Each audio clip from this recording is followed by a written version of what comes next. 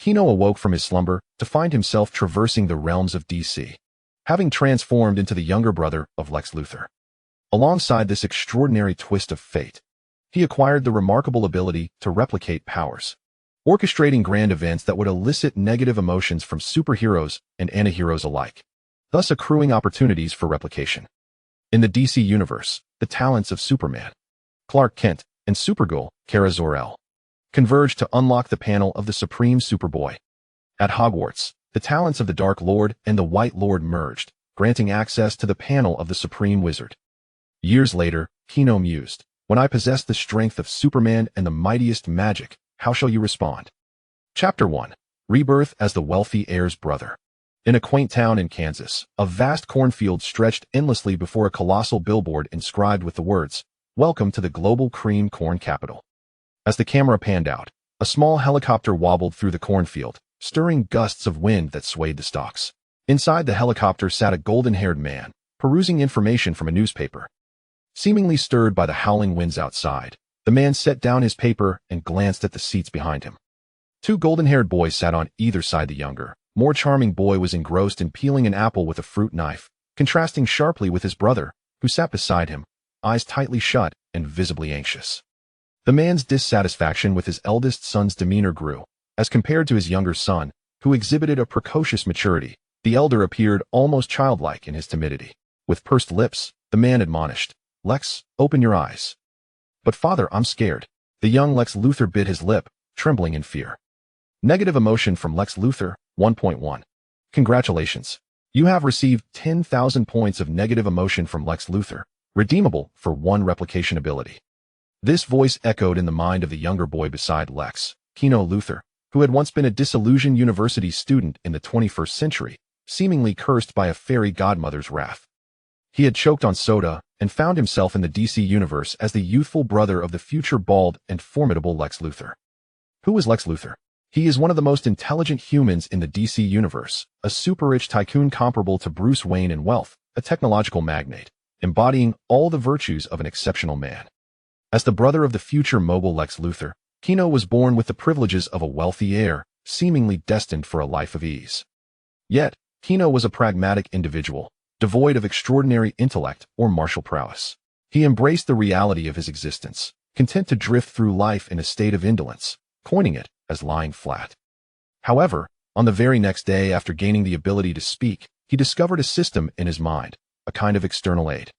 In essence, Gino's system could collect the negative emotions of superheroes and supervillains within this universe to exchange for replication abilities, albeit with a cap of 10,000 negative emotion points per individual.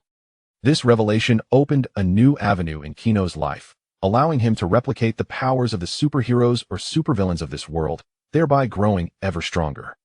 Truly, my dear brother is a kind soul, Gino reflected, realizing that all his negative emotion points were derived from Lex's contributions. Thanks to their shared upbringing, from squabbling over Luthor's milk to abandoning Lex in the face of a pursuing dog, their bond had been forged in shared experiences. Having saved diligently, Gino finally amassed 10,000 points by the age of 5, granting him the ability to replicate a talent. Returning to the present, Gino sighed and gently grasped his brother's small arm. "It's all right, Lex. Do not be afraid, I am here." This simple gesture instilled a modicum of courage in Lex, who slowly opened his eyes and regarded Gino with a mixed expression. Throughout their lives, he had often been compared to his younger brother by their father, with even the smallest acts of kindness from Gino, such as bringing breakfast to their parents, wielded as weapons against Lex. While his academic achievements surpassed Gino's, he could not withstand his brother's emotional intelligence, leaving him with little to boast about save for his age. Enough of the bickering.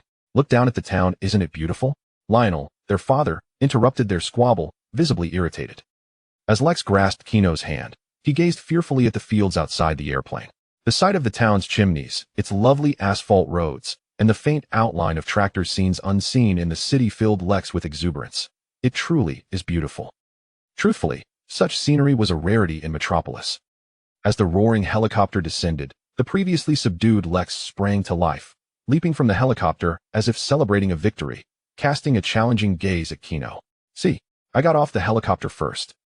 Childish competitiveness often manifested in the most peculiar ways. Gino disregarded Lex's provocation and followed their father off the helicopter. Upon disembarking, several factory employees approached to present documents for Lionel to sign. Business again, how dull, Lex muttered, rolling his eyes before seizing Gino, who stood dazed, and pointing toward a nearby field. Let's go over there, I think I saw a huge bird. At the entrance of the field, a black-feathered bird tilted its head, observing the two boys. Gino sighed. That is a crow, you foolish Lex.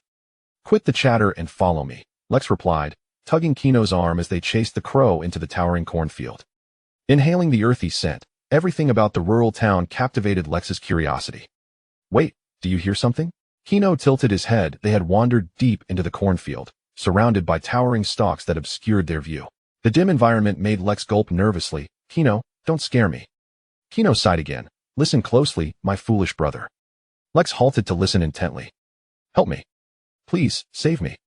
A faint, almost whispering voice echoed in their ears, akin to an invisible, peculiar spirit. What is happening? Lex tightened his grip on Gino's arm, swallowing hard. The voice seems to be coming from over there, Gino said, gazing toward the right and stepping towards the sound. Wait, don't run off. What if there's a ghost? Lex, concerned for his younger brother's safety, gritted his teeth and followed after Gino. They navigated through the damp earth, parting the corn stalks until they finally discovered the source of the voice. Is that a person? Lex exclaimed in astonishment. In the midst of the cornfield stood a young man, bare-chested and bound to a wooden cross, a large S painted in red on his chest, his black hair matted with sweat against his cheeks. Upon seeing the two boys, the man's eyes brightened. Please, save me. Why are you bound to the cross? We should set him free. The two voices spoke in succession. Lex hurriedly grasped Gino's arm, saying, Wait, Gino, there's a chance this fellow is a villain who deserves to be tied up there. Gino hesitated momentarily, then stood in front of the man alongside Lex, sheathing the small knife in his hand. He fixed his gaze on the young man and asked, Explain, why are you tied up here? The man hung his head weakly, his voice low and devoid of strength. This is bullying. It's the high school prom bullying from the local school. They select the most unpopular student to play the role of the scapegoat. Got an entire day and night. By the end of his statement, the man's tone was laced with a hint of bitterness. A case of school bullying, Gino mused, noting the man's frail frame and scholarly appearance, perfectly embodying the stereotype of a bullied student in an American high school. We should let him down. Just as Gino was about to cut the ropes, Lex cried out in alarm, Wait, look at the sky. Gino glanced up and saw streaks of blazing light cutting across the azure sky, trailing long tails as they hurtled towards the small town. One of the meteors was rapidly approaching the three of them. The nerdy young man's expression changed dramatically as the meteor struck the field not far from them. Boom. The tremendous impact of the meteorite against the ground sent a shockwave, stirring the earth and dispersing a terrifying wave of air in all directions from the impact site. Lex swiftly pushed Gino down, pinning him to the ground. Get down, Gino. In the next instant, the air mixed with dirt crashed down upon Lex's back, burying both of them in a cascade of debris. Simultaneously, numerous meteors fell across the town. Some struck the streets, unleashing a series of explosive screams, shattering cars, and claiming the lives of innocent civilians, while others landed in residences, resulting in the immediate demise of entire families. For the small town, this day was nothing short of a horrific catastrophe. At 7 in the evening, the setting sun cast a warm glow through the glass into the room, illuminating the pristine hospital bed. Gino's eyes fluttered open, the unmistakable scent of disinfectant filling the air, instantly confirming his whereabouts. He was in the hospital. A wave of relief washed over Gino. He was grateful to have been rescued. Yet, concern for Lex began to swell within him. Though he often teased Lex for his cowardice and immaturity, their bond forged from childhood was irrefutable.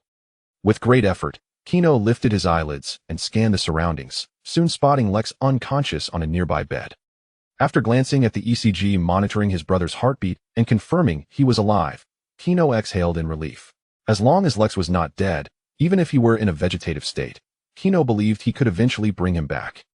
However, this feeling of being powerless against nature's wrath is truly dreadful, Gino murmured, lifting his head to gaze longingly at the distant sunset. A thought crossed his mind, and a card appeared in his hand, visible only to him. Familiar with the origin stories of DC superheroes from his past life, Gino knew precisely where these meteorites came from. Though he was uncertain upon his arrival in this small town, the violent meteor shower that engulfed it confirmed his suspicion. The future demigod, Clark Kent, had finally descended upon this town. The arrival of a demigod is accompanied by destruction. What an ironic twist of fate, Gino reflected. He swung his legs over the bed, donning the hospital gown as he approached Lex, their savior lying in the adjacent bed. Gino gently stroked Lex's cheek, and in the next moment, Lex stirred awake. "Where are we?" Lex murmured, his eyes fluttering open. He breathed heavily, panic etched across his face as he surveyed the unfamiliar surroundings, still reeling from the meteor explosion. Gino lightly slapped Lex's cheek. "Wake up, Lex. We're in a hospital, we've been rescued." With Gino's explanation, Lex finally registered that he was lying in a hospital bed. "Damn it," Lex muttered, his gaze scanning the room. "Where's Dad?" Gino shrugged. "He's probably busy with business." Their father, Lionel Luthor, was a shrewd businessman, one of the wealthiest men in America and among the most successful entrepreneurs. Anyone who met him had to show him deference, as he dedicated nearly all his time to amassing wealth, often at the expense of family time. He's never satisfied with his wealth, always wanting more, like a greedy bloodsucker. A flash of anger crossed Lex's face. Both sons lay in a hospital while their father was preoccupied with business. "Gino, are you feeling unwell?" Lex inquired, attempting to shift his focus away from Lionel's priorities. Gino waved dismissively. "I'm fine." "But that poor fellow tied to the cross is out of luck," Gino remarked, gesturing to the unconscious young man in the adjacent bed, his hospital gown revealing the crimson S painted on his chest. Lex scoffed. "If it weren't for him, perhaps the meteor wouldn't have affected us." Just as Lex was about to speak again, the door swung open, and their father, Lionel, entered the room. Upon seeing Gino and Lex awake, the man visibly relaxed. "Oh, thank heavens, you're both all right." "Yes, Dad, aside from waking up to find you missing, we're quite happy," Lex replied with a sardonic tone, his disdain for their father's priorities evident. Hearing Lex's sarcastic remark, Lionel frowned and retorted, "Hey, don't blame me. I plan to build a fertilizer processing plant here. It will yield substantial profits for the Luthor family." "And how is that progressing, father?" Gino quickly interjected, eager to steer the conversation away from Lex's rising ire, knowing that Lionel's temper could lead to an explosive confrontation. Upon hearing Gino's inquiry, Lionel rubbed his forehead, expressing his frustration. "Things are going smoothly, except for one stubborn farmer outside of town who refuses to sell his land. That's why I'm here. I'll make them an offer they can't refuse." Gino's interest piqued. He asked curiously, "Which couple is so obstinate?" "It couldn't be the Kent family, could it?" Lionel pondered momentarily before frowning. "I believe they're named Jonathan Kent and Martha Kent." Upon hearing those names, Gino was not surprised. Only the Kents would dare refuse a lucrative buyout offer. Chapter 3. Yours is mine. The black sedan sped along the rural road, occasionally overtaken by ambulances and fire trucks. The town, scarred and devastated by the meteor strike, was fated to endure a catastrophic day. Gino sat in the back seat, gazing through the window, witnessing numerous families fleeing the town in their vehicles. The car passed by the fields where Gino once roamed, now flattened by the force of the meteor's explosion, the once towering cornfields reduced to mere rubble. Even amidst the chaos, Lionel's insatiable desire for profit remained undeterred. "Honestly, why are we not at the hospital, but instead following this bloodsucker?" Lex complained in Gino's ear, exhibiting his innate disposition for filial piety. Just moments ago, when Lionel mentioned the Kent couple, Gino insisted on accompanying them. "Come on, the exquisite suit you're wearing was a gift from him," Gino remarked, pointing at Lex's attire, which only deepened Lex's gloom, his expression turning despondent. "Boss, we've arrived."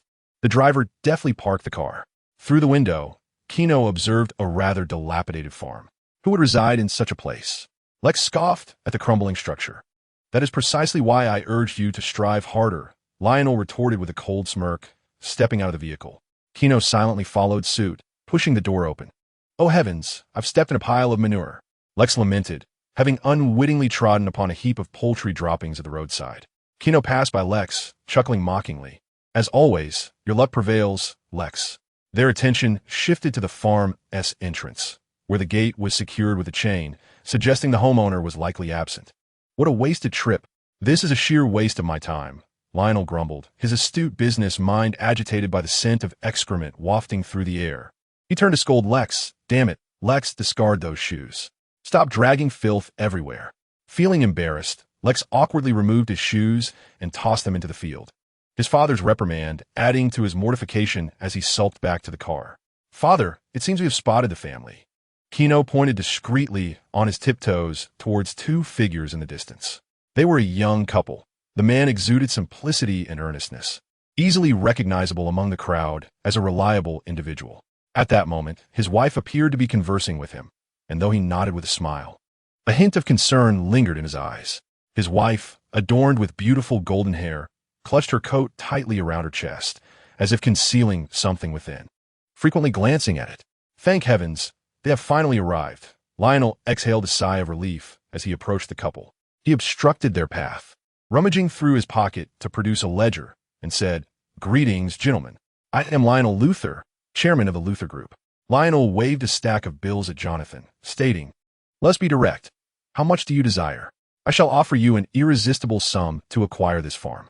Just as Martha and Jonathan were about to voice their concerns, Lionel whisked Jonathan aside to discuss the price. In Lionel's eyes, there was nothing that money could not procure. Martha, the young wife, looked on with worry as Lionel negotiated with her husband. To her, the Luthor Group loomed as an insurmountable giant, and given her husband's stubborn nature, it was likely that a conflict would arise with Lionel. Amidst her anxiety, she felt a gentle tug on her pant leg. Lowering her gaze, she saw a cherubic little boy gazing up at her with bright eyes. "Beautiful sister, what do you hold in your arms?" the cunning Gino inquired, fully leveraging his charming appearance and eloquent speech. Observing the delightful child, Martha smiled and replied, "He is the child I have adopted." "A little baby?" Gino's face lit up with curiosity. "May I see him?" Martha hesitated, initially inclined to decline, but met with Gino's pleading expression. She sighed and crouched down to reveal the swaddled infant to him. "He is truly adorable," Gino remarked, his gaze fixed on the baby enveloped in the coat. With his short black hair and serene, sleeping visage, the baby's delicate skin evoked a profound sense of motherhood within Martha, explaining her insistence on keeping the young Clark. "May I touch his hair?" Gino asked eagerly. Martha pursed her lips. "All right, but be gentle. He is sleeping." "Of course," Gino nodded solemnly, gesturing towards the black limousine behind him. "I often soothe my brother to sleep. I have experience in this matter." Martha glanced at the car, where a sullen Lex sat, unaware that he was playing the role of a brother, and then relaxed as she handed the swaddled child to Gino. Gino focused intently on Clark, then extended 2 fingers, discreetly pinching a card that shimmered with a golden glow between them. He slowly directed his fingers towards Clark, and at the moment his index finger brushed against Clark's forehead, the golden card disintegrated into a fine dust, showering the young child. Contact with Clark Kent has initiated the replication of abilities. A cold, mechanical voice echoed in Gino's mind. He felt somewhat perplexed. Honestly, he did not perceive anything extraordinary, just a tranquil sensation akin to breathing, devoid of any change. The warmth of the setting sun upon his skin brought an indescribable comfort. Could this system be a hoax? Gino's expression turned strange as he pondered whether there was a complaint channel. He wished to lodge a grievance against the system. As Gino contemplated this, a fierce argument erupted between Jonathan and Lionel not far away. "I regret to inform you, Lionel, that no matter the sum offered, I shall not part with my farm. My affection for this place renders it an inseparable part of my being." In a fit of anger, Lionel turned away. "Suit yourself, stubborn fool. Gino, let us depart." Gino, casting a glance at his irate father, offered a remorseful smile to the concerned Martha before turning to follow Lionel. As they settled into the car, it was evident that Lionel was incensed, fervently lamenting Jonathan's obstinate foolishness. Gino, too, felt a twinge of discontent, absent-mindedly caressing the small knife in his pocket, unsure whether he had truly acquired extraordinary abilities. If he had indeed succeeded, why was there no discernible change? Gino instinctively clenched his fist. A crisp sound echoed from his pocket. Looking down, he discovered that the sharp fruit knife had twisted into a crumpled mass of scrap metal. Chapter 4. Return to the town 13 years later. In a town in Kansas, the advertising sign, once destroyed by a meteorite, had been restored amidst the trees, proclaiming the familiar title of the global cream corn capital. Vroom! A roaring sports car sped past the sign, kicking up a cloud of dust as it elegantly drifted around a bend. The thunderous engine propelled the car through fields and over streams, ultimately halting abruptly before an expansive, ancient castle. 2 young men emerged from the vehicle. The driver, with golden hair and a striking, chiseled visage, possessed brown-black eyes that resembled those of an eagle, a prominent nose, and slightly thin lips. He was undoubtedly a handsome and perfect man, his expensive suit accentuating his princely allure, reminiscent of a medieval prince. Regrettably, seated in the passenger seat was a bald young man. The other, with a smooth, rounded bald head, was none other than Lex Luthor. While he had avoided the baldness caused by the meteorite impact, years of intense study had led to him losing all his hair, transforming him into a bald youth. Gino tilted his head, surveying the castle before him, somewhat awestruck. Wow, it truly resembles what you described, like a medieval castle, exuding an essence known as history. Lex scoffed. You mean to say it's antiquated? He waved at the butler at the gate, who promptly approached to take the car away. The elderly steward opened the castle's main door with a courteous smile, welcoming the owner to the ancient abode. As the two walked along the tree-lined path, inhaling the fresh country air, even their spirits lifted. Lex glanced at his golden-haired brother and remarked dryly, "Congratulations. You've been exiled with me by that bloodline to this desolate town." Gino shrugged. "I merely hope this cursed castle is not haunted." Lex eyed Gino's robust physique, aware of the terrifying power that resided within his brother's body. Should they encounter any zombies or similar creatures, it would be Gino who would be making a hasty retreat. "Come with me. I have prepared a gift for you." Lex led Gino to the lawn behind the castle, where a magnificent silver sports car awaited. Lex rapped his knuckles against the car's body, a Bugatti Chiron Supersport, equipped with a quad-turbocharged 12-cylinder engine capable of reaching a speed of 216 miles per hour. Congratulations on officially stepping into high school. With that, Lex tossed the keys into Gino's hands. Gino, feeling a mix of resignation and disbelief, caught the keys. "You can't seriously be in agreement with Dad's foolish notion of making me attend high school, can you? Education is paramount, and by the way, you should refer to me as brother." Lex flashed a grin, relishing Gino's discomposed expression, his heart swelling with joy. He snapped his fingers and added, "In any case, should you choose to resist attending school, I will relay this matter to Mother. I am certain you would not want her flying all the way from Metropolis to seek you out." As Lex spoke, Gino envisioned their mother, gently twisting his ear while adopting a tender tone. The young man raised his hands in surrender. "Fine, I will go to school." Gino had come to terms with life. Since resistance was futile, he would embrace it. Moreover, if memory served him right, the renowned Mr. Clark was also a student at the high school in town. And Clark's high school journey was fraught with tribulations. The prospect of accumulating negative points was not a concern.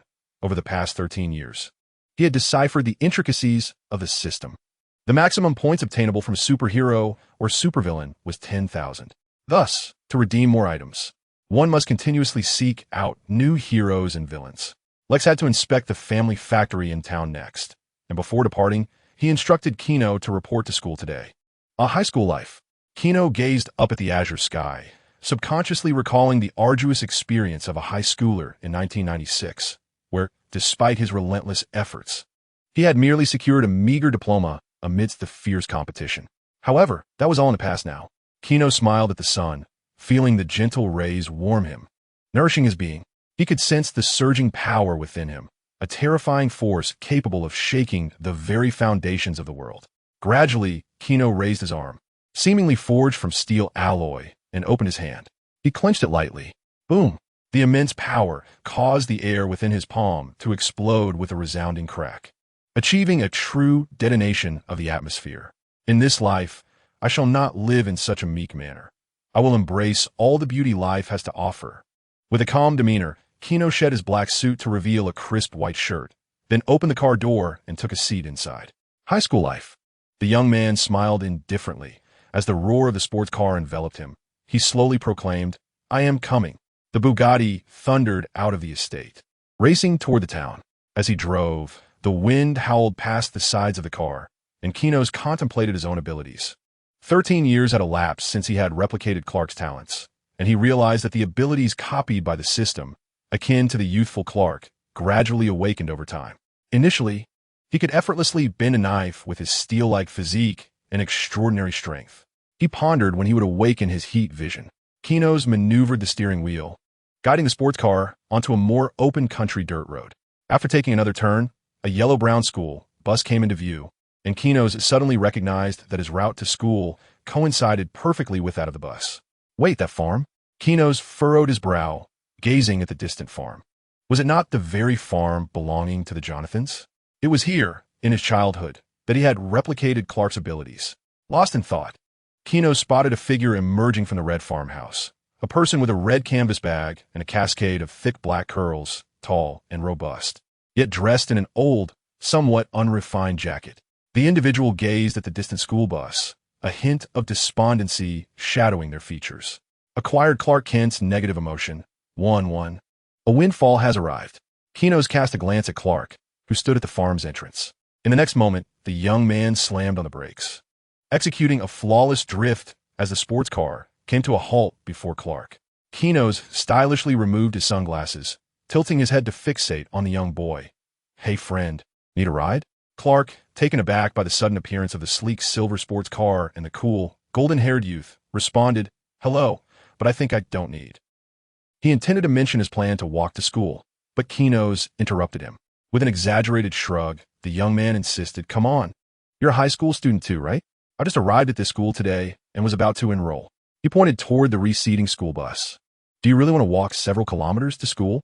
To the readers questioning why the protagonist is attending high school, if you are curious, feel free to jump to Chapter 20 to discover the reason. Xiao Mo initially intended to use this as a plot device leading to a significant event in the magical world, yet the inquiries from readers proved too numerous, thus revealing a spoiler here. Chapter 5, Let Me Show Off. This marked Clark's first encounter with Gino's. The boy at the wheel had one hand resting on the car door and the other gripping the steering wheel, his long fingers rhythmically tapping to the car's music. With a firm demeanor, the youth addressed Clark, "No time to waste. Hop in and come with me, big guy. We need to catch up to that school bus." Clark sighed, having initially planned to utilize his super speed to take a shortcut to school. However, this rebellious boy in the sports car had intruded upon his life like a celestial being. The yearning for attention during his rebellious phase, combined with Gino's words, led to an unforeseen decision. Almost by instinct, Clark extended his arm, opened the car door, and took a seat in the passenger side of the sports car. Who could possibly resist the allure of experiencing a sports car? Not to mention the pure-hearted young man, Clark. Indeed, young man, fasten your seatbelt. Gino gazed ahead, twisting his neck with an air of cool confidence, declaring, "Hold on tight. The thrill is about to commence." With his foot on the clutch, he shifted gears, released the brake, and gently pressed the accelerator. The once tranquil sports car erupted with a deafening roar, transforming into a fleeting specter racing down the road. The tires crushed the earth beneath them, as the Bugatti shot forth like an unbridled arrow, chasing after the school bus. Amidst the howling wind, Gino deftly maneuvered the steering wheel with one hand, elegantly drifting around bends, while shouting to Clark, "Isn't this exhilarating?" The wind howled by, and the growl of the engine ignited a fervor within any man. Even Clark, who had always maintained his composure, felt a surge of exhilaration, almost compelled to cheer aloud. Although he could easily match the speed of the sports car, experiencing it from within was an entirely different thrill. He nodded emphatically, responding loudly, "Your driving skills are exceptional." "Oh, it's nothing," Gino replied nonchalantly, as the car continued to accelerate, bringing the silhouette of the school bus into view. A mischievous grin spread across Gino's face as he taunted, "Let us make this even more thrilling." With that, he slammed the accelerator once more, the car hurtling toward the bus's rear lights. "Wait, what are you doing?" Clark's expression shifted dramatically as he witnessed the sports car racing toward the bus at breakneck speed. 300 meters, 200 meters. The engine roared, the body howled, and the tires crunched against the dirt. They were on the brink of a collision. Clark gripped the door tightly, ready to leap out to avert this impending disaster. Meanwhile, Gino was bombarded by Clark's rising panic. Just as Clark was about to jump from the car to prevent the looming catastrophe, Gino yanked the steering wheel, pulling the handbrake. The smoothly gliding car suddenly veered, the immense inertia nearly flinging Clark from his seat.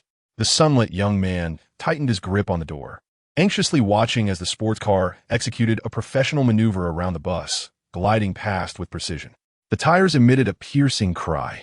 The sports car elegantly drifted, effortlessly overtaking the bus in a display of speed and style.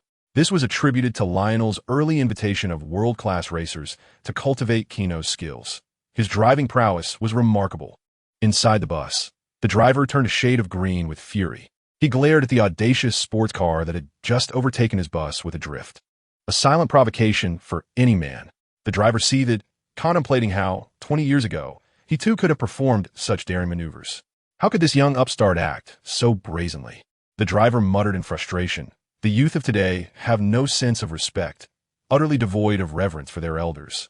Meanwhile, the students inside the bus erupted in exclamations of awe. For these hormone-driven youngsters, such feats were simply exhilarating. In the rear seat of the school bus, a young African-American boy rubbed his eyes in disbelief as he gazed toward the passenger seat of a sports car. With an odd tone, he exclaimed, "Wait, Chloe, that passenger seems to be Clark." "What?" A girl with short golden hair, named Chloe, bit her lip in surprise. As one of Clark's two close friends on campus, she stared in astonishment at the familiar brown jacket and red backpack. Rolling her eyes at her companion, "Peter," she remarked, "it's not that it seems like him. It is Clark." "Sheesh." Peter pouted, his thick lips pursed, his emotions a tangle. "I had no idea our farm boy had a friend with a sports car. We've never seen that guy at school." Chloe flicked her golden hair and mused. "He seems quite young. Perhaps he is a transfer student or something. Do you think I have a chance to invite him to the dance?" Peter shrugged and replied, "I didn't get a good look at his face. But if he is handsome, you might not stand a chance. Those eager cheerleaders would devour him whole. There's no room for you, Chloe. We are the school's trio of misfits. Are we not? If he is wealthy and tall, with good looks, believe me, he would effortlessly usurp Whitney's status as the quintessential heartthrob of the school, inviting any lovely girl over for a game of poker. No girl would refuse such a perfect man." Peter rubbed his cheek and added, "If I were a woman, I would be head over heels for him." Outside the school bus, the sports car regained its smooth drive. Gino raised his right hand and gave a thumbs up to the bus behind him. Then, amidst the driver's furious shouts, he pressed the accelerator and sped away. "Goodness, are you insane?" Clark, shaken, pursed his lips, a sign of his irritation. Such behavior is utterly irresponsible and shows a blatant disregard for life. Clark lectured incessantly, while Gino feigned listening, wearing an expression of agreement, nodding as he said, "You're right. It won't happen again." Taken aback by Gino's words, Clark regarded him with a hint of skepticism. However, when the boy removed his sunglasses, revealing a sincere and earnest gaze, Clark paused for a moment before deciding to trust Gino. Perhaps this new classmate was merely spoiled by his wealth. Clark, with his kind-hearted nature, always preferred to believe in others. "We've arrived." Just as Clark pondered this, the sports car gently parked in a space outside the campus. Gino pulled out the car keys, patted Clark on the shoulder, and retrieved a pack of gum from his pocket, gesturing for Clark to take a piece. "Let me introduce myself. I'm Gino Luthor." Polite, Clark accepted a piece of gum and looked at Gino in surprise. "Luthor? The Luthor family from the chemical plant in town?" "Ah, indeed. If there is no other Luthor family in town, then I am that very Luthor." Gino raised an eyebrow and winked at Clark, extending his right hand in a gesture of friendship. Clark pursed his lips. Although Gino's recent antics were somewhat reckless, fortunately, they did not result in any calamity. After a moment of contemplation, he grasped Gino's outstretched right hand and earnestly introduced himself. "I am Clark Kent." Chapter 6. The popular transfer student to school bus soon halted at the entrance of the campus.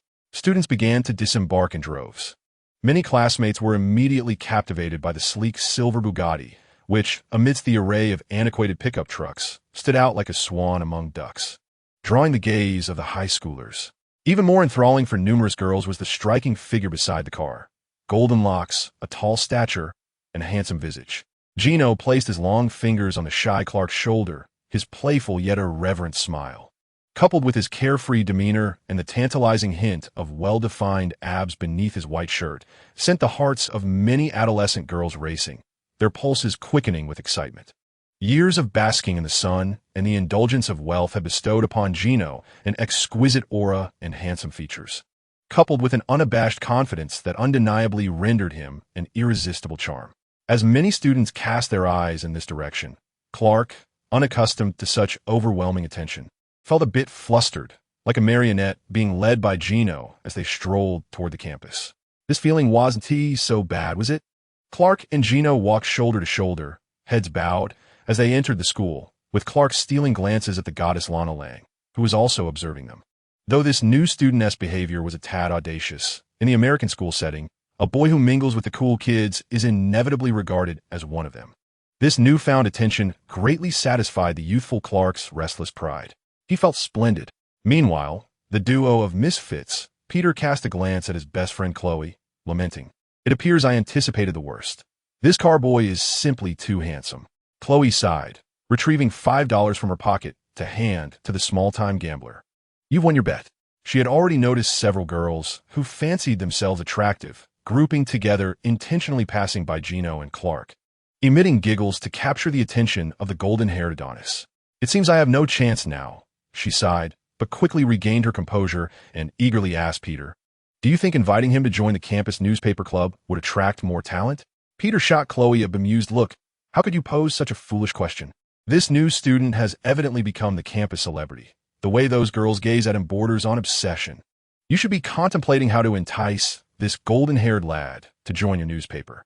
Chloe nodded in agreement, observing the somewhat bashful Clark engaged in conversation with Gino. Perhaps we could enlist Clark as assistants? That golden-haired boy seems to hold a favorable view of him. Thus, Chloe promptly took action. Hey, Clark. The girl dashed in front of the two towering boys, glancing at Gino and exclaiming, I never expected you to make a good friend so quickly. Clark, feeling a tad awkward, rubbed his nose and introduced, Hey, Chloe, this is Gino Luthor. Gino interrupted Clark's introduction with a smile directed at the girl, thus establishing their acquaintance. So, he hails from the Luthor family. Chloe's expression shifted to one of understanding. If he belonged to the Luthor lineage, it was hardly surprising that he could afford a sports car. Oh wow, dude, you actually own a Bugatti. Little Peter also approached Gino, greeting him with enthusiasm. You're the new student, right?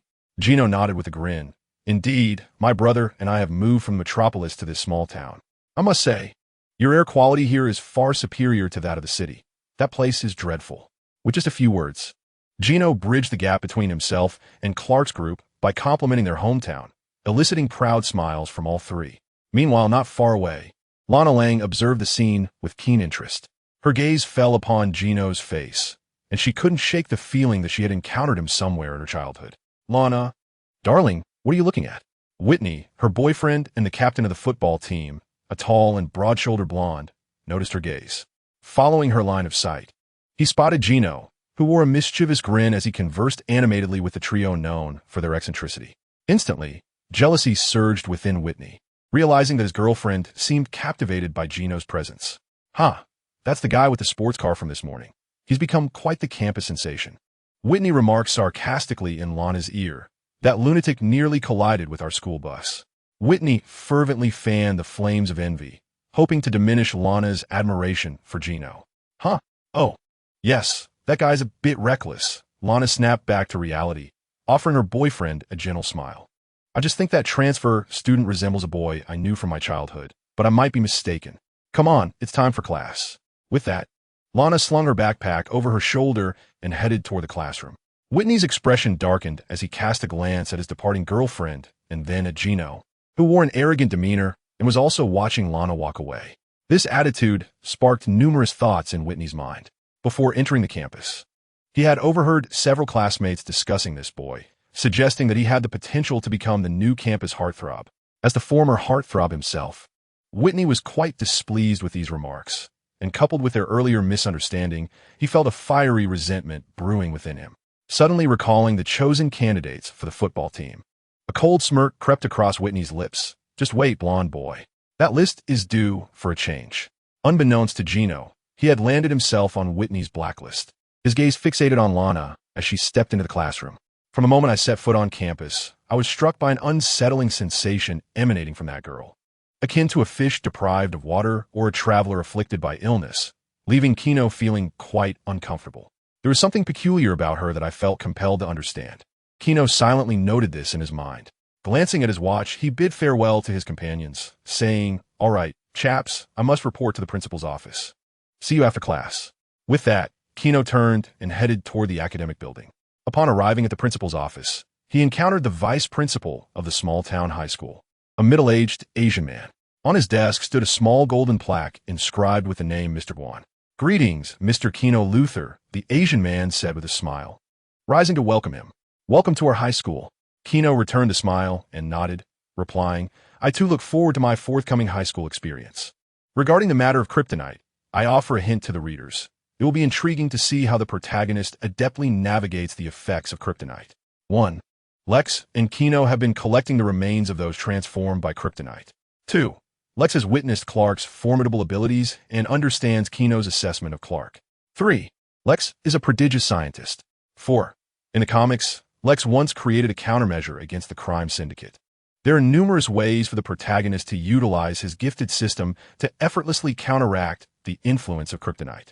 Those who diligently read my introduction should discern that the protagonist later replicates his abilities as Superman template Superman. So really, how significant is kryptonite?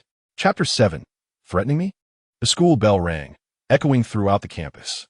In the corridor, several tall girls intercepted Gino. The leading Caucasian girl deliberately rolled up her shirt to reveal her flat stomach, tilting her head to gaze at Gino. Do you have time tonight? The other two girls chimed in eagerly. We're having an amazing party. We hope you can join us. Gino regarded the young ladies before him, smiling as he leaned down to gently pinch the cheek of the girl in front. I'm afraid I'll be busy tidying up the castle with my brother tonight, so I may not have time. However, once the castle is clean, I will invite everyone to the castle ball. The three girls paused in surprise, then exclaimed, You mean Luthor Castle? That belongs to you? My goodness. Clearly, the girls were astonished by Gino's possession of castle. He certainly had a way with the ladies. In the corridor, Chloe remarked wistfully with that face. Not a girl would turn him down. If it were you, it would be harassment. Meanwhile, Peter expressed his excitement, saying, I'm only concerned about the party. If he invites me, I'm going to feast at the ball. What are you talking about? Clark suddenly appeared behind them. Oh my gosh. Both Chloe and Peter were startled by Clark's unexpected arrival. They turned to glare at him. What on earth? Before the two could fully regain their composure, a sudden voice from behind startled them anew. Peter, his expression more grotesque than tears could express, exclaimed, Why do you all enjoy appearing silently behind others? Chloe, however, quickly collected herself, signaling Clark to take action with a glance. Meeting Chloe's gaze, Clark hesitated momentarily, but soon recalled the girl's earlier arrangements for him in class. Scratching his head, he inquired, Gino, would you be interested in joining the school newspaper? The school newspaper? Gino furrowed his brow, glancing at Clark before breaking into a grin. Of course, why not? I'm quite interested in the school newspaper. This was, of course, mere pretense. In his renewed life, Gino was solely focused on gaining strength and pursuing elusive girls. His agreement to join the newspaper stemmed from a desire to accrue more points from Clark. Chloe's face lit up with delight, surprised that this blonde transfer student had so readily consented, a reaction that even Peter did not anticipate. Clearing her throat, Chloe was about to say something to Gino when his phone rang from his pocket. Apologies, I must take this call. Gino raised an eyebrow, offering an apologetic expression to the group as he walked away to answer the call. On the screen was an unfamiliar number. Upon answering, a somewhat youthful male voice emerged. Hello, Gino Luthor. Jerome? Gino instantly recognized the voice on the other end, recalling their previous encounter in the cornfields. At that time, he had intended to save the unfortunate soul, only for a meteor to strike, leaving Jerome hanging on a cross to meet his fate. Subsequently, that unfortunate individual had lain in a coma for over a decade. I'm glad you remember me. However, we ought to settle score now. The voice on the line took on a chilling tone, especially since he remained indifferent while I endured the meteor strike. As Jerome spoke the latter part, his voice dripped with resentment. Gino frowned. Are you blaming me? I wanted to save you, but I had to consider the circumstances. His tone grew increasingly frigid. I don't believe I should have sacrificed myself for you. Individuals like Jerome were all too familiar to Gino, a quintessential moral extortionist. If you don't help me, then it's your fault. He had not even considered that the medical expenses for his prolonged coma had been covered by the Luthor family. Believe me, you will regret this. Jerome threatened before abruptly hanging up. Gino, burdened by thoughts, returned his phone to his pocket, his acute hearing catching the sound of wind rushing behind him. Without turning, he sidestepped a fist that narrowly grazed his clothing and slammed into the wall of the corridor. What are you doing? Gino stared expressionlessly at the assailant. A blond youth clad in a red and white football uniform. His face darkened as if he were an enraged bear. You are Gino Luthor, aren't you? Whitney silently retracted his arm. Despite the excruciating pain in his right fist, he adopted a tough demeanor. His eyes challenging Gino. I need you to assist me with a task. Become the annual scarecrow. Gino crossed his arms and replied, I am in no mood for this. Leave before I change my mind. The absurdity of an ordinary man devoid of kryptonite attempting to coerce someone with superhuman abilities into becoming a scarecrow was akin to the time young Lex was scolded by his father for carelessly stepping in chicken droppings. Stop flaunting your privileged existence. Whitney sneered, stepping closer to Gino. At that moment, a crowd had gathered in the corridor. Hey, what are you doing? Clark approached Gino, seeking to quell the brewing conflict. Whitney, the burly captain of the football team, straightened his posture and glanced at Clark, declaring, "This is none of your business, farm boy." His gaze then locked onto Gino as he shouted, "I'm going to teach you a harsh lesson." With that, he tightened his fists and swung a powerful punch towards Gino's handsome visage. The crowd gasped, many already envisioning Gino with a bruised and battered face. Clark instinctively stepped forward, intending to shield Gino from the impending blow. However, to his astonishment, Gino's speed surpassed his own. In an instant, he seized Whitney's arm and with a deft twist, crack. The sharp sound of bone fracturing echoed as Whitney's forearm broke, the splintered bone piercing flesh, grotesquely exposed to the air. This all transpired within a heartbeat, a mere fraction of a second. Clark's eyes widened in disbelief as he gazed at Gino, his expression a tapestry of shock, surprise, and anger. The shock and surprise stemmed from encountering another superhuman being for the first time, while the anger was directed at Gino's ruthless action against Whitney. He had actually broken Whitney's arm. Before Clark could fully comprehend the situation, the corridor erupted with Whitney's anguished scream. "Oh shoot, my arm." He stared in terror at his limp, numbed arm, the intense pain prompting him to clutch it and writhe on the ground as blood gushed from a wound, splattering the floor. The onlookers were equally horrified by the gruesome scene, murmuring among themselves, "What just happened? My God, what is going on?" Chapter 8. With Clark to the assembled crowd, it appeared that Whitney had suddenly swung a punch at Gino, only for his arm to inexplicably shatter, releasing a torrent of blood. Heavens, could Gino be a devil? A student, steeped in belief in the supernatural, exclaimed in fear. Yet a girl quickly countered, "But why couldn't it be divine intervention? He is so handsome, like an angel. Surely, God disapproves of Whitney's actions and has cast down judgment." The crowd buzzed with speculation, debating Gino's remarkable display. The newly transferred student has once again sparked a lively discussion among everyone following the reckless driving incident. Just then, a figure pushed through the crowd and entered the scene of the brawl. Lana, in a state of shock, gazed at the blood-soaked ground and her boyfriend's severed arm. Frantically shouted, "Call an ambulance." "Did you hurt him?" She glared at Gino with fury. Simultaneously, the faces of Gino and Clark turned pale as if in unison. Thud. Clark was the first to succumb, collapsing to the ground. "Shit, Clark has fainted." Chloe and Peter rushed to Clark's side, eager to lift the unconscious boy, urgently stating, "We need an ambulance." Gino's gaze swept over the green necklace adorning the girl's neck, his legs instinctively moving away from Lana, as the overwhelming sense of weakness began to dissipate. "Damn it, it's kryptonite." Gino cursed inwardly. Superman's abilities awaken with age.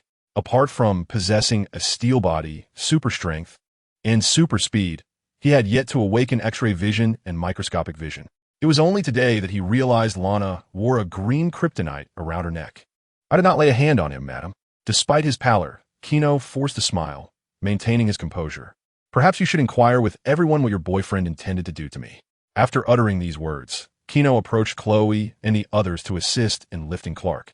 The group supported the unconscious Clark as they exited the corridor. As the cacophony of the hallway faded behind them, it became clear that tonight would be a sleepless one. "What should we do? Take him to the hospital? In your sports car?" Chloe strained to lift Clark's shoulder, feeling as if she were carrying a hefty bull. "No, we do not need to take him to the hospital." Gino exhaled deeply, extending 3 fingers. 3, 2, 1. As the words left his lips, the previously unconscious Clark suddenly awoke, gasping for air. Chloe and Peter exchanged expressions of disbelief, their eyes now tinged with a newfound awe as they looked at Gino. It seemed he possessed an uncanny ability to foresee the future. Rubbing his forehead, the awakened Clark took a few seconds to assess his condition, then looked at Gino with concern, solemnly stating, "We need to talk, Gino." Clark found it difficult to articulate his current emotions. Excitement, uncertainty, and confusion mingled within him. The profound sense of loneliness that had long surrounded Clark appeared to dissipate in an instant. It was a sensation of belonging, like a wild wolf raised in captivity. It remains a wolf at heart, no matter how much it learns to wag its tail like a hound. Gino shrugged, of course. At that moment, the wail of ambulances and police cars echoed outside the school gates. Gino pointed to the Bugatti sports car. However, this is not the place for a conversation. Follow me. Gino departed the school with Clark, the silvery Bugatti glistening under the twilight, reminiscent of a fleeting silver streak vanishing into the distance, leaving Chloe and Peter in a state of bewilderment as they exchanged glances. There was an undeniable air of mystery surrounding these two individuals. On a concrete bridge outside the town, the sleek silver sports car came to a halt by the roadside. Gino and Clark stood on the bridge, gazing intently at the lake below. The golden surface of the water, illuminated by the setting sun, reflected their faces. Regarding the revelation of his identity to Clark, Gino maintained an indifferent demeanor. Clark was no ordinary individual. Moreover, it was inevitable that, sooner or later, he would uncover the peculiarities of his own body, especially once his X-ray vision manifested. Thus, Gino chose to be forthright and take the initiative, confident that Clark would not disclose his identity to anyone else. Gino understood the profound loneliness that Clark felt, particularly under the strict upbringing of his father, Jonathan, which only exacerbated his solitude. It was akin to the impending arrival of Kryptonians, when Clark would desperately seek to communicate with his brethren. Both humans and extraterrestrials yearn for social acceptance.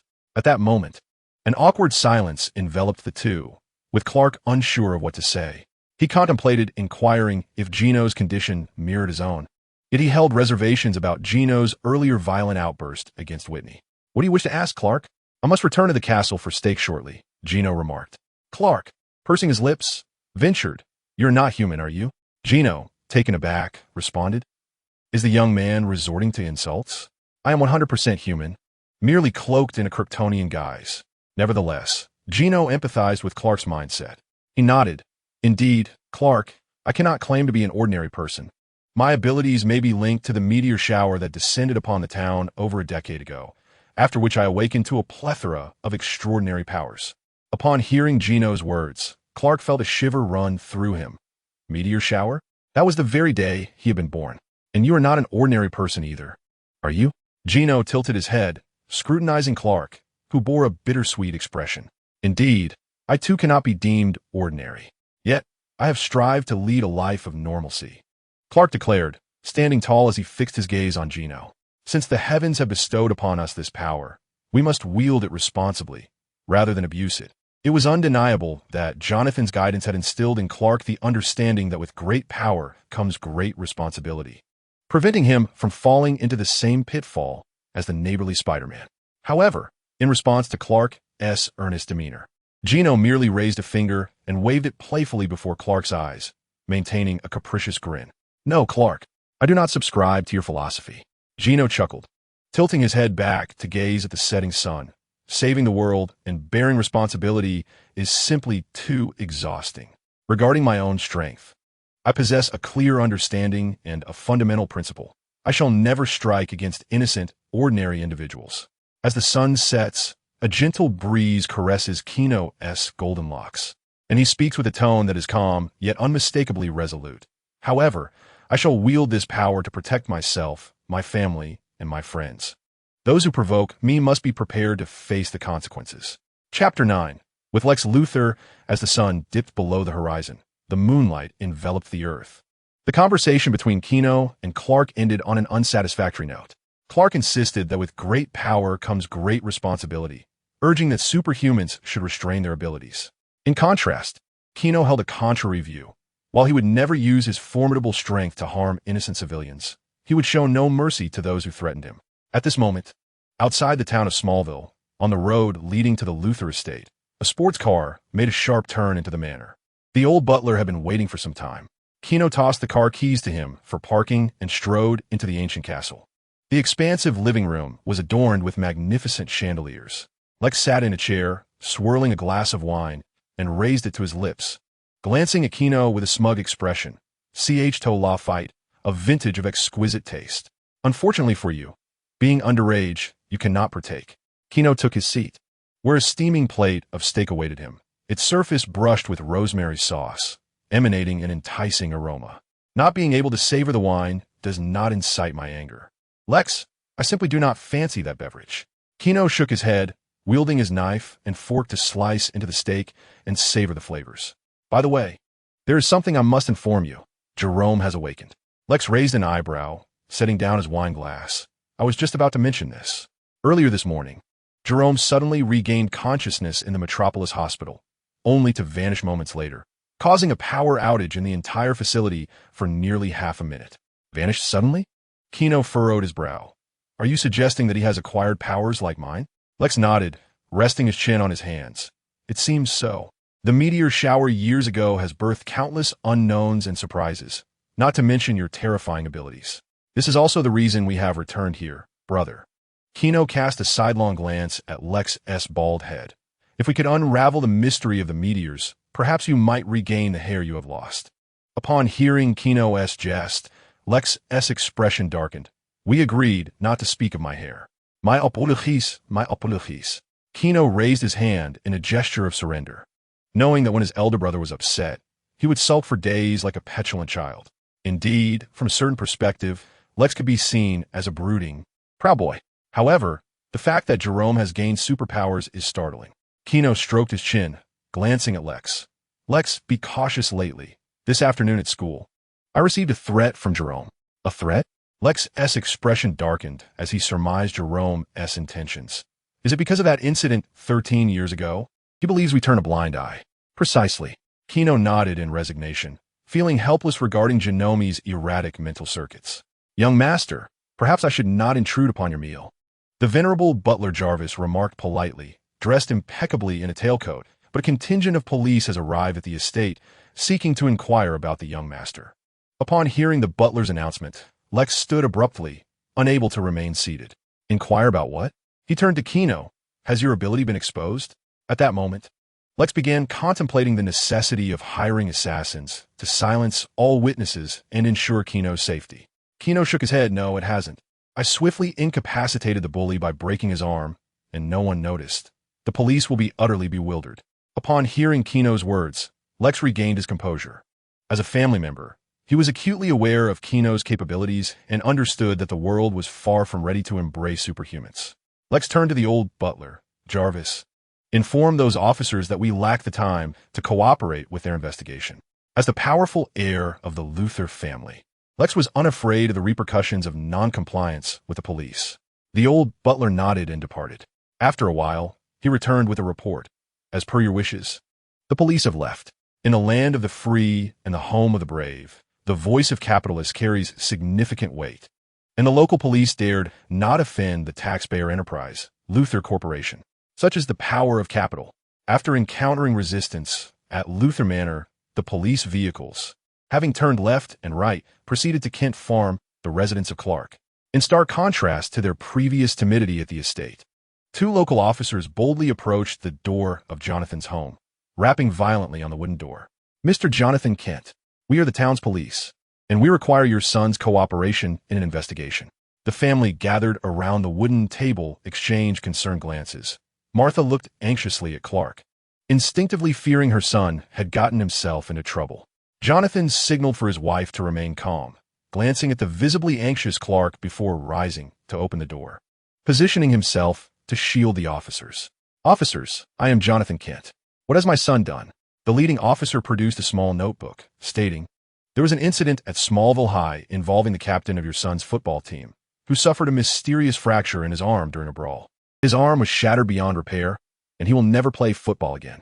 Witnesses claim that he was in conflict with the new transfer student, Gino Luthor, and your son attempted to intervene, witnessing the entire event.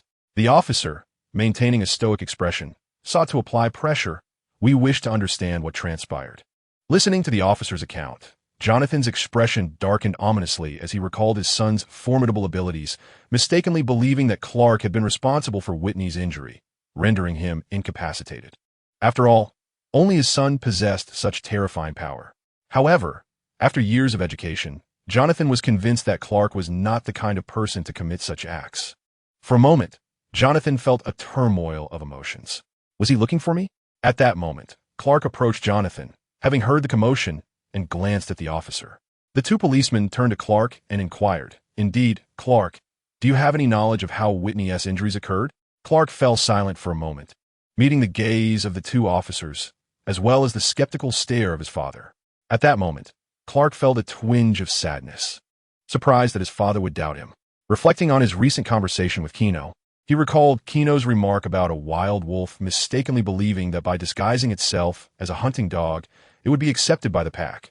But a wild wolf would always remain a wild wolf. This thought sent tremors through Clark's heart. After a brief silence, Clark resolved within himself and lifted his head to face the two officers. I apologize, I was unclear about what transpired at the time. Perhaps Whitney's inexplicable arm fracture is some sort of supernatural incident. Chapter 10. The Revenge of Geronimo. Kent Farm. The two policemen, utterly perplexed, left the farm after questioning several individuals. Yet the outcome was less than satisfactory. Just as Clark had suggested, it seemed as though this was a supernatural event. Clark followed his father, Jonathan, back into the house. What happened? Jonathan's wife, Martha, who was also Clark's adoptive mother, looked on with concern at the father and son. I overheard the officers discussing a conflict at school. Clark, did you have a confrontation with a classmate? Clark shook his head. No, it wasn't me, Mom. I didn't get into a fight. However, Jonathan seized the opportunity to speak. Then who broke Whitney's arm? Clark? I can see guilt in your eyes. As a son whom he had raised, Jonathan was all too familiar with Clark's subtle expressions. And why are you associating with the Luthor family? Jonathan rubbed his forehead in frustration. The Luthors are nothing but refined, selfish individuals and cunning characters. Jonathan, Martha shot a disapproving glance at her husband. You cannot judge someone you have never met. No, the opposite is true. Jonathan shook his head, his gaze fixed on Clark. This afternoon, while I was in town procuring supplies, I encountered Lana's aunt, who recounted tales of the Luthor family's youngest son. This morning, he was racing with Clark and nearly collided with a school bus. But he didn't crash. Father, Gino is capable. Clark instinctively retorted, having witnessed Gino's terrifying reflexes, evading the school bus as effortlessly as breathing. Gino. Jonathan repeated the name. Your new friend is Gino Luthor, is he not? Jonathan shook his head in exasperation. Such behavior undoubtedly disregards the safety of others. It is a reckless act, Clark. If possible, I wish for you to keep your distance from that individual. Even without having met, Jonathan could deduce Gino's character from his actions in the small town, characterized by a profound indifference toward strangers. He harbored a desire for Clark to avoid the influence of such a person, fearing he might become an individual devoid of responsibility. Indeed, you always instruct me on what to do. Clark hung his head, his face a canvas of impatience, as he raised his fingers to enumerate his father's restrictions. No participation in the football match, nor in the running event. With a hint of rebellion, Clark lifted his gaze. I have endeavored to be an ordinary person, Father. But must even my choice of friends conform to your wishes? Clark, that is not my intention. Jonathan attempted to clarify, yet Clark was disinterested, rising from the table without touching his food and ascending the stairs. Jonathan's wife, Martha, grasped his shoulder, reproach evident in her tone. You are too strict with him. Jonathan sighed, his expression complex. I understand, but I fear more for his inability to control his powers when exposed to this world. Tuesday, early morning.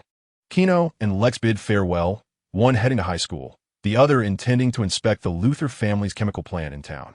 Lex sped along the country road in his shimmering blue sports car, the billboards and bushes zipping past the windows. I could use a smoke. Lex, one hand on the steering wheel, reached into his pocket for a cigarette to ease his nerves. Bang! A loud explosion echoed from nearby, and Lex looked up to see a gaunt young man standing in the middle of the road, wearing an unsettling smile. Your time has come, Lex. The young man raised his hands, and in an instant, countless electric currents enveloped his arms. Drink this, he shouted, and the serpent-like currents struck the tires of the sports car. Bang, bang. The tires exploded, and the car careened out of control, hurtling towards the roadside. Oh, crap.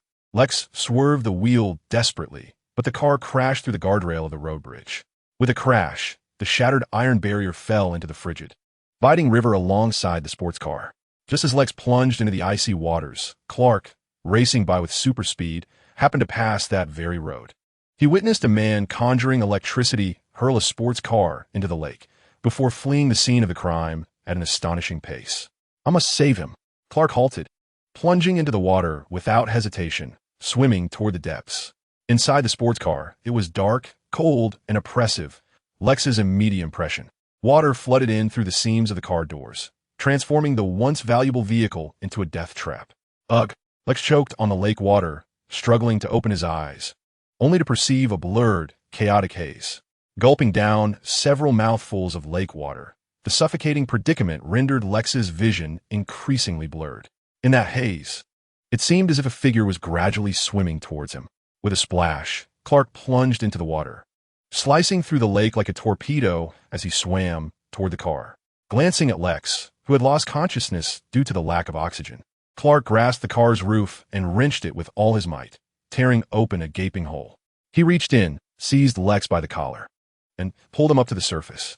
Once they reached the lake's edge, Clark laid the unconscious Lex flat on the grass and leaned down to listen for his heartbeat. The heartbeat was faint, leaving Clark no time to hesitate.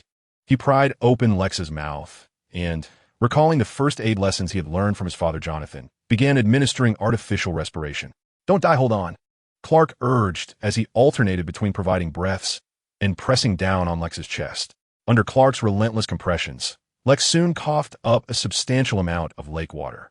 Upon witnessing Lex regain consciousness, a look of profound relief washed over Clark's face. Coughing violently, Lex gradually opened his eyes, and the first sight that greeted him was a youthful and innocent visage. "Did you save me?" Lex asked, gazing up at Clark. "Yes. You seem to be in dire need of assistance. I saw a strange figure attacking you," Clark replied, his brow furrowed as he recounted the peculiar shadow he had witnessed. "Indeed, it was a premeditated murder attempt," Lex said lightly, though deep down he recalled Gino's warning from the previous night, suspecting that the assailant might be Jerome, who had recently vanished and acquired superpowers.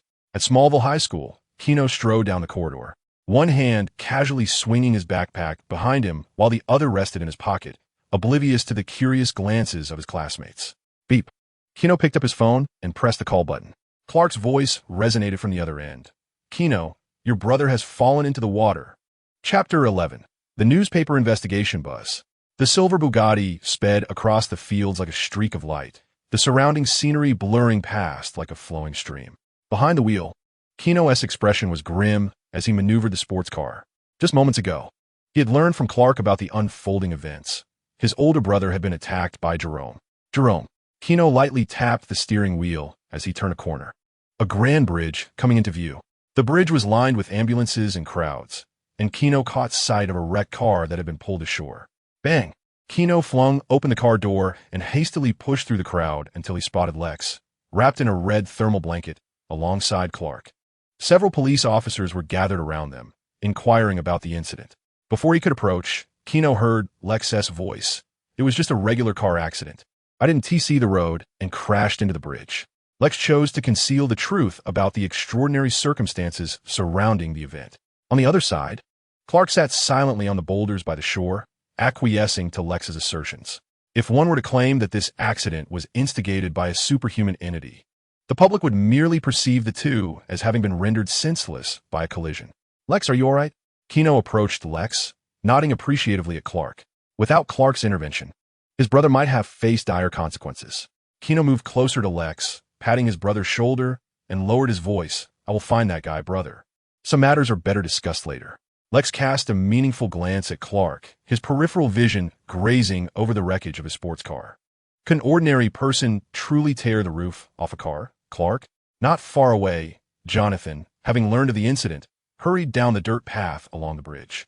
The middle-aged man's face bore signs of anxiety, and upon spotting Clark seated on the rocks, he rushed forward, gripping Clark's shoulders with both hands. His voice trembled with concern. "Child, are you unharmed?" Clark gazed into his father's eyes, sensing the worry there. A warm current surged through him, and he smiled, shaking his head. "I'm fine, Dad." Once assured of Clark's safety, Jonathan exhaled in relief. Yet his anger turned him towards the officer taking statements. "Who is the reckless driver?" "It was me, Mr. Jonathan." "Lex Luthor," came Lex's earnest reply as he rose, fixing Jonathan with a serious gaze. "Mr. Jonathan, I am grateful that your son saved my life." Jonathan's eyes swept over Lex, pursing his lips before he spoke. "Perhaps you should consider driving more cautiously." "I will, and thank you once again for Clark's courageous act," Lex responded, his gaze lingering on Clark's youthful visage. It is nothing. I believe you would have done the same. The future Superman replied earnestly, looking up at Lex. Mr. Jonathan, Gino stepped forward, drawing Jonathan's attention. The man's gaze traversed Gino. Golden locks, striking features. If his assumptions were correct, this was the new friend Clark had made yesterday. The reckless youth who had collided with a school bus. The first impression was less than favorable, yet his good upbringing compelled Jonathan to nod stiffly. Jonathan Kent. This is my son, Clark Kent. I trust you're already acquainted. Indeed, Clark is a remarkable friend. I see your values reflected in him, Gino remarked. Slightly bowing with grace, continuing the conversation, may I invite you to Luthor Castle? You have saved my brother's life, and perhaps we owe you some form of gratitude. Before Gino could finish, Jonathan interrupted, shaking his head while helping Clark to his feet. I do not require your gratitude. Kindness is an act that springs from the heart. If possible, Jonathan stepped beside Gino, turning to observe the young man's profile. I hope you can tell your brother to drive more slowly next time. After uttering these words, Jonathan departed with Clark. The river nearby gurgled as Lex approached Gino, observing the figures of the Jonathan father and son, a portrait of noble character. Indeed, Gino sighed with a complex expression, then shook his head and declared, Lex, during my time at the castle, I shall swiftly locate that scoundrel Jeremy and eliminate him. Just as I have contemplated since childhood, anyone who dares to harm my family must pay a grievous price. Jeremy must perish.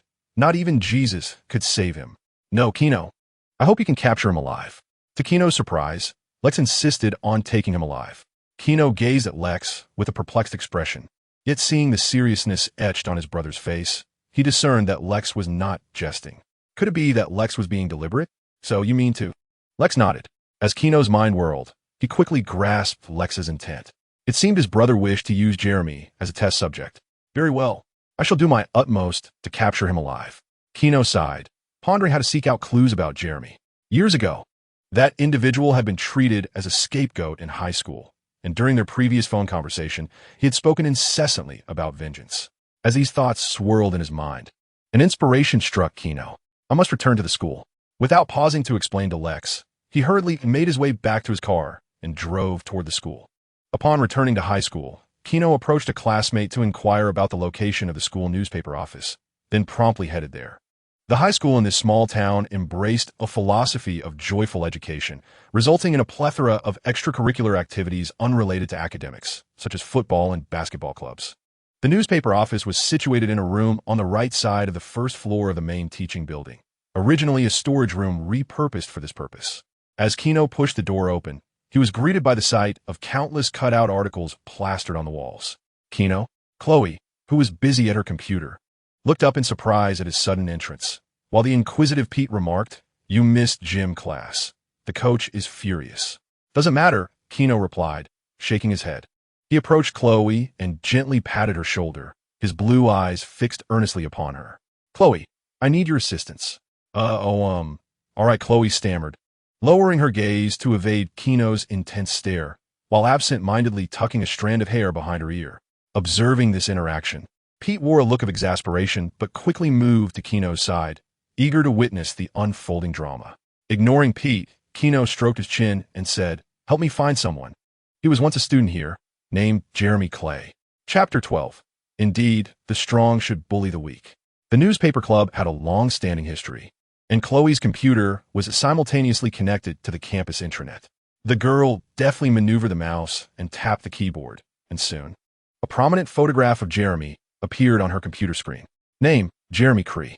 12 years prior, he was an exemplary high school student, yet after succumbing to a wilderness disaster, he fell into a coma, subsequently receiving support from the Luthor Group for a span of 12 long years.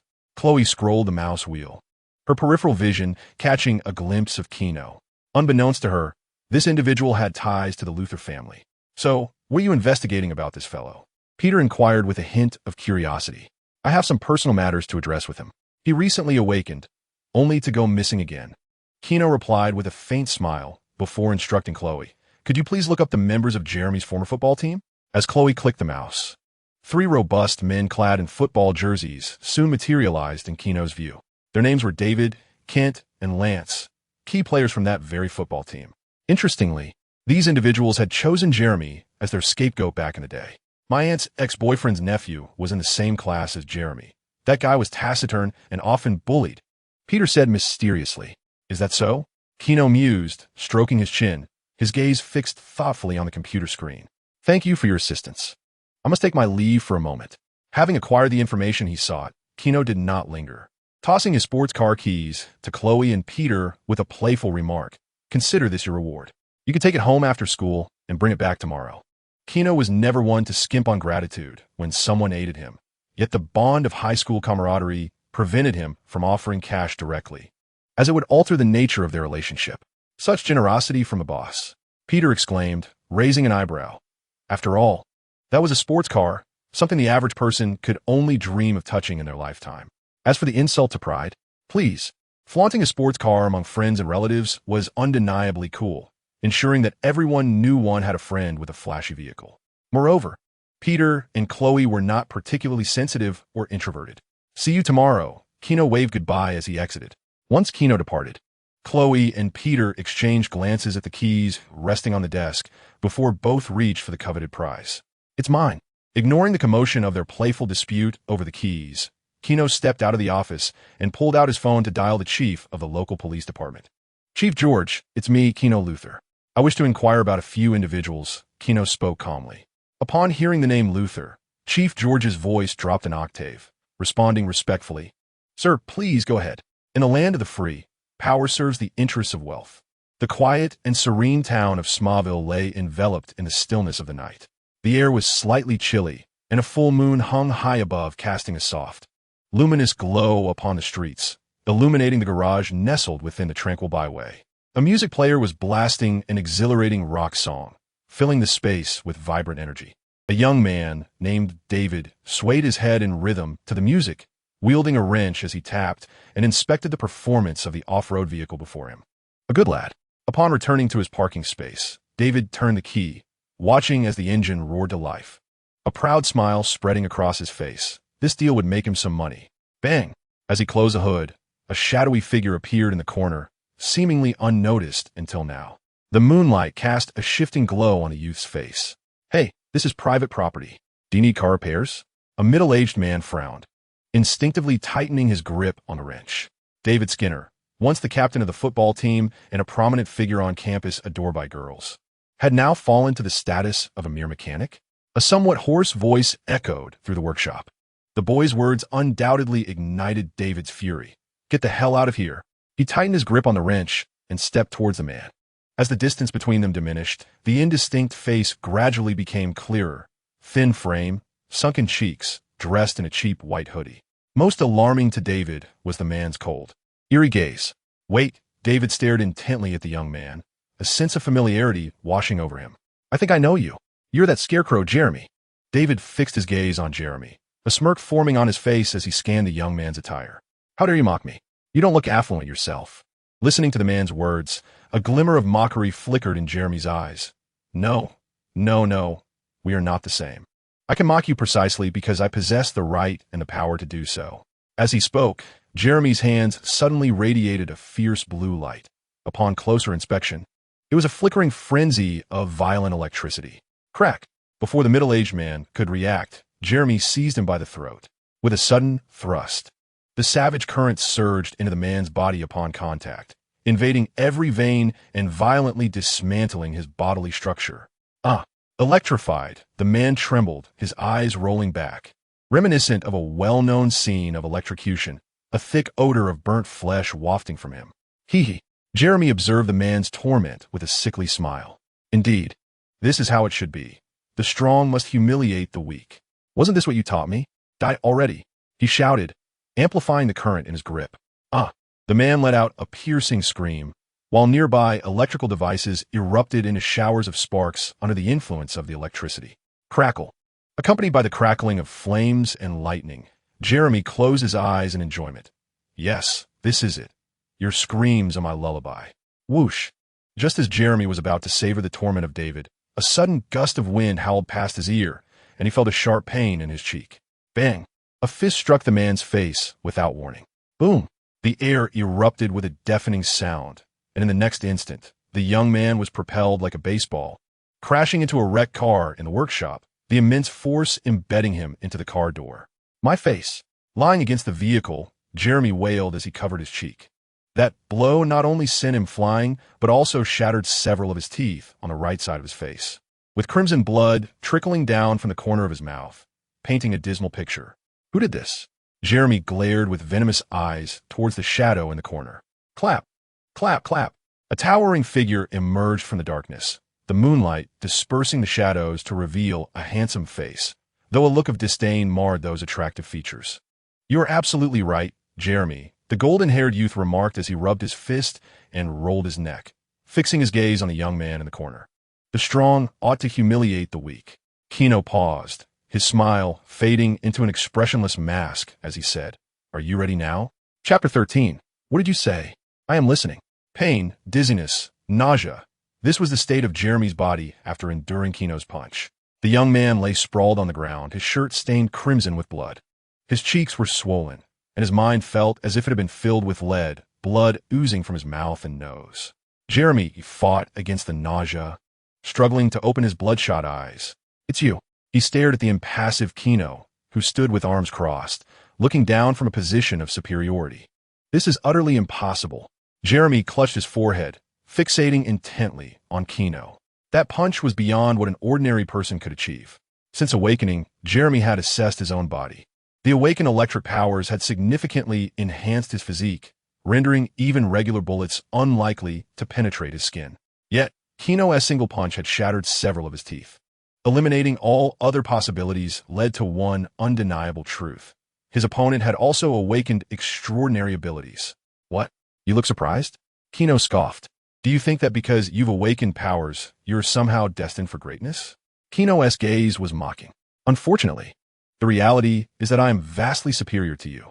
Gino's words successfully breached Jeremy's defenses, causing his pale cheeks to flush crimson, then darken with evident anger.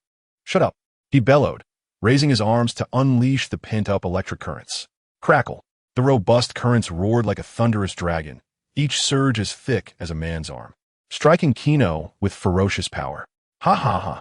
Watching the figure engulfed by the electric currents, a sickly gleam flickered in Jeremy's eyes. Fool! Did you think I was arguing with you? I was merely buying myself some time. This is the chasm that separates us, a crushing superiority in intellect. Jeremy's expression twisted in rage, gritting his teeth as he shouted, Die. Soon your brother will join you in hell. Jerome increased the electric current output once more, fully aware that the situation had reached a decisive point. At that moment, he wore a frenzied expression, as he vented his emotions with abandon. A voice emerged from the electric currents, whispering, Jerome, celebrating with champagne at halftime is not advisable. What? Jerome froze, the lightning in his hands gradually extinguishing. How can you be here? Why aren't you hiding? As the smoke dissipated, the golden-haired youth stood unscathed, though his custom white shirt had been reduced to tattered rags. Is hiding necessary? Gino replied nonchalantly. Do you think this is an intellectual superiority contest? He extinguished the flames licking at his jacket and raised an eyebrow, adding, in truth, Your attacks pose no threat to me. As he spoke, Gino leisurely approached Jerome, perplexed by the latter's misplaced confidence. Perhaps that previous punch had rattled Jerome's brain. You know, Gino continued, his demeanor unhurried, as if toying with a mouse, I had initially planned to spare your life and take you back. However, now before the words could fully leave his lips, Gino transformed into a blur, suddenly appearing before Jerome, who had yet to react. Crack! Like an iron hand forged from steel, Gino ruthlessly clamped around Jerome's neck, his azure eyes devoid of emotion, fixed upon Jerome's pallid face. I will not permit anyone to threaten my family. Therefore, you might as well perish. With that declaration, Gino raised his other fist and struck with tremendous force. The impact reverberated through the air, unleashing a tempestuous wave as his fist collided violently with Jerome's left cheek. Crack! The punch effortlessly shattered bone, a sharp sound ringing out as Jerome's gaunt face swelled at a visible rate, several broken teeth mingling with blood that dripped from his mouth. The force of Gino's blow exacerbated Jerome's concussion, and he found himself seeing three Ginos grinning at him. A buzzing noise filled his ears. Ugh! Jerome emitted a meaningless groan. Unfazed, Gino raised his fist once more, and as he did, a tremor coursed through Jerome's heart. If another punch landed, he would surely die. Suppressing his nausea, Jerome managed to utter, "I'm sorry. I'm deeply sorry. Please, spare me." Faced with the imminent threat of death, the once arrogant Jerome immediately capitulated. "I'm willing to work for you." He did not wish to meet his end at Kino's hands, and a sycophantic smile spread across his face. "Kino, you are right. The strong ought to humiliate the weak, and I am the weak." Seeing Jerome submit, Kino slightly loosened his grip, allowing him a moment to breathe. Observing Kino's ambiguous smile, Jerome quickly resumed his pleas, "Spare me. My life holds more value than my death. I can manipulate electric currents, and I possess super speed. I am strong." Kino tilted his head in agreement, nodding approvingly. "You make a valid point. Living is indeed preferable to dying." As Kino's demeanor softened, Jerome felt a sigh of relief escape him, a smile gracing his face. "Indeed, it was all a misunderstanding, and I am truly sorry."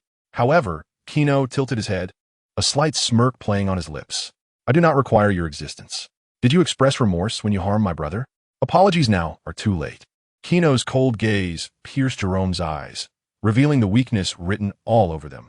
With a sneer, Kino remarked, "Were it not for the funding from the Luthor family, you would have succumbed to euthanasia due to your inability to pay medical bills. The American healthcare system is not as affordable as the propaganda suggests. In fact, only the affluent can afford treatment, while the impoverished are left to numb their pain with mere painkillers. Thus, the deceased Jerome is the preferable Jerome." As his words lingered in the air, Kino raised his fist. "What?" Jerome's expression shifted dramatically, his previous joy instantly replaced by anger and resentment. The man, his face twisted in rage, bellowed, "Fuck! You demon! I curse you!" In that moment, Jerome was consumed by fury, realizing that his adversary had been toying with him all along, plotting his demise from the very beginning. Bang! Before Jerome could finish his sentence, a fist, far more terrifying than before, struck his head with ferocity. His hardened skull crumbled beneath the force as if it were mere tofu. Blood splattered across Kino's face, enhancing the sinister aura surrounding him. Fragments of white matter mingled with shards of skull scattered across the ground, leaving behind a headless corpse that convulsed wildly, a testament to the unfulfilled rage of its owner. "Excuse me, what did you say?" Kino remarked, hoisting the headless body, his other hand cupped to his ear. No one responded, and Kino shrugged with feigned regret. "Remember not to threaten others' families so casually in your next life. They may not possess my level of patience." Yes, the kind of patience that results in exploded skulls. Chapter 14. The Bet Luthor Castle. In the dead of night, the castle's lights cast a faint glow upon the weathered walls. The bricks, adorned with green moss, framed the estate below, where several gardeners, their faces devoid of expression, carried black body bags toward the castle's basement. They were lifelong employees of the Luthor Group, enjoying generous salaries and benefits. Akin to workers in a hereditary position within the Luthor dynasty, their lips sealed, never to betray their masters. Inside the castle, a grand yet somewhat antiquated fireplace blazed brightly, the crackling wood resonating in the air. "So he really is dead?" Lex leaned over the billiard table, gently nudging the cue stick against the final ball. With a satisfying crack, the last ball sank, and Lex straightened, glancing toward Kino, who lay sprawled on the sofa, indulging in the service of a maid feeding him small oranges. Kino bit into the orange, relishing the burst of sweet and sour juice in his mouth, mumbling indistinctly, "That guy was too extreme. I don't believe keeping him alive was a good idea." Lex shrugged, contemplating that for his intellect. The distinction between the living and the deceased subjects was present, yet not substantial. "Well," that Clark dropped his cue and picked up a fine bottle of red wine from the table, taking a sip only to spit it out. "Indeed, that fellow was also a superhuman." Kino shrugged. "Perhaps in the future, his accomplishments could rival your wisdom, reaching heights unimaginable to mankind. I did not expect you to hold him in such high regard." Lex raised an eyebrow, believing himself to be the most intelligent person in the world, without exception. "Because he saved your life, I granted him some credit." Kino rolled his eyes. "Speaking of this," Lex scratched his bald head, "what do you think I should do to repay him? Gift him a luxurious sports car? I recall high schoolers adore such things." Yet Lex was somewhat troubled, muttering to himself, "I remember when I was a child, my father once discussed purchasing the Kent family's farm, and despite offering an exorbitant sum, the Kents never agreed. For Lex, money was not an issue. Rather, Owing a favor was far more distressing for someone as proud as him than death itself. Hence his eagerness to repay the life debt. I reckon it would be wise to let them accept the gift. Gino chuckled softly. Lex frowned slightly. For Gino's expression was all too familiar. Whenever that little rascal wore such a smile, the next words would certainly be a mockery. Shall we place a wager? Gino gently pressed his hand against the maid's crimson lips, allowing the orange juice to linger there. I can make the Kents accept your gift. The blonde, blue-eyed maid understood perfectly, teasingly extending her little tongue, gazing at Gino with sultry eyes, licking away the juice from the corner of her lips. Lex crossed his arms, feigning ignorance to Gino's flirtation with the maid. His younger brother appeared reckless, yet in truth, he was merely playful, still a virgin to this day. Lex pondered silently. He remained curious about the veracity of Gino's claims. He had encountered Jonathan, a man of unwavering justice and principles. To phrase it more graciously, one could say he possessed principles. However, in less flattering terms, he was exceedingly obstinate, akin to a stone in a cesspit, both foul and unyielding. Yet Gino claimed to have a means to persuade the Kents to accept the gift. Lex harbored skepticism deep within. Very well, what shall we wager? Lex scoffed, entirely unperturbed. Let us wager the contacts of those assassins in your phone. Gino revealed his intent. Do you wish to kill someone? You can certainly tell me whom. Lex frowned, honestly reluctant for Gino to associate too closely with those of the dark world. It's not about killing. Merely, there are certain matters that require the assistance of others. Gino shook his head, refraining from further explanation. In truth, he was merely curious whether his brother had contacts with the world-renowned assassins. For instance, the Assassin's Guild, or even the infamous Reaper. Why the curiosity? Because these individuals were walking points of interest. As a man born at the terminus of Rome, Gino is not a madman bent on the annihilation or conquest of the world. The education he received as an ordinary citizen of the Celestial Empire in his past life has precluded him from becoming a scoundrel. However, his unwavering determination to grow stronger remains unchanged. There is no concept of strong enough. There is only the relentless pursuit of greater strength. To achieve this, he believes that the negative emotions of the powerful must be harnessed to earn points. This is Gino's logic. Meanwhile, Lex, pondering Gino's words with a furrowed brow, eventually nodded in agreement, acknowledging, "All right, I trust you can handle these matters. Let's wager." As he spoke, Lex turned his gaze towards a garage outside the window, remarking, "I recall there's a Cadillac parked in the garage, isn't there?" With the dawn of a new day, Gino awoke from his soft, 3-meter-wide bed to find obedient maids had prepared breakfast. After a simple meal of seagull egg omelet paired with milk, he silently critiqued the unadorned lifestyle of the Zibin family. Once dressed, Gino picked up the keys to the Cadillac from the table and bid farewell to Lex before driving off to school. As he passed Kent Farm, Gino fortuitously encountered Clark, who was waiting for the school bus. However, Clark's demeanor appeared quite dismal, his face clouded with gloom, as if someone owed him a fortune. As the vehicle approached Clark, Gino also heard the system's announcement in his mind. Negative emotions from Clark Kent. 50. What could be the cause of this? Gino was taken aback. Early in the morning, Clark's negative emotions were flooding the system with gold coins. Yet, recalling that this was the youthful version of Clark Kent, he began to speculate. Adolescents tend to be concerned with 3 key aspects: reputation, wealth, and romantic interests.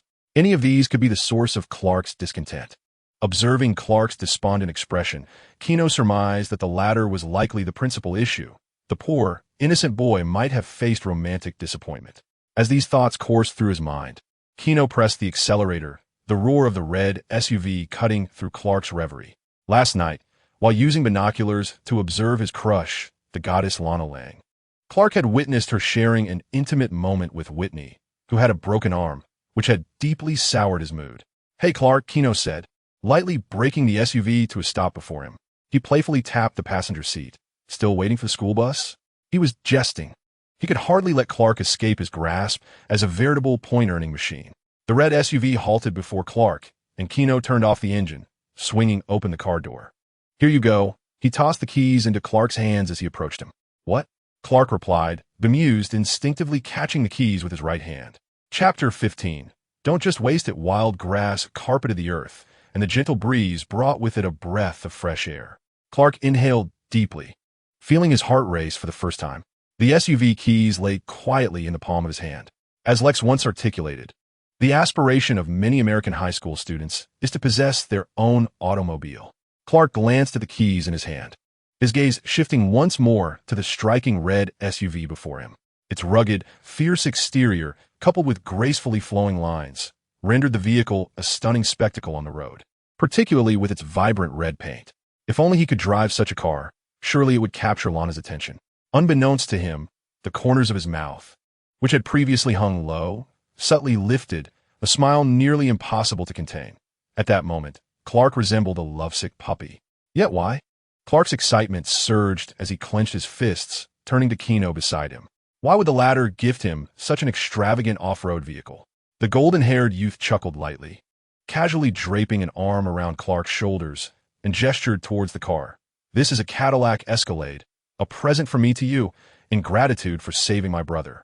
Gino believed in the principle of gratitude, feeling that gifting a 300,000 SUV was a modest expression of appreciation for someone who had rescued his sibling. Clark, overwhelmed with exhilaration, inhaled deeply, slowly circling the red SUV as if it were a long-lost relative. He carefully extended his palm to touch its surface, his face brimming with joy and excitement. However, the thought of his stern father caused his previously bright smile to falter, and a wave of despondency washed over him as he bowed his head. I'm sorry, Gino. I cannot accept such an extravagant gift. He knew his father would never permit him to accept Gino's generosity. Observing Clark's reaction, Gino was not surprised. After all, the young man had a strict father who would undoubtedly disapprove of such a lavish gift. Yet, this only heightened the challenge, did it not? After all, the two greatest passions of a man are to coax the reluctant into compliance and to compel the compliant into rebellion. Today, Clark must accept this SUV. He had never lost a wager with Lex. Moreover, Gino had devised a plan before arriving. Decline it? Gino raised an eyebrow as Clark remained silent, eventually nodding with difficulty. Yes, please return it. I did not save anyone for a reward. Clark nodded slowly, his head hung low. Very well, then let us destroy it, Gino declared, raising his fist and preparing to strike the SUV's hood. What? Clark's expression shifted dramatically as he watched Gino's fist descend with a deliberate slowness towards the vehicle's hood. He had witnessed Gino's strength and knew that such a blow would surely render the SUV a heap of scrap metal. As the fist drew nearer, it appeared as though Gino were about to smash through mere tofu, his visage serene and merciless. Damn it, Clark cursed under his breath. Just as Gino's fist was about to make contact, Clark swiftly raised his right hand and seized Gino's wrist. Why would you destroy it? Clark appeared somewhat exasperated, his large eyes fixated on Gino's azure gaze, as if attempting to discern the thoughts nestled within Gino's heart. The luxurious automobile, so carelessly destroyed, felt like a flagrant waste of wealth, especially since it was intended as a gift for him. Gino gently shook off Clark's grasp on his arm, casually remarking, "There is no precedent for returning gifts from the Luthor family." With an air of nonchalance, Gino cast a fleeting glance at Clark, adding, "If you do not desire it, then it shall be destroyed." With that, he raised his fist once more, embodying arrogance and dominance. Wait. Clark bit his lip, gripping Gino's wrist tightly. He simply could not bear to witness the destruction of the SUV before him.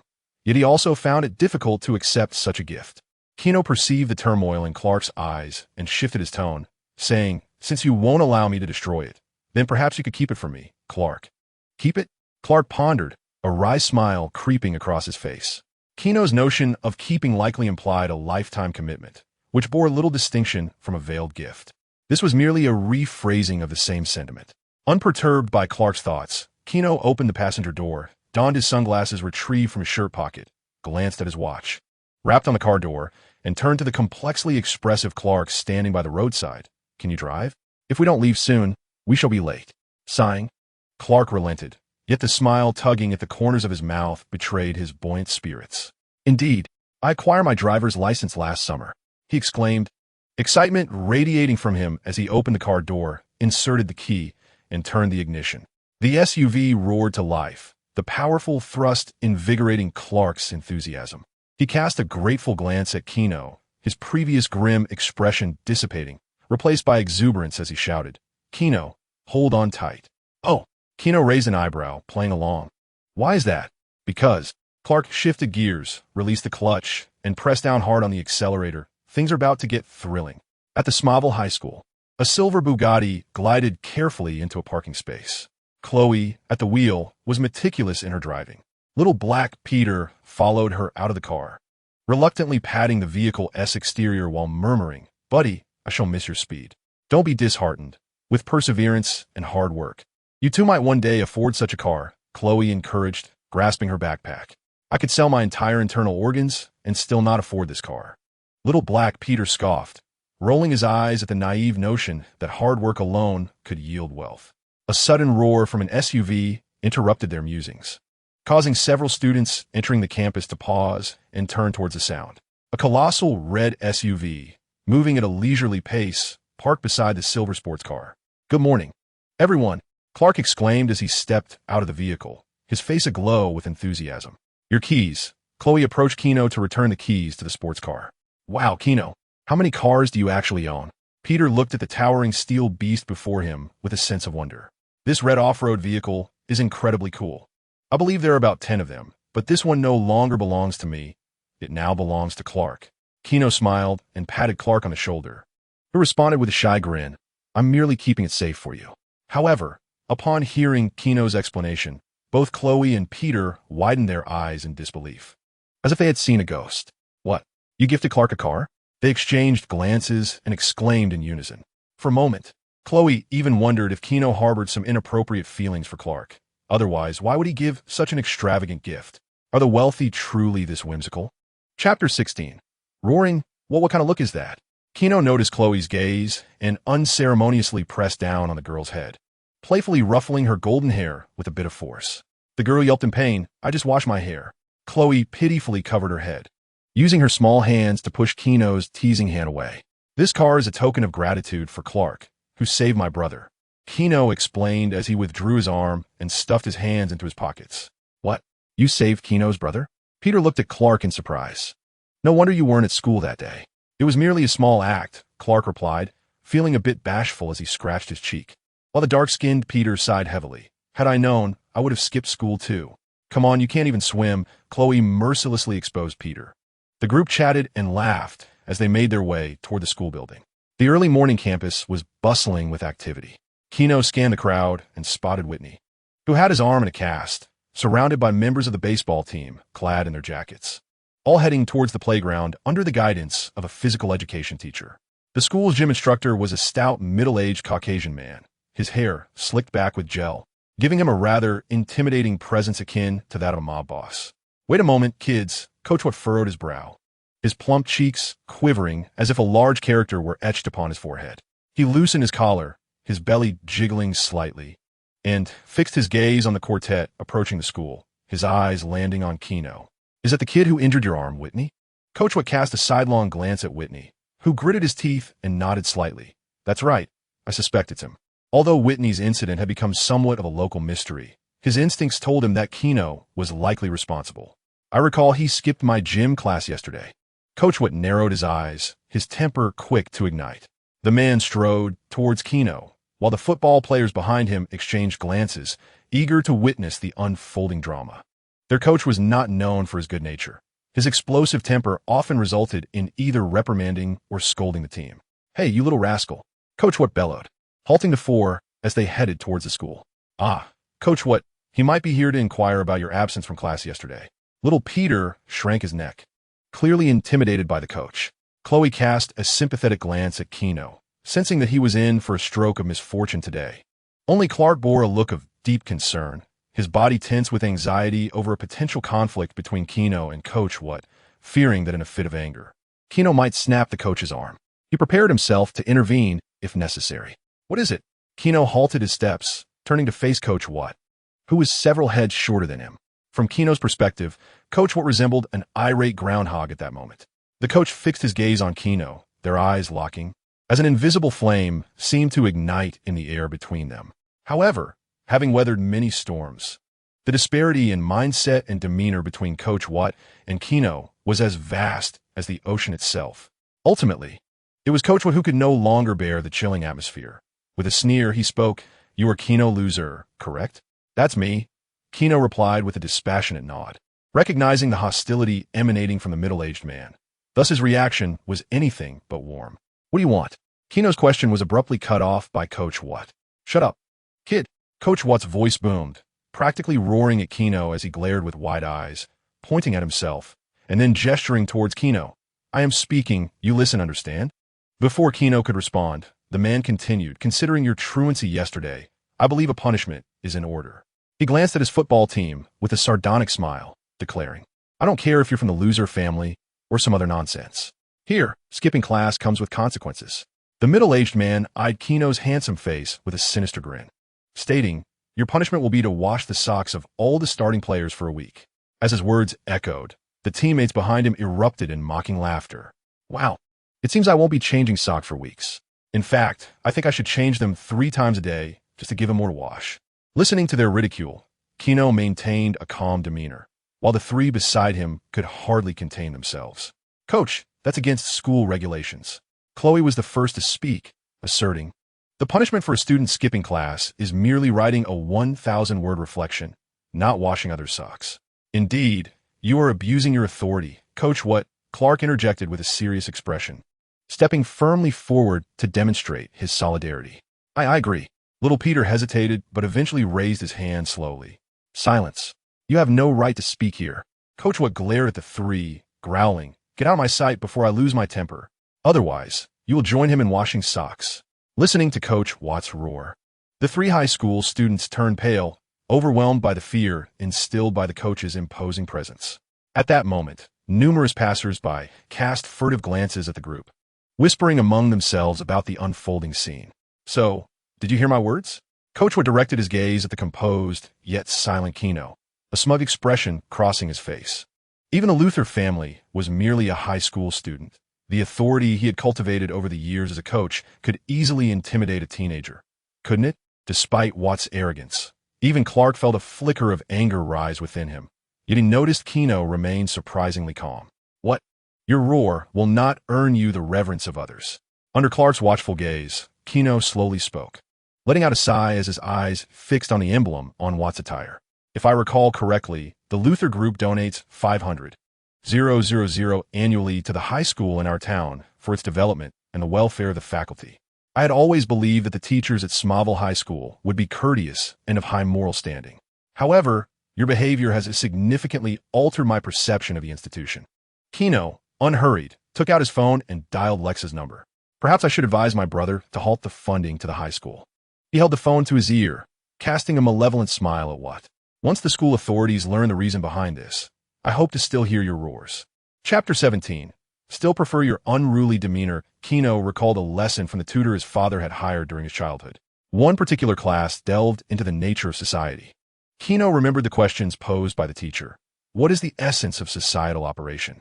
To Kino, it was the plunder and exploitation of resources, a brutal struggle for dominance. The degree of possession of social resources evolved into commensurate power. Those affluent in resources enjoyed greater privileges. So what is power? It is an invisible force, lurking in the shadows like a brutal beast that kills unseen beneath the surface. As a scion, Kino understood that his family's influence allowed him to navigate freely through America. He did not relish in using power to oppress others, but that did not imply he would refrain from wielding it, particularly against a mindless brute like Watt. While verbal insults would not compel Kino to break Watt's arm, some form of retribution was indeed necessary. And how would he make Watt pay the price? A single phone call would suffice to ensure Watt faced consequences for his actions. This, indeed, is the might of power. Outside the campus, everyone was astounded by Kino's maneuver. Whitney swallowed nervously, his arm in a cast throbbing with pain. What had he just heard? The Luthor Group donated 500,000 to the school each year. This suggests that a significant portion of the faculty's salaries is funded by the Luthor Group. If the Luthor Group were to cease its financial support for the high school division, the faculty's salaries might be drastically reduced. Many students share this concern, with several casting wary glances at the visibly agitated Coach Watt. At this moment, Coach Watt clenches his fists, vowing that if he were in a secluded corner, he would surely deliver a severe beating to that insufferable brat. As he ponders this, Coach Watt's eyes burn with resentment, fixating on Kino's seemingly carefree expression. He initially assumed the boy would resort to typical student antics like notifying his parents, but instead, he has flipped the table. Would the school truly relinquish its annual donation of $500,000 for its own sake? Coach What shakes his head internally, trying to convince himself. No, I've led the town's football team to 4 championships. The school would never dismiss me. Gino remains oblivious to Coach Watt's inner turmoil, and even if he were aware, he would remain indifferent. Under the scrutiny of onlookers, the call connects, and Gino smiles as he presses the speakerphone button with his thumb. Hello. Lex's voice comes through the line, brisk and businesslike. State your matter. I'm in a meeting. True to his nature, Lex maintains his usual concise efficiency. In addition to being a scientist, Lex is also a competent entrepreneur. Lex, I was just threatened by a certain teacher to wash the football team's socks for a week. Gino replies nonchalantly, his gaze fixed mockingly on Coach What. I believe we should halt our annual funding to the school. Socks. Lex, seated in a spacious conference room with his bald head resting lightly against the executive chair, cannot suppress a cold laugh. Can someone truly threaten his brother into washing socks? His own brother has never washed his. Lex's initial instinct is to pressure the school to dismiss this oblivious physical education teacher. However, he quickly considers that Gino likely has his own strategy, prompting him to pause and say, I will have my secretary inform the principal. With that, Lex ends the call and turns to his vigilant secretary. Inform Smallville High School that, effective immediately, the Lex group will cease its funding. The secretary momentarily falters but instinctively reminds him, however, this funding offsets our tax liabilities. If we discontinue support for the school, local businesses may face a tax burden of up to $1 million annually. That is of no consequence. Lex interrupts brusquely, his gaze piercing through to the secretary. All I know is that those individuals have humiliated my brother, and they must respond accordingly. Meeting Lex's chilling stare, the secretary feels a shiver run down her spine and quickly bows her head in deference. I will contact them immediately. Meanwhile, back at the school, Gino hangs up the phone, a mischievous grin forming on his face as he taunts Coach What. With a snap of his fingers, he adds, Care to guess how long it will take for Principal and the others to arrive? As he spoke, Gino glanced down at his watch, assuring, I believe it won't exceed a minute. Upon hearing Gino's words, Coach What's demeanor grew increasingly grim. He yearned to utter words of submission, yet the bustling crowd rendered him voiceless. At that moment, the fury within him had dissipated, and he was seized by a burgeoning sense of regret. The long-lived comfort of his existence had dulled his memory of the cardinal rule for survival in America. Do not provoke the Luthor family. Now, it was time for him to face the consequences of his actions. Make way, make way! A shout rang out from afar. The curious onlookers were rudely pushed aside as Principal Guan, clad in a suit, stormed in with 6 or 7 stern-faced school administrators, all hurrying with their ties askew. Paying no heed to his disheveled appearance, Principal Guan approached Gino, his face lighting up with genuine warmth akin to a concerned elder. I heard someone spoke ill of you? He inquired, casting a disdainful glance at the now static Coach What. The faculty behind him mirrored his contempt, their gazes dripping with disdain that sent a chill of fear through Coach What. They intended to dismiss him. The students watched in astonishment as the school leaders appeared.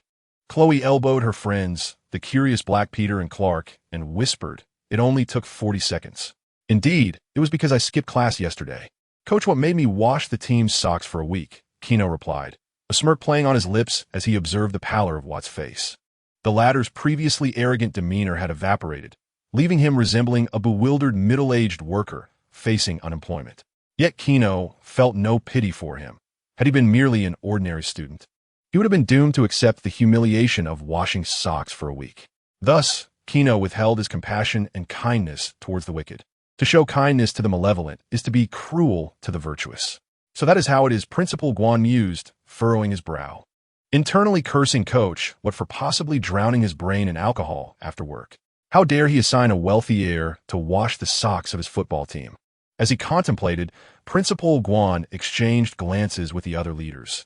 No matter what, the situation had transpired, and they needed to find a way to placate the wrath of the Luthor family, preserving the indispensable sum of $500,000.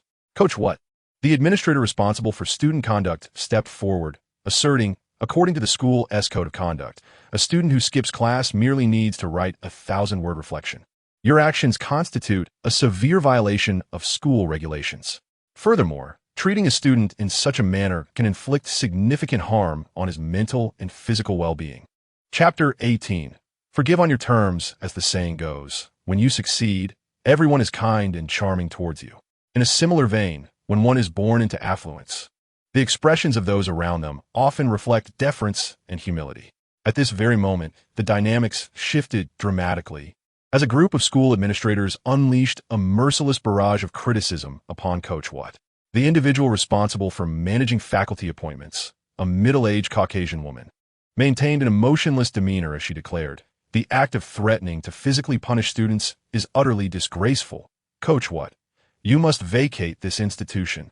Indeed, Coach Watt, your actions have brought shame upon our high school. Principal Guan wore an expression of righteous indignation. Faced with a choice between $500,000 and a physical education instructor, they made their decision without a moment's hesitation. "How is this possible?" Coach Watt gasped, his face a mask of shock. You cannot do this," he stammered, unsure where to place his hands, alternating between ruffling his gelled hair and clutching his thigh. "I have bled for this school. I have fought for 4 championships." The prospect of unemployment was unimaginable to him.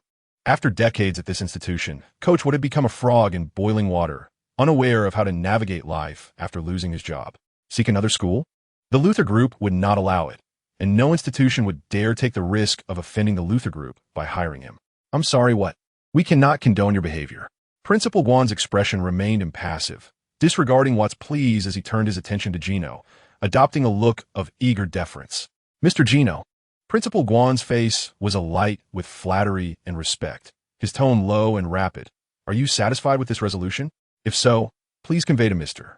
Lex that we hope for his continued support of the high school's development." "Indeed, Mr. Gino, you are a commendable young man." The woman from the Academic Affairs office pursed her lips, her voice lowered. "You merely skipped a class. I will write a 1,000-word reflection for you." Observing the despondent Coach, Wood alongside the cadre of school leaders fawning over Gino, both the football players and the trio of Clark were once again reminded of the profound influence of wealth and power. It became evident that affluence truly holds sway in the public eye. "No, I'm not satisfied with this outcome." Gino spoke slowly, and the atmosphere shifted abruptly, with every person closing their mouths, eagerly anticipating his next words. "I feel that expelling Coach Wood is excessively cruel." Gino smiled gently, his face adorned with a warm expression. After all, he has devoted much to this school. Upon hearing Gino's words, the previously vacant gaze of Coach Wood suddenly sparkled with gratitude, his eyes fixed on Gino, his lips parting to express his thanks. "What?" Principal Guan looked puzzled, wondering if they had miscalculated their flattery. Even the trio of Clark appeared bewildered, questioning Gino's judgment, believing that what was hardly deserving of such sympathy. "I think we should give those who err a second chance." Amidst the confusion of the onlookers, Gino cast a glance at Whitney, who had been the most vociferous in his support of what just moments prior. As such, Gino slowly began to speak, drawing out his tone. "As long as Coach Watt publicly washes Whitney's socks, he may remain at this school, and the Luthor Group will continue to support the development of the town's high school." Buzz.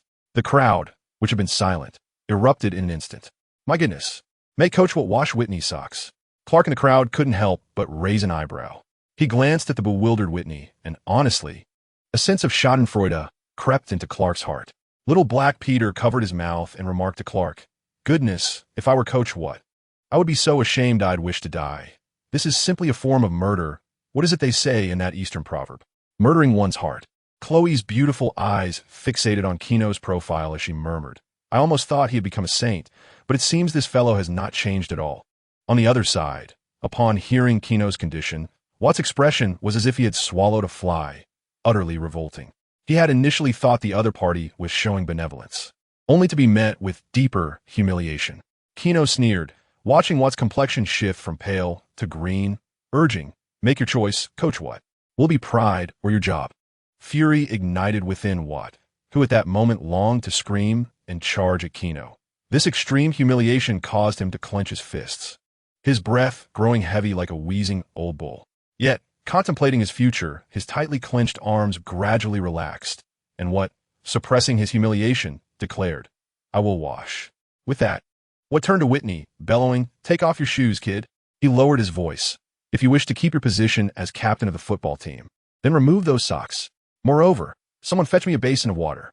An increasing number of students gathered, and soon, some brought a basin of water. Whitney's expression was strange, but under Watt's intimidating gaze, he bowed his head and removed his shoes. Wow, I did not expect Whitney to be wearing Winnie the Pooh socks.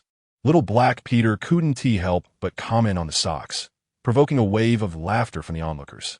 A slightly sour odor caused the crowd to instinctively step back. Amidst the laughter, Whitney handed his socks to Watt.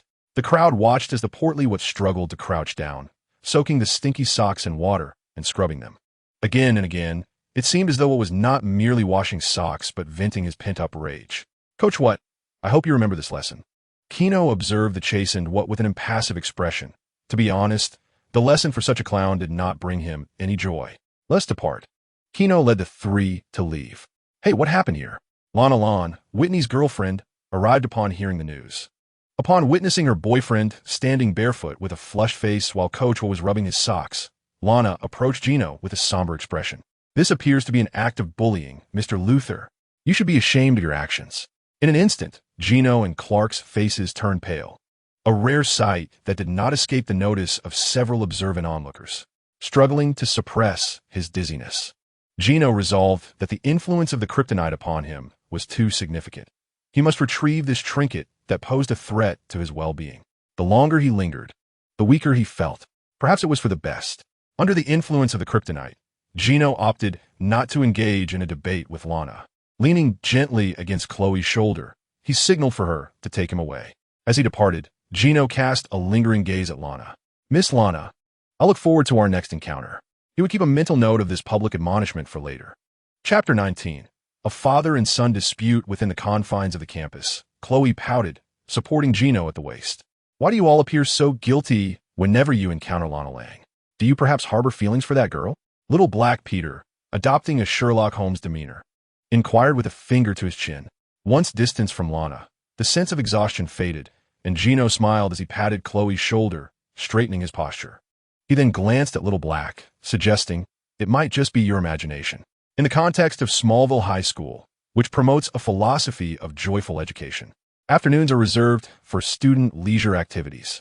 Clark intended to drive home with Gino, but Gino stated he had matters to attend to and would leave ahead. Thus, Clark found himself driving home alone. As he navigated his luxurious SUV, he encountered Whitney and Lana Lang, whose envious gaze greatly satisfied Clark's vanity. The sound system played a track titled Music, and Clark swayed his head to the rhythm while steering the SUV toward his family farm.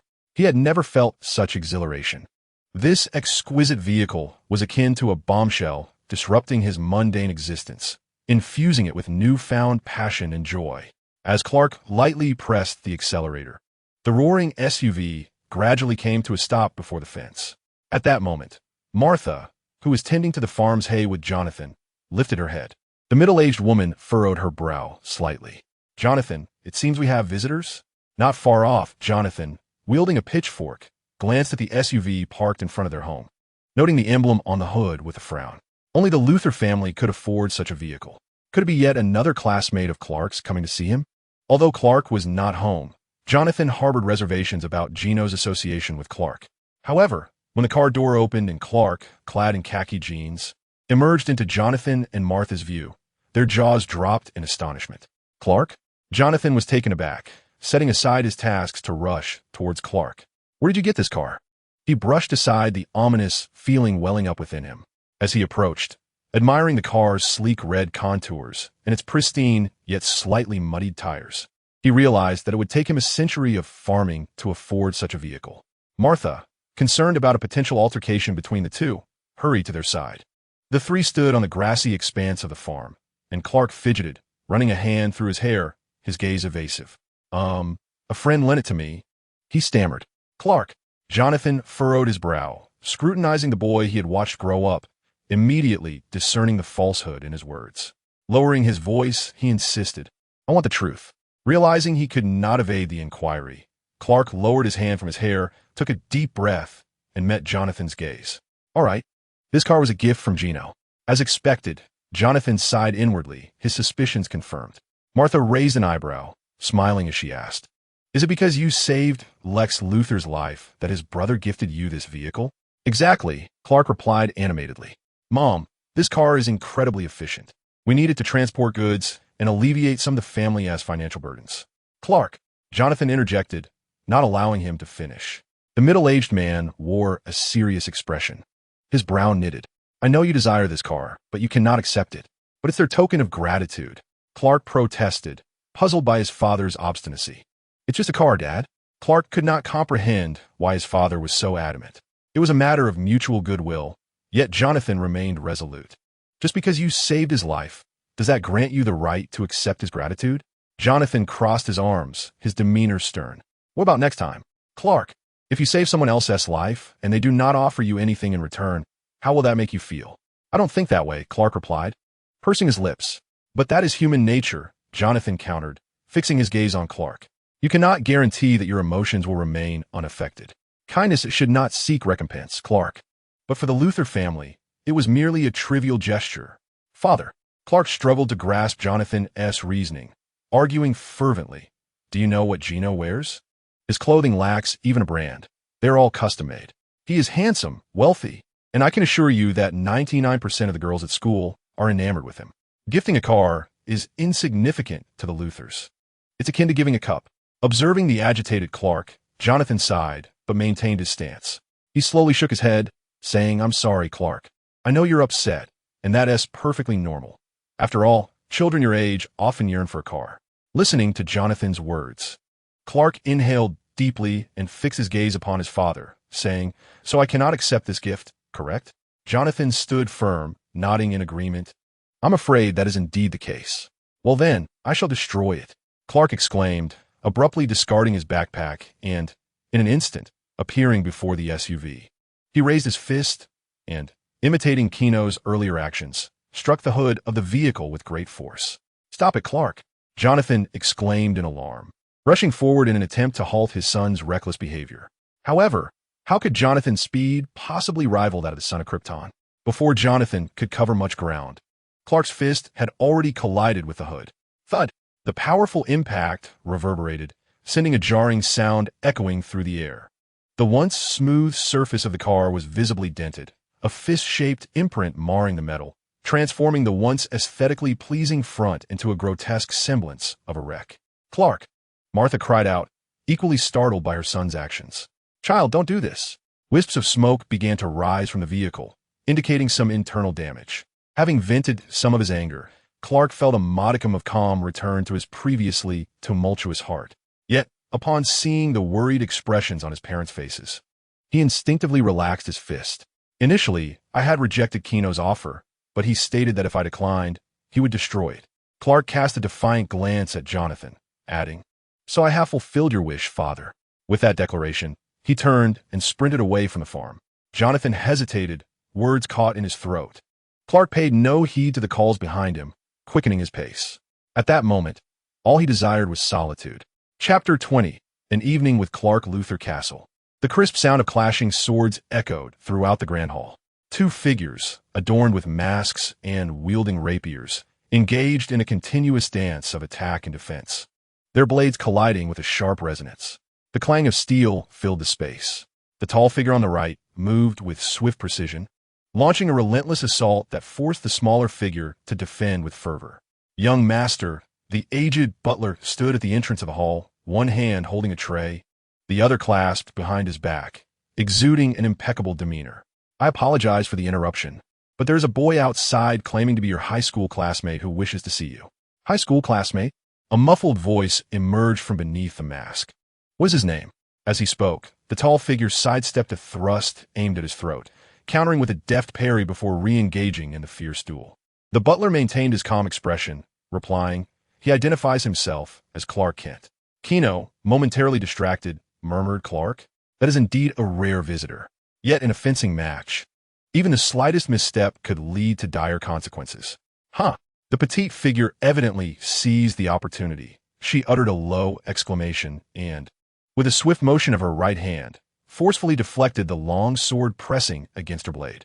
Following this with a quintessential thrust, she adeptly positioned the sword at Gino's throat. The situation shifted dramatically, with victory and defeat hanging by a mere thread. The contest concluded, and Gino emerged the loser. Well, it was a fitting end. He removed his mask, his expression unperturbed, and smiled approvingly at his opponent, giving her a thumbs up. Your progress is remarkable, Annie.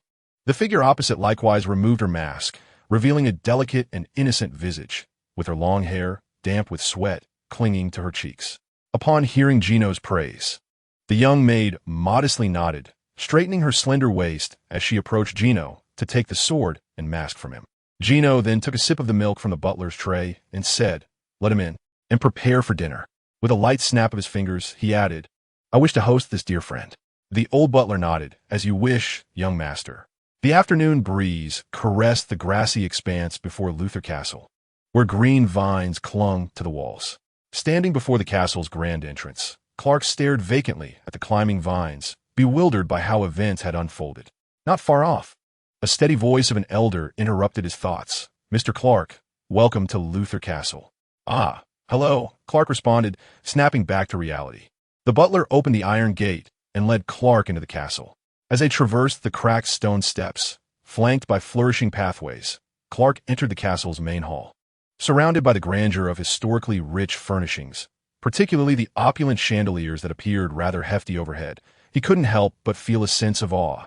A voice from behind him introduced, relics from the 18th century, treasures of the Luthor family's ancestors. Gino patted Clark on the shoulder, the system's alert echoing in his mind. Clark's negative emotions. 50. You seem rather downcast. Gino guided Clark to the long dining table, where the maids pulled out chairs for him to sit across from Gino. "Is it that obvious?" Clark rubbed his cheek, his expression forlorn. Gino chuckled lightly. "You might as well have unhappiness written across your face. But don't be disheartened, Clark. My father always said that fine food and beautiful company can alleviate sorrow. Though you may not indulge in the latter, the former is yours to relish." As he spoke, Gino picked up a bottle of red wine from the table and handed it to Clark. "Now this is what a true friend does, proactively bringing you joy." Gino grinned, gesturing toward the wine bottle in Clark's hand. "You can blow on the bottle." Clark frowned. Shouldn't we drink from wine glasses? Isn't that how wealthy people do it? Wine glasses. Gino scoffed, a dismissive smile on his face. "Don't listen to those fools. The wealthy drink as they please." Clark, with a mix of understanding and confusion, raised the bottle and poured its contents into his mouth. The slightly spicy taste of the liquor made him frown, as it was his first encounter with alcohol. Meanwhile, the kitchen had prepared a feast, and several graceful blonde maids entered the hall, elegantly bearing silver trays. A variety of exquisite dishes were presented before Gino and Clark. Gino picked up a fork and speared a piece of meat, the orange-red sauce cascading down the tender morsel. He raised a fork and introduced, "This is French pan-seared chicken. Diced onions and basil are combined with truffles and finely chopped mushrooms, along with cherry tomatoes to create a rich sauce that is drizzled over the perfectly cooked chicken breast, which is then slow-cooked for 10 minutes. It is succulent and flavorful, with a hint of onion spiciness, making it one of my favorite dishes." Listening to Gino's description, Clark's mouth watered. He swallowed hard and picked up a knife and fork to take a bite.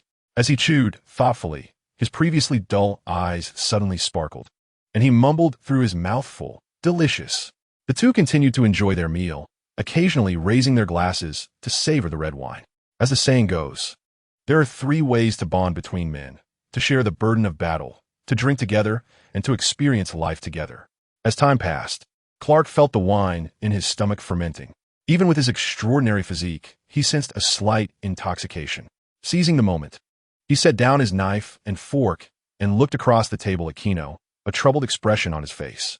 "Gino, why can't my parents understand me?"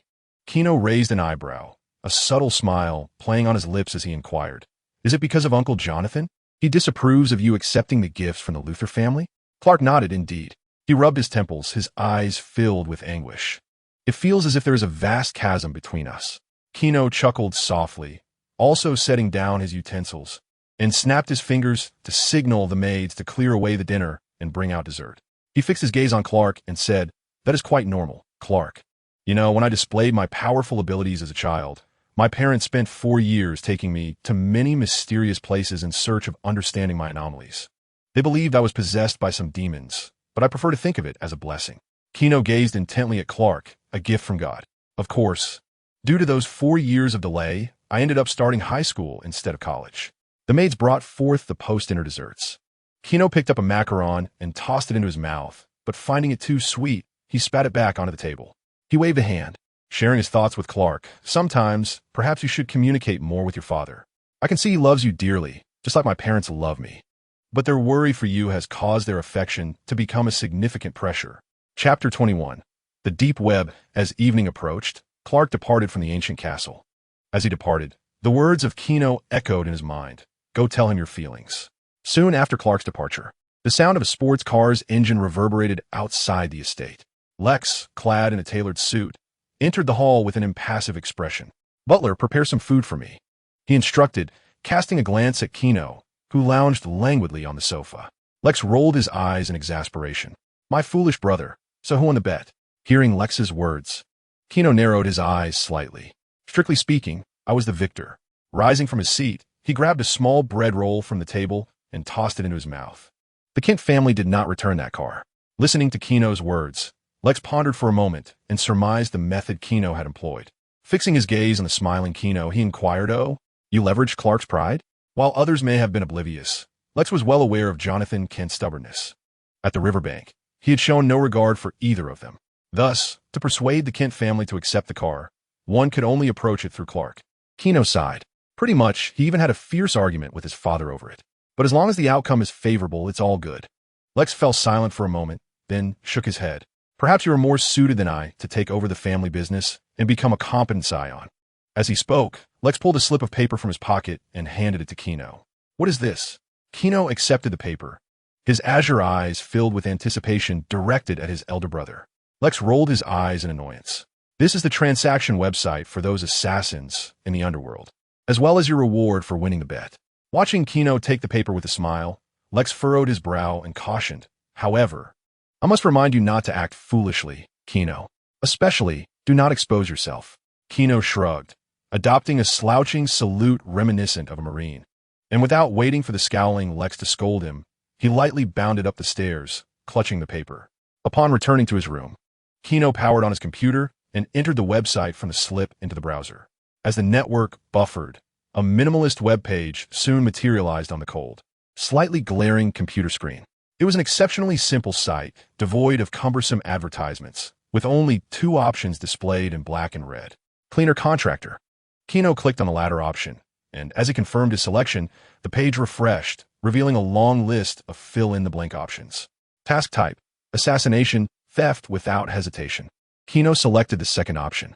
Please provide a detailed description of the task target and the transaction location. Gino pondered for a moment before meticulously inputting the task address and the necklace worn by the target into the taskbar. Upon viewing the transaction pricing interface, Gino furrowed his brow slightly, contemplating the appropriate reward.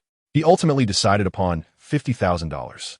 While the precious or was of great significance to him, he did not wish to set the price excessively high to avoid drawing unnecessary attention, nor too low, which would dissuade potential takers from accepting the task. After much deliberation, $50,000 seemed to be a fitting figure. Once the price was established, the computer displayed a string of payment account information and requested that the transfer be completed within 5 minutes. Gino retrieved his phone and, with a single call, arranged for a staff member at his bank to remit the specified amount to the designated account.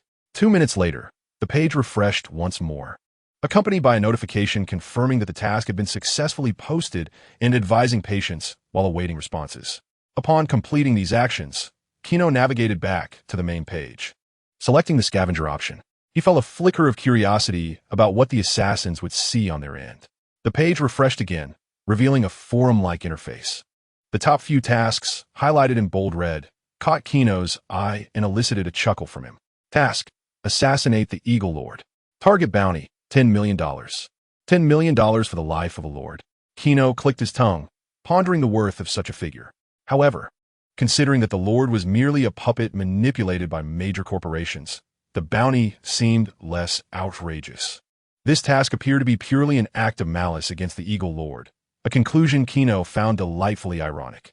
As he perused the comments from other assassins, the smile on Gino's face broadened. Anonymous: Damn, I bet the person who posted this task is definitely Arab.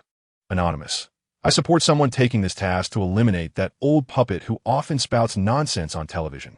Gino continued scrolling down, discovering a plethora of tasks, some quite shocking. Among them was a bounty of $500,000 to assassinate my wretched 80-year-old husband, and another of $200,000 for corporate secrets from Amistad Company. It was evident that the scavenger forum laid bare the darker aspects of human nature. The seemingly harmless tasks he had initially observed paled in comparison to the more sinister, unspeakable missions that left him momentarily speechless. Indeed, depravity and nobility have always been twin brothers within humanity, each occupying opposite ends of a scale. When one side diminishes, the other only intensifies, leading the balance to tip towards an extreme. With a sigh, Gino exhaled a breath of frustration and slowly shut down the computer. He wondered when, if ever, someone would take on his task. At that very moment, as Gino closed his computer and drifted into slumber, the world continued to turn. Somewhere within the vast metropolis, in a disheveled hotel room, countless disassembled firearm parts lay scattered across the floor, while empty pizza boxes formed small mountains, revealing the inhabitants' evident fondness for indulgent libations. A scruffy middle-aged man stroked his chin, reclining in chair, his fingers mindlessly gliding over the mouse as he perused a scavenger website, intermittently sipping from a bottle of alcohol. Planning to snatch a necklace from a girl's neck, a petty act of revenge from an unrequited youth? He mused, relishing the unfolding drama. Without turning, he called out to the figure behind him, Slade, "How about we seize a necklace? It could fetch 50 grand. Not far behind." A tall silhouette perched on the edge of the bed, large hands methodically loading a magazine with bullets. A deep voice emerged from the shadows, "Too little. A waste of time."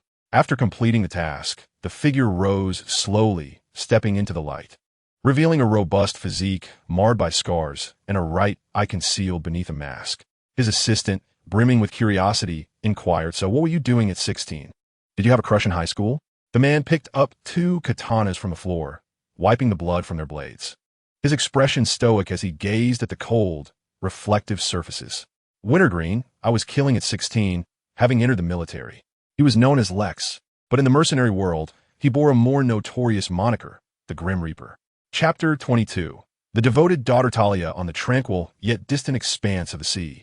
Tumultuous waves crashed against oddly shaped rocks. This was a vast island adorned with numerous towering structures reminiscent of medieval Tang dynasty architecture. Cloaked figures in black samurai garb commenced their arduous training at dawn, brandishing their blades. Within the tallest edifice on the island, in a dimly lit chamber, several katanas hung silently on the walls, adding an air of lethal elegance to the room. The gentle sound of warm water flowed through the bathroom, behind a sheer curtain. A graceful silhouette was in the midst of a cleansing ritual. The water cascaded down her smooth collarbone, creating delicate ripples in the bathtub below. With a soft splash, it seemed she had completed her morning bath. Turning off the faucet, she drew back the curtain, revealing a perfectly shaped leg that emerged from the tub, long and slender. Her petite toes, adorned with black nail polish, delicately touched the luxurious carpet. Miss, the maid, who had been patiently waiting outside the bathroom, offered a heated towel, her gaze inadvertently lingering on the woman's flawless alabaster back. In her heart, she could not help but marvel at the divine favor bestowed upon this woman, as if all things beautiful and perfect had been sprinkled upon her. With a graceful hand tracing the contours of her form, the woman parted her lips slightly, her voice low and elegant, yet tinged with authority. "Where's my father?" She wrapped herself in a robe and glided towards the full-length mirror in her bedroom. Her silky black hair framed a flawlessly sculpted face, high cheekbones, a pronounced nose, and delicately thin crimson lips, all combining to create an enchanting beauty. Yet, the reflection in the mirror revealed a pair of cold, unfeeling green eyes that lent her an air of chilling ferocity, exuding the aura of an individual in a position of power. Undoubtedly, she was a perfect woman, her features a harmonious blend of Asian and European heritage, bestowed upon her a subtle grace reminiscent of Eastern women and the alluring passion characteristic of their Western counterparts. Half of her lineage stemmed from her mother, the other half from a rigid Easterman. The maid respectfully lowered her head and announced, "The leader is in the council chamber." Upon hearing this, Talia lifted her exquisite face, revealing a slightly pointed chin, and let out a cold, mocking laugh. "Ha! He remains as he always was, clinging to antiquated traditions." As she spoke, she began to rummage through her wardrobe. Unlike that of an ordinary woman, Her closet was filled exclusively with garments of black. Talia selected a black combat uniform that accentuated her curvaceous figure. With determined strides, she exited the room, traversing the aged corridor with silent and steady steps. 18 years of rigorous training and cultivation had transformed her into an exceptional assassin. Soon, passing by the bowed heads of her fellow assassins, Talia descended from the high building and stood before a cold, hollow cave by the seaside of the island. "Leader," Talia called out in a calm tone, her delicate face adorned with mockery, for her traditional father forbade her from addressing him as such within the organization. Talia harbored resentment, believing he deemed her unfit to bear the weighty responsibility of leading the Assassin's Alliance simply because she was a woman. As she pondered this, a hoarse, desolate voice echoed from within the cave. "Enter." Taking a deep breath, Talia stepped into the cave. The dark, profound cavern was devoid of light. The air infused with a faint, elusive scent of sandalwood that brought a sense of tranquility to her thoughts. Her striking green eyes focused on the depths of the cave, where, under the dim glow of an oil lamp, a gaunt elder clad in a green robe sat cross-legged on a cushion, his icy black hair framing his expressionless face. Upon seeing Talia, he exhibited no change in demeanor, as if she were merely an ordinary member of the organization. "What brings you here?" the elder inquired, lifting his eyelids to reveal brown eyes that sparkled with intensity, fixating on Talia as he awaited a response. Talia, direct and forthright, expressed her disdain for the antiquated elder. "Leader, I believe I am ready to undertake my first mission." Clenching her right hand slowly, she produced a sound reminiscent of cracking bones. 18 years of arduous training in combat have honed my skills to their zenith. My blood roars with anticipation. I am prepared to uphold the noble principles of the Alliance. Is that so? The elder, listening to Talia's fervent declaration, glanced at her and, indifferent, waved his hand dismissively. "Then choose any task from the underground site to undertake." As a task to fulfill her graduation requirements, the man's demeanor remained as nonchalant as ever. He showed little concern for Talia's plight. With that, the old man slowly closed his eyes once more, the imposing aura that had previously surrounded him dissipating, revealing an ordinary old man. Observing the tightly shut eyes of the elder, Talia bit her lip fiercely, and from the intensity of her grip, a trickle of blood escaped the corner of her mouth. Taking a deep breath, she lowered her head and declared, "Your will." After uttering those words, she turned to leave, but her hurried pace betrayed her tumultuous emotions. Talia quickly returned to her quarters. The moment she gently closed the door behind her, her once beautiful visage was overtaken by a storm of fury. "Damn that old fool," she shouted, seizing the katana from the table and violently hacking at the furniture in a fit of rage. Despite being his daughter, her father had never acknowledged her, solely because she was a woman. Ra's al Ghul, this ancient being who had lived for countless ages, deemed her unworthy of leading the League of Assassins. Indeed, this island was renowned as the stronghold of the League of Assassins, its shadow cast over the fall of Rome and numerous historical events. Talia al Ghul was the daughter of Ra's al Ghul, the illustrious leader of the League. Yet, this lineage had never filled her with pride. Her father regarded her as a stranger rather than kin. With a deep breath, Talia steadied her rising chest, exclaiming, "I shall claim the League of Assassins, Ra's al Ghul. Just you wait." The resolute conviction that ignited within her quelled her anger. She strode toward her computer, her icy gaze fixed upon the screen.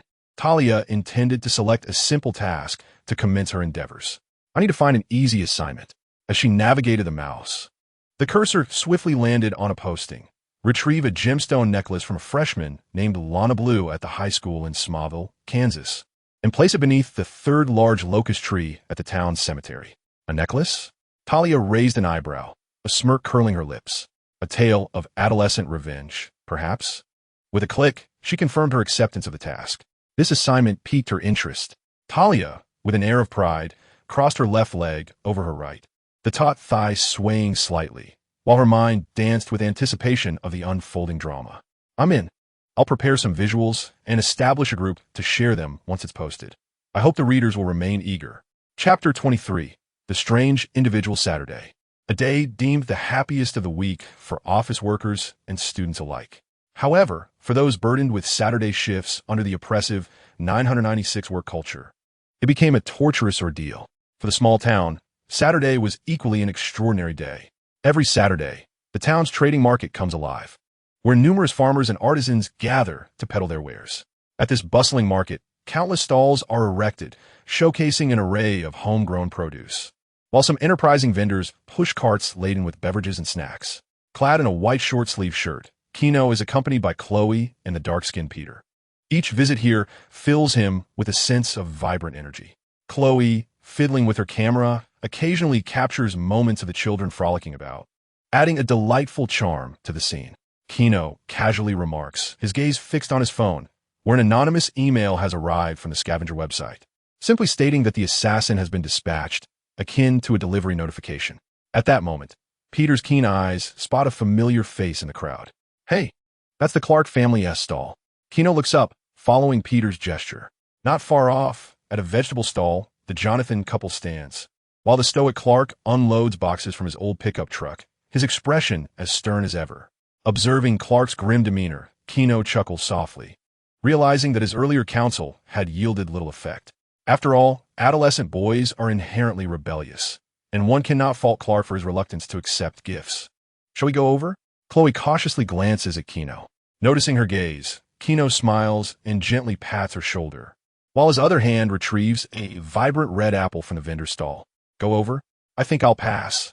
Mr. Jonathan isn't particularly fond of me. Gino shakes his head, dismissing the idea. He is not like Lex, who would go out of his way to greet someone who dislikes him. Hey, that's my apple, the vendor exclaims, eyes wide with shock as Gino picks the brightest apple from his stall. Ignoring the vendor's protests, Gino casually tosses a $100 bill onto the table. The vendor, who had been grumbling moments before, quickly adopts a servile demeanor. Young man, would you like a few more? I'll pack some for you to take home. The apple is rather sweet. He thinks of bringing it back for Lex to taste. The trio lingers by the fruit stall when suddenly a cold, low voice cuts through the air. Make way. Gino steps aside to allow a diminutive figure, with long hair obscuring his eyes and a tattered canvas bag slung over his shoulder, to pass hurriedly. As the stranger brushes past, Gino catches a glimpse of animosity in his sidelong glance. Though subtle, Gino perceives the malice lurking behind the thick lenses of the stranger's glasses. Waving away the peculiar aura left in the wake of the young man, Gino furrows his brow, turning to Peter and Chloe with a puzzled expression. Who is that guy? I don't recall having crossed him. What was that look he gave me? Does he truly not regard me as someone of significance? Does he dare challenge my presence? In the school, apart from the confrontational Whitney and Coach who often found themselves at odds with him, he never abused his authority. Chloe observed the departing figure with a peculiar gaze and shrugged, remarking on the town's infamous oddball, Gray Ted. Little Black, with an air of mystery, leaned in to share. I was classmates with him in elementary school. He has had an unusual fascination with insects since childhood, and his solitary nature sets him apart from the crowd. Chloe sighed and shook her head. Before you arrived, he was consistently the target of Whitney's gang's bullying. Indeed, quite strange. Gino nodded in agreement, his gaze drifting to the canvas bag slung over the young man's shoulder, evoking a sense of familiar aversion within him. Gino spent the day at the market with Chloe. As they returned to the castle, the sun was descending towards the horizon, signaling the approach of evening. Upon entering the castle, Gino found his older brother seated on the couch with a serious demeanor, surrounded by a multitude of documents. In a foul mood, Gino called for a maid to bring him a glass of milk, cheerfully taking a seat beside Lexus, playfully patting his brother's shoulder. What is going on? Let me see. As he spoke, Gino picked up a document from the table, glanced through it, and couldn't help but laugh. The annual financial report shows a 20% loss. It seems Father will soon be asking you to make some layoffs. I know, Lexus replied, rolling his eyes in annoyance before shaking his head. But I do not wish to lay anyone off. Those individuals have dedicated over a decade to Luthor Enterprises, and they would struggle to find suitable work elsewhere. Gino raised an eyebrow, as if seeing Lexus for the first time, scrutinizing him with a teasing glint in his eye. Is this the ruthless Lexus I've come to know? Of course, it was all in jest. His brother indeed possessed a kind heart, although it often remained hidden beneath his stern exterior. However, you must be cautious of Father, if he learns that you do not intend to make layoffs. Gino shrugged, offering Lexus a look of self-preservation. Their father, Lionel, had no concept of kindness in his life. Greed coursed through his veins. Lexus's expression darkened, the light reflecting off his bald head. I understand. Lana ended her call with her boyfriend and pushed open her bedroom door. The night had deepened, and she yearned for sleep. Dressed in a light blue nightgown, Lana's movements caused her robe to sway gently, revealing her long, shapely legs. Her sun-kissed skin exuded health and vitality, which explained why she was the object of affection for many boys at Smallville High. In comparison to the pale skin favored in the East, Americans tended to prefer a wheatish complexion. The decor of her room leaned towards the whimsical, with a pink cartoon cat bedspread adorning a small box that was meticulously arranged. "What is this?" Lana mused, approaching the box with curiosity. She was unsure of its origin. Perhaps it was a surprise orchestrated by Whitney before she returned home. In the depths of her heart, Lana skillfully unwrapped the packaging. The moment the box opened, a multitude of colorful and exquisite butterflies fluttered their wings and scattered into the air. This breathtaking scene brought a joyful expression to Lana's otherwise plain face, her lips curving into a smile. "Wow, how beautiful!" Lana exclaimed sincerely, watching the butterflies dance gracefully around her. As her gaze drifted further, not far from the white villa where Lana resided, a crooked tree stood tall, and upon its sturdy trunk crouched a hunched figure, devoid of any semblance of grace. He held a camera, aimed at the second-floor room of the White House. Observing the girl's radiant smile, the young man let out a lewd chuckle from his throat. Chapter 24. Talia in action as night enveloped the surroundings.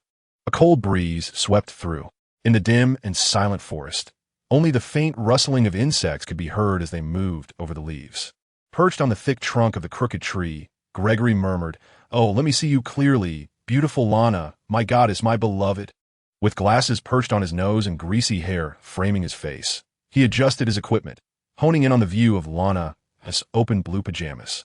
"That damned Gino dared to bully you, but rest assured, I shall avenge you." "Oh, Lana, Lana." Gregory's expression turned obsessive as one hand slowly reached towards his pants pocket.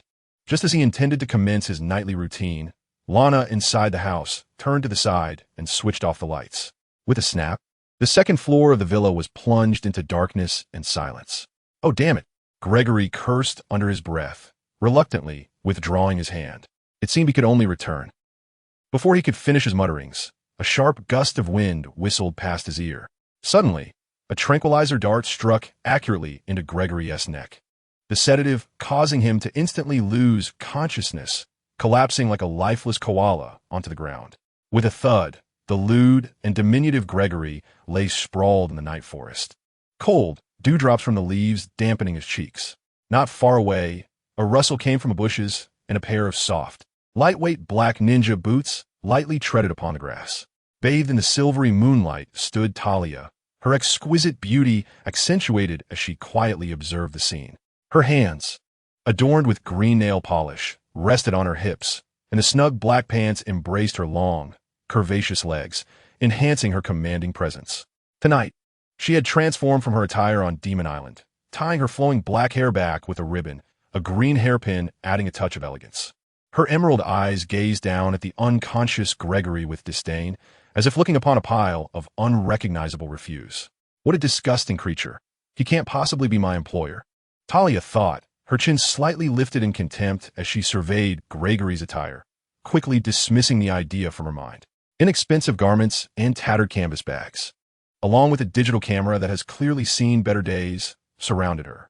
The pungent odor lingering in the air led Talia to doubt that this individual could possibly summon a sum of $50,000 for a task. She sighed, vowing never to return to this desolate town. With a look of disdain etched across her face, Talia donned a ninja mask to conceal her identity. Her emerald eyes fixated on her target, the second floor of Lana's villa. In the moonlight of the deep night, Talia moved with remarkable speed, akin to a shadow gliding towards the residence.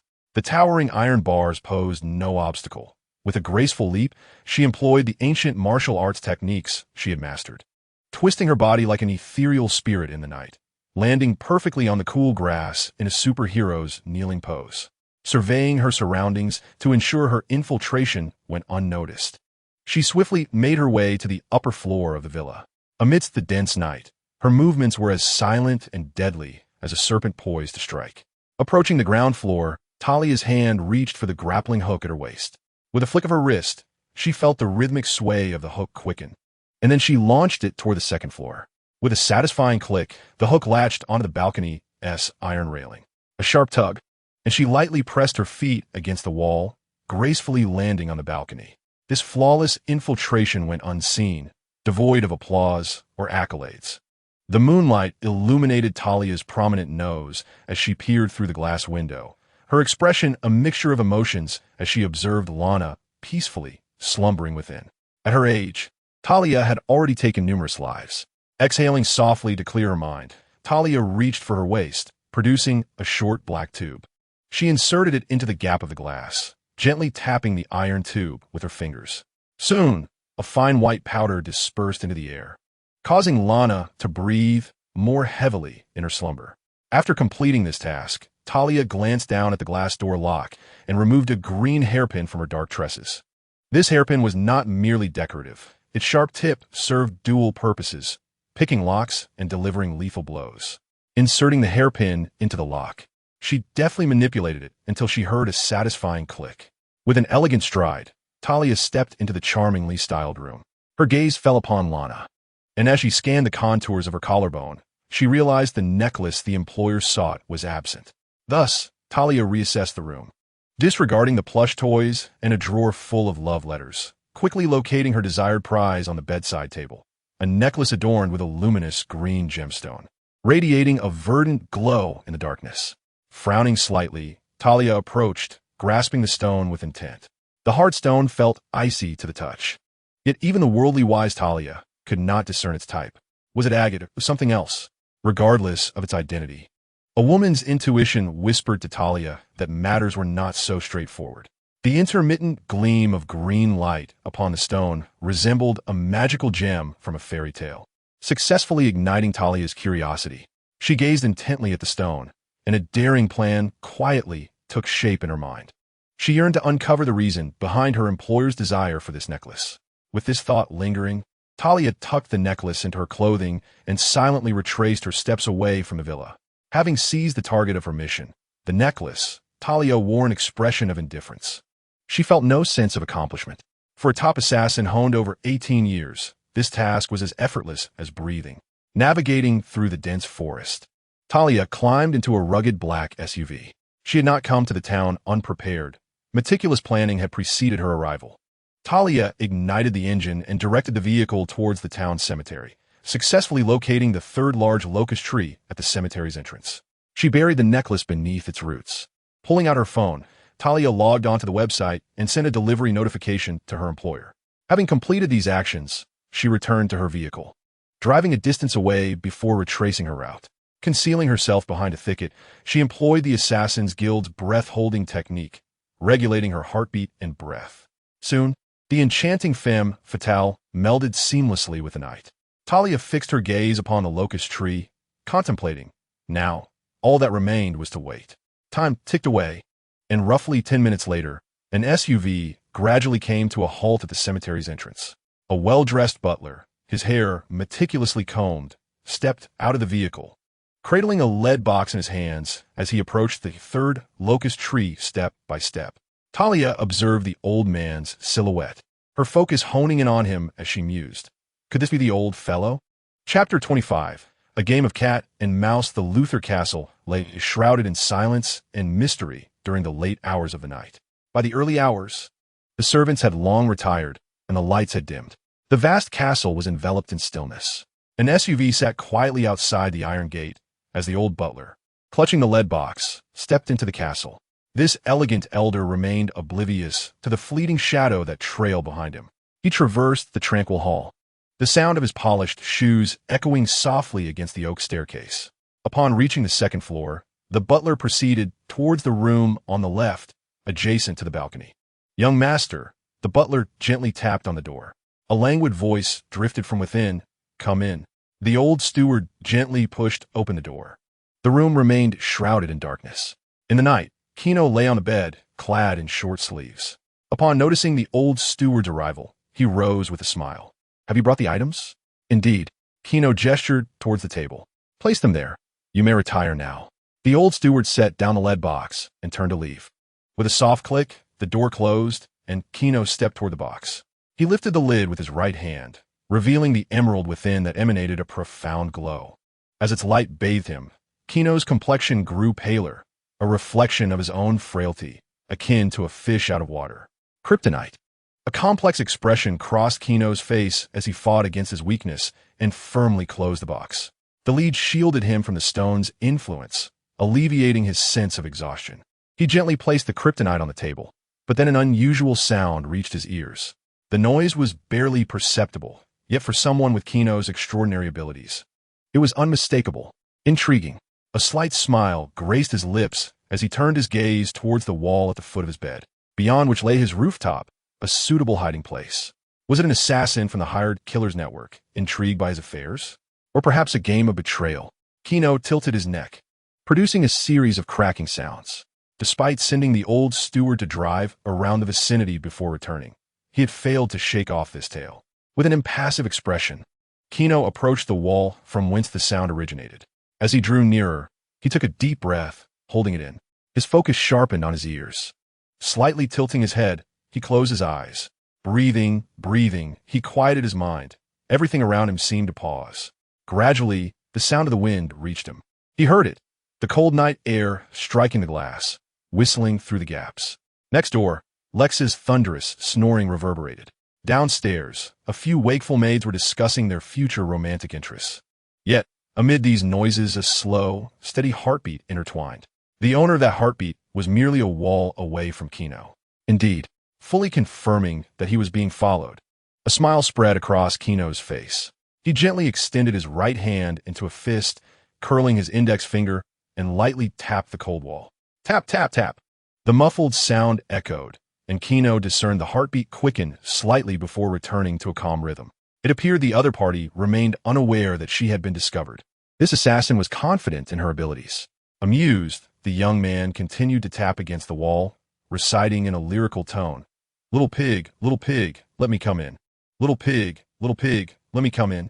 Outside, the cold wind brushed against Talia, the skilled assassin, as she silently listened to the commotion within. Long before her arrival here, the well-traveled Talia had recognized the sigil of the Luthor family hanging upon the ancient castle. This was a line from the Three Little Pigs. A flicker of memory crossed Talia's mind. In her childhood, her mother had recounted this tale to her. A sense of disdain flashed in Talia's eyes, and a smirk of derision curled her lips. She could hardly believe that the direct heir of the Luthor family was a fool enamored with fairy tales. Disappointment welled within her, yet she once again heard that voice intoning, "Do you swear by the hair on your chin to never open the door?" Talia remained silent, silently branding the youngest son of the Luthor family as a fool in her mind. After a brief pause, the voice took on a deeper, more ominous tone. "I will strike with great force. I will strike even harder. I will demolish your house." From that voice, Talia discerned an undercurrent of menace. What did he intend to do? Was he mad? Talia furrowed her brow, lost in her thoughts. She did not perceive that she had exposed herself. She possessed the world's most powerful ability to hold her breath and the finest skills in stealth. But at that moment, bang! The thick cement wall shattered with a thunderous crash as a fist smashed through it, leaving a hole the size of a bowl. What? Talia's eyes widened, an absurdity blossoming within her. Was her vision deceiving her? She had indeed witnessed a fist penetrate the solid cement wall. Her heart swelled with astonishment as she saw the arm slowly twist, transforming the fist into an open hand, and then, like a blade slicing through tender tofu, that robust arm slashed downwards with sudden ferocity. With a resounding crash, the cement wall crumbled as if made of paper, countless fragments scattering through the air. A gap half a meter wide opened up. Before Talia could regain her composure, snap! A handsome face abruptly appeared through the wall's opening. In the pitch-black darkness, that visage seemed both eerie and enigmatic, the head slightly tilted to the left, icy blue eyes coldly fixating on Talia, the voice hauntingly echoing, "Johnny is here." Even after enduring countless assassination attempts and undergoing elite training, Talia, who prided herself as a top-tier assassin, could not suppress a startled cry. Her previously haughty expression now filled with fear. From Talia al Ghul's negative emotions, five, boom. Kino, with both hands exerting force, abruptly pushed, and the already crumbling cement wall collapsed with a thunderous roar. The tremendous noise startled others within the castle. Countless lights flickered on, dispelling the darkness. The clamor of voices reverberated through the ancient structure. Bathed in the silvery moonlight, a tall and robust figure loomed over Talia, exuding an oppressive aura that made her instinctively hold her breath. Beneath that handsome facade lay a mocking expression. Gino gazed intently at the green-eyed woman before him, uttering the first words of their encounter. "Hello, little pig." Damn it.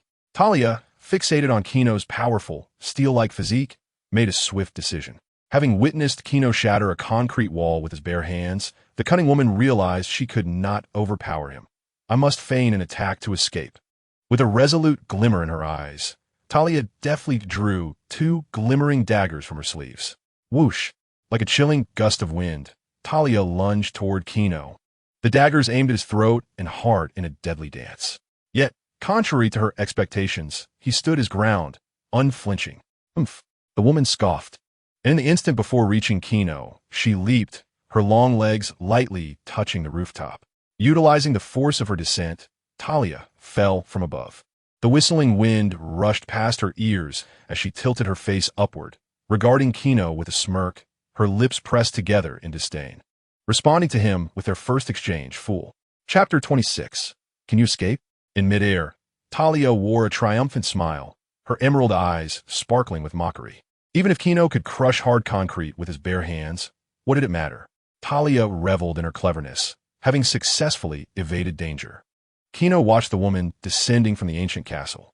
From several meters above the ground, Talia twirled gracefully like a gymnast, then landed with perfect poise. Clap! She spread her arms for balance, gazing up at the expressionless golden-haired youth on the rooftop. The young master of the Luthor family, she took note. Huh! Talia let out a cold laugh, her hair tousled by the fierce wind, sticking to her face. She extended her delicate fingers to smooth her locks and elegantly bent forward, as if paying homage to a judge or bowing like an actress at the end of a performance. Farewell, fools. Talia had no intention of lingering. The voices around her grew louder as the inhabitants of the ancient castle began to awaken.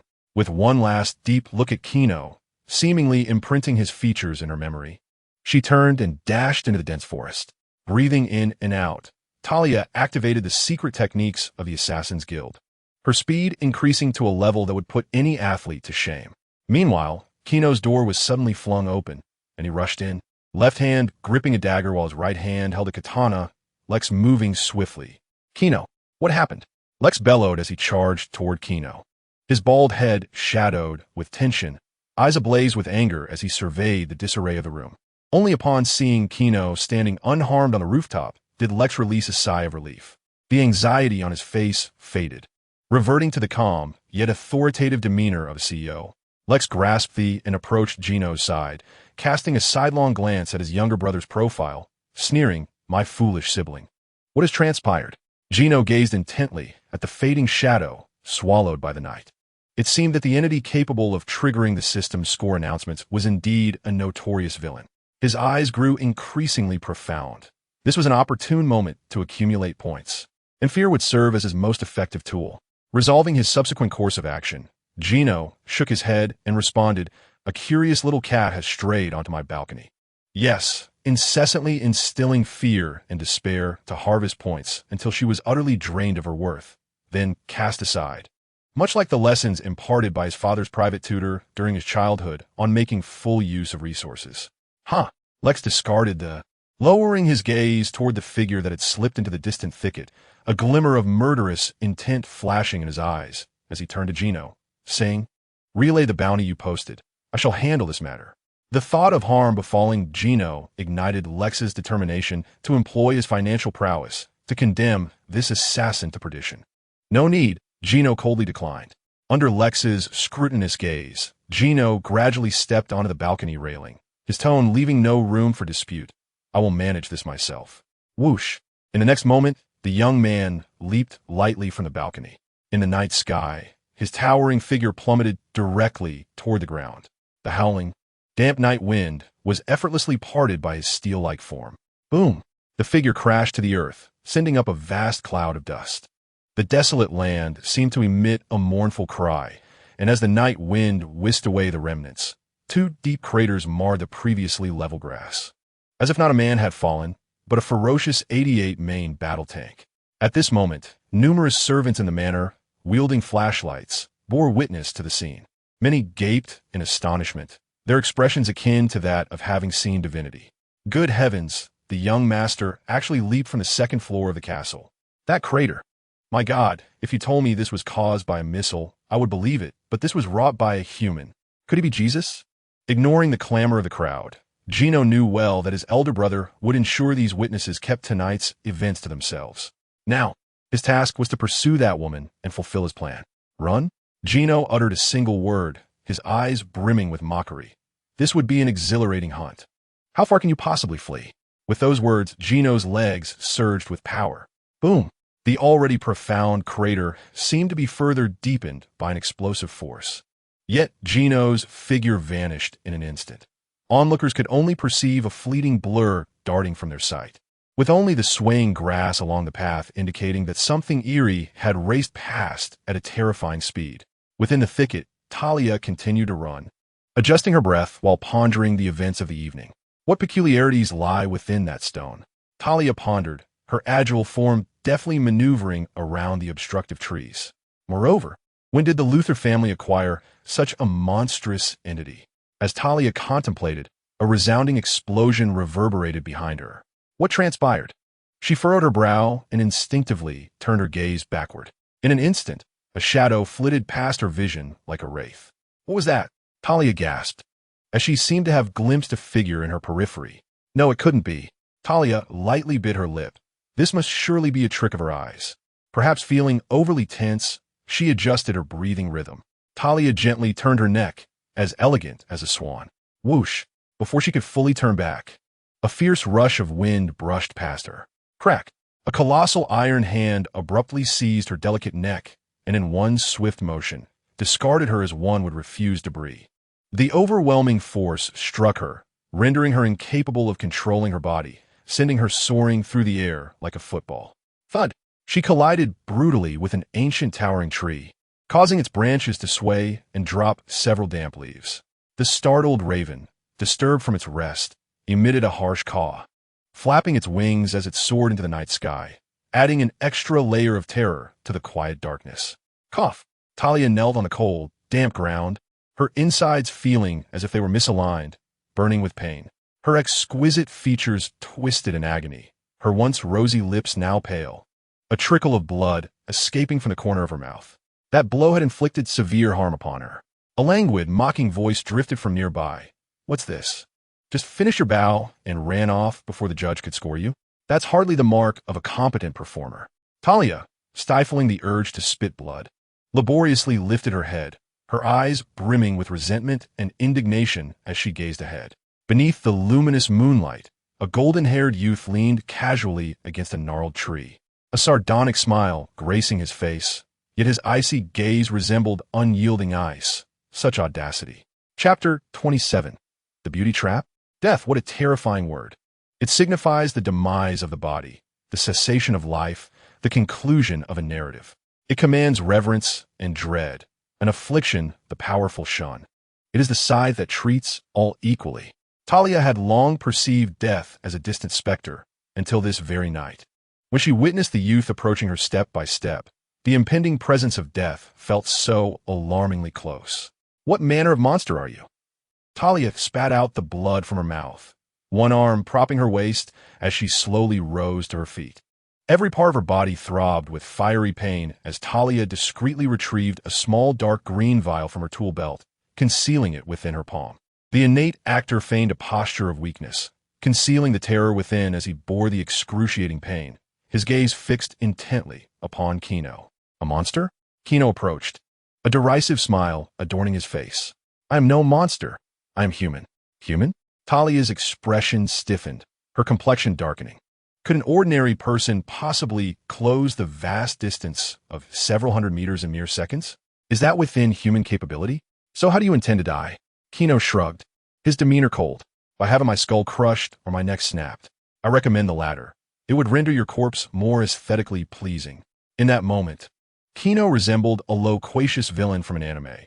Yet unlike typical antagonists, he was fervently accumulating points from Talia, believing firmly that this woman could not escape his grasp. Choice. Talia's gaze was resolute as she cast a deep look at Gino, then shattered the vial containing the green potion in her hand. Boom! The green concoction erupted, a faint scent of sulfur permeating the air. Gino frowned, observing Talia as her injuries rapidly healed. Her previously pallid complexion regained a rosy hue, and her aura surged, brimming with vitality. Interesting, a restorative potion? Gino mused, unimpressed by Talia's transformation. After all, a villain capable of yielding points must possess some means of self-preservation. As Gino contemplated, Talia suddenly shouted, "Ha!" The grappling hook at her waist lunged forth like a venomous serpent, its iron claws aimed precisely at Gino's eyes. It propelled toward him with astonishing speed, a fleeting moment where Talia believed he could not react. Yet, unexpectedly, a large hand effortlessly grasped the approaching hook. "You don't seriously think you can defeat me with that, do you?" Gino's expression was one of disdain as he gently tugged the arm holding the hook inward. Boom! A terrifying force surged forth, pulling Talia backward toward Gino. Damn it! Her complexion shifted dramatically as she hastily released the rope, tumbling helplessly into the forest. Hood, hood, hood. The woman raised her hands to shield her head, her body rolling uncontrollably until colliding with a large tree, finally coming to a halt. From Talia's negative emotions, 10. If I were you, I would choose to flee rather than fight, Gino remarked flatly, stepping before her and seizing Talia by the neck. Yet, her combat style revealed a fiercely assertive personality, brimming with aggression, though it seemed she lacked experience in life-and-death battles. Had been Batman in this scenario, he would have wisely retreated at the onset of their first encounter, meticulously analyzing Gino's combat style and strength before challenging him once more. This illustrates a fundamental difference in their combat philosophies, and it is evident that this young female assassin is still rather inexperienced. The points she has amassed from this encounter have already reached 900, a considerable bounty indeed. Coughing softly, Talia struggled to breathe as she gazed into Gino's cold, unfeeling blue eyes, her heart once again filled with trepidation. Not only was his hearing exceptional, but his speed was frightening, and his reflexes were unparalleled. How could she possibly defeat such an adversary? A voice within urged her to surrender, but soon, the image of Lei Xiao Gu flashed through her mind, reigniting her will to survive with his disdainful attitude. A flicker of determination crossed Talia's eyes, only to be replaced by a wave of indignation. As a competent member of the Assassin League, she resolved to employ techniques she had studied but never executed. Clearing her throat, Talia spoke hoarsely, her eyes now brimming with allure and tenderness. This sudden transformation caught Gino off guard for a moment, and a curious expression crept onto his face. Was she attempting to seduce him? Intrigued, he gradually released his grip on Talia's neck. The off-balance woman promptly sank to the damp ground. "Please, commence your performance," Gino smiled, looking down at Talia from his elevated position. He had no ulterior motives. He simply wished to challenge his own vulnerabilities and strengthen his resolve against the allure of beauty. Talia, unfazed by Gino's presence, lifted her charming face from the grass, her verdant eyes glistening with emotion. One delicate hand pressed her finger gently to her lips, while the other rested lightly on Gino's thigh. Gradually she stood, her hands gliding over Gino's body like playful serpents, occasionally pausing to tease sensitive areas with her inexperienced touch. "Is that all?" Gino sighed, his complexion unflushed and his heart steady. "Your technique leaves much to be desired. Even my maid is more skilled." Stung by Gino's mockery, Talia's anger flared. Having never employed seductive tactics before, her inexperience was inevitable. Yet, Talia's greatest strength lay in her determination to confront challenges head-on, rather than discouraging her. Gino's taunts ignited her fighting spirit. Gritting her teeth, she raised her perfectly sculpted right leg and delivered a swift kick. With a resounding smack, one foot pressed against Gino's ear, while the other found purchase on the tree trunk, their silhouettes juxtaposed, Gino leaning against the massive tree, appearing as if Talia had him pinned against it. Now this was becoming interesting. Gino chuckled, glancing at her long legs. Even after countless encounters, he had never seen legs as long and straight as hers. Gino gazed intently into those emerald green eyes, his right hand skillfully encircling the perfectly sculpted leg, and then began a journey of exploration downward. A flicker of panic crossed the enchanting woman's gaze, yet quickly dissipated into tranquility. Talia, suppressing the electric sensation reverberating in her heart, extended her delicate tongue to moisten her rosy lips. She gently leaned closer to Gino, the distance between them diminishing to the point where they could hear each other's breaths. The steady rhythm of his breath intertwined with her slightly hurried inhalations. And Talia softly parted her crimson lips, whispering in an alluring tone, "Trust me, I have many things to offer." "Then show me," Gino replied, tilting his head as he fixed his gaze upon Talia's eyes. Each harbored their own intentions, creating an even more suggestive atmosphere beneath the quiet night sky.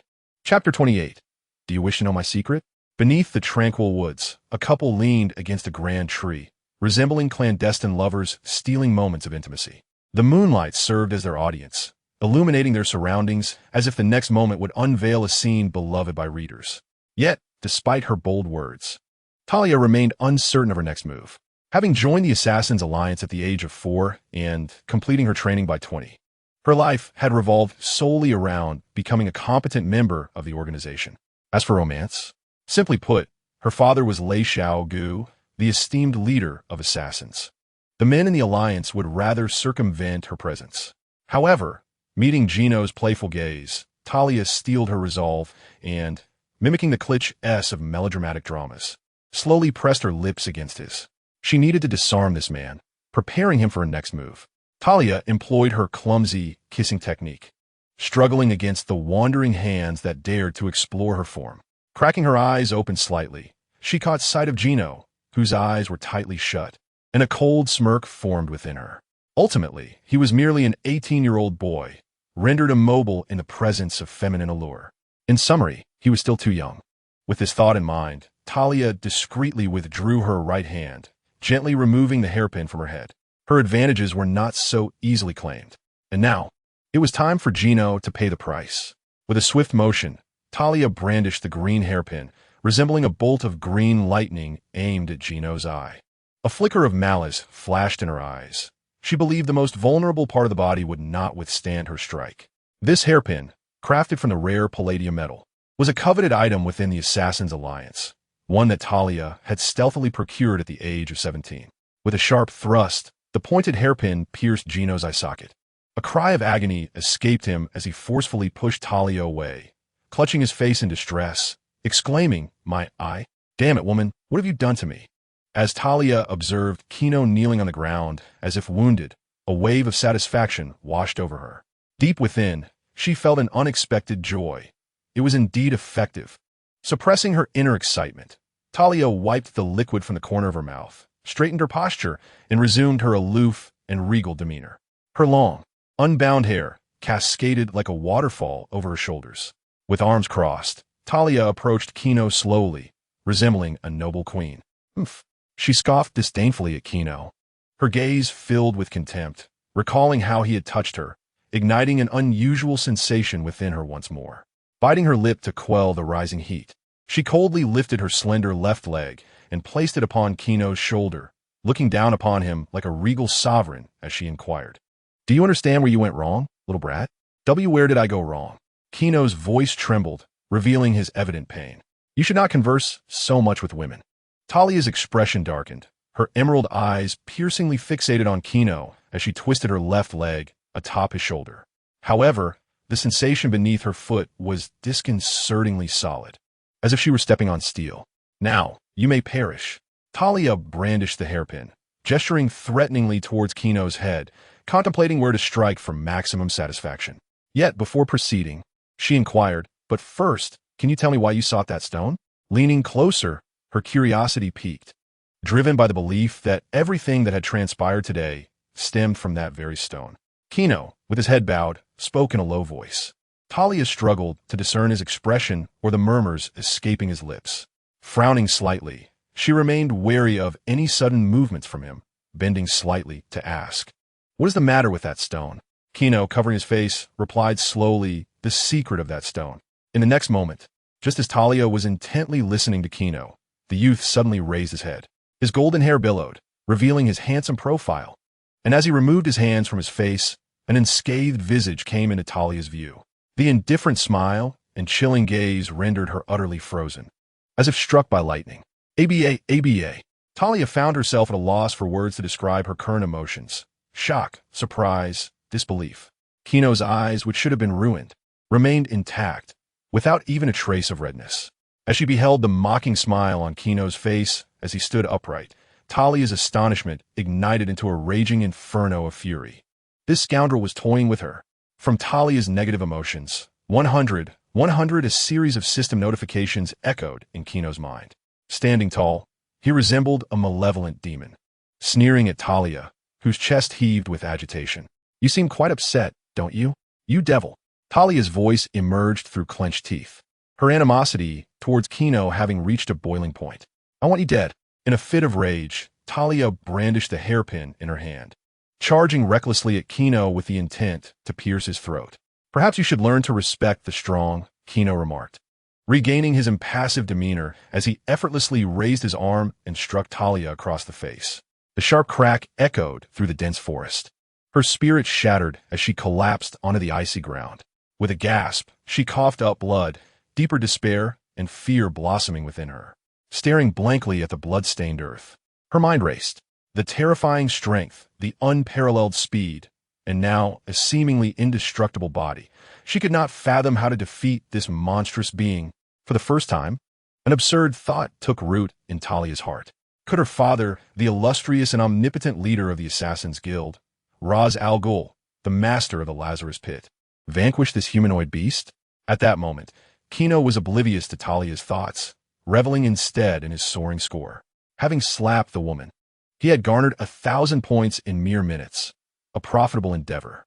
As he pondered this, Kino slowly approached Talia, intending to deliver a few more slaps to humiliate her further. What? Gentlemanly conduct? Such a concept was foreign to him. Kino, the Sigma male, would not be toyed with by a woman.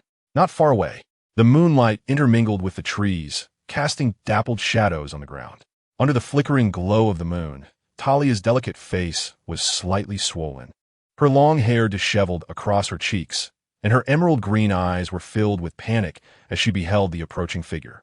Mistakenly believing that Kino intended to kill her, Talia cast aside any notions of decorum or the honor of the Assassin's Guild. She screamed in terror, backing away frantically, "Don't kill me. I'm the daughter of Ra's al Ghul, the next heir of the Assassin's Guild. I can serve you." Kino, initially advancing towards Talia, paused, his azure eyes fixed on her with an enigmatic smile. "Serve me?" Chapter 29. Madam, you do not desire this either. In the dense forest, Kino stood contemplatively before Talia. He always felt that the name Talia was familiar, yet in a universe teeming with superheroes, it was understandable to forget certain names. However, upon learning that Talia was Ra's al Ghul's daughter, forgotten memories surged within Kino's mind. While most might not recognize Talia, her son was none other than the infamous Damien, the fifth Robin, the son of Bruce Wayne and his grandson. Kino was indifferent to these connections. He merely perceived Talia's identity as exceedingly advantageous. As a colossal entity within the underworld, the Assassin's Guild boasts formidable intelligence-gathering capabilities and strength that rank among the highest on Earth. Kino recalls having seen in a comic how Ra's al Ghul led the Assassin's Guild into Gotham City, the very stronghold of Batman, which indirectly attests to the power of this organization. However, what concerns Kino most is the Guild's intelligence capabilities. He could easily leverage this underground organization's resources to locate some supervillains and violently harvest points.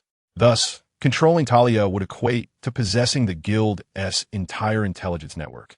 But the prerequisite is ensuring her obedience. Kino gazed at Talia, conflicted. This woman was far from docile. She was ambitious, intent on overthrowing her father to prove herself, a quintessential example of a devoted daughter.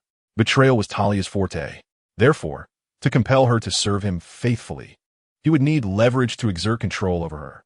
It was akin to taming a wild stallion. One must place a bridle upon it, grasp the reins, and wield a whip to steer it unerringly.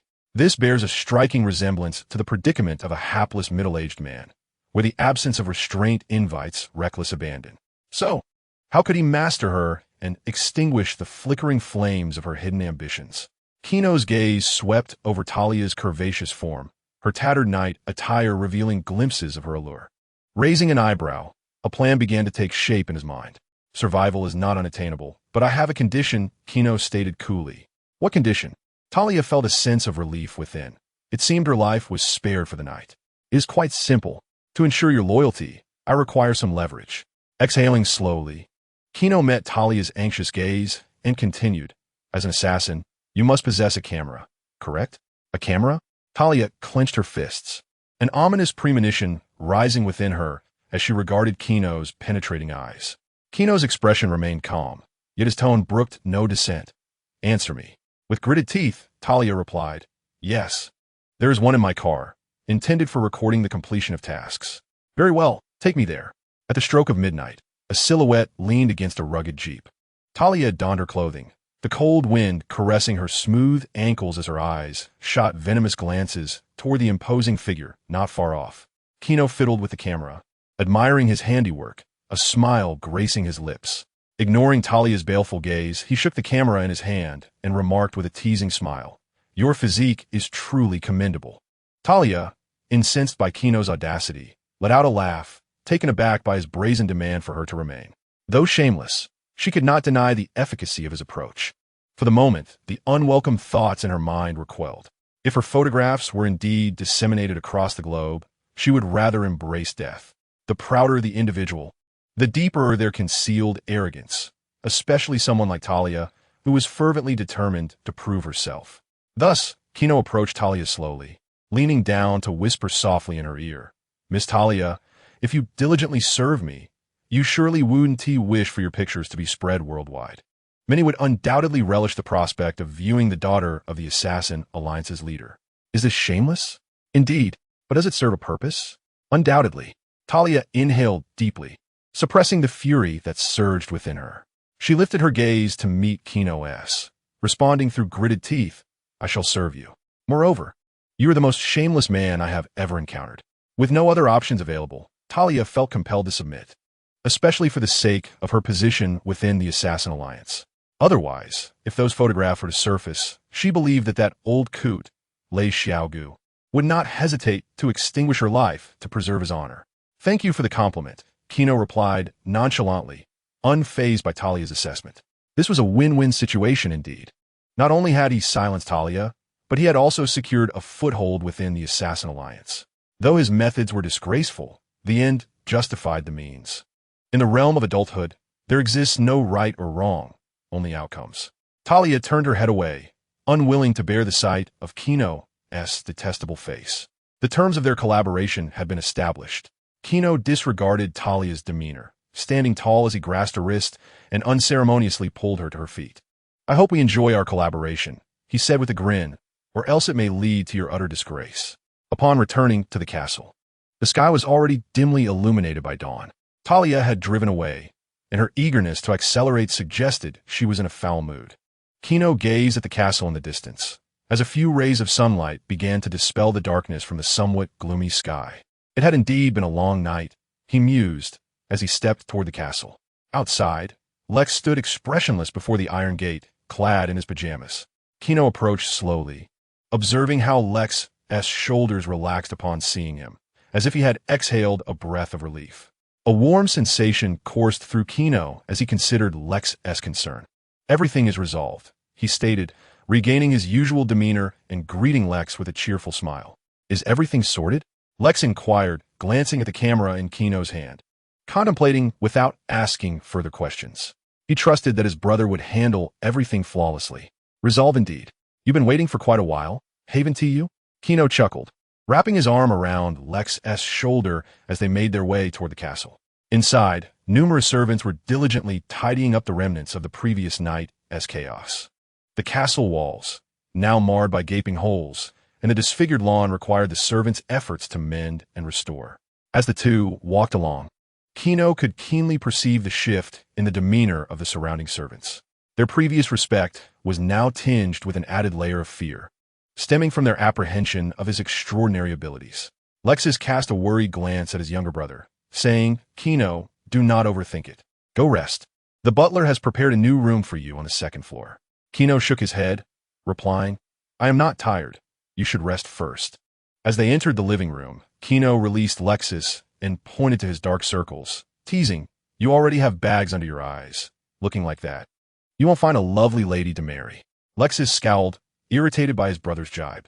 However, after waiting up all night, he did indeed feel quite fatigued. Resisting the urge to succumb to sleep, Lexus made his way toward his room. Just as his figure was about to vanish around the corner of the staircase, Gino called out to him. Lexus.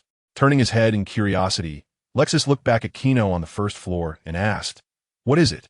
The golden-haired youth beamed brightly, his azure eyes fixed on Lexus as he earnestly expressed, "Thank you." Lexus smiled nonchalantly and shrugged. "We are brothers, are we not?" Gino's face broke into a joyful grin. "Indeed, we are brothers." Chapter 30. The Adventures of Gray. At the same time, Gino returned to his expansive family estate, attended by numerous servants. A small figure stirred awake in an abandoned woodland. "My head," Gray groaned, clutching his neck as he stood up. After a brief mental lapse, panic etched itself across his pockmarked face. "How did I faint? Where's my camera?" Rubbing his gritty eyes, Gray scanned his surroundings but could not locate his camera. Where could it have gone? His mind raced with anxiety. If anyone were to discover the contents of his camera, he would undoubtedly find himself imprisoned, subjected to an endless barrage of reprimands from the authorities. The urgency to find his camera was overshadowed by the encroaching dawn overhead. A wave of dread washed over him. "Damn it, I slept the entire night. That old woman will be furious with me." Overwhelmed by a tumult of thoughts, Gray hastily grabbed his backpack and sprinted deeper into the thicket. Pushing through the dense underbrush, he emerged onto a familiar path, where he spotted his green beetle parked on the dirt road. Virum. He started the ancient vehicle and sped towards home. Creak. The white wooden door swung open as Gray cautiously pushed it ajar, peering his head out. Through the reflective lenses of his glasses, he saw his mother seated on the living room sofa, while the television played snippets of Lana laughing with her boyfriend. Bang! Upon hearing a commotion behind him, Gray's mother, a slightly plump middle-aged woman, wore a frosty expression, her gaze ablaze with ire as she fixed her eyes on Gray, who was cowering in the corner. "Is this how you typically squander your time? Sneaking photographs of a girl without anyone's consent?" Faced with the exposure of his clandestine secret, Gray, filled with indignation, surged forward and snatched the tape from his mother's hand, bellowing, "You have no right to enter my room. Do I not deserve to discuss rights with you?" Gray's mother shot back, her eyes wide with disbelief. "I am friends with Lana's aunt, and how am I supposed to face her after such disgraceful behavior? That is a matter between you." Gray hastily shoved the tape into his backpack. "You truly repulse me, Gray." The woman, her heart hardened, glared at the son she had raised, demanding, "Tell me, did you not return home tonight because you were out photographing Lana?" "No." Gray inhaled deeply, turning to face his mother. "I was merely collecting insects tonight." The woman scoffed, her eyes filled with disdain. Another revolting obsession, to be fascinated by those creatures. "Insects are not disgusting," Gray retorted, his voice raised as if volume alone could justify him. "Very well." Taking a deep breath to suppress her disappointment and anger, Gray's mother coldly declared, "Tomorrow, I shall send you to a training school, and those damned insects of yours must disappear from my sight." Upon hearing her intention to send him to a military training facility, Gray's expression remained stoic. But panic washed over him when he realized she intended to dispose of his beloved insects as well. "My insects." He watched as she entered the room to contact the school administrator. Who would care for his precious bugs after he left? With a swift motion, Gray dashed upstairs to his room. He pushed open the door, revealing a chamber lined with glass cabinets. Inside, countless peculiar insects flitted their wings and writhed about. They were truly magnificent. Gray gazed entranced at the creatures, approaching a glass enclosure housing a cricket. The moist soil was interspersed with a few greenish stones that clinked against the glass. "I must find them a safe haven, these adorable little sprites." With a wistful expression, Gray gathered several jars and made his way to the window, gazing at his old car. The decrepit vehicle emitted a series of sputtering sounds. Gray, bespectacled, rested one hand on the steering wheel while clutching a jar in the other. "Do not worry, little ones. I will deliver you to a safe place," he murmured softly. But when he lifted his gaze, a sharp curve loomed ahead. "Damn it," he cursed, gripping the wheel tightly as the car veered sharply. Crash! The glass jar unmoored, smashed against the car door with a thunderous shatter. Oh, for heaven's sake! A number of luminous green insects broke free from their restraints, fluttering their wings and bouncing around inside the vehicle. Occasionally, Some of the insects would use their mandibles to bite into Gray's skin. No, stop that. Gray cried out in terror as the insects continued to leap and dance, their overwhelming numbers obscuring his vision and preventing him from seeing the road ahead. No! In the pitch-black night sky, accompanied by a scream of sheer panic, the beetle car veered wildly and crashed into a field embankment. Boom! As black smoke billowed upwards, a green light flickered within the beetle's interior. It was the weekend. Gino was gently awakened by the maids. What time is it? Gino rubbed his eyes and took a sip of the milk offered by a maid. It's 12 o'clock, young master, the maid replied respectfully, adding, Your classmates have come to see you. You had previously instructed the butler to allow them into the castle when they arrived. They are currently waiting in the hall. Classmates?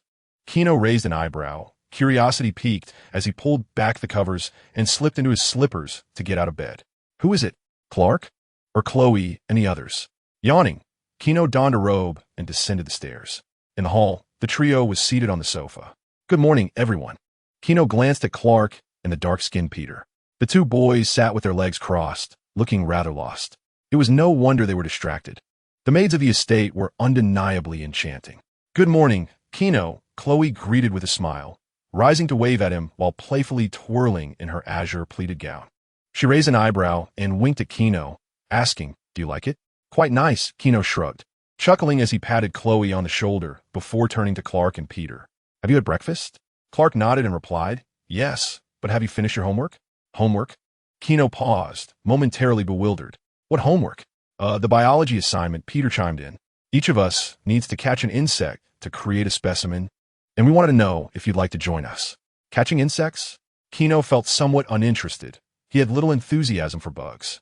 Yes, catching insects, Chloe said, her eyes sparkling with anticipation. Will you come along? Initially, Gino intended to decline, but upon seeing Clark's gloomy demeanor, a smile crept into his eyes. Of course. I'd be happy to go. He was curious about why Clark was feeling down today. It had been 2 days since Clark's relationship with Jonathan had presumably improved. So who was it that had cast a shadow over Clark's spirits? Detective Gino was officially on the case. Chapter 31. Clark's Spring as a region characterized by a temperate humid climate, Kansas, particularly the town of Smallville, shared this climatic trait. The midday forest was lush and verdant, and even the air felt refreshing, uplifting the spirit. Yet, this did not include Clark, whose face was marred by a frown. At this moment, the quartet traversed through the dense forest, with Peter and Chloe leading the way, scanning their surroundings in search of insect traces. However, these elusive creatures were akin to lost items at home. They often proved difficult to find when sought after, yet seemed to mysteriously appear when least needed. After considerable effort, they managed to locate a single insect, only to have it escape due to their clumsiness, resulting in a playful exchange of grievances between Chloe and Peter. Not far behind them, Gino, with a cheerful demeanor, playfully draped his arm around Clark's shoulders, his captivating eyes observing the profile of Clark's face. Pray tell, what has rendered our innocent, gentle-hearted Clark in such a dismal mood? I am not an innocent, gentle-hearted boy, Clark sighed, his frustration apparent at Gino's teasing. Yet, his mind involuntarily drifted back to the events of the previous day. Just as Gino had surmised, Clark had refrained from confronting Jonathan about the advice he received from the castle.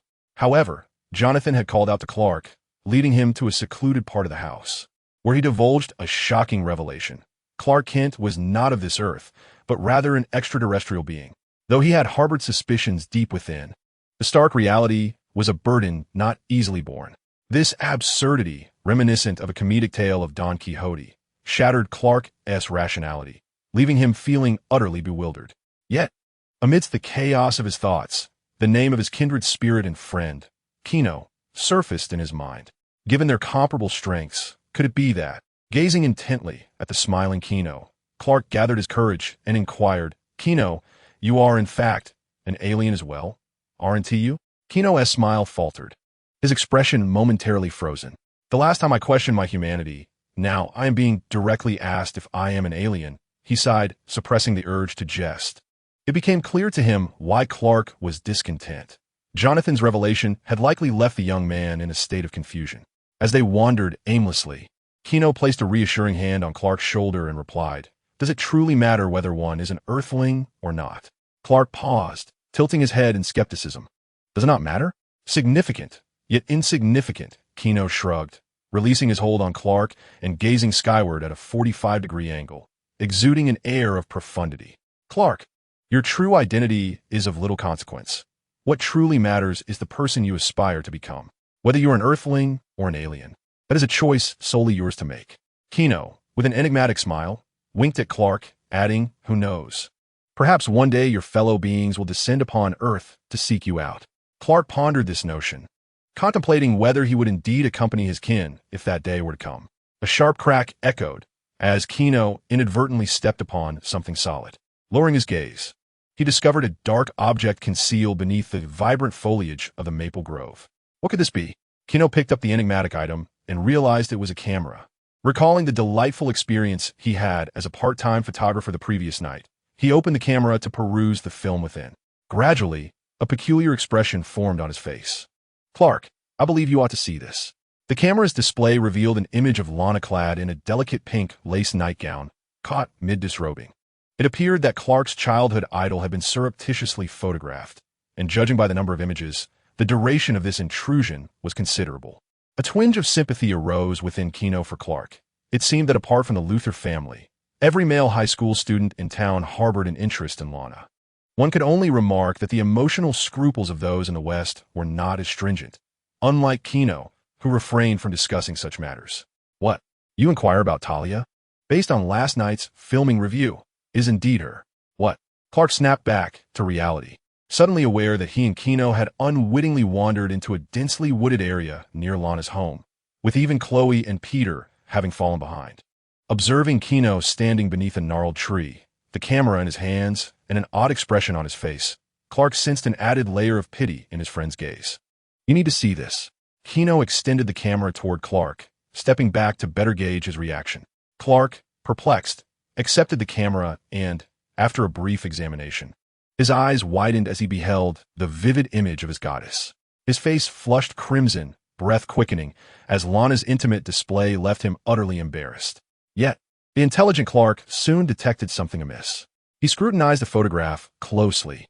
Firstly, the angle suggested a considerable distance from Lana. Secondly, the composition revealed her balcony in the frame, indicating that she had been photographed without her consent. In an instant, the flush of embarrassment was replaced with a pallor of rage. Clark pressed his lips together. His left hand instinctively clenched into a fist, producing a crackling sound. This was utterly revolting. Enraged, he rifled through the album, discovering that the earliest photograph dated back to the very first day of school. Clark's negative emotions. 100 Gino. Clark exclaimed, his voice urgent as he looked at Gino. We must report this to the authorities and uncover who has been invading Lana's privacy. I understand. You are right, Gino replied languidly, gesturing behind Clark. However, perhaps you should stow that away for now. The principal character in this affair has arrived. What? Clark turned his head to follow Gino's gaze and soon spotted Lana. Her face etched with anger, striding purposefully toward them. She occasionally glanced down, seemingly in search of something, while Whitney, sporting a plaster cast, trailed behind her. From a distance, Clark and Gino could hear Whitney's voice. Lana, I was wrong. I shouldn't have said it was just a necklace. No, Mr. Whitney, you don't truly believe you are at fault. I refuse to accept such an apology. Taking a deep breath, Lana stood firm, her expression impassive as she turned to confront Whitney. I regret to inform you, Whitney, that this is over between us. With that declaration, she disregarded Whitney's anguished expression and continued her search on the ground. Meanwhile, Clark stood frozen, unable to believe the words he had just heard. Lana had actually broken up with Whitney? At that moment, Gino's voice, reminiscent of a devil's whisper, echoed in Clark's ear. Bad news. Lana is being surreptitiously filmed by a creep, and she is unaware of it. Good news. Lana is single again, presenting an opportunity for a certain innocent young man. Chapter 32. The clue in the dense forest. A gentle breeze rustled through the treetops. Sensing something, Lana slowly lifted her head. Clark? The girl was somewhat surprised to encounter her neighbor here, but her expression shifted to one of awkwardness upon noticing Gino beside him. Given her connection to Whitney, her relationship with Gino was far from cordial. Nevertheless, as the social butterfly of the local high school, Lana approached the two with a smile. She playfully blinked and inquired, "What brings you here?" Gino glanced at Clark, unsure if he was recalling the content of the camera. Clark's cheeks flushed crimson. as if the words at a loss were inscribed upon his face. Ah, one must seize the moment in love, Gino mused internally, rating Clark's performance a dismal 0. His gaze sweeping over Lana with a hint of amusement. Good to see you again. Lana felt a twinge of discomfort at Gino's scrutinizing gaze. And just then, Whitney caught up with them. Lana, and Gino. Upon seeing Gino present, Whitney's expression revealed a hint of trepidation, as if he had lost a limb and felt a phantom pain. Whitney, Gino replied nonchalantly, nodding as a form of greeting. Then, Gino's gaze flitted between the two. Deliberately inquiring, it seems you had a disagreement? He had not forgotten how Lana had reprimanded him earlier, and now he relished the chance to put them both in an awkward position. As expected, when Gino spoke, Lana's lovely countenance stiffened slightly. She cast a deep, knowing look at Gino, certain he was being deliberately provocative. However, as Clark's cherished ideal, Lana's sunny disposition undeniably worked in her favor. She did not shy away, but instead nodded earnestly, replying, "It wasn't a quarrel. I broke up with Whitney." "Oh," Gino drawled, nodding slowly. "Perfect timing, for Clark and I have something important to share with you."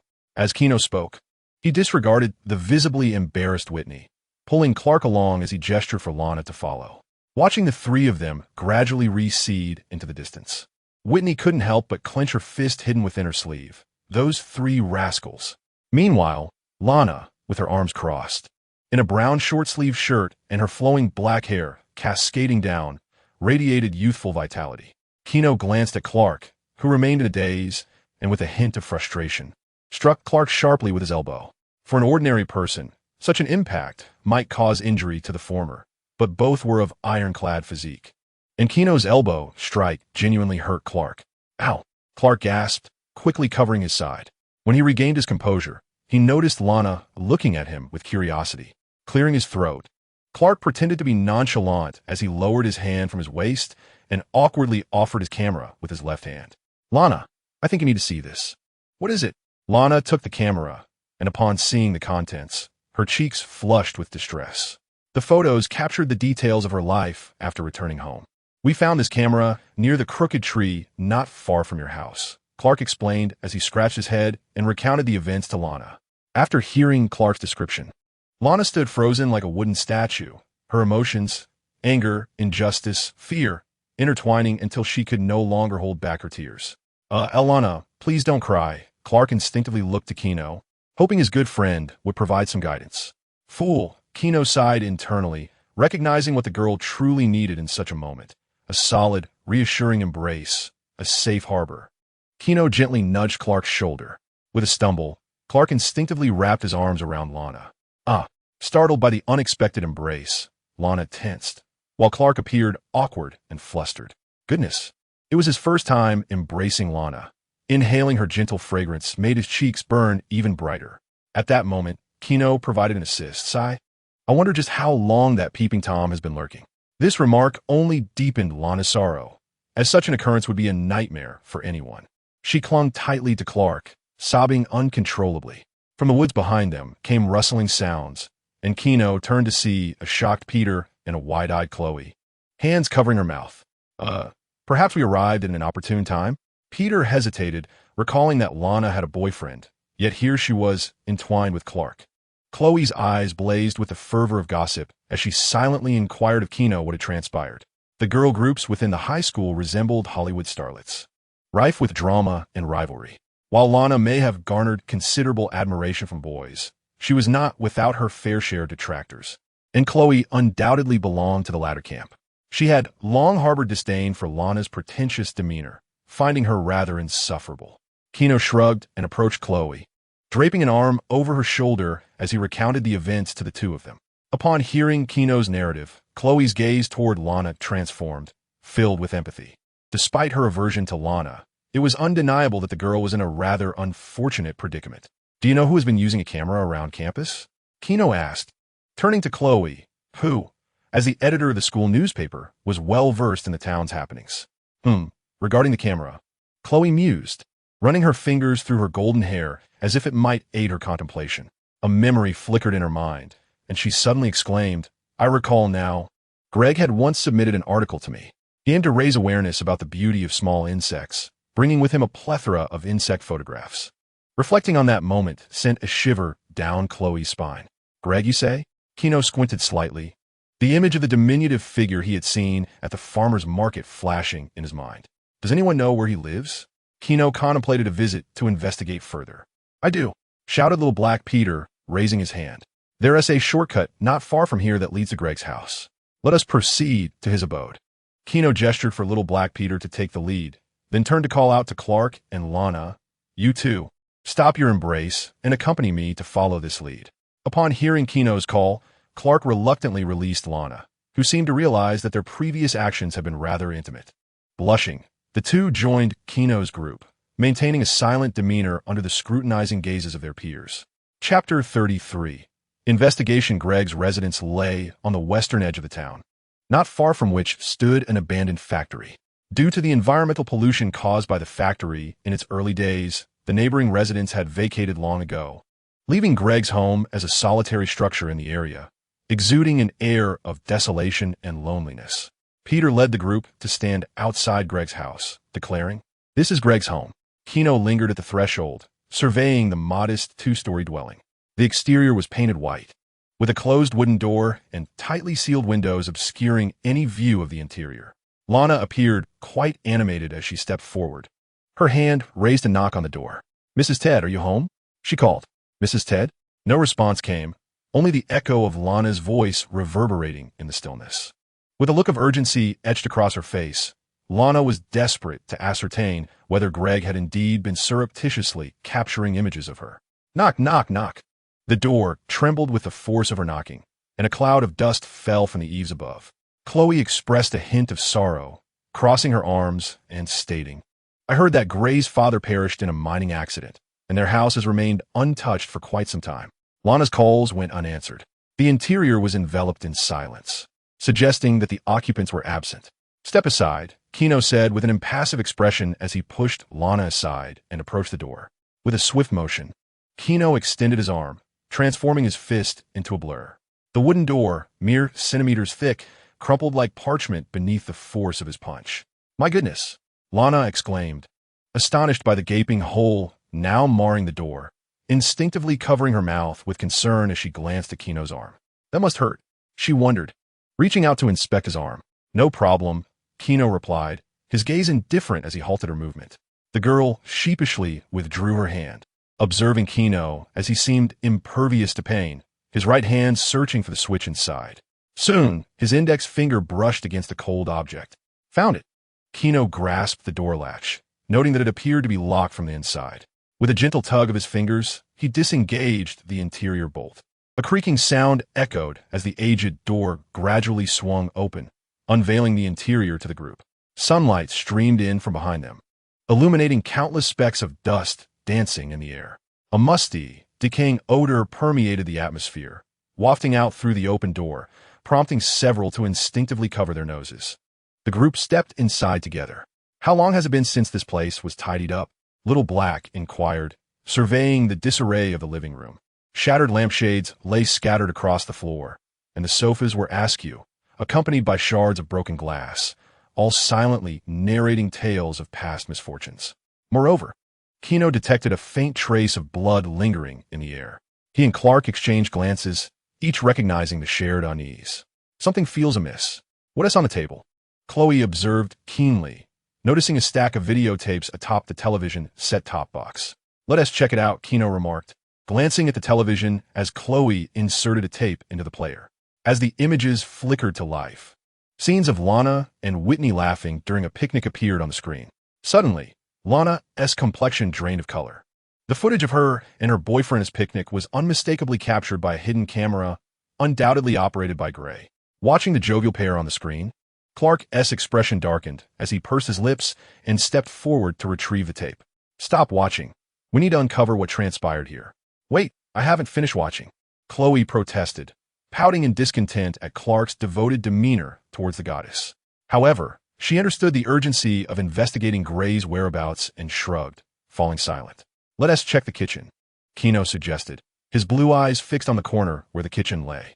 The pungent scent of blood wafted from that direction. The sound of sneakers striking the floor echoed sharply.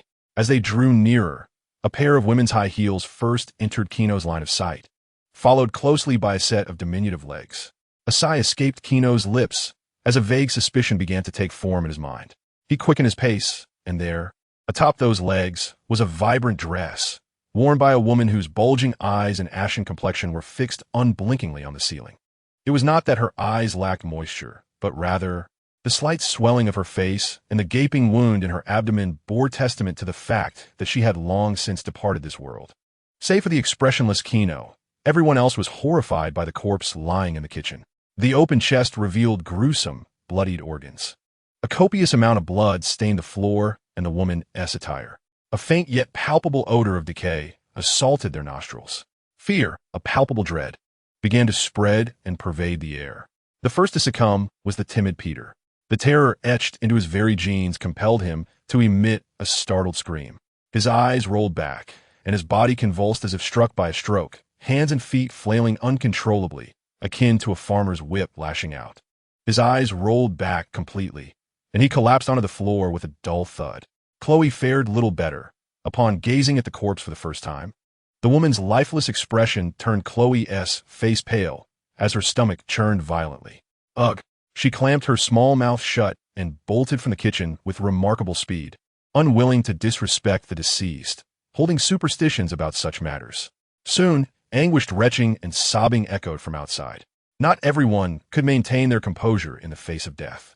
Behind Kino, Lana was equally terrified, instinctively seeking a comforting embrace. Her gaze inadvertently fell upon Kino. For reasons unknown, Lana stepped forward, yearning to cling to him.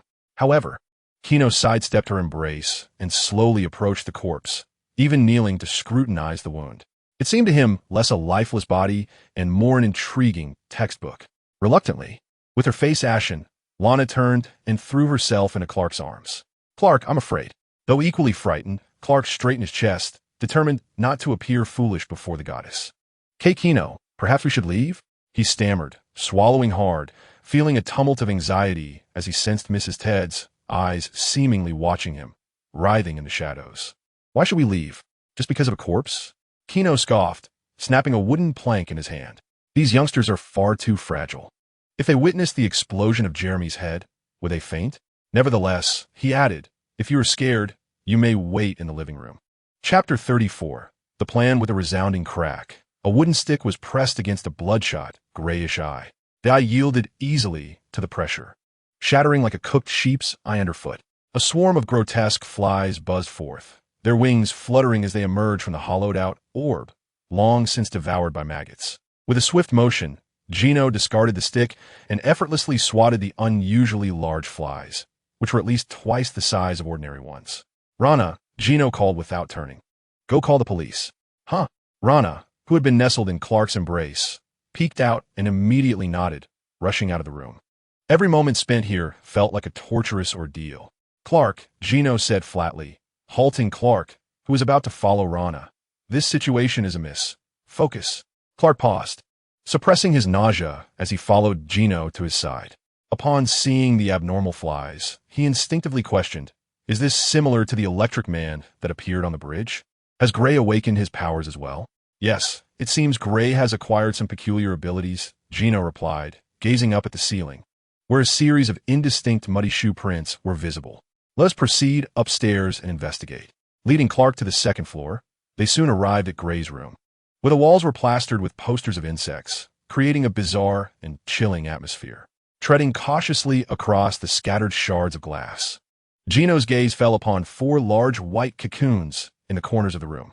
These were woven from some sort of silk, bulging as if concealing something within. "Clark, go open that cocoon," Gino instructed, pointing to the one at the foot of the bed. Clark approached, bracing himself against the damp texture of the silk as he pulled forcefully. With a ripping sound, the cocoon burst open, revealing a desiccated corpse, its features gaunt and its body devoid of moisture and flesh, lying silently with its mouth agape. "My God!" Clark exclaimed, his expression one of horror as he turned to Gino. "He's dead." "Indeed, he is deceased," Gino confirmed, moving closer to the corpse. His eyes scanned the tattered clothing, indicative of a destitute individual. Notably, the shriveled arms bore peculiar tattoos, As he examined the gaping wound on the corpse's neck, it appeared to have been bitten by something, leaving a gruesome gap through which the internal organs were partially visible. After a moment of contemplation, Gino concluded this man was likely a vagrant wandering nearby, drained of his life force to become this desiccated shell. Clark clenched his fists in anger, his eyes flashing with indignation. Was it Gray who did this? Ignoring Clark's rhetorical inquiry, Gino continued his analysis. It seems his transformation necessitates a substantial intake of human flesh and blood. Clark's expression grew solemn as he set down the lifeless body, rising with unwavering resolve to face Gino. We must stop him. Gino, what should we do? Meeting Clark's earnest gaze, Gino fell into contemplation. He recalled a rather amusing anecdote. How Superman would consult his super intellect whenever faced with insurmountable troubles, only to receive the retort, why not ask the astute Batman? Gino felt a twinge of frustration if this trend continued. Perhaps every future calamity would devolve into Superman's super intellect posing the question of what Gino should do. Sighing, Gino approached Clark and patted the young man's shoulder. Do you know why I insisted you bring Lana along? What do you mean? Clark responded, a flicker of understanding in his eyes. Exactly that. Gray is a pervert, utterly obsessed with Lana. Gino wrapped his arm around Clark's shoulders, guiding him to the window. Through the glass, they could see Chloe sitting on the ground, her expression withdrawn, while Lana was engaged in a phone call. Gino chuckled softly. As long as we keep a close watch on Lana, Gray will inevitably come looking for her. Imagine, an ordinary person suddenly endowed with terrifying power. Wouldn't he be compelled to fulfill his long-repressed dark desires? Releasing Clark, Gino gazed out towards the distant chemical plant. Speaking to himself, when a marginalized individual, long stifled, acquires extraordinary abilities, he will be eager to unleash the anger festering within. What could be more fulfilling than capturing the goddess of his dreams? Beside him, Clark, deep in thought, regarded Gino's back with admiration. He truly marveled at how Gino could deduce such intricate cause and effect relationships. All right, there's nothing more to see here. Let us depart. Gino led Clark out of the room, the boy's gaze briefly sweeping over the silken cocoons. He pondered whether those white threads might have emerged from Gray's wrists. Otherwise, perhaps they ought to call him Spider-Man. As they stepped outside, Clark remembered to hoist the unconscious young Black Peter onto his back. Upon exiting the house, a pale-faced Chloe rose, clutching her stomach, her countenance ashen as she looked at Gino with a complex expression. Honestly, Gino, your psychological fortitude is remarkable. I truly cannot fathom how you can gaze upon those corpses without feeling the urge to vomit. Clark nodded in agreement, equally curious about what could possibly provoke Gino's emotions. Hey, everyone, I've called the police. They said they would arrive shortly. Lana, having hung up the phone, approached the group with a troubled expression. A glimmer of compassion flickered in her brown eyes as she lamented, I can hardly believe Mrs. Ted is truly gone. In the ensuing moments, silence enveloped the group, each member grappling with the weight of witnessing death mere moments before. All except Gino, who was fiddling with his phone, seemingly sending a message to someone. Time passed for about several dozen minutes before a police car, roaring yet unhurried, arrived in front of the cottage. 2 officers, one stout and one slender, emerged from the vehicle. Clark furrowed his brow.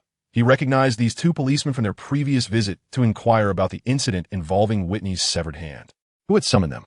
The officers exchanged glances with the 4 individuals present, noting their youthful appearances and the naive innocence reflected in their eyes, unmistakably high school students. Their demeanor was rather dismissive, as responding to a weekend call felt like an unwelcome interruption to their leisure time. Their lack of hostility could be considered a testament to their good temperament. It was Officer Gino interjected, preventing Lana from stepping forward. However, upon observing Kino's countenance, the 2 officers exchanged another glance, immediately donning amiable and enthusiastic expressions. Mr. Gino, how may we assist you? There's been a death inside. Gino pointed towards the white cottage. The deceased is Mrs. Ted, the mother of Greg Ted. The moment the words escaped Gino's lips, the officers exchanged worried looks, their expressions growing serious. A homicide was no trifling matter. Chapter 35. Awaiting the prey, news of Mrs. Ted's demise spread like wildfire, reaching every corner of the small town within mere hours. In such an ordinary yet remote locality, even the most trivial matters can disseminate at astonishing speeds. not to mention the shocking nature of Mrs. Ted's suspicious death. However, much like certain departments, the local police, having searched the cottage and discovered several lifeless bodies, lacked the ability to handle such an eerie situation. Consequently, the authorities opted to contain the information while seeking support from higher-ups. The town's former tranquility was shattered, plunging everything into disarray. In Lana's room, the curtains obscured the view, shrouding the interior in a veil of secrecy. Clark cautiously perched on the edge of Lana's bed, stealthily surveying the sanctuary of his goddess. Although he had previously indulged in the embarrassing act of spying through binoculars, Clark was a man of principles. He refrained from looking the moment Lana entered the room. Thus, this marked the first occasion he beheld Lana's private quarters. "What would you like to eat?" Lana entered with a tray of washed fruits, smiling as she shrugged her shoulders. "I baked some pizzas, but they won't be ready for a while." "Thank you," Clark replied, modestly accepting an apple. Curiously, he glanced at Gino, who sat in a corner chair. "Aren't you going to eat?" "Not hungry." Gino shook his head, closing his eyes to rest. He suspected that Greg might also have been affected by the influence of kryptonite, leading to some form of mutation. Lana set down the tray, her expression filled with gratitude. "Thank you for being here with me." Her gaze lingered mostly on Gino, as it was he who had proposed the plan to remain at her home. Deep down, Lana felt a twinge of guilt. She shouldn't have treated Gino poorly before. He was genuinely a good person. "Well, it's time for you to go to bed," Gino stated, nodding slightly as he glanced at the clock on the wall, which read 2400 hours. "You will stay with me, right?" Lana asked, nervously gripping the hem of her clothing. "Certainly. We shall observe from outside." Clark followed Gino as they rose, not forgetting to reassure Lana. A sudden clap echoed. Someone had extinguished the lights, and the once bright room was gradually engulfed by darkness. Following Gino's instructions, Lana lay on the bed and slowly closed her eyes. Her eyelids fluttered, clearly overwhelmed by the events of the day, particularly when she heard Gino mention that Gray might come looking for her, a fear that deepened her anxiety. Restlessly tossing and turning, the day's occurrences played in her mind like fragments of a film. A rustling sound emerged from outside, as if the night breeze stirred the leaves against the window. Lana felt her body tense, realizing her breath had quickened. Could it be that entity approaching? A series of knocks echoed against the glass, growing more urgent, causing Lana to clutch the thin blanket tightly, wishing to hide her face within it like an ostrich burying its head in the sand. Yet, the sound did not cease its assault. In the stillness of the night, amidst the darkness of the room, the noise gradually subsided. However, this eerie silence only heightened Lana's heartbeat, leaving her parched and anxious. After a brief lull, a cracking sound broke the quiet once more, this time resembling something scraping against the glass, producing a dissonant noise. A sudden thud signified something had entered the room, a foul, murky odor wafting through the space. "Lana." Gray's voice emerged, somewhat subdued. The shadow gazed intently at Lana, advancing towards her as he spoke. "I want to take you away to become my bride." The figure drew closer, to the point where Lana could distinctly hear his labored breathing.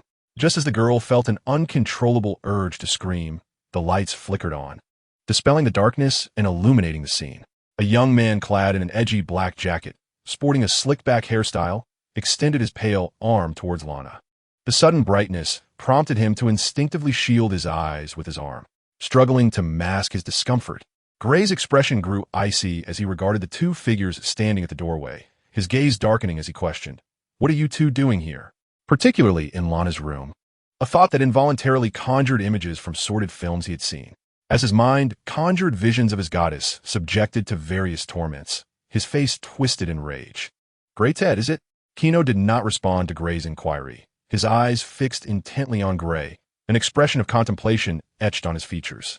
Compared to his previous disheveled appearance, this fellow had not only grown taller, but also seemed to have undergone a transformation. At least the acne on his face had vanished. Gino smiled with a hint of sarcasm. "Is your mother's flesh delectable?" Gray paused slightly at Gino's remark. Suddenly, the young man revealed a set of pristine white teeth. Grinning as he said, "To be honest, the flavor is rather delightful." It appeared that these individuals had ventured to his abode and uncovered a secret. Thus, their demise was all but inevitable. Resolutely, Gray extended his hands, his once normal arms gradually twisting and morphing into a pair of sharp scythes resembling those of a mantis. "And after hearing you speak, I find myself rather hungry. You two, with your tall stature, are quite suitable to become my next meal. No sooner had he finished speaking than Gray emitted an eerie cry, his legs propelling him through the air, summoning a gust as he raised the lethal scythes towards the necks of the two. His intention was to sever their heads, to quench his thirst with their blood, to savor their flesh, and then to carry off his bride. In that moment, Gray's figure appeared as a mere shadow, lunging toward them. 5 meters for meters. 3 meters. The distance diminished rapidly, and a surge of excitement surfaced on Gray's face. He envisioned the sight of 2 headless corpses. As the gap closed, Gray was met with a sight that struck terror into his heart. Gino's azure eyes tracked his movements, seemingly able to match his speed. Confusion clouded Gray's mind. But before he could unravel the connection, Gino struck. "Why do you believe you can kill me?" The youth's tone was devoid of emotion. Yet his right hand moved with remarkable swiftness, seizing Gray's scythe-like arms with precision. With a swift motion, Gino executed a clean shoulder throw, sending Gray crashing to the floor with a force that shattered the ground beneath him. Clark, unable to maintain his balance, followed suit, tumbling into the living room alongside Gino and Gray. "This is impossible." Gray grimaced in pain, his arms firmly restrained by Gino, his gaze filled with dread as he looked up at that calm visage. "Nothing is impossible," Gino replied, shaking his head and with renewed force. He lifted Gray and slammed him down onto the floor. Bang, bang, bang. The relentless thuds echoed through the room, splintering the floorboards and accompanied by Lana's shrieks. A dazed Gray found himself in a scene reminiscent of the Hulk's fury against the Asgardian prince. Chapter 36. Reckless Clark. Bang, bang, bang. The rhythmic, percussive sounds reverberated throughout the room. Wood chips flew as Gino's speed rendered Gray a mere blur in his grasp. Bang! Another violent collision ensued, leaving Gray battered and bloodied, lying silently atop the shattered planks. "To be frank, you repulse me," Gino remarked, nonchalantly placing a foot on Gray's face, grinding it down. Beside them, Clark remained silent. Yet his gaze toward Gino bore a hint of familiarity. He had witnessed such an expression before by the bridge. "Your mother raised you for 18 years. Only for you to repay her with your own hand." Gino scoffed, gazing down at Gray with a condescending air as he grasped the collar of Gray's shirt and, amidst the latter's terror-filled gaze, raised his fist. The sound of cracking knuckles echoed ominously. Gino tightened his grip, the raw power coursing through his arm, causing the veins to bulge. An inexplicable dread surged within Gray. A single punch to his head would surely spell his demise. Gino pronounced, sealing Gray's fate with those 2 chilling words. He could have kept Gray alive, handing him over to Lex for confinement in the dark, foreboding underground laboratory beneath Lex's factory. Yet he found no desire to prolong the existence of such a being. With a swiftness that was almost surreal, Gino's massive fist loomed larger in Gray's vision, drawing ever closer. "No, don't kill me," Gray shrieked in desperation. Just as the fist was about to connect with Gray's cheek, a hand shot forth, straining to intercept Gino's blow. The collision of fist and palm unleashed a tremendous shockwave, rippling through the air. The searing gust forced Gray to squint. Upon reopening his eyes, he discovered that his savior was none other than Clark. Uncertain of this fool's motives for intervening on behalf of a friend, Gray nonetheless seized the opportunity to prepare for his imminent escape. "Wait, Gino, we cannot kill him. He must be handed over to the judiciary," Clark asserted gravely, unable to witness a living soul perish before him. Gino turned his gaze with cold indifference to Clark, stating, "Clark, I will say this only once. Let go." Feeling the chill in Gino's eyes, Clark's heart tightened, yet he held his head high and replied, "We are merely ordinary citizens. We possess no authority to pass judgment on his life." "Ha!" Gino chuckled, shaking his head. "And what do you suppose would be his fate if we were to hand him over to the police?" Ignoring Clark's hesitance, he continued, "He would be secretly confined within a military research facility, subjected to experiments that would dissect every alteration of his being, ultimately perishing on the operating table. Then, this quaint little town would know no peace, as the military would stop at nothing to uncover its secrets. Therefore, my act of killing him now benefits not just him, but everyone." Gino wore a smile that suggested he was contemplating the greater good. "So, do not impede my course." "No, we cannot take a life." Clark stood resolute, ready to engage Gino in a debate. Just as Clark prepared to voice his thoughts, Gray, who had been lying on the ground with a near-death expression, suddenly leaped up. He soared high, vaulting over Clark's head. "Ha, two fools," Gray mocked, recognizing that without Clark's delay, he would have lacked the time to alter his physical structure and execute his escape plan. With arms outstretched, his black jacket billowed as if caught by an unseen wind. In an instant, his form exploded into a chaotic swarm of flies that buzzed toward the second floor, escaping through the shattered glass window. This entire sequence transpired in the blink of an eye. Gazing at the swarm of hundreds of flies, Gino found himself powerless, merely watching as the mass faded into the night. "He escaped?" Clark exclaimed, his expression one of disbelief, utterly taken aback by Gray's transformation into a swarm to flee. "Indeed, thanks to you." Shaking off Clark's grip, Gino retorted with sarcasm, "Thanks to your assistance. How many more innocent lives will fall victim to him?" To be honest, Clark was a commendable friend, kind-hearted, shy, and gentle, but his excessive compassion in certain matters proved detrimental. To show mercy to an enemy is to be cruel to oneself. Before Clark could finish his sentence, Gino, unable to suppress the fury boiling within him, raised his fist and struck Clark squarely in the face. The impact sent Clark staggering backward, blood seeping from the corner of his mouth. This blow left Clark's cheeks stinging painfully. Yet, one must acknowledge their wrongs. Enduring punishment requires composure. It was his failure to capture Gray that had endangered everyone. Thus Clark, lips trembling, ultimately said nothing, his head drooping in despair. "Are you all right?" Lana, clutching a pillow and looking around her disheveled living room, felt a pang of anxiety, fearing her aunt would surely be furious upon her return. However, none of that truly mattered. Pressing her lips together, Lana asked, "Did you catch him?" "I just saw a swarm of flies escaping my room." Gino remained silent, merely glancing upward at the gaping hole above. Unable to bear the oppressive silence, Clark, feeling utterly foolish for his earlier actions, murmured, "I will take responsibility for this." With that, he dashed out of the house with such speed that he appeared as a mere blur. "What? Is Clark really that fast?" Lana found it hard to believe her eyes. "You don't need to know. Just remember to keep it secret." Gino cast a detached glance at Lana before pulling out his phone to make a call. "Hello, Lex, I require your assistance." 20 minutes later, Lana, still clutching her pillow, observed the construction crew bustling in and out of her home. Thankfully, her aunt had gone to preside over Mrs. Ted's funeral that evening. Otherwise, Lana feared her ears would surely suffer. Sighing inwardly, she shifted her gaze to the figure standing beneath the crooked tree in the distance. "So, you want the chemical plant to produce some insecticide?" Lex's expression was peculiar. Gino shook his head and clarified his request, not just any insecticide, but a concentrated formula, ensuring that all insects within a 100-meter radius are exterminated. "It's a bit troublesome, but it's manageable," Lex replied, stroking his chin.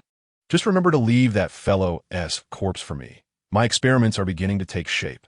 Gino was aware that Lex was referring to matters concerning the laboratory and nodded in agreement. "So, what do you intend to do next?" Lex withdrew a cigarette from his pocket and lit it. Within mere seconds, his astute mind had already conceived a method for crafting an insecticide. Chapter 37. Gray's scheme in the dead of night. Within a gym brimming with iron apparatus, a figure sat on a bench, slowly swinging a dumbbell in his grasp. He furrowed his brow, exerting his arm to lift the weight. Yet, a sharp pain emanated from the bones that had been mended in the hospital. "Hiss!" Whitney gasped, the agony preventing him from maintaining his grip on the dumbbell, which subsequently clattered to the floor with a dull thud. "Chet!" Whitney roared as he sprang to his feet. Furiously kicking the dumbbell aside, his mind flooded with images of Gino's impassive visage, his eyes brimming with resentment. "Gino loser! I shall have my revenge." Had it not been for Gino, he would still be the captain of the football team, retaining his status as the campus's celebrated figure. Intriguingly, a chilling voice resonated from behind him, causing Whitney to startle, his body trembling as his gaze fell upon the transparent glass. He beheld a figure cloaked in black, arms crossed over his chest. "G. Gray?" Whitney stammered in astonishment at Gray's transformation. The previously short and unattractive boy had grown taller, his features now smooth and refined. However, his thoughts soon turned to the news that had swept through the town that afternoon. Mrs. Ted had been murdered, and the culprit seemed to be her son, Gray. He was now in the presence of a murderer. "W, what do you want?" His body quaked uncontrollably, his teeth chattering as fear took root within him. As if countless specters surrounded him, chilling the air of the room. Gray waved his hand dismissively. "Oh, don't be so tense, Whitney." He licked his lips. "Initially, I had intended to devour you to regain my strength, but I have changed my mind. You detest Gino, and so do I. We are friends." As he spoke, Gray confidently opened Whitney's refrigerator, plucking a piece of cold beef to chew and swallow. Whitney shared a mutual disdain for Gino, which led Gray to consider sparing him. After satiating his hunger, Gray wiped the remnants of raw meat from his lips. "What transpires tonight, I hope you will keep buried within you." With a menacing gaze, he threatened Whitney before slowly pushing open the window. "Wait." Whitney gritted his teeth, suppressing his fear. "You say you dislike Gino. What about Clark?" Gray furrowed his brow slightly, his neck grotesquely twisting 180 degrees to fixate on Whitney, who trembled under his gaze, as Gray murmured ominously, "I despise him as well." As a rival, Gray was not oblivious to Clark's affection for Lana. Yet, Lana belonged to him, and any man daring to covet her would meet with death. "Very well, I can assist you." Whitney's resolve gradually solidified. "Assist me?" Greg sneered, scrutinizing Whitney from below as if he were gazing upon an indiscernible mass of refuse. "Wait, I have discovered Clark's Achilles heel." Whitney discerned the contempt simmering within Greg, yet he stifled his humiliation and declared, "My ex-girlfriend once possessed a necklace." "Silence," Greg interjected, furrowing his brow and gesturing towards Whitney. "Speak her name." Gritting his teeth, Whitney acquiesced. "Very well. Lana once owned an emerald necklace that she wore incessantly. I noticed that whenever Lana approached Clark, his complexion would pale dramatically. It seemed," Whitney reflected, "that Clark would always appear exceedingly weak in Lana's presence. Until this morning, when I broke up with Lana, she encountered Clark, yet he displayed no signs of distress. That day, Lana had fortuitously lost her necklace." Whitney presented his reasoning with meticulous logic. As he listened to Whitney's elucidation, Greg raised an eyebrow, recalling his daily observations of Lana. Realizing that whenever she donned that necklace and drew near, Clark would grow feeble. The memory of being mercilessly beaten by Gino tonight surged to the forefront of his mind. Clark's ability to withstand Gino's punch implied he was no ordinary individual. Contemplating this, a sinister scheme began to take shape in Greg's mind. A cruel smile crept across his lips as he fixed his gaze on Whitney. "Describe that necklace in detail." After a moment of contemplation, Whitney replied, "According to Lana, that necklace is a family heirloom, and at midnight, it emits a dazzling green luminescence. It resembles a stone akin to agate or jade, a truly peculiar gem." As Whitney's description grew increasingly vivid, Greg couldn't help but smile, recalling that he possessed similar stones in the glass container where he nurtured his insects. "I understand now." Greg abruptly interrupted Whitney, and with a graceful leap, vanished into the night beyond the window. Run with wild abandon. The path beneath his feet, the trees surrounding him. The very air he inhaled, all rushed past him at a breakneck speed. The fierce wind rustled his short sleeves, while Clark flailed his arms, slicing through the darkness like a bullet piercing the night. He ran aimlessly, his mind clouded with memories. Gino's fury, Lana's disappointment, Greg's derision, and his father's wisdom. "I am such a fool." Suddenly, Clark halted, his stillness stirring the wind, causing the branches of a distant tree to tremble. "Ah!" Clark raised his fist, delivering a powerful blow to the trunk. Bang! The overwhelming force shattered the tree, sending splinters flying. Clark raged, relentlessly pounding the fractured trunk. What should I do? What was the right path?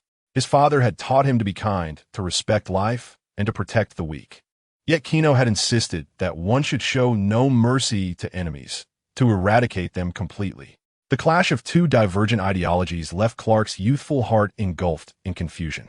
He could only vent this tumultuous anger upon himself, professing that he would handle the matter independently, yet deep down, he was utterly at a loss on how to trace Gray's whereabouts, let alone capture him. Thus, Clark could only chastise himself for lacking decisiveness and intelligence. The sound of his fist striking the trunk echoed like thunder, resonating through the air far and wide until the poor tree could no longer withstand the wrath of the Kryptonian's blows, swiftly reducing to a pile of splintered wood, carried away by the gentle breeze. With a heavy sigh, Clark retracted his fists and closed his eyes, inhaling deeply. Feeling quite miserable, a voice emerged from behind him. Startled, Clark's gaze sharpened. Without turning, he seized a branch and hurled it violently backward.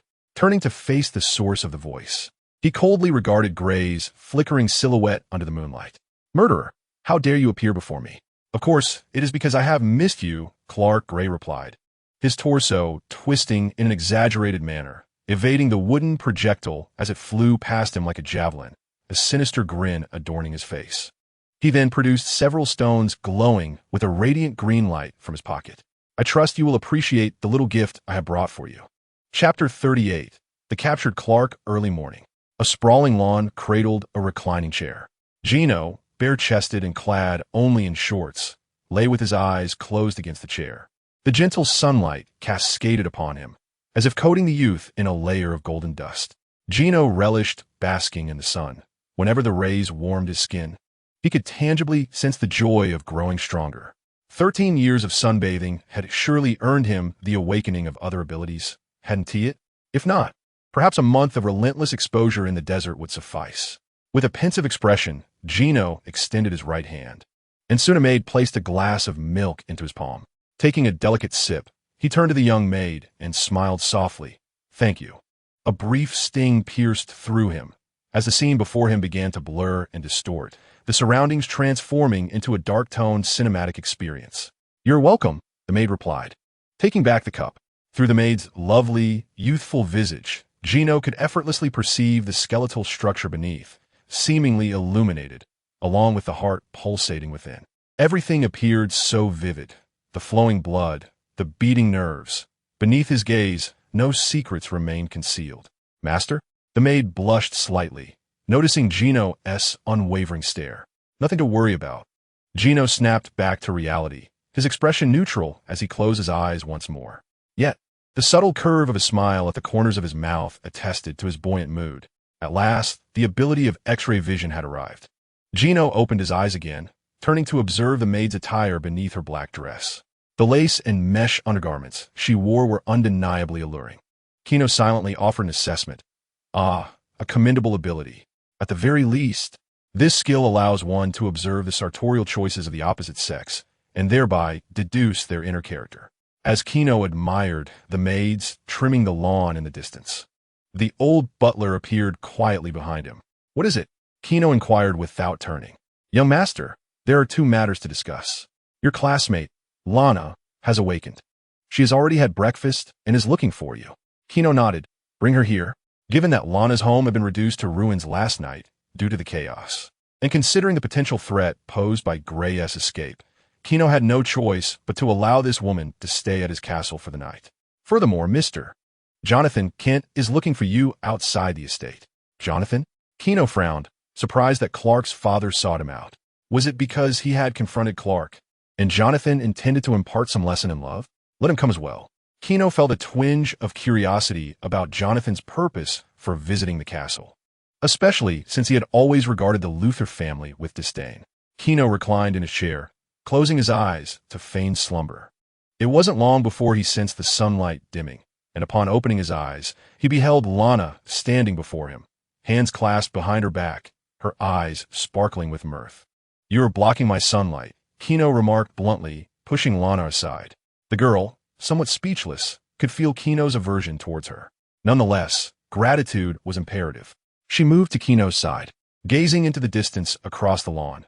"Thank you for your help yesterday." "You're welcome. Clark is my friend," Gino replied, shaking his head as he turned to Lana. "He is a good boy, at the very least better than your former football boyfriend."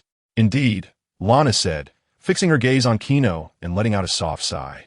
The atmosphere grew momentarily heavy with silence until the butler hurried into the estate, escorting Jonathan, whose face bore an expression of seriousness. "Mr. Jonathan," Gino rose from his chaise, maintaining a respectful demeanor towards Clark's adoptive father.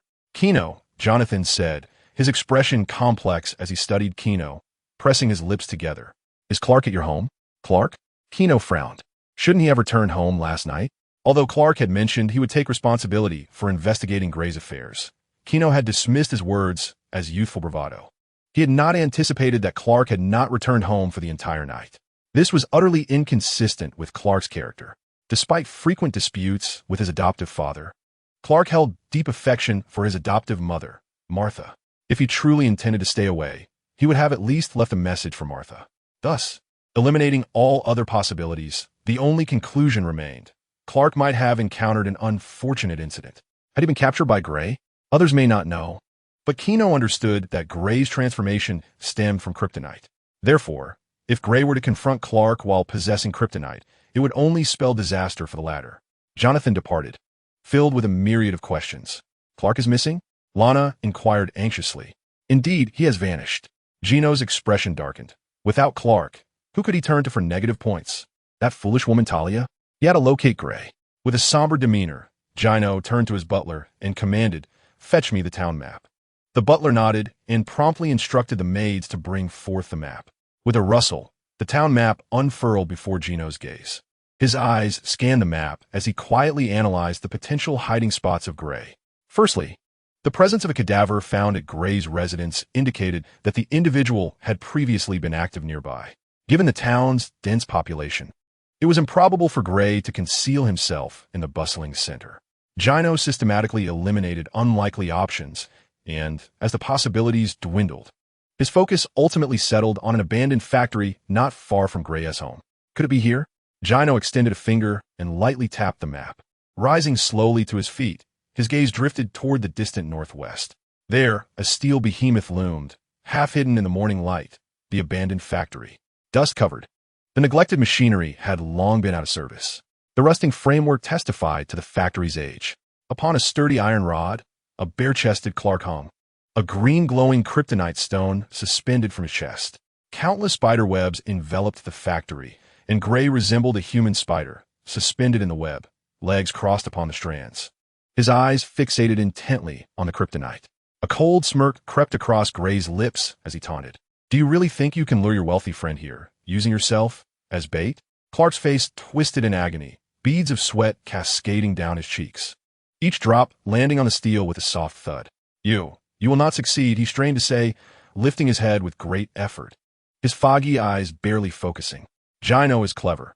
He will not allow you, this demon, to prevail.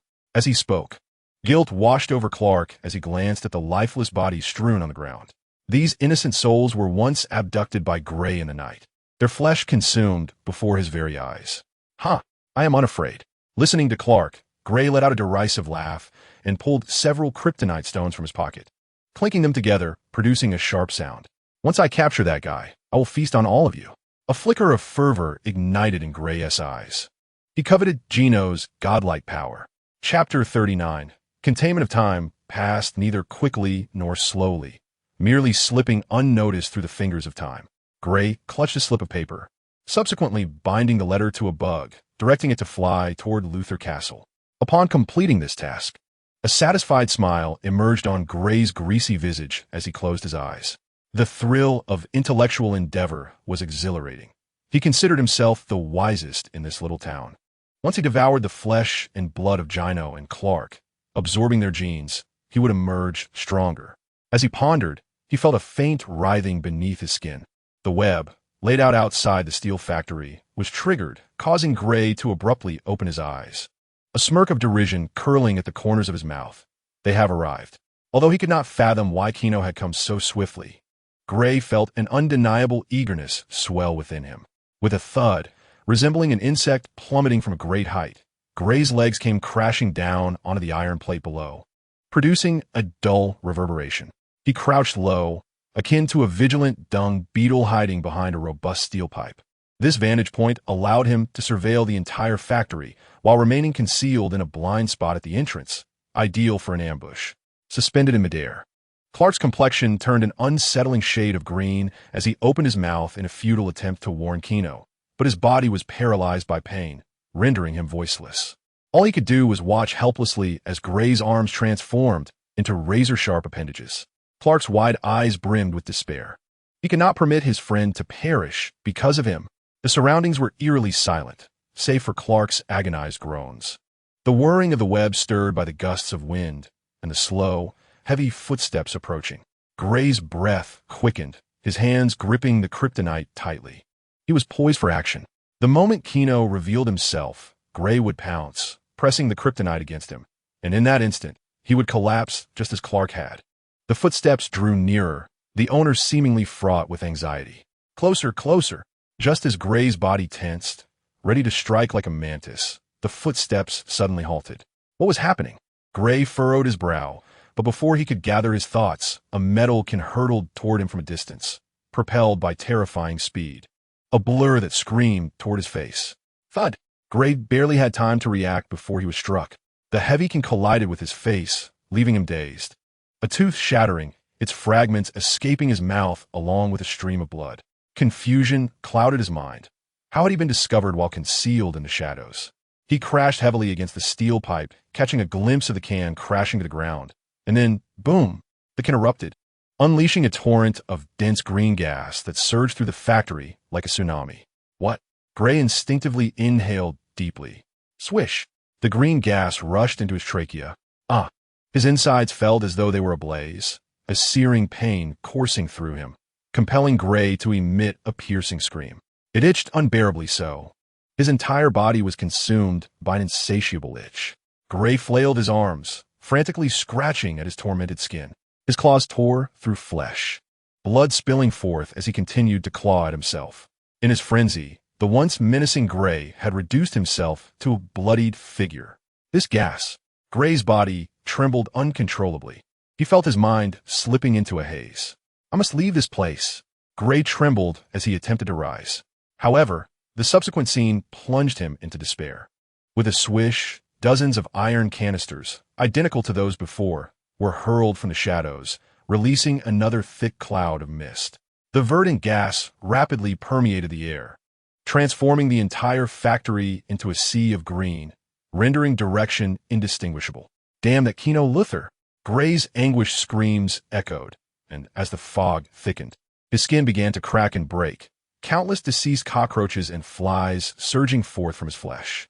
Overwhelmed by pain, weakness, and fatigue, Gray was now acutely aware of Clark's torment. Amidst the dense fog, Gray suddenly discerned a heavy, breathing sound. Hiss, hiss. It seemed to be a figure clad in protective gear, donning a gas mask and a silvery gray suit, approaching him leisurely with hands clasped behind his back. Gino was in no rush. Not at all. Having deduced Gray's location from the map 5 minutes prior, he had come to the factory to investigate. Upon discovering Gray concealed within and Clark suspended in midair, Gino refrained from recklessly rushing in to save them. Instead, he took 2 seconds to dash to his company and procure dozens of genetic bombs aimed at Gray from Lex, before calmly making his way back here to deliver the bombs to Gray. At this moment, clad in a lead suit, Gino regarded the bloodied Gray, who resembled a monstrous apparition, with keen interest. You appear to be in quite a state, Gino remarked with a smile, inching closer, aware that Gray possessed kryptonite.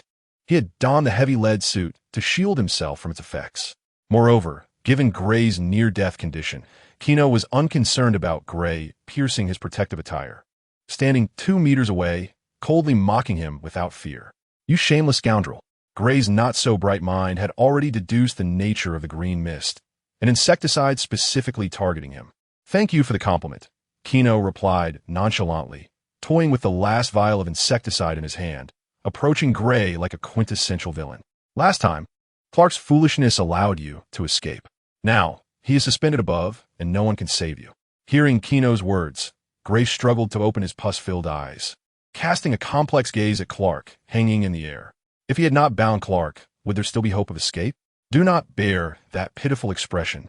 You do not deserve it, Gino said with a laugh, callously gripping Gray's chin. With a gentle squeeze, Gray's already shattered jaw cracked open slightly. Now bite down hard, Gino instructed, gripping the iron canister and forcing the insecticide into Gray's mouth, who resembled a creature of nightmares. Continuing on, the youth gently twisted the switch open under Gray's terrified and despondent gaze. With a soft hiss as the valve opened, countless green fumes flowed into Gray's body through his mouth. In a final moment before consciousness faded, Gray heard a light chuckle from Gino. I wonder if Lex will still be able to experiment on this decayed corpse. This demon even contemplated the utility of his own remains after death. Chapter 40. Human Genes. Clark seemed to have entered a long, surreal dream. In this dream, a gray-skinned, oppressive extraterrestrial being grasped his neck with one hand while seizing a figure clad in black, resembling a bat, with the other. Darkseid was ever present. That grotesque and terrifying creature shouted in a deep voice, followed by a searing beam of light shooting from its eyes, enveloping Clark. "Ah!" Clark screamed. The dream felt so vivid that he broke into a cold sweat. As his vision gradually cleared, he heard the crunch of footsteps on the soil. He noticed the lush trees surrounding him and the damp earth beneath. The cool morning breeze filled his lungs, sending a shiver down his spine. He realized he was being carried by someone whose broad and sturdy back felt reminiscent of being cradled by his father in childhood. "Awake? If you are awake, walk on your own." A familiar yet indifferent voice resonated in front of Clark, bringing him a sense of calm. With a pat, Gino set Clark down. The tall boy stumbled slightly on the damp ground, but gradually steadied himself. Clark's eyes were filled with complexity as he gazed at Gino's back. Gino's demeanor left Clark feeling somewhat melancholic, yet he understood that he was at fault in this matter. The kind-hearted Clark was acutely aware of what he ought to do. Gino Clark's expression was conflicted, his head bowed like a remorseful schoolboy. He murmured, "I'm sorry, I was wrong. Gray attacked me last night and killed many." Sighing at Clark's apology, Gino remained silent, turning to meet Clark's sincere gaze. He approached Clark and simply patted him on the shoulder, saying, "Don't let this happen again." Hum. As Clark readily agreed, Gino merely smiled, taking it lightly.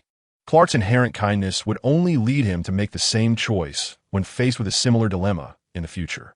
But that was who Clark was. Everyone possesses their own innate character. Forcing one's will upon others for change exemplifies typical American hegemony, which Gino disdained. There are too few kind people in this world. Allowing Clark to remain kind was not such a bad thing. The two walked side by side, and for a moment, the atmosphere grew somewhat silent. Gino, it was Clark who broke the silence, hesitantly inquiring, "How is Lana?" "She is well. She spent the night at my castle last night." Gino cast a glance at Clark and advised, "You should really contemplate how to explain to Jonathan and Martha why you've been away for the night." Upon hearing Gino's words, Clark's expression stiffened, and the young man drew in a sharp breath, biting his lip as he stammered, I forgot." Offending Jonathan was not particularly daunting. Clark had already clashed with his father on multiple occasions. However, if Martha were to become angry, both he and Jonathan would be silenced. "I must take my leave." Feeling somewhat embarrassed, Clark scratched his head and looked at Gino. "I hope you can come over for dinner sometime." Following this experience, it was evident that Clark had come to regard Gino as a trusted friend.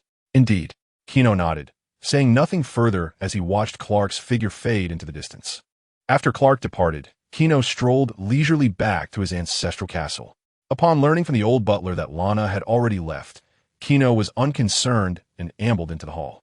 Not long after, he spotted 3 suited men, adorned with glasses, wearing perfume, and sporting wristwatches. Their attire epitomized the typical image of metropolitan elite professionals. "Wow, I had no idea we had guests," Gino remarked, raising an eyebrow and smiling as he took a sip of milk offered by a maid. Mr. Gino, the leader of the trio, a Caucasian man, puffed out his chest.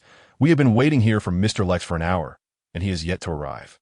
"Well, Domini, I have no interest in corporate matters," Gino replied, shaking his head as he toyed with a cue stick on the billiards table, his gaze playfully sweeping over the 3 men.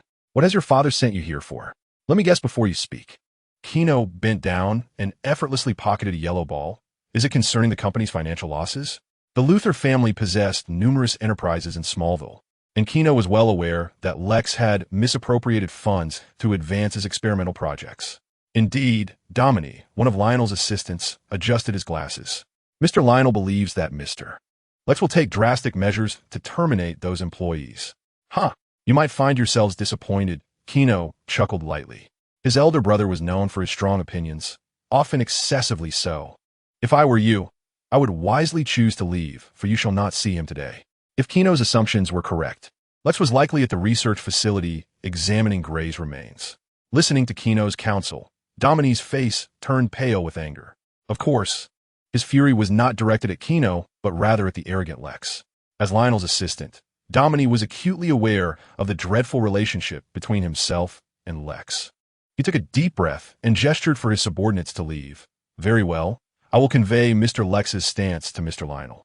As the trio exited the castle, Gino set aside the cue stick and summoned several maids to massage his shoulders. Gino, with his eyes closed and slightly squinting, soon heard the sound of hurried footsteps. The brisk and decisive pace indicated that his younger brother had arrived. As Lex stepped into the hall, shedding his suit jacket, he cast a glance at Gino, who was languidly sprawled on the sofa while the maids tended to his legs. "Have those annoying pests departed?" he inquired. They have left. But I suspect your most detested guest will soon make an appearance," Gino replied with a shrug. "Another round of fervent disputes is imminent." Lex scoffed, dismissing Lionel, who was on his way. He held disdain for his father, who, in turn, felt that Lex was perpetually at odds with him. If one were to encapsulate their relationship in a single phrase, it would be one of perpetual tension. "So, how goes the experiment?" Gino chuckled lightly, waving his hand as the maids respectfully exited, leaving only him and Lex in the hall. Upon hearing Gino mention the experimental project, a flame of enthusiasm seemed to ignite in Lex's eyes. "Can you fathom it? Those kryptonite stones can actually modify human genes, bestowing various extraordinary abilities," he exclaimed. "So?" Gino replied, his arms raised in a gesture of indifference. Leaning against the billiard table, Lex stroked his chin thoughtfully. "What if I were to enhance those modifiers with kryptonite? Combined with the Clark genes you previously mentioned, what could we create?" Chapter 41. On that same day, while Gino and Lex discussed the experiment, the campus playground erupted in excitement. A resounding thud echoed as a player barreled through an opponent and into the scoring zone, prompting an immediate uproar of cheers from the gathered crowd. "We are the champions!" The players, equally exhilarated, rushed towards their coach, embracing the plump figure as they released their pent-up joy. After the match concluded and the cheers subsided, Watt made his way alone into the sauna funded by Luthor Enterprises. Despite having been publicly humiliated by Gino, Watt was thick-skinned and indifferent, burying any resentment deep within. Splash! Water hit the steaming stones, releasing a plume of green steam. Watt inhaled the hot air deeply, his expression one of blissful contentment. A knock echoed on the door. "Come in." Wrapped in a towel, Watt reclined comfortably in the armchair. Creak! The door swung open, revealing Principal Guan, impeccably dressed in a suit. The sweltering heat made Guan frown slightly. "Coach Watt." Watt struggled to open his eyes, glancing at Guan with a furrowed brow. "What brings you here?" "We need to talk," Guan replied, arms crossed. "A student has reported that you leaked the midterm exam questions to the football team. Consequently, they must face a 2-week suspension." 2 weeks? Watt's voice rose sharply. His team had a crucial match next week, a game that would determine who would be crowned champions. Watt asked, "Listen to me, Principal Guan. Perhaps we could allow them to finish the competition before imposing any penalties." "Impossible," Principal Guan shook his head. "Cheating is disgraceful. What? And due to your offense against Gino Lucy, the Lucy Group has halved our funding." With a firm demeanor, Principal Guan stated, "The fact that you have not been expelled is already a sign of great leniency. There is no room for negotiation in this matter. Prepare them for the consequences." After uttering these words, Principal Guan turned and left, leaving Watt with a stormy expression. The moment the door closed, Watt could no longer contain his inner fury and roared. "Ginolu, Ginolu, it's that Gino Lucy again." He clenched his fists in anger, striking the sauna room wall with great force. In the next instant, scorching flames ignited along the entire wall. Watt, staring at the blazing fire, Watt could hardly believe his eyes and glanced down at his hands. Immediately, a bold idea surged into his mind. The flickering flames reflected in Watt's dark eyes. "Gino Lucy, it is time for blood to pay for blood. Anyone who obstructs my path must perish." Monday, a day universally despised by both adults and children alike. "Did you hear? Last night's game was truly spectacular," little Peter lamented. "Too bad I was scared and ended up in the hospital, missing that match." The thought of having fainted from fear yesterday made Peter feel somewhat embarrassed, being the only one to succumb to such fright. Indeed, but Coach Watt has a terrible temper. Chloe waved the newspaper in her hand, the front page featuring Watt shouting at a player amidst the rain. At that moment, a group of rugby players had gathered under the teaching building, listening intently to Coach Watt. Sensing the prying eyes, Ginolu turned, his gaze colliding with Watt's, and ultimately, it was Watt who broke the eye contact. "That old man looks at me with such deep-seated hatred," Ginolu thought, his expression indifferent, his eyes narrowing as he used his ability to perceive, scanning Watt's form, and gradually, a thoughtful expression crossed his face. Clark, on the other hand, immediately spotted his goddess, Lana, among them, appearing quite angry as she argued with Watt. "Did you hear?" Chloe leaned closer to Ginolu. "During the midterm tests, what secretly leaked exam questions to his players, and the school plans to launch an investigation against him. I believe Lana is arguing with Coach. What because of this? Clark watched the rugby players being observed with a hint of envy. He's a good coach, just with a bad temper. Outstanding members of the rugby team are like stars in the school, and Clark has always dreamed of joining the team. So it's natural for him to speak in defense of what. However, recently, his parents have been quite angry with him, and Clark, not wanting to stir up trouble, kept his desire to join the team buried deep within. A group of individuals was engaged in conversation when, on the other side, the football team seemed to have resolved their dispute. An irate Lana clutched her books and marched directly towards the academic building. "Hey, Lana, what happened?" Clark, somewhat concerned, hurried to her side. The two entered the building together. "Ha," Chloe scoffed, observing Clark eagerly rushing to the side of his goddess. "I truly do not understand what is so special about that girl. Jealousy has clouded your judgment. Lana is adored by all," teased the jovial Peter. "That essay lie," Chloe retorted, slightly exasperated, raising her voice. "At the very least, Gino doesn't think much of Lana." "Gino, am I right?" Chloe's inquiry interrupted Gino's train of thought. "Huh? What did you say?" Gino turned to look at the blonde girl. "I was asking if you, too, have feelings for Lana." Under Gino's gaze, Chloe, feeling a bit bashful, turned her head away, twirling a strand of her short hair. "Like? No, I don't like her. She has Clark's secret crush." Gino shook his head, pondering that the idea of vying for a friend's love interest was rather kitsch, and merely the number of Lana's former boyfriends was enough to keep him at a distance. "What were you thinking about earlier?" "Nothing," Gino replied. Yet his gaze drifted towards Coach Watt's hands. With his ability of perception, Gino could clearly see the pulsating green energy emanating from Coach Watt's palms. This guy has awakened his powers as well. A smile crept upon Gino's face. He felt that things were about to get lively soon. Just as the group entered the classroom, Clark concluded his conversation with Lana and cheerfully remarked, "Lana has quit the cheerleading squad." "Quit the cheerleading squad?" Chloe raised an eyebrow and pulled out a small notebook to jot down notes, murmuring, "The campus goddess has left the cheer squad. This is quite the scoop." Clark sighed. "Hey, Chloe, don't be like that. So much has happened lately. Lana feels she must discover her true self, pursue something she excels at." Listening to Clark defend Lana, Gino sighed and patted Clark on the shoulder, saying, "Then this is an opportunity. Seize it." Clark looked taken aback. "What do you mean?" What he meant was to inquire about what Lana wishes to pursue, and then Chloe playfully nudged Clark in the side. Looking at the comments from yesterday's chapter, how did the readers deduce that Doomsday had appeared? Doomsday does not fit the criteria. In the realms of film, comics, and television, there are generally three origins for Doomsday. 1. In the comics, he is a failed experiment of Kryptonian scientists, the ultimate killing machine, originally sealed within Krypton, liberated upon its destruction. 2. In the film, he is a creature created by a hairier version of Lex Luthor, utilizing Zod's corpse and Kryptonian spacecraft technology infused with his own blood. 3.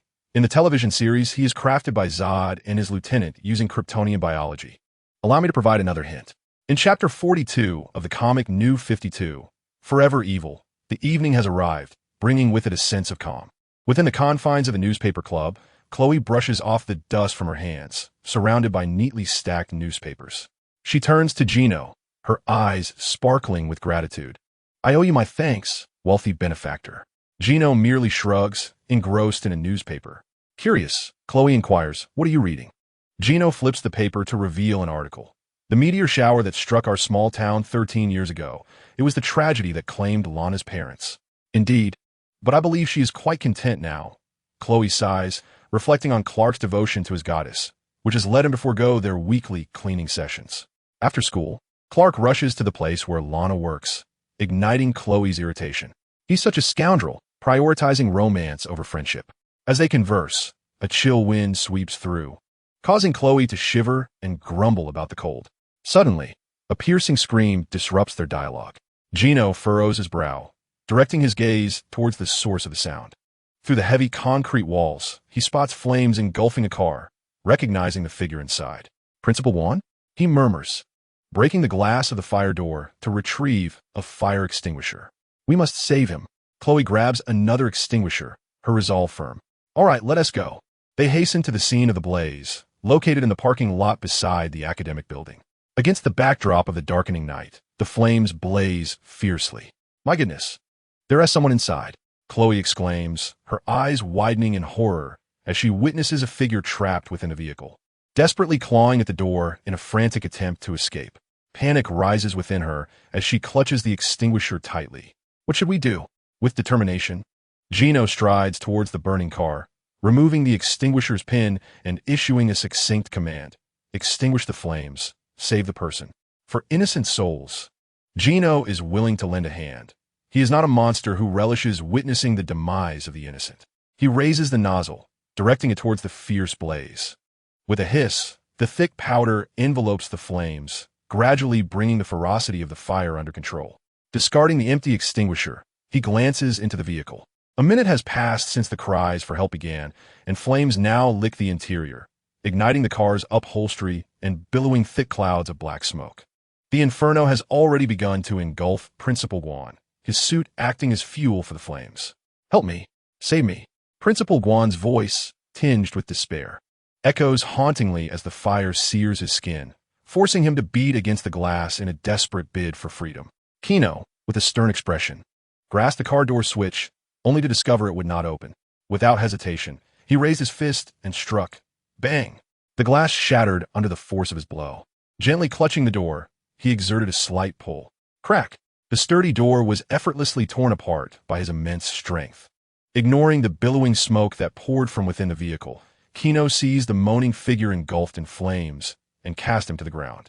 He then received a fire extinguisher from Chloe and extinguished the flames engulfing the man.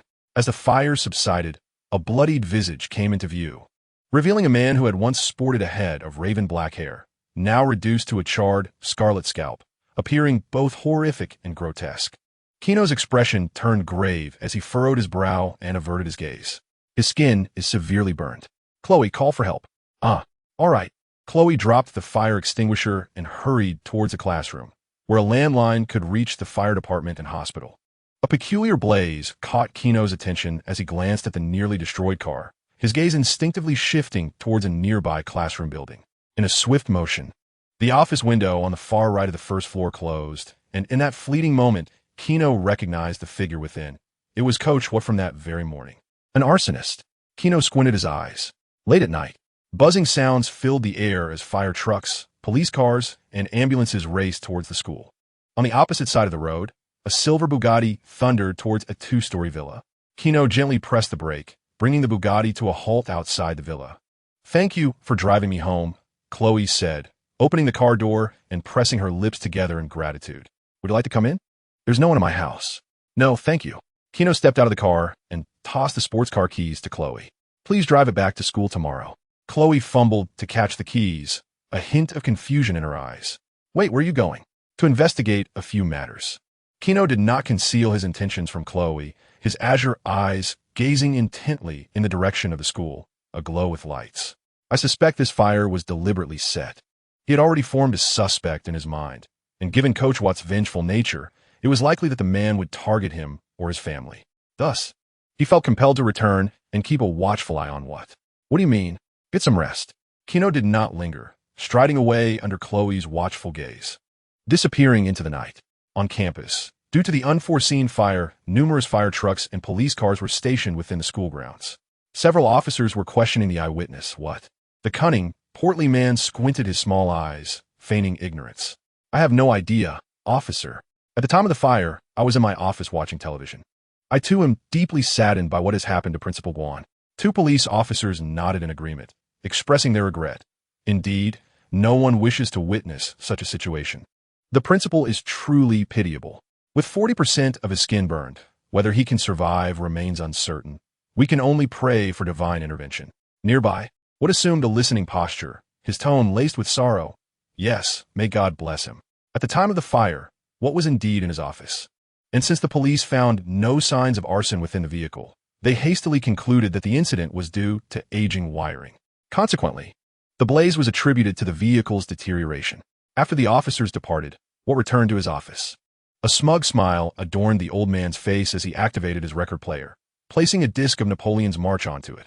Accompanied by the soothing yet exhilarating strains of music, What sipped red wine from a glass, savoring each drop. Gradually, he lifted his gaze.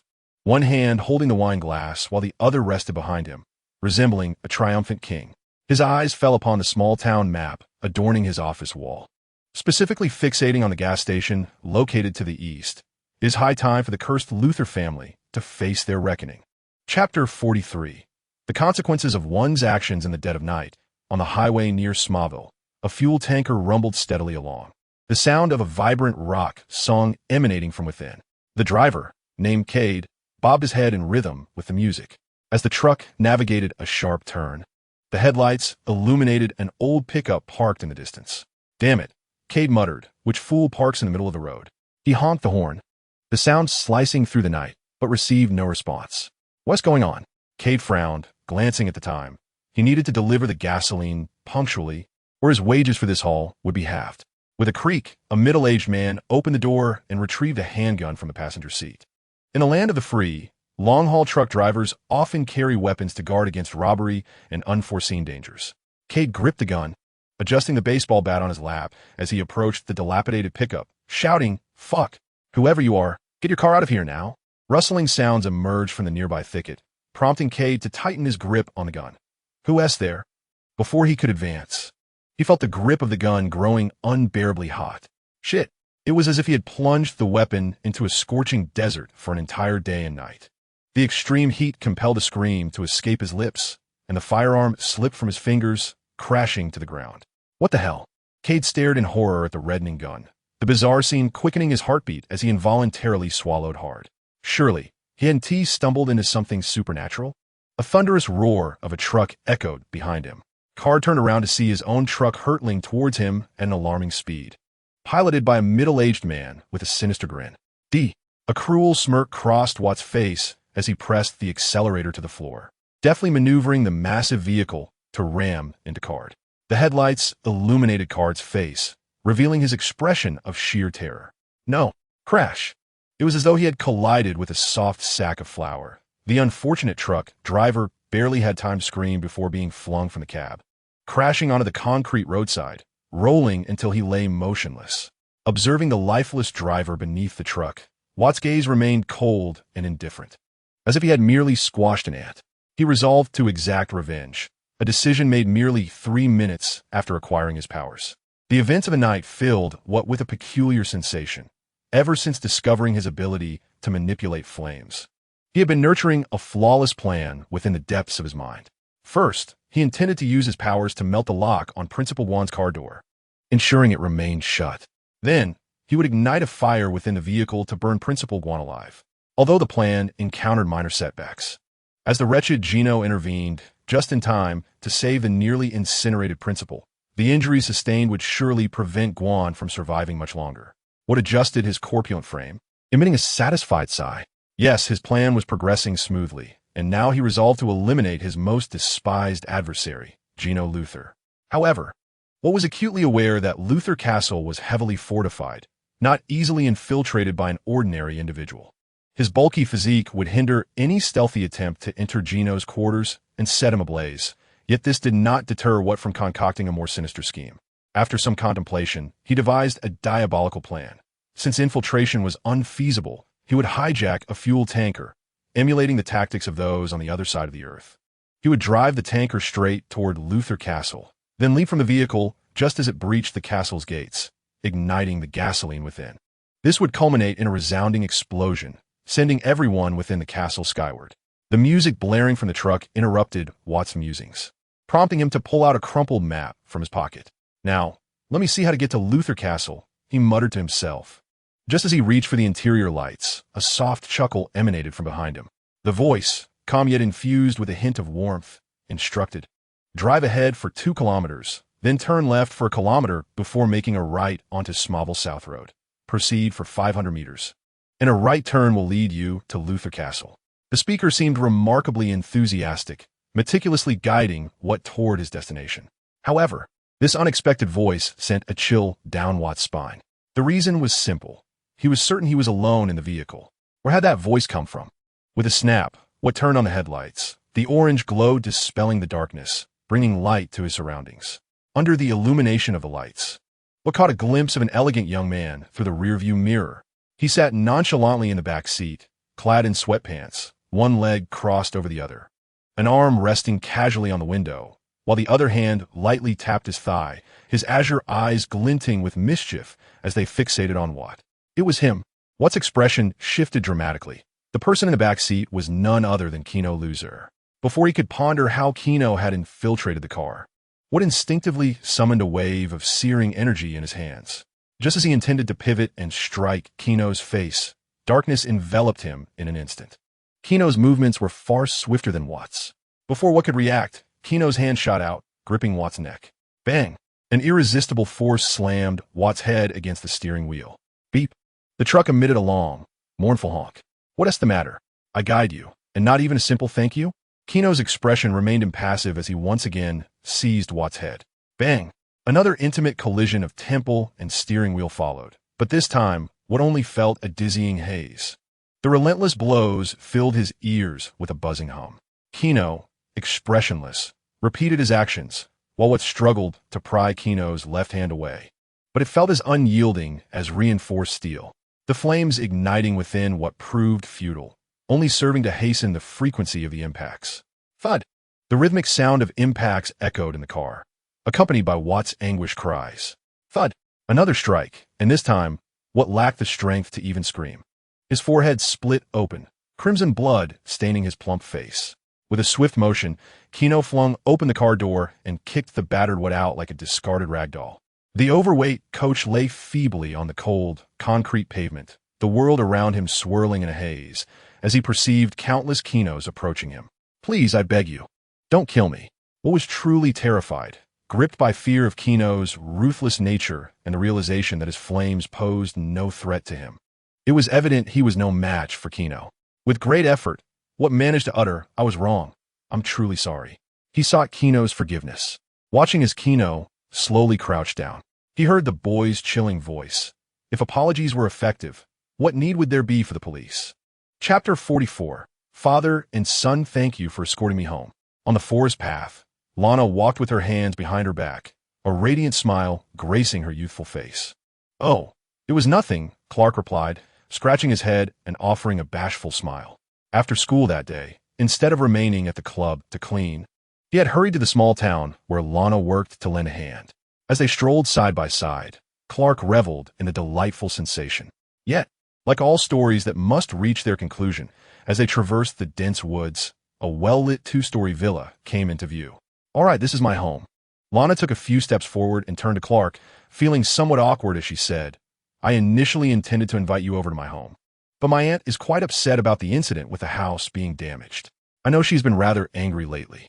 Clark, understanding her sentiments, scratched his cheek and gestured towards his own farm not far away. Well then, good night. Lana smiled and waved good night.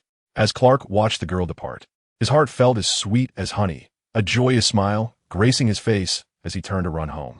Suddenly, a terrifying explosion reverberated through the air before Clark could reach his house, the deafening sound enveloping the entire town like a menacing thunderclap. What was that? Clark gazed in the direction of the noise and saw fiery orange flames leaping skyward, accompanied by thick plumes of smoke that ignited half the sky. Without hesitation, Clark dashed toward the source of the fire. Like a fleeting shadow, he swiftly arrived at the scene of the blaze. On the highway, an overturned tanker truck was engulfed in searing flames, while the surrounding trees caught fire, threatening to consume the nearby woods if left unchecked. I must prevent this catastrophe. Clark's expression turned serious as he activated his super speed, searching for a fire extinguisher in the nearby residences. Grasping the extinguisher, he raced back and forth at the disaster site.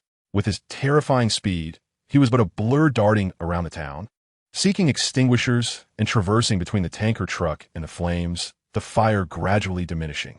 With a decisive hiss, yet another extinguisher was unleashed upon the inferno, ultimately quelling the raging flames. Gasping for breath, Clark wiped the beads of sweat from his brow. Observing his surroundings, he soon spotted two charred corpses amidst the blackened debris. In a state of dehydration, the bodies resembled two burnt sticks, and Clark could not discern the cause of their demise, attributing it merely to a natural disaster. They are gone. Guilt washed over Clark as he gazed at the remains. If only I had been nearby, I could have saved them. The sound of police sirens in the distance interrupted his thoughts. Aware that he could not linger there, He let out a deep sigh and turned to run away. Crossing the road and maneuvering around the approaching police cars, he soon spotted an unexpected figure striding along the street at a rapid pace. With a tall stature and an air of nonchalance, Clark furrowed his brow, a sense of foreboding creeping into his mind. Gino. Clark called out the man's name. Gino was taking a leisurely walk down the road, and upon hearing Clark's voice, a look of resigned annoyance crossed his face. Just after he had tossed one into the tanker for a fiery roast, Clark had discovered the chaos and rushed over. Clark ran his fingers through his hair, his tone uneasy as he asked, "What are you doing here at this hour?" He harbored concerns that Gino might be responsible for the fire, yet he believed there must be a reason behind it. Listening to Clark's words, Gino let out a cold laugh. Clark's tactics were far too juvenile. Sighing, Gino pointed to the starry night sky above. "Me? I am here to gaze at the stars while taking a stroll. In this town, untainted by industrial pollution, numerous bright stars twinkled with resplendent light. Did you see that fire earlier?" Clark's expression grew serious. 2 people were burned to death. And what does that have to do with me? Gino glanced at Clark as he walked, saying, "Remember, on the first day of school, I told you, Clark, that I detest meddling in others' affairs. If one day I do, it means I am in a good mood." Of course, this was a falsehood. Gino merely wished to dismiss Clark. Otherwise, if Clark discovered that what had been killed by him, he would launch into another tedious lecture. Thus, sometimes, the truth is inconsequential. Only lies can ensure mutual satisfaction. Hearing Gino's words, Clark regarded him with skepticism. "Are you certain? Believe it or not, I must return home." Gino waved his hand, unwilling to engage in further debate. Whoosh! Clark observed Gino fade into the night, his expression contemplative. What is the truth, after all? At Luthor Castle, as Gino approached the dark and imposing iron gate, he noticed several Rolls-Royce cars parked on the lawn within. Glancing at the Metropolitan license plates, Gino couldn't help but smirk. Wow, it seems someone is in for some trouble. "Young master." The old butler opened the iron gate for Gino. "The master is in the hall." Lex's mood might not be too pleasant tonight. Gino chuckled. His older brother and Lionel had clashing personalities. In simple terms, when 2 particularly opinionated individuals come together, it can only lead to disaster. Before he even reached the living room, Gino heard the sound of clashing swords from within. Entering the hall, he saw 2 figures in protective gear engaged in an intense duel. As the frequency of their sword strikes increased, it soon became apparent that the figure on the right was struggling to keep up, providing an opening for the opponent. Bang! The sword pressed down on another, swiftly thrusting forward along the blade. The tip of the sword rested against the throat of the right side figure, and a cold snort emanated from the victor's mask. "Huh! It seems you have much to learn." Lionel removed his mask, revealing a grim visage. Bang! The defeated one ripped off his mask and slammed it to the ground, while Lex glared coldly at his legal father, remaining silent. Lionel tossed aside his sword and stepped out of the castle, casually instructing Lex. "I want to see you reduce your workforce by 20% next week, kid." Passing by the calm-faced Gino, Lionel cast a fleeting glance at his enigmatic younger son and remarked, "Also, you are responsible for monitoring him." Lionel departed with his secretary and assistants, leaving a brooding Lex behind. Gino chuckled softly and made his way to the sofa, as the maids, hesitant to breathe, promptly brought forth fruits and milk. Taking a crisp bite of an apple, Gino raised an eyebrow at Lex, remarking, "Our unfortunate friend seems rather glum." "Huh, that foolish old man." Lex inhaled deeply, picked up the helmet from the ground, and with a somber expression declared, "Just wait, I shall eventually compel him to genuinely admire my endeavors." Chapter 45. The bank heist morning had broken at Kent Farm. In the latest news from the town of Smallville, around midnight, a large truck laden with gasoline overturned on the highway, igniting a fire. According to local police investigations, the 2 deceased were the truck driver and a physical education teacher from the local high school, noted to be an excellent football coach. Jonathan set aside the newspaper with a sense of melancholy, reflecting, another soul has departed this town. Perhaps it was merely a figment of his imagination. But Jonathan felt as though someone perished in the town every so often, as if they were cursed by some peculiar fate. At the dining table, upon hearing Coach Watt's name, Clark visibly paused. Recalling his encounter with Gino the previous night, a disquieting suspicion settled in his heart. It was highly plausible that Coach would have fallen victim to Gino's actions. "I've had my fill," Clark sighed, finishing the half-eaten sandwich. and shouldering his bag as he left the farm. A heavy burden weighed on his mind for a simple reason. Clark was convinced that Gino had indeed killed Coach Watt. Yet, he also believed there must have been a rationale behind Gino's drastic measure. Thus, Clark found himself in a quandary. He wished to counsel his friend against senseless violence. But reflecting on the incident with Gray, he felt unqualified to impose any demands upon Gino. Tossing his backpack into the passenger seat, Clark took the driver's seat and started the all-terrain vehicle that Gino had gifted him.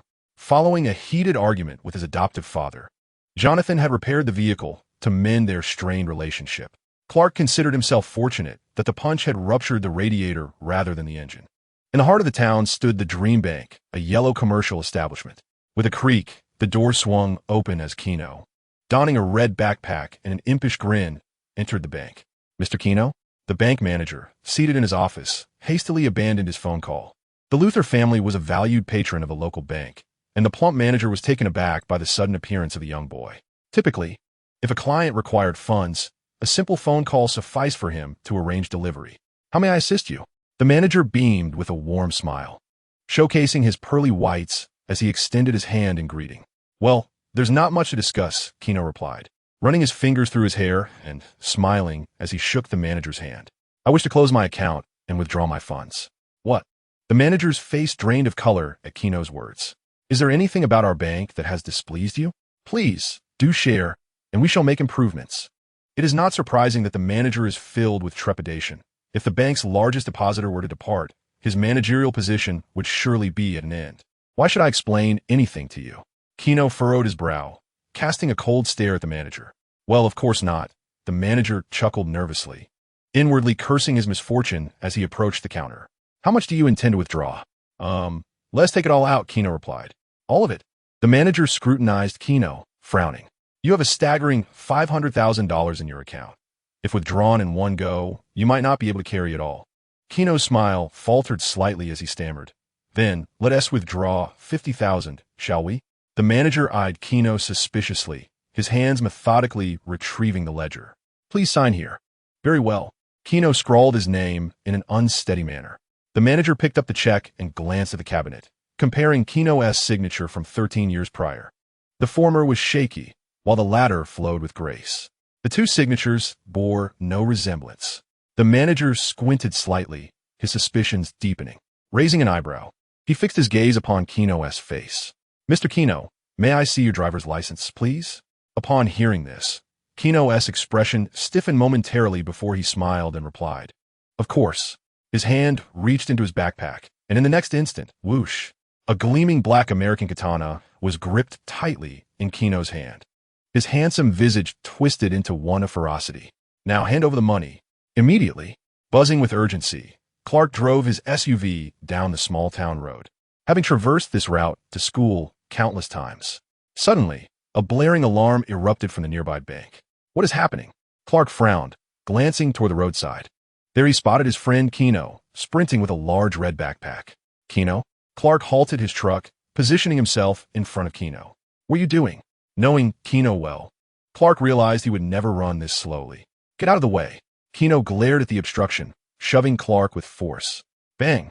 Clark barely had time to react as he was sent flying, crashing through the glass beside him, landing awkwardly among mannequins, bewildered as he watched Gino's retreating figure.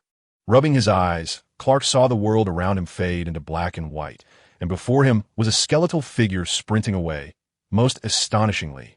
The bones appeared to be drenched in a terrifying shade of dark green, clutching a backpack as it receded into the distance.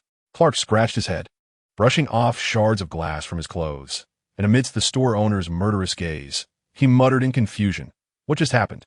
At the high school in Smallville, during the first indoor physical education class, the substitute teacher clapped his hands, urging the students, Come on, hurry up and climb. Today's task is to ascend and then descend. Completing this will fulfill your assignment. Thick ropes hung from above, and the students, following the teacher's instructions, climbed to the highest point before descending. The men and women were divided into two groups. At this moment, Clark, filled with concern, addressed Gino. An odd incident occurred this morning. I witnessed you robbing a bank. Me? Gino chuckled at Clark's words, gesturing to his own face and rubbing his temples. I recall that today is not April Fool's Day. There is little humor in this jest. The esteemed heir of a prominent American family, capable of becoming a magnate in Korea, would never stoop to bank robbery. Kino teased in a playful tone, "Perhaps someone is impersonating me." Upon hearing Kino's remark, Clark displayed a contemplative expression. Perhaps it truly is an impersonation. Leaning closer to Kino, Clark spoke mysteriously. "Kino, have you recently discovered any new abilities?" "What abilities?" Kino frowned and subtly distanced himself from Clark. Have you realized that you awakened a new capability?" Clark inched closer, lowering his voice to recount the events of that morning. "After I discovered my own abilities, I noticed that the skeleton of that individual was green and smaller than that of an adult male. The imposter had assumed your appearance." Listening intently, Kino's expression shifted to one of intrigue. "Green bones? How fascinating." Chapter 46. The Strange Madam in the Sports Venue. Kino pondered thoughtfully as Clark curiously inquired, "What do you plan to do?" "It's quite simple, Clark," Kino replied, snapping his fingers and restoring a smile to his face. "Since this person has used my likeness to commit robbery, it implies that he has encountered me. I typically only frequent Luthor Castle and the school, excluding the former. The answer is evident. The imposter must be someone from school." Clark suddenly understood. Just like Jeremy, that person has awakened extraordinary abilities? Precisely. Kino gently draped an arm around Clark's shoulders and then guided his head towards the right wall, whispering, "Hold your breath. Focus your mind. What do you see?" Clark instinctively followed Kino's lead, inhaling deeply and concentrating. As his pupils constricted, he found his gaze penetrating through the wall, revealing the scenery within. Inside was the lady shower room, where numerous youthful and vibrant girls flaunted their wet hair and donned various lingerie, their long legs and shapely figures leaving Clark awestruck. His goddess, Lana, was wrapped in a towel, showcasing her exquisite form. "Could you please make way?" The girl navigated past her classmates, smiling as she approached her locker. Then, Lana slowly lowered her towel. As the fabric slipped away, Clark could no longer suppress the upward curl of his lips, revealing a dazzling smile. "Isn't it beautiful?" Kino's laughter echoed in his ears. Clark paused, struggling against his impulses, turning his head with conviction to glare at Kino. "Kino, this is utterly immoral." Although this scene is undeniably enticing, the virtuous Clark resolved to restrain his gaze, refraining from lingering too long. "You certainly did not express such restraint earlier," Kino remarked with a chuckle, patting Clark on the shoulder. "This is my approach, utilizing my capabilities to identify that individual." The school bell rang, signaling the end of class, and Kino released Clark, proceeding to exit the gymnasium unhurriedly. "Wait, Kino, I still believe this course of action is misguided." Clark resumed his lecture as they walked side by side. After some time, Kino and Clark had traversed nearly the entirety of the campus. They had encountered nearly every student from freshmen to seniors without discovering their target. Clark voiced his doubts. "Perhaps we have erred? The target might be someone from outside the school." "No, I believe the target is someone within the campus. It is very likely that we have encountered them before." Kino replied thoughtfully, stroking his chin. "If you suddenly came into a fortune, would you still be inclined to attend class?" Clark envisioned such a scenario in his mind. If he were to receive $1 million, his first impulse would be to share the news with his parents and celebrate for an entire day and night. Kino shrugged and gestured towards the second-floor corridor. "I need to check the principal's office to see which students are absent today." Upon arriving at the principal's office and explaining their purpose, the white principal warmly provided Kino with a list of students who had taken leave that day, totaling 18. After departing the principal's office, Kino glanced at the list, meticulously crossing off several names with a ballpoint pen. Shortly thereafter, after excluding those who were injured or had legitimate excuses, only 4 names remained. Kino raised the list, his gaze falling upon the 4 names: Marco, Rod, Jenny, and Tina. Clark tilted his head, examining the names. "Which one do you think is the target?" "If I had to choose, I would say Tina," Clark stated earnestly. "This girl is an ardent admirer of Lana. From her fashion style to her manner of speaking, Tina endeavors to emulate Lana, hoping to become one of the most popular girls in school." Not far down the corridor, the ponytailed Lana had noticed the two. "Hey, what are you discussing?" she inquired curiously as she approached them, observing that Clark's gaze faltered upon her arrival. "Oh, it's nothing," Clark replied, scratching his cheek and glancing at Kino, who offered him a reassuring look. Lana squinted slightly, noting that Clark tended to scratch his cheek whenever he felt guilty. Kino extended his hand, offering Lana a piece of paper. "Do you know where Tina lives?" "In Smallville," she replied. The SUV came to a halt in front of an antique shop. Antiques possess collectible value, and there are individuals engaged in this trade in every country. "This is Tina's home," Gino stated. Lana pushed open the car door and stepped out, her expression a complex mix of emotions as she regarded the antique shop before her. To be candid, the presence of imitators has been a source of distress for Lana. A group of individuals pushed open the door to the antique shop, the wind chimes jingling melodiously. This establishment was neither large nor small, with an array of antique treasures meticulously arranged around the room. Kino even spotted a white jade statue of Guanine on one of the shelves. "Hello, may I assist you?" Tina's mother, a petite woman, smiled as she emerged from a side door to greet the trio. As she approached the counter, Kino perceptively noticed her stealing glances at him and Clark multiple times, her eyes evasive and her demeanor somewhat anxious. Lana greeted her with a smile, articulating their purpose. "Good day, Mrs. Loren. We are classmates of Tina. She is absent from class today, and we wish to see her." "Oh, you mean Tina?" "Mrs. Loren replied with an awkward smile. "She has gone to her grandmother's today. Perhaps you could come back tomorrow?" "Mrs. Loren, you possess an impressive collection of antiques," Kino interjected, moving towards a piece in the corner. "Could you tell me about this artifact? I find it rather intriguing." That item is not for sale. I'm sorry. But you really must leave," Mrs. Loren said, rubbing her chest. "I need to visit the hospital for a checkup soon," she added, her hints unmistakable. Reluctantly, the trio departed the antique shop. Once seated in Clark's SUV, Lana expressed her confusion. Mrs. Loren seemed rather anxious, didn't she? Kino was not the only one to perceive Mrs. Loren's odd behavior. Lana had also noted the woman's peculiarities. Clark concurred, "Indeed, it's strange. She runs an antique shop, yet refuses to sell any antiques, only wishing to hasten our departure." Kino turned to glance back at the shop, his piercing gaze penetrating through the door and resting upon Mrs. Loren among the antiques. The middle-aged woman, clad in black lace lingerie, appeared utterly ridiculous. It seemed he had confirmed his suspicions. Kino silently resolved, activating his abilities once more, and a vivid green skeletal outline manifested in his vision. A smile crept across Kino's lips. "Found you, Tina Loren." Chapter 47. Tina's usage in the depths of the night. The antique shop was eerily quiet. Tick, tick, tick. The clock from a bygone era chimed with a crisp sound. On the second floor of the shop, Tina, with her chestnut hair, sat cross-legged on the carpet. Perhaps due to her nerves, she had only lit a few candles to ward off the darkness. Scattered at her feet were stacks of $100 bills. She inhaled deeply, the scent of ink filling the air, her youthful face brimming with intoxication. What should I do with this money? Should I buy some cosmetics, indulge in luxurious meals only the wealthy can afford, or relocate entirely to a new place? A sudden noise erupted from downstairs. Who could that be? Tina squinted slightly, hastily stuffing the scattered bills into her backpack. She swiftly rose to her feet, her clenched fists crackling with tension. Since the moment she discovered her formidable powers and the ability to alter others' appearances, courage blossomed alongside her strength. Tina pushed the door open and stepped out of the room, her pace deliberate as she made her way to the first floor. Descending the staircase, she flicked on the lights, her gaze sweeping across the antique shop. Everything appeared as it should. The cherished antiques, regarded as treasures by mothers, were quietly arranged on the shelves, and the shop door was securely shut, showing no signs of intrusion. A sigh of relief escaped Tina's lips as she returned to her room with a light-hearted gait. A joyful smile graced her face at the sight of the stack of beautiful bills. These were hers, and soon she would embark on a new life filled with promise. Tina tucked the bag of money beneath her bed and lay down on her small mattress, exhaling softly.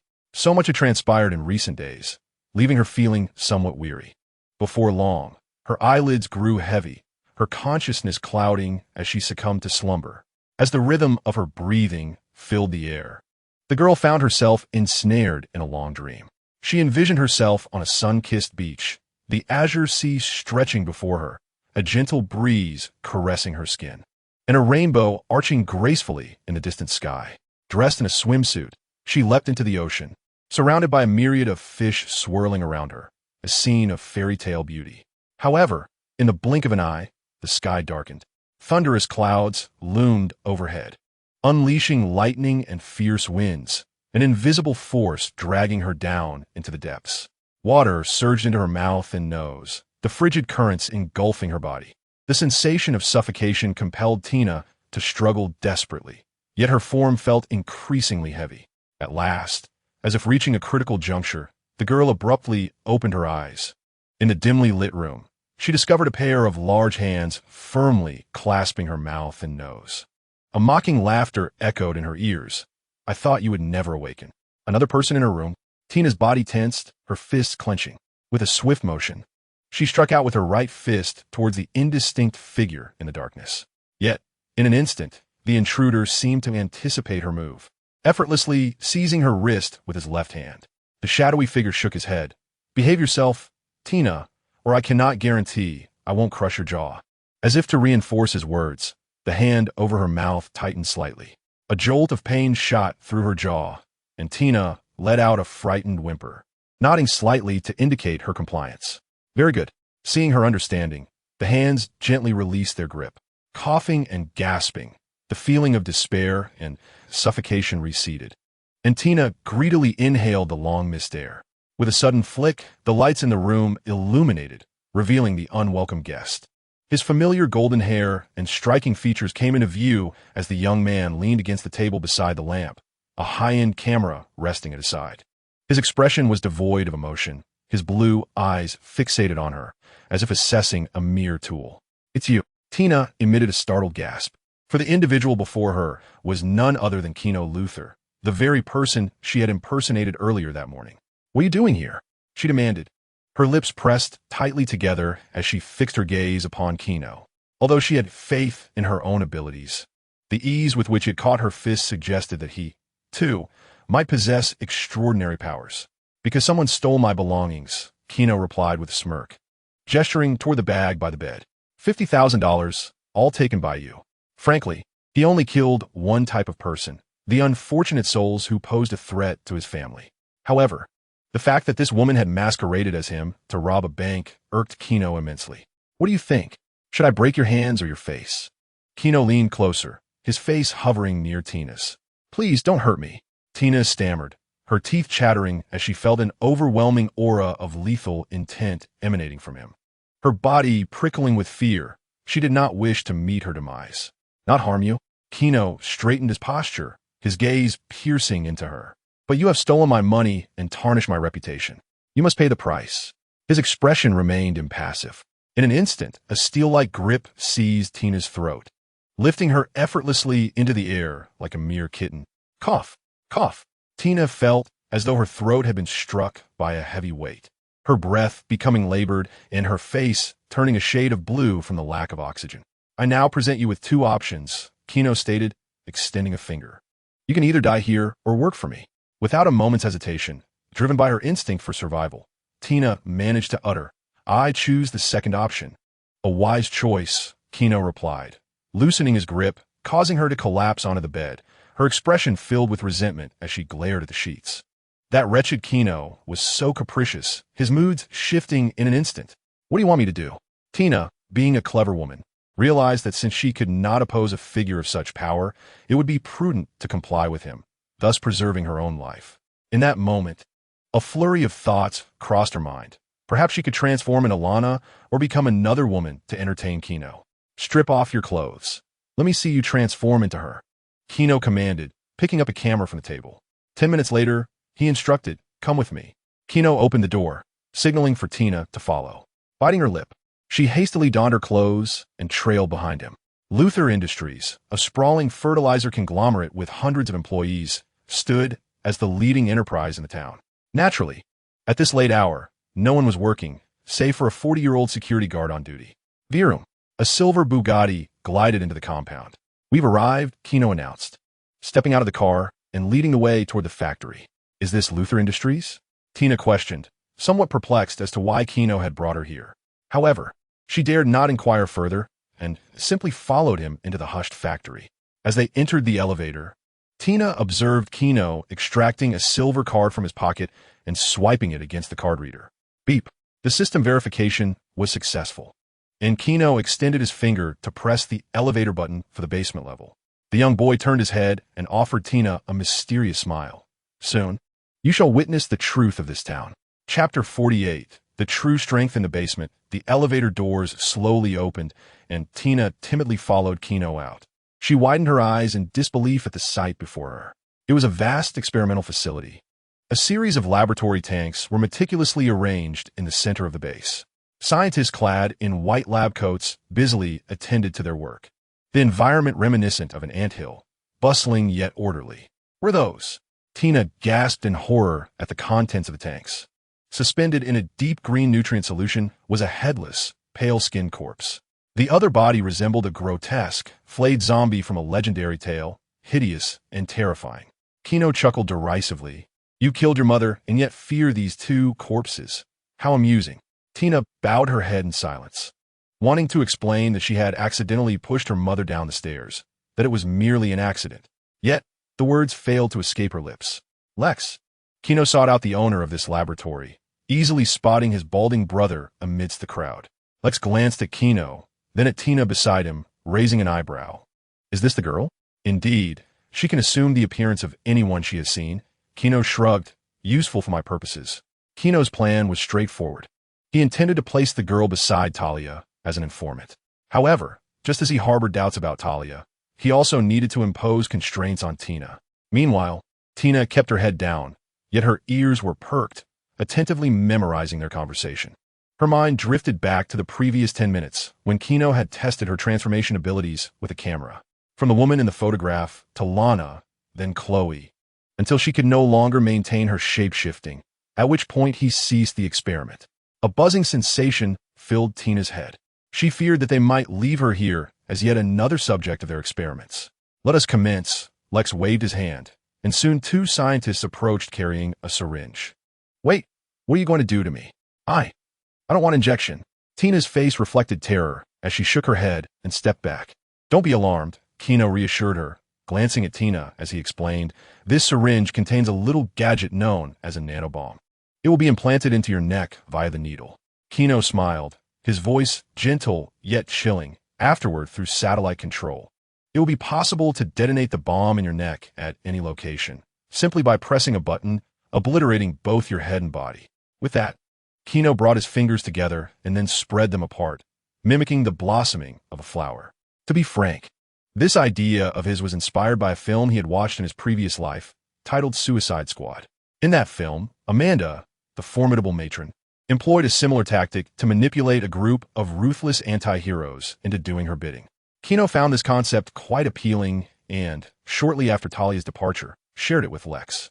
From that moment on, whenever he encountered disobedience, he intended to implant nanobombs in the bodies of those individuals. Lex, true to form, leveraged his intellect, diligence, and extraordinary wealth, successfully developing the nanobombs in just a week. These devices were linked to LexCorp's satellite network, allowing for remote detonation at any time and place. In nanobombs, Tina exclaimed, her eyes welling with tears as she fervently shook her head. No, I refuse to have such a thing implanted in my body. It's too terrifying. Just imagine, if one day she became worthless or learned too much, Gino could simply press a button and send her to her doom. The very notion of her life being at the mercy of another filled Tina with dread. With a chuckle, Gino observed the weeping Tina and shook his head. It seems you still do not comprehend. He approached her without hesitation, raising his hand decisively. Smack! The girl stumbled and fell to the ground, a crimson mark quickly appearing on her delicate face. She shook her disheveled hair in indignation, only to see Gino squatting before her. A smile on his face, yet his tone icy. I am not negotiating terms with you. This is an order. How foolish of her to think that his wealth was so easily acquired. Tina cradled her cheek, biting her lip. I understand. Slowly, she rose to her feet, watching as two scientists approached her, bracing herself for the fate that awaited her. Having witnessed the terrifying aspects of this laboratory, Tina no longer doubted that Gino would deceive her. Ouch, Tina murmured as she rubbed her neck, uncertain if it was merely psychological. Ever since the needle had pierced her skin, she had felt an unsettling discomfort in her body. Ignoring the woman's lamentations, Gino escorted Tina back to his castle. Young master, the elderly butler, greeted him as he stepped outside. Gino gestured towards the girl. Her name is Tina. She is my classmate. Please select a room for her on the first floor. She will be staying here tonight. Of course, the butler nodded, leading Tino away, while Kino retreated to his chamber. Once there, he opened his computer and sent a message to Talia from his contacts. On Devil's Island, within the cold stone confines of the Assassin Alliance's secret headquarters. The leader, Lei Xiaogu, fixed his keen gaze upon the young man before him. You wish to learn martial arts? For what purpose? For myself. The young man replied with an expression of calm determination. For certain matters that must be accomplished. Intriguing, Lei Xiaogu mused. Having not encountered a youth like this in some time, he could see the flames of ambition burning brightly in the young man's eyes. A conflagration, dubbed the flame of vengeance, burns with a temperature fierce enough to incinerate all in its path. This ignited within Lei Xiaogu a fervent admiration for talent.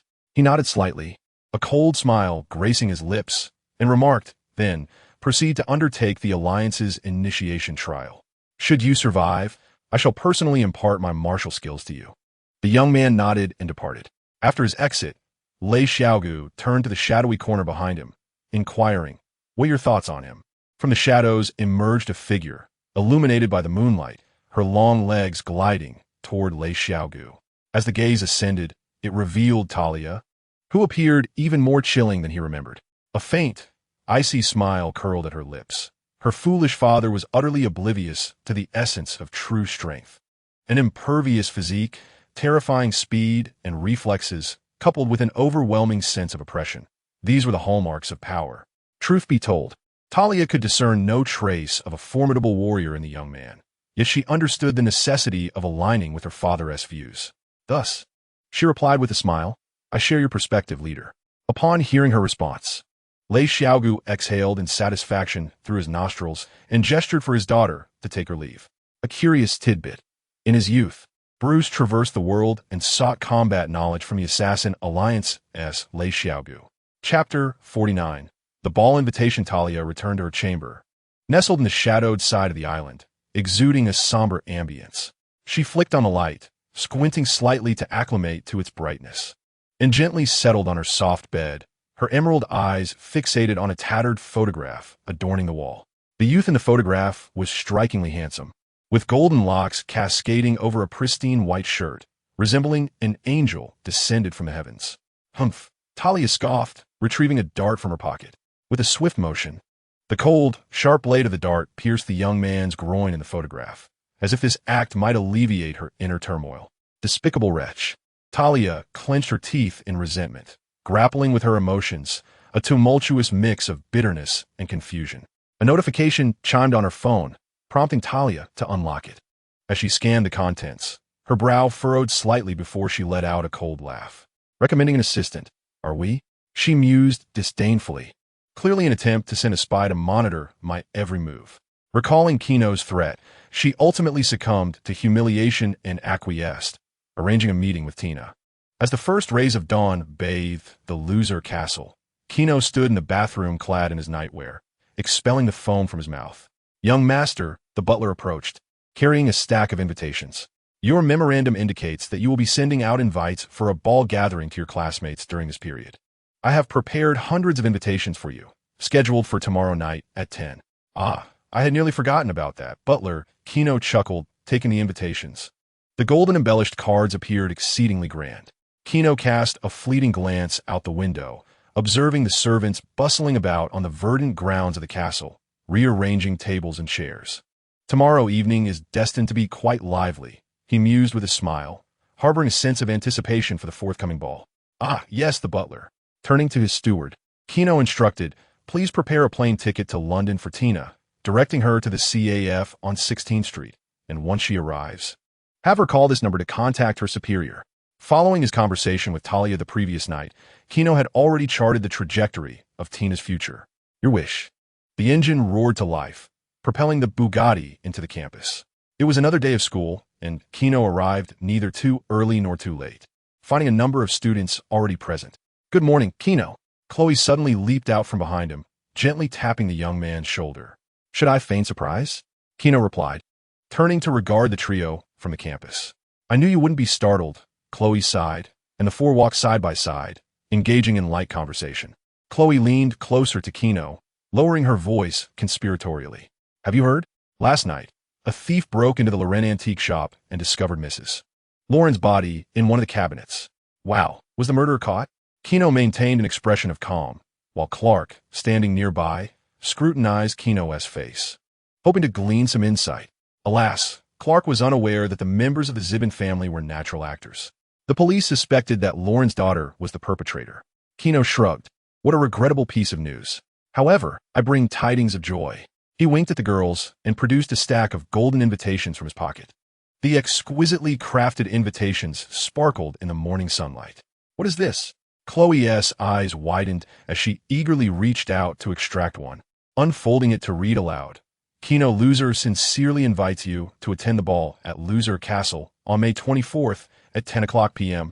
As she concluded the last line, her voice rose in excitement. Oh my, this is a ball invitation. At Chloe's exclamation, both the petite Peter and Clark's eyes lit up in unison. In the fervent minds of adolescent boys, a ball equated to an invitation extended to a crush, and Clark's thoughts immediately drifted to Lana. He envisioned himself holding Lana's hand, twirling gracefully across the expansive lawn of Loser Castle. Gulp.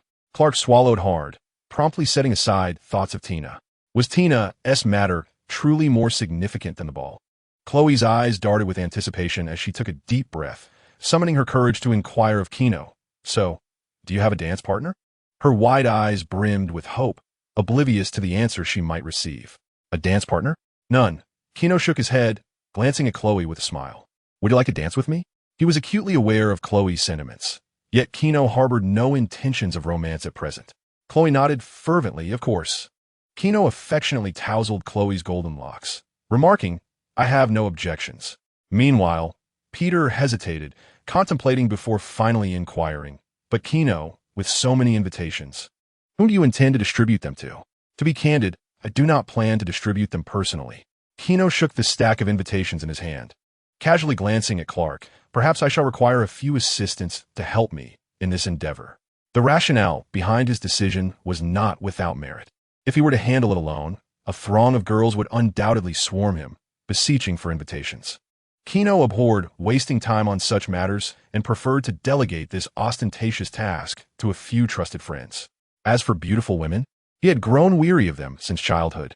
Beauty was not a scarce resource for those of high status. Ahem, I'm willing to lend a hand. Clark promptly volunteered, puffing out his chest to demonstrate his reliability. Peter, too, raised his hand, recognizing this as a splendid opportunity to shine. Why not? Gino divided the invitations into 2 stacks and handed them to the duo while stipulating conditions. Firstly, no individuals under the influence may enter Luthor Castle, nor those who engage in bullying. Additionally, no outside beverages or substances are permitted. American high school students may revel in thrill-seeking. But Gino had no desire to host a gathering overrun by addicts at his castle. Clark and Peter nodded vigorously. Rest assured, Gino, we will ensure strict compliance. Gino smiled. I'm not concerned about Peter. Rather, Clark lacks assertiveness and is easily swayed. As he spoke, Gino gently nudged Clark with his elbow, whispering, perhaps you could consult Lana about which individuals are suitable for the ball.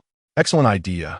Clark inhaled deeply, clutching the golden invitation tightly, recognizing, as Gino had suggested, that this was a perfect opportunity to bridge the gap with Lana. Chapter 50. The Ball Turmoil, Smallville High School. The news of Gino's upcoming ball swept through the campus like a gust of wind. Hey, have you heard? That wealthy heir is hosting a ball. Goodness, I can only imagine how lively it will be. I've heard there will be exquisite cuisine and fine wine. Almost everyone was engrossed in discussions about the ball.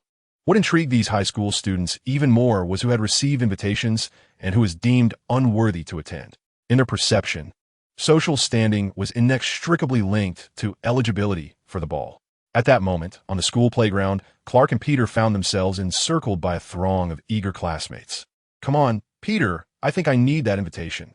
A girl with striking features winked at Peter, eagerly gazing at the stack of invitations. The crowd buzzed like a swarm of flies, creating a cacophony of excitement. Goodness, little black Peter could not help but let out a lament, turning to Clark beside him. I now suspect that Gino anticipated this situation all along, which is why he assigned us this task.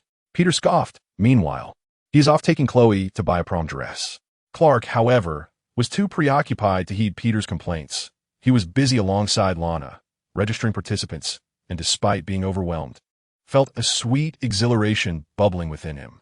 After parting ways with Gino, Clark had immediately sought out Lana, his goddess, for assistance. Lana suggested that they first tally the number of interested participants and then conduct a secondary selection to finalize the list. "Excuse me, may I sign up?"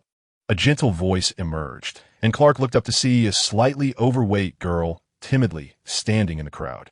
She wore a purple shirt and baggy jeans, and as she slightly lowered her head, she inadvertently showcased her double chin. Undoubtedly, she was a chubby girl, her evasive gaze betraying her insecurity. "Wow, what do we have here?" A high school student clutching a basketball sneered from the crowd. "A whale wants to attend the elite banquet? What are you going to do there? Perform a food-eating act?" Before his words could fully settle, laughter erupted among the crowd. Clearly, the joy and sorrow of the people were not in sync.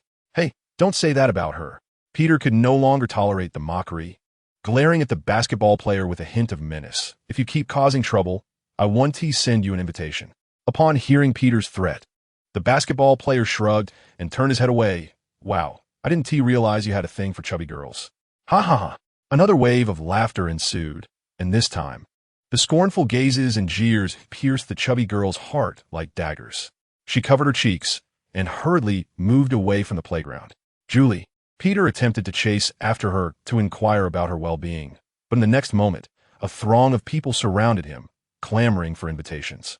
Sobbing, Julie was oblivious to how she made it back home. She dashed into her room and collapsed on her bed, weeping. "No one likes me. I'm just a big fat pig." Tears streamed down her chubby cheeks, soaking her pillow. Exhausted from crying, Julie slowly sat up, her gaze filled with determination. "No, I will lose weight." She dashed down to her garden, squatting to pull some green vegetables from the soil. A plan formed in her mind, to juice these vegetables to replace her daily meals. "These pesky stones," she muttered, grasping the green stones mingled with dirt and tossing them into the trash. After completing her task, Julie carried the vegetables into the kitchen. The juicer whirred as it pulverized the greens into a thick, green liquid. Taking a deep breath, Julie gazed at the murky green juice in the glass, closed her eyes, and gulped it down in one go. She smacked her lips, wiped the remnants of leaves from her mouth, and murmured to herself, "I hope this helps me lose weight." Once again, dawn broke, and the plump girl, Julie, awakened from her slumber. Rubbing her eyes, she slipped on her shoes and proceeded to perform the first ritual of her day, weighing herself.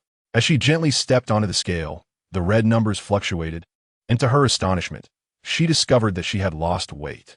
How marvelous! Excited, she approached the mirror and delicately lifted her nightgown.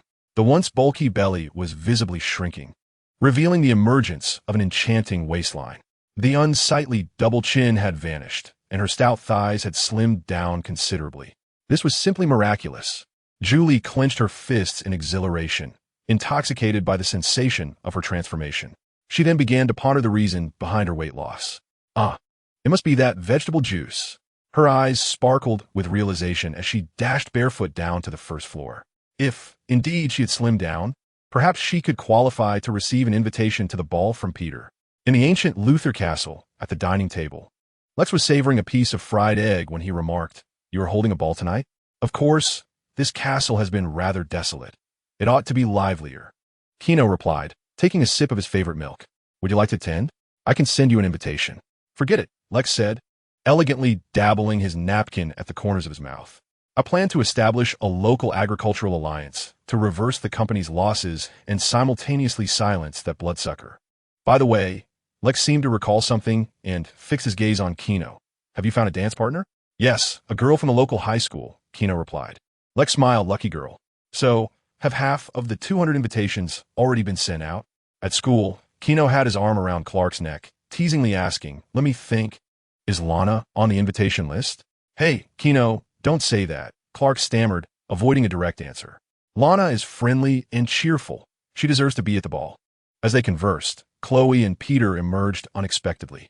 "You won't believe this," Chloe exclaimed, glancing at the disheartened Peter. "Peter actually has someone who likes him." "Hey," Peter squawked.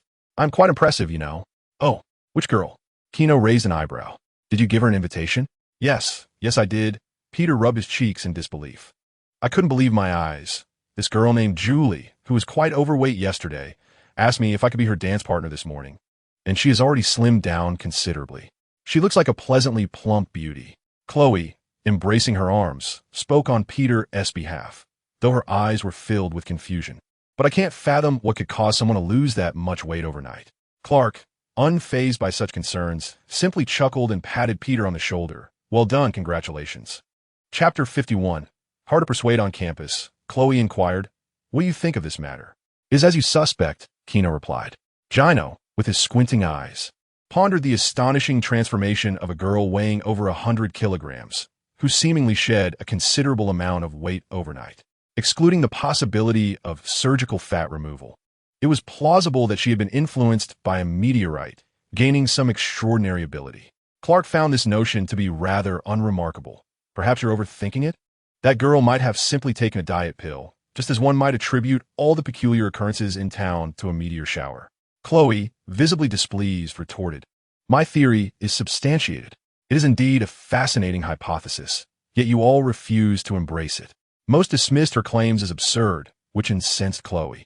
However, Gino found her theory intriguing.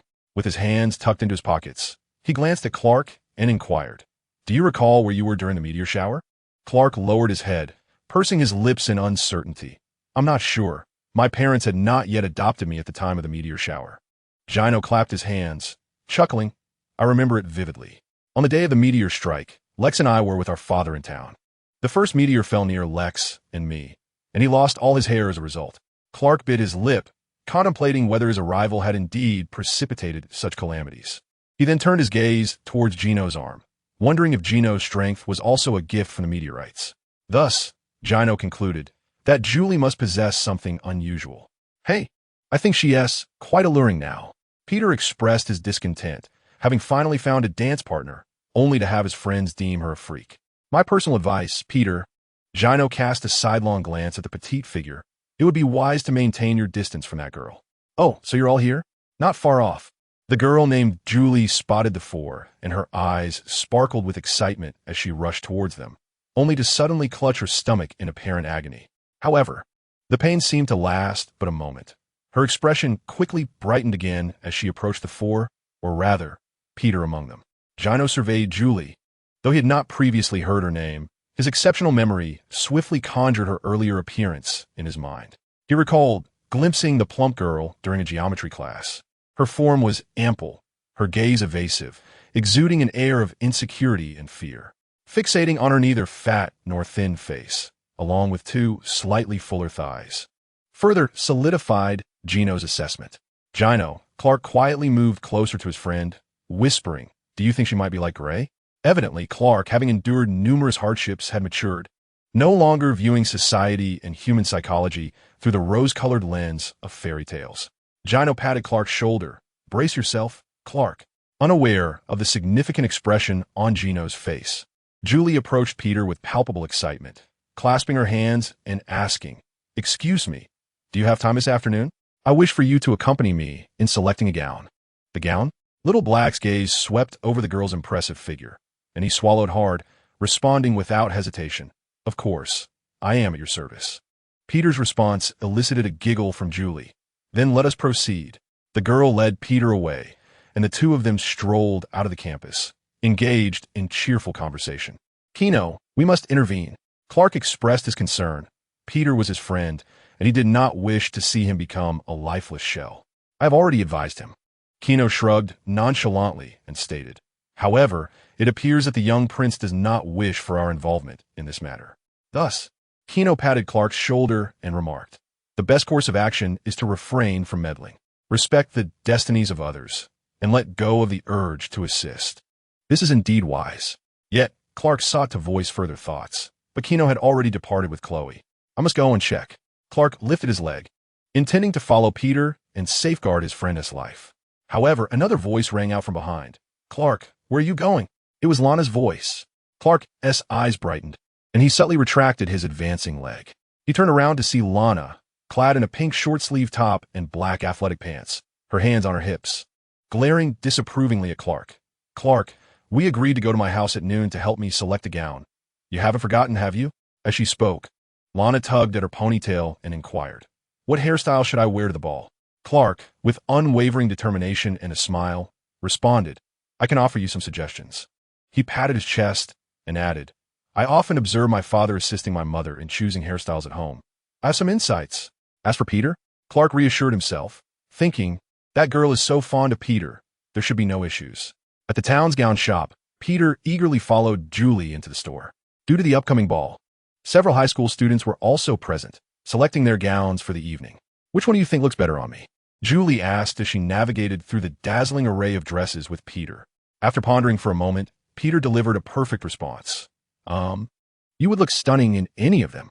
I need the one that suits me best." A smile crept onto Julie's lips, clearly pleased by Peter's compliment. Peter scratched his cheek, his gaze drifting over the racks, and he pointed to a sultry red dress. "Well then, why not try the red one?" The girl followed Peter's finger and gazed at the crimson gown, feeling a surge of emotion. Once she believed she could only admire such beautiful dresses, but now she could wear them. "So, wait for me here." Julie gently brushed her finger across Peter's lips, turning away while casting a flirtatious glance back at him. She clutched the red dress as she made her way to the fitting room. Navigating through the bustling crowd, she turned a corner. Gurgle. A strong wave of hunger surged in her abdomen, causing Julie to instinctively clutch her stomach. "Wow, who could that be?" A male voice echoed from above, prompting Julie to laboriously lift her head. To her astonishment, the newcomer was none other than the very individual who had mocked her on the playground the previous day. In that instant, a malicious thought surged within Julie's heart. The young man, oblivious to the deep-seated hatred flickering in the girl's eyes, scanned her slender form with a wet, salty gaze. "I didn't expect you to have lost so much weight. It's quite astonishing," he remarked, a smirk gracing his lips. "What coincidence." Julie swiftly suppressed her gnawing hunger, striking a poised demeanor as she gently swayed the red dress she wore. Locking her gaze onto the boy, "Would you like a closer look at me in this gown?" Chapter 52. The missing Peter the town's boutique was rife with amusement. The young man subtly inhaled the fragrance wafting from Julie's dress. "Honestly, have you been working out?" Inside, he scrutinized her figure, his arm casually encircling her waist. "Indeed, I never imagined I could achieve this," Julie replied, stifling her discomfort as she endured the sweet nothings from her former tormentor. Her tone turned wistful as she added, "But I'm a bit hungry at the moment. Could you do me a favor?" "What?" The bully misinterpreted her intent, responding with a laugh tinged with incredulity. "What do you want me to help you with?" "Quite simple. Merely a small task," Julie replied, stroking her chin. "That would be your body." "What? My body?" At this moment, the young man slowly closed his eyes, reveling in his misguided fantasies. Yet, unbeknownst to him, Julie's expression darkened, her mouth stretching to an unimaginable degree as if it were the gaping maw of a serpent. With a sudden motion, she seized the young man's shoulder. Her once pristine teeth transformed into razor-sharp fangs, piercing into his flesh like a straw. Crack! A sliver of sunlight filtered through a crevice, casting shadows on the wall, where Julie was seen greedily gulping down the unfortunate victim's body fat. "My neck!" The boy screamed, but his cries were drowned out by the cacophony of the crowd outside. Soon, the cramped fitting room fell silent once more. "Hey, how does this gown look?" Radiant, Julie emerged from the fitting room, tossing her hair back as she twirled gracefully like a ballet dancer. "Stunning." Peter grinned broadly, the girl's enchanting figure quickening his heartbeat. "I can't wait for tonight's ball." "Indeed," Julie replied wistfully, glancing at the fitting room. "I, too, eagerly anticipate tonight's ball." As night descended, the once quiet Luthor castle was aglow with lights. The old steward, having served the Luthor family since he was 20, had laid down a splendid red carpet from the castle entrance to the venue. At this moment, it was 9:30 p.m., with half an hour remaining until the ball commenced. Outside the castle, a throng of elegantly dressed men and women had already gathered. "Ladies and gentlemen," the steward cleared his throat, gripping a microphone. "Welcome to Luthor Castle. Now, please invite your dance partners to step onto the red carpet and partake in this enchanting evening." As the last words echoed, the grand doors of the ancient castle slowly creaked open. The first couple to grace the crimson carpet appeared slightly apprehensive, yet they managed to suppress their nerves as they stepped into the venue. More men and women soon followed, pairing up and making their way down the red carpet, guided by the attendants into the hall. Meanwhile, the expansive lawn in front of the castle was already adorned with tables, chairs, and an array of delectable dishes. Attentive servers wove through the crowd, balancing trays with grace. Most of the invited guests had never attended such a formal soiree, and many exhibited a hint of awkwardness, frequently adjusting their ties or daintily clutching their wine glasses in an attempt to project an air of sophistication. Even in conversation, voices were hushed, as if to avoid any semblance of rudeness. At the center of the lawn, a black stage had been erected, equipped with 2 speakers and musical instruments, all set in preparation for the forthcoming performances. Yet, a common question lingered in the minds of many. Where was the host of this grand affair? The owner of the castle was conspicuously absent, a query shared by all. Suddenly, a voice pierced the murmurs, exclaiming, "He has arrived." Accompanied by the illumination of several searchlights from the castle's uppermost floor, Gino and Clark, clad in sleek black suits and exuding poise, entered the hall with their dance partners. However, while Gino exuded confidence and ease, poor Clark moved like a stiff automaton, his hurried steps nearly toppling his partner, Lana. "Follow my lead. Maintain your composure. And do not be anxious," Gino urged in a low voice. "Indeed, Clark, I shall guide you. Just keep pace with me," Lana reassured her partner, also speaking softly. Taking a deep breath to steady himself, Clark, under the watchful gaze of the crowd, stepped into the hall alongside Lana. "Ladies and gentlemen," Gino announced as he released Chloe and strode toward the black stage. Hundreds of eyes were upon him, and at that moment, all attention was focused on one individual. The young man grasped the microphone and spoke serenely. "Now, please enjoy the ball this evening." As his voice faded, a lively and melodious dance tune filled the air. Under Gino's influence, the previously restless young men and women soon surrendered to the rhythm, joyfully twirling with their partners, regardless of their dancing abilities. "My goodness, I never anticipated your dancing skills to be this remarkable," Chloe exclaimed as Gino twirled her effortlessly. It wasn't until the music ceased that Chloe gasped for breath, trying to regain her composure. Moderate, Gino chuckled, choosing not to disclose the hardships of his childhood that had equipped him with not only combat skills, but also proficiency in dance and music. Every art associated with elegance had been imposed upon him by his family. Casting a sidelong glance at Clark and Lana, Gino couldn't help but cover his forehead in dismay. Compared to his own fluidity, Clark's performance was nothing short of comical. He stumbled upon Lana's shoes or nearly tripped over his own feet. It was clear that Clark had a long journey ahead in his quest to win the heart of the goddess. By the way, where were Peter and Julie? Chloe surveyed her surroundings, a hint of concern in her voice as she inquired. "Do you think they might encounter any mishap?" "Who knows?" Gino replied nonchalantly, contemplating for a moment before adding, "If you are worried about Peter, you might inquire with my butler. He possesses the attendance list." "Gino, may I have the pleasure of dancing with you?" A girl, noticing the separation of Gino and Chloe, hastened forward with an invitation. Gino smiled, "Of course, why not?" As the music began to play, Gino embraced his new partner and stepped onto the dance floor. Chloe cast a glance at Gino's indifferent demeanor, then shifted her gaze to Clark, who was reveling in a joyful moment with Lana. With a sigh, she resolved to approach the elderly butler of the castle. As a friend, she did not wish to see Peter in any distress. Chloe intercepted the old butler. "Sir, may I inquire if Peter Coulson's name appears on the guest list?" The butler adjusted his glasses, scanning the list in his possession before shaking his head.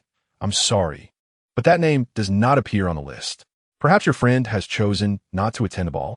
Upon hearing the butler's words, Chloe felt a sinking sensation within her. The very scenario she dreaded had come to pass.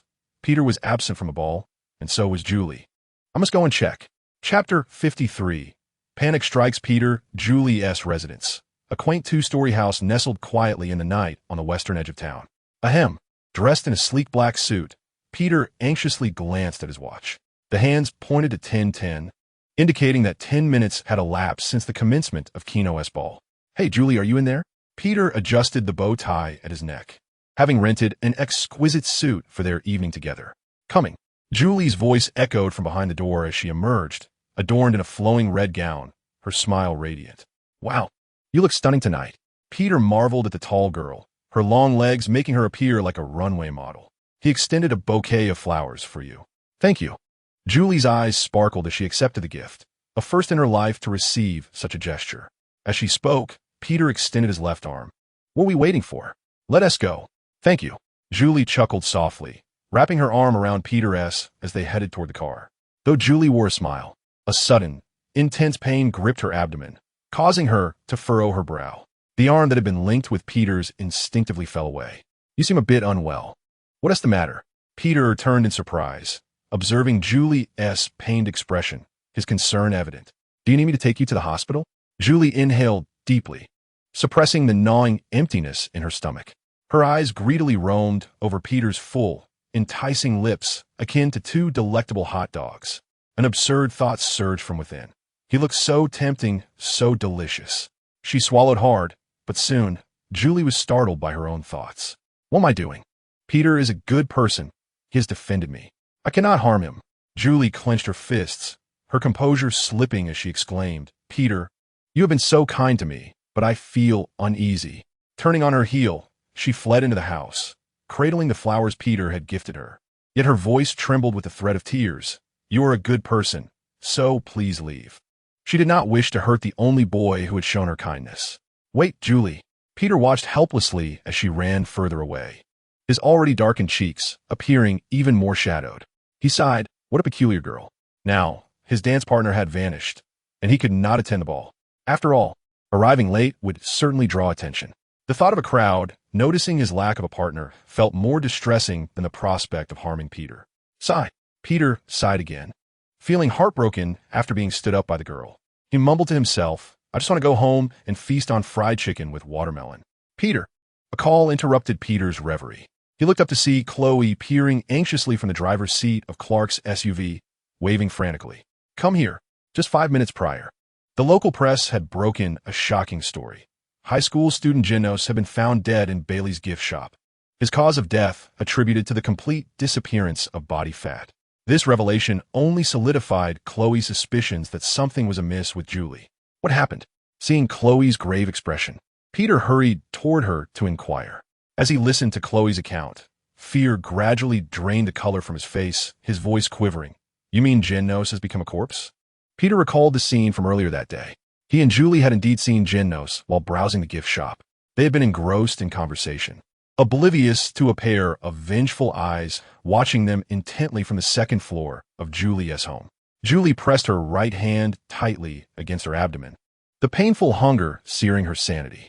Chloe, watching the girl converse with Peter, jealousy consumed Julie, her expression twisting grotesquely, her voice taking on a sharp, terrifying edge as dark, dense hair erupted from her skin. Her slender arms contorted and morphed, sprouting razor-sharp claws. 2 gaping rips tore through her back, from which grotesque, pus-dripping wings unfurled, nearly filling the entire room.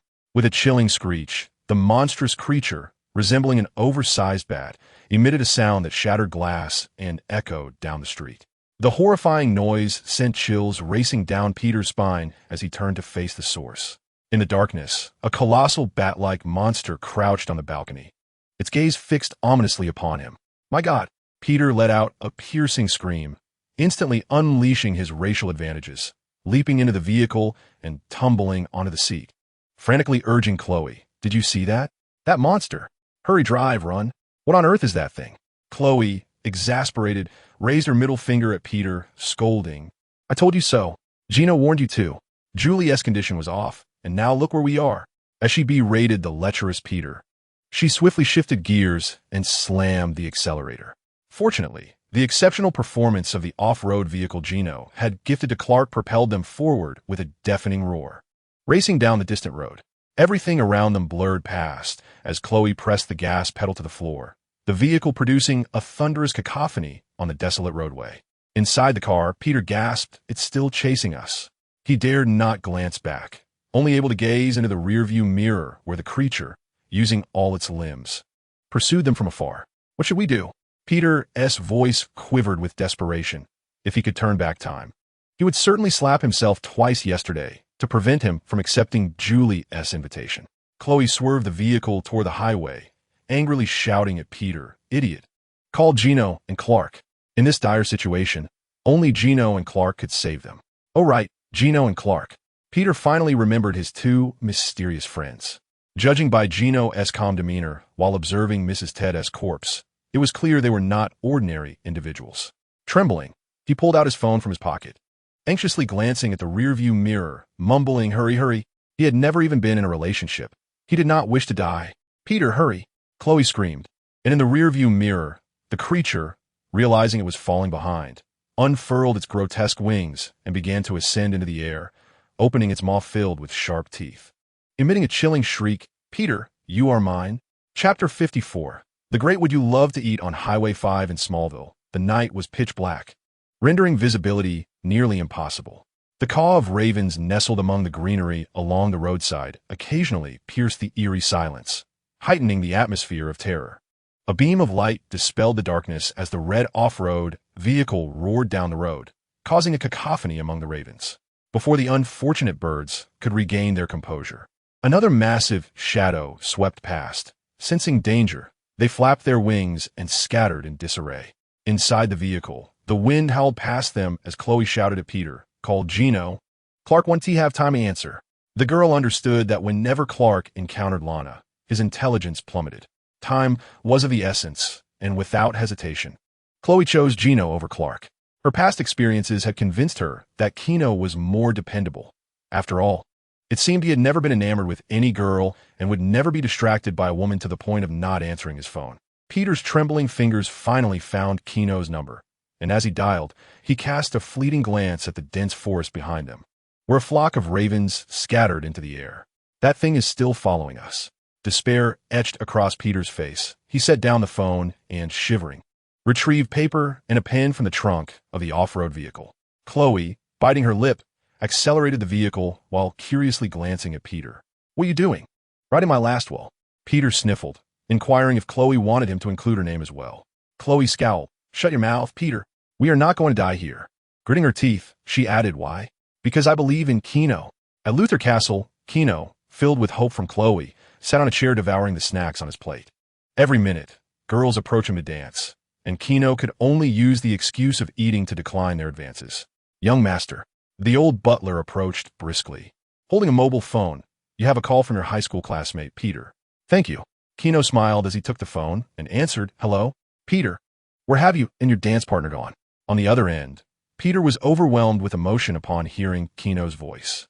"Thank God, you finally answered. Come save us, Gino. My dance partner has turned into a bat monster and is chasing me. It looks like it wants to eat me." "A bat monster?" Gino rose slowly, his suspicions confirmed. Peter's dance partner had likely been transformed into a superhuman by kryptonite. This presented an excellent opportunity for experimentation. Gino recalled that Lex's research was merely missing one last test subject. If they could capture one alive, it might prove beneficial to his brother's studies. "Where are you now?" he asked. On the line, Gino heard Chloe's voice, the girl shouting, "On Highway 5 in Smallville, we're about to leave the town." Before she could finish, an awful noise erupted from the phone, followed by Peter and Chloe's terrified screams and the screeching sound of their vehicle overturning against the pavement. Gino rose and made his way toward the estate, instructing the butler, "The ball will conclude at midnight. If I do not return, you shall oversee the dispersal." "Yes, young master." The butler bowed slightly, watching Gino navigate through the crowded throngs to a secluded corner. In the next instant, their young master vanished as if erased from this world, or perhaps as if the world itself had caused him to disappear. Witnessing this extraordinary scene, the old butler was momentarily taken aback, but quickly regained his composure, turning to depart. His ability to remain discreet and perceptive enabled him to serve the Luthor family for over 20 years. Breathe. In an untraceable burst of speed, Gino raced through the forest like a bolt of lightning. Boom! In a bid to conserve time, Gino did not evade the trees of the dense woodland. Like a fierce beast, his ironclad form effortlessly shattered the trunks, leaving a silhouette in his wake. At last, having chosen a shortcut, Gino arrived at the highway Chloe had mentioned in but a second. Gazing ahead, he soon beheld a scene not far off. A toppled SUV lay beneath an ugly bat-like creature, its tattered red garments suggesting that this being was once human before its transformation. The monster was currently thrashing at the vehicle with its massive claws while beneath it, Peter screamed in terror, and Chloe appeared frantic. Its crimson eyes were wild with madness, and copious drool dripped from its maw, striking the ground and releasing a foul odor. A mere glance at the creature allowed Gino to deduce that it had lost all semblance of rationality, driven solely by frenzy and hunger. Clark would surely be heartbroken upon witnessing this. Gino chuckled softly, shaking his head. The damage to the paintwork was no trivial matter. His gaze returned to the monster. However grotesque it had become, was there any hope for its restoration?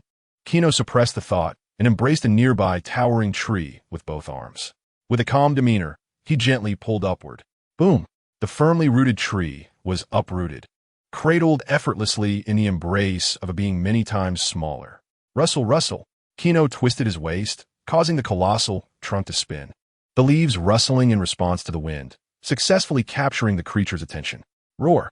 The monster opened its maw wide and let out a bellow, staring in confusion at the diminutive figure wielding the tree. But in the next instant, whoosh! Gino abruptly released the tree, and the now unanchored trunk shot forth like a cannonball. Propelled by inertia, the short distance of mere hundreds of meters vanished in an instant. And just as the creature attempted to flap its wings and flee upon perceiving the approaching giant trunk, it was already upon it. Crash! Without a hint of suspense, the massive wood struck the creature, the residual force sending both the monster and the trunk flying off the highway, crashing heavily into the underbrush, stirring up a cloud of dust. Gino surveyed the thicket, disdain etched across his handsome features. In the woods, the bat-like monster was pinned beneath the colossal trunk, unable to move, reduced to a state of incessant roaring with its mouth agape. This further diminished Gino's estimation of the creature. While Jeremy, Gray, and what were all inept, they at least possessed the capacity for thought. Yet today, S. adversary was nothing more than a mindless beast. Gino sighed and approached the off-road vehicle at a leisurely pace, remarking, defeating such a thing brings no sense of accomplishment. Chapter 55. The new copy card. This is indeed intriguing. Gino grasped the vehicle's body and gently tugged. With a resounding roar, the substantial off-road vehicle was righted by the youth, its four wheels regaining contact with the concrete road. The process was not without its jostles, causing Peter and Chloe, who bumped their heads, to emit cries of distress. Ouch! Chloe exclaimed, clutching her swollen forehead and mouth, suppressing the urge to vomit. She pushed open the car door and stepped out, gazing at Gino with her large eyes, a look of remorse upon her face. I'm so sorry, Gino. I ruined your evening. There's no need to apologize. We are friends, are we not? Gino replied with a smile, finding it a mere trifling to assist Chloe. What mattered was the experimental material. Just friends?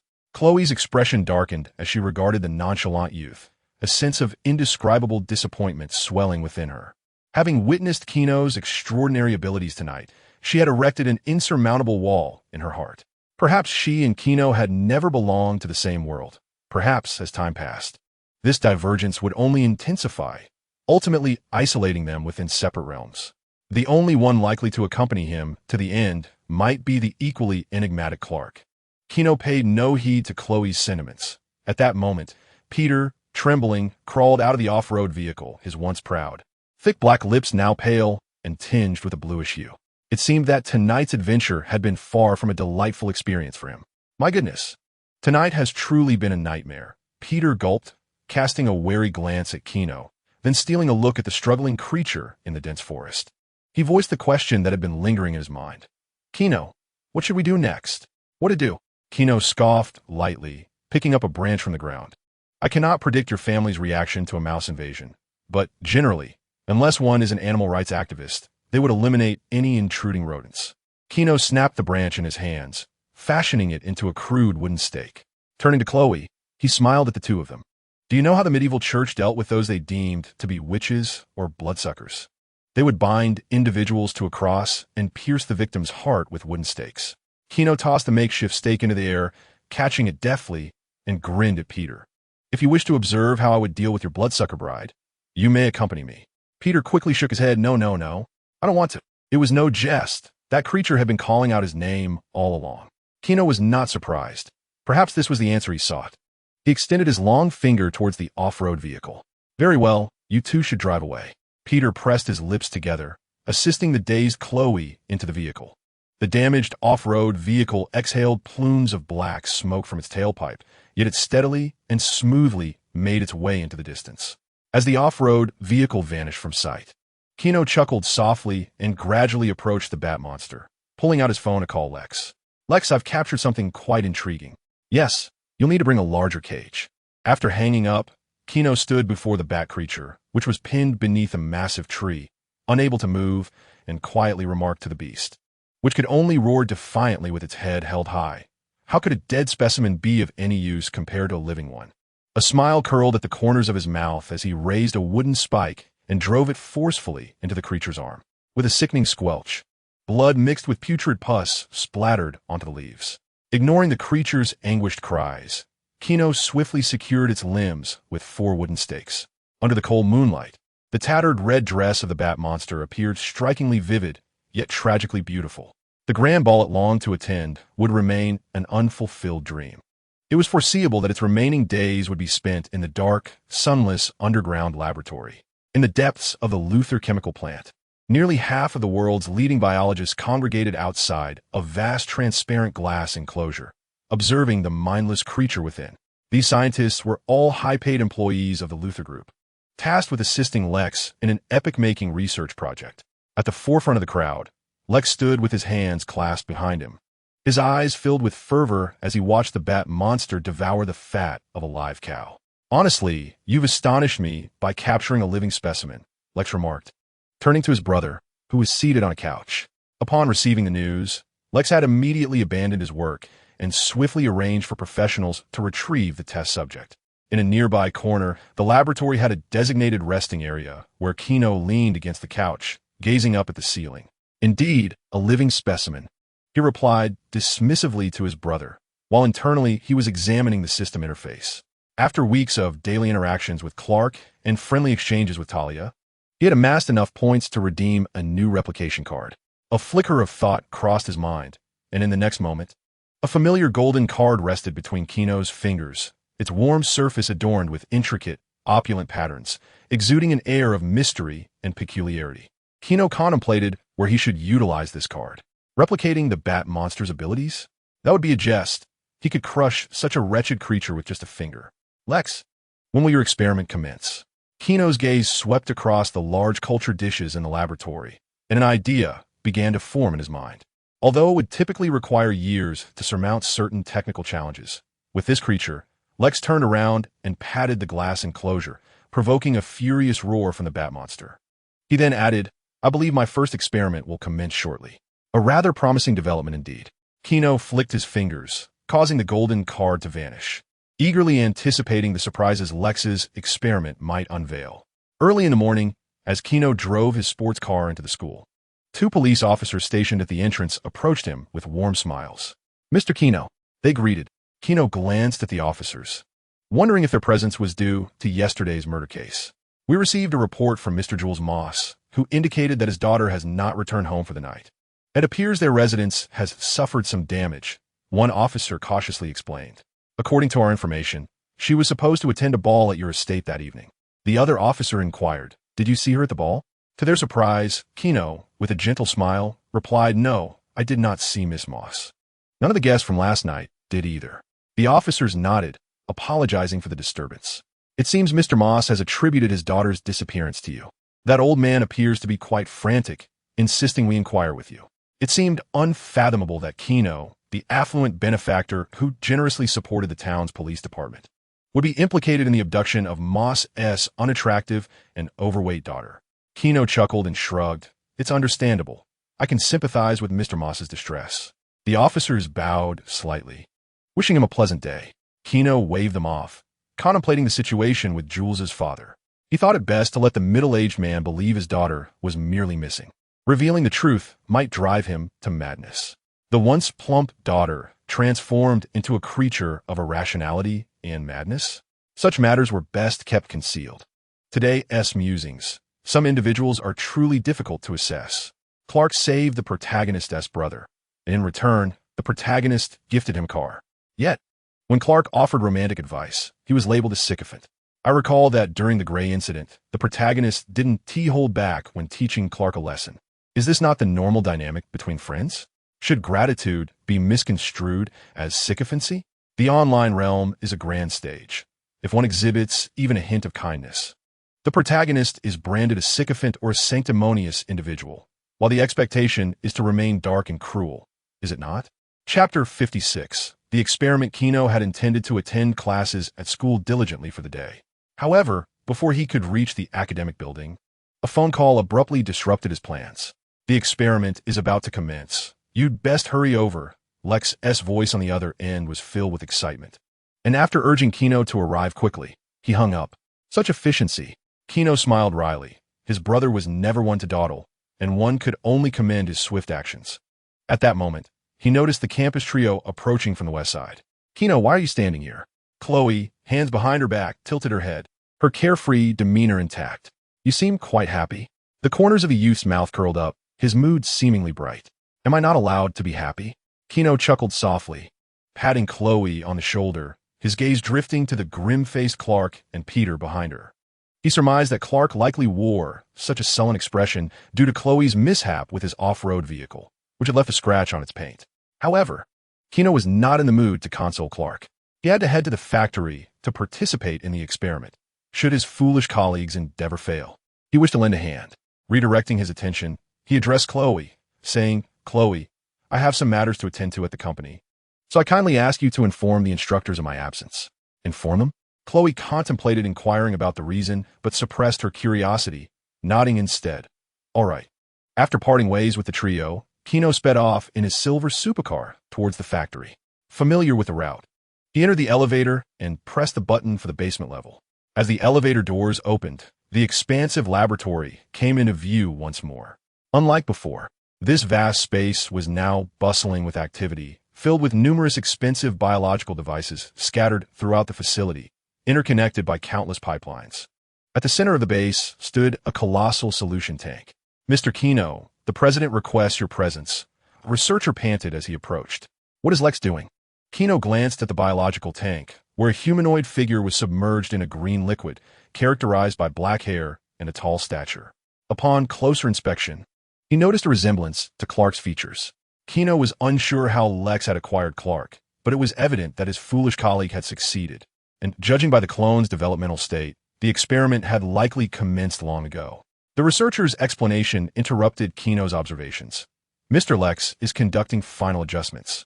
We plan to draw power from the entire town to operate this biological apparatus, allowing those remarkable stones to further stimulate the subject's body, activating its genetic capabilities. Stop, stop, stop, Gino interjected, exhaling deeply. Just take me there. Damn it, these scientists are so full of jargon. Yet in simpler terms, they needed energy to drive the equipment, thereby awakening the clone's abilities. Such simple concepts convoluted into technical terminology, annoying scientists. Walking side by side, with the researcher leading the way, Gino soon spotted Lex among a multitude of devices. In a sea of balding white coats, only Lex's bright, shining head stood out. At that moment, Lex had his lips tightly pressed, standing beneath the green tank, meticulously tapping away at the keyboard for final adjustments, his deep green eyes alight with fervor, oblivious to Gino's presence behind him.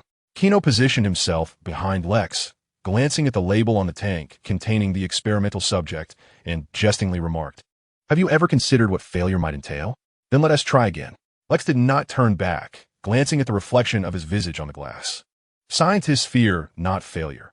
As long as they can extract experience from it, success is destined to arrive one day. Gino shrugged. What if you create an uncontrollable monster? Lex chuckled, a proud expression adorning his face. Well, I still have you, my foolish brother. I trust you will help me clean up the mess. Gino sighed.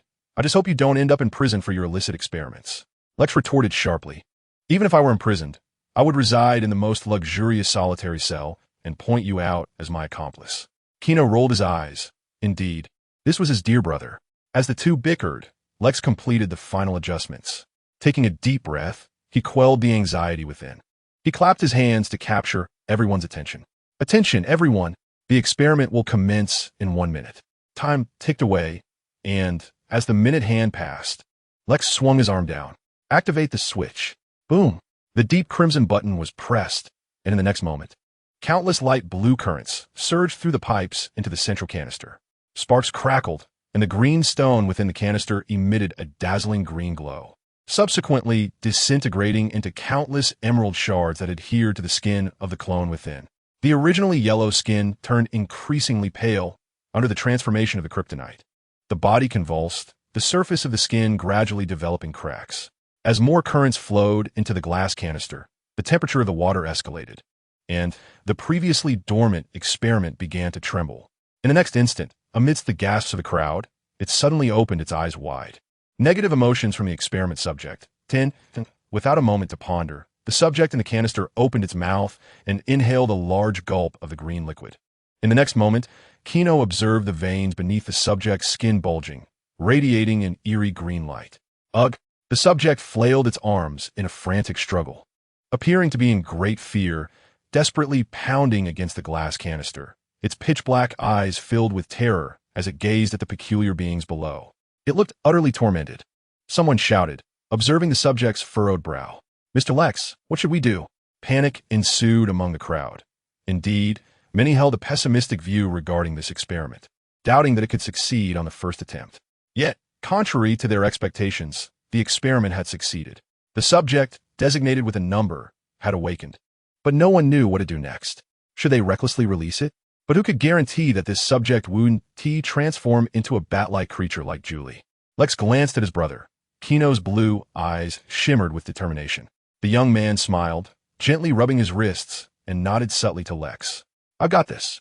Taking a deep breath, Lex felt his chest rise and fall, then resolutely declared, "Everyone, evacuate the laboratory immediately." Lex bellowed, "Seal this laboratory until I give further instructions. No one is permitted to open the doors." As if they had found their guiding beacon, the once powerless scientists hastily jostled away from the underground base, while a metallic door descended slowly under Lex's command. With a resounding thud as the door closed, only Gino and Lex remained in the entire facility, not to mention the struggling subject within the tank. Receiving a notification from the editor, the first volume was published, and he needed to write more to accumulate manuscripts in the coming days. Chapter 57, Secondary Replication, Bizarro's Gift. Beep, beep, beep. The shrill alarm echoed through the vast experimental base. The red lights cast an eerie glow upon the cold glass, enhancing the sinister atmosphere of the facility. Beneath the glass tank, Lex could even hear the weighty rhythm of his own breath. Why was he feeling tense? Was it the fervor for science or the quest to prove the possibility of a manufactured god? Lex was uncertain of his own psychological journey. He instinctively turned his head. His brother was gazing up, quietly observing the contents of the nutrient tank. Gino's emotions seemed to influence Lex, as he felt his racing heartbeat gradually settle into a calm rhythm. Meanwhile, Gino rubbed his neck, his eyes igniting with a sense of battle fervor. He had likely deduced what Lex had created. It could also be referred to as Bizarro, the antithesis of Superman, possessing super speed, super endurance, flight, and the fundamental abilities that Superman possessed. He was markedly different. Instead of emitting heat vision, his eyes projected beams of ice, and rather than exhaling freezing breath, he unleashed scorching flames. In various versions, the birth of Bizarro often had a direct connection to Lex Luthor. It was unexpected that in this world, his own brother had similarly created a Bizarro. However, these details were insignificant. Although he was the antithesis of Superman, Bizarro was clearly no match for the authentic Superman. What Gino valued most was one of Bizarro's gifts: the ability to enhance strength through exposure to green kryptonite. Gino lowered his gaze upon the golden replication card in his hand. Bizarro's talent was something he was determined to acquire. Turning to Lex, he spoke softly, "Brother, let him out." Lex gazed deeply at Gino, then bent down to press the green button on the instrument, murmuring in a barely audible tone, "I trust you, brother." As Lex's finger pressed the switch, a resounding crash echoed as the glass container above shattered. Shards of glass, mingled with liquid, cascaded down like a torrential downpour, with droplets striking the cold floor, producing a crackling sound. The mingled water dampened the circuitry, resulting in sizzling sparks. With a loud pop, the circuit tripped, plunging the entire base into pitch darkness. In the obscurity where visibility was non-existent, could one still see him? Lex tightened his fist and drew a handgun from his pocket. Of course, he was lying on the floor. Gino's tone was calm as his gaze focused intently on the shadow, sprawled on the metal plate in the darkness. The figure's skin was pale and purplish, reminiscent of the zombies often depicted in films. His once thick black hair seemed to have thinned, presumably affected by kryptonite, and he was clad only in a tight-fitting pair of shorts. This tall individual was now hugging himself, trembling like an innocent child lost in confusion. Wait a moment. Gino squinted slightly, observing the quivering Bizarro with wide, fearful eyes. The latter exhibited no signs of aggression. Instead, he resembled a frightened child, clutching his arms. His large eyes filled with terror as they fixed upon Gino. Bizarro opened his lips, pale and cracked as if burnt by lime, emitting a series of unintelligible whimpers. Observing the subject's reaction, the young man sighed and tapped his own head. How could I forget? This fellow has a low IQ. If one were to ponder the primary reason for Bizarro's inferiority to Superman, it would undoubtedly be his IQ, which barely reaches that of a 5- or 6-year-old child. His immature, childish mentality is the very label that defines Bizarro. In other words, the towering figure trembling on the metal plate possesses a soul akin to that of a small child who still relishes lollipops. What are we waiting for? In the darkness, Lex looked at Gino in confusion. His younger brother was never one to show leniency. If Gino had refrained from attacking the subject, it indicated that this experiment would pose no threat to them. Indeed, Gino glanced at his older brother, a hint of pity in his eyes, and explained, "Your subject may possess a low IQ." Lex furrowed his brow, straining to see the trembling shadow in the dark. A low IQ? What does that mean? It means exactly that. Gino began to stride towards Bizarro. Lex exclaimed in shock, "Wait, Gino. Be careful of that monster." Ignoring his brother's concern, Gino slowly approached Bizarro. The sound of his sneakers echoed on the metal plate as he took one steady step after another towards Bizarro. Damn it! Lex gritted his teeth. Contemplating before turning to dash towards the electrical panel, he resolved to illuminate the underground base, thus enabling better observation of the situation. Meanwhile, Bizarro's pitch-black eyes were filled with terror as he gazed at the approaching figure. Fear gripped him, for an indefinable aura emanated from Gino, compelling him to instinctively flee. Wait. Gino quickened his pace, and in an instant, he stood before Bizarro. Bizarro kicked his legs, his massive, pale body retreating until his back hit the cold wall. He had nowhere left to run. Growing anxious, Bizarro scanned his surroundings. The figure continued to draw closer. Bizarro clenched his fists, preparing to retaliate. Crack! Once again, a series of explosions erupted, and the myriad lights above regained their brilliance, casting illumination upon the darkness. The sudden surge of brightness caused Bizarro to instinctively shield his eyes in agony. Tears streamed down his face, and amidst the blinding white light, Bizarro discerned a figure slowly extending an arm. Bathed in the radiant glow from behind, the person appeared to don a halo. Gino, from his elevated stance, lowered his head to fixate on Bizarro's eyes, articulating each word with precision. From this day forth, you shall be called Bizarro. Be Bizarro? Bizarro tilted his head, mimicking Gino's pronunciation, his raspy voice emerging as though it were a cause for celebration. The initial terror dissipated. Bizarro grasped Gino's arm and shook it vigorously, a joyful smile adorning his grotesque visage as he repeatedly echoed Gino's words, Bizarro, Bizarro. A golden card, visible only to Gino, was delicately pinched between his fingertips. The moment Bizarro touched Gino's right hand, the golden card gradually disintegrated, transforming into a multitude of resplendent golden particles that cascaded into Bizarro's chest. Contact acquired talent. As before, Gino experienced no tremor or shiver. The process was as seamless as breathing, with no discernible change in his physique. There was neither a sharp sting in his eyes, nor a burning itch in his throat. With a hint of speculation, Gino chuckled wryly and released Bizarro's hand, gesturing for him to follow with 2 fingers mimicking a tiny figure walking. Bizarro obediently lowered his arms, resembling a languid zombie as he shuffled behind Gino. Gino.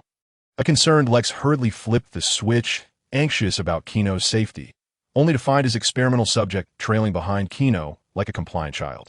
Subsequently, Gino's next words left Lex somewhat bewildered. Lex, do you have any kryptonite? I need a piece. Wait, I must remind you, that substance is highly detrimental to you. Lex furrowed his brows, cautioning Gino. As a brother, he was acutely aware of Gino's condition, which was also the impetus for his research, aimed at alleviating the effects of kryptonite on his sibling. Chapter 58. Awakening, frozen beam, the incandescent lights illuminated the underground base, casting bright rays upon the 2 figures. The cold walls elongated and distorted their shadows. Sensing the gravity in Lex's tone, Gino paused for a moment, inhaling deeply before asserting, I am certain, Lex. Some matters must be addressed, and certain ideas must be validated. The system will not disclose which talents of Bizarro I have replicated, and it is incumbent upon me to explore these intricacies. In this endeavor, risk is an unavoidable companion. as long as my attempts and efforts bear significance. I do not shy away from hardship. Very well, this is your choice. Lex ceased his persuasion, understanding Gino's character and supporting his decision. Lex turned toward the other safe, crouching down to input Gino's birthday. The safe clicked open, revealing a row of dazzling, radiant green crystals. Lex, gloved hands delicately grasping one of the smaller kryptonite stones, stared intently at the mysterious gem. Drawing a deep breath, he rose and approached Gino.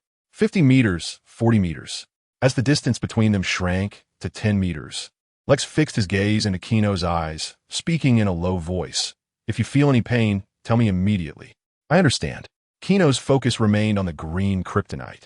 Lex continued to advance, the green stone drawing ever closer to Gino. 7 meters, 6 meters. Even as the kryptonite loomed larger in his vision, Gino felt no sense of weakness. It was a success.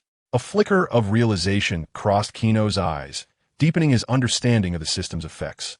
The replication of Bizarro's talent had successfully liberated him from the constraints of kryptonite. Gino's eyes shimmered, an inexplicable fondness for the green crystal blossoming within him. Give it to me. I believe I have overcome these wretched stones. Gino smiled at Lex, reassuring him of his well-being. Seeing Gino unharmed, Lex exhaled in relief, wiping the fine beads of sweat from his forehead, and tossed the kryptonite toward him. Here. With a soft thud, Gino gently grasped the kryptonite, the cold stone warming to a comforting heat upon contact with his palm. This sensation was delightful. Closing his eyes, Gino savored the transformation brought forth by the kryptonite. It was as if a weary traveler, after a long day, had plunged into a warm bath, or like a soul seeking warmth around a crackling campfire on a frigid night. Every cell in his body rejoiced, and what he once shunned was now easily held in his hands. Breathing deeply, Gino reveled in the warmth of the kryptonite, while Lex observed the changes taking place within him. The veins in his arm bulged as countless tiny blood vessels transformed into a deep, inky green under the influence of the kryptonite. They spread swiftly, extending to Gino's left temple. Suddenly, Gino felt an itch in his left eye, as if something was gathering within his gaze. With a quick motion, Gino pressed his hand against his left eye, a slight sting causing him to involuntarily close it. What's wrong, Gino? Lex asked, concern etching his features as he watched Gino's reaction. No, it's just a bit uncomfortable. Gino struggled to articulate his current state. His left eye felt dry and painful, tears streaming down his cheeks. Yet in the next moment, wisps of mist enveloped his eyes, freezing the tears upon his face like delicate ice droplets adorning his skin. The sensation intensified, and Gino moved his arm, straining to lift his eyelids. As he opened his eyes, his once dim azure gaze shimmered with a chilling fog. The cold mist cradled Gino's left eye, which shimmered with an increasingly brilliant radiance, akin to a sea of azure waves, concealing the unfathomable depths of the ocean within. In the next moment, a robust and tempestuous blue beam erupted from Gino's left eye, its grandeur overshadowing the illumination of the entire base. Get out of the way, Lex, Gino bellowed, instinctively turning his head to evade his well-meaning companion. Buzz!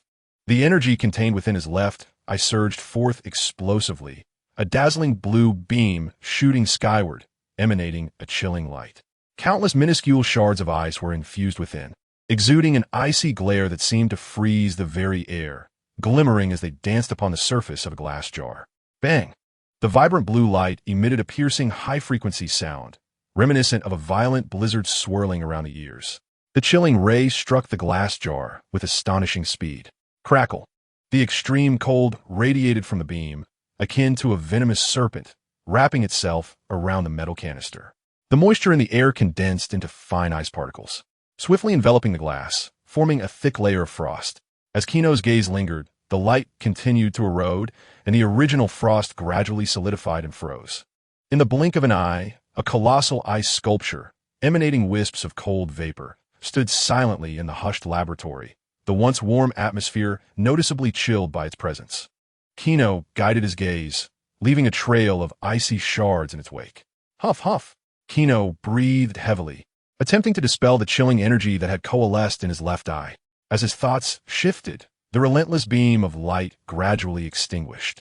Gino covered his mist-emitting left eye, silently observing the scene before him. The previously immaculate underground base had transformed into a winter wonderland, with frozen experimental jars standing resolutely.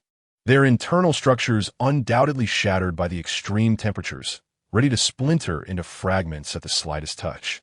This was beyond belief. Lex gazed in astonishment at the spectacle. His eyes filled with fervor as he turned to Gino, rubbing his hands together. "You must assist me with my experiment, Gino." The way Lex looked at Gino resembled that of a scientist observing a lab rat, prompting a bemused smile from Gino, who acquiesced to Lex's request. Yet, a sliver of doubt lingered in his heart. If he had indeed replicated Bizarro's icy beam, why was it confined to just one eye? Gino harbored a vague suspicion, though he could not yet confirm it. Bizarro, resembling a zombie in his demeanor, called out plaintively, looking at Gino and Lex while rubbing his belly. Gino cast a sidelong glance at Bizarro's grotesque visage and patted Lex's shoulder, inquiring, "What are your plans?" Lex, having regained his composure from his previous fervor, transformed back into the stoic and unyielding figure of the domineering bald CEO. He grasped his chin and gazed at Bizarro, saying, "First, keep him in the laboratory. Afterwards, I will have my scientists teach him to learn language, and then we shall see if we can restore his normal appearance." Listening to Lex's words, Gino nodded in approval. Lex's plan was sensible. Allowing Bizarro to roam free would only incite panic in the town, with many fearing a zombie crisis had emerged. Chapter 59. A rainy night tale. Thunder rumbled across the night sky of Metropolis. Torrential rain cascaded down, and the large raindrops added a chill to the evening. Amid the downpour, a tall black man stumbled through the rain-soaked night, his cheap leather shoes splashing in the puddles on the concrete road. The rain drenched his clothing, causing him to shiver uncontrollably as he ran towards the tallest building in the Steel City. With a flash of lightning illuminating the darkness for a fleeting moment, a black marble facade came into view. LexCorp. The man fixated on the string of English letters before shifting his gaze to the towering structure of LexCorp. As one of the wealthiest families in America, the Luthor family's headquarters resided in Metropolis, and Lionel was undoubtedly a proud and arrogant man. Having erected the building as the tallest in the city to showcase the Luthor family's power and wealth. At that moment, the high-rise was shrouded in darkness. Clearly, even a man as unscrupulous as Lionel had not kept his employees working overtime in such weather. As the man drew closer, he spotted a faint light emanating from the ground floor, where a janitor was busy with a vacuum cleaner. Wearing headphones, the janitor seemed lost in the sea of music, enjoying himself. Bang, bang, bang. The man appeared to see a beacon of hope, frantically pounding on the glass and shouting, Will. The janitor, seemingly hearing someone call his name, removed his headphones. The black man's voice reached his ears, and Will turned to see a drenched and disheveled figure weakly leaning against the door, continuously banging on the glass. Earl? Will dropped the vacuum and approached the man. "What are you doing here?" Will recognized Earl. They had once been colleagues at LexCorp. However, he had heard that Earl sustained injuries during a fertilizer transport and left the company after receiving a substantial compensation package. Earl clutched his chest beneath his raincoat in pain and slowly said, "I need to see Lionel." Clenching his fists, the black man seethed. "I know he is here." Will sighed and turned his gaze away. "I'm sorry, Earl. You know I can't let you in. I need this job, as I have a family and children to support." Upon hearing Will's words, Earl became agitated, furrowing his brow as he pounded on the glass in frustration. "Will, you should understand. They tampered with me at the factory in that little town." As he spoke, Earl patted his chest. "I have an incurable disease." Will rolled his eyes in exasperation. Here we go again. This man always resorts to the same tiresome rhetoric. He pressed his lips together and stated, "This is precisely why you were dismissed, Earl." "No, you don't understand. My illness is incurable." Earl clenched his fists, pleading with his former colleague. "Please let me in. I must confront Lionel. I need to return to that factory to find a remedy." Observing Earl's desperate antics, Will sighed and extended a finger, pointing through the glass at the man. "If you continue this nonsense, I will summon security. Please, I beg you." Earl's face was a portrait of helplessness, his hands gripping the iron handle of the door tightly, his large eyes brimming with desperation. Will shook his head, dismissing Earl's pleas, and turned to resume his cleaning duties. Buzzing, just a short distance away, Will heard a commotion behind him.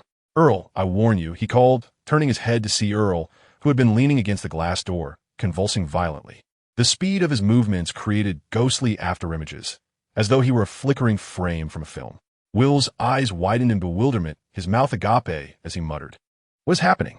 In the next instant, It seemed a threshold had been crossed. The previously sturdy glass, manufactured in the East, shattered under the extreme vibrations. Crash! The entire pane splintered into countless shards that rained down like hail. My God! Will screamed, instinctively shielding his face. The shards pelted him like a torrential downpour. And in the next moment, he felt something latch onto him. Earl. Will's eyes widened as he beheld Earl encircling his neck. Before Will could utter a word, Earl began to tremble violently once more. In the chaotic shaking, it became evident that Will's neck was not forged of steel. Crack! The sharp sound of a bone fracturing reverberated through the hall, mingling with the cacophony of chaos. Both men collapsed to the ground. Earl, once convulsing, returned to an unsettling stillness, staring incredulously at his fallen colleague. Will's eyes were wide and devoid of life, blood seeping from his mouth and nose. I've killed him. Earl trembled, raising his hands in frantic denial. No, this isn't my fault. It was unintentional. He staggered to his feet, flailing his arms as he fled into the rain-soaked night. Buzz! A chilling current struck the water cup on the table, freezing it into an ice sculpture, until Gino extinguished the frosty rays emanating from his eyes. Exhaling, he felt a modicum of success. Rising, Gino stretched. Having spent half a day honing his ability to disperse energy from his left eye to his right, thereby expanding his attack range. He rubbed his stiff neck and exited the room. It was 2 a.m, and he intended to search the kitchen for something to eat. Gino rummaged through the kitchen for some pizza, holding a glass of milk as he intended to retreat to his room for a midnight snack. As he passed by Lex's room, he cast a glance inside. The frugal fellow was still awake, reclining in an oversized executive chair, one hand clutching a phone. His expression somewhat grim. What had transpired? Altering his course, Gino entered Lex's room with his food. Lex's space mirrored his personality, meticulously organized and efficient. Aside from the fact that the desk and chairs were not green, even the bedding and blankets were styled in shades of green, while the desk was cluttered with business documents and scientific journals. Placing the plate on the desk, Gino took a sip of milk, his eyes silently inquiring about Lex's predicament. All right, Lex said into the phone, I understand. After hanging up, he tossed the smartphone onto the desk, a smirk of schadenfreude gracing his features. Glancing at Gino, Lex took a bite of the pizza and scoffed. A janitor at headquarters has passed away, and now numerous media outlets are reporting on it. A janitor? A crime of passion? Gino raised an eyebrow, speculating, for a janitor was unlikely to possess much wealth, easily ruling out motives of financial gain.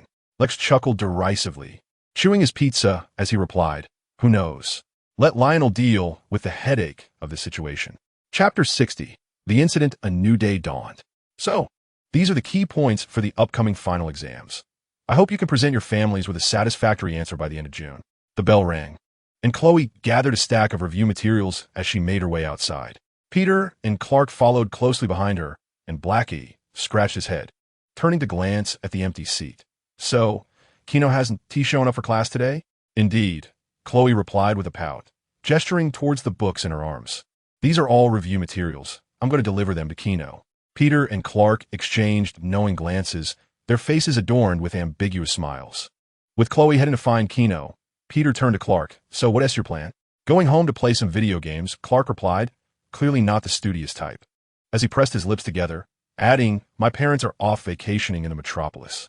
Peter quickly wrapped an arm around Clark's neck, exclaiming, awesome, I'll join you. Naturally disinclined towards studying, Peter preferred to spend his time sleeping rather than hitting the books. The trio parted ways at the school gate, with Clark driving his somewhat chipped SUV back to Kent Farm alongside Peter. They immersed themselves in the world of video games. Bang! Clark manipulated the controller, directing his character to defeat Peter. Come on, Peter lamented, collapsing dramatically onto the sofa. Just as Clark was about to say something to Peter, a faint sound caught his ear. Wait, I think I heard something. Clark set down the game controller and dashed out of the farm. Beneath the golden hues of the setting sun, Clark strode purposefully towards the source of the peculiar sound resonating from the old barn. As he pushed open the creaking door, he lifted his gaze towards the loft above. The aged wooden planks reverberated with a continuous, trembling noise. Who is up there?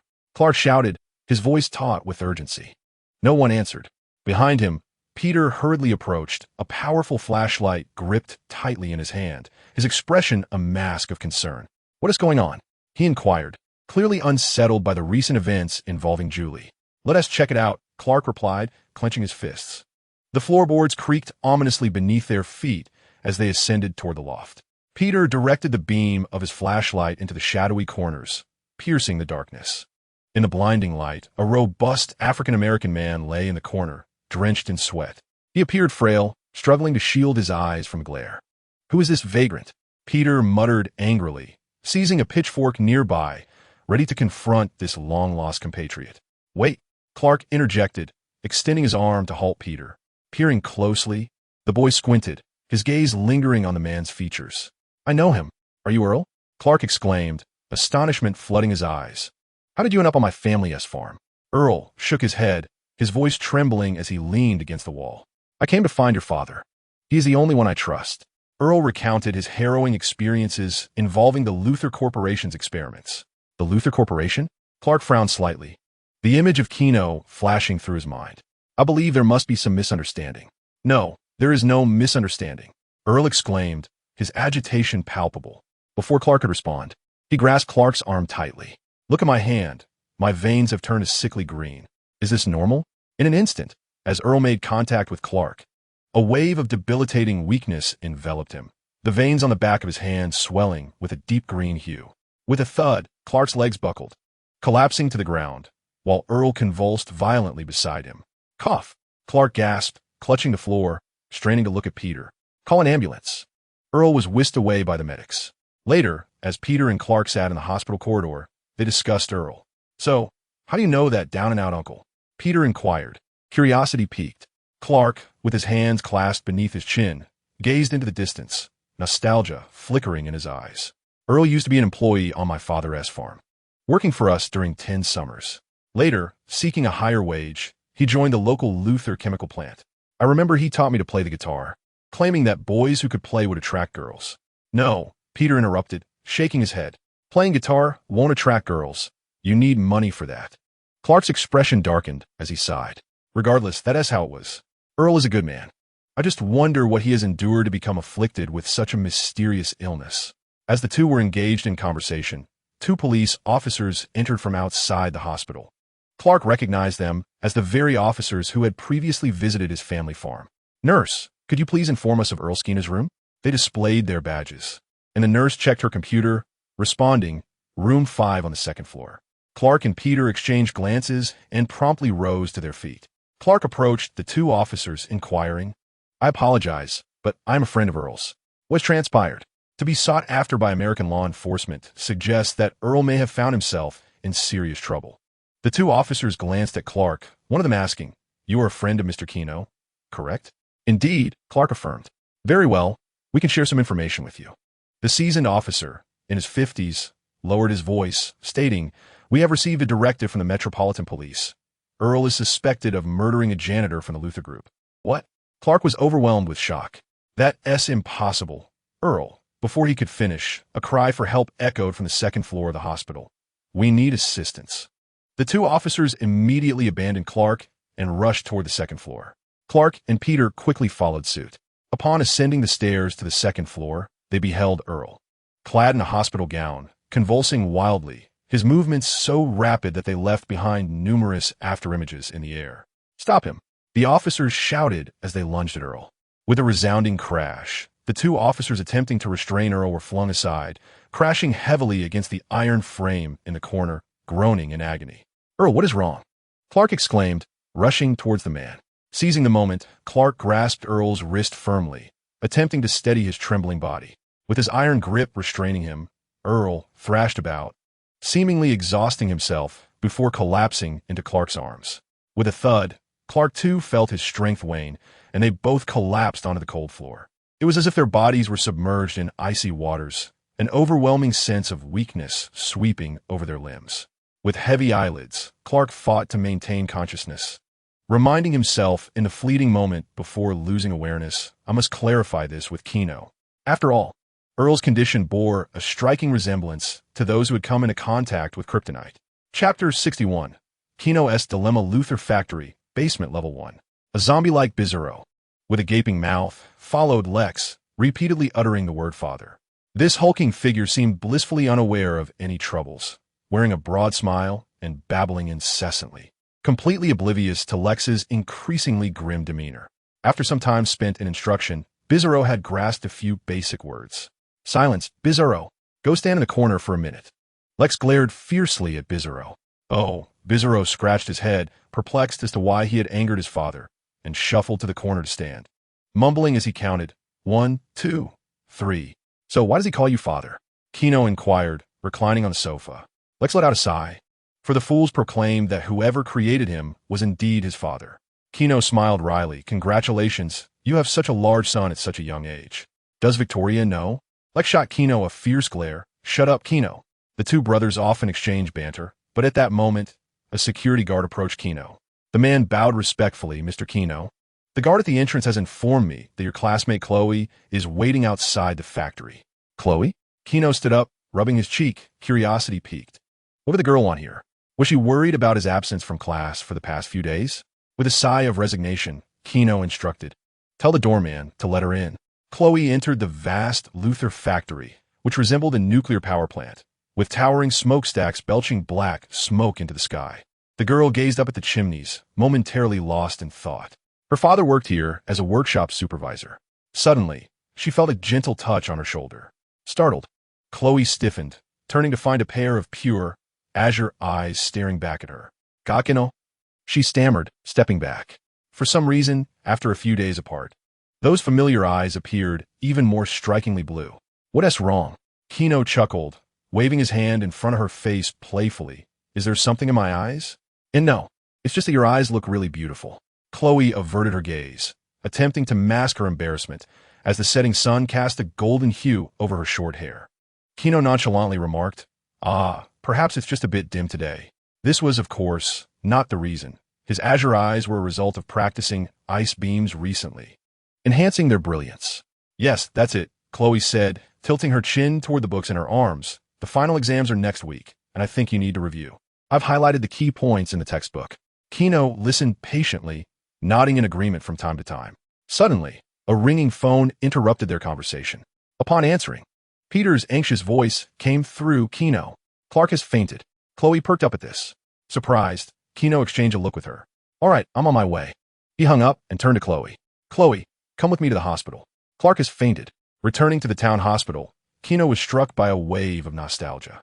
The sharp scent of disinfectant filled the corridor, and he found himself reminiscing about 13 years ago when he and Lex had welcomed new life in this very hospital. Gino gently pushed open the door and entered the hospital room alongside Chloe. On the pristine white bed lay Clark, his expression serene, eyes tightly shut, and his breathing steady, seemingly unscathed. What transpired? Gino turned to Peter, who pressed his full lips together and recounted the events. "An infected factory worker?" Gino furrowed his brow and replied, "I am not well acquainted with this matter. A decade ago, when Earl was dismissed, I was still accompanying my mother to visit various enigmatic sorcerers. Nonetheless, it is indeed within Lionel's capabilities." The young man's brow remained knit, yet his mind wandered to another concern. Based on Peter's account of Earl's reaction, it was highly probable that he too had been influenced by kryptonite and had indicated that Lionel was the orchestrator of it all. Perhaps this could indirectly substantiate that his father had clandestinely begun researching kryptonite long ago. Yet, why had Lionel never disclosed these matters to him? What was he concealing? A veil of gloom shrouded his heart as Gino maintained his composure, smiling lightly as he inquired, "Where is Earl now?" There were certain matters he intended to clarify face to face. How had Earl come to be in this state? Was it indeed the influence of kryptonite? What had he witnessed at the chemical plant? All these questions awaited Gino's quest for answers. Peter scratched his head and gestured towards the adjacent room. He is restrained to the bed. Tick-tock. The clock on the wall resonated with a rhythmic cadence. The scent of disinfectant mingled with the acrid odor of steel. In the dimly lit room, Earl slowly opened his eyes. The instinctive reaction of a person in an unfamiliar environment is to observe. He instinctively attempted to prop himself up on the bed. Suddenly, the chilling clatter of iron chains echoed in his ears. Earl turned his head and discovered that his arms were shackled to the headboard. Breathing heavily, he felt a surge of anxiety and instinctively clenched his fists. Had he been captured? A series of knocks resounded at the door, and before Earl could react, it swung open, revealing a tall youth with golden hair and blue eyes, his expression devoid of emotion as he stood at the threshold, gazing at him. The boy wore a casual white short-sleeved shirt and black shorts, his feet clad in sneakers, whistling softly as he approached Earl. Who are you?" Nervously swallowing, Earl locked his gaze onto the boy's cheek. A tumult of thoughts burgeoned in Earl's mind. Who was this intruder, and what were his intentions? Could he be an assassin sent by Lionel? Earl had once worked at Luthor Corporation and had heard colleagues speak of the mysterious disappearances associated with the Zybans. The girl trapped in the iron barrel beneath Wall Street could certainly attest to that. Earl Skeena, is it? Kino disregarded the man's question, fixating instead on the black man on the bed. He stood before him, an expression of indifference etched on his face, and stated coldly, "I wish to pose a few questions to you. You previously worked at the chemical plant in town. What was it that transformed you into your current state?" Listening to Kino's inquiry, Earl remained silent, his expression betraying a wariness as he fixed his gaze upon Kino and questioned, "Who are you?" "Oh, how could I forget?" Kino sighed, bringing a hand to his forehead, seemingly vexed by his own forgetfulness. He locked eyes with Earl, placed a hand over his heart, and articulated clearly, "Allow me to introduce myself. I am Gino Luthor." Upon hearing Kino's words, Earl's eyes widened in shock. Chapter 64. Dispute and Escape TikTok. The clock continued its relentless march. Yet within the confines of his sickbed, Earl's mind surged with tumultuous waves. Terror and helplessness engulfed every cell and limb, penetrating his very core, causing him to stare wide-eyed, his lips parted but unable to produce a sound. The name Luthor echoed repeatedly in his mind. It held too significant a place in his existence. His current dire predicament was inextricably linked to that surname. Earl had often fantasized about confronting a member of the Luthor family, envisioning himself delivering a punishing blow to their face. However, Kino stood before him, his cerulean eyes fixed intently upon Earl. Uncertainty clouded Earl's thoughts. Under Kino's gaze, he felt an overwhelming dread. The primal instincts ingrained in humanity urged him to flee and scream, as if the figure before him were not a mere human, but rather a ferocious white tiger. It was absurd. Earl swallowed hard, suppressing the terror within, his fists clenched tightly. You're a member of the Luthor family?" "I am the one asking the questions," Kino replied, his expression growing impatient, a dark blue hue beginning to emanate from his eyes.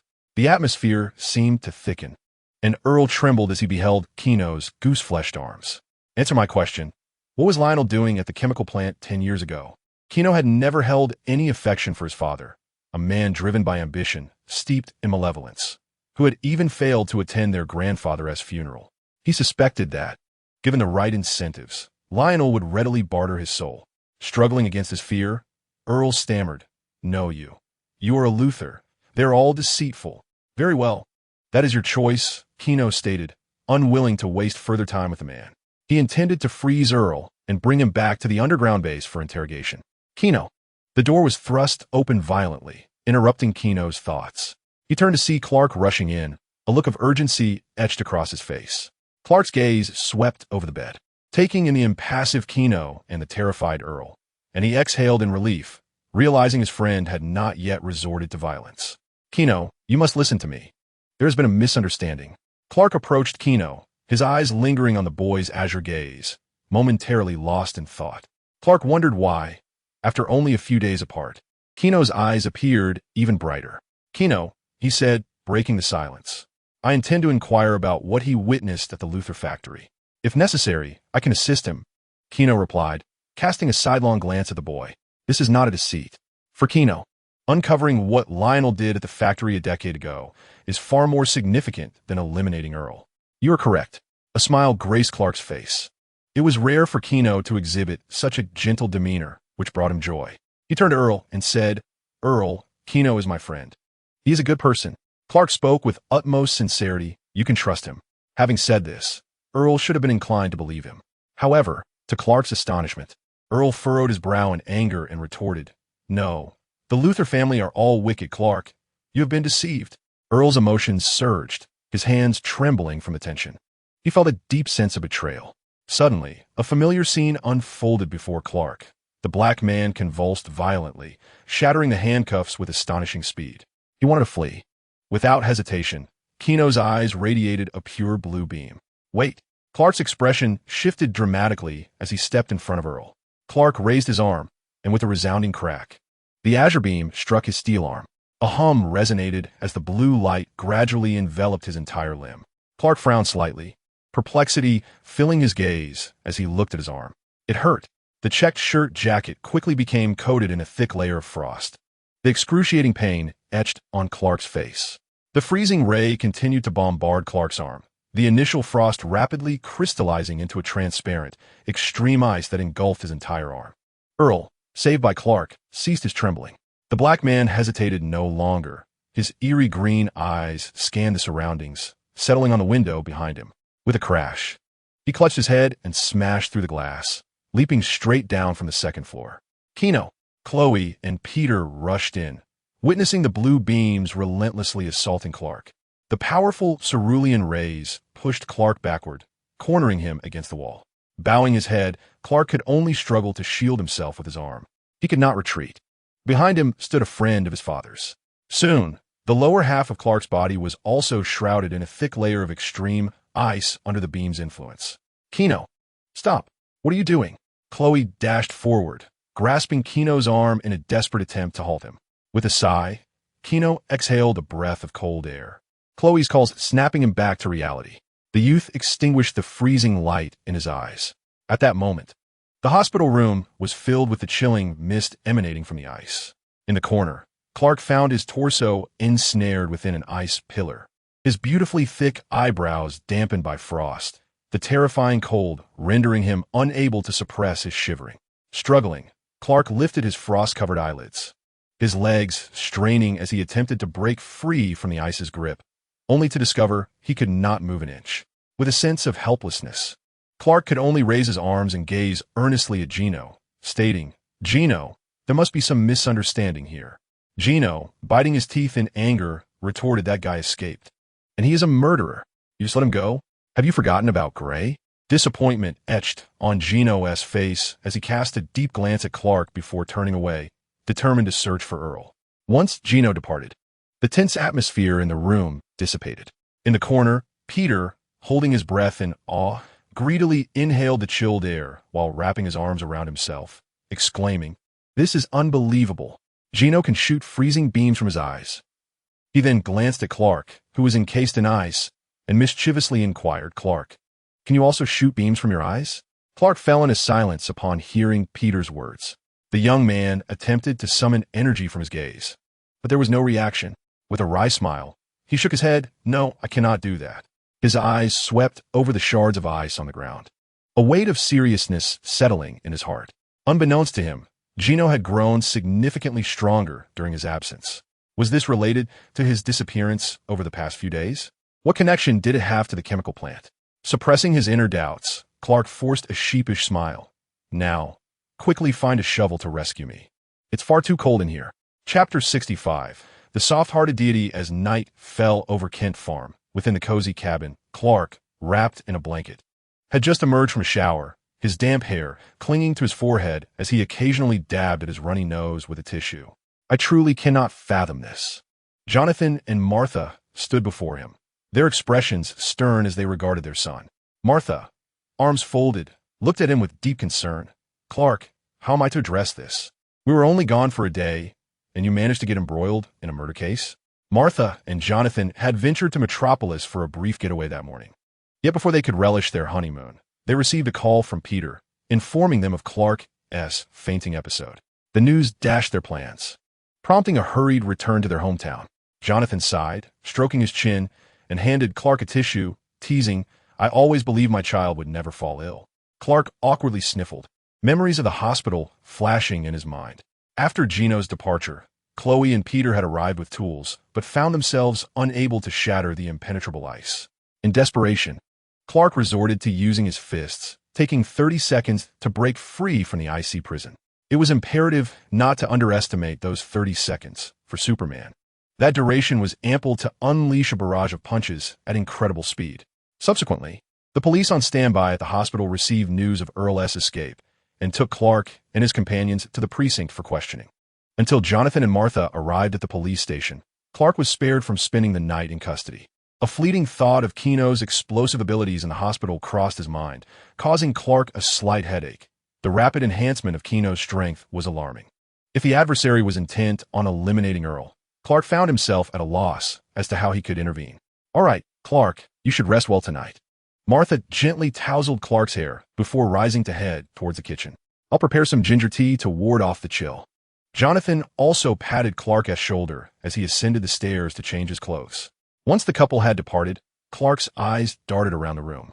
In an instant, the boy propelled himself through the door and dashed toward the warehouse. He made his way up to the second floor of the once-abandoned structure, where a black man lay on a wooden plank.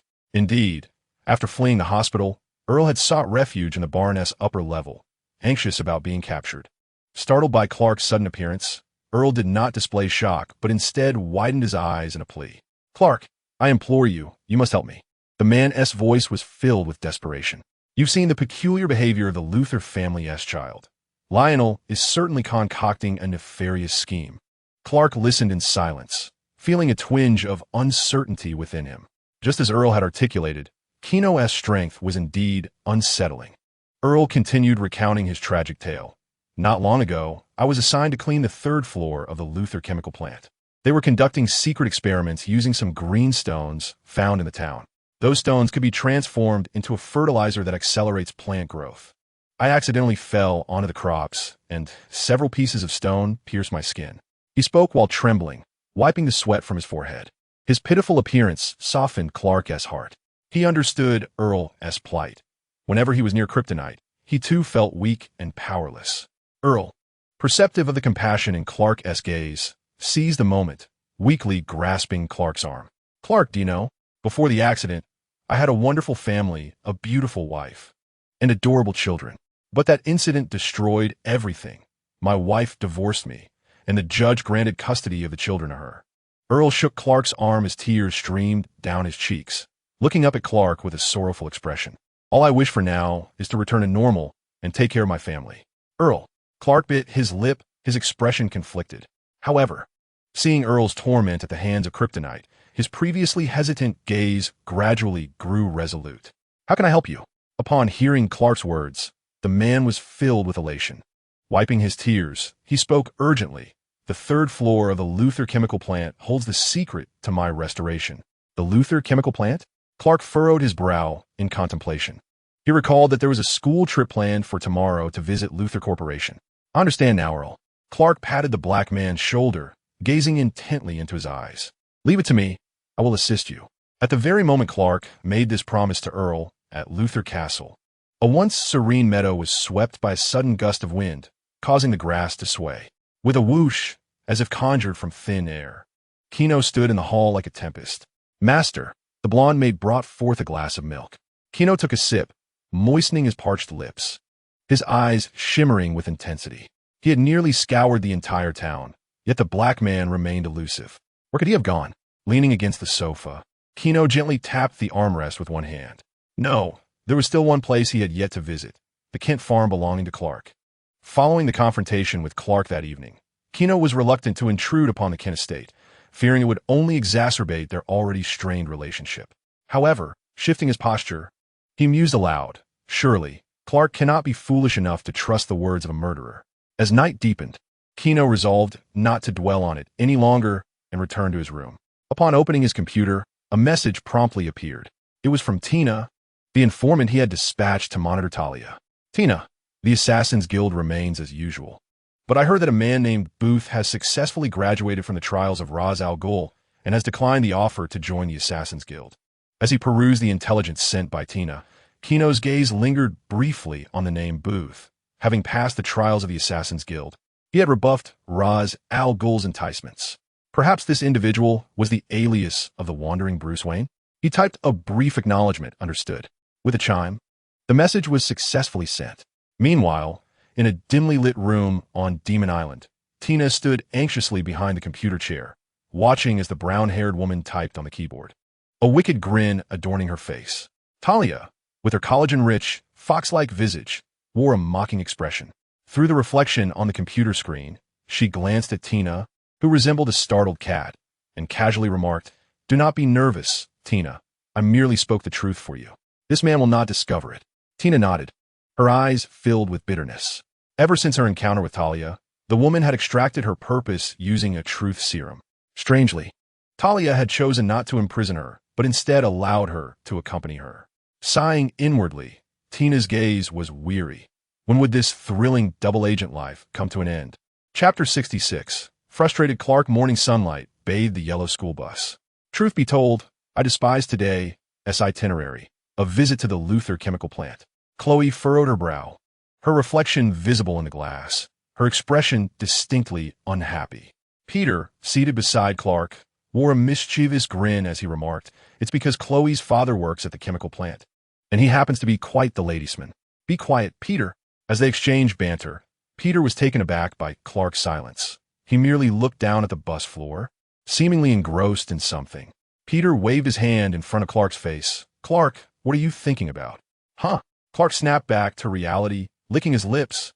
"Nothing in particular." Unbeknownst to the others, beneath the bus, Earl, an African-American, was awkwardly crouched, hiding in the luggage compartment. "Welcome to Luthor Chemical Plant." A middle-aged man in a suit and tie stood proudly, clutching a folder, addressing the group of students gathered for the tour, which included Clark, Chloe, Peter, Lana, and her ex-boyfriend Whitney. The manager, Mr. Gerber Sullivan, smiled and said, "I am the manager of this factory and a proud father, right, Chloe?" Feeling the eyes of the crowd upon her, Chloe forced a smile. "That's right, Dad." As the manager prepared to speak further to the students, a group gathered around Lex as he made his way toward the elevator. "Mr. Luthor," Gerber quickly set aside his duties of hosting the students. "Oh, is today the student tour day?" Lex paused, casting a glance at Clark, a smile curling at his lips. "Gerber, allow me to show them around." He was keen to gauge Clark's current capabilities. With the boss's directive, Gerber nodded in agreement. Lex turned to his assistant and instructed, "Lena, go fetch them and have them take the elevator up. I will wait for them on the 4th floor." "Everyone," Lena, Lex's no-nonsense assistant, said with a grim expression, "please place all electronic devices into the storage boxes. Photography and wandering are not permitted in the factory." Ma'am," Clark seized the moment to inquire. "I heard there used to be a 3rd floor in the factory. Is that true?" The assistant shook her head resolutely. "No, that's merely a rumor. Now, everyone follow me. We'll take the stairs." A throng of students followed the assistant into the elevator. Shortly after their departure, Earl pushed open the iron door of the storage compartment and turned towards the emergency exit. He navigated through a corridor lined with iron pipes, ascending stairs that exuded the scent of rust. Soon, he reached the door to the 3rd floor. Taking a deep breath, he twisted the doorknob. With a click, the iron door swung open, revealing a narrow storage closet. This is impossible. Earl's emotions ignited at the sight before him, and he frantically burst into the storage area, rummaging through the space. Yet, aside from a white wall and a cold metal shelf, the room contained nothing else. This cannot be. The sole hope shattered. Earl's eyes glistened with a crimson hue as he furiously pounded against the frigid wall. His future, his aspirations, lay in ruins. Overwhelmed by a warped mindset, Earl could not fathom such a grim reality. The man murmured to himself, "No, the 3rd floor must exist." His hand reached into his suit pocket, grasping a sleek, dark American katana handgun. A sense of intoxication filled his eyes as his large palm caressed the weapon's surface. Click! The bullet was chambered, and Earl's face twisted into a deranged grin. No, there must be hope. The 3rd floor must be concealed from them. On the 4th floor, students gathered in the expansive office of the factory, notebooks in hand. Surrounding them were intricate devices, while a cadre of scientists clad in white lab coats monitored the computer parameters. "Welcome to Luthor Corp," Lex announced, hands clasped behind his back, leading the group on a tour. "This is the command center of the factory, processing a staggering 100,000 tons of animal waste annually." With a sinister grin, Lex licked his teeth and added, "I hope you refrain from bringing any flammable materials, or we might all be sent skyward." Laughter erupted from the crowd, yet only Clark wore a frown, his mind troubled with concern over Earl's potential infiltration. Suddenly, a cacophony of clashing steel interrupted Lex's speech. The bald, domineering CEO cast a glance at Gerber. "Manager, go see what is happening." Gerber approached the source of the disturbance, a locked iron door. Just as he neared, the door was violently thrust open, revealing a towering, menacing figure who seized Gerber by the neck, raising the dark muzzle of his gun to Gerber's temple. The man barely had time to react before being subdued. The students were paralyzed by the unexpected turn of events. Only Chloe let out a terrified scream. "Daddy!" In the next instant, many regained their senses, realizing they were in the midst of a kidnapping, and some timid girls even cried out in fright. Clark shouted in anger, "Earl, what are you doing?" At that moment, regret flooded Clark's heart. He should not have so generously offered his kindness and compassion. He resolved to prevent the tragedy he had unwittingly set in motion. With a swift motion, the boy swung his arms and leaped forward, moving with lightning speed as everything around him appeared to slow down. Clark dashed towards Earl, reaching out with his right hand to grasp Earl's gun-wielding arm. Crack! The instant their skin made contact, the kryptonite coursing through Earl erupted in a dazzling green glow. "Ah!" Clark cried out, only to be easily thrown aside by Earl. Thud! Clark fell clumsily to the floor, yet amidst the chaos, no one noticed his unusual predicament. The crowd screamed and wept. "Everyone be quiet," Earl bellowed at the throng, silencing the din. His voice was deep and hoarse as he bellowed at Gerber. "Gerber, you are the manager here. You should know where the third floor is. Take me there, or I shall shoot you." At that moment, he yearned solely for his own recovery, regarding the lives of others as easily expendable. "Father!" Chloe, among the crowd, clenched her fists. The girl instinctively wished to rush forward to rescue her father, but was restrained by Lex, who gripped her wrist. He lowered his voice, saying, "You must exit through the emergency back door. The code is 1017. Go to the underground level B1 and find Gino. Be swift." Chloe rolled her eyes, suppressing her inner fear, and nodded, cautiously retreating. "Hey, your name is Earl, isn't it?" Lex stepped forward to draw Earl's attention. The bald man wore a proud expression. "Since you wish to take hostages to find the third floor, why not seek a more significant hostage?" Earl, on guard, responded, "Who are you?" Lex stood tall, declaring, "I am Lex Luthor, the owner of this factory." Chapter 67. Remember in the next life, do not provoke Luthor the Luthor family? The African-American man erupted in fury. It was all because of the Luthor family. He pushed Gerber aside and struck Lex's cheek fiercely with the butt of his gun. Bang! The tremendous force knocked Lex down, and he spat blood onto the floor. The blow had injured his mouth. However, it was fortuitous. Earl approached Lex with a sinister grin, pointing the gun at his head. "You will lead me to the entrance of the third floor." Lex gritted his teeth against the searing pain in his cheek, his mind racing. He had no idea that the factory even had a third floor. However, Earl's erratic state suggested he was on the brink of madness. Lex's primary objective was to stabilize his emotions. Simultaneously, he intended to cunningly lead Earl to Gino's location. Lex rolled his eyes and feigned weakness. "The third floor has been vacated." "Then where is it now?" Upon receiving Lex's confirmation, Earl became even more convinced of his judgment. The damned Luthor family had indeed concealed the precise location of the room. Saliva dripped on Alex's bald head as he hung his head, his gaze somber. "The third floor has been relocated to the underground level B1, right in the elevator." "Too slow, too weak." Bang! A fierce and rapid punch struck Lex's pale, gaunt cheek. The zombie-like Bizarro crashed onto the cold metal floor, one hand clutching his face, gazing up at Gino with a look of grievance. "Uncle Gino bad." Listening to Bizarro's strange tone, Gino helplessly rubbed his forehead. "Be quiet, Bizarro, call me Gino." But Gino paid no further attention to Bizarro, picking up a water cup from the ground and taking a sip. Beep! The cold electronic voice echoed in the empty laboratory. Gino turned his head and, through the slowly rising massive blast door, beheld Chloe, whose anxious face was framed by tears as she stood outside the iron gate. Fists clenched in desperation. "Chloe?" Gino furrowed his brow, casting a glance at Bizarro. "Return to your room, Bizarro." Obediently, Bizarro complied, his form flickering like a gentle breeze before vanishing. Once Bizarro had departed, Gino stepped toward the door. How did Chloe know the password to the underground base? Gino pondered, his brow knit in thought. Was it Lex who had divulged the information to her? Bang! He pressed the button to close the door, preventing it from exposing the secrets of the laboratory. With remarkable speed, Gino dashed out of the lab. Bang! The electronic gate, which had initially opened, fell shut once more. "Chloe," a gentle voice emerged from behind her. The girl was startled by Gino's sudden presence, biting her lip in surprise. Yet in the next moment, as if she had found a pillar of support, she leapt into Gino's embrace, tears streaming down her face. "Gino, please, save my father."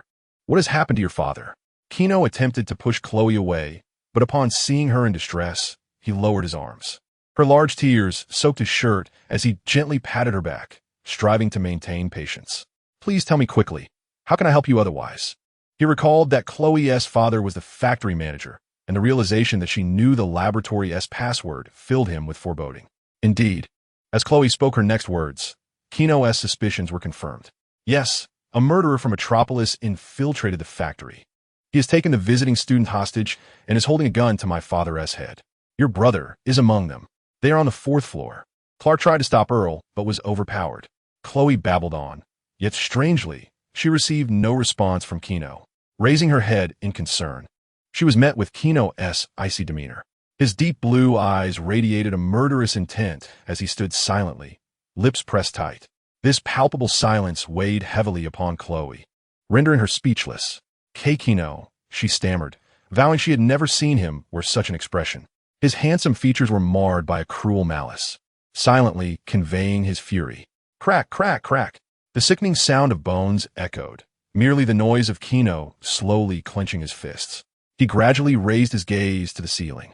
His eyes swept over the sturdy concrete floor, traversed the chaotic network of wires and pipes, and finally locked onto the descending elevator, suspended by steel cables. Inside the elevator, a familiar figure was being threatened at gunpoint by a man of African descent. They appeared to be engaged in a heated discussion. Gino's gaze scanned the elevator shaft, and a plan began to form in his mind. The elevator was steadily descending to the sublevel. Earl's hands trembled involuntarily, a sense of urgency enveloping him. He was so close to recovery. Suddenly, a jarring sound reverberated through the elevator shaft. What was that? Earl's face tightened with anxiety as he looked up. It seemed something had leapt from the 2nd floor onto the roof of the elevator. The imposing figure of a black man drew his firearm, aiming at the metal above. Whatever you are, I warn you.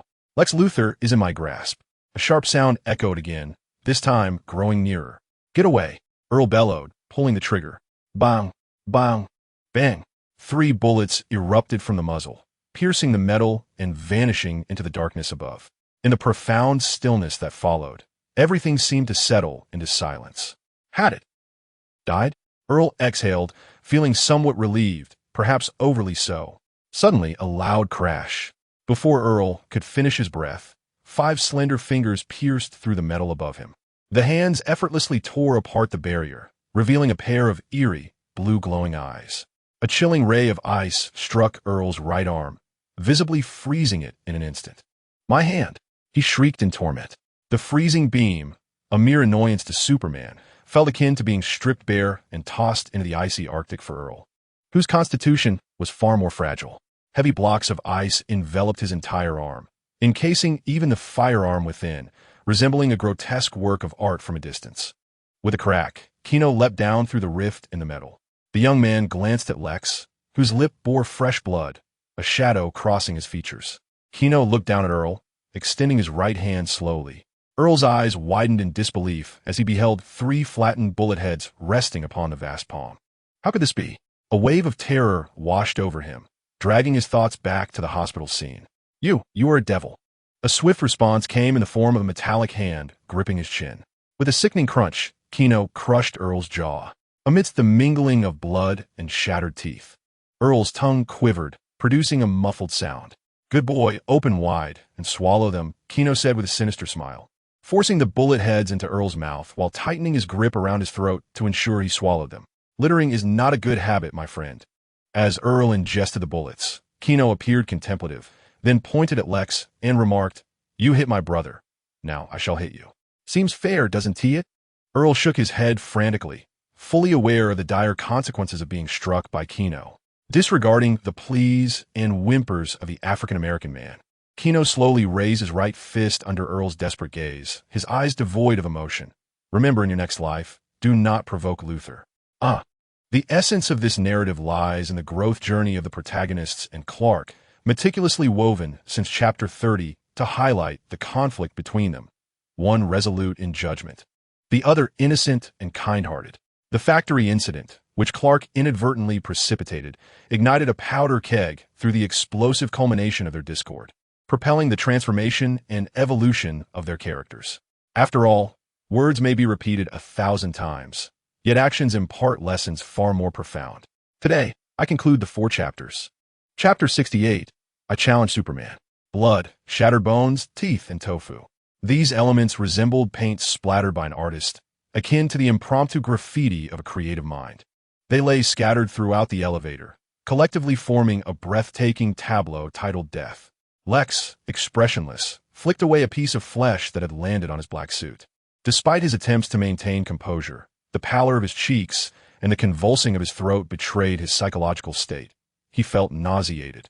Witnessing a living being have their head obliterated is an experience akin to a terrifying torture or a nightmare for anyone. Gino, Lex managed to utter, glaring at him. Next time you kill someone, do not do it in my presence.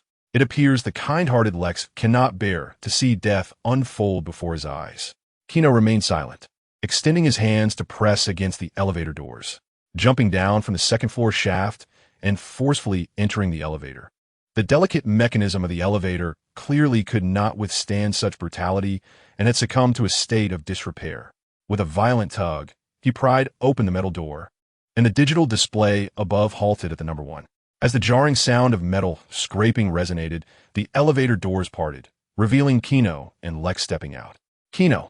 The expected figure appeared on the first floor, his face adorned with an awkward smile, evidently guilt-ridden over the trouble he had caused. However, upon catching sight of the carnage within the elevator, the smile that once graced his features froze in place. The awkward grin remained, yet Clark stood motionless, feeling an icy chill coursing through his limbs, even in the summer heat, utterly stunned by the scene before him. This was Clark's first encounter with the brutal reality of death. Not long ago, after Earl had abducted Lex, Clark, with his extraordinary physique, had swiftly recovered. At that moment, a singular thought consumed him. Stop Earl. Yet, upon utilizing his X-ray vision to pursue the elevator, he was confronted with the bloodied interior and the headless corpse. The horrific and grotesque imagery relentlessly assailed Clark's psyche, starkly contrasting with his prior imaginings. Poor Earl, the African-American uncle who had often taught him to sing during his childhood, had now become a headless body with a gory neck revealing the trachea. The right arm, frozen like ice alongside the shattered elevator, allowed Clark to easily surmise the events that had transpired. Gino tore through the elevator, his icy gaze restraining Earl, before delivering a devastating blow that shattered the African-American man's skull. However, a highly developed intellect can prove to be a double-edged sword. Clark effortlessly conjured vivid images in his mind, only for his brain to recoil from such a grotesque tableau. His stomach churned violently, compelling him to instinctively collapse to the ground and retch. Clark could not fathom why Gino chose such a brutal method to thwart Earl when alternative means were readily available. Why did he feel the need to extinguish the life of this unfortunate man? How could he remain so composed? Clark glared at Gino with the eyes of a vengeful onlooker. The young man shrugged nonchalantly. What, then, should I assume a pose of remorse? I don't believe I am in the wrong. Gino sneered as he wiped the blood from his hands, mercilessly retorting, "And what gives you the right to question me? If I'm not mistaken, that wretched man was hiding in your home last night, wasn't he? It seems he evaded the company's security with perhaps your assistance. Look at what you have done. You brought a dangerously unstable madman into a hazardous chemical plant." Gino stepped forward, one hand behind his back, the other pointing towards the corpse in the elevator. That lunatic held a gun to my brother's head, all in pursuit of the fabled 3rd level. You have put everyone at risk, naively believing you possess control over the situation. Yet, all you do is create chaos, living in a state of perpetual contradiction like Hamlet. Have you ever considered what would happen if your black uncle friend fails to find the answers he seeks? Gino withdrew his right hand, extending his index finger while raising his thumb in a gesture mimicking a gun aimed at his temple. Bang! Gino vocalized the gunshot sound. He coldly injected his words into Clark. In the end, my brother will perish, and it will all be due to your misguided compassion. But he never pulled the trigger. Clark slowly rose, suppressing the urge to vomit as he attempted to counter. Gino scoffed. That was me preemptively snuffing out danger in its cradle. Clark inhaled deeply, his fists tightening slowly. So, this is your justification for wanton murder? His death is your choice, Clark. Gino fixed his gaze on Clark, enunciating each word with precision. You could have sought my aid. Yet, you chose to trust Earl instead. In your eyes, that man is more worthy of your trust than I. Thus, you made your choices regarding Earl, and I made mine regarding him. Kino scrutinized Clark, his cerulean eyes glancing over Clark's flushed cheeks, flushed with indignation. Do you remember our first discussion on the subject of justice? I stated that I would not spare anyone who posed a threat to my family and friends. He threatened my family, my brother. Therefore, he deserves to die. And now Kino, no longer lost in recollection, towered over Clark, his presence growing increasingly formidable. You would have me refrain from taking a life, as if you were some moral paragon? Even if this individual poses a threat to the lives of my loved ones. I to remain a mere bystander? Clark's tone grew increasingly resolute. If the gun were aimed at your parents, would you still utter such noble sentiments? Kino need not speculate. Should Martha indeed be held at gunpoint, his actions would mirror his own. Clark fell silent, instinctively recalling the scene of Martha's abduction. A flush of heat swept over his cheeks, rendering him speechless. In a state of extreme rage, had his own family been taken hostage, he might very well make the same choice as Kino. Thus, with a sigh, Kino regarded Clark, enunciating each word. Your double standards are laughable. As his words lingered in the air, an uneasy silence enveloped the two. The initial shame morphed into indignation. Lies cannot cause harm. It is the truth that wields the sharpest blade. Kino's words struck deep, causing Clark's chest to rise and fall with rapid breaths. Indeed, Kino. Clark, filled with a mixture of humiliation and fury, shouted, You are always right, always armed with an arsenal of justification for your righteousness. Yet Kur was my friend, and you took his life. Kino chuckled lightly, his demeanor dripping with contempt, and with a hint of provocation, he gazed at Clark, slowly articulating. That was because he deserved to die. Look at what he did. He stormed into a fertilizer factory laden with tons of ammonium nitrate, armed. If a shot were to misfire, half the town would be reduced to rubble. Therefore, I see no wrongdoing in his demise. He held the lives of many in his grasp. If he does not die, who will? Kino's cold stare pierced Clark. Would you take his place? Clark found himself at a loss for words, his hands clenched tightly, bones creaking under pressure. The pride of youth prevented him from bowing his head and admitting his faults. Kino, unfazed by Clark's reaction, pointed to his own eyes, remarking, Look at the bloodshot veins in your eyes. What of it? The young man raised his fist with a grin. Do you wish to engage in a brawl? To force me to acknowledge your childish, laughable worldview through sheer force? Chapter 69. The Battle of Superman Anger. It is a splendid emotion. It ignites courage, prompting the timid to rise in defiance. It is the savage beast lurking within the heart of every creature, awakened by a mere word, a gesture, or even a glance. At this moment, within a towering building, 3 figures and 1 lifeless body occupied a spacious hall designed for receiving guests. Lex moved cautiously toward the emergency exit, a clever man preparing for all eventualities as he sought Bizarro. No one noticed Lex. Indeed, even if they had, no one would have cared. Kino and Clark were locked in each other's gaze, their eyes reflecting only one another. There was no ambiguity in this moment. They understood each other's strength and were acutely aware of who the true adversary was. Clark. Kino's hands hung naturally at his sides, seemingly unfazed by the impending battle. He even had the presence of mind to engage in casual conversation. You might think I'm lecturing you, but have you ever considered? Kino raised his arms and slowly clenched his fists. The air whistled through his fingers, producing a mournful sound due to the swiftness of his movements. The youth completed his earlier statement. I am merely speaking the truth. Kino's words incited Clark's fury, causing his hands to tremble with rage. So, you have always regarded me as a fool, reckless, ignorant, impulsive, haven to you? Kino remained silent, merely casting a pitying glance around Clark, as if silently asserting, Indeed, that is the case.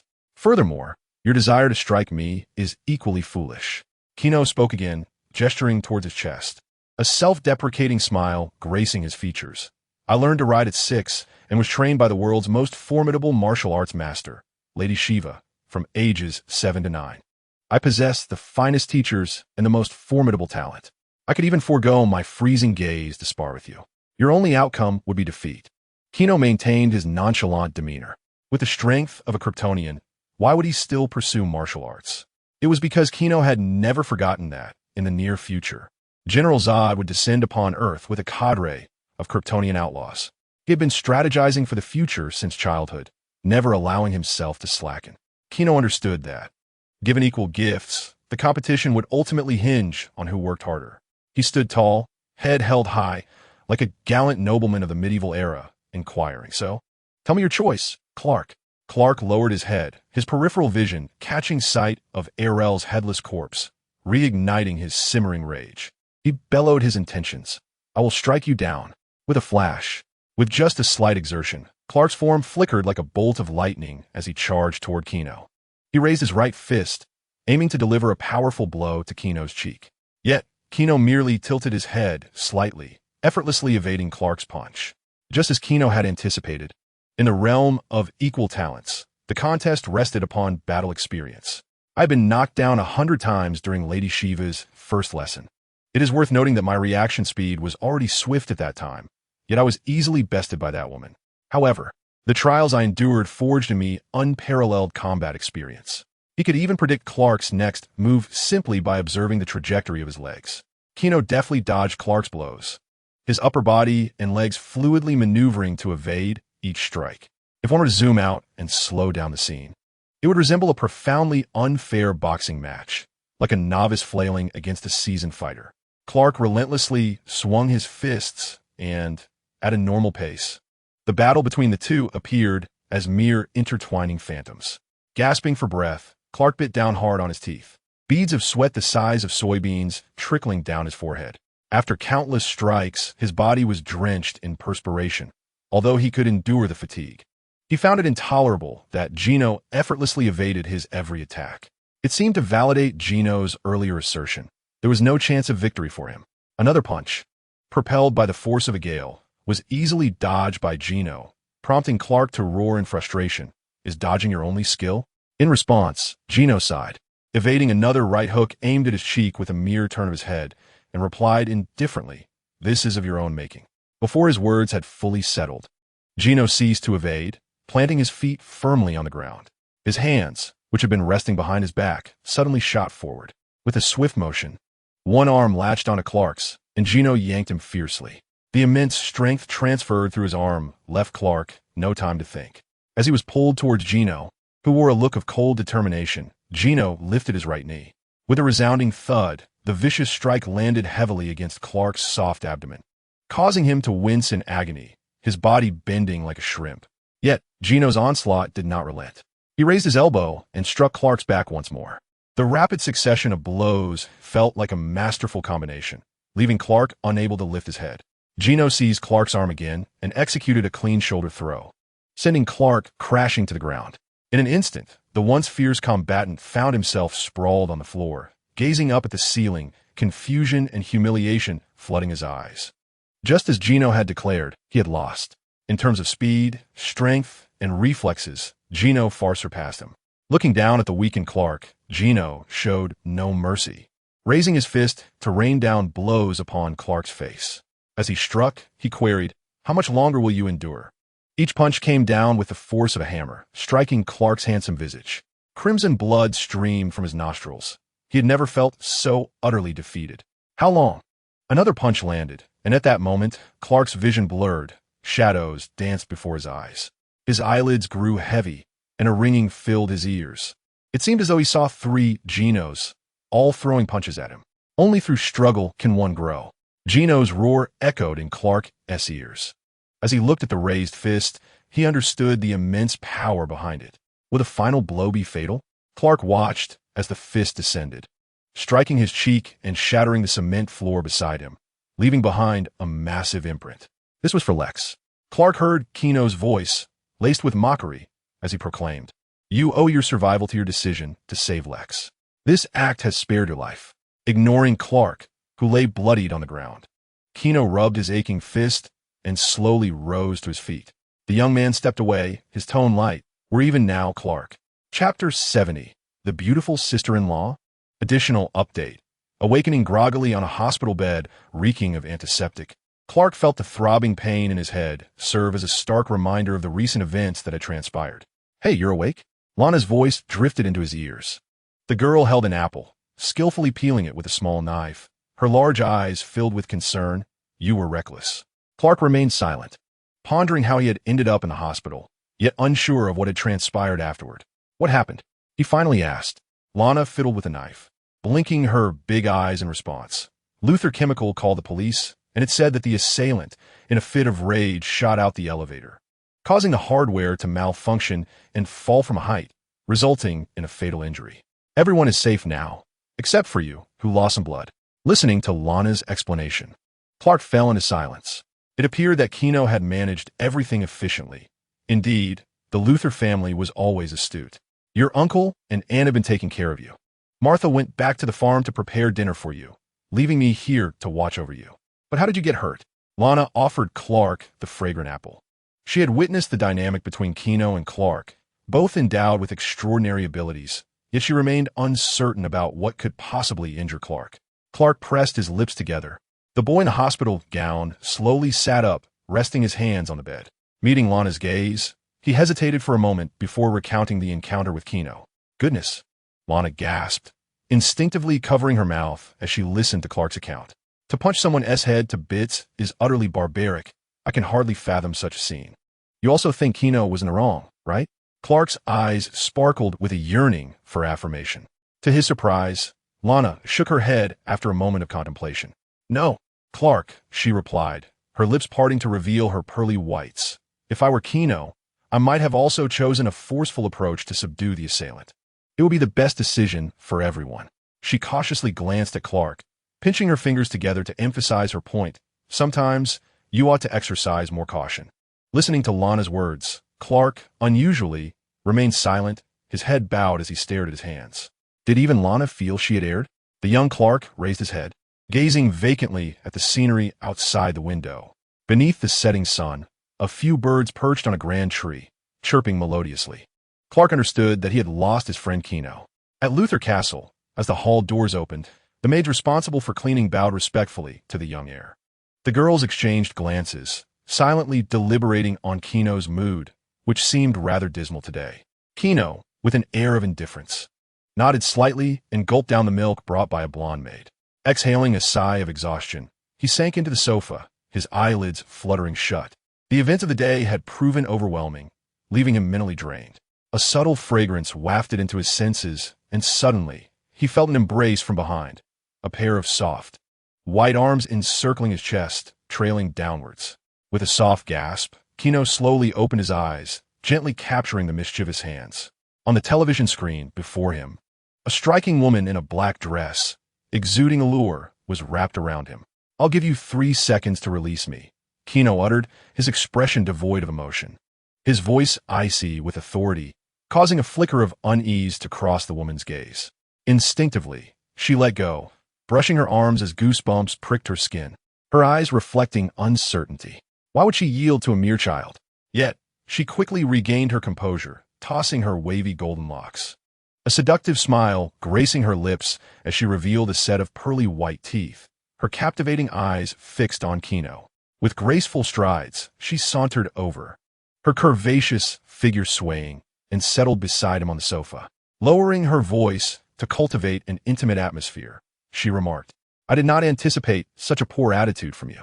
Gino disregarded her, taking a sip from the unfinished milk on the table, casting a derisive glance at her. Victoria, what is there about you that commands my respect? A foolish woman, possessing only beauty, who resorts to her allure to gain what she desires. Without concealing his disdain for Victoria, he fixed his gaze upon her pale complexion and continued.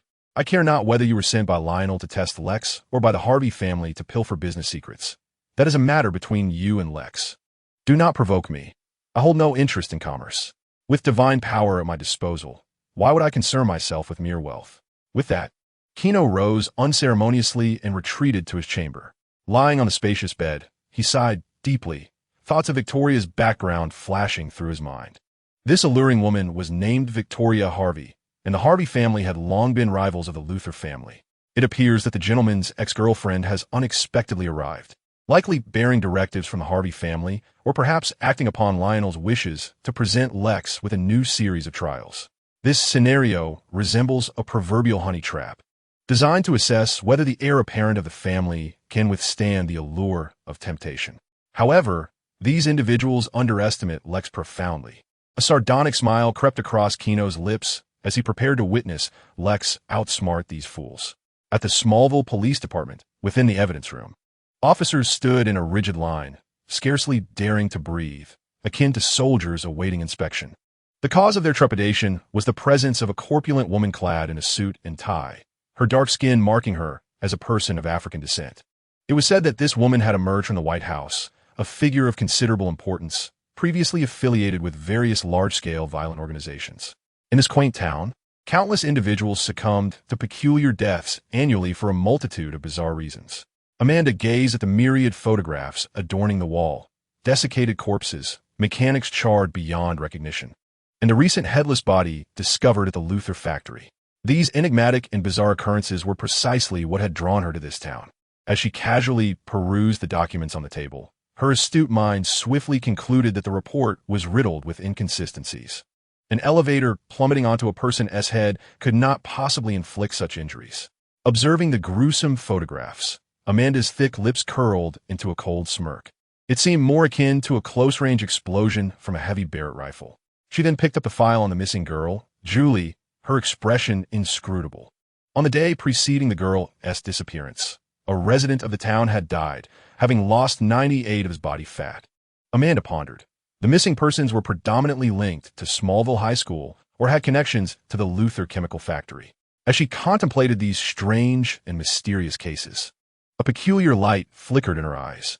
As a servant to the powerful figures of the White House, she understood that this world was far more complex than it appeared. Not long ago, she had received a directive to investigate the odd occurrences that had transpired in Smallville over the years. The woman's brown eyes flitted over the Luthor factory case file, and the corners of her mouth curled into a cold smile. Let us commence with this case. Chapter 71. An Unexpected Visitor Saturday. Early morning, Lex was diligently occupied at his desk. As the manager of the local chemical factory, Lex had a great deal on his plate. Master Lex, the elderly butler, impeccably attired, knocked and, upon receiving permission, entered the office. There is a lady outside who identifies herself as Amanda Waller, requesting to consult with you regarding matters pertaining to the Luthor factory. Amanda? Lex frowned, his previously relaxed posture now slightly more rigid. Being part of the upper echelons of American society, Lex was certainly familiar with the esteemed name of Amanda Waller. The corpulent mad dog, the loyal hound of high officials, the government's dark glove. These are the labels affixed to Amanda. Concise, obedient, and efficient. These traits have undoubtedly contributed to Amanda's rise to prominence, though one might also attribute it to a hint of the magic bestowed by her ebony skin. However, without formidable strength, one would lack even the qualification to serve as a mere dog to those officials. Amanda embodies this dichotomy, fiercely loyal to her masters. She is also adept at biting when necessary. Now, her troublesome presence in the small town has undeniably instilled a sense of unease in Lex. Typically, when someone wishes for another to vanish, it suffices to part with a sum of money and hire assassins. Yet, this approach does not extend to those in the political realm. After all, one must consider the master before striking the dog, and Amanda's masters hold high positions. Eliminating Amanda physically would only sow discord among them. Lex ceased to speak further, gesturing for the butler to leave.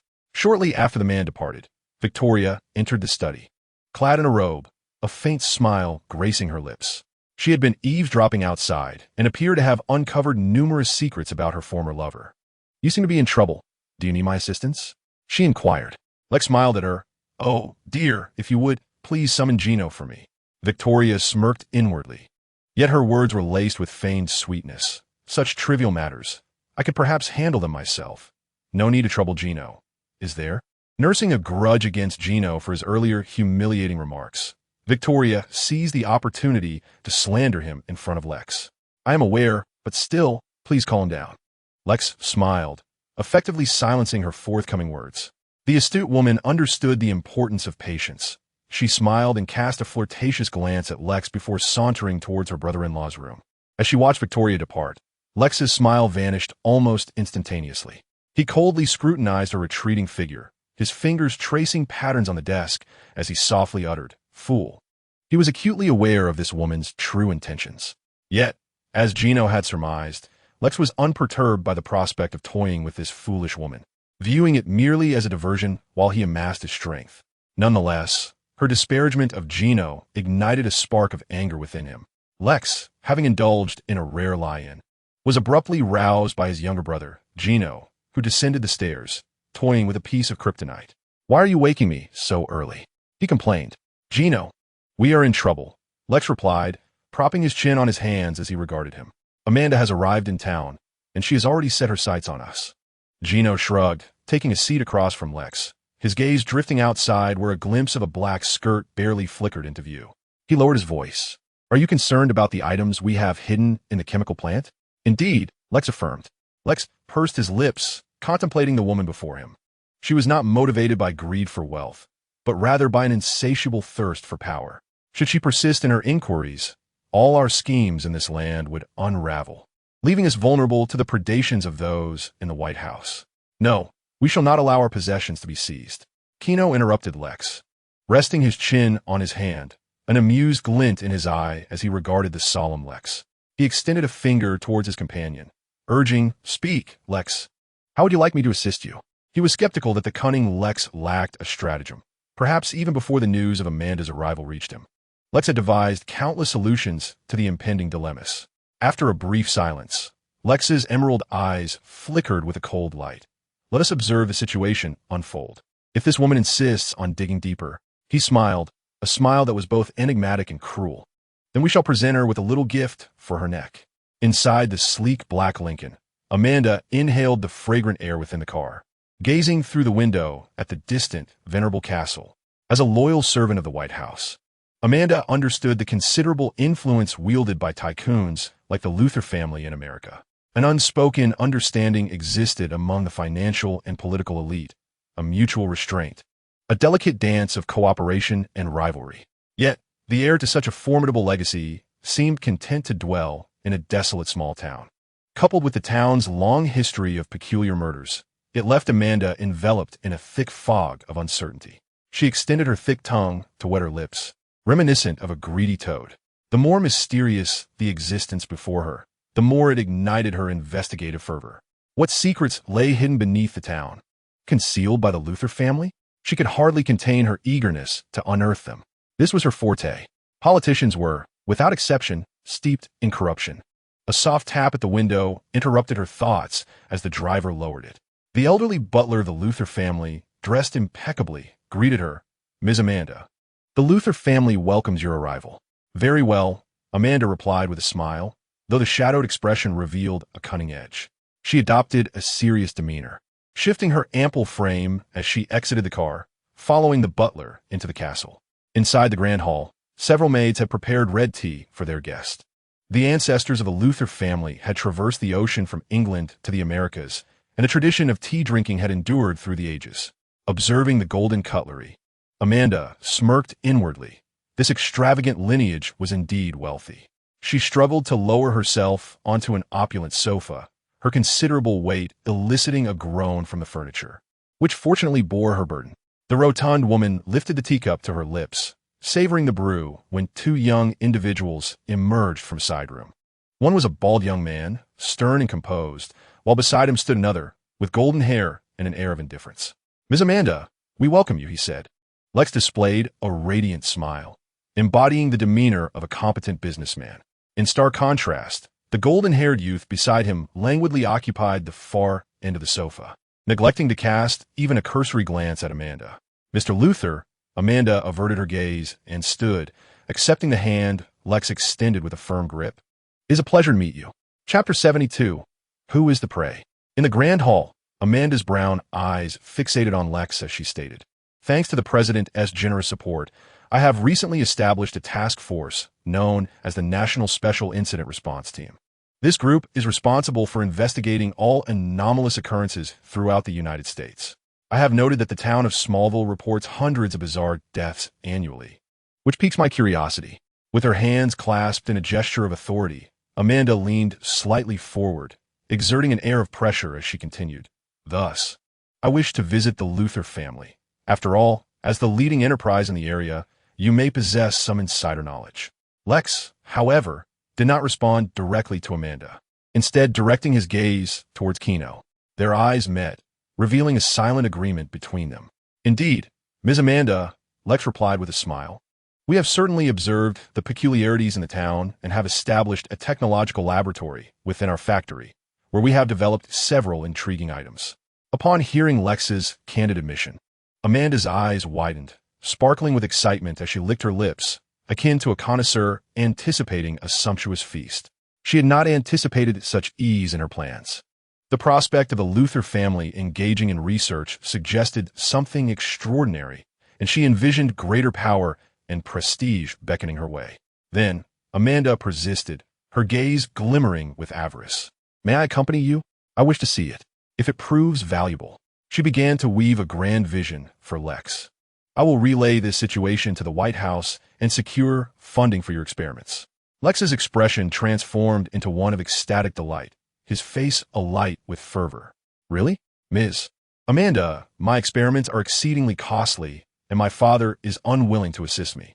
Rest assured, I keep my promises." Amanda's smile widened, her initial contempt for Lex's gullibility igniting a sense of superiority within her.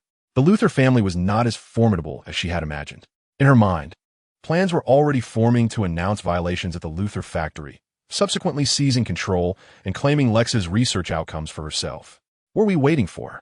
Lex stood first, seemingly eager to escort Amanda in pursuit of investment. Amanda rose with a smile, not forgetting to grab her handbag from the sofa. She glanced at Gino, who remained seated. Curiosity piqued. "Isn't this child accompanying you?"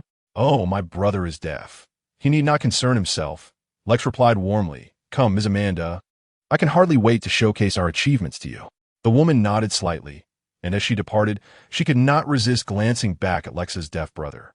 However, the sofa was utterly vacant. In the depths of the Luthor chemical plant, the elevator doors opened, revealing an enormous and majestic metallic gate before the group.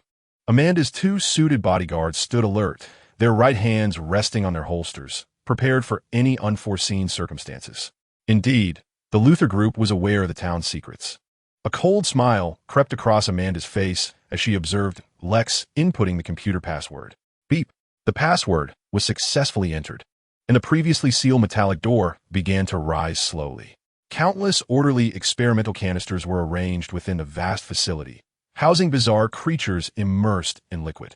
"My God, what are those things?" The two bodyguards stared in astonishment at the colossal iron cage at the center of the laboratory, which contained a massive bat-like creature. Sensing the intruders, the beast let out a ferocious roar, exposing its razor-sharp fangs. Amanda felt her breath quicken, overwhelmed by exhilaration as she beheld this extraordinary and enigmatic being. No wonder so many strange occurrences had plagued the town. All the mysteries seemed to reside within this laboratory. "What is that creature?" Struggling to contain her excitement, Amanda inquired of Lex. Lex explained, "It is a bloodsucker that absorbs human fat. We have been studying it." Amanda gazed upward at the bat creature, her face reflecting sheer fascination. "Ms. Amanda," Lex's voice interrupted her reverie. "About the investment you mentioned?" "Oh, the investment," Amanda replied, a detached smile gracing her lips as she glanced at her bodyguards, who flanked Lex on either side. "Lex Luthor." Amanda's expression hardened, her previous smile vanishing as she stated solemnly, "The Luthor group has endangered the safety of the town's residents through illegal research on unknown creatures. I am here to inform you that your group has been sealed off." Amanda was resolute. She no longer wished to wait. She would lock down this laboratory, report to her superiors, and subsequently be rewarded. "How can you do this?" Lex exclaimed, disbelief etched on his face. "You promised me an investment." "Huh?" Amanda scoffed, interrupting him. "Mr. Lex, let this lesson serve as a reminder that one should never trust a politician." With unwavering confidence, Amanda declared, "You are merely my prey." "You." Lex attempted to retort further. "Enough of this charade. Lex, I have an exam next Monday." A languid voice chimed from behind Amanda. "What?" The two bodyguards wore expressions of shock. The three turned to see a familiar blond youth leaning against the cold wall, his bored gaze fixed upon them. Beside him crouched Bizarro, resembling a ghastly zombie, his eyes wide with an effort to feign anger. Are you not a mute?" A bodyguard exclaimed, echoing Amanda's unasked question. "That is merely Lex's cruel jest." "Enough. What do you intend to do?" Amanda, no fool, fully aware of the political machinations she had navigated over the years, recognized she had fallen into Lex's trap. She stepped forward, casting a fierce gaze at Gino. "What do you plan to do?" Gino chuckled lightly, advancing toward the trio with a buoyant tone. "From the moment you set foot in this town, you have already entered the purview of the Luthor family. With a tone laced with mock regret, Gino continued, Lex intends to observe how you will react. Yet, you have not disappointed us. Your ambition to uncover the secrets of this town is commendable. You even sought to extract information from Lex. As Gino drew nearer to Amanda, she clenched her fists, her countenance icy. Step back. Sensing the escalating tension, the two bodyguards raised their handguns, the dark muzzles aimed at Gino's head. However, the youth appeared oblivious, continuing his approach. Fire! The bodyguard did not hesitate, pulling the trigger. Bang! The bullet erupted from the chamber, its rear ablaze, slicing through the air in a whirling arc toward Gino. Time seemed to slow in that moment. Gino slowly raised his palm. Bang! The sturdy copper bullet struck his pristine hand as though colliding with steel. The once gleaming projectile deformed under the forces of impact. Clatter! The battered bullet fell to the ground, landing with a dull thud at the feet of the stunned onlookers. Gino regarded the three, a smile curling at the corners of his mouth. Now, who is the prey? Chapter 73. Farewell, Superman Season 1 Finale. In the underground base, clatter. Gino strode toward the trio with deliberate steps. He is unafraid of bullets? The black bodyguard rubbed his eyes vigorously, unable to fathom the scene before him. A mere high school student had thwarted the most lethal of firearms with the palm of his hand. The twisted shell on the ground affirmed that what they witnessed was no illusion. The bodyguard, undeterred by disbelief, fired again, bang, bang, bang. They had not even seen the youth make a move. He merely extended his hand, and the bullets fell to the floor once more. Amanda's eyes brimmed with terror, her small eyes widening in an effort to discern how Gino accomplished such feats. Exhaling, Gino brushed off the dust from his palm, positioning himself before the bodyguards. The youth smiled at the two. You appear quite astonished. His words snapped the dazed bodyguards back to reality, and they charged at Gino, fists raised. Alas, how tedious. Gino shook his head. In the next moment, two powerful hands abruptly seized the neck of the African-American, causing their heads to collide with a resounding thud. The impact was akin to a watermelon bursting, fragments of skull mingling with brain matter, splattering across Amanda's face. She emitted a piercing scream, reminiscent of a distressed groundhog. Silence. Gino cast a glance at Amanda, who immediately resembled a duck caught by the neck, biting her lip tightly to suppress any sound. Discarding the two headless corpses, Gino inspected the blood on his hands before flicking away the droplets. A few crimson beads traced elegant arcs through the air, ultimately landing on Amanda's lips, releasing a faint metallic scent that lingered in the atmosphere. Amanda's pupils dilated, her expression one of sheer shock. She had always perceived herself as a courageous and formidable individual. However, witnessing such horrors firsthand today left her shaken. A surge of fear began to blossom within her, invoking memories of her father, the African-American who had fled in terror when she was just 6 years old. The dread consumed her senses while a primal instinct for survival urged her to take action. What should she do now? Resist? The two corpses on the ground were the clearest answer. Should she beg pitifully? Plead with a mere high school student? Amanda's mind was a tempest of conflict. Yet, when her gaze fell upon a pair of blood-stained sneakers, her so-called pride and dignity crumbled in an instant. Don't kill me. Amanda heard herself emitting a wail akin to that of a slaughtered pig, her once sturdy knees giving way as she knelt upon the floor. She pleaded incessantly. I am an aide to the president, a congresswoman, the head of the paranormal events group. You cannot take my life.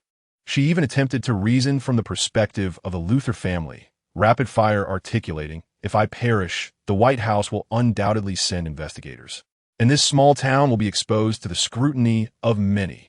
The sneakers came to a slow halt. Then, with a forceful stomp, one of them crushed Amanda's head, bringing it into intimate contact with the floor. A wave of humiliation surged through her, compelling her to clench her fists. She heard the voice of the blonde youth. How amusing, Congresswoman Amanda. I find your argument compelling. So, what do you believe I should do? Suppressing her anger, Amanda relaxed her clenched fists and spoke in a low tone. If you spare my life, I am willing to serve the Luthor family.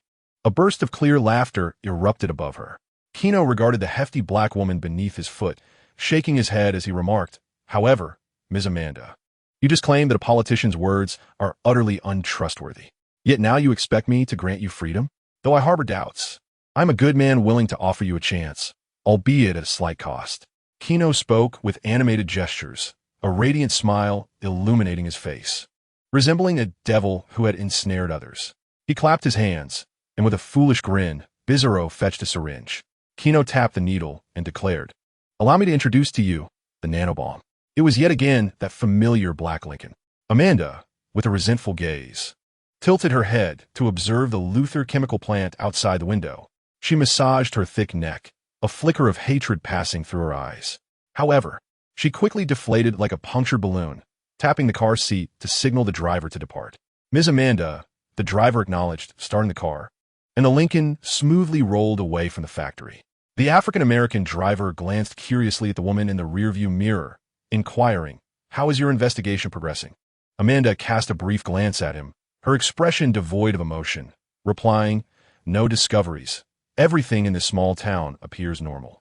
Monday, the school bell rang, its chime resonating through the air as students discarded their exam papers, erupting into cheers as they surged into the hallway.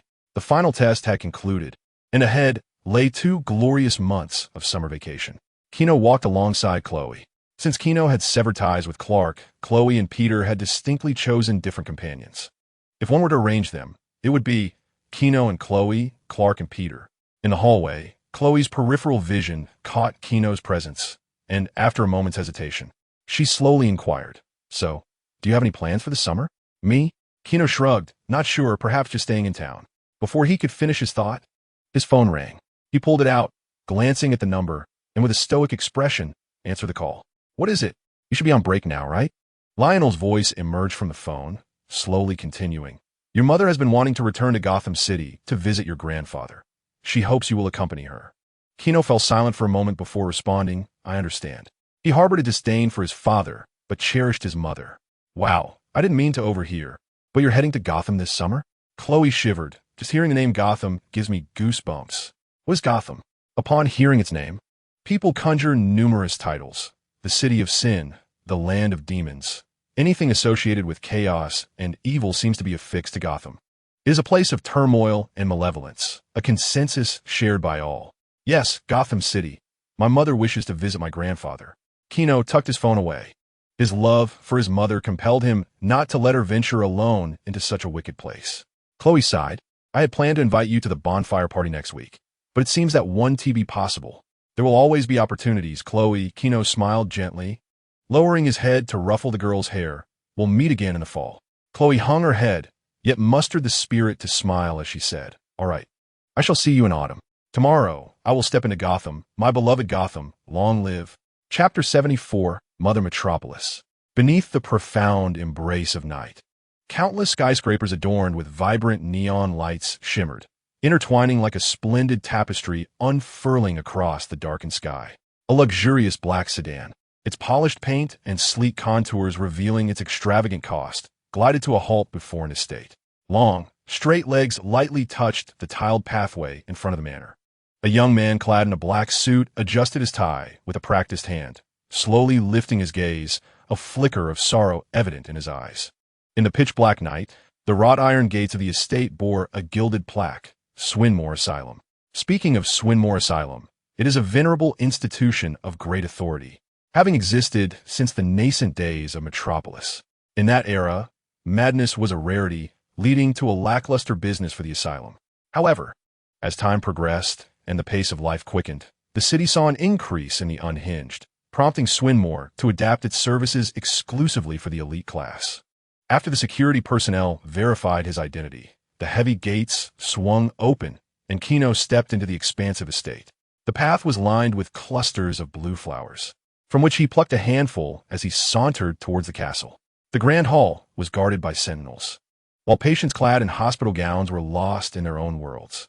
Some hurriedly paced the hall, their eyes cast down, while others stood atop tables and benches, belting out discordant tunes. Navigating through the throng of patients, Gino ascended to the second floor. As he treaded upon the wooden staircase, a melodious voice echoed through the corridor. The song was gentle and slow, reminiscent of a lullaby sung by a mother to her child. Gino's expression was a tapestry of emotions as he beheld a golden-haired woman leaning against a locked window. She was his mother, Letitia Elliott. For years prior, unable to endure Lionel's incessant infidelity and quarrels, this sheltered flower chose to end her life. She leapt from the fourth floor of their home, and although Gino caught her, the impact caused her to strike her head, leaving her with lasting repercussions.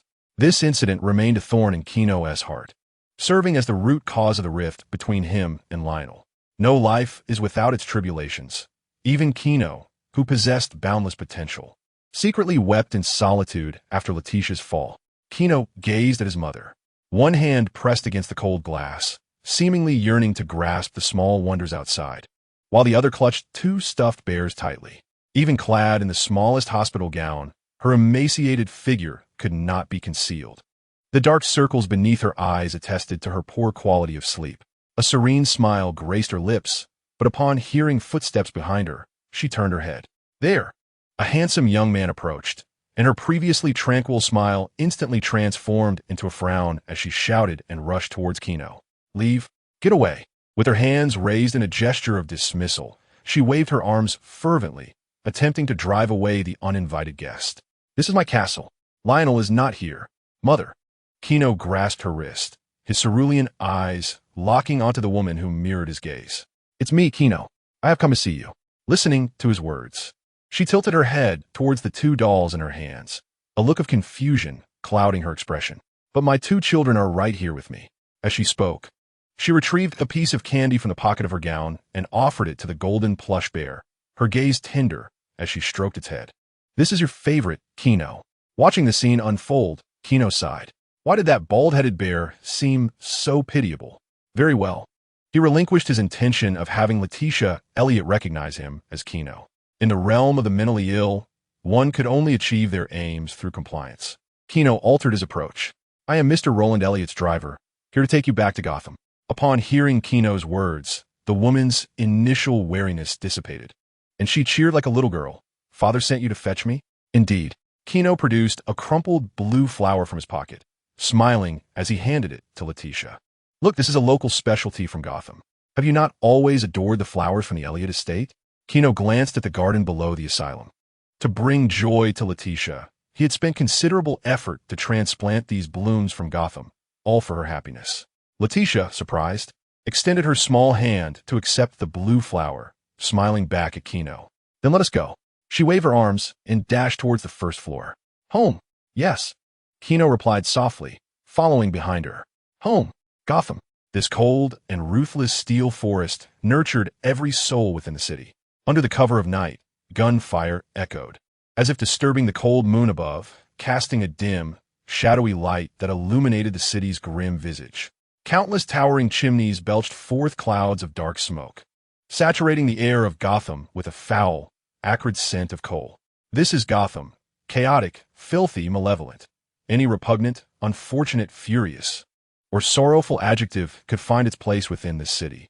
It resembled a monstrous beast howling in the night, devouring the souls of all who dwelled within. Damn this cursed weather. A brown-haired man in a suit stood outside Gotham Airport, glancing at his watch and then at the airport exit.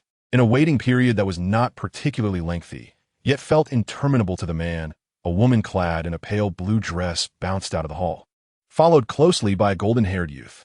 The passers-by were unfazed by Letitia's antics, for this was Gotham, a place where the eccentricities of madmen frequently erupted. Letitia, called a brown-haired man, beckoning the woman. Over here. Is it you, Thomas? Letitia tilted her head, scrutinizing the brown-haired man. Indeed, Letitia, Thomas replied with a smile. His heart warmed at the sight of his only sister. Uncle Thomas, Gino, who was carrying a suitcase, trailed behind. Thomas glanced at Gino and sighed. Welcome to Gotham, Gino. By the way, when you return, do not forget to convey my curse to Lionel. Gino shrugged. I will, but I doubt he cares. The trio entered Thomas's sedan. Throughout the journey, Letitia, like an inquisitive child, pressed her face against the glass, observing the surrounding scenery. Meanwhile, in the front passenger seat, Thomas engaged Gino in conversation. Join me for a soiree tomorrow night. I have a dear friend I wish to introduce you to, as a most cherished son of his sister. Thomas was eager to connect Gino to his network. Gino nodded. I will, uncle. Chapter 75. The Origins of Gotham in the Dead of Night at the Elliott Manor. An expansive estate situated in the eastern district of Gotham City. A few crows perched upon the mulberry trees at the entrance. A black car glided into view. disturbing the slumbering ravens. They flapped their wings and cawed in disarray, their mournful cries adding an eerie quality to the desolate estate. "We have arrived," Thomas announced, halting the vehicle, his gaze complex as he beheld the ancient manor. "To be honest, I have not returned here much since growing up." However, as he watched Letitia excitedly dash into the manor, hands on her hips and laughing, he remarked, "This indeed seems a fitting place for the mentally ill to find respite." Gino remained silent, his attention fixed on the manor. The iron gates at the entrance were flanked by two owl statues. He recalled visiting his grandfather, Loren, in his youth, when the rubies adorning the statues still sparkled. Now, they had vanished, a testament to the increasingly chaotic state of the city's security. Assuming Gino was concerned for Letitia, Thomas sighed and patted his shoulder. "Do not worry. I know several competent psychologists in the city. I believe we can arrange for Letitia to receive treatment." As the two discussed Letitia's condition, they entered the manor. Awaiting them was a frail, elderly man, trembling as he leaned on his cane. He bowed laboriously. "Heir of the Elliot family, welcome to your abode. The master has been expecting you." As he spoke, the old man's gaze fixed intently upon Gino, suggesting that the manor's master had only one visitor in mind for the day. Upon hearing the old butler's words, Thomas exhibited a slight unease, shaking his head. "Letitia and I will be waiting for you outside." Gino furrowed his brow, a mental image of Loren surfacing in his memory. He recalled the tyrannical old man, perpetually stern-faced, who relished in bellowing and losing his temper. Gino had little interaction with him, having spent his childhood playing alongside Thomas in this very place. Lead the way, Gino contemplated, ultimately deciding to meet this unfamiliar grandfather. He pushed open the aged wooden door. The living room boasted a once valuable chandelier, now draped in layers of dust. The dining table lay in disarray, strewn with dirty cutlery and remnants of meals, silently narrating the once great splendor of the Elliot family. Gino's gaze fell upon an elderly man clad in a purple nightgown, languishing on the sofa. His skin was riddled with wrinkles, and his aged cheeks and hands bore the marks of time, brown age spots. The old man's hair was sparse, saliva trickled from the corner of his mouth, and his eyes were shut, appearing as though he teetered on the brink of death.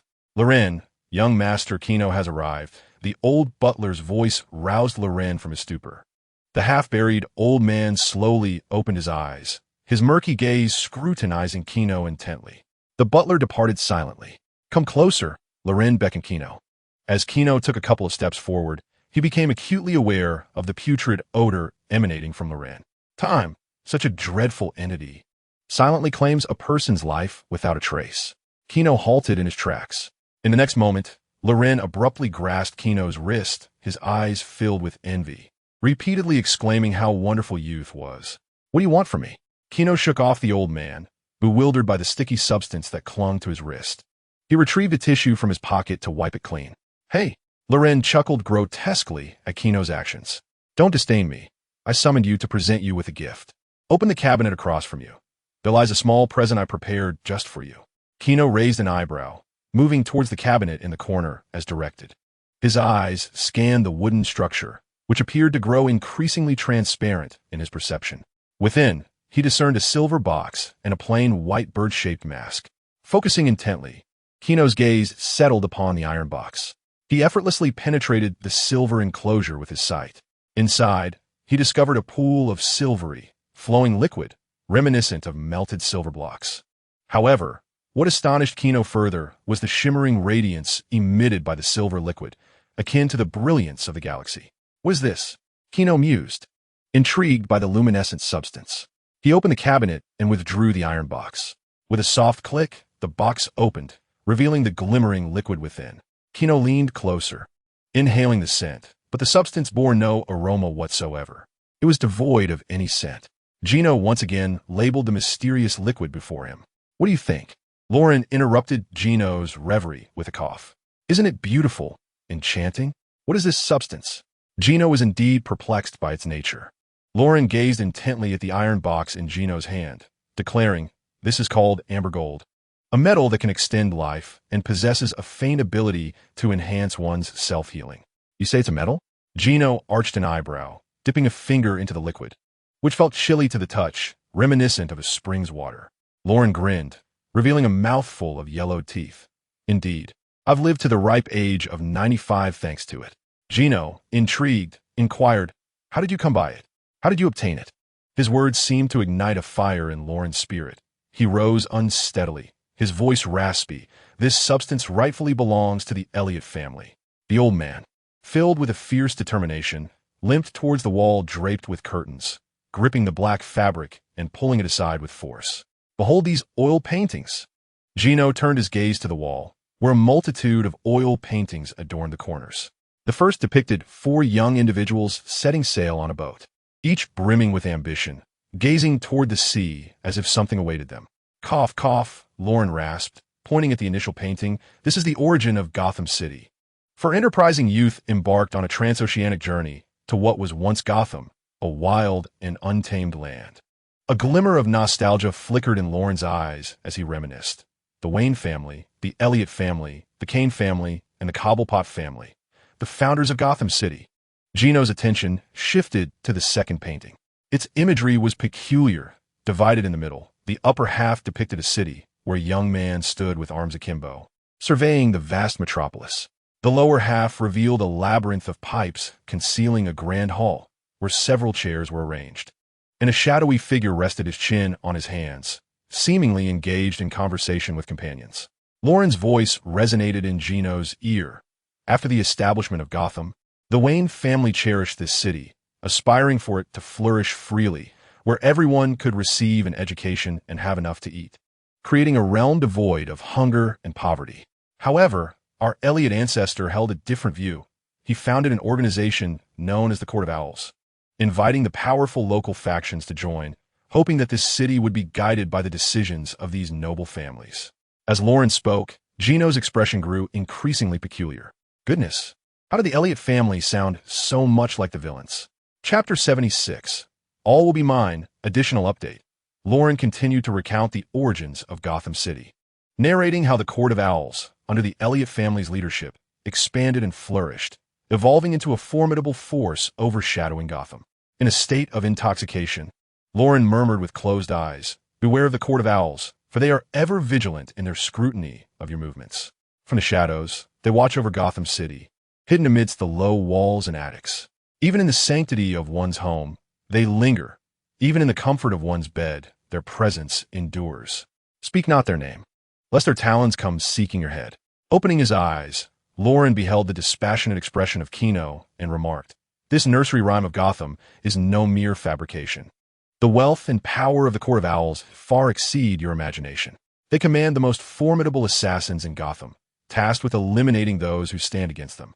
However, Gino paid no heed to Lauren's praise of the Court of Owls, instead focusing intently on the final image before him. The painting depicted a forlorn figure, hunched as he emerged from a dimly lit hall.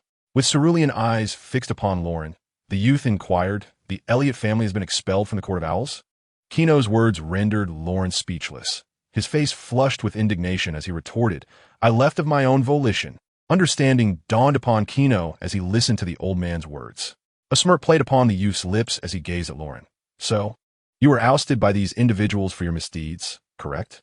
Though Lauren remained silent, Gino circled him, musing aloud, "Let me guess. You wish to share with me the tale of Amber Gold, hoping I would assist you in realizing your long-held dream of returning to the Court of Owls. Am I right?" With the secrets laid bare by Gino, Lauren did not succumb to anger. The elderly man, who a moment prior had been consumed by rage, regained his composure and cautiously settled back onto the sofa. Looking at Gino, he said, "Child, you remind me of my younger self. I can discern the flicker of ambition in your eyes, your insatiable thirst for more. The name of the Elliot family could serve you well." Lauren elaborated on his scheme. "Originally, I intended for Thomas to inherit my legacy, but he only aspires to become a foolish doctor. Thus you sought me out?" Gino interjected with a scoff. "Allow me to finish." Lauren gestured for Gino to remain silent. "I once committed a foolish act that led to my expulsion from the Court of Owls. Yet they offer me a chance, allowing my heir to join their ranks." Once more, Lauren rose, retrieving a white owl mask from the cabinet. He pressed it into Gino's hands, saying, "Take this. You possess a lineage that belongs to Gotham. They shall not refuse you. You can join their organization and partake in the city's bounty. The Talon assassins will be at your command, and the Amber Gold will sustain your life."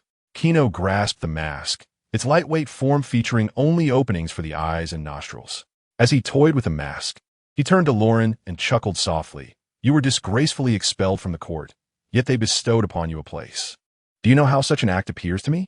It resembles a master tossing a bone to a dog that has been cast out. The voice of Gino gradually sharpened as he slowly straightened his posture, his towering and formidable physique exuding an intimidating aura. The Owl Court was inherently a possession of the Elliot family.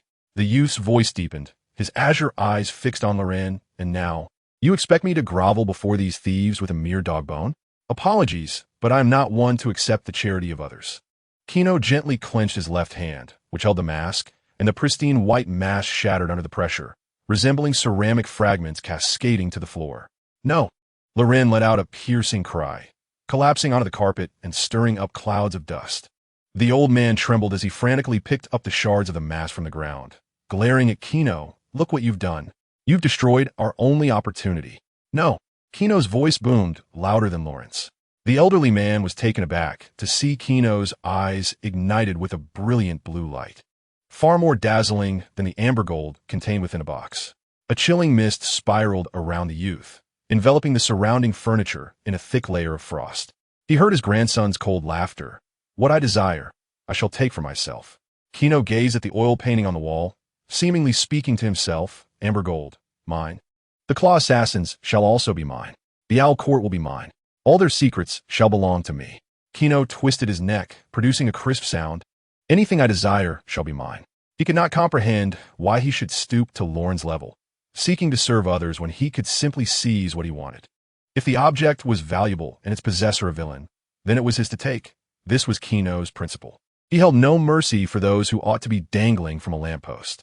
Moreover, the Owl Court was established by his mother's ancestors. Reclaiming it was merely restoring it to its rightful owner. You. Loren gazed into Gino's cerulean eyes and the terrifying aura of superiority he emanated. The worldly old man suddenly realized he had never truly understood his grandson. The youth before him was far more enigmatic and daunting than he had ever imagined. Gino's murderous intent reminded him of the Claw Assassins within the court. Disregarding Lauren's current state, Gino leaned down, whispering into the old man's ear. Now tell me, where's their lair? Gino's inquiry jolted Loren back to reality. He pursed his lips and inhaled deeply. I do not know. Gino frowned, truly unaware. The old man retorted confidently. Of course, the Owl Court is exceedingly cautious. They possess hundreds of strongholds throughout Gotham's underground tunnels. They change locations periodically. Gino listened in silence, internally scoffing at these affluent individuals who seemed to have nothing better to do than construct so many hideouts. Fearing the day one might be discovered hanging from a lamppost, Loren sighed, saying, originally, if you had retained the mask, merely donning it and taking a stroll through Gotham would have attracted attention. Yet now, you've squandered the only opportunity. Are you referring to the mask? Gino cast a glance at the shattered pieces on the ground, then turned to Loren, a new scheme brewing in his mind. The youth pointed to the fragments of the mask and proposed, then why not piece it back together? That would be futile. The sight of the broken mask would only alarm them, driving them further into hiding. Is that so? Gino mused, gazing thoughtfully at the mask. It appeared that the so-called Court of Owls was exceedingly cautious. After a moment's contemplation, the boy smirked and declared, since they are reluctant to reveal themselves, I shall coax them out. Are you familiar with the attire of the Talon? Chapter 77. The pain of bloodshed. Gino had acquired the outfit of the Talon from Loren, who, at Gino's request, introduced him to several renowned tailoring establishments in the city. In the dead of night in Gotham, Gino traversed the streets, where the vibrant red light district pulsated with life. Debauched ladies of the night, languorous addicts, and inebriated souls sprawled by the roadside in slumber. The laughter of the ladies, the anguished shouts of gamblers lamenting their losses, and the cacophony of voices imbued this sinful city with a chaotic yet unique charm. Amidst the streets of this red light district, the air was thick with pungent and mingled scents of vomit.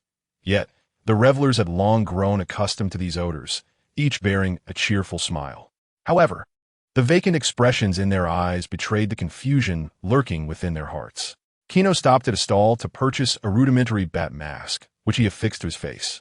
Sir, would you care for a newspaper? Only $1. A filthy young boy intercepted Gino's path. Gotham's children were astute. This boy, with a soiled face, surveyed Gino's suit, watch, and the sheen of his skin. This young gentleman was evidently affluent. Gino tossed a coin, and the boy clumsily caught it, hastily offering a freshly printed newspaper in return. As Gino walked, he perused the black and white paper, which emanated the scent of ink, featuring a prominent headline: Gotham's wealthiest, Bruce Wayne returns to Gotham. Gino overheard patrons in nearby taverns discussing this news, some laughingly remarking, "How absurd! What is this Gotham tycoon thinking? Why return to this wretched city? To visit the graves of his deceased parents?" Their laughter echoed through the tavern doors, a mocking sound that carried far and wide. Continuing on his way, Gino was suddenly halted by a frail girl blocking his path. "Sir, would you care to play?" she inquired, her oversized brown trench coat parting to reveal a lace ensemble beneath. "No, you are too unattractive." Gino's expression remained impassive as he firmly declined. "Damn it." Hearing Gino's words, the girl extended her middle finger towards him in a gesture of affectionate greeting before turning to approach another man across the street. "Sir, care for a bit of fun?" Gino cast a glance at the two engaged in conversation, intending to depart, when suddenly a burly man emerged from the shadows, clad in a white suit. He exuded an air of ostentation. "Damn!" The man appeared to be the girl's pimp, roughly grasping her wrist. "Look at this guy, dressed like a cop." Gino's gaze shifted to the man being accosted, who wore a felt hat and neat jeans, topped with a brown trench coat. To be honest, such attire seemed rather peculiar for a summer night. "I'm not a cop," Gino heard the man say slowly. However, a group of muscular thugs armed with various weapons swiftly surrounded them. Someone was about to face misfortune. Gino diverted his attention, having reached his destination, a garment factory. Entering the premises, he removed his mask, revealing his true identity, and relayed his request to the owner. After invoking his financial influence, the owner instructed him to return the following noon to collect his order. Ding! Gino pushed open the shop door and stepped out. Not far away, chaos still reigned on the street. The young man he had seen earlier stood at the center of the road, his fists flying with remarkable agility, as thugs fell before him, writhing in pain on the ground. The streetwalker appeared frozen in shock, while her boss was clearly taken aback by the young man's combat prowess. As the young man charged toward them, the man gritted his teeth and forcefully shoved the girl in front of him toward the youth. The young man, seemingly unwilling to harm the woman, gently pushed her aside. However, from Gino's vantage point, he had already noticed the dagger concealed within the streetwalker's sleeve. In a flash, seizing the opportunity as the young man turned his back, the girl drew the knife and launched a surprise attack. The blade glinted ominously under the neon lights. "Ah!" she shrieked, bending low as she lunged at the young man's right leg. The next moment, thud, the dagger plunged into the youth's thigh. The sharp edge tore through his jeans, cutting flesh and drawing blood. "Ah!" he cried out in agony, instinctively kicking at the woman. The force of his blow struck her in the abdomen, eliciting a muffled groan as she stumbled backward and fell. The situation descended into chaos. The bloody jeans darkened the young man's expression. Meanwhile, the thugs who had initially fled now regrouped upon seeing the young man injured, brandishing their weapons as they charged at him once more. Observing the tumultuous scene, Gino had just begun to step away when, in the next instant, a chilling voice echoed in the young man's mind. Bruce Wayne halted momentarily, his gaze returning to the crowd. Observing Bruce Wayne grappling with a band of thugs, he appeared to be transformed, adorned with makeup and color contacts, bearing no resemblance to the man depicted in the newspaper. Gino fell into a contemplative silence, struggling to fathom that the future renowned Dark Knight, the super intellect of the Justice League, was presently embroiled in a brawl with ruffians and was even stabbed in the femoral artery by a streetwalker. Through his keen perception, Gino discerned the wound on Bruce's right leg, which was gushing blood profusely. It seemed only a matter of time before he succumbed to shock from excessive blood loss. It could only be said that the nascent Bruce Wayne was still woefully inadequate, with a long road ahead before he could ascend to become the beacon of Gotham City. Gino dismissed the notion of departing, even feeling inclined to whip out his phone to capture the unfolding chaos. After all, this was a moment of future Batman's embarrassment, which he deemed worthy of preservation. Of course, this was merely a casual endeavor. His primary motive for remaining was to reap points from Bruce. Gino toyed with his fingers, leaning against the wall, listening to the incessant beeping resonating in his mind. The wailing sirens of police cars abruptly pierced the tumultuous street. It was hard to believe that nearly 30 minutes had elapsed since the altercation began, and only now had the Gotham police arrived on the scene. As the sirens echoed through the red light district, the thugs, well aware of the corrupt nature of Gotham's law enforcement, scattered in disarray, leaving Bruce Wayne bloodied and standing alone. Suddenly, two officers clad in deep blue uniforms drew their pistols. For Gotham's police, the most effective way to confront trouble was to eliminate it. They aimed their weapons at the man, fingers poised on the triggers, choosing to shoot without hesitation. Bang! Shell casings ejected from the chambers as bullets flew forth. A faint wisp of smoke lingering in the air. Bruce widened his eyes. The training acquired from the League of Assassins instinctively compelled him to crouch down in an attempt to evade the gunfire. The sound of the gunshot ignited a wave of panic throughout the street. People screamed, scattering in every direction. The locals of Gotham, seasoned in the art of survival, knew all too well how to escape. It was deafening. Gino furrowed his brow, and in the next moment, he took a deliberate step forward. He had to ensure that Bruce did not perish here. The reason was simple. Since their acquaintance, Bruce had only provided him with 500 negative points. This lamb still had ample wool to be sheared, and the Zybang family understood the value of recycling. Gino was not inclined to let Bruce die so easily. As Gino lifted his right foot, the air seemed to thicken, and with a swift motion he advanced. Everything around him seemed to be pressed into slow motion.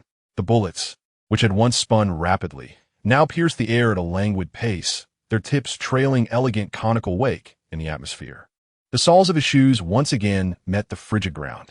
The light projected by the purple neon lights gradually hung, suspended in midair, and the bullets, in their spiraling flight, came to an abrupt halt. Time itself had come to a complete standstill.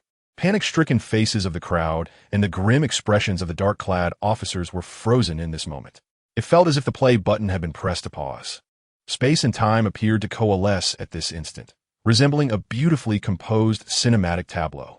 Gino was not taken aback by this phenomenon. The faster one moved. The slower time seemed to unfold, a principle articulated in the theory of relativity proposed by the illustrious physicist Einstein. The steps he had just taken, in terms of human time measurement, seemed to have consumed merely 0.01 milliseconds or less. In essence, extraordinary speed could accelerate one's actions to approach the speed of light, thereby infinitely elongating time and achieving the miraculous effect of suspending it. Of course, strictly speaking, Gino had not truly halted time. Rather, his velocity transcended the temporal units established by humanity, exemplifying the time dilation effect mentioned by Einstein. He moved swiftly, causing everything around him to appear to slow down. Gino strolled leisurely, while the expressions of those around him crystallized in this singular moment. He approached Bruce, gazing at the wound on his thigh and the furrowed brow of concern. Turning his gaze, he fixed his eyes on the two bullets that were aimed at Bruce. If all proceeded as expected, one of the bullets, following a linear trajectory, would strike Bruce's left chest in the next second, while the other would find its mark on the calf of his uninjured left leg. This scenario was not one Gino wished to witness. Only a living Bruce could be deemed a good Bruce. Alas, what a predicament! Gino stepped toward the bullets, advancing to grasp the one destined for Bruce's left chest.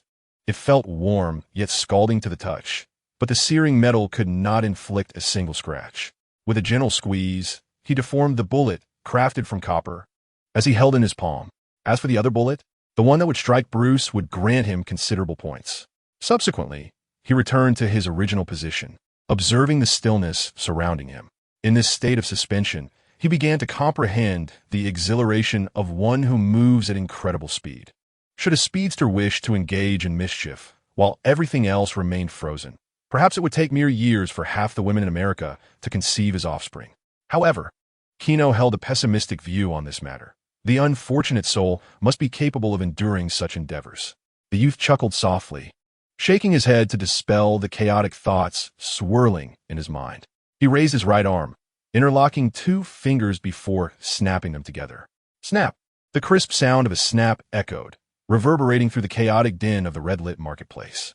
Bruce's mind lingered on the moment he heard the gunshot. In the next instant, a tingling sensation coursed through the calf of his right leg, as if struck by some unseen force. Lowering his gaze, he beheld the blood-soaked fabric of his left leg, the once pristine denim scorched by the bullet's heat, emitting a foul odor. The gruesome wound jolted Bruce back to reality. He comprehended the grim truth. He had been struck by a bullet. This dreadful revelation cast a shadow over his already bleak mood. Bruce inhaled deeply, realizing the necessity for composure in this dire situation.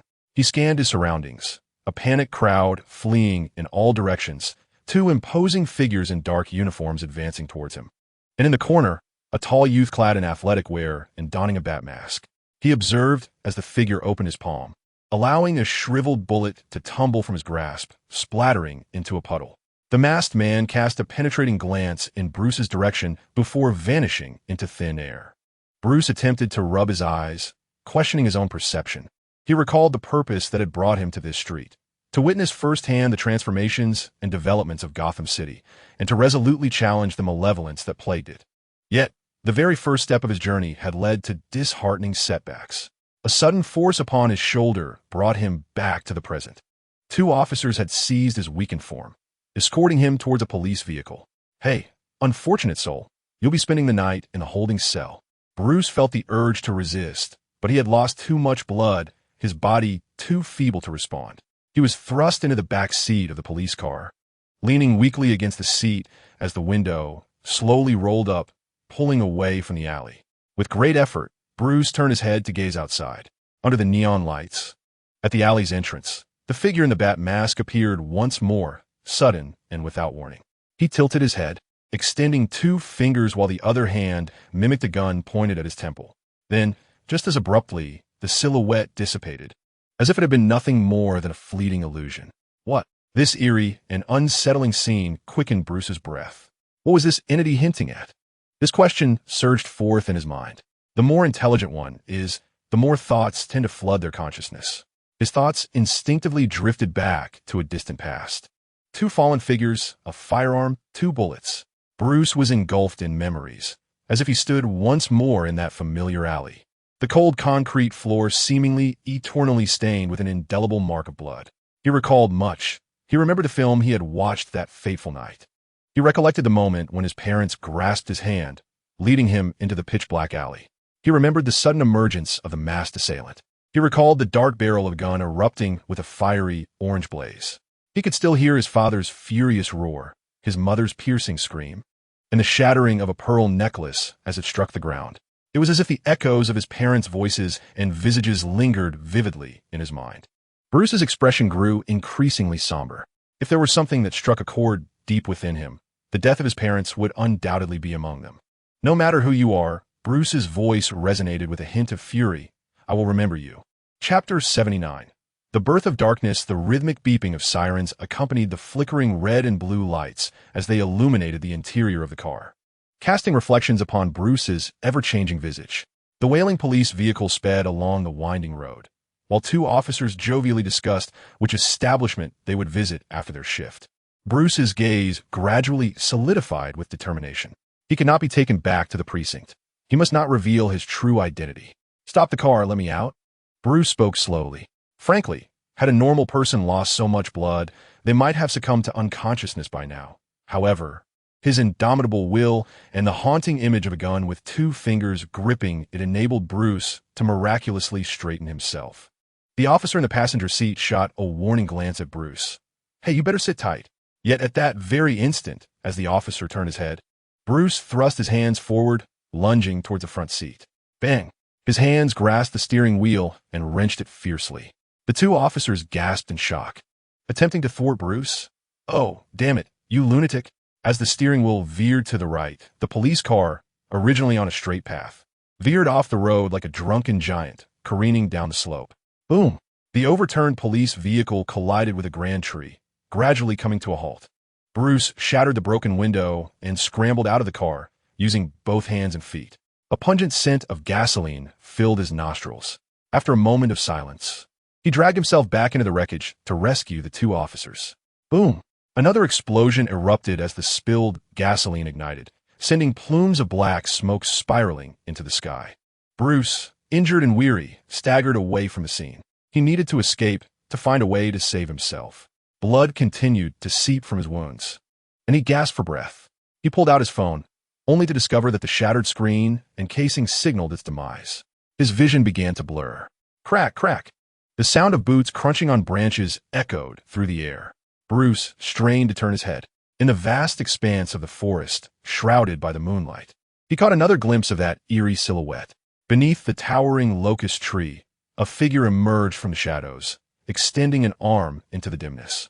The gentle moonlight illuminated his tailored suit, casting a glow upon the mysterious man's right hand, which clutched a mobile phone. Though the man's true visage remained obscured, Bruce discerned a certain joviality in his demeanor. He toyed with the device, his gaze playfully fixed upon Bruce. Then, as if embodying a deity of high stature, he flung the phone from his gloved hand.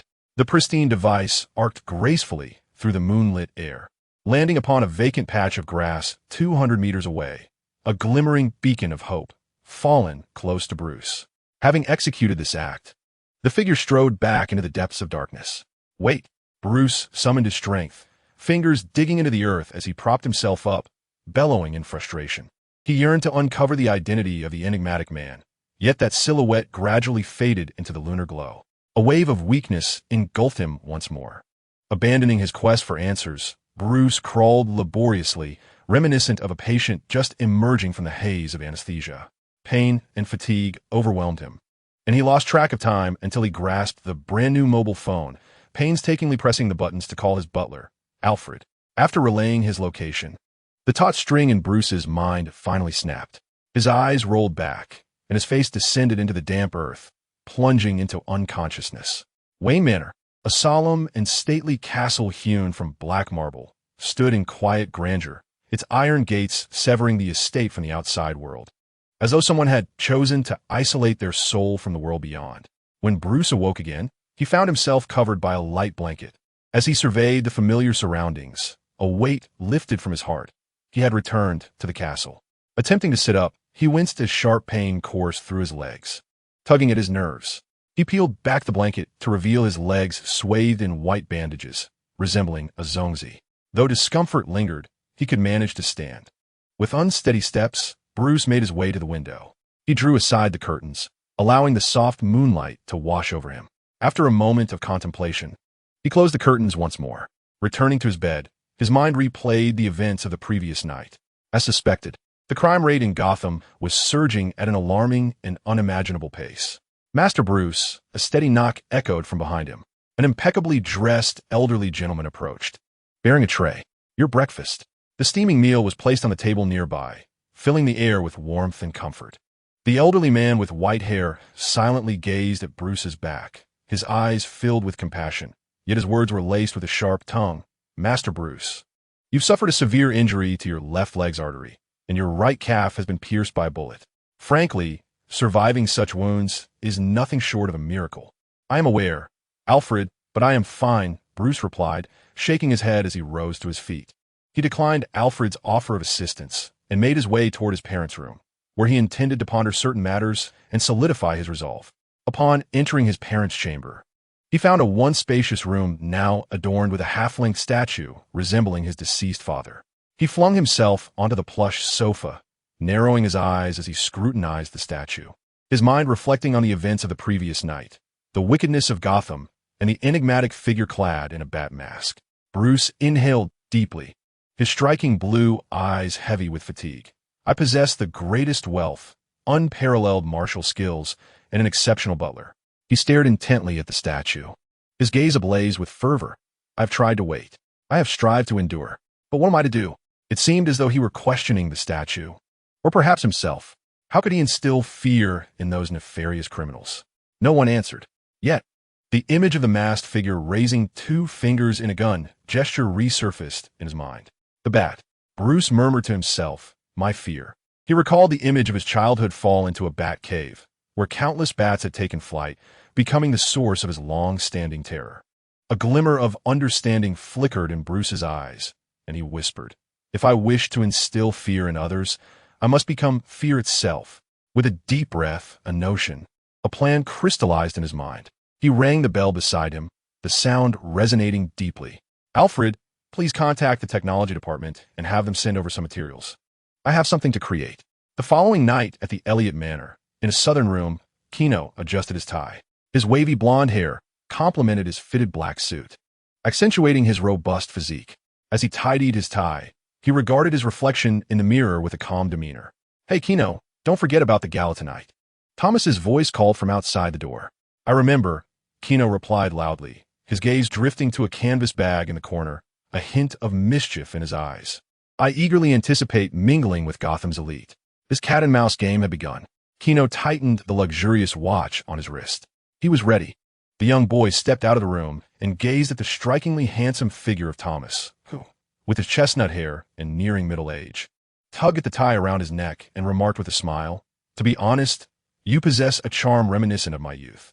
Gino shrugged, at a loss for words in response to his shameless uncle. The two descended the staircase and entered the living room. There, Letitia, recently emerged from psychological therapy, lay peacefully on the sofa, draped in a delicate blanket. Not far away sat a bespectacled female doctor clad in a white coat, her lustrous blonde hair cascading elegantly. The girl's lower half was adorned with a knee-length skirt and black stockings, complemented by a pair of chic black high heels that exuded youthful vibrance. Her captivating blue eyes fixated on the doll in Letitia's hand, her pretty face reflecting a hint of contemplation. "Dr. Harleen, what is your diagnosis?" Thomas inquired, scratching his head as he approached the two, his gaze sweeping over the sleeping Letitia, a flicker of guilt passing through his eyes. Oh well, her brain has suffered irreversible damage," Harleen replied, pressing her lips together as she gently caressed the sheer black stockings on her thighs. Standing slowly, the petite doctor wrinkled her nose beneath her black-framed glasses, hesitating momentarily before softly stating, "To be frank, the chances of recovery are slim. Her psyche has been severely battered. Coupled with the pressure on her brain and various environmental factors, she has developed an escapist personality, only willing to retain the memories she chooses to remember." Harleen's gaze lingered on Letitia, and inexplicably, a glimmer of envy flickered in her eyes. No one can truly escape their past, except for those afflicted by mental illness. Gino remained silent as he observed the sleeping Letitia, contemplating the evident skill of Dr. Harleen. His eyes roamed over her features, her bright, expressive eyes, her well-defined nose, and her rosy lips. Could this woman be the future renowned Harlequin? Gino felt a subtle anticipation stir within him. If so, it would mean he could reap rewards from her. Regardless, "Thank you, Dr. Harleen," Thomas said with a smile, withdrawing several bills from his wallet. Just as he intended to press the money into Harleen's hands, he caught sight of the clock on the wall and, in frustration, slapped his forehead. "Damn it, Gino. Do you have a dance partner?" Gino paused momentarily before shaking his head. Having just arrived in Gotham, he had hardly engaged in any social activities, let alone secured a dance partner. In that case, Thomas glanced at Harleen. "Miss Harleen Francesca, would you do me the honor of accompanying Gino to a soiree?" Harleen looked at the dashing young man, then at the ink stains on her hands. A wave of insecurity washed over her as she instinctively shook her head. "No, I think I'll pass. I don't wish to go." "Ah, what a pity," Thomas responded, winking at Gino. "It seems you shall have to attend the soiree with me. If there's essay next time, I hope you'll arrange for a dance partner in advance." "Perhaps," Gino mused, as they prepared to leave for the Iceberg Lounge. This long-established restaurant, originally founded by the Cobblepot family, stands as Gotham's most venerable fine dining establishment. Melodious and classical music reverberates throughout the opulent venue, while an array of luxurious sports cars graces the exterior. Only the affluent and elite attend the gatherings held here, filling the space with laughter and merriment. Suddenly, a Lamborghini roars to a stop outside. An attentive valet promptly opens the door for the driver. With long strides, Bruce steps out of the car, exuding an air of nonchalance. "What a stunning vehicle!" the valet exclaims in genuine admiration. Bruce chuckles. "Perhaps you should take a look at the other one." A subtle smile graces his thin lips beneath his prominent nose as the passenger door swings open, revealing two striking women with dark hair and blue eyes, elegantly clad in sumptuous gowns. This enchanting scene instantly brands Bruce Wayne in the eyes of onlookers as a man of distinction. "Sir, please follow me. Your table is this way." The two ladies link arms with Bruce, escorting him toward the heart of the dining hall. "Bruce," a voice filled with surprise calls out, and Bruce turns to see a man rising from a table. "Thomas." A look of joy spreads across Bruce's face.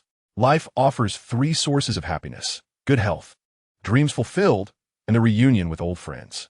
Bruce and Thomas share a deep camaraderie, having grown up together until Bruce chose to traverse the globe upon reaching adulthood, while Thomas dedicated himself to becoming surgeon. Thomas approaches with a hearty laugh, arms wide open, embracing Bruce warmly, a testament to their undiminished friendship over the years. Come with me. I would like to introduce you to my nephew. Following Thomas, Bruce arrives at the dining table. This is Gino Luthor, my sister's son, and one of the illustrious heirs of the Luthor family. Bruce gazes at the young man, who sits with a relaxed demeanor, one leg draped over the other, exuding an air of casual authority, as if he were the proprietor of the establishment. Their eyes meet, and in an instant, an inexplicable sense of dread wells up within Bruce. This unsettling feeling compels him to tense instinctively, leaving him perplexed as to its origin. It feels as though the young man seated before him could pose a threat to his very existence. Trained by the League of Assassins, Bruce's sixth sense is extraordinarily acute, warning him of the inherent danger that Gino represents. Yet by all outward appearances, Gino appears to be merely a young man in his 20s, brimming with the exuberance characteristic of youth. How could such a person evoke fear within him? Hello there. Gino interrupted Bruce's contemplation, his voice resonating in Bruce's ears, his azure eyes reflecting a profound depth. I am Gino Luthor. The young man rose with a smile, extending his hand towards Bruce. It is a pleasure to meet you. Bruce, in silence, reciprocated the gesture, their hands clasped firmly before parting. They took their seats, and a momentary stillness enveloped the atmosphere. Gino toyed with the cutlery upon the table, gazing at Bruce with a smile. He initiated the conversation. Mr. Wayne, I have only recently arrived in this city. What is your perspective on Gotham? Upon hearing Gino's inquiry, even the typically composed Bruce Wayne displayed a flicker of surprise upon his handsome visage. He had not anticipated such a question during their initial encounter. How should he respond? Should he approach it from an economic standpoint, or consider the cultural milieu? Bruce met the gaze of Gino's blue eyes, sensing that the implications of Gino's inquiry were far from simplistic. Mr. Wayne? Gino's voice jolted Bruce back to the present. True to his character, Bruce swiftly devised a strategy in mere seconds. He resolved to craft a response that aligned with his persona. With a smile, he extended his arms to embrace the two women beside him, playfully raising an eyebrow at Gino. To me, Gotham is paradise. Yet, beneath the facade of his joviality, Bruce's heart harbored sorrow. For the true Bruce, Gotham was a land of grief, where his parents lay at rest, and his lifelong ambition was solely to rescue this irretrievably lost city. Having gleaned a measure of Bruce's melancholic essence, Gino chose not to press further. With a smile, the young man lifted his champagne flute. To Gotham. Bruce mirrored the gesture. To Gotham.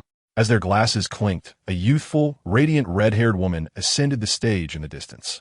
Grasping the microphone, she began, Ladies and gentlemen, welcome to the charity gala organized by Mr. Maroney. Tonight, we will hold an auction, with proceeds benefiting the Gotham Orphanage. At this juncture, Thomas leaned closer to Gino, lowering his voice. At the front table sits Mayor Carlos, with her lover beside her.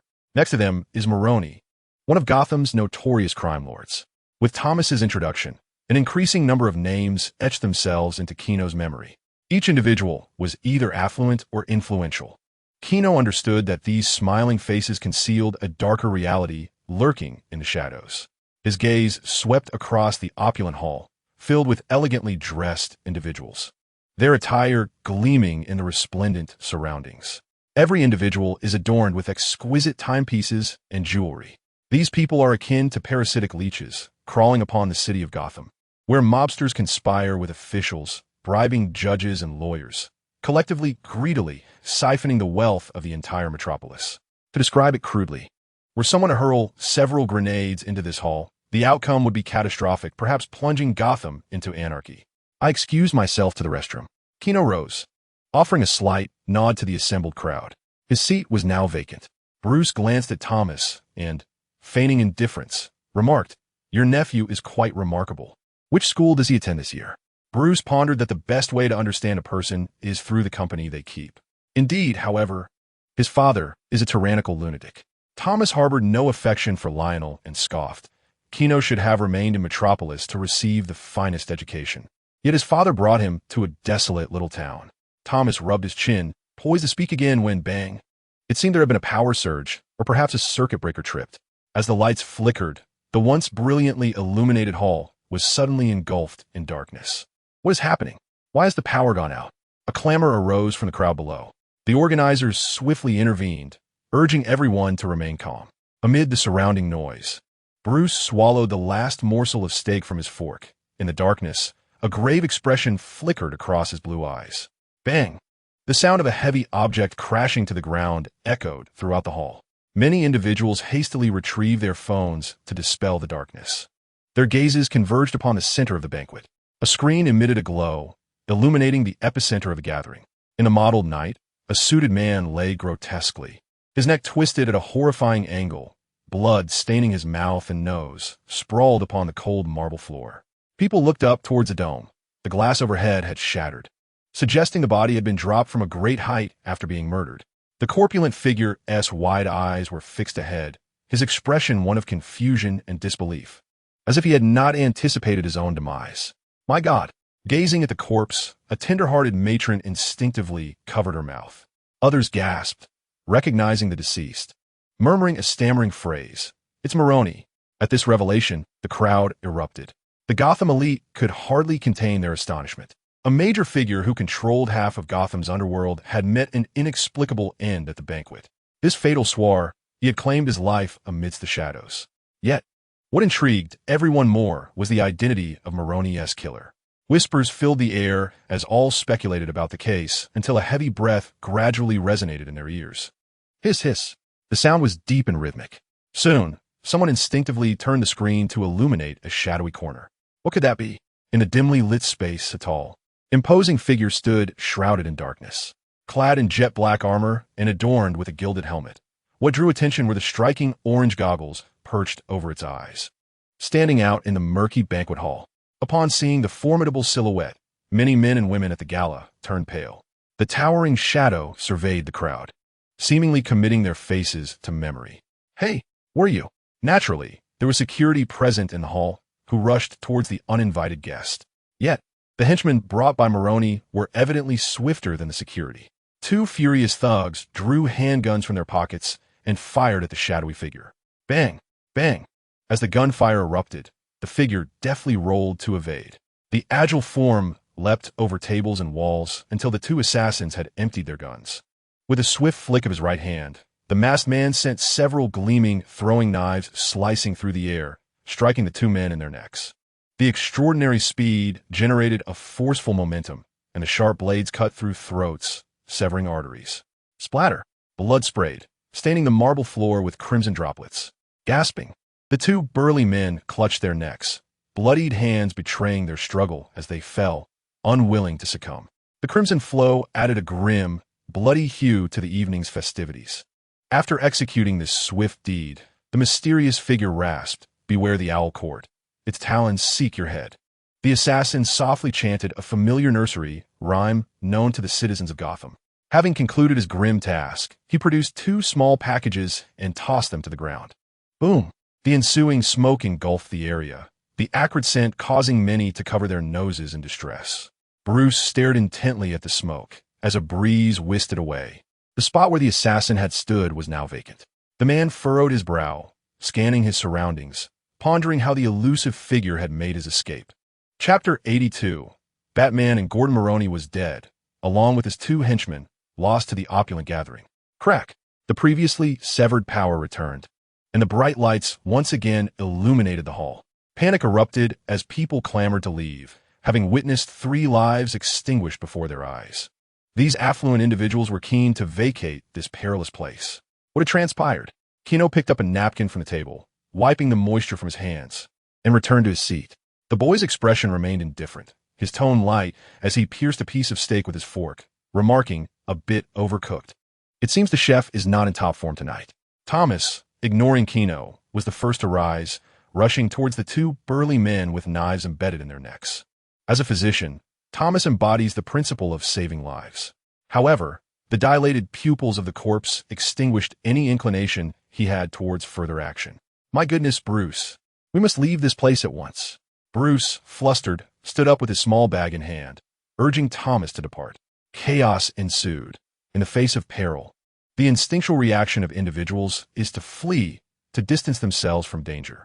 Yet Bruce shook his head, signaling for the 2 women to proceed, while his gaze shifted towards Gino. The handsome young man remained clad in his impeccably tailored black suit, his tie perfectly knotted. Gino glanced at the distant corpse. Astonishment etched upon his features. Someone has died? His acting was so seamless that Bruce momentarily found it difficult to ascertain any connection between Gino and the assailant. Bruce nodded in affirmation. Indeed, the deceased is the mob boss Maroni. Gino, relishing the misfortune, remarked, "Well then, this assassin might be considered a benefactor, ridding society of a menace. I have heard he was a notorious crime lord, involved in numerous illicit enterprises." Bruce inquired, "Do you believe he deserved such a fate?" Gino set down his fork and cradled his chin in thought. If every criminal were to meet their end through assassination, would Gotham ever return to normalcy? Would eradicating all wrongdoers truly restore order to Gotham? Bruce instinctively conjured images of Gotham post the disappearance of its criminals.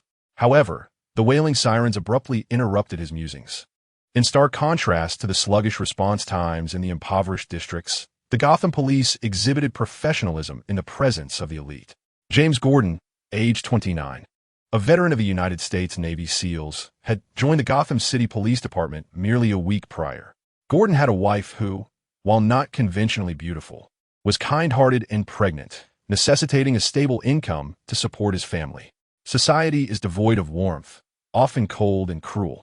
Had Gordon chosen to become a corrupt officer, his life might have been considerably easier, yet he stood as an anomaly among Gotham's police force.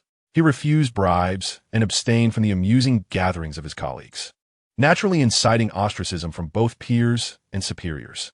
Thus, when faced with this extraordinarily perplexing homicide, his superiors dispatched the unfortunate Gordon to manage the case. "Rhett Fran, you are in charge of securing the scene. Frank, accompany me to take statements." Gordon massaged his temples, feeling the weight of discontent pressing upon him. The hostility and suppression from his superiors and colleagues had left him mentally and physically drained. Entering the Grand Hall, he noted that many had already vacated the once opulent space. His gaze swept over the three bodies. It was evident that this was a case of homicide. Taking a deep breath, Gordon prepared himself as the officer assigned to gather statements approached with updates. Listening intently, he furrowed his brow, processing the information. The sudden assassin had killed Maroni and vanished into the night. The transcript appears as absurd as certain science fiction web novels. Never mind. Let us first transport the corpse back to the morgue. In the early hours of the morning, Gordon observed the medical examiner extracting a small knife from the shattered throat of the deceased. The blade, shimmering silver, bore an engraving of an owl.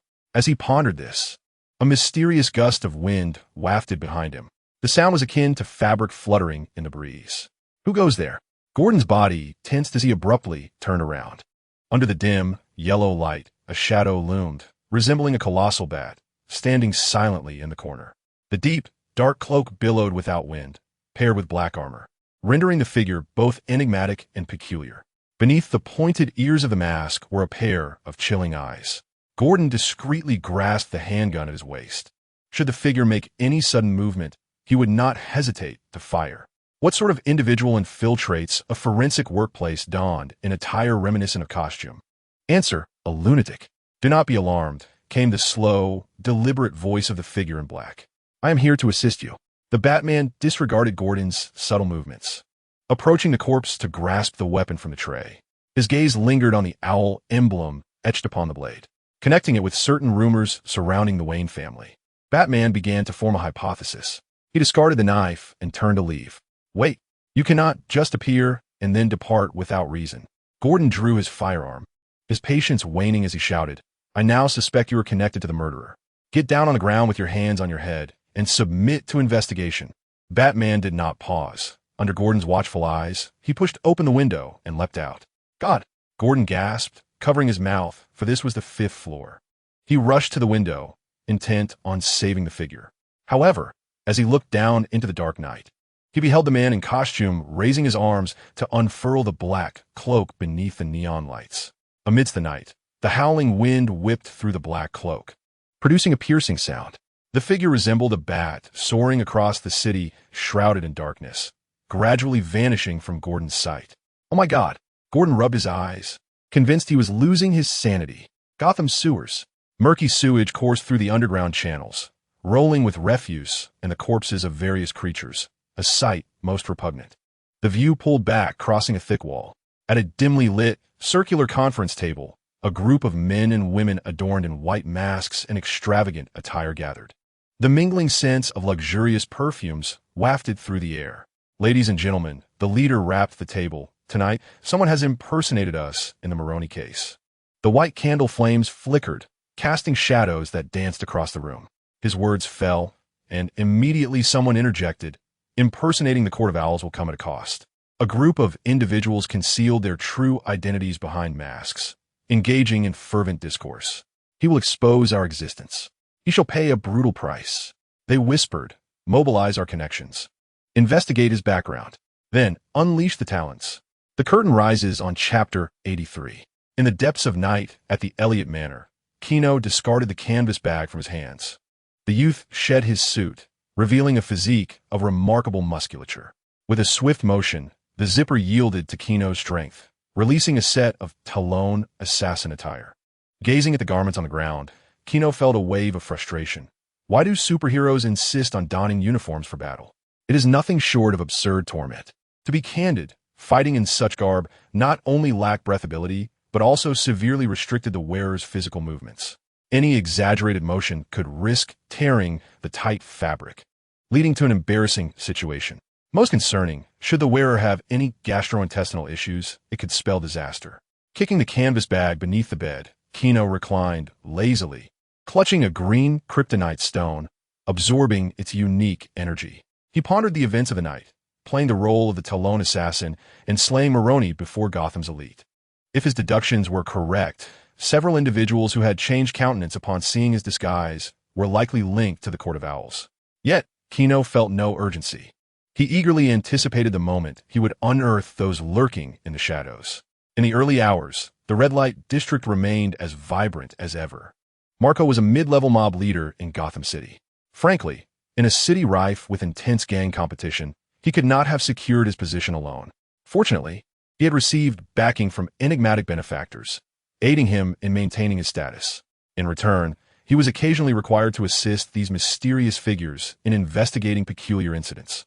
For instance, tonight, a strangely attired individual had assassinated Maroni. In truth, Maroni's demise was a calamity for the underworld. His power was fracturing, while other factions were poised to seize the remnants of what had once belonged to him. Marco entered the tailor's shop. "Welcome to Oliver Vanel's tailor shop. How may I assist you?" greeted a man in his 60s, whose ears were adorned with a pencil for measuring, and whose hand was wrapped in a measuring tape. A quintessential tailor's appearance. Observing the elderly tailor, Marco's eyes gleamed with mischief as he asked, "Can you create such attire?" He produced a piece of white paper from his pocket, upon which he had sketched the Talon assassin's costume. The old tailor rubbed his eyes as he gazed at the design blueprint, muttering, "How peculiar! Just a few days ago, a young lad commissioned this very garment." Upon hearing the tailor's words, Marco felt his breath quicken. He had not anticipated that the first shop he entered would hold a clue. "Pray tell, do you know his name?" Marco inquired, pressing his lips together as he regarded the old tailor. "Alas, my memory seems to falter," the tailor lamented, his voice trailing off as a glimmer of greed flickered in his eyes. He certainly remembered the young man. Although masked, he had left behind a name. Marco smiled knowingly. Having navigated the shadows of both the underworld and the elite for years, he was well aware of the tailor's intentions. He retrieved a bundle of neatly bound dollars from his pocket and tossed it on a counter. The tailor picked up the stack of bills, counted them with satisfaction, and turned to retrieve a small note. "This individual goes by the name Gino Loser, residing at the Elliott Manor." "Excellent," Marco thought as he pocketed the note.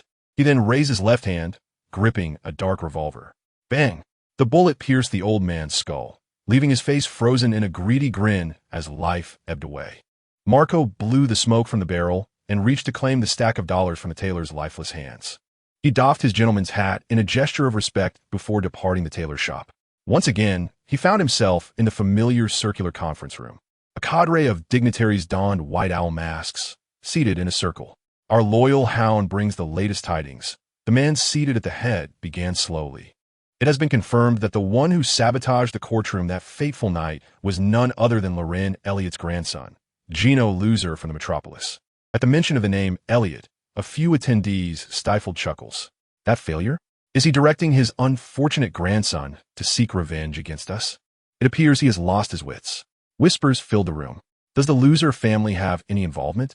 Strong dragons do not suppress local serpents. Should the loser family dare extend their claws, we shall sever them. They continued to murmur amongst themselves.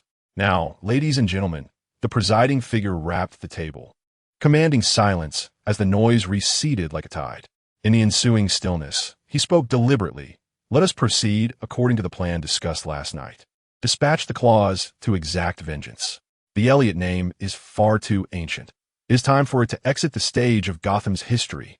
The skies of Gotham were perpetually overcast. The following morning, the slumbering Gino awoke to the sound of rain.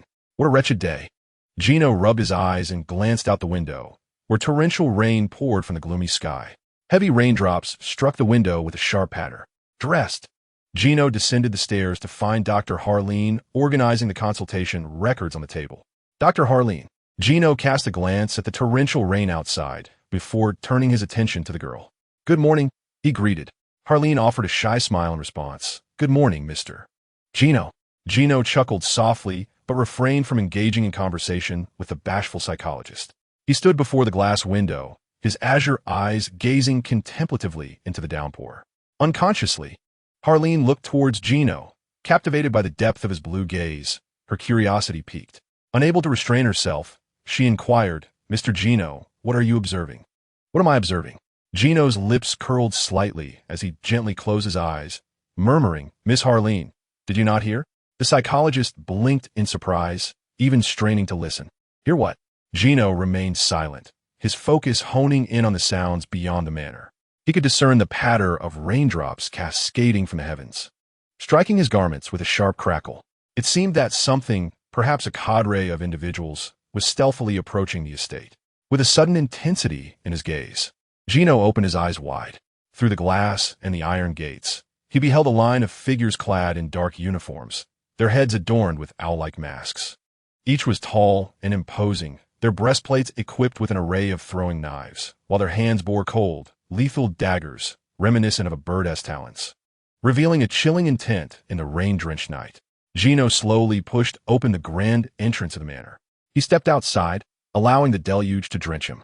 The rain of Gotham bore an equally frigid and acrid scent. Gino inhaled deeply, observing as the assassins effortlessly leaped over the 2-meter-high iron fence, their silent feet meeting the sodden earth, the orange masks gleaming ominously in the night. With a smile, he spread his arms wide and declared, before the battle commences, Does anyone wish to depart? Chapter 84.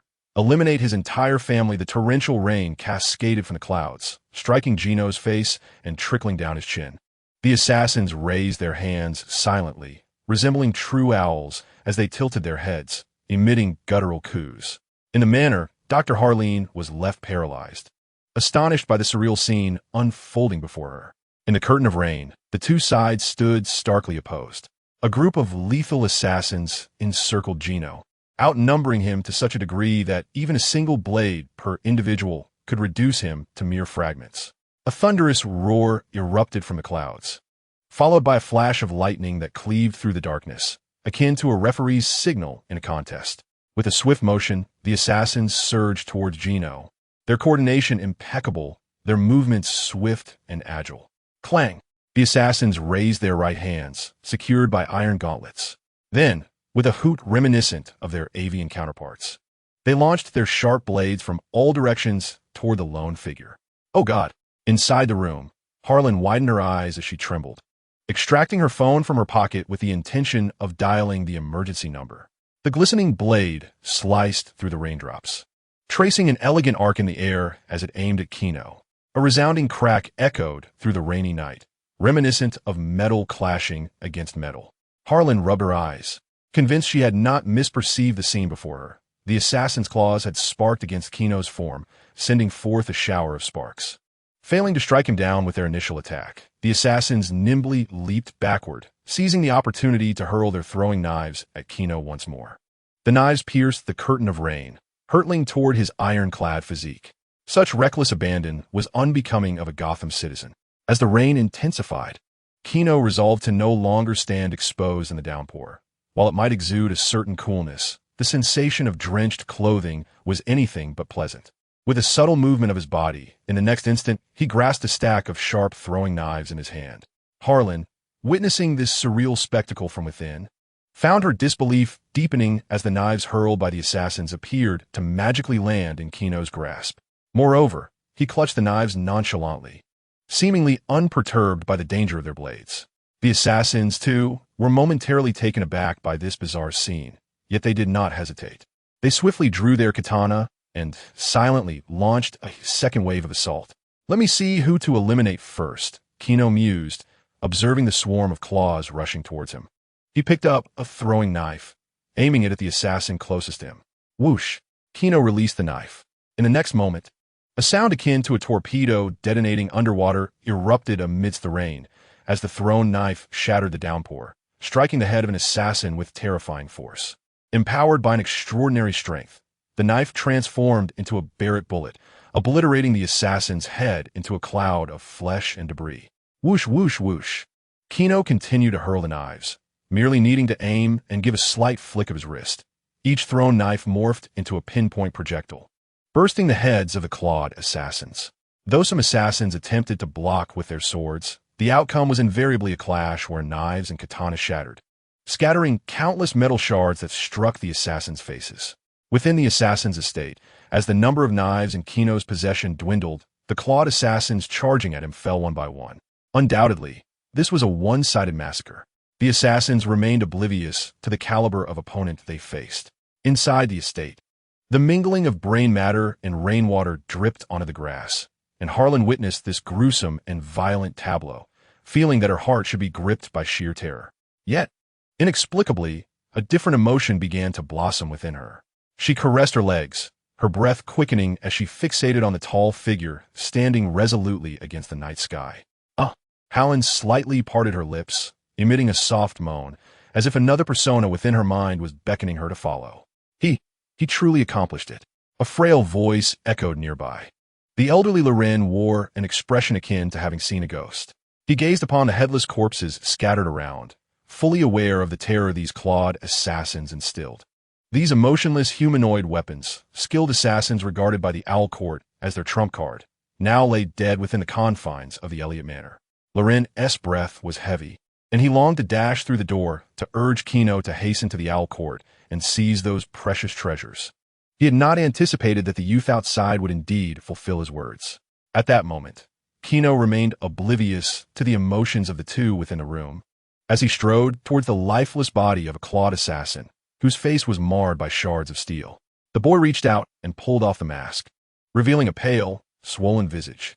It appeared as though this individual had consumed some mysterious substance. The veins coursing through his body shimmered a deep purple, reminiscent of poisoning. It seemed the methods employed by the Owl Court to train their clawed assassins were not only clandestine, but also exceedingly brutal. However, Gino was not surprised. For the denizens of Gotham, life held little value. The sound of rain pattered against Loren's umbrella as he approached Gino, trembling. Loren looked up at the silhouette of the boy against the downpour. "What do you intend to do next?" Gino gazed upward at the curtain of rain, observing the droplets as they struck his hand. Loren heard Gino's voice resonate in his ears. "Prepare a list of names you know and present it to me. The Owl Court should perhaps adopt a new name." "I understand," Loren nodded, uncertain of the gathering places of those individuals, yet familiar with many of their members. Having witnessed the boy's immense power, Loren chose to offer all that he knew to Gino. With the assistance of the arriving butler, Loren entered the manor. Gino retrieved his phone and sent a message to Talia from his contacts. "Tomorrow at 9 a.m., come to Gotham's Elliott Manor. Bring your subordinates." Mere seconds after sending the message, Gino received a response confirming receipt, along with an inquiry regarding the number of members needed from the Assassin's Guild. Gino replied, "As many as you can bring." He considered himself a benevolent soul, while the members of the Owl Court numbered, at the very least, in the dozens. When factoring their families and friends, the total could easily reach hundreds. Eliminating them all to seize their wealth would require some effort. After all, Gino, the benevolent lord, abhorred bloodshed. He planned to don a pair of black gloves to carry out these grim tasks and stir the waters, allowing Mr. Bruce Wayne to remain preoccupied for a while longer. Gino smiled faintly, expressing his anticipation for the expressions of the Owl members when they learn of the demise of their clawed assassins. It is bound to be a spectacle. Chapter 85. The Annihilation in Progress. To be candid, my father has always harbored disdain for this city, believing that 80% of the world's villains reside in Gotham. In his words, it is a fetid metropolis steeped in a miasma of sin. At Gotham Airport, Talia occupied a luxury vehicle, accompanied by Tina. Clad in a black long-sleeve dress and a short black skirt adorned with sheer black stockings and high heels, the woman exuded an air of cold elegance and enigma, easily igniting a fervent desire for conquest within men.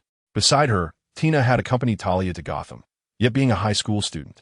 Her attire radiated youthful vitality. Light blue jeans paired with a white short-sleeve top, complemented by her raven locks and white sneakers, embodying a vibrant and youthful spirit. The girl pursed her lips, remaining silent. Truth be told, her recent days had been far from pleasant. Before being caught and threatened by that scoundrel Gino, she was merely an ordinary high school girl from small town. Although she had accidentally taken her mother's life, Tina still believed herself to be a good girl. However, everything changed upon encountering Gino. She had thought he coveted her abilities, wishing for her to transform into a different woman to serve him. It is important to note that her powers could alter not just her appearance, but also the strength of her physique and muscle composition. In Western vernacular, she possessed the quintessential allure of a succubus. What did Gino do instead? He injected her with a nanobomb. After being dispatched to Talia's side by Gino, Talia immersed herself in the Assassin Alliance, mastering various killing techniques and skills of stealth and disguise. Now, Tina could be considered a half-qualified assassin. One glance at her toned arms would reveal the intensity of her training. By the way, Talia suddenly leaned forward, tilting her head to scrutinize the girl. What do you think of Gino Luthor? What do you mean? Tina furrowed her brow. Although she was kept by Talia's side, she was essentially there to monitor Talia on Gino's behalf. Thus her allegiance lay with Gino, and she held little fear of Talia. Talia chuckled lightly. Would you be willing to have him as your boyfriend? Boyfriend? Tina sighed deeply, recalling the night she was forcibly injected with the nanobomb, her gaze darkening with resentment. I would rather leap from a building. To date Gino? She envisioned that scenario, Gino grinning as he held a syringe. A romantic relationship?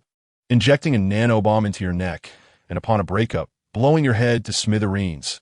A tale of love and death. So, who would willingly date a villain or a devil? It is either madness or criminality. Talia scoffed, agreeing with Tina's sentiment. As they engaged in light conversation, their vehicle came to a halt outside the Elliott Manor. Talia and Tina alighted from the car. Outside the expansive estate, an elderly man with white hair stood at the iron gate. It was Miss Talia and Miss Tina. The long-serving butler who had dedicated much of his life to Lord Loren approached them with a leisurely gait, a grin adorning his face. Young Master Gino is awaiting you in the hall. Please follow me. Talia scoffed, a bitter smile gracing her lips. That insufferable man remains as arrogant as ever. They followed the old butler into the mansion, arriving at the parlor where a striking golden-haired figure captured their attention. Talia observed Gino standing before a wall adorned with oil paintings. His azure eyes fixed upon the highest of these artworks, a realistic depiction of four individuals who had traversed the seas to establish Gotham in the 19th century, alongside my grandfather's ancestors. With his back turned to them, Gino spoke to himself, recounting the origins of Gotham, and thus, Talia and Tina gleaned the city's history from his narrative. Upon finishing, Talia raised an eyebrow, feeling a twinge of sympathy for the Court of Owls, which had unwittingly provoked a force like Gino. Rubbing his head, Gino turned to face the two women.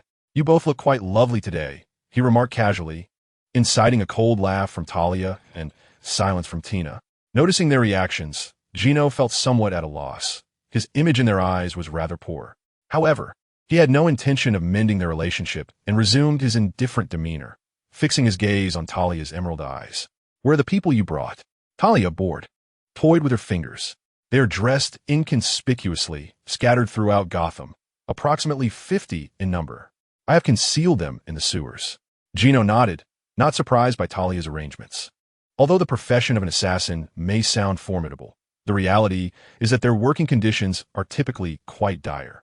For instance, medieval assassins often infiltrated castle latrines, climbing up from below to lie in wait, seizing the opportunity to strike when the king attended to his needs. Lead the team and locate these individuals on the list. Interrogate them about the other members of the Court of Owls, Gino languidly tossed a sheet of paper filled with names to Talia.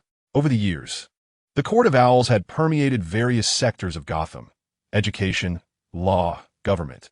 Their influence was ubiquitous. Understood, Talia replied, tucking away the paper. Rooting out the problem was her expertise, and she was not surprised by Gino's capacity for such tasks.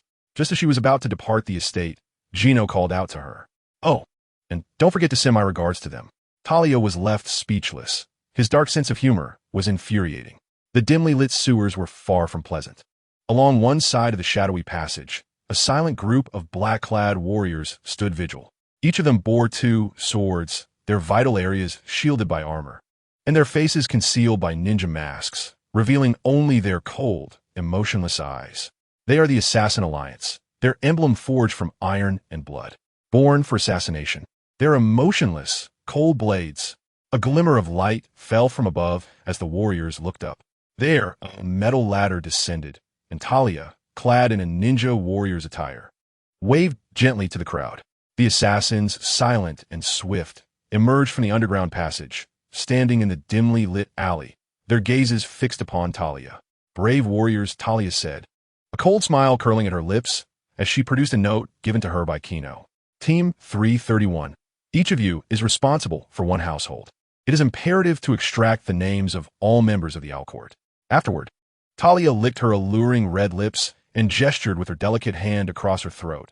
"Root them out." With a rustle, the assassins bowed their heads in unison.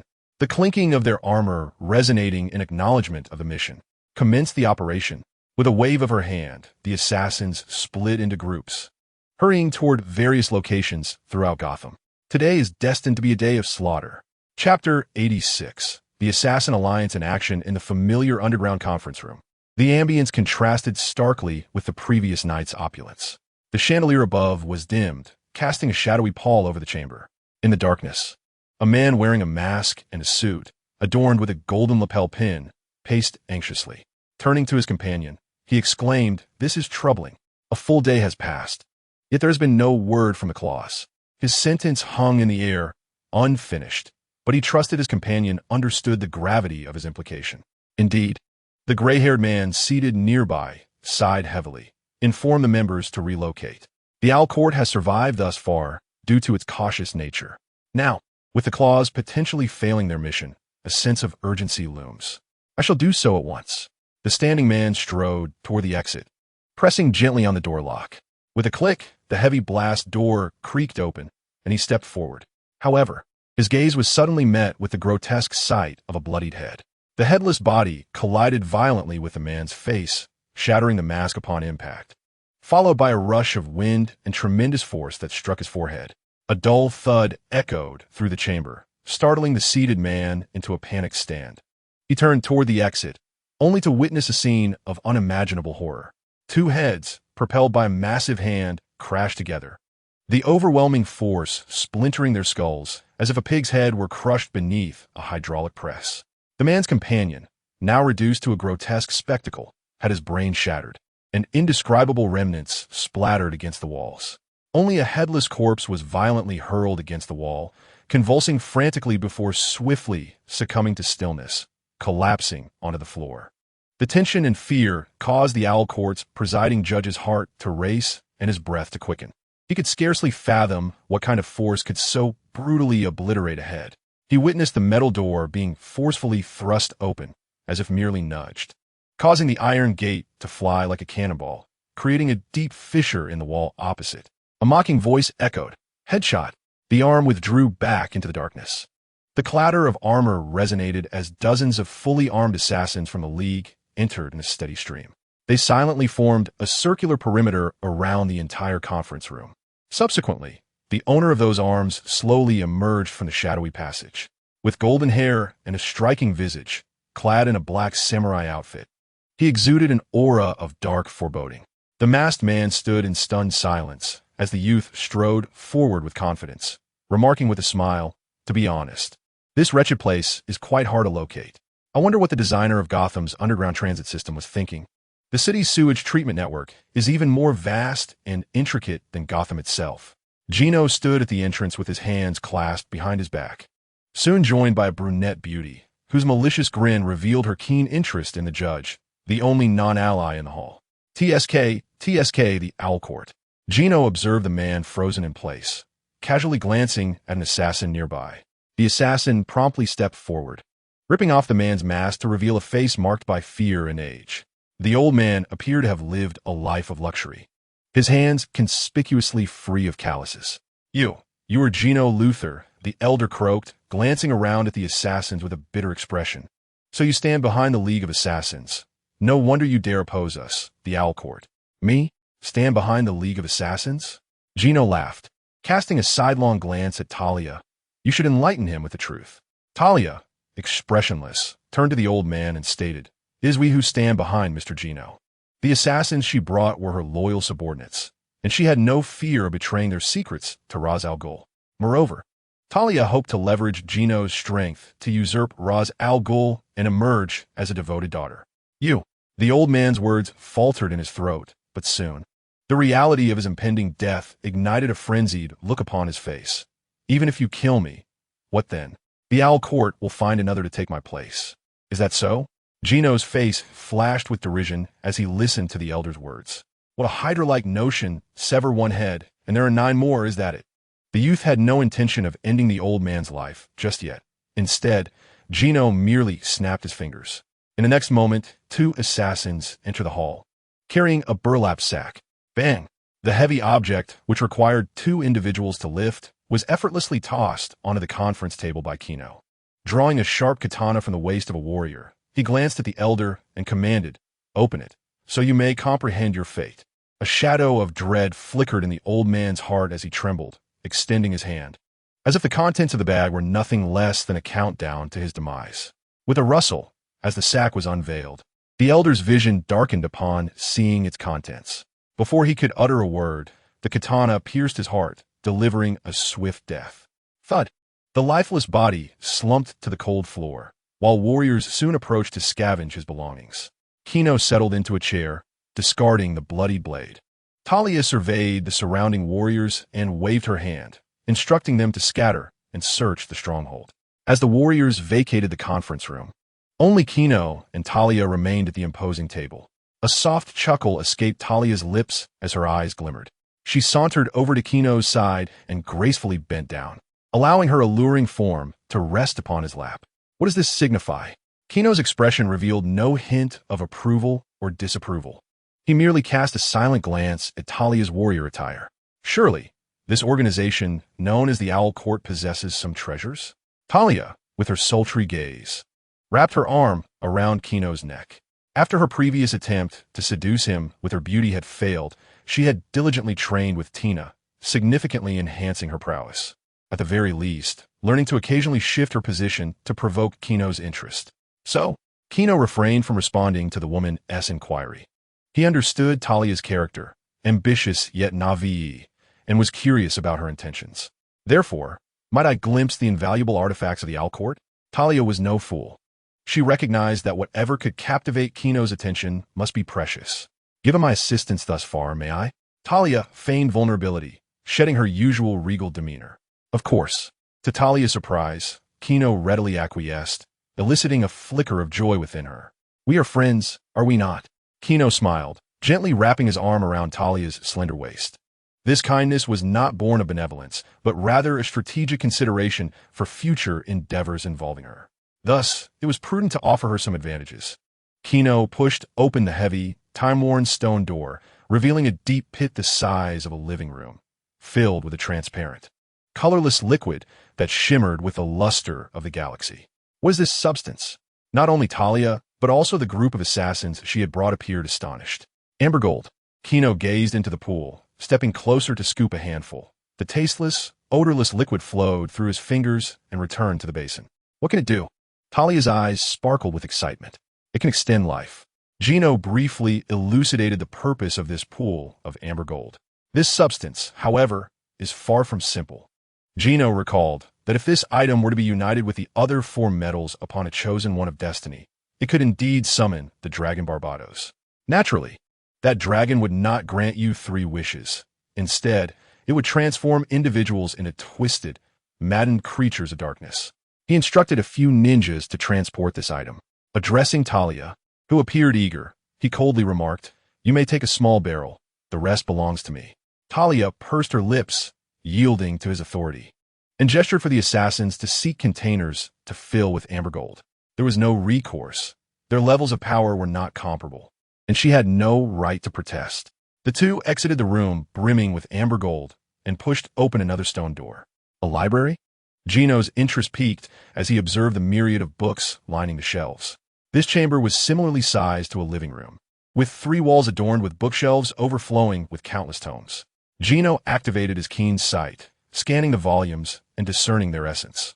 Most were merely records of assassinations and meetings conducted by the Owl Court. He strode toward the tallest bookshelf and retrieved a hefty volume from its heights, blowing away the thick layer of dust that had settled on its cover. Talia, watching Gino peruse the book, sneered, "I never imagined you had an interest in reading." "Reading brings me joy," Gino replied with a wry smile, opening the book to page 85. The Owl's Talon assassinated Alan Wayne in 1922. Alan Wayne, of the Wayne family, was Bruce's great-great-grandfather.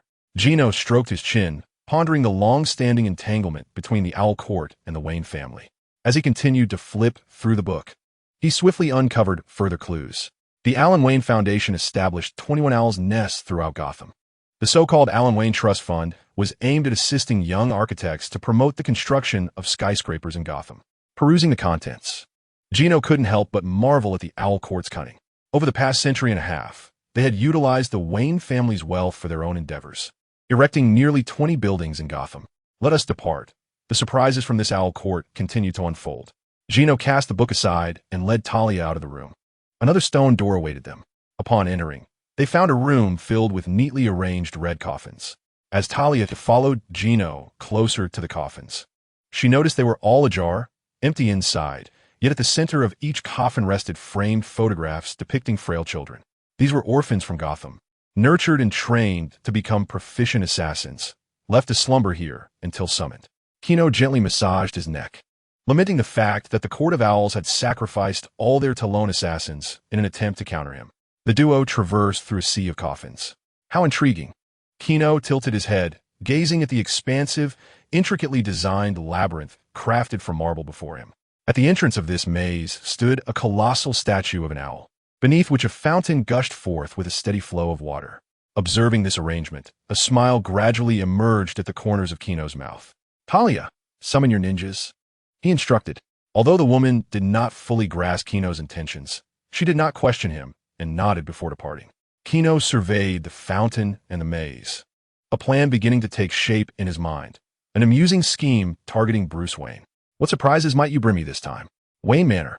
Bruce entered the library, dragging his weary body through the door. As the wealthiest family in Gotham City, the Wayne family library chronicled the lives of every Wayne before him.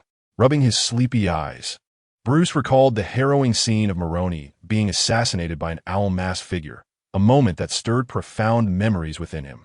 From a young age, he had suspected that his parents' deaths were no mere coincidence, and had once investigated whether the Court of Owls truly existed. However, after confining himself to a room for over a week during his search, nearly starving, he abandoned his doubts. "Let me see where you are," he muttered, stepping onto the staircase to search for the family annals. Unlike Gino, who could pinpoint what he sought with a mere glance, the flesh and blood Bruce had to search painstakingly. Time elapsed, second by second. With a snap, Bruce extracted a book from the shelf with 2 fingers, examining its smooth cover. Alfred, his devoted and diligent butler, had undoubtedly kept the vast library immaculate. As Bruce flipped through the pages, he discovered the records of his great-great-grandfather, Alan Wayne. In his later years, Alan had often suspected that he was being observed by a clandestine assassin organization, diagnosed with paranoia and tendencies toward schizophrenia by Arkham Asylum. He ultimately met his demise after falling into a Gotham underground tunnel, breaking his neck and injuring his head. Bruce read the lines in silence. In the past, he might have dismissed his ancestors' plight as mere madness stemming from excessive stress. Yet now, he began to ponder whether a sinister organization truly lurked in Gotham, manipulating the city's very fabric. "My lord," a knock echoed at the door as Alfred slowly entered, one hand clasped behind his back, exuding an air of perfect composure. "Mister." James Gordon from the Gotham City Police Department wishes to see you. He has important matters to discuss. The book in Bruce's hands trembled slightly as his mind recalled the details of James Gordon's file. A foreign guest, marginalized by corrupt officers, remains an enigma regarding his integrity. Let us proceed, Bruce declared, closing the tome and returning it to the shelf. Following closely behind him, Alfred accompanied Bruce into the Grand Hall, where they encountered a serious-faced James Gordon seated upon a leather sofa. In the aged grandeur of the Castle S. Hall, Gordon squirmed uncomfortably upon the opulent couch. Before joining the Gotham Police Department, he had merely been a soldier traversing the battlefield, engaging in a daily routine of running, eating, executing missions, and sleeping in a cycle of monotony. He had never encountered such lavish surroundings, reminiscent of the fabled palaces of ancient kings. Naturally, feelings of inadequacy crept into his mind. However, it was not mere self-doubt that troubled him, but rather the horrifying murder that had transpired merely 20 minutes prior. More than 40 affluent members of high society had been discovered brutally slain within an old building.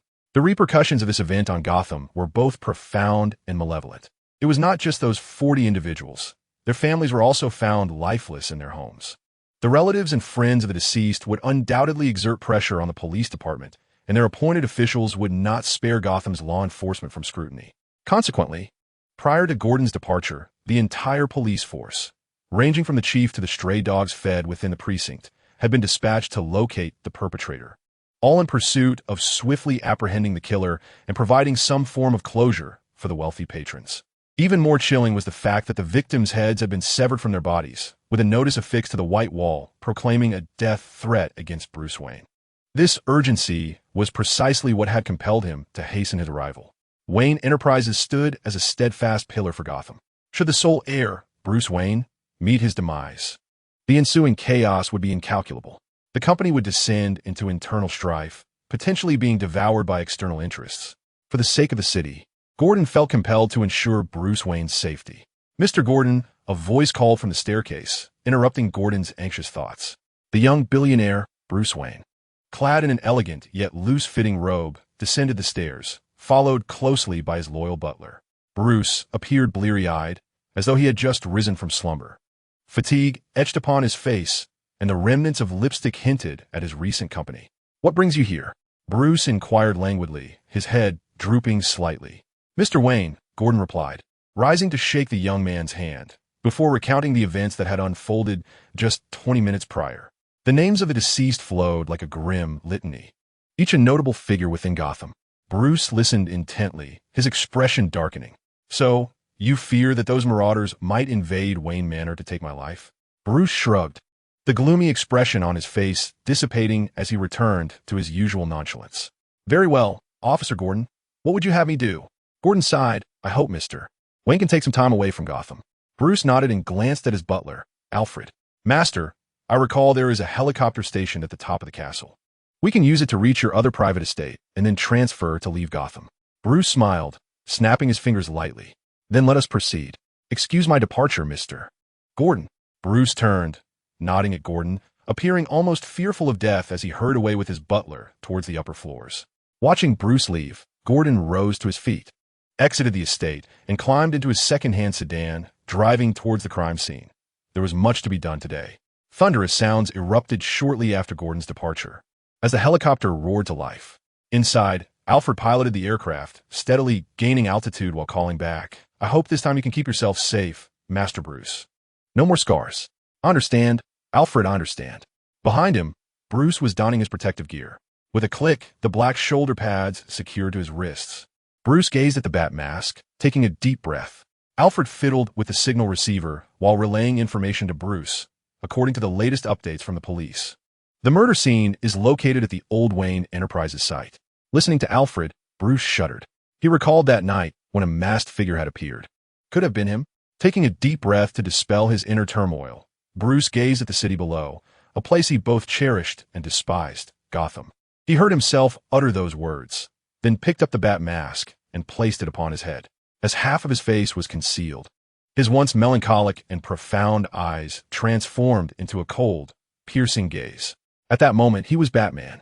Gripping the sides of the cabin, he suddenly released his legs, propelling himself like a whistling cannonball from the aircraft. diving towards the night-shrouded Gotham. Amidst the crimson clouds of dusk, Bruce spread his cape behind him, creating a rustling sound in the air, resembling a great bat descending from the heavens, poised to instill fear in the city. At the Old Wayne Enterprises site, the abandoned skyscraper was cordoned off with bright orange police tape. Gordon, with a cigarette dangling from his mouth, gazed into the night. He recalled the horrifying scene he had witnessed at the crime scene, the gruesome headless bodies neatly arranged within the vast office.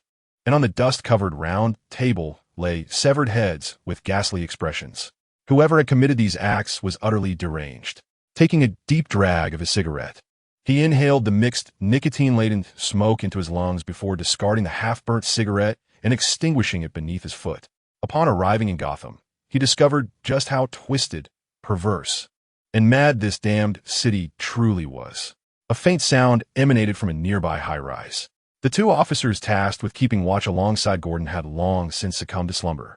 Were it not for Gordon's vigilance retained from his time in the force, he too might have dismissed the noise. What was happening? Gordon tightened his grip on his sidearm, cautiously stepping forward, bending low as he crossed the perimeter to approach the towering building. In the pitch-black night, devoid of any visible hand before him, Gordon listened to the sound of his own breath as he ascended the staircase to the 4th floor of the crime scene. A potent scent of blood invaded his mouth. He peered into the scene of the incident. The ground was strewn with silver body bags. Amidst the oppressive darkness, a dim light flickered to life. Who's there? Gordon's senses heightened, and in the next moment, he raised his firearm. In this eerie murder scene, only the weapon could offer him a modicum of warmth. Don't be alarmed. A deep, gravelly voice resonated. Gordon saw the faint glow ascend, revealing the familiar, pointed ears of the bat. It's you, masked vigilante. Gordon's expression hardened, and he instinctively tightened his grip on the weapon. Did you commit this act? No, I am here to assist you. The figure, shrouded in darkness, spoke slowly, turning to face the wall, seemingly indifferent to whether Gordon might pull the trigger at that moment. I will not believe you, Gordon scoffed. A costumed freak arrives at the ruins of Wayne Tower at night, claiming to aid the police in their investigation. He couldn't fathom being mad enough to accept such words. No, take a closer whiff. The figure cloaked in shadow, hiding beneath his cape, resembled a bat concealing itself under its wings while it slumbered during the day. Gordon inhaled deeply, then furrowed his brow slightly. A faint, peculiar scent lingered in the air, which, if forced to describe, resembled paint or perhaps a paint thinner. Gordon shrugged. That proves nothing. Perhaps the murderer accidentally knocked over a bucket of paint during the act. Gordon continued to speak animatedly. Moreover, solving crimes is the police's responsibility. I care not who you are, but his words were interrupted by Batman, who extended a hand towards Gordon. Do you have a match? What do you intend to do? Gordon tightened his grip on the gun, once more linking this mysterious figure to the murderer. Surely he did not intend to set fire to the crime scene? Observing Gordon's wariness, Batman silently withdrew his hand. He had intended to solicit a small favor from Gordon to lower his defenses, but he had overlooked the fact that his identity and current actions could be interpreted as criminal. Batman turned, gesturing with his chin towards the wall. Do you see something on that wall? Gordon furrowed his brow, pushing his glasses with the hand that was not gripping the gun, attempting to discern something from the dim light. His gaze lingered on the filthy walls, sweeping over some light brown stains, and his heart involuntarily skipped a beat. Are you suggesting this is a clue left by the murderer? I fear that may indeed be the case. The acrid odor permeating the air emanated from the walls. I recognize it as a residue from a specific type of linseed oil. What sort of person leaves a message at a crime scene? Gordon felt a surge of both astonishment and fury, questioning what the perpetrator was treating this as. A game? A lighter. Batman lowered his voice, and instinctively, Gordon tossed the lighter from his pocket. When he regained his composure, he found that Batman had already ignited the lighter, the flickering flame inching towards the brown stains along the wall. Wait, Gordon exclaimed in alarm. This is crucial evidence, potentially vital for the police investigation. But the orange flames descended upon the brown marks. In the next instant, boom, the initially feeble flame rapidly engulfed the traces on the wall. They ignited the entire wall in an instant, reminiscent of entwined fire dragons, the grand and searing orange blaze dancing against the pitch-black night sky. Gordon stared at the large English letters formed by the flames, unconsciously murmuring aloud, "Let us play a game, Batman." He glanced at the enigmatic figure in spandex. Noticing a peculiar glint in the man's eyes and the slight upturn of his lips, hinting at an unsettling semblance of joy. It was over. Gordon lamented inwardly, realizing that this dark-clad figure was likely a lunatic. Wouldn't a normal person be filled with dread and anxiety in such a situation? Why then did this individual seem pleased? Batman turned to Gordon, asking, "May I see the body? I believe I have gathered some clues." "You." Gordon regarded the mysterious figure, sensing the dense, foreboding darkness around him, yet also an unsettling calm. Compelled by an unseen force, he relented. "Very well, follow me." Gordon led Batman to a body bag, and the rich scent of blood emanating from the headless corpse caused him to grimace slightly. Batman scrutinized the body, issuing a swift conclusion after a mere glance: death by beheading. The wound was smooth, devoid of any secondary incisions, indicating that the killer was experienced and rigorously trained. Batman's white eye sockets narrowed slightly, as the method of killing stirred memories of the past. The enigmatic figure followed Gordon as he unwrapped 3 or 4 more body bags. "It can be confirmed," Batman spoke after a moment of silence. Gordon, however, appeared bewildered. "No, are you certain about what?" Catching the inquisitive look from Gordon, Batman succinctly explained. "The murderer is affiliated with an organization known as the League of Assassins. As the world's greatest detective, Batman possessed not only extraordinary intellect, but also an impeccable memory and the keenest judgment. During the time spent with the League of Assassins, he partook in several missions alongside the team. Although he did not personally take a life, he witnessed the horrific fates of his slain comrades, their corpses hauntingly familiar." "The League of Assassins?" Gordon inquired, a perplexed expression crossing his face as he scrutinized Batman, sensing that this individual might be slipping into a troubled state once more. As Batman continued to pace the room, his attention shifted beyond the immediate surroundings upon confirming that the organization orchestrating this murder was indeed the League of Assassins. He raised his gaze to the ceiling. Soon, aided by the moonlight, he discerned a series of indistinct black footprints upon the overhead surface. Gordon watched as Batman retrieved a uniquely designed, hefty handgun from his waist, unable to suppress his skepticism. "Wait, do you believe there are clues up there?" Batman offered no response. Instead, he aimed his grappling gun at the ceiling. With a thunderous roar, the heavy anchor of the grappling hook hurtled toward the overhead surface. However, either due to insufficient distance or an improper angle, the hook failed to secure itself onto the concrete beam above and fell awkwardly to the ground with a dull thud. Gordon and Batman exchanged a brief glance, both enveloped in a moment of silence. The first attempt had failed. Batman tightened his grip on the grappling gun and pressed a button on the opposite side of the weapon. With a swift motion, akin to a returning serpent, the rope reeled in the anchor, reloading it into the gun's mouth. Taking a deep breath, Batman aimed the grappling gun at the beam and squeezed the trigger once more. This time, his endeavor did not falter. The rope spiraled around the concrete pillar, binding itself securely. After tugging the rope to ensure its steadiness, he pressed the trigger again. Like a soaring specter, the grappling gun propelled him toward the beam. His grand cape billowed in the wind. Batman executed an elegant somersault, landing gracefully atop the beam, eyes fixated on the ominous black footprints above. Leaning closer, he caught a whiff of a foul odor invading his nostrils. Narrowing his eyes, he needed no further contemplation to deduce the origin of these prints. In the entirety of Gotham City, such a vile stench could only emanate from one source: the sewers of Gotham. Batman leaped down, one hand resting behind him, a contemplative glint illuminating his gaze. But why would those individuals venture into Gotham? He found little of interest to draw Ra's al Ghul to this place. Chapter 90. Batman's trial. Batman stepped toward the window, remaining silent, just as he had upon arrival. "Wait, what have you discovered?" Gordon urged, standing resolutely before Batman, determination gleaming in his eyes behind his glasses. Batman's voice was hushed as he replied, "This matter does not concern you." Having once trained with the League of Assassins, Batman was acutely aware of the terror that group instilled. Bringing Gordon along would only serve to endanger the officer's life.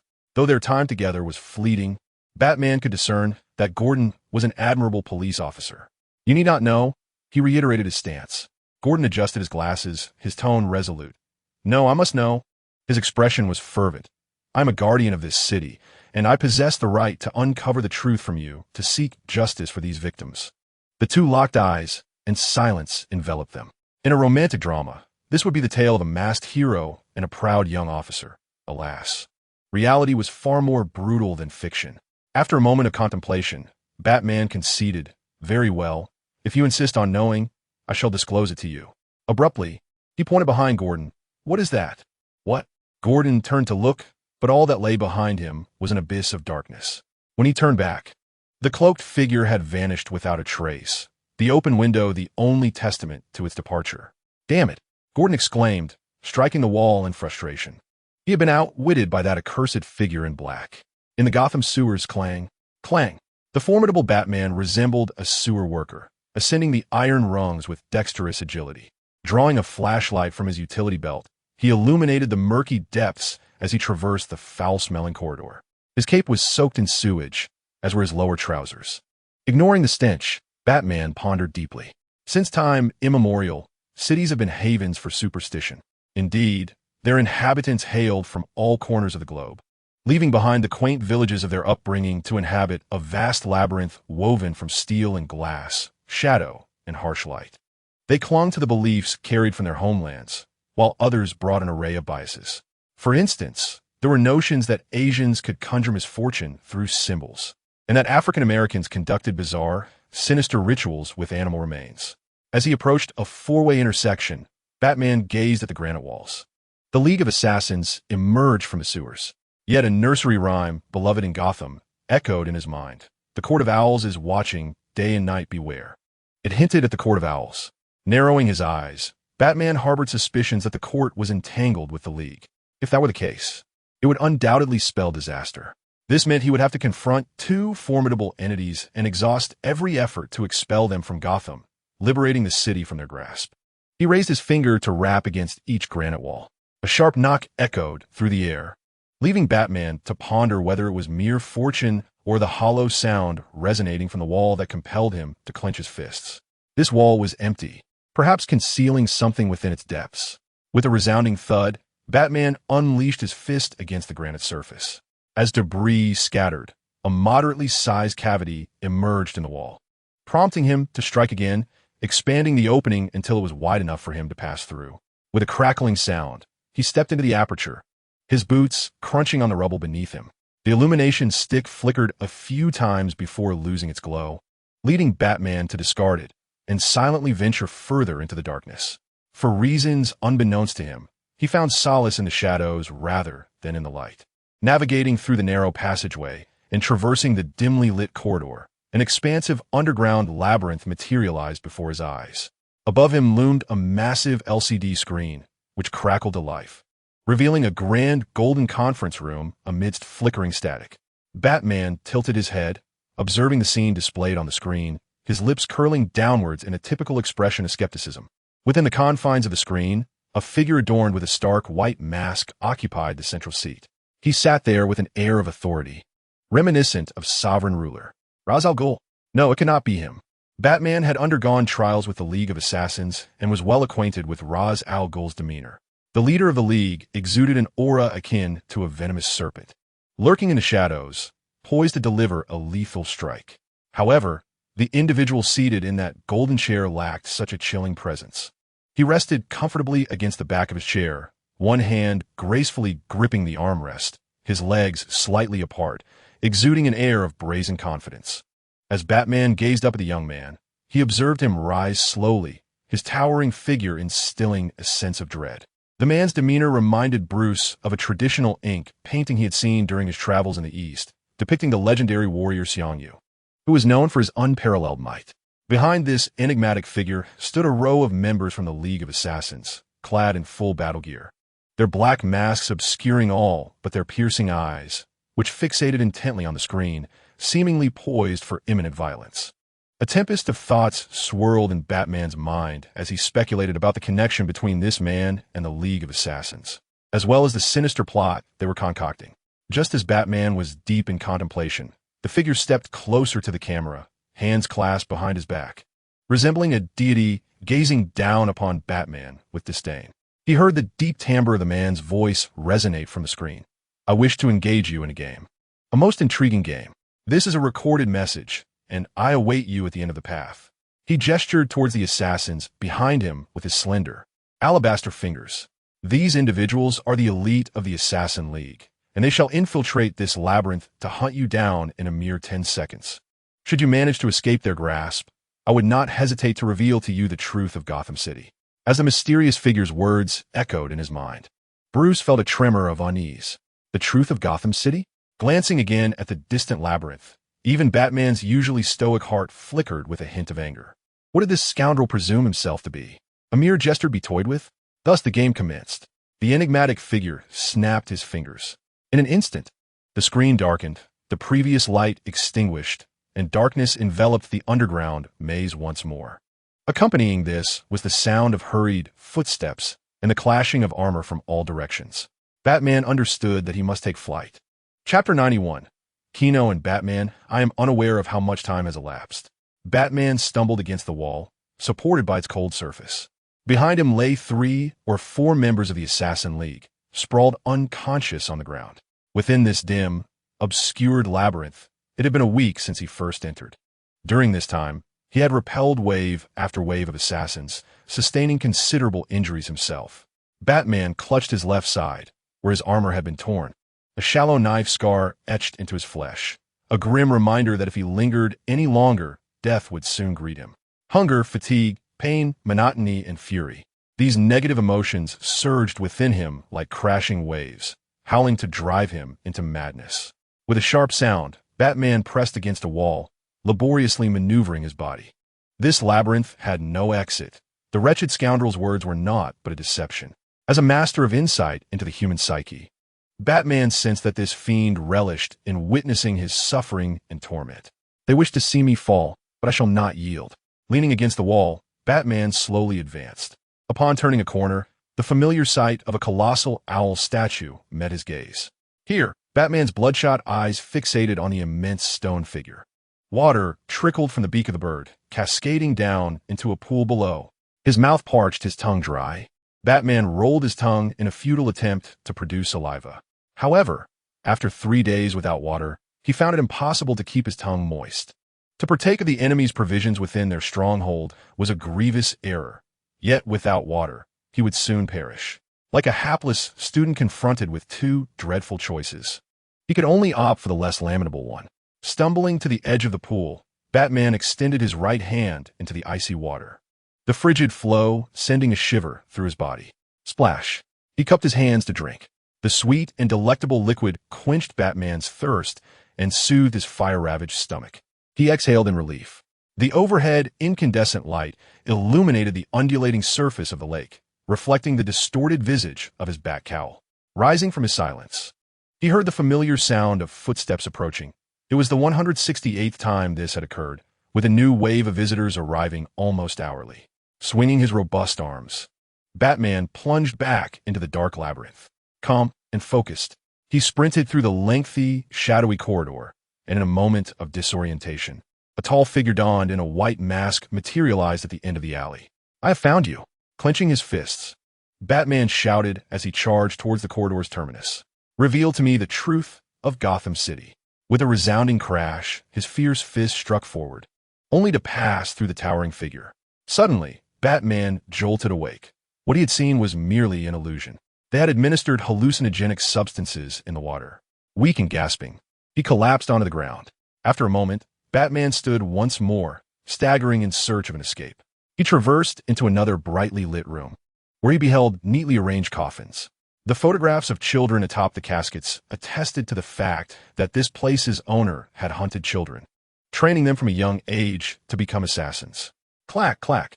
The sound of his combat boots echoed on the cold floor, prompting Batman to turn his head. He could not linger in such a place. As he exited the room, the familiar sensation of dizziness struck again. His vision began to blur. At the end of the path, the faces of an elderly couple slowly emerged. Though indistinct, Batman, no Bruce, instantly recognized the identities of the 2 elders. Thomas? Martha. Bruce hurried towards them, and the 2 elders smiled at him. His mother, Martha, affectionately reached out to touch Bruce's cheek, saying, "My little Bruce is grown up." Bruce's shoulders trembled with excitement, his lips quivering, unable to form words. Is this real? Or is it yet another cruel effect of the hallucinogenic substance. Yes. Let me give you a hug. Thomas maintained his jovial demeanor from Bruce's memories, opening his arms as if to embrace him, just as their bodies were about to connect. The faces of the elderly couple began to contort and twist, emitting mournful wails that gradually faded away. Bam! Bruce's furious fist struck the marble tiles, leaving a deep imprint. I cannot discern. Bruce's hands clasped his face, the anger swelling within him, urging him to scream. Yet the Batman residing in his mind warned Bruce to remain silent and not expose himself. This is all a lie. Bruce's voice grew ever more subdued. Taking a deep breath, Batman suppressed the fury within him, regaining his composure. His keen hearing detected the footsteps approaching from behind. In the dim darkness, Batman remained alert. Tap! Tap, tap! The shoes rhythmically struck the floor, followed by the gradual sound of a snap. Blinding lights illuminated the tunnel, compelling Batman to shield his eyes. As he lowered his hands once more, he found himself in an exaggeratedly long, narrow passage. At the end of the corridor, a figure stood quietly at the corner, the white light stretching its shadow into a long silhouette. As the figure moved, the shadow gradually shortened, prompting Batman to stealthily draw a bat-shaped shuriken from his utility belt, remaining vigilant and prepared for combat. At the moment the figure revealed itself, Batman launched several shurikens. The sharp edges glimmered with a dazzling brilliance under the light, their entirely black hue rendering them akin to two bolts of black lightning hurtling toward the figure. They aimed at either side of the figure's abdomen, ensuring injury without fatality. To Batman's astonishment, the swiftly flying shurikens seemed to vanish in a thin air as if interfered with some unseen force. His gaze fell upon the figure. Clad in a black suit with a white mask, the mysterious individual held two bat-shaped shurikens in hand. You always enjoy toying with inconsequential gadgets. I must say you disappoint me now, the enigmatic figure remarked with a hint of dejection, suggesting that what Batman perceived as a life-and-death struggle was mere child's play to him. At this moment, Gino felt a tinge of disappointment. He had hoped that the Batman before him could transform into a future omnipotent version, wielding the Hellbat's suit to engage him in battle.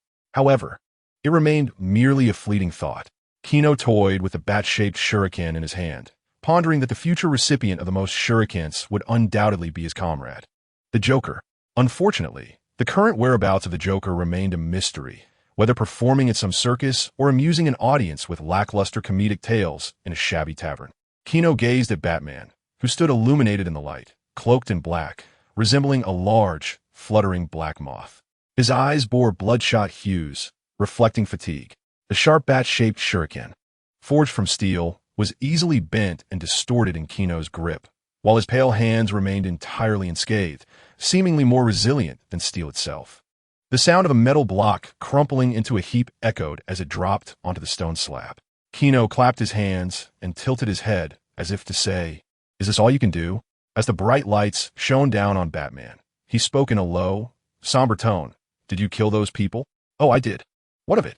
Gino shrugged, adopting a disdainful attitude, a series of hissing laughs emanating from beneath the pristine white mask. "So it was you who ended their lives?" Batman stated matter-of-factly. Gino did not respond to Batman directly, instead continuing to speak to himself. "Do you know? Every Saturday, the Gotham City Gazette features a small section dedicated to a column entitled Life in Gotham. In this segment, randomly selected citizens of Gotham complete the phrase Gotham is. I perused the newspapers from recent weeks. Gino, lazily leaning against a cold wall, remarked they say Gotham is damned, cursed, a madhouse, bloodthirsty, is hopeless, malevolent, and fraught with despair. These responses were intriguing, yet none resonated with my own perception. His voice gradually rose. The once languid demeanor evaporated as he straightened his back and lifted his head. With arms outstretched, the incandescent light behind him cast a radiant halo around his silhouette. Gino raised his arms high, his voice exuberant. To me, Gotham is fascinating. Its inherent corruption incessantly nurtures new lunatics. They scream, they laugh, they revel in wickedness surrounding Gotham. I adore Gotham. Gino's laughter rang out. This was certainly not born of madness or the influence of Joker's gas, but rather the realization that no city could rival Gotham in its roster of villains. The illustrious Gotham City, teeming with the notorious Arkham. Each of these villains is a walking embodiment of negative energy, And how could that not bring joy to Gino? "You are insane," Batman said with a somber tone, gazing at the boisterous figure. "Now, your sole task is to enter Arkham Asylum for treatment." Batman's disheartening words interrupted Gino's performance, causing the youth to lower his arms with a hint of resignation and chuckle. "This is precisely why I find you rather unlikable, Bat. The Joker is right. You're always too serious. Why not smile more?" His words struck Batman like a heavy hammer upon his heart. The inherent skeptic within him immediately began to ponder whether he was acquainted with someone named Joker, and then he contemplated the connection between Joker and this individual. Batman's anxiety intensified. He sensed an invisible web unfurling around him. "All right, let us return to the matter at hand," Gino said, rubbing his neck, his eyes beneath the mask, gazing intently at Bruce. "You claim you will confine me to Arkham Asylum, but reality is harsh. How do you intend to bring me to justice? With your ludicrous bat-shaped shurikens?" Gino advanced, slowly approaching Batman. With each step, as the distance closed, a menacing aura and intent to kill emanated from the masked figure. Batman clenched his fists, his breathing quickened, his body tensed, and his pupils constricted. In the next moment, both men struck simultaneously. Swish! The cloak sliced through the air with a sharp crackle as Batman deftly swung it to obscure his opponent's line of sight. In a fluid motion, he executed a spinning kick, driving his right leg forcefully towards the adversary's jaw. At the onset of battle, this cunning master of combat had already devised a strategy. A mere strike to the jaw's nerve, followed by a firm elbow lock around the opponent's neck, would render them breathless with 11 pounds of pressure. With a flourish, the dark cloak was hurled at the foe, and Batman performed a flawless maneuver akin to a cicada shedding its shell, pouncing upon his adversary like a ferocious predator. The thud of his arms encircling the neck was accompanied by the bulging muscles exerting tremendous force. The strength capable of crushing a neck was applied to his opponent. Yet Batman felt as though he was pushing against solid iron. The opponent remained utterly unmoved, and from beneath the mask came a mocking chuckle. Too weak. This was the second time Gino had uttered those words, and he found it somewhat tiresome. The current Batman was still too feeble. Before facing the Scarecrow, Two-Face, and the Joker, he was merely a novice, inexperienced and brash. Suddenly, an icy grip seized Batman's wrist, and an overwhelming force surged through Gino's arm, spreading throughout his entire being. With a resounding crash, Gino executed a classic suplex, hurling Batman against the wall like a cannonball. The impact left Batman gasping, blood spilling from his mouth. Pain coursed through him, as if his very insides were aflame. His black armor was dented and stained with crimson. Each bone ached with agony. His legs trembled uncontrollably, yet within him roiled a tempest of realization. Just one punch. The sheer magnitude of that force redefined his perception of this enigmatic foe, revealing an insurmountable strength that he was ill-prepared to confront. Gino's voice dripped with condescension. "Is this all? How could I possibly lose?" As he spoke, he approached the struggling Batman, who was bracing himself against the wall. "I need to help you grow, Bat. Do not reject this gift." Before the words could settle, a powerful arm clamped around Batman's neck, effortlessly lifting him and slamming him against the wall. Gino's face drew near to Batman's mask, his voice a haunting whisper. "Remember this nightmare, little Bat." With a swift motion, he freed one hand to grasp Batman's legs, gradually elevating them. Batman yearned to resist, yet the previous blow had rendered his body incapable of defiance. He watched helplessly as he was hoisted upward. Then came the sickening crack of bones fracturing, echoing through the empty corridor, accompanied by Batman's anguished cries. The sound reverberated ominously as he crumpled to the ground. Like a lost dog stripped of its spine, Batman lay on the ground in agony, the excruciating pain causing him to grind his teeth until blood seeped from his gums. The notification of negative emotions surged. 1,000. Gino gazed at the man who had succumbed to unconsciousness due to his suffering. In the fleeting moment before Bruce lost consciousness, he vaguely heard a voice whisper, "Remember this night, Bat. Remember this fear, and then grow stronger. Next time, do not let me down." Chapter 93. Bruce's contemplation. In the early hours of dawn, Bruce awoke, jolted from slumber by the intensity of his pain. A tingling sensation in his lower back felt as though worms were writhing within his bones. His waist and abdomen were swathed in white bandages, and he stared blankly at the familiar ceiling. He recalled the moment his spine was shattered by that mysterious figure-ass knee strike. What should I do? Now a cripple. How can he fulfill his will to change this city? Struggling to regain his posture, Bruce attempted to sit upright. Suddenly, a peculiar scene unfolded within the room. Despite the searing pain in his lower back, akin to being stabbed by dozens of gangsters, he astonishingly managed to sit up. This is impossible. Bruce narrowed his eyes, a hint of skepticism flickering across his face. He was acutely aware of his injuries and Alfie's capabilities. His butler lacked the power to help a man with a severed spine to rise again. With all other possibilities eliminated, the only remaining truth emerged. It was the mysterious masked man who had saved him. Bruce began to reflect on his experiences in the underground labyrinth, where both his mind and body had endured torment. Yet, what troubled him more were the implications of the stranger's words. He had mentioned your Gotham, indicating he was not a local. Bruce commenced his deduction. His physical prowess far exceeded that of an ordinary person, and he had close ties to the League of Assassins. The term Joker had crossed his lips. He was uncertain if anyone would genuinely refer to themselves as such. Perhaps he should ask Alfie to investigate. As his mind sorted through various trivialities, even without the mantle of Batman, Bruce found no moment of respite. I require a set of formidable equipment to confront this extraordinary being. Simultaneously, Bruce furrowed his brow, clutching his aching back. The enhancement of his battle armor, particularly the back protection, must be prioritized. The sensation of a broken back was unbearable. He did not wish to endure it a second time. Knock, knock. The door was rapped upon, and the familiar figure of his butler, always the epitome of an elegant English gentleman, appeared. Alfie carried a tray of food, his slightly weathered face etched with sorrow. Master Bruce, Alfie sighed, fully aware of Bruce's resolute nature. Once he made a decision, it was unyielding.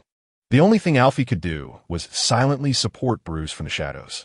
I believe you require a midnight snack to aid in the recovery of your fractured spine.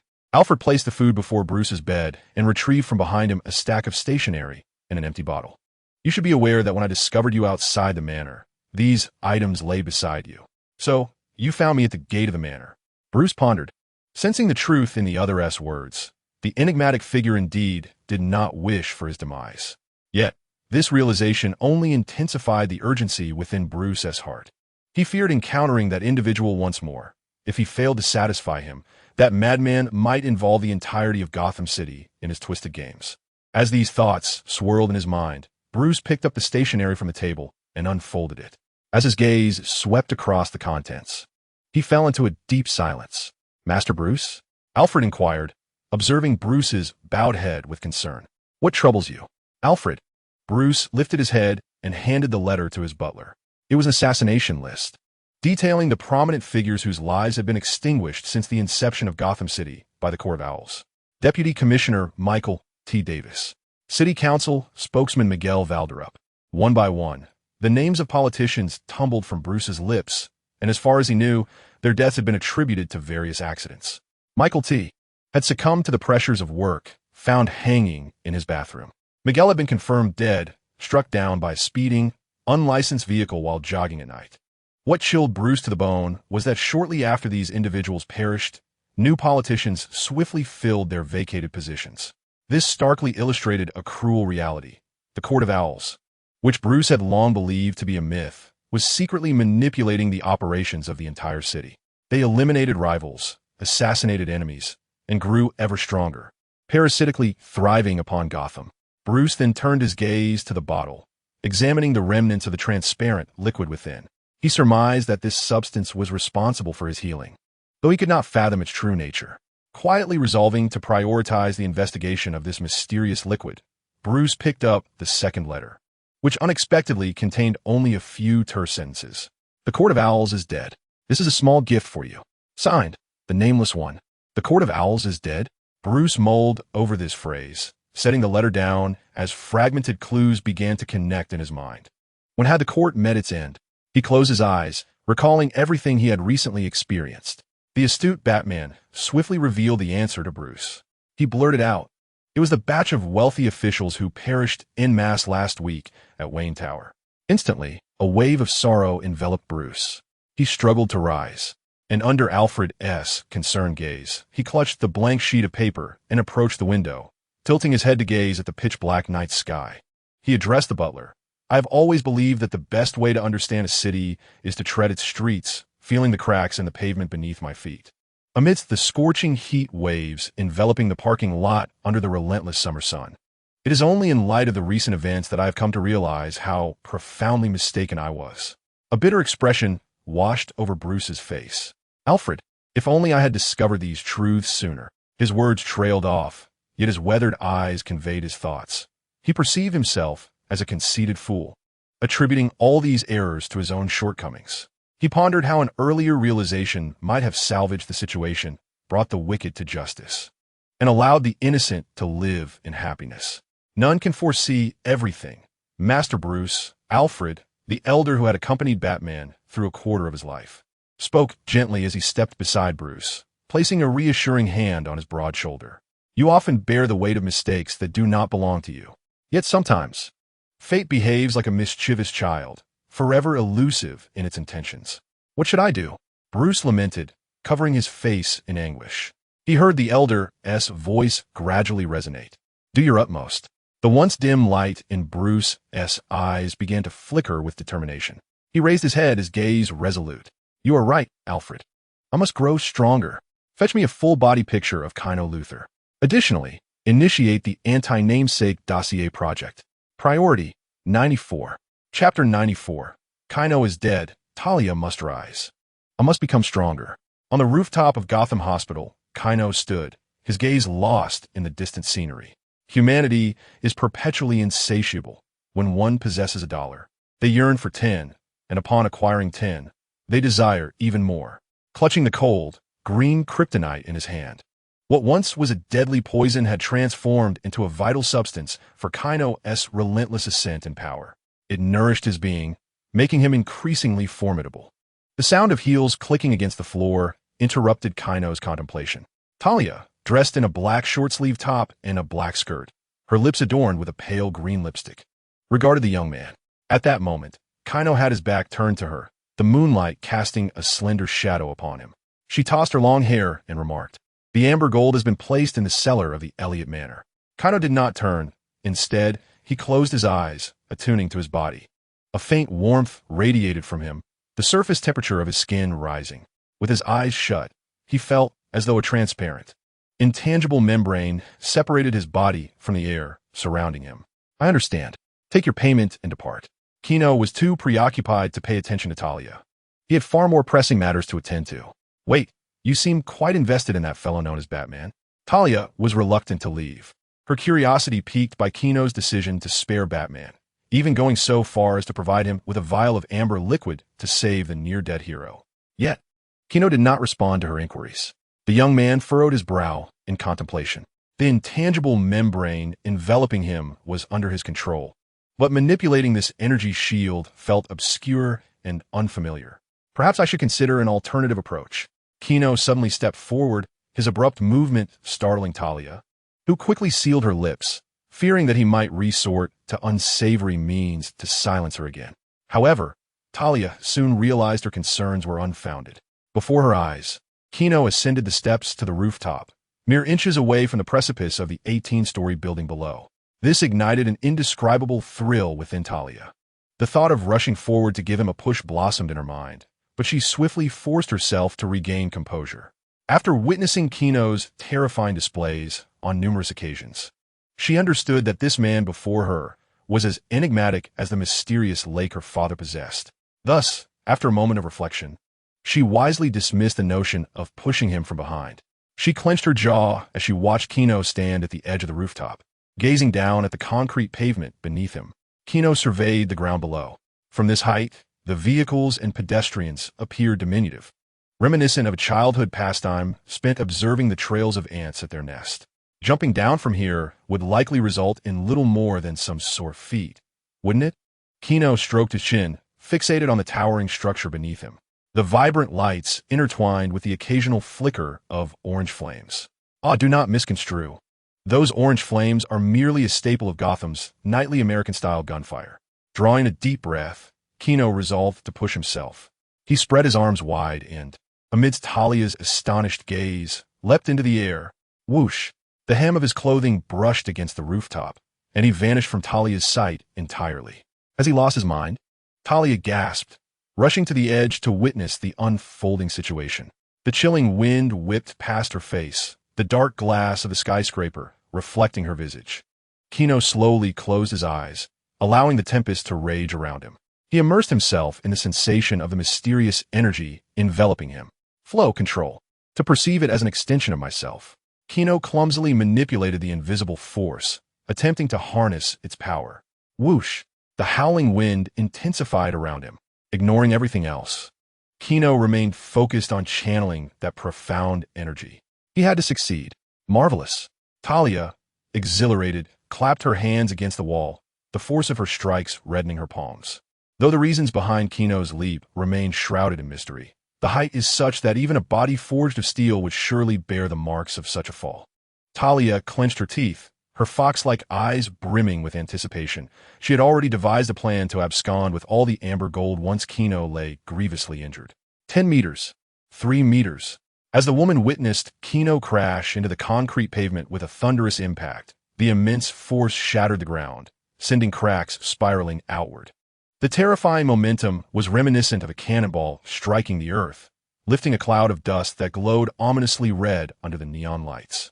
As the haze dissipated, it left behind a gaping pit unfathomably deep. From above, it appeared as a dark ink blot. Had he perished? Talia's eyes sparkled with hope as she licked her lips, gazing at the abyss. 1 second, 3 seconds, 10 seconds.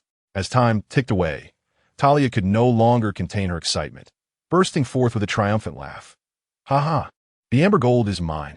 Her face blazed with the fire of ambition, envisioning the establishment of her own band of assassins, akin to the Owl Court, and plotting to overthrow the ancient reign of Lei Shao, ascending as the leader of the Assassin's Guild. Suddenly, a resounding explosion interrupted Talia's reverie. She turned her gaze downward. What had transpired? In the inky darkness, illuminated by the moonlight, Talia could not discern Gino's figure. Perhaps an incendiary had detonated in this mad city. She consoled herself, sneering as she turned away. Yet, she soon collided with a solid form, akin to striking steel. What? Before Talia could regain her bearings, an iron arm seized her neck. A wave of asphyxiation washed over her as her right hand instinctively fumbled for a knife. If I were you, I wouldn't do that, a familiar voice echoed. Struggling to open her eyes, Talia beheld a visage she recognized. Gino's golden hair was soiled with dust, and his once fair complexion was obscured, his fine white shirt tattered, and his shorts rent with a gash. Though he appeared utterly disheveled, his pale blue eyes flickered with a madness that instilled fear in Talia. I heard you intend to take my amber gold? Gino wore a calm smile, yet that iron grip tightened around Talia's neck. Seeing the young man's unsettling grin drenched Talia in cold sweat. She had no doubt that without a satisfactory response, she would meet her end in that very moment. With great difficulty, Talia managed to force words from her throat. Of course not. I am utterly devoted to you. I simply intended to check on your condition. Utterly devoted? Gino chuckled lightly. Does that imply you would do anything? Yes, indeed. Very well. Gino cast aside Talia, causing the woman to stumble and fall to the ground. Her long black hair cascading chaotically around her. A profound fear gripped Talia's heart as she heard Gino's slow, deliberate voice. In that case, kneel and then crawl to me to prove your loyalty. With a thud, her forehead struck the cold concrete floor, and Talia suppressed her humiliation, her chestnut hair obscuring her face. In a tone of submission, she pleaded, "Please forgive me," gazing at the woman sprawled on the ground, revealing her perfect curves. Gino's expression remained impassive as he approached her. A large hand gently rested on her head, caressing her silky hair, his voice soft and soothing. "Very well, my faithful servant." He slowly lifted her chin, his fingers gliding across her smooth face, observing the tremor of fear in her eyes. Then, Gino produced his phone from his pocket and waved it before Talia. Staring at the device in his hand, she stammered, What do you mean?" Her mouth parted slightly, revealing her pearly white teeth, her face a mask of confusion. Her gaze swept over Gino's mocking eyes and the muscular perfection hidden beneath his tattered clothing. She heard his voice, low and sinister, whispering in her ear, "Talia, I have grown weary of the last photo. I require new images to fill my album." Talia gasped, choking on her words. She gazed at the boy who stood with his back to her, now once again on the rooftop. Gino, she called, but he did not turn. Watch closely and remember what comes next. The woman fell silent, her eyes fixed on him. Gino slowly closed his eyes and spread his muscular arms wide. An invisible energy field enveloped him, as if an additional arm had materialized out of thin air, allowing him to manipulate it around his body. As though he were adorned in an imperceptible garment of imperial splendor. The air vibrated, the ground trembled. As the frequency intensified, it seemed to breach some unseen threshold. Talia widened her eyes, her mouth agape, questioning her own senses, or perhaps wondering if she had ingested some hallucinogenic substance. Before her, on the edge of the rooftop, the handsome boy appeared to glide above the concrete, akin to Jesus walking upon the waters, as if the very air beneath his feet had become his stepping stone. Gino continued to ascend, until Talia was forced to tilt her head back to gaze at him. The radiant moonlight illuminated him from behind, casting him as a deity beneath the night sky. Oh God, he can actually fly? Talia marveled in awe, scarcely able to believe her eyes. In an instant, the indignation and humiliation she had felt dissipated entirely, igniting within her heart an entirely different thought. If it were possible to conceive a child with such an existence, would the offspring inherit the father's genes and similarly acquire a terrifying power akin to that of a deity? Then, one could wield this child to dominate the world. Talia found herself regretting her earlier decision to swallow her thoughts. With a flourish, Gino weakened his stance and gently descended onto the rooftop, his pale blue eyes casting a detached glance at Talia. This woman required periodic reminders of her place, and his earlier display would suffice to keep her compliant for a while. Gino addressed her, stating, "You may leave now." Talia departed the rooftop, her mind heavy with contemplation, the flames of ambition within her growing ever more fervent. She recalled that the Assassin Alliance possessed certain unique potions. Perhaps she should prepare for her future plans. The moon hung high in the sky, illuminating the inky darkness of the night. A cool breeze caressed the air, and the flow of traffic continued uninterrupted. Gino gazed upward at the night sky, a mad scheme taking root in his mind. Drawing a deep breath, he slowly closed his eyes. Suddenly, an invisible force erupted, effortlessly shattering the rocks beneath his feet, a deep rumble echoing through the air. With a slight exertion of his legs, the previously fractured stone platform could not withstand the terrifying power that erupted, leaving behind a profound footprint. The air around him thickened under this biological force. In the next instant, Gino's eyes flew open. With a resounding bang, the concrete surrounding him cracked as if it were mere glass. The youth launched himself like a cannonball, his speed escalating to thousands of meters per second under the moonlight. He streaked through the night like a meteor, akin to a bullet discharged from a gun, piercing the atmosphere with a deafening sonic boom as he soared skyward. The biological force tore through the air, igniting waves of orange-red heat, its velocity so swift that the surrounding environment transformed into a blur of vibrant colors retreating behind him. Gino deftly manipulated the biological force, increasing his speed, the distance to the city below expanding rapidly. He broke through the clouds and the troposphere. Gotham City beneath him appeared as a tiny black, the outlines of skyscrapers faintly discernible. The turbulence in the air battered against the biological force enveloping Gino, producing sounds reminiscent of hail striking a car window. He pressed on, his gaze fixed firmly on the clouds above. He aimed to breach the Earth's atmosphere, to witness the blue planet upon which he dwelled with his own eyes. And he knew he could achieve this. Accelerate, accelerate, and accelerate again. Enveloped in the biological force, he felt as though he wore an invisible suit of biological armor. He soared through the stratosphere, his exceptional vision allowing him to glimpse a commercial airliner several kilometers away.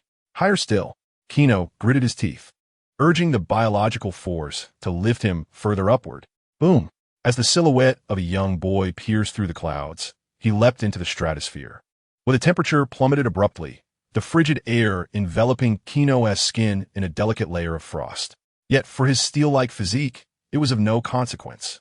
He continued to ascend, reminiscent of Odin's eternal spear, Gungnir, hurled into the cosmos, or Zeus's lightning bolts soaring into the heavens, as Gino traversed the stratosphere. The biological field around him surged with warmth. When Gino glanced down, The once familiar Gotham City had vanished from his sight, replaced by the terrifyingly high temperatures surrounding him. They resembled Earth's final bastion, a scorching heat attacking from all directions, attempting to incinerate the unwelcome intruder to ashes. However, the biological field shielded him from these guardians, igniting a fierce red glow around Gino, making him appear as if ensconced within a colossal cloak of flames. With a rush of energy, the biological field protected him as he pressed on, heading towards the abyss of darkness above. He closed his eyes, surrendering everything to the velocity of his ascent. Bang! It felt as if he had shattered a dense membrane, the cacophony that had filled his ears evaporating in an instant. Silence enveloped him, a profound and eerie stillness. Slowly, Gino opened his eyes, discovering himself standing on the biological field in the vast blackness of the universe. Turning slowly, he beheld beneath his feet a blue planet, gently spinning in the infinite expanse of the cosmos. Gino understood that beneath him lived 7 billion souls. Earth, a beautiful planet that cradles humanity. Words failed him in expressing his feelings at that moment.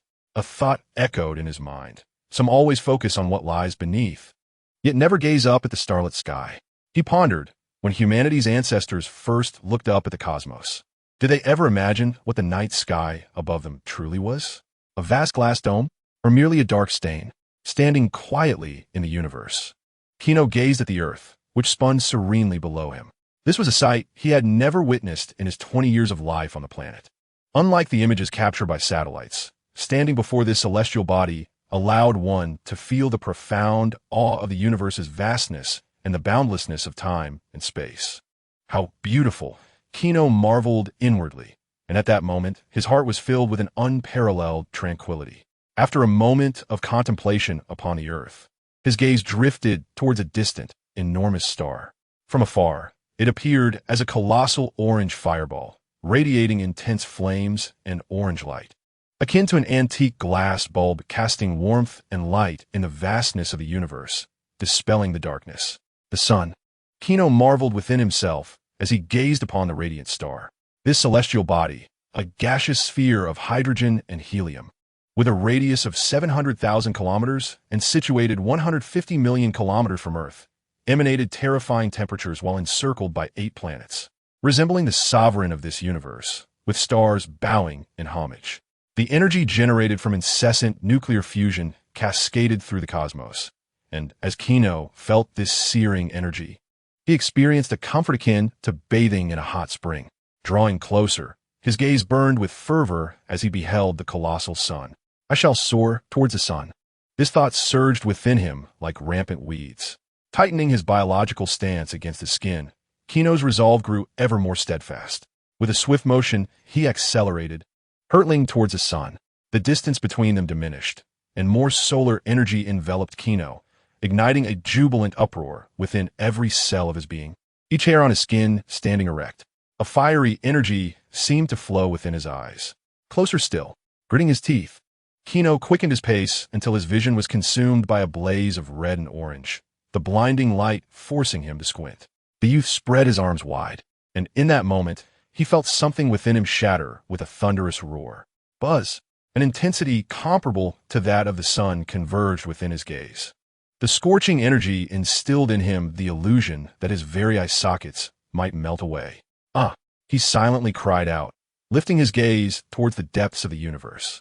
Boom! A pair of searing, magma-like energies erupted from Gino's eyes.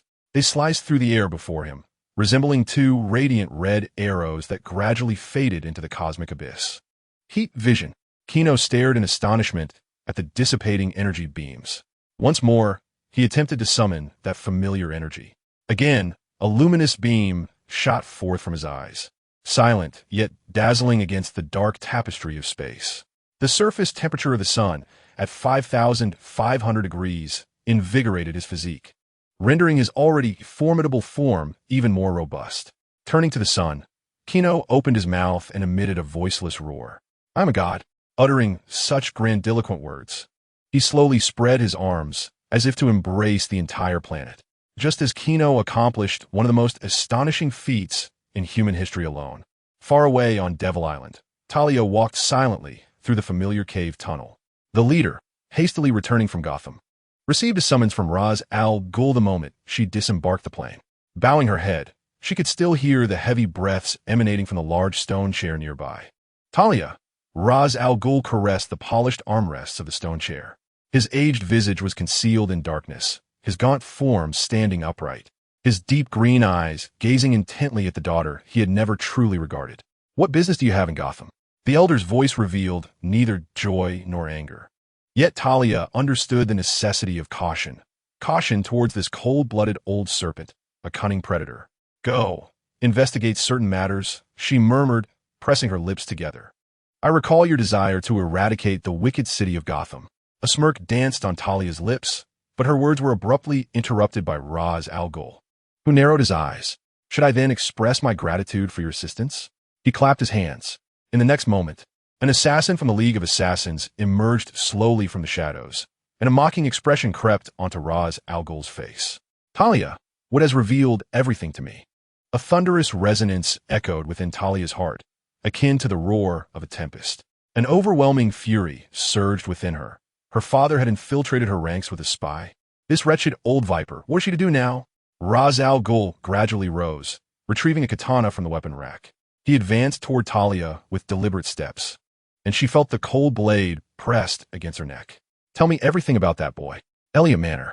When Gino returned to Gotham City, it was already the following morning, and he found himself standing in a filthy alley. Beep.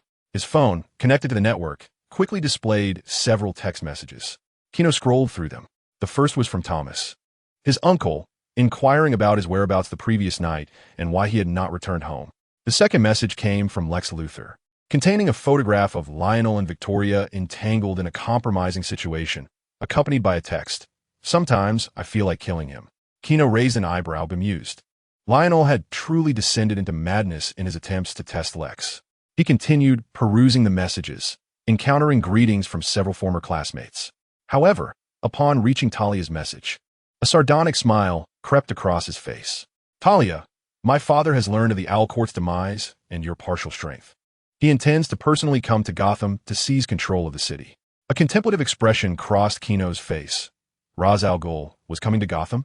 The leader of the League of Assassins, an exceptionally formidable adversary. A thought stirred within him.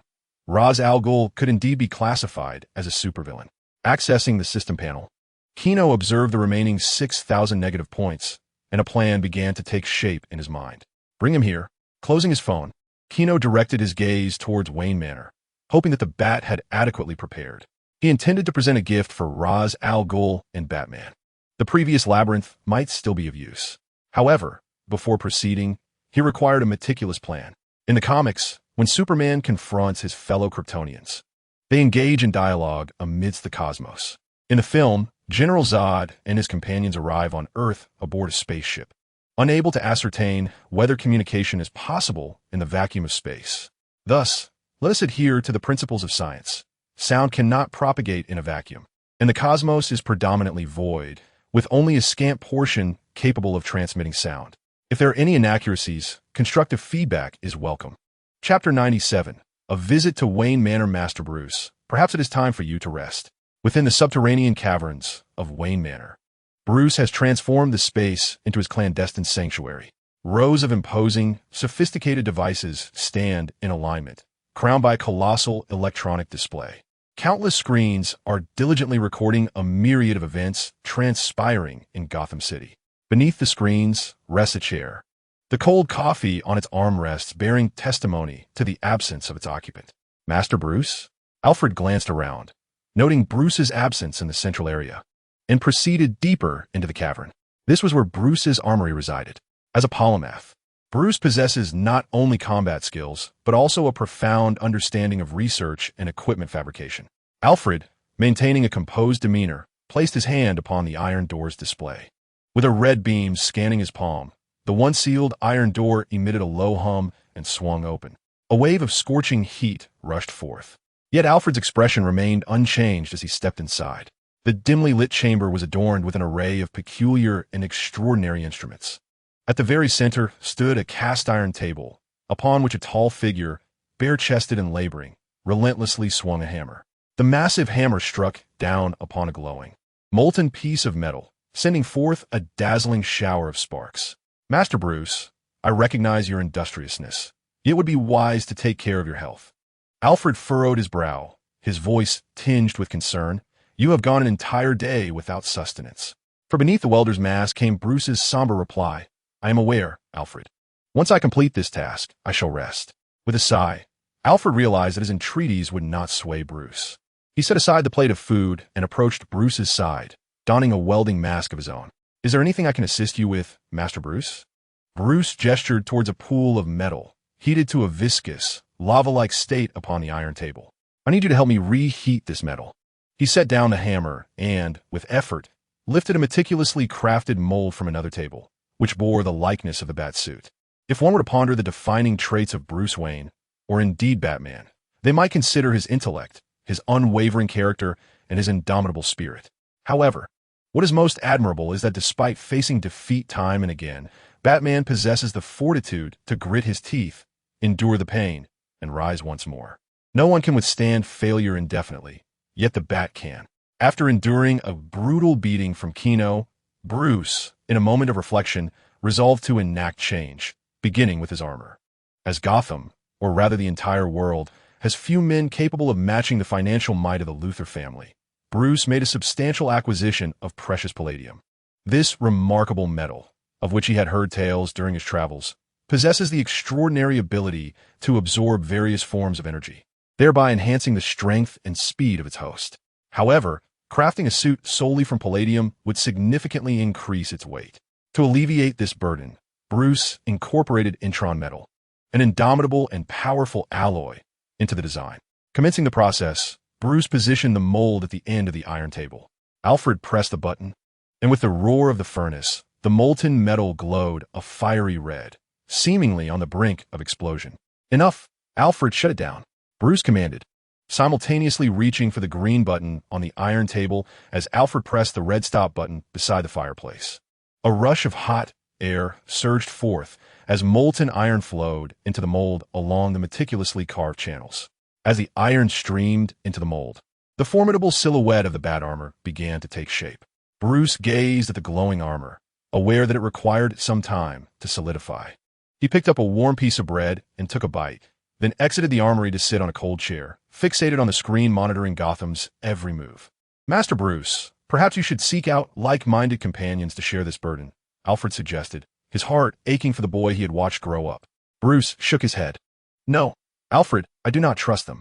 Since witnessing the list of Court of Owls members handed to him by a mysterious figure, Bruce had become utterly disillusioned with Gotham's elite. But you once mentioned that Sheriff Gordon, he still needs to be assessed. Alfred, Bruce interjected, shaking his head. He was not one to place his faith easily in anyone, even if they appeared just. Manipulating the mouse, he brought up a photograph of Gino, squinting slightly as he compared it to the nameless figure he had encountered in the underground labyrinth. However, the hallucinogenic substance he had ingested that day distorted his memories of the unknown individual. Just as Bruce was lost in contemplation, a series of sharp chimes echoed from the underground passage. Someone was knocking at the door. Alfred glanced at the screen, where a large azure display revealed Thomas standing outside the iron door alongside a strikingly handsome young man. It is Mr. Thomas and his nephew. Bruce took a sip of his cold coffee, his gaze landing on the young man behind Thomas. This was a fortuitous opportunity to validate his suspicions. Let's greet them, he declared. Bruce is a good friend, Gino. If the Luthor Group wishes to expand in Gotham City, partnering with Wayne Enterprises would be a wise choice. Outside the iron door, crafted from the stone of the dripping beast, Thomas was animatedly introducing Bruce to Gino. Such matters are best directed towards Lex. Gino, with a neutral expression, gazed at the message Talia had sent just a minute prior. Ra's al Ghul has dispatched 100 elite assassins to Gotham City, planning to deploy a heavy dirty bomb to obliterate the city. It was a mad scheme, yet unfortunately, Ra's was wary of Talia, allowing her only to glean fragments of information. After a moment of contemplation, Gino resolved to forward this intelligence to a friend residing far away in Metropolis. Zach, please assist me in crafting a message to this email. He copied and pasted Talia's message before retracting his phone. At that moment, Thomas was also engaged in a discussion regarding Lex. Lex? Let it go, Thomas sighed, gazing at the iron gate, his expression laden with melancholy. That boy has become a cold-blooded monster, infected by that lunatic Lionel. Thomas frequently visited the Metropolis Sanitarium to see Letitia, and, as far as he knew, Lex had never once visited her. Gino remained silent. His rapport with Lex was rather amicable, yet his relationship with Lionel was decidedly fraught. That old man was the epitome of refined egotism, devoid of any sentiment. If a relative held value, he would not hesitate to barter them to the devil. Mr. Thomas. Mr. Gino, welcome, greeted Alfred, the venerable steward of the Wayne estate, as the iron gate creaked open. However, Thomas, visibly anxious, inquired, I heard Bruce injured his ankle coming down from upstairs. How is he? News of Bruce's injury would hardly remain concealed in Gotham's upper echelons. For each day bore significant invitations awaiting the city's wealthiest. Thus, Bruce was compelled to fabricate a tale of twisting his ankle while descending the stairs. Thank you for your concern, Mr. Thomas. The master is much improved, Alfred replied, ushering them into the drawing room. In stark contrast to the opulent decor of Luthor Manor, the Wayne Estate's hall emanated an ancient, somber ambience, from the ceiling beams to the furnishings. Gino couldn't help but harbor a smirk. It was no wonder Batman bore such darkness, having been immersed in this environment since childhood. Hey, Thomas, Bruce's voice echoed from the second floor as he descended the staircase. Limping slightly, Bruce, you ought to rest, Thomas chided, stepping forward to embrace his old friend's neck with joviality. But alas, it seems you may miss the memorial hosted by the mayor tomorrow evening. I'm truly sorry. Bruce offered a wry smile, seemingly lamenting his absence from such an event. Gino, ever the familiar presence, settled into the sofa, observing Bruce's demeanor, silently acknowledging his prowess as one of the world's darkest men, with an innate talent for performance. The two men engaged in casual conversation upon the sofa. They initially engaged in a conversation about Thomas's work, and then Bruce casually glanced at Gino, a smile playing on his lips. You're Gino, aren't you? Mr. Bruce, it's a pleasure to see you again. Gino met Bruce's gaze, their blue eyes locking in an unspoken understanding. Indeed, I recall the question you posed when we first met. Bruce accepted the coffee that Alfred had brought, took a sip, and echoed Gino's previous words in a contemplative tone. What is your view of Gotham City? I am surprised you remember, Mr. Bruce. Gino replied with a smile as he took the coffee from Alfred. Their eyes remained fixed on one another. Just call me Bruce. Very well, Bruce. What is your current perspective on Gotham? Listening to Gino's inquiry, Bruce chuckled lightly, shrugging with an air of nonchalance. What do you think Gotham is? Gino returned the smile, declaring, I believe Gotham is a paradise. The youth's eyes sparkled with sincerity, as if he genuinely perceived Gotham as a utopian city. Their gazes intertwined in the air. And then, as if crossing an invisible threshold, they both erupted into cheerful laughter. Bruce found humor in Gino's response, reminiscent of his own words from that night. Yet, upon revisiting this sentiment, Bruce was enveloped in a wave of bittersweetness. Ha ha, ha ha, they laughed. Even the hand holding the coffee trembled, causing a few drops to cascade onto the exquisite carpet below. Thomas looked on in bewilderment, utterly perplexed by the source of their amusement. Yet not wishing to appear out of place, he awkwardly joined in with a light chuckle. The laughter echoed through the grand hall of the castle until a text notification interrupted their mirth. Bruce retrieved his phone from his pocket. However, upon reading the message, the smile on his face vanished as swiftly as snow melting under the sun. The leader of the Assassin's Guild, Ra's al Ghul, has learned of the Court of Owl's demise and is heading to Gotham City to prepare a dirty bomb aimed at its obliteration. A cold sweat broke out on Bruce's brow as he absorbed the news. He remembered Ra's al Ghul, a former mentor and the most ruthless and unhinged leader of assassins. I apologize, Bruce suddenly stood up. I seem to have recalled an important meeting at the company that requires my presence. He could no longer afford to waste time. He needed to investigate immediately.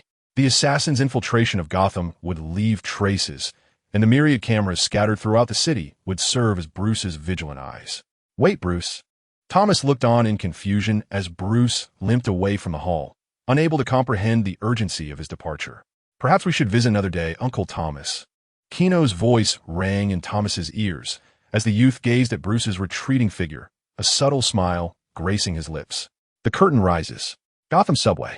The dark and foreboding tunnel has long served as the birthplace of various terrifying fairy tales. A vibrant orange subway, train hurdles past the tracks. Luka Voke, a villain who fled from Malank to Gotham, committed crimes in his homeland, and learned about Gotham through the internet.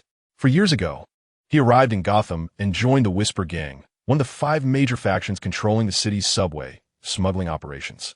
Over the years, they have thrived on the spoils of their illicit trade. However, it is evident that such good fortune has come to an end. Luka, drenched in blood, lies on the edge of a corner. Blood stains his sleeves and cheeks. His hamstrings have been severed, rendering him utterly incapacitated. The young members of his gang have transformed into lifeless corpses, sprawled across the cold, foul-smelling subway platform. The local mobsters of Gotham appear utterly ineffectual in the face of true criminality. As Luka gazes around the silent group of masked assassins encircling him, a bitter expression washes over his face. These assassins descended upon his men as if from the heavens, mercilessly slaying them and leaving him half dead. This is Gotham. A hoarse voice slowly resonates through the tunnel. Luka turns his head to see a gaunt figure emerging from the shadows. This individual sports long, white sideburns, and carries an exaggeratedly large katana on his back, his icy green eyes filled with a frigid demeanor. Clad in what appears to be green armor forged from mithril, the elder casts a disdainful glance at Luka. Lei Gu gazes into the distance, seemingly able to see through the thick walls to the city of Gotham. He declares, "This accursed city has long since perished in the annals of history, and my arrival will cleanse this decaying metropolis." Fuck off. Realizing his impending doom, Luka defiantly extends his middle finger toward the figure that exudes a commanding presence. Gotham is magnificent. Long live Gotham. Before he can utter another curse, he is met with a glaring flash of white blade. With a sickening thud, his head is sent soaring into the air, a headless corpse spraying blood as it ascends. Lei Gu, indifferent, sheathes his blade, casting a contemplative gaze into the distance before slowly gesturing forward. Advance, target Gotham. With a synchronized motion, the assassins pound their chests with their right hands and orderly march toward the direction of Gotham. As dusk settles over Gotham, casting a golden hue upon the towering skyscrapers, a voice crackles through the earpiece of a man clad in bat-black attire, racing through the streets on a roaring bat cycle. "Alfred, report." The Elder stands before the monitors in an underground chamber. On the blue screen depicting the assassins, numerous displays sporadically erupt in a flurry of white pixels, indicating they have been deliberately sabotaged.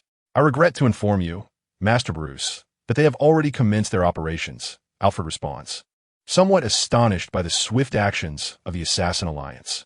Efficient and concise, it resembled a well-coordinated engine, with each component functioning in perfect harmony. "Have you detected their traces?" Based on the patterns of the camera disconnections, Afu scrutinized the screen and concluded that they were advancing from 4 directions of the city.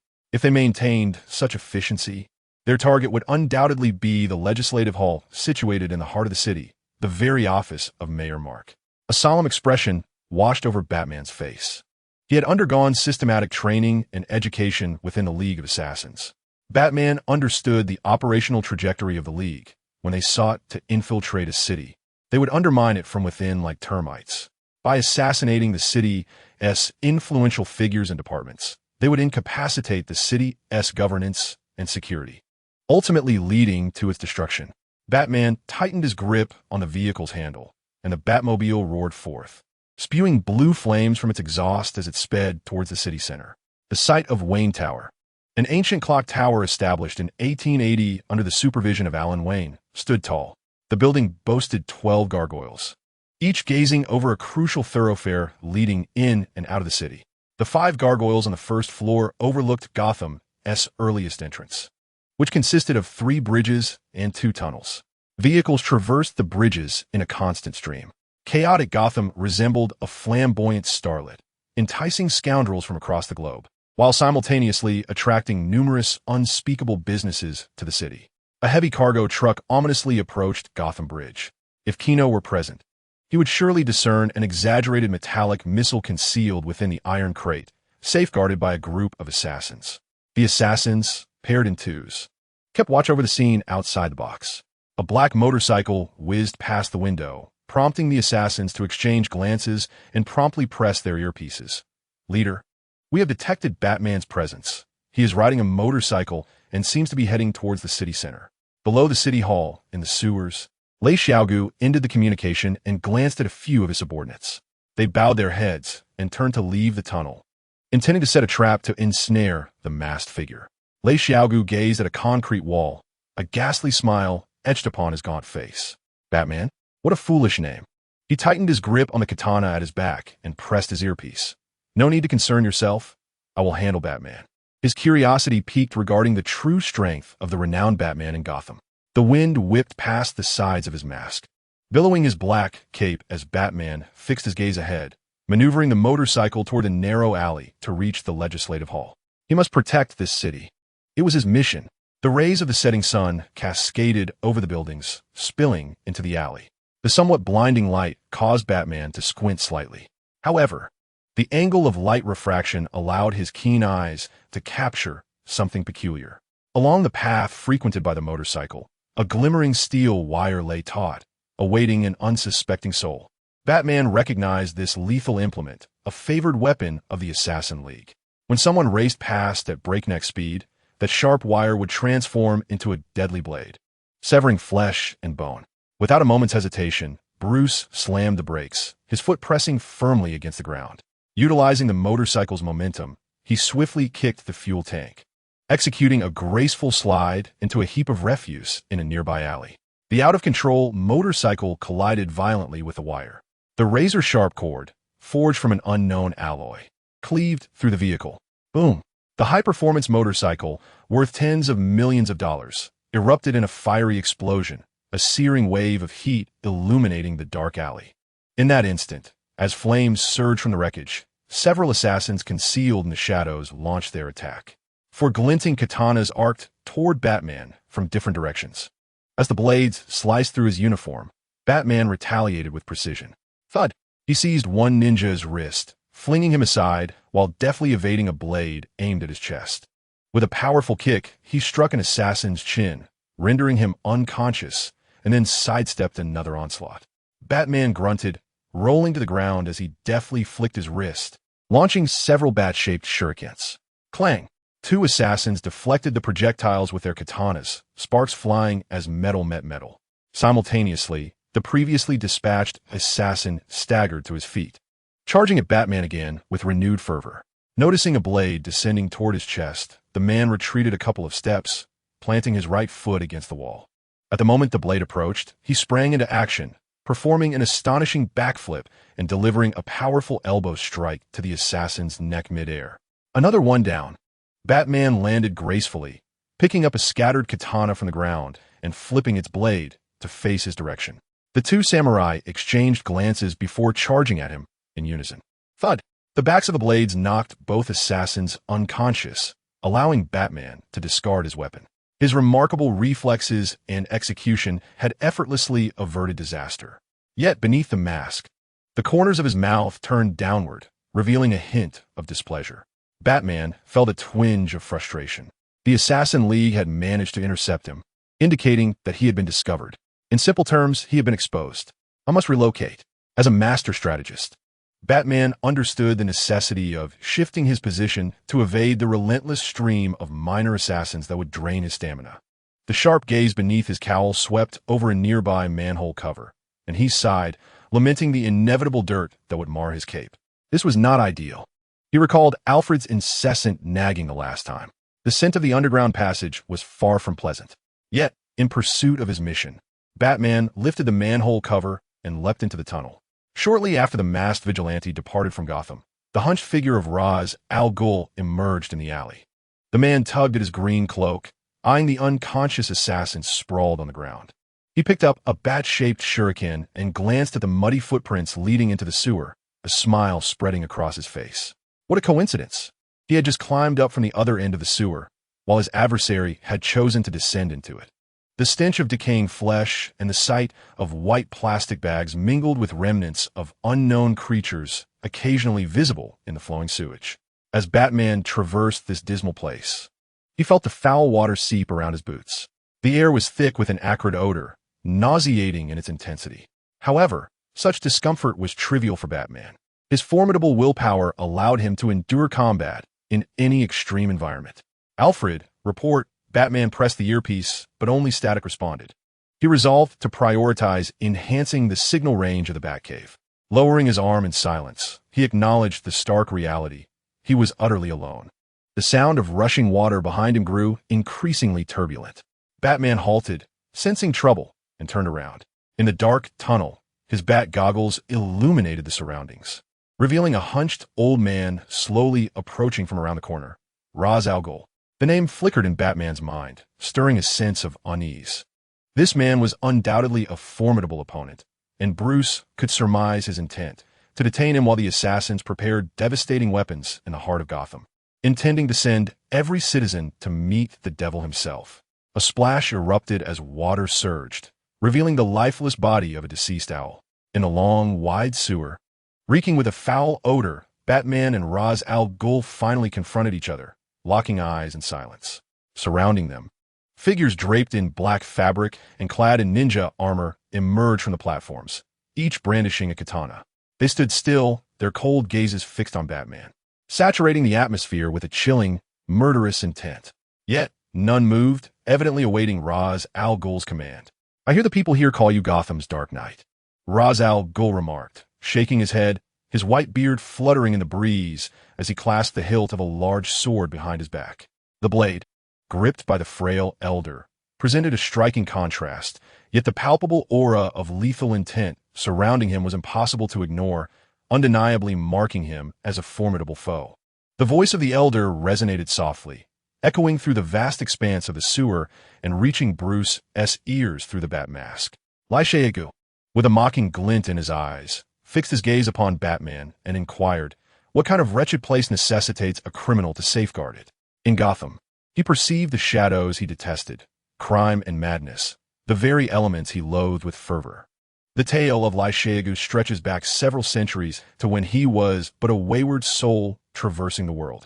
During one of his journeys, he encountered a renowned old physician, whose exceptional medical skills captivated him. The physician, in exchange for his knowledge, retained Lai Shegu's services and promised his daughter's hand in marriage. Upon the physician's passing, he bequeathed to Lai Shegu a precious collection of research notes, which contained vital information about the pool of Lhasa Road. Ultimately, Lai Shegu and his wife discovered this miraculous pool on a secluded island, capable of curing ailments. They utilized the extraordinary waters to heal the villagers surrounding them, thus amplifying Lai Shegu's renown until it reached the ears of a distant king, who, with great expenditure, implored Lai Shegu to heal his ailing prince. Despite his wife's fervent warnings against aiding the prince, whom she described as a madman and a pervert, Lai Shegu proceeded. He succeeded in healing the prince and was rewarded. Yet the cost was devastating. The deranged prince murdered his wife and imprisoned both within the same cell. Much like the archetypal villain's descent into darkness, Lai Shegu's convictions crumbled, and his life's ambition morphed into a desire to annihilate the world and establish what he deemed a perfect order. He viewed humanity as repugnant, vile, hypocritical, laughable, and infantile, creatures steeped in madness and hatred. He resolved to impose his shackles upon them, treating them as mere livestock, and to instill order through punishment. He escaped, fortified by the waters, and with the wealth bestowed by the king, he amassed an army to obliterate the kingdom. Over time, this small faction evolved into the infamous Assassin's Guild. For years, Lai Shegu orchestrated secretive campaigns to dismantle kingdoms. The fall of the Roman Empire and the shadows cast during both world wars bore witness to the activities of Lai Shegu and his guild. In recent years, Gotham City had become a thorn in Lai Shegu's side, a persistent irritant. This is the narrative of Lai Shegu, elucidating his profound hatred for Gotham. Batman remained silent, gazing intently at Lai Shegu, shaking his head. My adherence to the law is of no concern to you, yet I am resolute in my duty not to allow you to obliterate this city. How unfortunate! Lai Shegu smirked, revealing his ghastly grin. Brandishing his katana, he declared, I have lost count of how many lives I have taken, but soon you shall become one of them. No sooner had he spoken, the elder surged forth, resembling a flash of green lightning, lunging at Batman. The immersion in the pool of Lazarus grants him unparalleled speed, strength, and reflexes, along with formidable regenerative abilities. The long blade is raised and then brought down with ferocity, resembling a menacing streak of white light descending. Batman, with a powerful thrust of his legs, swiftly dodges to the left, the razor-sharp edge barely grazing the hem of his cape, the tremendous force crashing into the water's surface and sending muck splattering everywhere. With a resounding splash, Lei Xiaogu deftly pivots his wrist, redirecting the blade towards Batman's midsection. Should this blade find its mark, Lei Xiaogu's terrifying strength could easily cleave him in two. Yet, true to his reputation, Batman, realizing he cannot evade with mere agility, draws a grappling gun from his utility belt and pulls the trigger. The modified grappling spear pierces the concrete, the immense force yanking Batman upwards, narrowly allowing him to escape this lethal strike. You may evade countless times, Lei Xiaogu mutters without lifting his gaze, launching several concealed projectiles in the form of poisoned shurikens. As a remnant of a bygone era, he has never favored the use of modern firearms. The toxic shurikens hurtle towards Batman. He quickly raises his cape to shield himself. But the lightweight fabric proves insufficient against the keen blades. They pierce through the cape, several shurikens slicing into Bruce's arm, drawing blood. The poison takes effect. A sudden wave of dizziness overwhelms Batman, causing him to falter and plunge into the pool. Lei Xiaogu, gripping his long blade, watches as the sizable bat flounders in the murky water. Though in a precarious state, retreating with the current is undoubtedly a wise choice. However, I shall not permit your escape. Lei Xiaogu tightens his grip on the hilt and charges after the bat. Tonight marks the hour of the hunt. Chapter 101. Please, cease your fighting. With a splash, a fleeting silhouette suddenly leaps onto the stone steps from the fetid waters. Of course, it is not a bikini-clad damsel emerging, but rather a disheveled Batman, clad in his black armor, with a few wilted vegetable leaves adorning his cowl. Sensing the unpleasant odor clinging to his attire, Batman remains unfazed and strides deeper into the cave. His escape route naturally leads him through the labyrinth where Gino had previously ensnared him.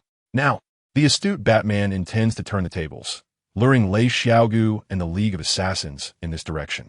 Batman retrieves a detoxification capsule from his utility belt, tossing it into his mouth to chew and swallow. It is no wonder that Batman has ascended to the ranks of premier heroes. He never stumbles in the same pitfall twice. After the last encounter with Gino, where he ingested a hallucinogenic substance and envisioned his deceased parents, Batman developed an antidote capable of neutralizing most poisons on the market.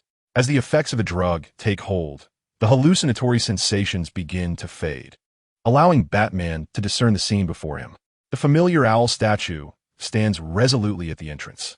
Batman casts his gaze into the labyrinth.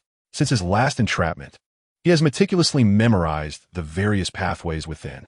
In the parlance of Eastern strategy, it can be articulated that he possesses both the opportune timing and advantageous terrain.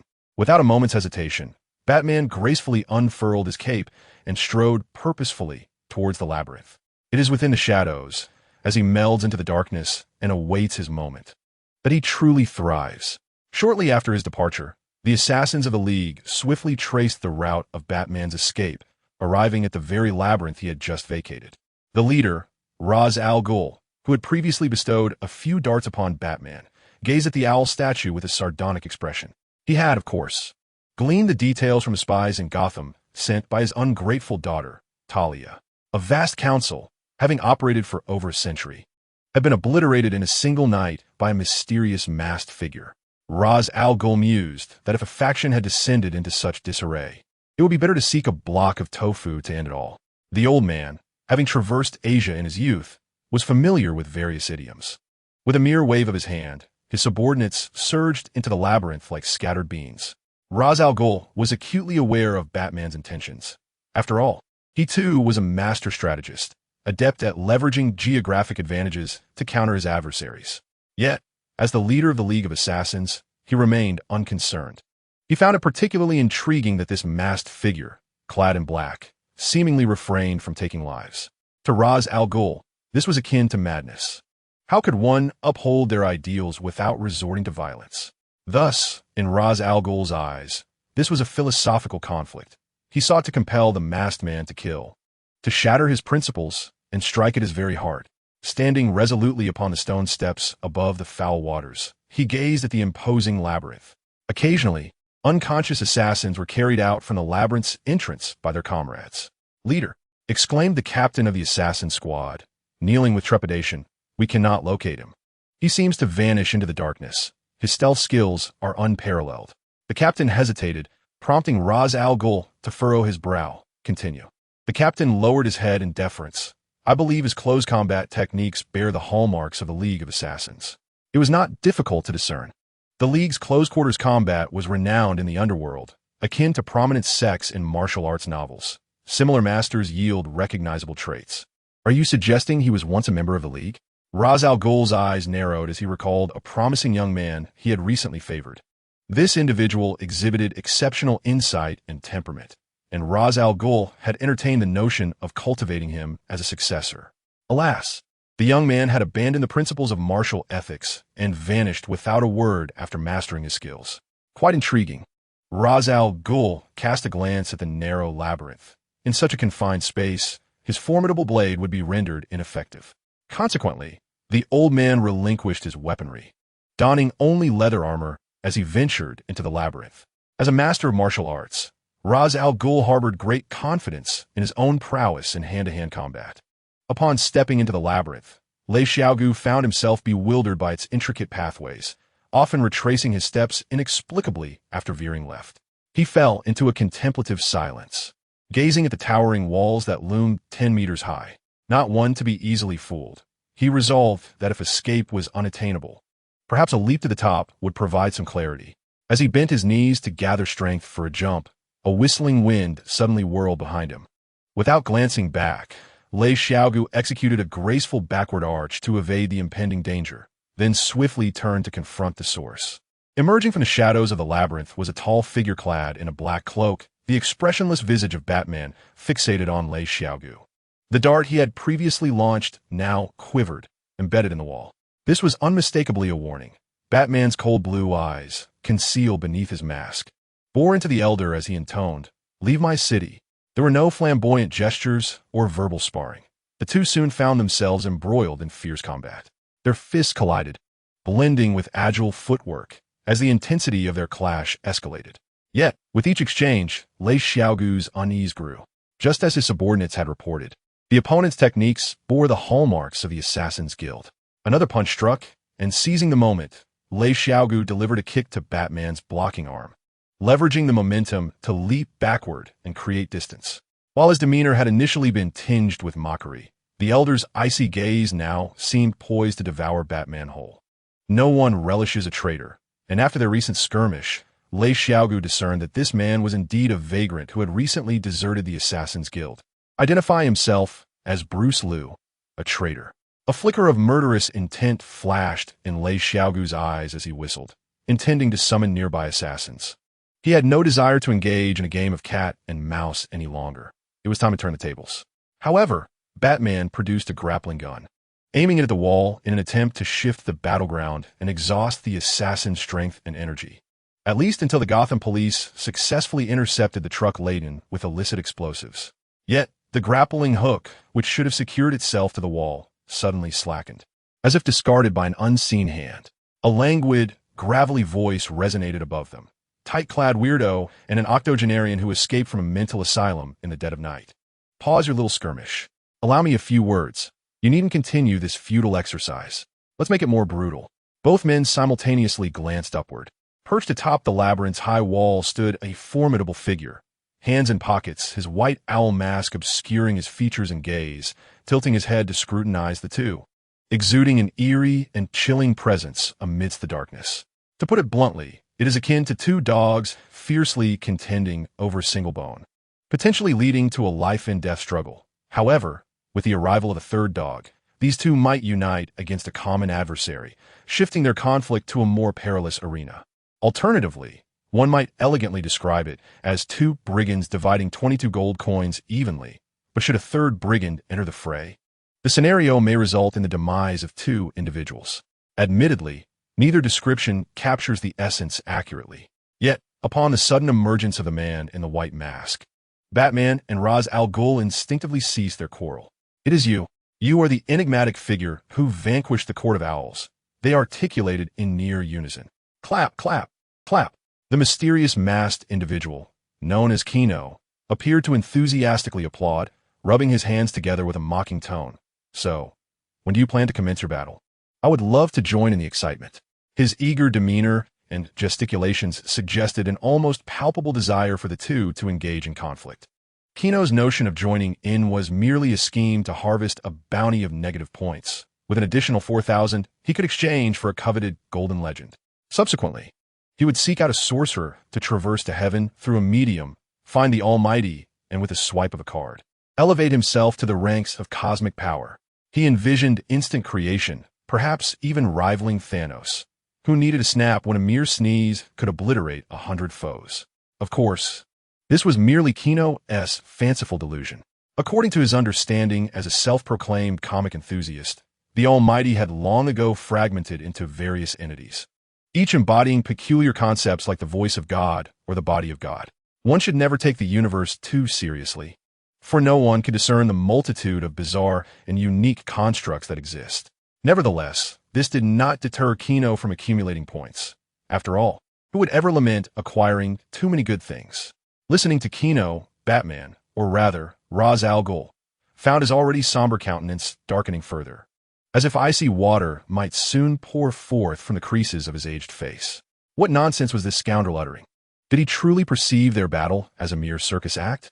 The white-masked figure surveyed their grim expressions, letting out a slight sigh. He glanced at the tense and formidable Batman, allowing a smirk to grace his lips.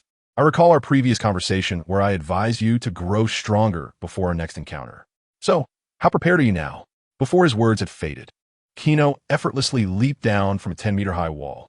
The sheer force of his descent shattered the marble pavement below, leaving 2 substantial indentations. The sheer terror accompanying this display gripped Ra's al Ghul's throat as if an invisible hand had seized him. He would swear upon the honor of his long-deceased wife that he had never encountered such a horrifying presence. Was this truly human? Truthfully, the moment that being descended from the wall to the concrete below, Ra's al Ghul felt every hair on his body stand on end, as if he were witnessing not a man, but a being of otherworldly origin, perhaps even a legendary entity. With a thunderous roar, Gino manipulated the biological stance, lightly snapping his fingers to compress the surrounding air, producing a sharp, explosive crack. "Foolish boy." Lei Xiaogu reacted swiftly, having discerned who his true opponent was. The grievances with the traitor Batman could be set aside. Surviving the encounter with this masked figure was the priority. He turned to Batman and said, "Join me. Let's eliminate this adversary first." Batman remained silent, his thoughts instead consumed with plans for retreat. To confront a formidable opponent he was already familiar with, without any preparation, was undeniably reckless. He had no intention of sharing intelligence with Lei Xiaogu. Rather, he contemplated using him as a pawn. His poker face shifted subtly, and in a cool tone, Batman responded, "Very well, let us proceed together." Lei Xiaogu breathed a sigh of relief. With 2 of them, the pressure might be alleviated. If the opponent proved too powerful, he could always abandon Batman and flee. The 2 seasoned strategists were prepared for battle. Faced with the inscrutable strength of the mysterious figure, they steeled themselves with utmost resolve. The 3 stood in silent confrontation when suddenly, with a sharp crack, Lei Xiaogu bit his finger, crimson blood flowing down his fingertip as he smeared it across his cheek. As the leader of the Assassin League and the possessor of the Lazarus Pit, it was inconceivable that Lei Xiaogu lacked any hidden skills. In an instant, the previously gaunt old man experienced a dramatic transformation. His emaciated muscles swelled, becoming even more robust, and his diminutive stature surged upwards as if he had morphed into a giant, his limbs expanding in size. With a rip, his clothing tore apart, revealing a formidable energy coursing through him, a terrifying and peculiar force bestowed upon him by years of immersion in the spring waters. This energy could temporarily confer upon Lei Xiaogu immense power, but at the cost of his sanity, rendering him wrathful and bloodthirsty. Roaring, transformed into a towering figure over 4 meters high, Lei Xiaogu let out a bellowing cry, appearing like a demonic, muscle-bound giant from a distance. His tiny, bead-like eyes fixated on Gino's form, and then, with a tremendous leap, the giant propelled himself forward, stirring a violent gust that shredded his tattered clothing. charging towards the boy like a descending colossus. In the face of such terrifying stature, Gino, who stood at around 1 meter 80, appeared diminutive. Impressive. So the Lazarus Pit possessed such effects? Gino remained unperturbed, observing with keen interest the reddened, fiery skin of Lei Xiaogu, reminiscent of a demon's flesh, marked with unknown pentagram patterns, exuding an air of wickedness and foreboding. Roaring, Lei Xiaogu raised his fist high, channeling an unparalleled force, his demonic visage adorned with a strange, flushed smile, as he envisioned the scene of his fist shattering the boy as body and mercilessly slaughtering him. And then he saw the masked man slowly raise his hand and clench his fist. Boom! As the 5 fingers converged, a series of resonant vibrations echoed through the air, the terrifying force detonating within the labyrinth. Gino tilted his head to gaze at the descending giant above him, his expression beneath the mask unwavering. I am not accustomed to looking up at others. Then, with a sudden burst of energy, Gino unleashed a punch upwards. The speed was so astounding that it was beyond the capacity of the naked eye to perceive. Batman, who had been observing from the periphery, could only witness a visible whirlwind of punching force coalesce in the air, akin to an air cannon, hurtling towards the muscular demon, Lei Xiaogu. A circle of clouds erupted in the sky. Then, boom, a thunderous roar suddenly exploded in his ears, the overwhelming decibels compelling Batman to instinctively cover his ears. The Elder, resembling a colossal deity, was sent flying as if severed from his tether, his massive form crashing through the underground passage, debris scattering in all directions, vanishing into the night sky like a fleeting comet. Chapter 103, Monologue Cuckoo. The moon hung high in the sky, the dark curtain of night draped over all. From the treetops, the night owl hooted. The dimly lit Wayne Manor was shrouded in obscurity. Bruce Wayne sat quietly upon a plush armchair, his gaze penetrating through the expansive glass window, surveying the distant outline of Gotham. Bandages were wrapped around his waist. Just hours prior, a similar tale had unfolded once more. After the mysterious figure had repelled Lei Xiaogu, he had captured Bruce and inflicted upon him the most brutal punishment. Once again, his back was broken, the excruciating pain causing Bruce to lose consciousness. When he awoke, he found himself once again lying on the sickbed in Wayne Manor. According to his loyal butler, Alfred, he had appeared out of thin air at the manor's entrance. Master Bruce, Alfred said, holding a tray of supper, which contained slices of fish and milk.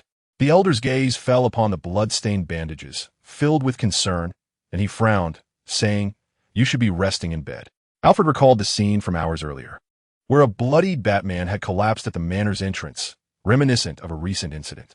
He couldn't help but worry that if this continued, perhaps Bruce's demeanor would become so unperturbed that the matter of his broken back would become inconsequential. Bruce shook his head. Had my blood test returned?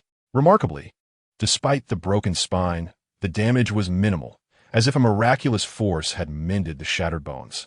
This led Bruce to suspect that the mysterious figure had done something to his body, perhaps administering some extraordinary substance.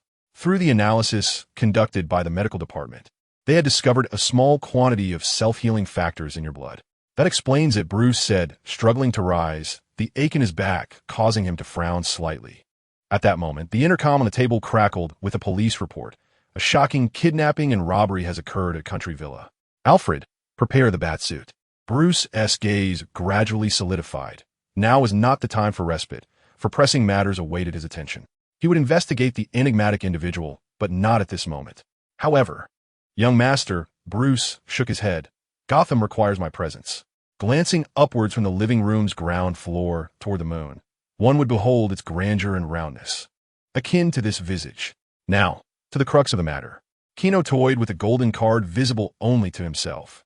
After delivering a thorough thrashing to Lei Xiaogu, he had amassed 1,000 points and subsequently earned another 3,000 negative points from the affluent benefactor, Batman. Furthermore, Gino had acquired a talent replication card. The youth cast a glance at the moon. From the earth, the resplendent orb appeared beautiful, yet in reality, standing on the moon would reveal it to be as unsightly as a pockmarked lump of coal. Regrettably, Gino did not encounter fallen transformers or extraterrestrial bases upon the lunar surface. Otherwise, he would have surely captured one to present to his older brother for research, potentially advancing Earth's technology by a century. With a soft sigh, he listened to the footsteps approaching from behind. Dr. Harleen was gently escorting Letitia down the staircase. "Be cautious on the steps," she advised, supporting the golden-haired woman who resembled a child. Notably, the physicians of Gotham displayed commendable responsibility. Gino had observed Dr. Harleen's diligent performance over the past few days and deemed her a capable doctor. "Madam Harleen, please have her consume this bottle of water." Gino extracted a transparent bottle from his pocket and tossed it to Harleen. This amber liquid, procured from the wine cellar, might not be effective for the mentally ill, but Gino was determined to give it a try. Letitia was a devoted mother. During the years when Lionel deemed her possessed by a demon, she had led him to various mysterious places around the world in search of assistance. Thus, Gino yearned to restore her health. He watched his doctor.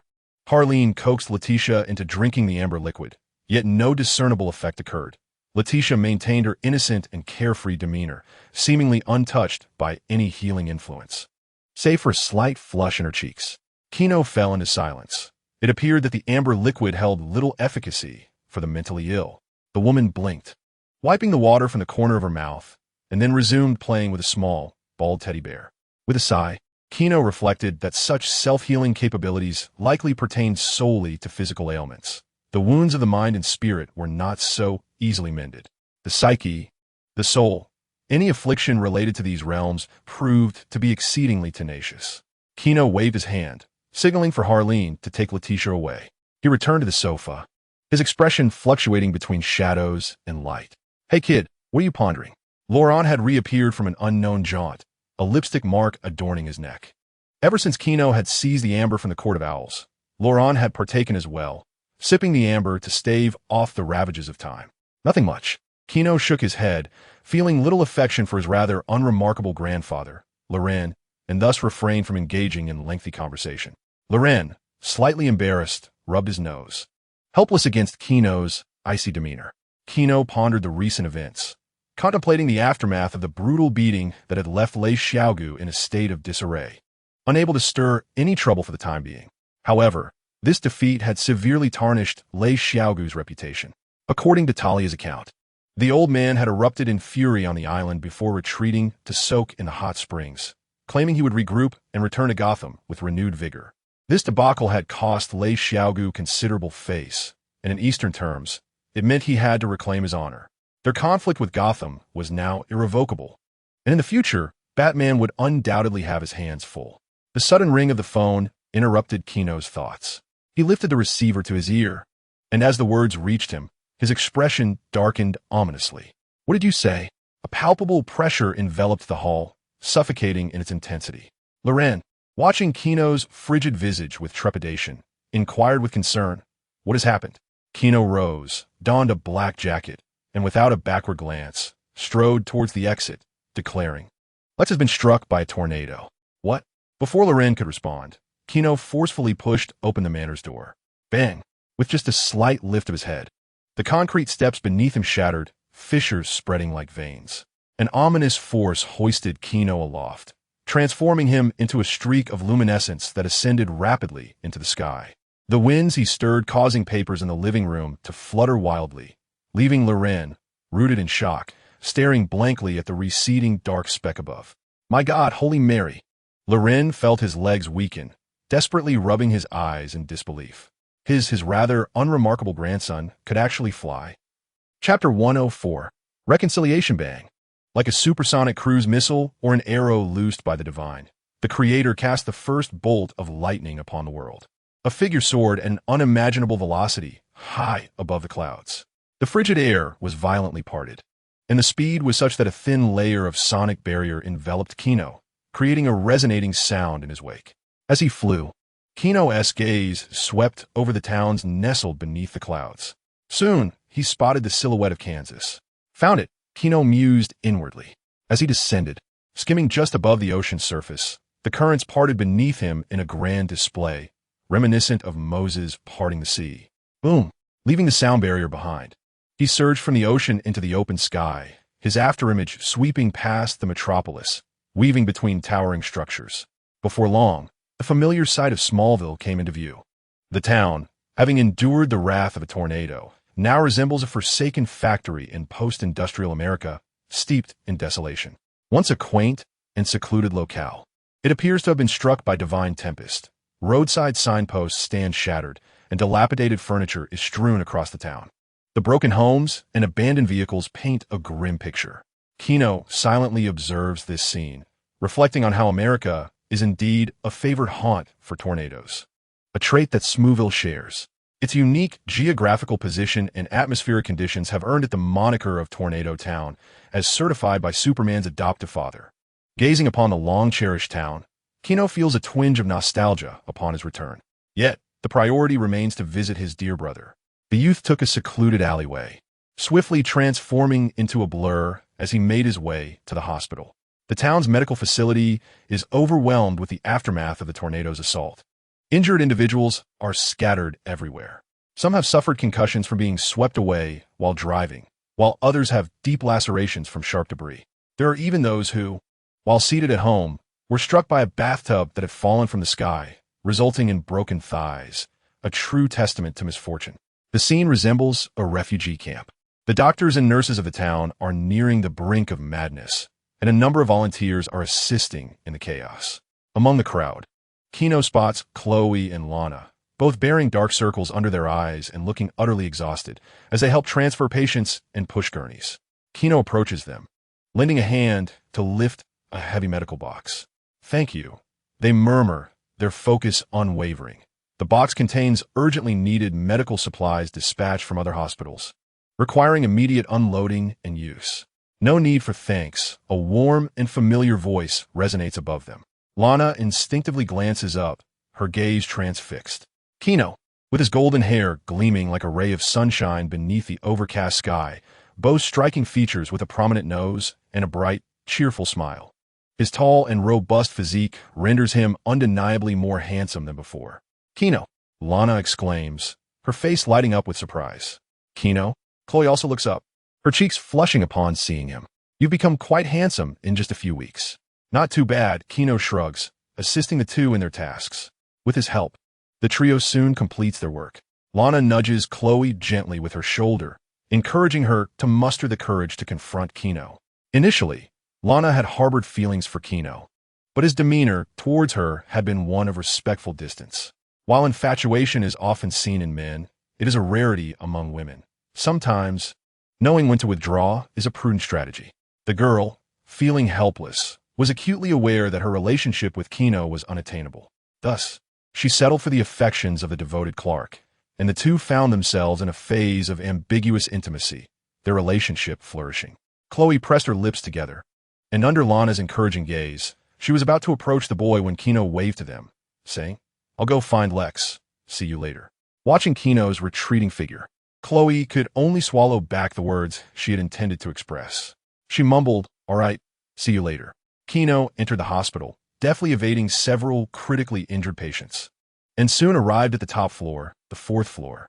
In a nation where capital reigned supreme, families like Lex's naturally enjoyed some inconspicuous privileges. For instance, the finest private medical team was already on standby. Upon entering the hospital room, Gino beheld Lex, who was shielding his eyes, and the awkwardly positioned Clark standing beside him. Also present was Lionel, lying on the hospital bed with an four-drip, seemingly unconscious, his eyes wrapped in white cloth, indicating some injury. Clark was the first to notice Gino. Their gazes met, and for a moment, the atmosphere turned somber. Lex, sensing the odd tension between them, chuckled lightly, rose to his feet, and spoke. "Gino, it was Clark who saved both me and Lionel." The furrowed brow of Gino relaxed as he sighed, while Clark bashfully waved his hand, the big boy shaking his head, stating, "It was the least I could do. Let us rewind the clock to an hour prior." The clever bald man, incensed by Lionel's decision to send a honey trap to test Lex, had a fierce argument with his father, which escalated from verbal altercation to physical confrontation. Both wealthy men were no strangers to combat, yet Lex, being younger, fought with reckless abandon, pursuing Lionel from the hall to outside the estate. As they burst from the castle's grand hall, a tornado suddenly struck, and by the time they realized what was happening, it was too late. The unfortunate duo was swept into the vortex of the storm. Fortunately, at that moment, Clark was nearby with Lana, and the two, caught in the tornado, were ultimately rescued by Clark. I truly owe you my gratitude, Gino sighed, extending his hand. Oh, it's nothing. But I should be the one thanking you, Clark replied, scratching his cheek, while his other hand clasped Gino's palm. Their arms intertwined. Clark gazed into Gino's eyes and remarked, "You were right. Kindness must be applied in the right places, and one must possess the courage to bear the cost of benevolence." Hearing Clark's words, Gino felt a sense of nostalgia, realizing the boy had indeed matured significantly. After a brief silence, a large hand gently grasped Gino's shoulder, and Clark, slightly anxious, looked at him and said, "We are still friends, right?" Despite their previous altercation, Clark understood the importance of acknowledging one's mistakes and maintaining the integrity of their friendship with Gino. Gino sighed, and amidst Clark's conflicted gaze, the youth offered a faint smile and gently patted Clark's shoulder. "Of course, as long as you don't act foolishly, we remain friends." Well, only in a world where Peter is injured has this been accomplished. Chapter 105. Lex's commission. Clark eventually departed the hospital room, feeling somewhat out of place among the Luthors. He decided it best to make a discreet exit. As he was leaving, Gino called out to him, suggesting he meet up with Chloe and Lana at the town's bar. Such is the nature of friendship. The more one converses and meets, the deeper the bond grows. Without communication and encounters, one might as well be strangers. Clark agreed and exited the room. Once the young man had left, Gino sank into the sofa opposite Lex, a playful glint in his eyes. "What a predicament you find yourself in. How severe are your injuries?" Lex let out a weary sigh, lowering his hand that had shielded his eyes. A small cut adorned his eyelid, secured with a bandage. "Here, take this." Gino tossed Lex a small vial containing amber gold. "Found in Gotham?" Lex caught the vial, his keen scientific mind instantly recognizing its extraordinary nature. He consumed the colorless, odorless amber gold in one gulp, and shortly thereafter, a tingling sensation coursed through his eyelid. Upon touching it, he discovered the wound had vanished completely. It possesses a certain degree of self-healing properties, Lex concluded, his eyes gleaming with curiosity. "How much of this do you have left?" The urge for research surged within him, almost compelling him to dive into the underground lab immediately. "Not so fast." Gino cast a glance at Lionel, who lay silently on the bed. Although motionless, the slight quickening of his breath betrayed his consciousness. Lionel was awake, yet for reasons unknown. He remained silent, eavesdropping on Lex and Gino's conversation. What did the doctor say about his condition? Gino gestured towards Lionel's bed. Lex scoffed lightly, tossing Gino a medical report. "A hurricane has blinded him. He is effectively a sightless man now." Gino raised an eyebrow, a playful smile crossing his lips. "Oh dear, unfortunate news indeed. Our King Arthur has lost his light." "That is not the worst of it," Lex replied, rubbing his temples. "Our company in Metropolis will be affected by the news of Lionel's injury. Stock prices may fluctuate. So, I need you to oversee the company in Metropolis. At the very least, we must stabilize the stock prices to prevent a collapse. Otherwise, it would invite competitors to swoop in, which would spell disaster for the company." Lex gradually stood up and walked towards the window, gazing out at the storm-ravaged town. "However, there is no need for excessive concern. I have a research project progressing smoothly. It won't be long before we can turn the tide." The research project mentioned by Lex involves the extraction of a type of engulfing cell from the Batgirl, Julie. His team of researchers discovered that this cell can devour excess fat in the human body, thereby facilitating rapid weight loss. In simpler terms, it is a genuine miracle drug for weight reduction. No matter how much one weighs, a single pill could bestow a healthy physique. Should this medication be released to the market, it would undoubtedly incite a frenzy among affluent socialites and elite women. Well, it seems I must return to Metropolis. Gino shrugged, feeling no resistance toward the idea of going back. He had numerous childhood friends in Metropolis, so boredom would be unlikely. There was another matter. Lex looked at Gino and said, "I am in a laboratory." Lex's statement remained unfinished as Gino interrupted, suggesting they discuss it outside. Lex, puzzled, followed Gino into the corridor. Standing in the hallway, Lex reorganized his thoughts. "As you know, I've been sending people to the town to collect various peculiar items. Recently, someone discovered a strange diamond-shaped object in a bog to the east of the town." Lex produced a quadrilateral metallic fragment from his hand. Gazing at the metal, he remarked with self-deprecation, "Interestingly, I cannot classify this metal. It seems to be of extraterrestrial origin." Gino scrutinized the shard in Lex's hand. As he grasped the diamond-shaped metal fragment, he felt its coldness, coupled with an unusual warmth. What do you think it resembles? Gino inquired, frowning at Lex. The bald scientist. Lex paused in contemplation before responding. It resembles some sort of device's activation key. An activation key? Gino raised an eyebrow. As thoughts of Clark's recent revelations flooded his mind, Clark mentioned that there was an alien spacecraft at his home. Perhaps this object is connected to the ship at Clark's residence. Gino resolved to investigate further when time permitted, deciding to keep the fragment safe for potential future use. He returned the key to Lex. By the way, Gino retrieved a vial from his pocket and tossed it to Lex. Lex looked at the bottle in confusion. What does this mean? The decision lies with you. Gino glanced at the white door of the hospital room, then at Lex, before turning and disappearing around the corner of the corridor. After Gino's departure, Lex gazed thoughtfully at the vial in his hand. He was well aware of Gino's intentions. Should he use this to restore Lionel's sight? Lex hesitated for a moment. The two pirate bars stood in a town that appeared somewhat desolate after being washed by the fierce winds. Each household had suffered some loss, and those untouched by misfortune were still affected by the somber atmosphere of the seemingly apocalyptic town. The bar in a small town was bustling with patrons. As Gino navigated through the throng, familiar faces parted to clear a path for the tall youth. He soon spotted Clark and the others at a small table tucked in the corner. "Gino, over here," Clark called out with a smile, gesturing for him to join. Today has truly been a dreadful day. Gino pulled out a chair and settled in. It had been a while since they last met, and Gino had grown half a head taller than Clark. At the table, Chloe was idly stirring her coffee, while Lana initiated the conversation. "Gino, is Gotham really as terrifying as they say on television?" Thanks to the sensationalism of American media, Gotham had become synonymous with evil in the eyes of many. Yet, one could argue that the media's claims held some truth. Gotham was indeed a wicked city. Clark perked up, intrigued.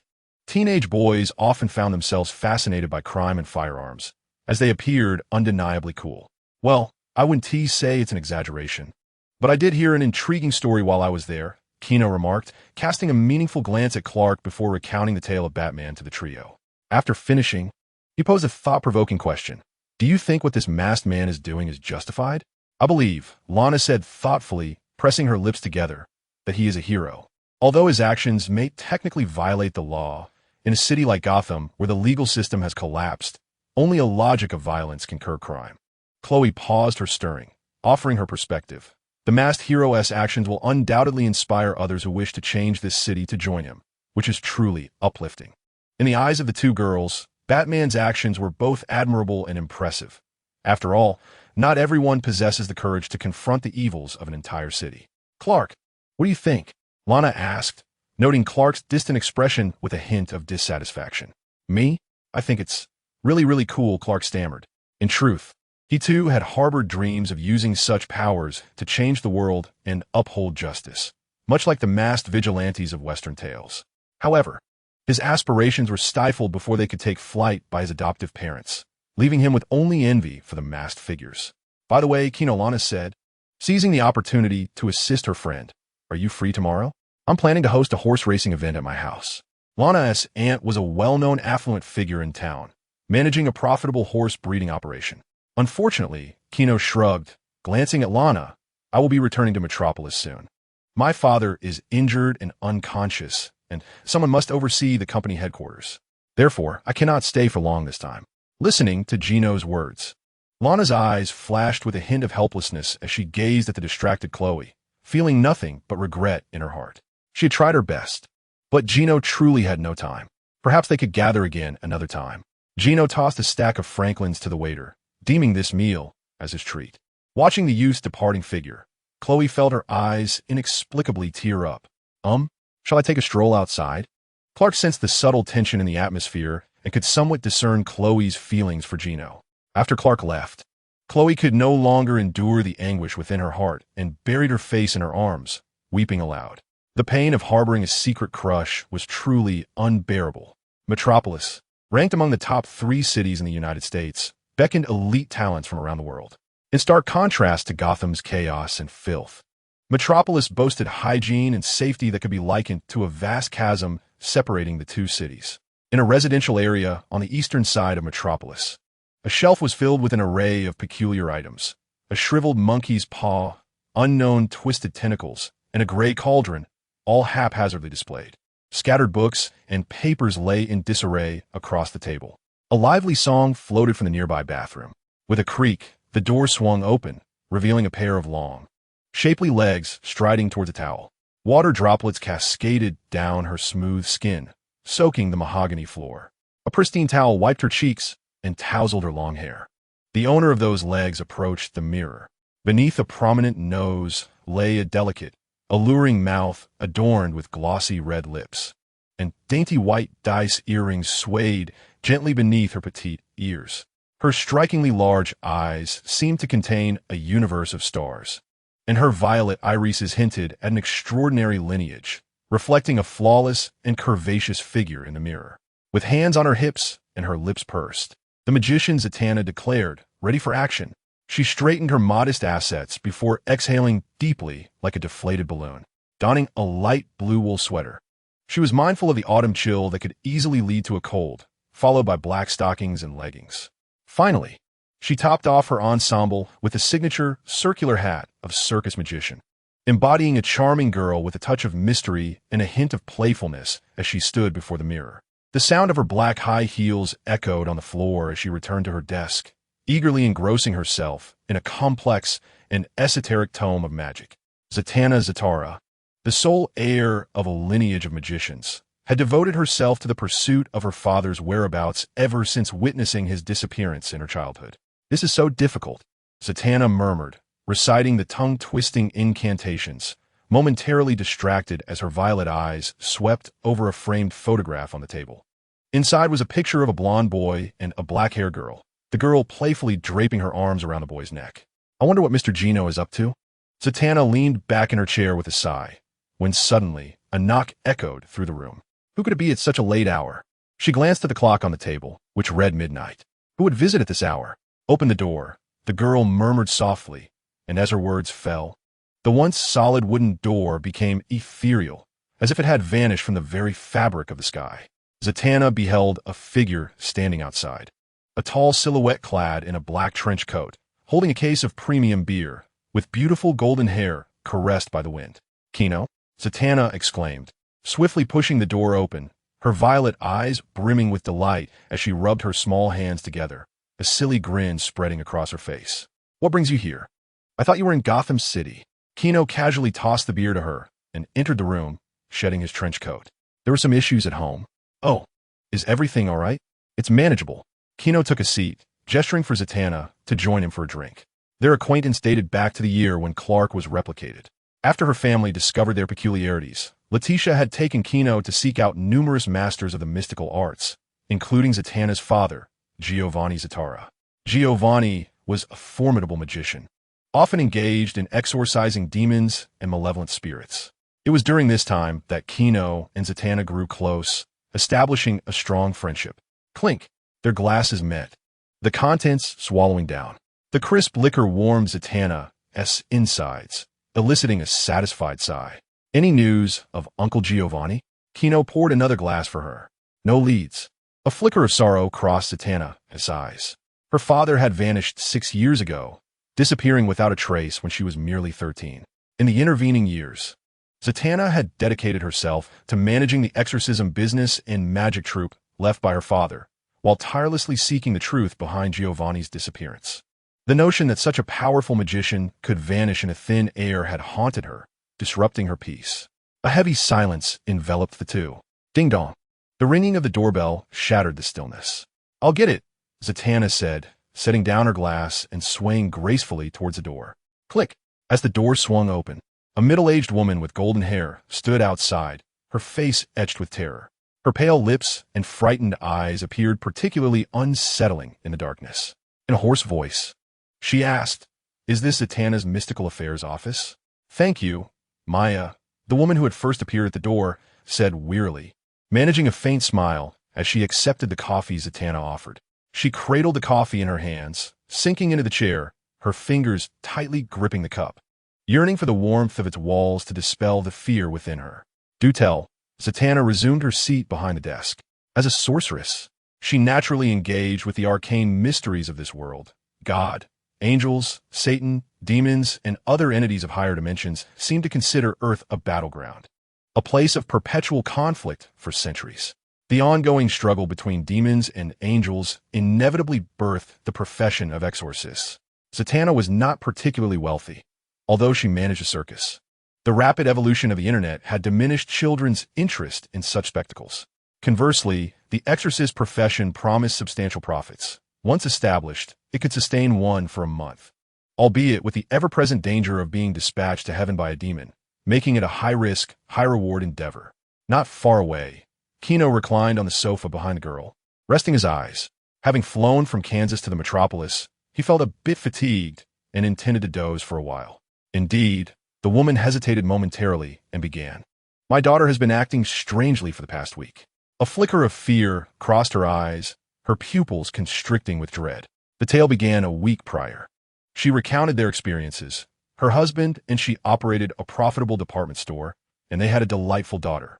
To provide the best education for the girl, they invested heavily in sending her to a prestigious private high school in the city. For several years, all was well until their daughter, Sarah, in her senior year, became involved with a group of thrill-seeking boys and girls planning an expedition to an abandoned monastery nearby. This daring band set off in the dead of night. The darkness, coupled with the monastery's traditionally gloomy atmosphere, was enough to provoke unsettling thoughts and a surge of fear. When Sarah returned home around midnight, both she and her husband, William, scolded her harshly, noticing her apparent fatigue. Initially, they dismissed it as a mundane high school escapade. However, 3 days prior, the woman's eyes glimmered with fear, her hand trembling slightly as she held the coffee cup. Her thoughts drifted back to that night. The majority of Americans are devout followers of Jesus, and her family was no exception. "Sarah, your complexion looks quite pale," William remarked during dinner, after the family had offered their prayers and was enjoying a plate of spaghetti with beef. He wiped his mouth with a napkin. Concern etched on his face as he gazed at his daughter across the table. At the vibrant age of youth, Sarah possessed her mother's golden hair, yet her pallid complexion marred the beauty. She sat listlessly in her chair, her fork absent-mindedly stirring the noodles on her plate before she ultimately set it down. "I have no appetite."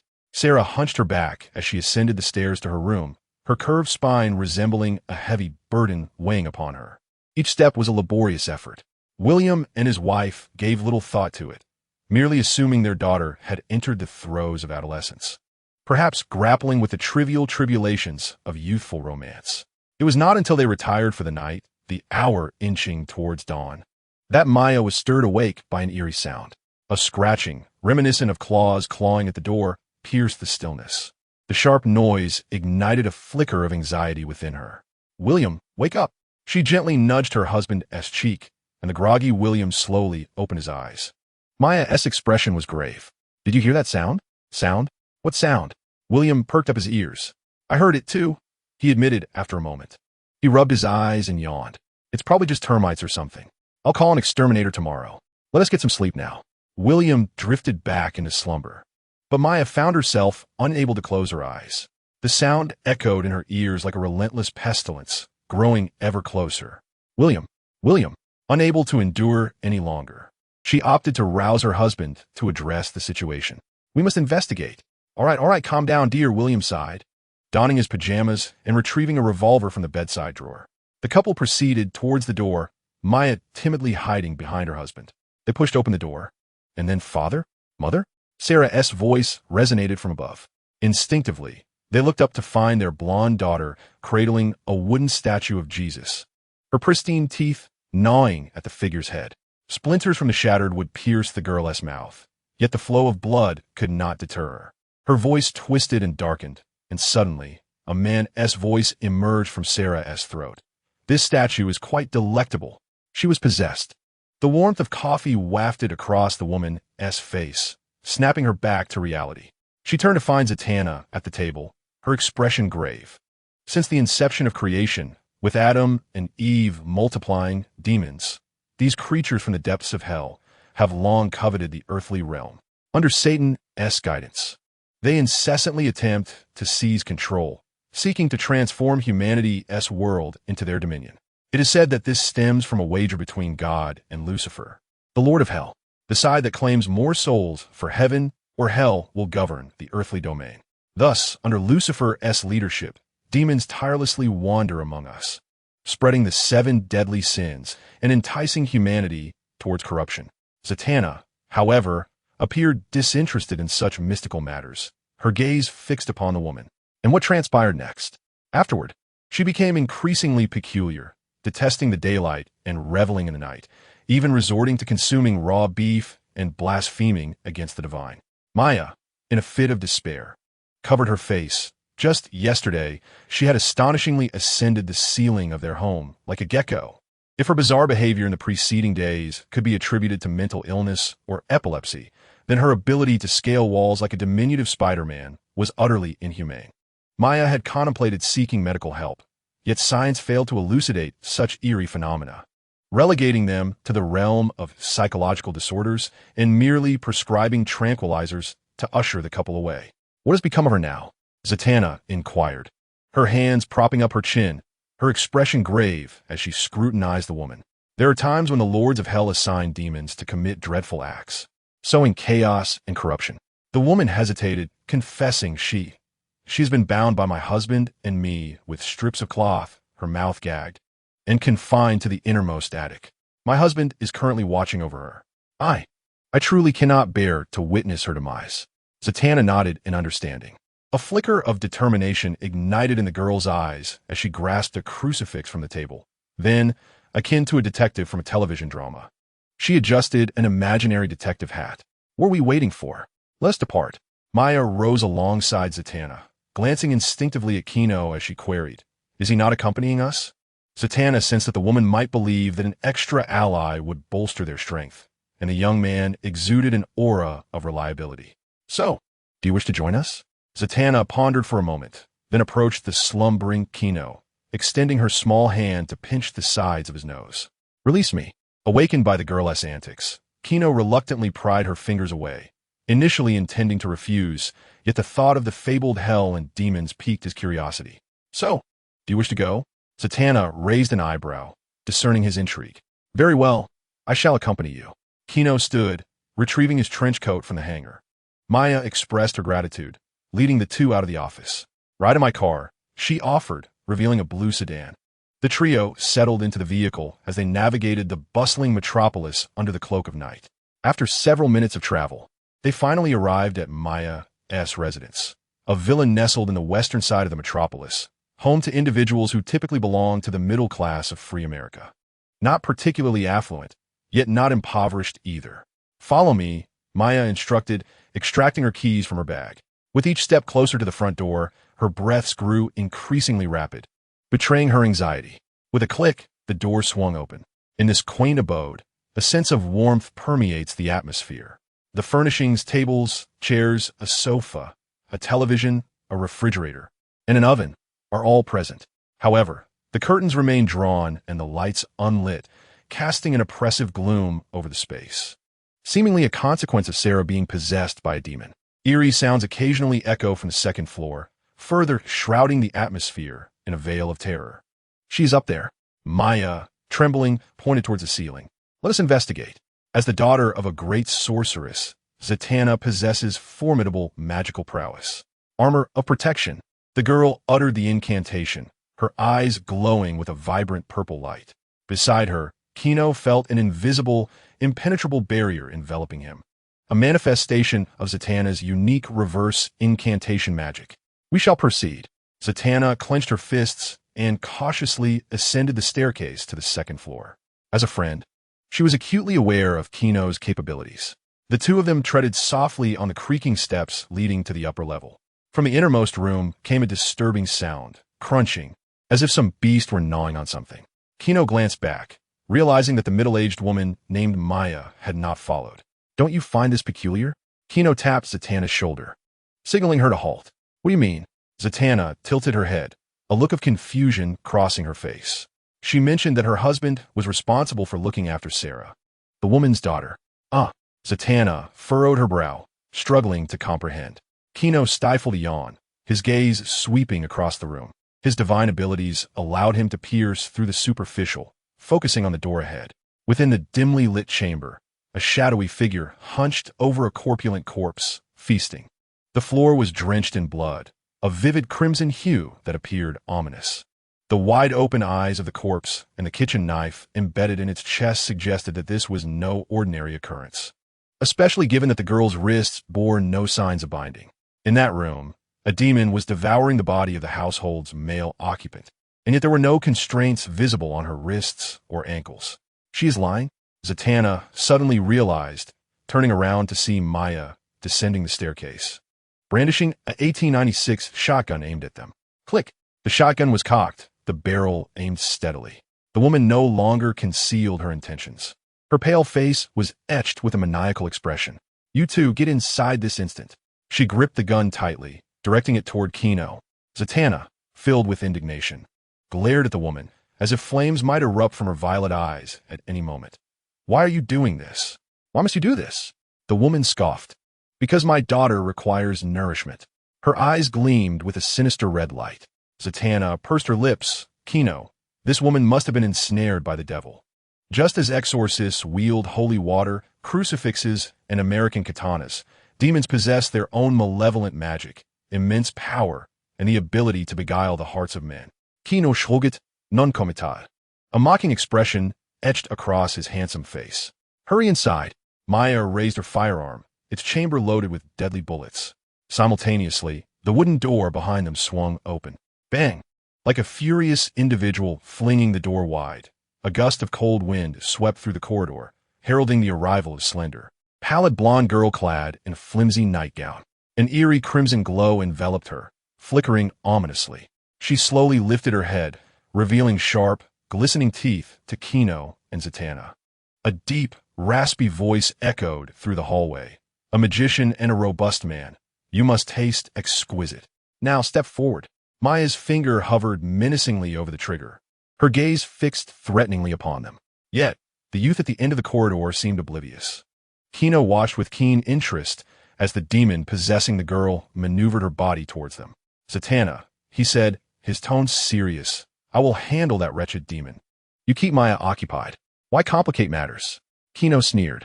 In the next instant, a blinding flash of red light illuminated the entire corridor. Buzz, a searing gaze, akin to molten lava, erupted from the boy's eyes, howling violently as it distorted the air, hurtling towards the armed woman. I want them dead now. Chapter 109, Physical Exorcism Buzz. The scorching, terrifying gaze converged within his eyes, the intensity of its heat distorting the air itself. Unrestrained, it was unleashed with full force. It surged forth like arrows shot from the sun toward the earth, melting the floor beneath and revealing the remnants of a living room. Bricks liquefied, furniture was torn asunder, and wherever it passed, everything was reduced to charred ash, striking the woman with overwhelming energy. The lethal weapon, designed by humanity for slaughter, quickly morphed into a pool of charred, acrid liquid. Maya stared blankly as the laser descended upon her with lightning speed. There were no screams or wails, no blood and flesh torn apart. The horrifying heat obliterated the woman's body upon contact, incinerating blood and skin, shattering bones. The intense gaze gradually dimmed, as Gino extinguished the fiery energy within his eyes. At that moment, the once lengthy corridor was cleaved in two, with splintered wood igniting in scattered flames. Against the soot-blackened wall, a charred corpse, mouth agape, stood silently before the staircase. A gentle breeze swept through, causing the once steadfast charred remains to disintegrate like dandelion fluff carried by the wind. The small, coal-like remnants scattered away with the gust. This terrifying scene not only left Zatanna in a state of shock, but also rendered the possessed girl on the opposite side of the corridor with her mouth agape. How could this be possible? Zatanna gazed at the wreckage of the room, recalling the surge of searing energy that had just erupted. She could swear that, had she been in the same position, she might have needed to draw upon the powers of those dimensional deities to achieve such a feat. She cast a deep glance at the calm-faced Gino, who appeared to have achieved this with ease, showing no signs of burden. Zatanna felt a momentary haze in her thoughts. After several months apart, Gino's transformation left her with an unsettling sense of unreality. Now, it is your turn, Gino said slowly, turning his gaze to the girl possessed by the demon. A joke flitted through his mind, and he remarked casually, "Zatanna, thank goodness there's no priest in this family. And the possessed is not a young boy." Hearing Kino's dry humor, Zatanna rolled her eyes. The priest and young boy trope was quite prevalent in the West. However, with pressing matters at hand, she had no time for banter.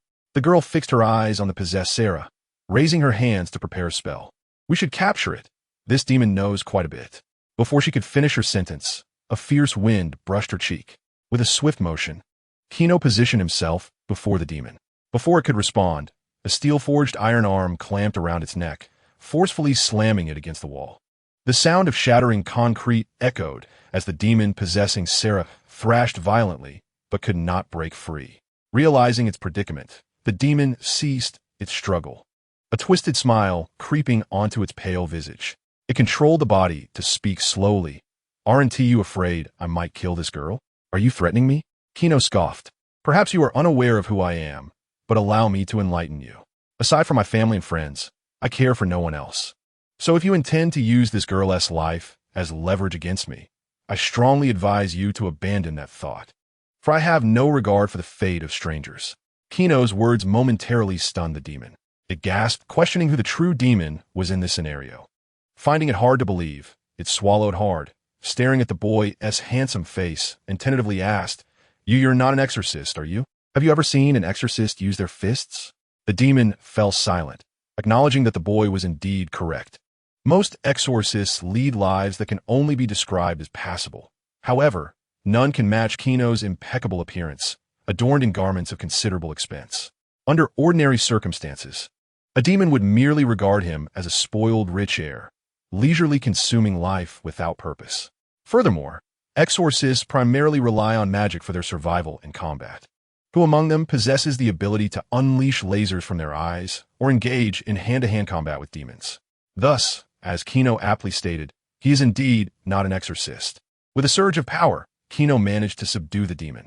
Zatanna, a woman of few words but fierce resolve, invoked her magic, causing dozens of violet energy threads to materialize and bind the demon's limbs. Kino subsequently released his hold on the demon. Thud! Without the support of balance, Sarah fell awkwardly to the floor, her golden hair cascading messily across her face. The violet threads tightly ensnared her, accentuating her figure in a rather provocative manner. "Let us converse," Zatanna commanded, gazing down at the demon. "Huh! Exorcist, perish! In the name of Satan, I shall reveal nothing." Sarah, possessed by the demon, lifted her chin defiantly, embodying a spirit of unyielding resistance. TSK. Observing this scene, Zatanna felt a hint of difficulty. For demons, being exorcised or killed merely signifies the end of their corporeal existence. Their essence returns to hell in the moment of death. This is precisely why the demon spoke with such bravado. Kino, regarding the arrogant demon, stroked his chin and remarked, "I recall that you exorcists possess a ritual capable of guiding the departed to heaven, do you not?" As Kino spoke, an abrupt silence enveloped the atmosphere. Zatanna, previously troubled over how to extract information from the demon, suddenly clapped her hands in delight at Kino's suggestion. "Of course, how could I have overlooked that?" Kino's gaze remained fixed on the demon's face, and sure enough, upon hearing his idea, the demon's pallid visage momentarily revealed a look of fear. Are you mad?" it exclaimed, regarding the handsome youth with a fleeting doubt about its own identity. Such a malicious thought. Could it truly originate from a human? It is well known what heaven represents, a domain belonging to the Almighty. What resides within, aside from the souls of the ascended? There exists only the one entity that instills terror in demons: angels. To cast a demon into a paradise replete with angels is akin to tossing a defenseless rabbit among a pack of famished wolves. The consequences would be dire, potentially igniting yet another conflict between heaven and hell. "Will you speak or not?" Kino, resolute and succinct, signaled Zatanna to retrieve a crucifix and the Bible, intending to arrange an impromptu day trip to heaven for the little demon. I'll talk. Please, don't send me to heaven," Sarah cried, her face a mask of despair. For the average person, ascending to heaven is a momentous occasion. However, for a demon, it is akin to a death sentence. Being vanquished by angels in paradise signifies true obliteration, leaving even the infernal realm inaccessible. Chapter 110. Your mother is gone. Within a dilapidated dwelling, now resembling nothing more than crumbling ruins, a demon possessing Sarah leaned dejectedly against the wall. Gino, with a stoic expression, gestured towards Zatanna beside him. She will pose the inquiries, and you shall respond. The demon, maintaining a blank countenance, nodded in acceptance. I shall not refuse. Although it serve a supreme entity, the repercussions of betrayal could be dire. It was akin to facing two dreadful choices. One simply needed to select the lesser of the two evils, to be torn asunder by those frenzied angels in heaven, or to betray its master and endure relentless torment in hell. It chose the latter. I have observed a surge in demonic activities of late. What schemes do you harbor? Zatanna, her chin resting on her hand, scrutinized the demon with utmost seriousness, retrieving a crystal orb from her pocket. You would do well not to deceive me. This magical crystal can discern falsehoods. The demon fell silent, yet as Gino slowly produced a crucifix, it closed its eyes and reluctantly confessed, yes. It is Lord Mammon who has commanded us to disrupt the mortal realm, drawing the attention of exorcists. Beyond this, I possess no further knowledge. A sycophantic smile adorned the demon's face. In hell, I am but a minor player. Lord Mammon has divulged only this much to me. Who is Mammon? Gino inquired, casting a glance at Zatanna. He held no faith in the divine and was disinterested in the figures dwelling between hell and heaven. Zatanna, not sharing Gino's nonchalance, hesitated to explain. Mammon is one of Lucifer's many progeny. Lucifer, the first fallen angel? Gino recalled fragments from religious texts. It was said that after God created humanity, Lucifer, discontent with God's favoritism towards humankind, led a rebellion against the Almighty. The outcome was inevitable. God cast Lucifer out of heaven with a mere swipe, subsequently creating a dimension known as hell beneath the earthly realm, where Lucifer was exiled. However, merely contemplating these tales left Gino with an odd sensation. He felt that God had utilized Lucifer to fulfill some grand design, and whether Lucifer was aware of this or not remained uncertain. Yet, such matters were of little consequence to Gino. He understood his purpose in this endeavor was to locate a powerful figure in the realm of magic and acquire their talents. If he could not extract the essence of God, perhaps he could turn to Lucifer. The former morning star, the first light of the world, was also a worthy option. Snapping back to the present, Gino noticed Zatanna deep in thought, striving to ascertain Mammon's intentions, but found herself at an impasse. The scant information available could not sustain a logical deduction. For the time being, the situation had reached a stalemate.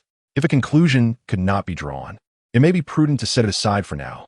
Gino affectionately ruffled the girl's long hair, and Zatanna, returning to the moment, nodded in agreement. You are indeed correct. I shall cease my thoughts, for the mere contemplation of them threatens to strip me of my hair, she sighed, running her fingers through her locks. Apart from the principal pursuit of her missing father, Zatanna predominantly adhered to a philosophy of managing what could be managed, while neglecting that which was beyond her control. Relinquishing thoughts of Mammon, she felt a considerable lightness. Tilting her head to focus on the possessed Sarah, she inquired, "What shall we do about this one?" Gino cast a detached glance at Sarah, his eyes reflecting an unwavering calmness. Take action. A smile danced at the corners of the girl's mouth as she pressed her palms together, invoking the sacred sigils. A holy chant echoed through the corridor. Indeed, from the very onset, Gino had no intention of sparing this man-eating demon, though he perceived himself as no paragon of virtue. The notion of adhering to principles of credibility and ethics in the face of a demon was undeniably absurd, not to mention the risk of this demon reporting back to hell. To echo the wisdom of his ancestral forebears, a dead demon is the only good demon. May he have mercy on you, forgive your transgressions, and grant you passage back to the heavenly realm. As the sacred melodies enveloped her ears, and the gates of paradise began to materialize within her vision, the demon concealed within Sarah emitted a piercing wail. You wretched beings. It realized it had been deceived. The accursed humans had proven themselves untrustworthy and devoid of honor. In the invisible dimensions, the divine light of heaven, visible only to demons, began to descend, enveloping it. At the final moment of illumination, the demon grit its teeth, casting one last baleful glance at Gino, who responded with nothing more than a raised middle finger. The demon swore, by its centuries of existence, It had never encountered such a ferocious, cunning, and shameless human. Gino chuckled, waggling his middle finger. Safe travels.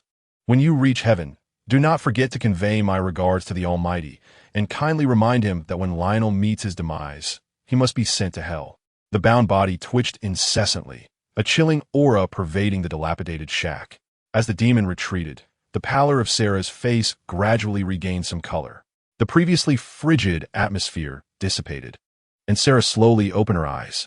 Her vision was somewhat blurred. The familiar corridor of her home felt surreal, as though she had awakened from a dreadful nightmare in which she had committed unspeakable acts, devouring her father's remains, controlling her mother with whispered commands. As she rubbed her eyes, her sight clarified. She beheld the once warm corridor now shattered as if cleaved by a giant, the house in disarray. A pair of unfamiliar individuals stood before her, the woman regarding her with a gaze filled with pity. Zatanna hesitated, uncertain of how to articulate the unfolding events to the girl. Since the disappearance of her father, Zatanna has been averse to experiencing the heart-wrenching pangs of separation. We are exorcists, Gino began to articulate. Well, strictly speaking, physically subjugating demons through force, and might could also be considered exorcism. Oh, and there is another matter to convey, Gino added nonchalantly. Your mother is gone. He shrugged, revealing the harsh truth to Zatanna. Gino? Zatanna glared at the boy, who simply shrugged in response. Lies cannot shroud the truth. Enduring prolonged pain is far worse than a swift blow. Upon hearing this revelation, the girl's expression stiffened, the news striking her heart like a heavy hammer. Leaving her mind blank and bewildered, she was at a loss as to what to do. The air was thick with a faint scent of sulfur mingled with burnt ashes, crafting a poignant tableau against her vacant gaze. It's all my fault. This is all my doing. She snapped back to reality, crying out in despair. If I hadn't intruded into that monastery, none of this would have happened. Zatanna shot a reproachful look at Gino, who pointed outside, where the wailing sirens of police cars and fire trucks filled the air. We must leave, he stated. Chapter 111. Capturing a demon, what misfortune. On the pedestrian crosswalk of Metropolis, the streetlights cast a gentle glow upon the young men and women wandering the late-night roads. Zatanna tightened her white shirt, regretting her choice of attire in the cool night air. Occasionally, a police car or fire truck would zoom past, prompting her to sigh in relief. Fortunately, I cast the confusion spell on that girl before she awakened. She won remember our faces. A wise choice, Gino remarked, rubbing his neck, his eyes flickering with curiosity. What's the plan now? Zatanna rolled her eyes. What is the plan? Obviously, we're going home to sleep. Not only did we waste a trip, but I also expended a considerable amount of magic. Like many other sorcerers, Zatanna preferred to avoid meddling in affairs, especially those entangled with the offspring of hell. As the saying goes in a certain Eastern nation, when the sky falls, there should be someone tall to bear it. The magical realm is abundant with powerful beings. Zatanna didn't feel indispensable. Suddenly, a flickering light and a crackling sound interrupted the night. The street lights above seemed to be disturbed by some strange magnetic force, blinking erratically, their illumination akin to strobe lights at a dance hall. It appeared as though they had reached a critical threshold. With a resounding bang, the glass of the light fixtures shattered, scattering fragments in all directions. A shroud of dense darkness enveloped the street in an instant. Something was amiss. As a skilled magic user, Zatanna sensed the anomaly immediately, her once soft brow furrowed, her expression darkening. We are being watched. A buzzing sound filled the air, a cacophony reminiscent of countless insects flapping their wings in a frenzied chorus. Gino squinted slightly, his gaze piercing through the obsidian darkness of the night, where countless emerald green flies buzzed and flitted toward the two figures. With a brilliant flash, Zatanna formed intricate sigils with her hands. A surge of violet energy surged forth, and in the next instant, a searing white light illuminated the entire street, rendering the lurking shadows powerless. The myriad of flies coalesced, intertwining to morph into a terrifying humanoid creature. This writhing mass, comprised of innumerable flies, sculpted a demonic visage that roared at Gino and Zatanna. Sorcerers, this affair is beyond your reckoning. You shall now pay the price. Upon uttering these words, the insectoid figure erupted violently, countless winged creatures unleashing their minuscule mandibles, from which a viscous, greenish liquid flowed. As Zatanna beheld the demon controlling the swarm rushing toward them, her countenance darkened. She raised her palm to conjure an invisible magical shield while explaining to Gino. This creature is a minion of Beelzebub. They have the ability to command flies and similar insects on Earth, inflicting their venom upon them. A single bite can fell even the strongest man. The grotesque swarm surged forward like a tornado of insects. Just as the horde was about to collide with them, a radiant white magical shield flared to life before Zatanna. The impact was thunderous as countless insects crashed against the arcane barrier, their frail bodies shattering, splattering the shield with a gruesome layer of green ichor.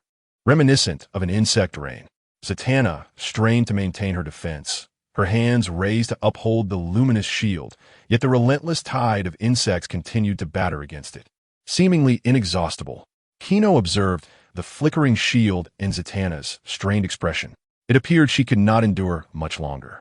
Stepping forward, Gino placed a reassuring hand on the girl's shoulder. Let the shield down. Are you certain? Zatanna gritted her teeth, struggling to hold on. I know your ability to emit searing beams from your eyes is formidable, but there are too many insects here, almost covering the entire street.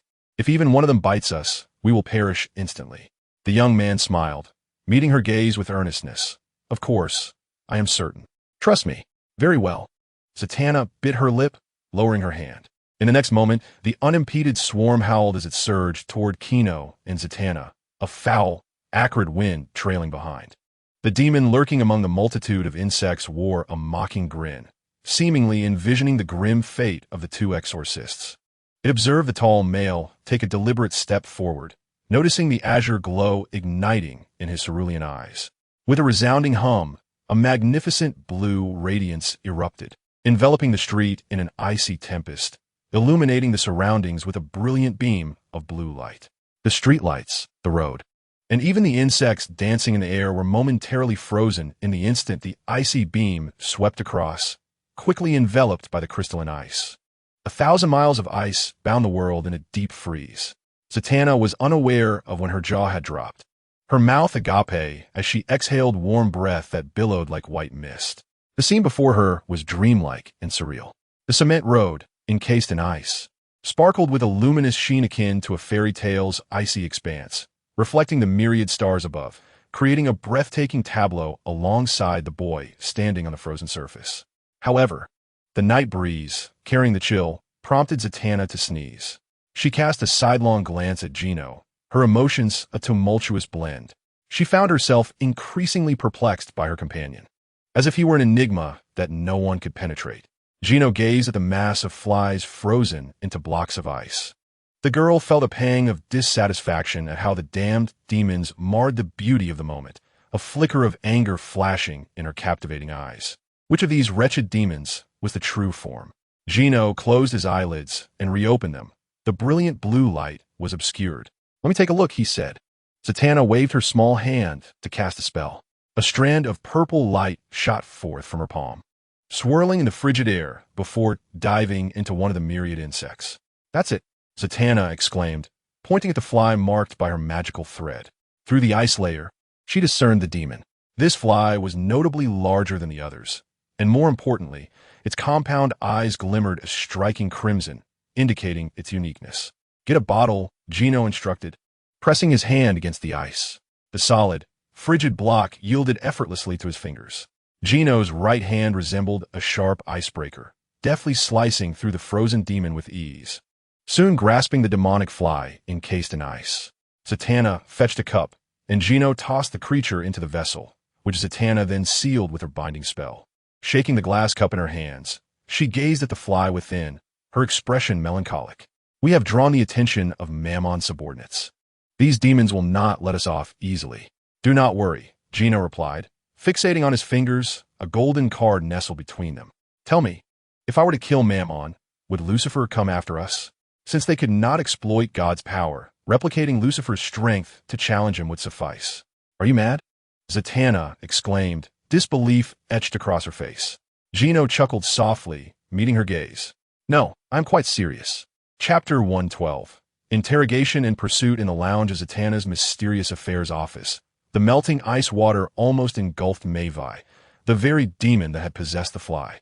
At this moment, Within the glass bottle, the delicate wings, drenched by icy water, felt equally dampened. The fly demon was confined within a small glass cup, surrounded by an energy shield radiating a purple glow. With a soft tap, Gino leaned down and wrapped his fingers against the glass. To Maeve, however, this sound resonated like a cacophony of Swana horns exploding in her ears, the overwhelming noise eliciting a wail from her. The fly, unsteadily balancing on its hind legs like a pretentious scholar, screeched with its greenish hair raised. The great Lord Mammon will lead us to seize the human realm. And when that time comes, I shall personally feast upon your skull. Gino was taken aback by the audacity of this demon, but it also intrigued him, suggesting that this creature might possess substantial insider knowledge. Ah, you fail to grasp the gravity of your situation, he mused with a smile, suppressing the anger simmering within him. He then retrieved a mosquito-repellent incense from the corner. I offer you one last chance to divulge all that you know. Impossible, the fly demon retorted defiantly. Its exoskeleton was tough, yet Gino was resolute. Without hesitation, he ignited the incense and thrust it into the glass vessel. Coughing ensued as a dense, foul stench began to emanate from within, the noxious aroma provoking a chilling wail from the fly. Unfortunately for it, while it inhabited a fly's form, the demon's essence was far more formidable. This implied that mere incense would only inflict suffering upon the demon without extinguishing its existence. Having completed his task, Gino sealed the glass bottle and turned to assist Zatanna in the kitchen. Once they had prepared and consumed their meal, they exited the kitchen to find the bottle filled with white, mosquito-repelling smoke. Gino picked it up and shook it gently, eliciting faint sounds of clinking from inside. Now, will you speak? You two demons, go ahead and kill me. Maeve's anguished cries pierced through the smoke. This wretched human was more demonic than the demons themselves. He even believed that Lord Lucifer should have this man tattooed upon his body, who tortures demons with incense. If you choose silence, I shall offer you more. Gino smirked as he reached for additional incense sticks. Demon, no, please, I will speak. The creature's sharp voice was tinged with a hint of desperation. Meanwhile, Zatanna sat on the sofa, her ears perked up, eager to absorb the intelligence. The demon howled, "It is the spear of destiny, the spear of destiny." Gino glanced at Zatanna, who furrowed her brow and rose to extract an encyclopedia from the bookshelf. She quickly provided an answer. The spear of destiny, also known as the lance of Longinus, is said to have been wielded by the Roman soldier who pierced Jesus, and it possesses incredible powers due to having been stained with the blood of the Son of God. Zatanna's expression darkened ominously as she began to piece together the implications, realizing what Lucifer's offspring might be plotting. So, she concluded, he likely intends to utilize this artifact to return to the mortal realm. Zatanna perused the tome, swiftly discerning its contents, and recited, "To summon forth a formidable demon into the mortal realm, one requires a spear tainted by the fate of the Son of God, a medium born with the innate ability to commune with spirits and the assistance of an angel." The term medium refers to those rare individuals who can inherently perceive the presence of spirits. Yet, the assistance of a powerful angel is an impossibility. Zatanna murmured to herself, her expression fraught with turmoil. The higher angels are unwaveringly loyal to God. They would never betray him. Gino shrugged, offering a dissenting view. Then how did Lucifer fall from grace? Zatanna fell silent, her countenance darkening further. She realized the gravity of the situation. If Mammon were to return to the earthly realm, it would spell disaster for the world. Zatanna's indifference was predicated on her own life remaining unaffected. But should the demons spawn manifest in this realm, no one would enjoy peace. The existing order would collapse, and chaos and slaughter would become the norm. This was in stark opposition to Zatanna's ideals. Drawing a deep breath, she fixed Gino with a serious gaze. "Gino, I shall partake in your plan to eliminate Mammon." Gino merely shrugged, nonchalantly discarding a glass vial onto the ground, whispering, "We've said what needed to be said. Now, we must send this demon back to hell." The young man slowly raised his gray shoe, speaking softly to the demon within the glass. "Upon your return to hell, please convey a message to Mammon. Tell him to cleanse his neck and await my arrival." No sooner had he spoken than the shoe descended. Crack!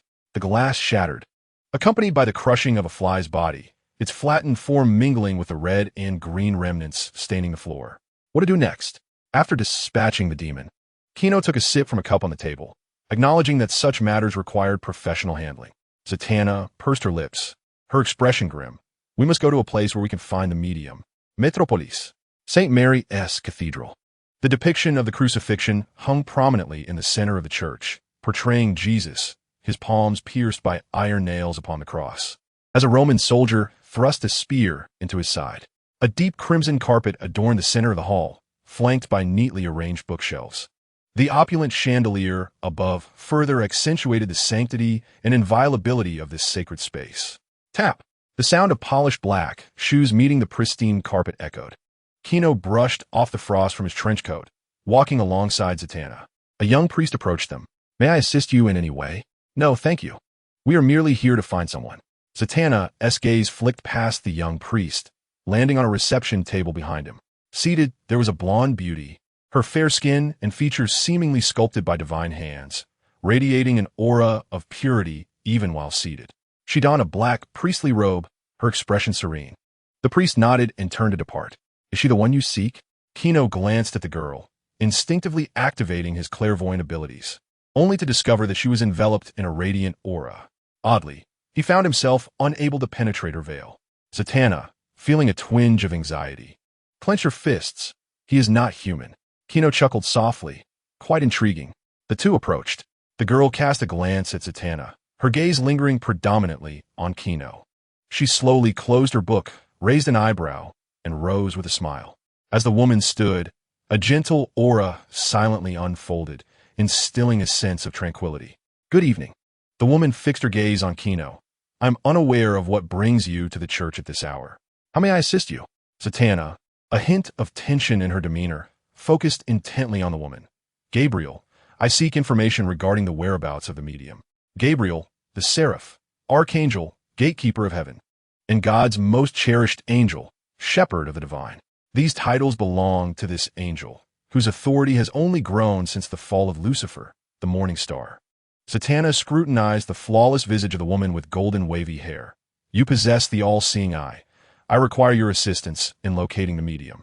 The term medium refers to children who, from birth, can perceive spirits, demons, and angels. This unique ability is also known in the mystic East as the yin-yang eye. It is both a gift and a curse. For children who can see spirits and demons from an early age, this experience is akin to a terrifying torment. Consequently, most mediums do not survive past 18, succumbing to the immense pressure, madness, or even suicide, often leading to depression and social estrangement. Therefore, Mammon's search for a suitable medium is exceedingly rare, and locating one could thwart Mammon's plans, which aligns with Zatanna's objectives. By controlling the medium, one can afford to bide their time. Zatanna's expression turned grave as she focused on the angel, who lingered in the realm of mortals. The son of a demon seeks to exploit the medium to return to this world. I must prevent him. The son of a demon, the medium. A peculiar smile graced the face of the angel, whom Zatanna referred to as Gabriel. She languidly reclined back into her chair, her legs resting on the glass table, adopting an air of nonchalance. Pray forgive my audacity, Ms. Zatanna. Might you recall how the son of a demon entered this realm? She mused to herself, the spear of destiny, the medium, and the assistance of a high-ranking angel. Do you suspect there may be traitors among us angels? Gabriel gently twisted her long hair with a finger, speaking softly. We are all obedient children of God. No one shall release the spawn of demons. Thus, your concerns are unwarranted. The war between hell and heaven does not require human involvement. With a dismissive wave of her hand, she added, please take your leave. Zatanna, infuriated by the woman's haughty demeanor, could feel her chest rise and fall, a testament to the fury igniting within her. Let us go, Kino, she exclaimed, turning sharply towards the church doors.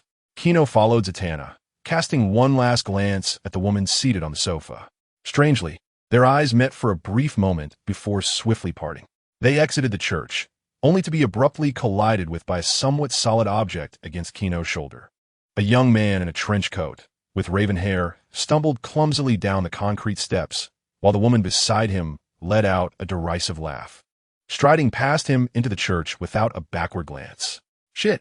The fallen youth cursed as he picked himself up, bewildered by the towering figure he had just encountered, as if he had crashed against a steel wall. Constantine? Zatanna recognized the man beside her, her expression twisting into one of disdain. "I didn't expect you to be the kind to visit a church. I merely came to inquire about a few matters." The man, referred to as Constantine by Zatanna, dusted off his trousers with an impassive face as he entered the church. "Are you with him?" Gino squinted, his gaze fixed on the man's retreating figure. He remembered this individual, a notorious rogue known throughout the universe, perpetually clad in a brown trench coat, exuding an air of dishevelment. Yet, gazing upon the man dressed in black, who bore a striking resemblance to Keanu Reeves, Gino speculated that perhaps this was not the Constantine of comic lore. "Ah, he is quite renowned in our exorcism circles," Zatanna shrugged with a smile. "He is a model of the industry.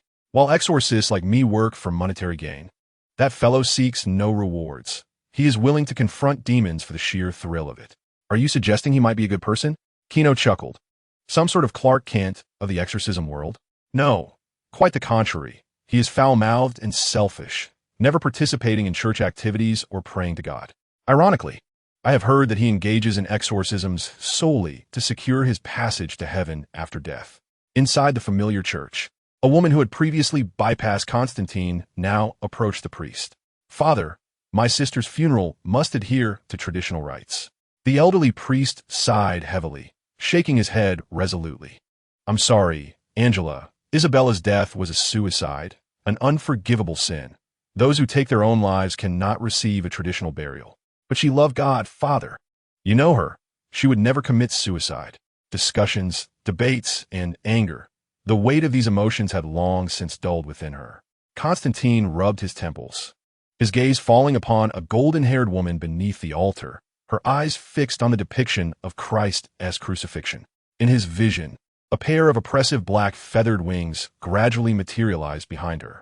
"I know what you seek, my child," Gabriel remarked, his eyes cast down at the candles on the altar, not turning to face him.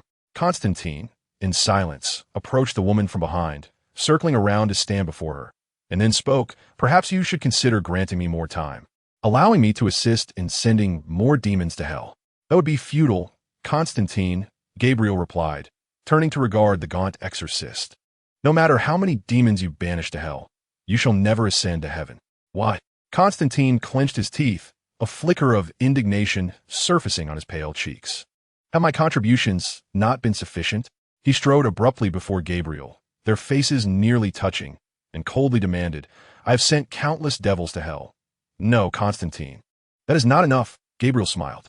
"What is needed is repentance, dedication, and sacrifice, qualities you utterly lack. Moreover, your demise approaches, attributed solely to your relentless smoking of 15 cigarettes a day since the age of 18 to stave off your fears. Thus, your fate awaits you." She leaned close to Constantine, uttering words that pierced the heart. "Perhaps it is only hell that awaits you." Dejected, Constantine exited the church. His tale was a simple one. Since childhood, he had perceived terrifying entities, demons and phantoms that others could not fathom. His revelation to his parents had led to his confinement in a mental institution, and the immense pressure had ignited thoughts of suicide.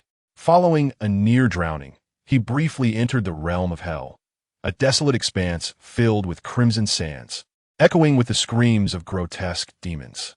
The haunting imagery, reminiscent of Dante's Divine Comedy, lingered in his mind, shaping his singular life ambition to reach heaven. Chapter 114.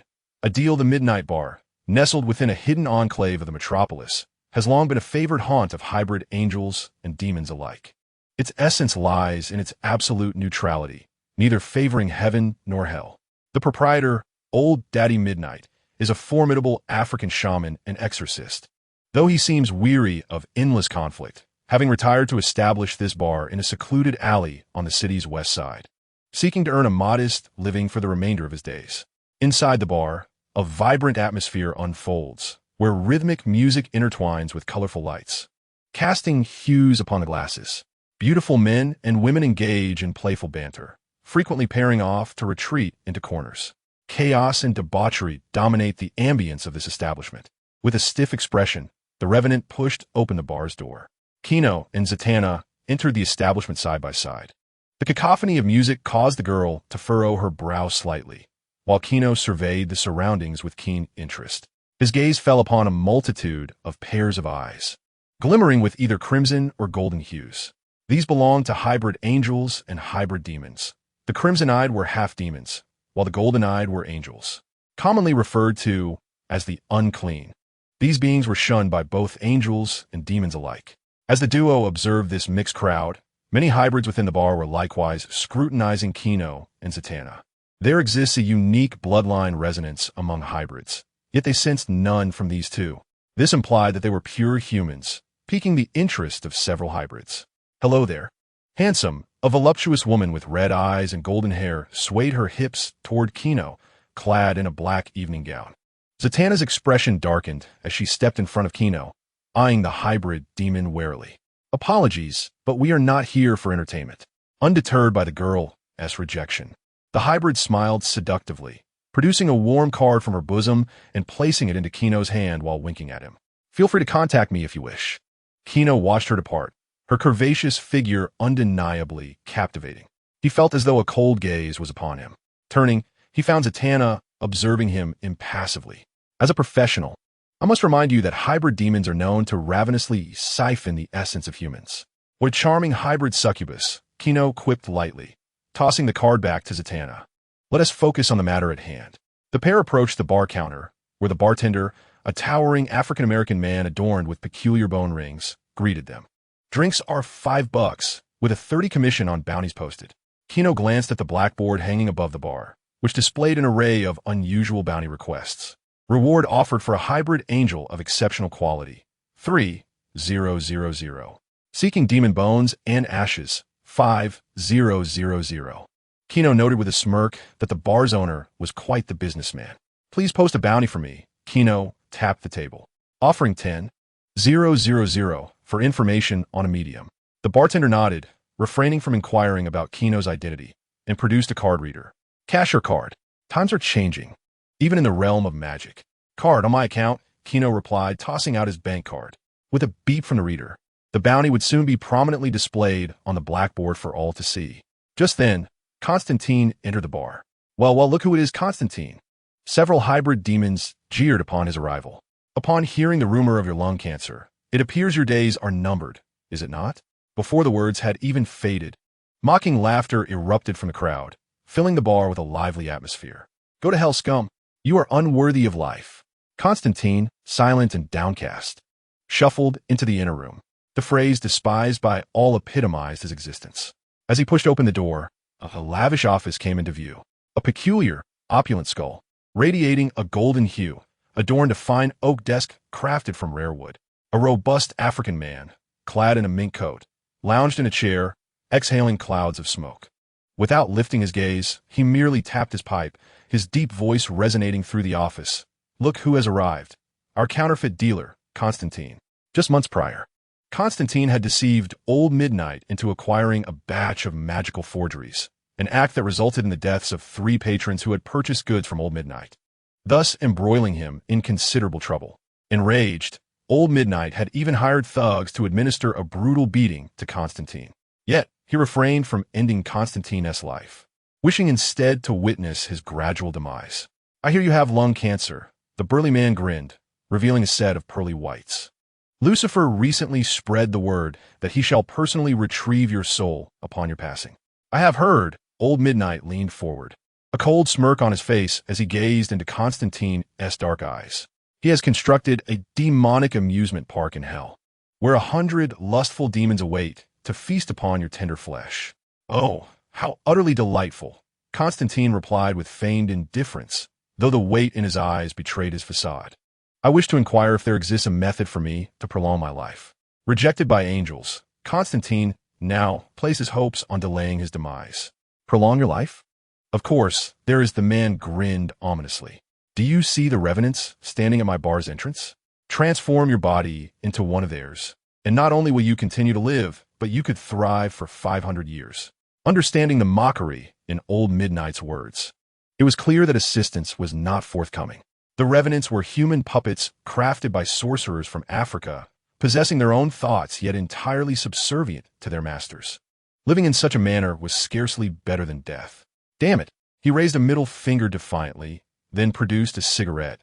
Placing it between his lips, as he stood and turned to leave without a backward glance. Faced with the inevitability of death, he resolved to amass wealth and indulge in life's pleasures during his remaining time. Approaching the bar, Constantine ordered a drink, cautioning the bartender against contaminating his glass. His gaze swept over the chalkboard overhead, where a notice caught his eye, seeking a medium, reward, $10,000. A spark ignited in Constantine's eyes. He recalled that the female officer who had previously sought him out seemed to be a medium. The bartender, Constantine, pointed at the blackboard with a smile gracing his lips. Let us withdraw this task. I'll take it. $10,000 will suffice for quite some time. Chapter 115. Angela, a bowl of sweet and rich noodles was placed on the table. Constantine, holding a fork, devoured the noodles with little regard for decorum. The surrounding patrons were predominantly locals from the metropolis. In America, a nation dominated by sweet flavors, even the profound cuisine of Chinese food must undergo certain transformations. Ever heard of General Tso's chicken? Zatanna sat in a corner, engrossed in a tome of magic, choosing not to partake in the conversation between the two men. So, can you lead us to the medium? Gino sipped his tea, a playful expression dancing across his face as he observed Constantine. After consuming a substantial bowl of noodles, Constantine wiped the corners of his mouth with the back of his hand and deftly retrieved a cigarette from his pocket. He glanced at the young man. Do you have a light? Gino chuckled lightly, his fingers drawing near the cigarette's tip before snapping his fingers sharply. With a crack, a flicker of flame leaped from his fingertips, igniting the cigarette and filling the air with a pungent aroma. Constantine was somewhat taken aback by Gino's display. How had he accomplished that? Magic? Yet, he felt no trace of sorcery emanating from Gino. However, it was evident that Constantine was a perceptive individual. He had no intention of probing into the other's secrets. Let us return to the matter at hand. Constantine rapped the table lightly. A glint of mockery flickered in his eyes. Indeed, the damned medium. I know of two. One is myself. The man pointed nonchalantly to his chest, his tone laced with self-deprecation. I could see those entities even as a child, things that humanity cannot and should not perceive. My family was blind to it, just like most parents. They thought I was mad and sent me to a psychiatric hospital where the doctors employed peculiar therapies that shatter my mind. Ultimately, I chose to end my life, only to be revived. There, I witnessed the horrors of hell. I did not come here to listen to your tragic childhood, John. Gino interjected, cutting off Constantine. While Constantine's experiences were undeniably harrowing, Gino found them of little interest as he fixed his gaze upon the man. You assist me to the best of your ability, and upon success, I shall reward you. His eyes roamed over the man's chest, through the layers of skin and fat, noting the considerable black shadows already forming within Constantine's lungs. Perhaps it could even cure your lung cancer. Constantine scoffed, exhaling a cloud of stale air through his nose. You are well aware of my affliction. There is no possibility of recovery. Not necessarily. The world is vast, full of wonders, Constantine. As Gino spoke, he withdrew a vial of amber liquid from his pocket. Never pass judgment on that which you do not comprehend. The shimmering liquid, reminiscent of the twinkling stars of a galactic expanse, caused a mocking smile on Constantine's face to freeze. As a trickster, a master of deception, and a sorcerer, he could undoubtedly discern that the celestial glimmer within the vial was no mere illusion of magic. Heaving breaths, Constantine felt his heart race, instinctively reaching for the small bottle, only to have a large hand clasp around his wrist. I speak of matters post-fulfillment, Constantine, Gino said, his smile present yet his tone authoritative. I understand. Constantine replied with a sheepish grin, retracting his hand, yet the despair that had once settled in his heart flickered with a hint of hope at Gino's revelation. While he was destined for damnation, perhaps, if he could seize time, he might alter the outcome of his fate.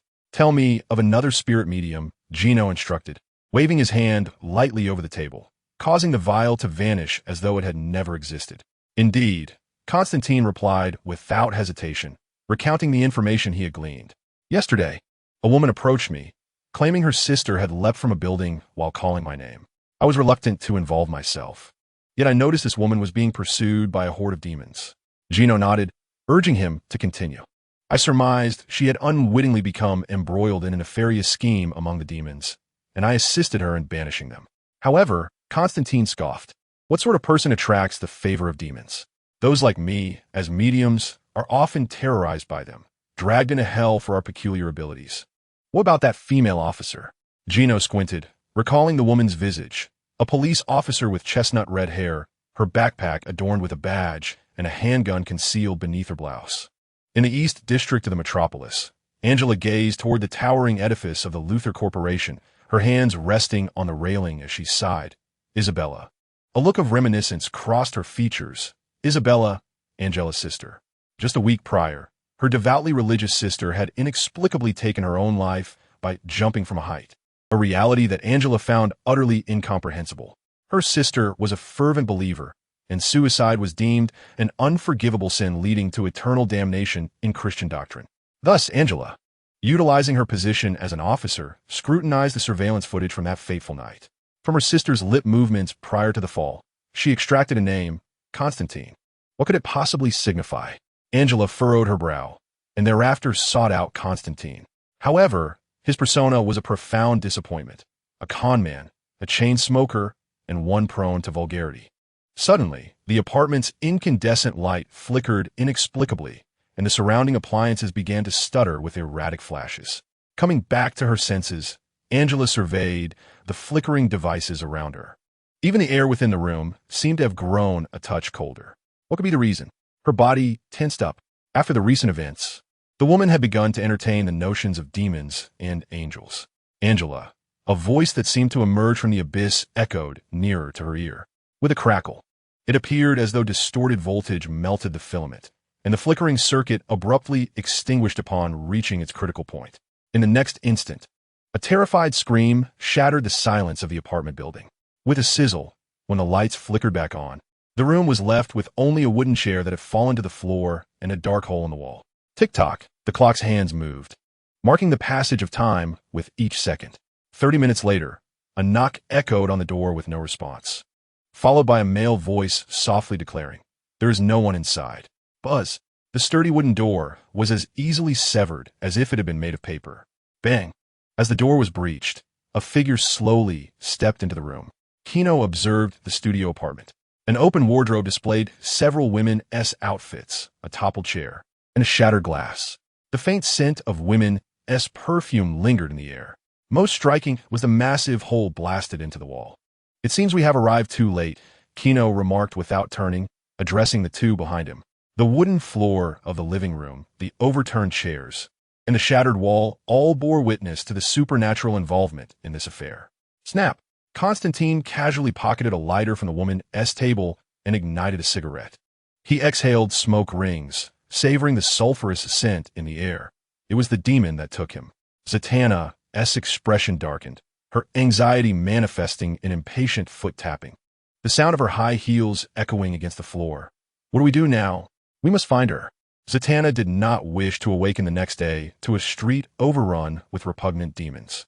"Quiet, please." Gino raised a finger, signaling for silence. The situation is not yet beyond redemption. With careful observation, he inhaled deeply, and in an instant, everything around him began to fade into transparency, returning to its most fundamental linear forms. His gaze swept across the ceiling. The woman's upstairs neighbor was a recluse, fervently displaying his skills in front of computer. As he glanced into the depths of the wardrobe, the lace fabric and some intriguing little toys sparked his imagination. Lowering his head, Gino soon noticed an ancient coin nestled in a corner of the floorboards. "I found it." He strode purposefully toward the corner, bending down to retrieve a coin that glimmered with a copper hue, intricately engraved with bizarre demonic patterns on both sides. "What is this?" Expertise is required for specialized matters, and such things must be handled by professionals. Constantine seized the coin before Zatanna could. Having been employed by Gino, he needed to prove his worth, lest his employer refuse to settle the payment. He held the coin aloft beneath the incandescent light, scrutinizing it closely. The brass surface bore the grotesque visage of a demonic skull. Beneath the skull, a brief phrase was inscribed in Latin. It was the demon Balthazar. Constantine extinguished his cigarette, exhaling a ring of smoke. "One of Satan's minions on earth. Do you know where he is?" "Huh." At the pinnacle of the skyscraper, a congregation of well-dressed men, women, and children gathered there. An elite in a suit, resembling an Indian, stood at the podium in the conference room, speaking fluent English with a hint of curry. Addressing the demons below, Lord Mammon is about to descend upon the mortal realm. He spread his arms, his voice fervent. He will bring blood and slaughter to this world, bringing all under his dominion. And as faithful followers of Lord Mammon, we shall govern this world for him. Before he could finish, the demons erupted in fervent cheers from the audience below. Indeed, let us corral these humans. Turn them into our sustenance. Tear open their chests to feast. The demons' eyes glowed with a fierce crimson light, their anticipation palpable. I declare, Balthazar spread his arms wide. The ritual begins. As Balthazar spoke, several red-eyed demons entered the hall, carrying a woman bound in ropes. The diverse assembly of demons gazed greedily at her. The potent divinity radiating from her made them yearn to pounce and devour her immediately. Yet, the reputation of Mammon kept them in check. They passed the unconscious Angela toward the podium where Balthazar stood. The constant jolting stirred Angela from her stupor. The air was thick with the stench of sulfur. She caught sight of a sea of blood-red eyes fixated upon her. "Let me go! Let me go!" she screamed, thrashing about as terror and despair spread within her heart. Despite her desperate struggles, the sturdy ropes bound her feet, rendering her immobile. Breaths quickened, fear enveloped her.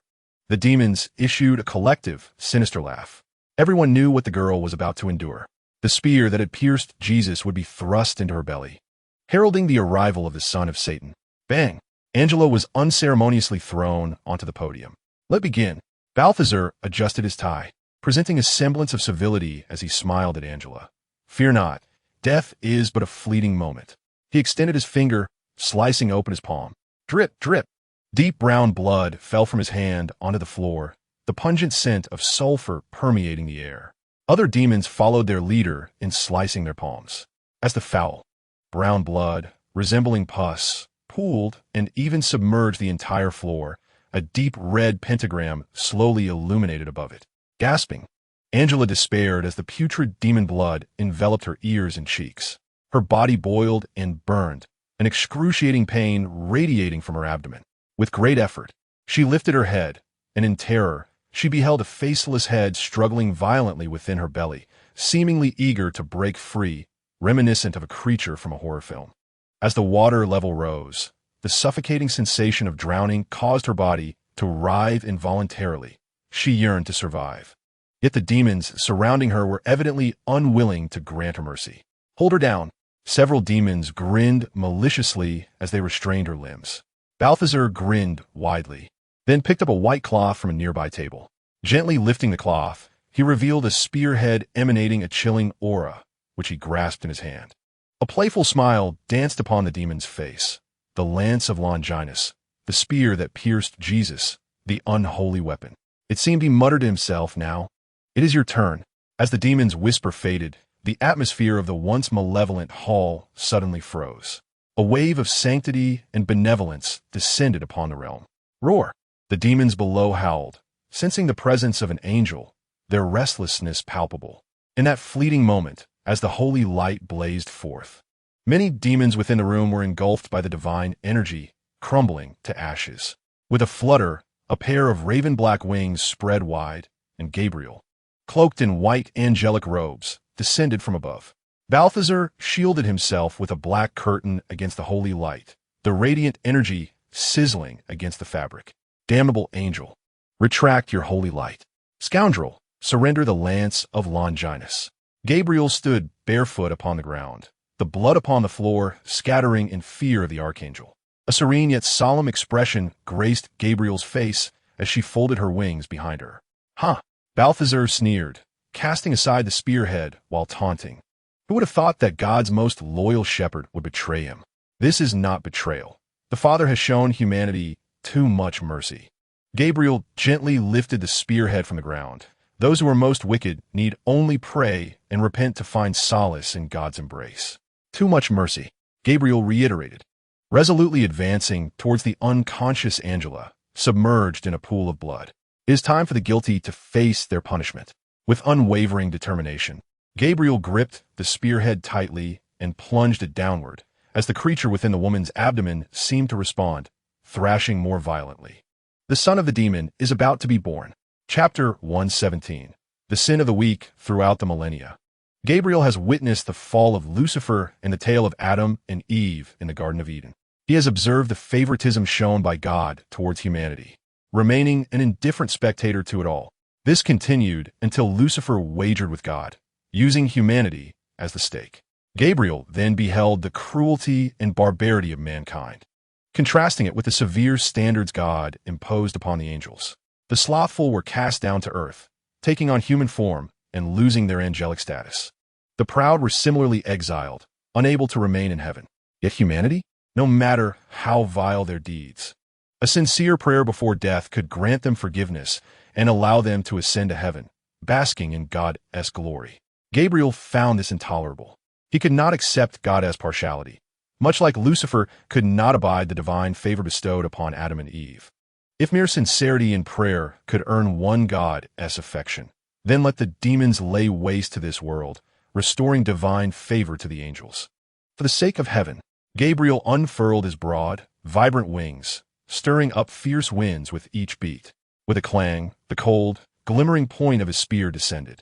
A sickly smile crept across Gabriel's holy visage. Soon, very soon, the Father's gaze would return to the angels. Thrust. The spear pierced through flesh. However, the spear, which should have penetrated directly, seemed to be influenced by some profound force, as everything around them appeared to freeze in an instant. The pallid smile of Gabriel, the anguished visage of the demon Balthazar lurking in the shadows, and the grotesque head of the monster that was Angela's abdomen all coexisted in that sulphurous chamber, painting an eerie tableau of purity and malevolence. Then bang, like the first flash of lightning in the cosmos, the once solid concrete wall shattered.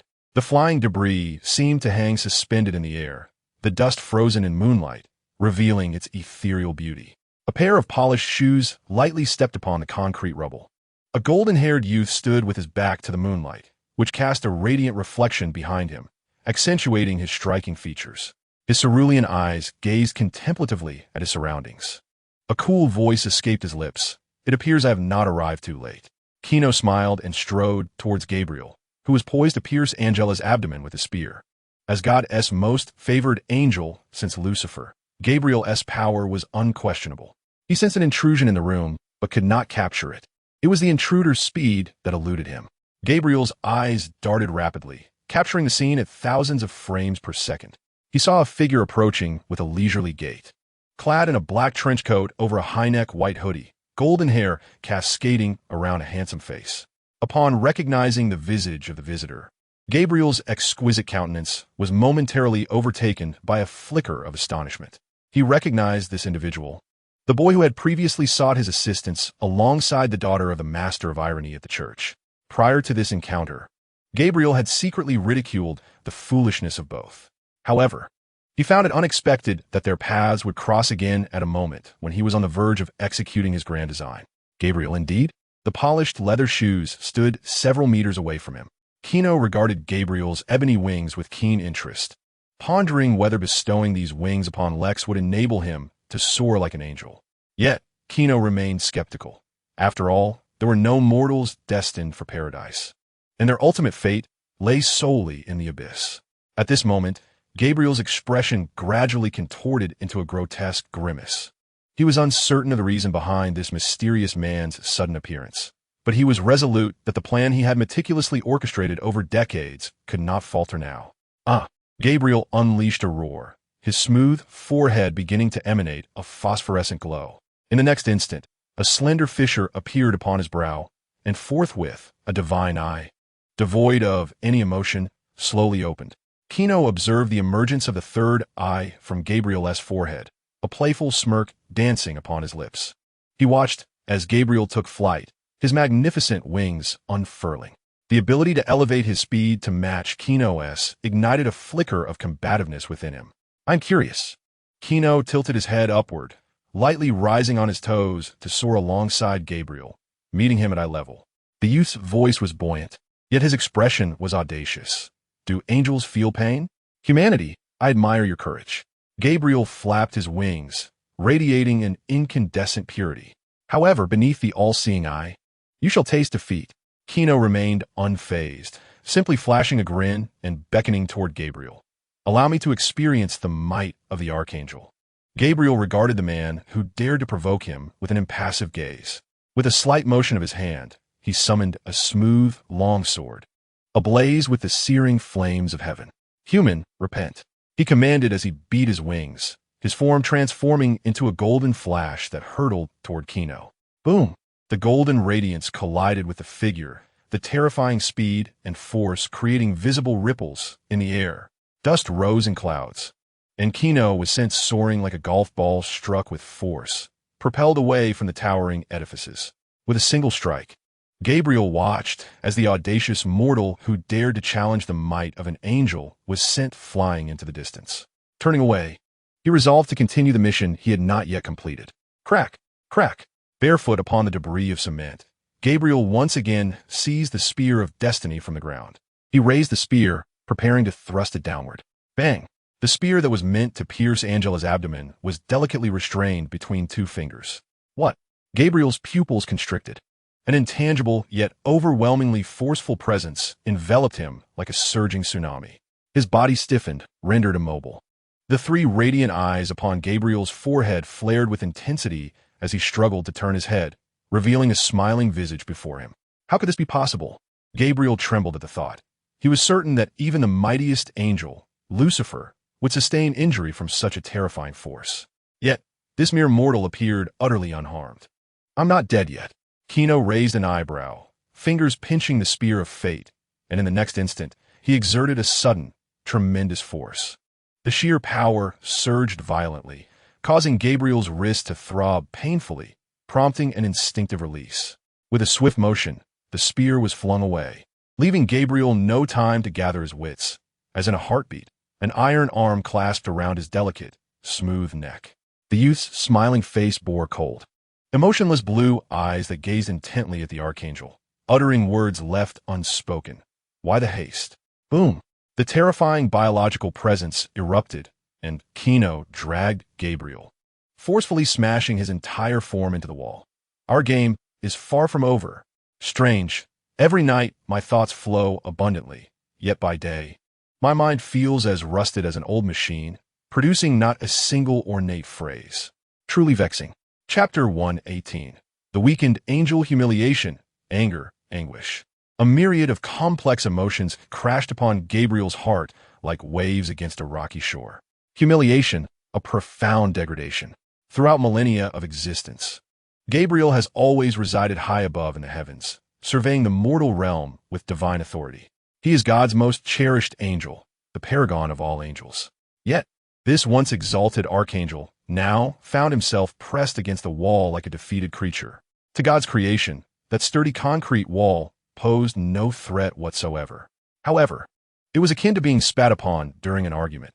Insignificant in harm, yet deeply insulting. Human, perish. As a creation of God, Gabriel also possessed profound combat experience. He summoned his sword of the seraphim and aimed to thrust it into the youth's chest.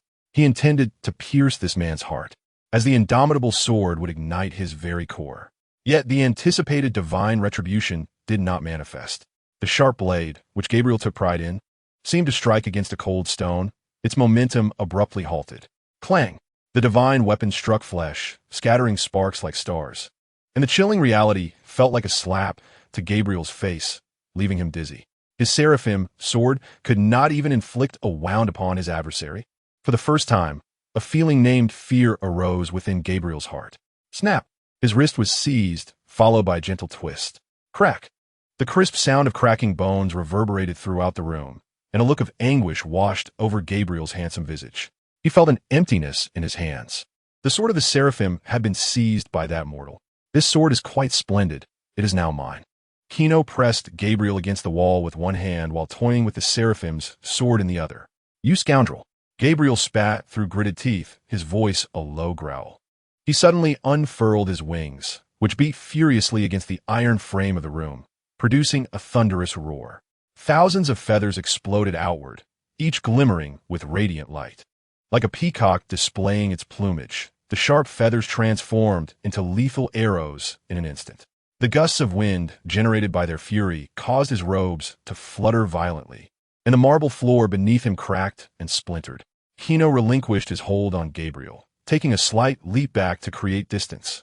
His eyes ignited with a crimson glow as he gazed at the oncoming angelic feathers. He was not the only one capable of ranged assaults. In the blink of an eye, the furious energy of his gaze sliced through the room, shattering concrete and dissolving feathers in its wake. Even the air seemed to ignite with a crackling sound. Everything before him appeared as if cleaved in twain by the hand of a creator. Beams of light ignited furniture and feathers alike, the searing flames engulfing the room. This is impossible. Gabriel's eyes widened in disbelief, unable to accept that his attacks had been so easily dismantled. There are many things you cannot anticipate. Do not be too surprised. Gino mocked, a cold smile gracing his lips. For I am a miracle. Before his words had fully escaped his lips, Gino suddenly appeared before Gabriel, raising his right leg to deliver a crushing blow. The forceful kick struck Gabriel, who, drawing from years of combat experience, raised her arm to block. The collision erupted with a deafening sound, sending shockwaves through the air and trembling the debris on the ground. Then with a resounding thud, Gabriel felt a sharp pain in her arm, as if a cannonball had been unleashed, propelling her uncontrollably into the air and shattering the wall behind her. With a swift motion, Gino darted above Gabriel, his fist raised to deliver a punishing blow. Thousands of powerful punches descended like a tempest, their speed rendering Gabriel unable to defend herself as the relentless strikes pounded against her skin. The night sky above the metropolis echoed with a series of thunderous roars. Her chest, abdomen, arms, and cheeks, one punch after another. With each swing and impact, Gabriel's once flawless visage began to swell visibly. Her body crashed through a high-rise, plummeting to the concrete below, carving a deep gouge into the surface like a bowling ball entering a lane, the resulting dust cloud obscuring all sight. Gino hovered high above, his expression impassive as he gazed down upon the pavement below. At the end of the concrete road, a disheveled figure staggered to its feet. Golden blood oozed from its snow-white skin, enhancing its tragic beauty. Gabriel's right wing hung limply, broken and unconscious as he struggled to rise, his severed arm dangling at his side, his golden eyes brimming with rage and resentment. Mortal! Gabriel felt his voice tremble, his body quaking with fury. How dare you?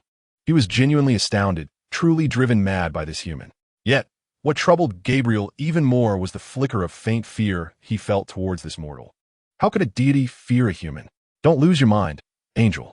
Gino brusquely interrupted the frenzied Gabriel. Do you know what I despise most? It is your kind, the angels, looking down from your lofty heights. But look at yourself. The cold night wind swept by, and Gabriel felt a sharp pain in his throat. He realized he was being lifted off the ground, a steel arm gripping his neck tightly. Then, a fiery red light ignited in the youth's eyes. Since you deem humans so feeble and insignificant, let me make you one of them. A hum resonated as the red light flickered, and Gabriel felt excruciating pain in his shoulders. The wings that symbolized the angel's divine purity plummeted to the dust. Great gouts of golden light erupted from his wounds, and Gabriel emitted a desperate cry. No, for an angel, severing one's wings signified a voluntary relinquishment of their divine status. As divine power dissipated from every part of his being, Gabriel caught the acrid scent of burning in the air, realizing that something previously non-existent had emerged within him. What have you done to me? My wings! Gabriel screamed in madness. I merely allowed you to experience the joys of being human. Gino scoffed, casting Gabriel aside like a mere sack of refuse. Thud! The forceful toss sent waves of agony through Gabriel's insides. Yet, these pains were trivial compared to the exile he endured. He had lost his identity as an angel, reduced to a despicable human. Gabriel? Angel? Gino slowly approached the woman lying lifeless on the ground. Crack! The black shoe crushed Gabriel's face, and the youth's voice resonated softly. What a weak angel. Kill me. Gabriel, devoid of hope, closed his eyes. No. Gino removed his shoe, turning to leave while delivering a final, heartless remark.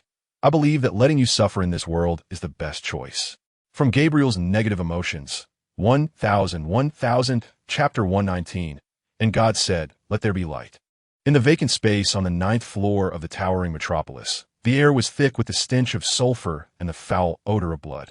On the ground lay countless black ashes, resembling burnt lime, which emitted a dull sound as footsteps pressed upon them.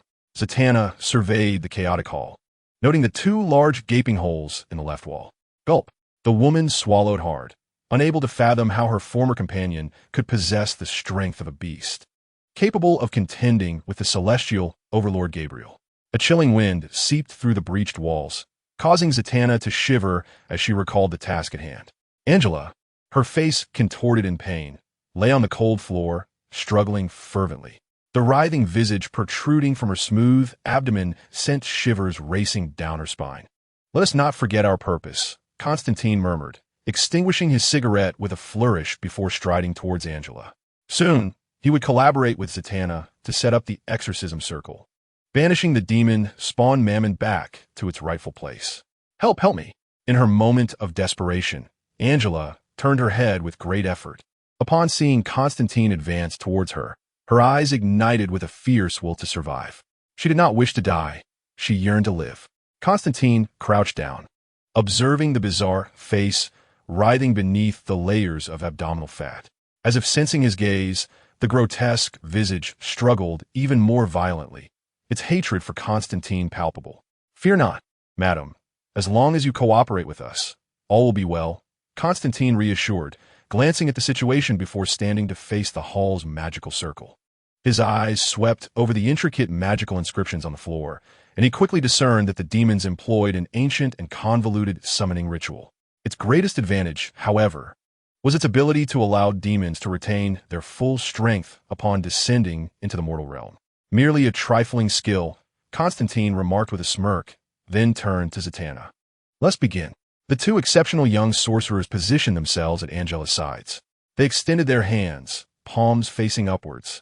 Elaborate and resplendent magical energies traced exquisite golden lines, enveloping Angela. Together, Constantine and Zatanna chanted the exorcism incantation. As their words quickened, the golden lines blazed with brilliance, and the monstrous head within Angela's abdomen let out a piercing shriek. As for Angela, the moment the demon began its frenzied struggle, she was overwhelmed by excruciating pain, causing her to faint. "Demon," Constantine's voice rose in fervor. "In the name of the Father, I command you to retreat." His words were abruptly interrupted by Zatanna's scream. "Behind you, Constantine." Instinctively, Constantine turned, only to be met by a spear radiating with a chilling light and an aura of sanctity. With a sickening thrust, the spear pierced through Constantine's chest, and crimson blood gushed forth like a torrent from a wound. Writhing in pain, Constantine collapsed, desperately clutching his wound in an attempt to staunch the bleeding. His once black trench coat was now stained crimson, rendering him a pitiful sight. Struggling to keep his eyes open, the overwhelming loss of blood left him dizzy and disoriented, his gaze fixed intently on the shadowy figure that had attacked him. The grotesque visage bore a hideous, mottled green skin, and where lush hair should have flourished, it was only barren scalp. This was a veritable demon, a wretched creature that had survived the clash between Gino and Gabriel, seizing its chance. "Fool, Constantine!" Balthazar's triumphant grin spread across his face. "Balthazar!" Constantine attempted to rise, but his legs felt as though they had been severed, rendering him immobile. Meanwhile, the magical circle had been violently disrupted, and Zatanna, who had been casting spells, suffered a backlash of harm. The girl's complexion turned pale, her legs trembled, and she collapsed to the ground, unconscious from her weakness. The repercussions of such magical backlash were profoundly damaging to a sorcerer. It was akin to receiving a brutal punch to the abdomen just as one was about to cross the finish line of a 1,000-meter race, necessitating time for recovery. Lord Mammon. Balthazar disregarded both Constantine and Zatanna, transforming his form into a rising cloud of black mist that enveloped Angela. "I shall send you to the mortal realm." From the dark fog materialized a grotesque, oozing arm of a demon, its sharp spearhead piercing through the woman's abdomen. In the next moment, as the lance of Longinus tore through Angela's flesh, an invisible yet terrifying pressure erupted instantaneously. An overwhelming aura of malevolence swept through the chamber. Countless crimson mists began to seep into the hall from unknown sources. Light flickered ominously. With great effort, Constantine raised his hand, marked with arcane symbols, to cast a spell. Illuminated by the faint magical light, he glimpsed a bizarrely proportioned, emaciated creature slowly advancing from the depths of the sanguine fog. An eerie and sharp laughter echoed throughout the hall, sending chills down his spine. Constantine, for countless days and nights, I have yearned for this moment with you. And now, my dream has finally come to fruition. The blood mist roiled as a pair of thick, pale arms emerged from the dense fog, each tipped with 10 formidable, sharp green claws. A grotesquely contorted face materialized, revealing a visage that seemed more akin to a skull draped in thin skin than a true head. Its sunken eye sockets, large enough to hold a ping-pong ball, were utterly chilling. Damn it! Constantine bit his lip, watching the demon's offspring approach him with deliberate slowness. He understood all too well the ordeal that lay ahead. As a paragon of exorcism, he had personally banished half of the demons that now roamed the depths of hell. As Mammon struck him down, he too would descend into the abyss, enduring endless torment. No, there must be a way, there has to be a means. Constantine's eyes darted frantically. He understood that what he lacked at this moment was merely time. Gino was locked in battle with Gabriel. And although the opponent's formidable strength was evident, the encounter resembled a physical exorcism, relying on brute force to vanquish the demon. Yet, Constantine had faith that Gino's victory was only a matter of time. His task was to buy Gino the time needed to return. You think you can drag me to hell? A fierce smile curled at the corners of Constantine's lips as he picked up a sharp shard of concrete from the ground. With a gentle slice across his wrist, he remained composed, watching blood flow from the wound. At that very moment, the demon Mammon opened its maw, revealing rows of sharp teeth, lunging toward Constantine. But, accompanied by a celestial chant, a golden light seemed to descend from the heavens, transforming the once sacred melody into a somber tone. Everything around them froze in an instant, and a playful voice resonated from deep within Constantine. Greetings, John. Chapter 120. You shall not take him away, tick-tock, tick-tock. The dripping of darkened sludge fell. A pair of feet, ensconced in black mire, lightly touched the floor. Satan, a barefooted man clad in a pristine white suit, wore a ghastly smile as he materialized in the hall. Constantine lay sprawled on the ground like a defeated beast, a sneer etching itself on his face. At last. You have arrived, Lucifer. Lucifer, the morning star, the first angel to commit the sin of pride, the great adversary of heaven, as described in the book of Isaiah. Bright star, son of the morning, how you have fallen from the heavens. You, who have vanquished nations, how you have been cast down to the ground. Ah, it has been ages since I heard such ancient praise. Lucifer chuckled softly, his gaze shifting to the frozen demon spawn in the hall, and then to his unruly child. Mammon, a flicker of anger crossed his handsome visage. This is a game between me and God. He slowly approached Mammon, glancing back at Constantine with a courteous explanation. I apologize, but first, allow me to return this wayward child to hell. Before he finished speaking, Lucifer seemed to silently position himself behind Mammon. With a swift motion, he clasped the demon's neck firmly, leaning close to Mammon's ear. Lucifer whispered mischievously, "It's time to return to hell, child." In the next moment, the marble surface reflected a scene of flames engulfing Mammon, who had no chance to resist, vanishing like a fleeting light into the floor. Thus, the bothersome creature had departed. Lucifer, reminiscent of a rogue, whistled as he pulled a chair from the conference room, positioning it before Constantine, legs spread, one hand resting on his knee. And he gazed at Constantine with an amused expression. I once promised to personally escort you to hell, Constantine. You have committed the unforgivable sin of suicide, and thus, it is only fitting that you accompany me back to the abyss. The time has come. Lucifer rose, seizing Constantine's arm and dragging him towards the center of the hall like a lifeless dog. The fabric of Constantine's clothes rustled against the ground, producing a faint sound. As his vision blurred, Lucifer whistled cheerfully, reveling in his delight. He could have cast Constantine into hell in an instant. Yet he relished the tormenting process and the pleasure it brought. Observing the dread etched on Constantine's face in response to the impending horror filled Lucifer with immense satisfaction. He walked leisurely, embodying the demeanor of the Lord of the Underworld, already devising 1,000 methods to torment this wretch in hell. I'm afraid you cannot take him away. A disembodied voice echoed from behind.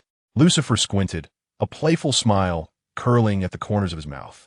It was astonishing that someone could escape the confines of his own laws. The existence capable of countering his power on Earth was exceedingly rare, with only a few ancient beings seldom emerging from their shadows. When did a new, formidable force arise in the mortal realm? Lucifer let go of Constantine and turned to face the source of the voice. A young man clad in a black trench coat stood leisurely in the corner, hands tucked into his pockets. It was unclear when he had appeared there. Perhaps he had been present for quite some time, or maybe he had materialized in an instant. Do not be too surprised. There are no strong beings on earth, nor are there any worthy adversaries in the mortal realm, for I am the strongest, Gino stated matter-of-factly, as if his words were not exaggerated, but rather an undeniable truth. At that moment, Constantine, whose consciousness was fading, struggled to open his eyes and managed to utter a few words, finally arrived. His ally had come. He could finally rest for a moment. Constantine succumbed to unconsciousness. In that grand conference hall, Gino and Lucifer stood at opposite corners. One bathed in the brilliant, silvery moonlight, resembling a deity descended from the heavens, wearing an expression of indifference mixed with disdain. The other, concealed in a shadowy corner, stood tall with piercing blue eyes, exuding an aura of overwhelming pressure, akin to a valiant warrior poised to slay gods. Lucifer regarded Gino, the youth's audacity reminding him of his own haughty youth. Young people are often fearless, brimming with passion and fanciful dreams, which is a good thing. A smile graced Lucifer's lips, his handsome visage carrying a subtle hint of amusement. Yet his golden eyes radiated a chilling intent to kill. However, excessive confidence can morph into arrogance, and arrogance leads one to the depths of hell. Arrogance? Gino scoffed, shaking his head. Perhaps you misunderstand me, Mr. Lucifer. This is not arrogance, but rather a confidence born of true strength. The words of Gino remained unfinished. Yet Lucifer instantaneously raised his arms in defense. Boom! A fist, imbued with a tempestuous force, struck violently against the fallen angel's arm, the sheer speed cleaving through the air with a piercing shriek. The collision between divine creation and steel flesh erupted in a thunderous roar. The reverberations expanded through the air, shattering even the sturdy bulletproof glass. Boom, boom, boom. Once the assault commenced, it showed no signs of halting. Gino relentlessly swung his fists like a torrential storm, delivering a barrage of thousands of blows in mere seconds, each strike brimming with enough terrifying power to rend the very earth itself, relentlessly pounding against Lucifer's arms. Crack, crack, crack. The resilient floor beneath them trembled and shattered. Boom! As cement was sent flying, two figures plummeted from the 9th floor to the 8th. Another forceful punch collided with Lucifer's arm, followed by a fierce kick to his cheek. The booted foot of a living being struck down upon the fallen angel's visage. Thud! The immense force propelled the ruler of hell backward, leaving a dark shoe print upon his otherwise flawless, pale cheek. Tap, tap, tap! Lucifer staggered, retreating several steps to regain his balance, the pressure of his legs fracturing the stone beneath him, a surge of wrath emerging upon his handsome face. Mortal! He bellowed in a voice that transcended humanity, his once beautiful features contorting into a grimace. How dare you? How dare you humiliate me?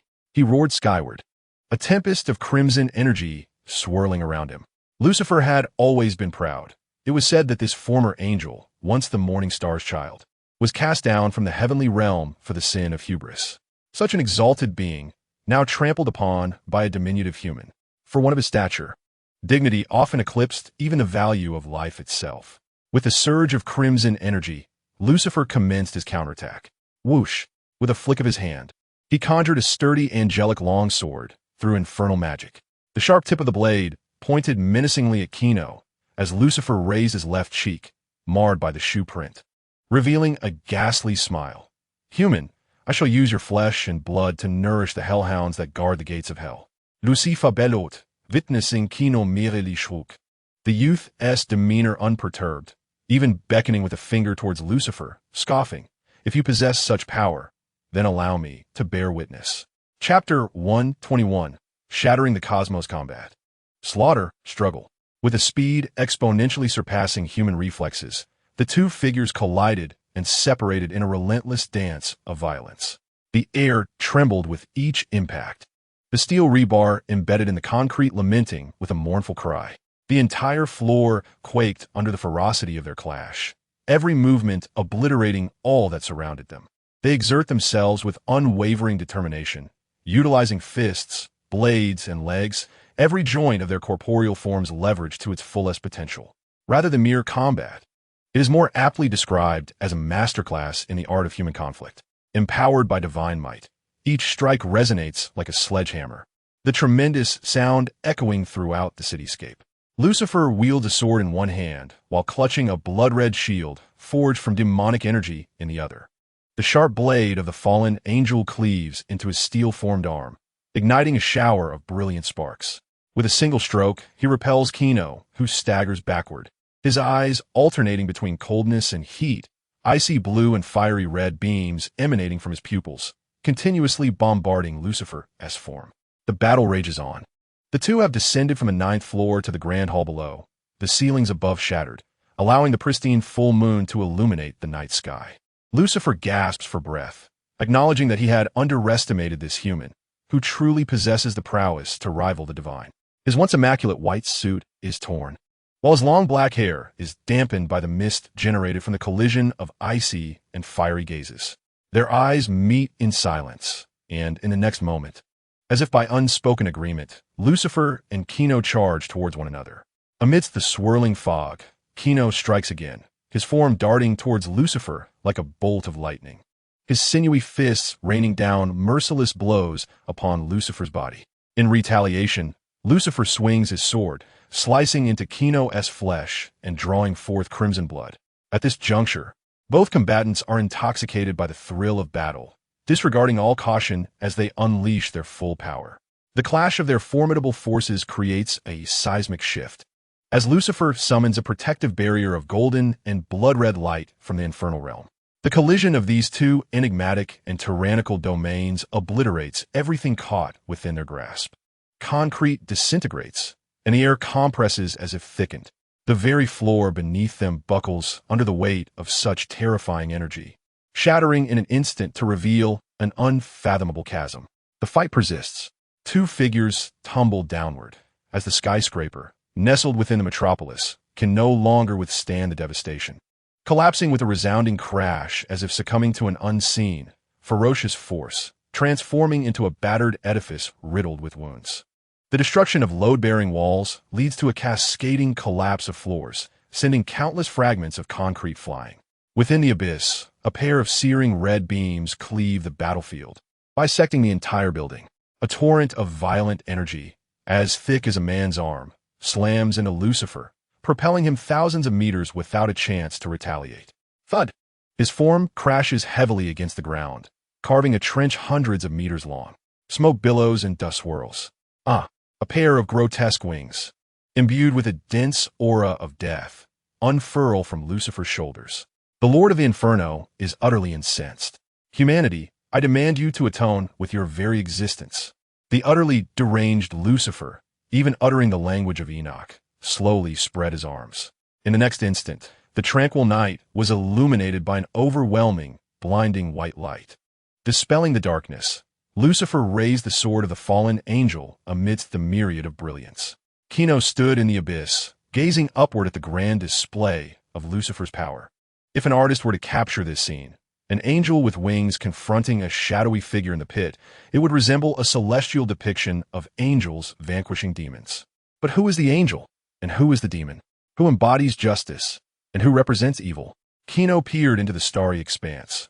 Above that celestial dome, beyond the clouds, lay countless meteors, far more immense than the moon, summoned by Lucifer's call, forged from the pinnacle of magical energy.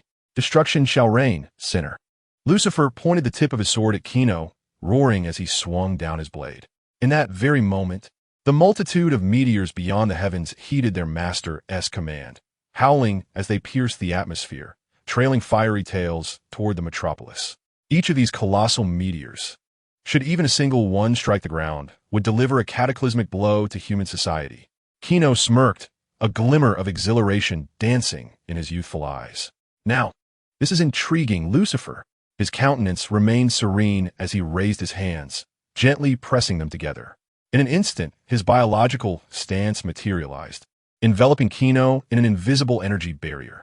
The intangible waves of energy radiated through the air, and without further ado, Gino gradually spread his arms. As he extended, His biological stance surged forth at an astonishing speed, stretching thousands of meters per second. Boom! The meteors, breaking through the atmosphere, plummeted. And, just as they were about to collide with the ground, reminiscent of the cataclysm that extinguished the dinosaurs, Gino unleashed his biological stance. It expanded instantaneously, akin to a layer of invisible energy veil. Viewed from the cosmos, it would present an incredible phenomenon. This individual had enveloped the entire planet with his biological stance. Simultaneously, the incoming meteors crashed fiercely against the biological barrier. Bang! The collision unleashed a terrifying wave of energy, akin to the dazzling explosion of celestial bodies colliding as Mars struck Earth. The howling meteors were obliterated by the biological stance, igniting searing flames in the cosmos. The entire planet trembled, the ground beneath him fracturing into bottomless chasms, and countless lives were extinguished in an instant, oblivious to the calamity that had befallen them. This was undeniably a horrific disaster, instigated merely by two beings. I shall see you perish. Lucifer ceased his manipulation of the meteors, sensing that the protective barrier surrounding the youth was no longer invulnerable. With a flap of his wings stirring a tempest, Lucifer roared as he charged towards Gino. The sword of the fallen angel ominously directed at Gino's chest. He aimed to replicate the scene of Christ's crucifixion, determined to nail this human to his fate. Through this battle, Lucifer had come to fully acknowledge Gino. He intended to bestow upon this adversary the most honorable form of demise.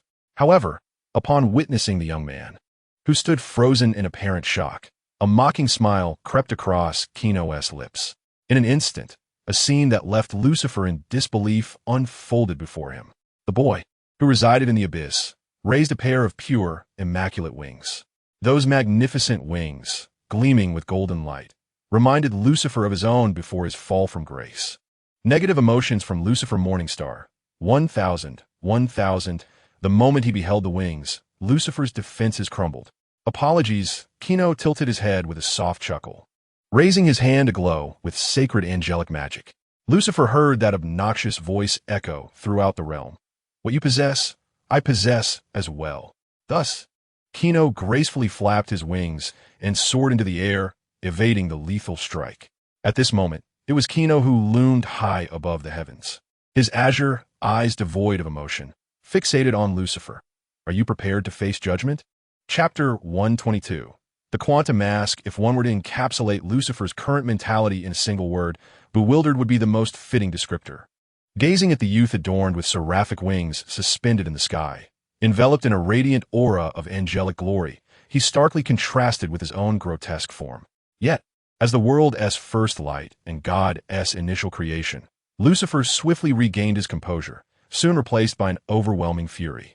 Lucifer mistakenly believed that the other possessed everything he once had, a testament to God's creation of another Lucifer. However, the truth was that Gino had merely activated a hidden potential. Jealousy. Lucifer experienced this emotion for the first time, akin to a tsundere heroine from an anime. He always sought to oppose God, but few understood that all his actions were merely a bid for his father's attention. As the firstborn, he believed he deserved the most affection. How dare you? Lucifer trembled, his gaze fixated on Gino. At this moment, the earth seemed to weep for the fallen angel. The ground cracked and shattered. Molten lava surged forth, threatening to engulf all in its path. Gino, however, regarded Lucifer with calm indifference. He had battled the opponent countless times and had replicated Lucifer's talents the moment they clashed. Otherwise, how could he dare to take a biological stance? Ha ha ha. The once elegant and dignified fallen angel now appeared as a madman. With each swing of his arm, he created a gaping chasm in the earth. Buildings toppled, and many unsuspecting pedestrians caught in the stasis of time were crushed by the falling debris. Gino understood that he must bring this to a swift conclusion. A hum reverberated as the celestial powers surged, and the angelic sword, forged from pure divine energy, radiated a dazzling brilliance. Gino plummeted from the heavens, his speed transcending the very fabric of light, enhanced by his angelic wings and iron physique. Clash! Lucifer, too, raised his fallen angel sword to parry, and the collision of the holy blade and the accursed sword erupted in a blinding flash of light. Time, space, and all existence seemed to freeze in that moment. The surrounding landscape rapidly receded, shifting and transforming. In an instant, Gino found himself in an immense, blindingly white expanse, where all colors appeared stripped away, leaving only a stark, piercing whiteness. As he surveyed his surroundings, a cold, emotionless voice echoed from all directions. Cease. Then, a brilliant blue light enveloped the space before Gino. Accompanied by a silver-blue energy construct, a humanoid figure, entirely nude with a circle etched upon its forehead, stood before him. With a mere gesture, the energy sword in Gino's hand shattered into oblivion. Gino gazed at this strange, enigmatic being. Who is he? A thought stirred within Gino's mind. He scrutinized the towering blue figure that had drawn him into this realm. The black circle on its forehead sparked a familiar name in his consciousness, Dr. Manhattan. Dr. Manhattan is a titan among cosmic entities, a character so overwhelmingly powerful that narrative editors have occasionally deemed it necessary to curtail his influence in the storyline. To summarize the capabilities of this sudden interloper in the battle between Gino and Lucifer, his powers encompass foresight, time manipulation, universe creation, quantum control, and time-space traversal. His being is infused with connective force, undeniably one of the mightiest entities. A single finger could obliterate millions of Thanos. Gino felt that the description often attributed to this seasoned comic book character was particularly apt, a god of physics, capable of nearly everything a deity could achieve. However, every gift bears a cost. The human thought processes of Dr. Manhattan, who possesses powers rivaling those of a god, are ever diminishing and fading. The current incarnation of the Doctor resembles less a person and more a product of a stringent set of rules, acting with meticulous precision. Stop the conflict. Earth must endure. Dr. Manhattan stated as he slowly approached the boy, his blue visage betraying no emotion. What do you see? Gino asked bluntly, aware that the man before him possessed the formidable ability of foresight. The Earth will perish. It cannot survive, Dr. Manhattan replied, elucidating the reason. Should the battle persist, the aftermath of the confrontation between Gino and Lucifer would annihilate the entire planet.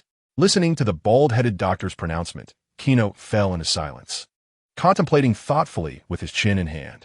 The destruction of Earth was certainly not a fate he wished to witness. He had friends and family on this planet, and he could not bear to lose them. I can cease this conflict, but how shall you control Lucifer?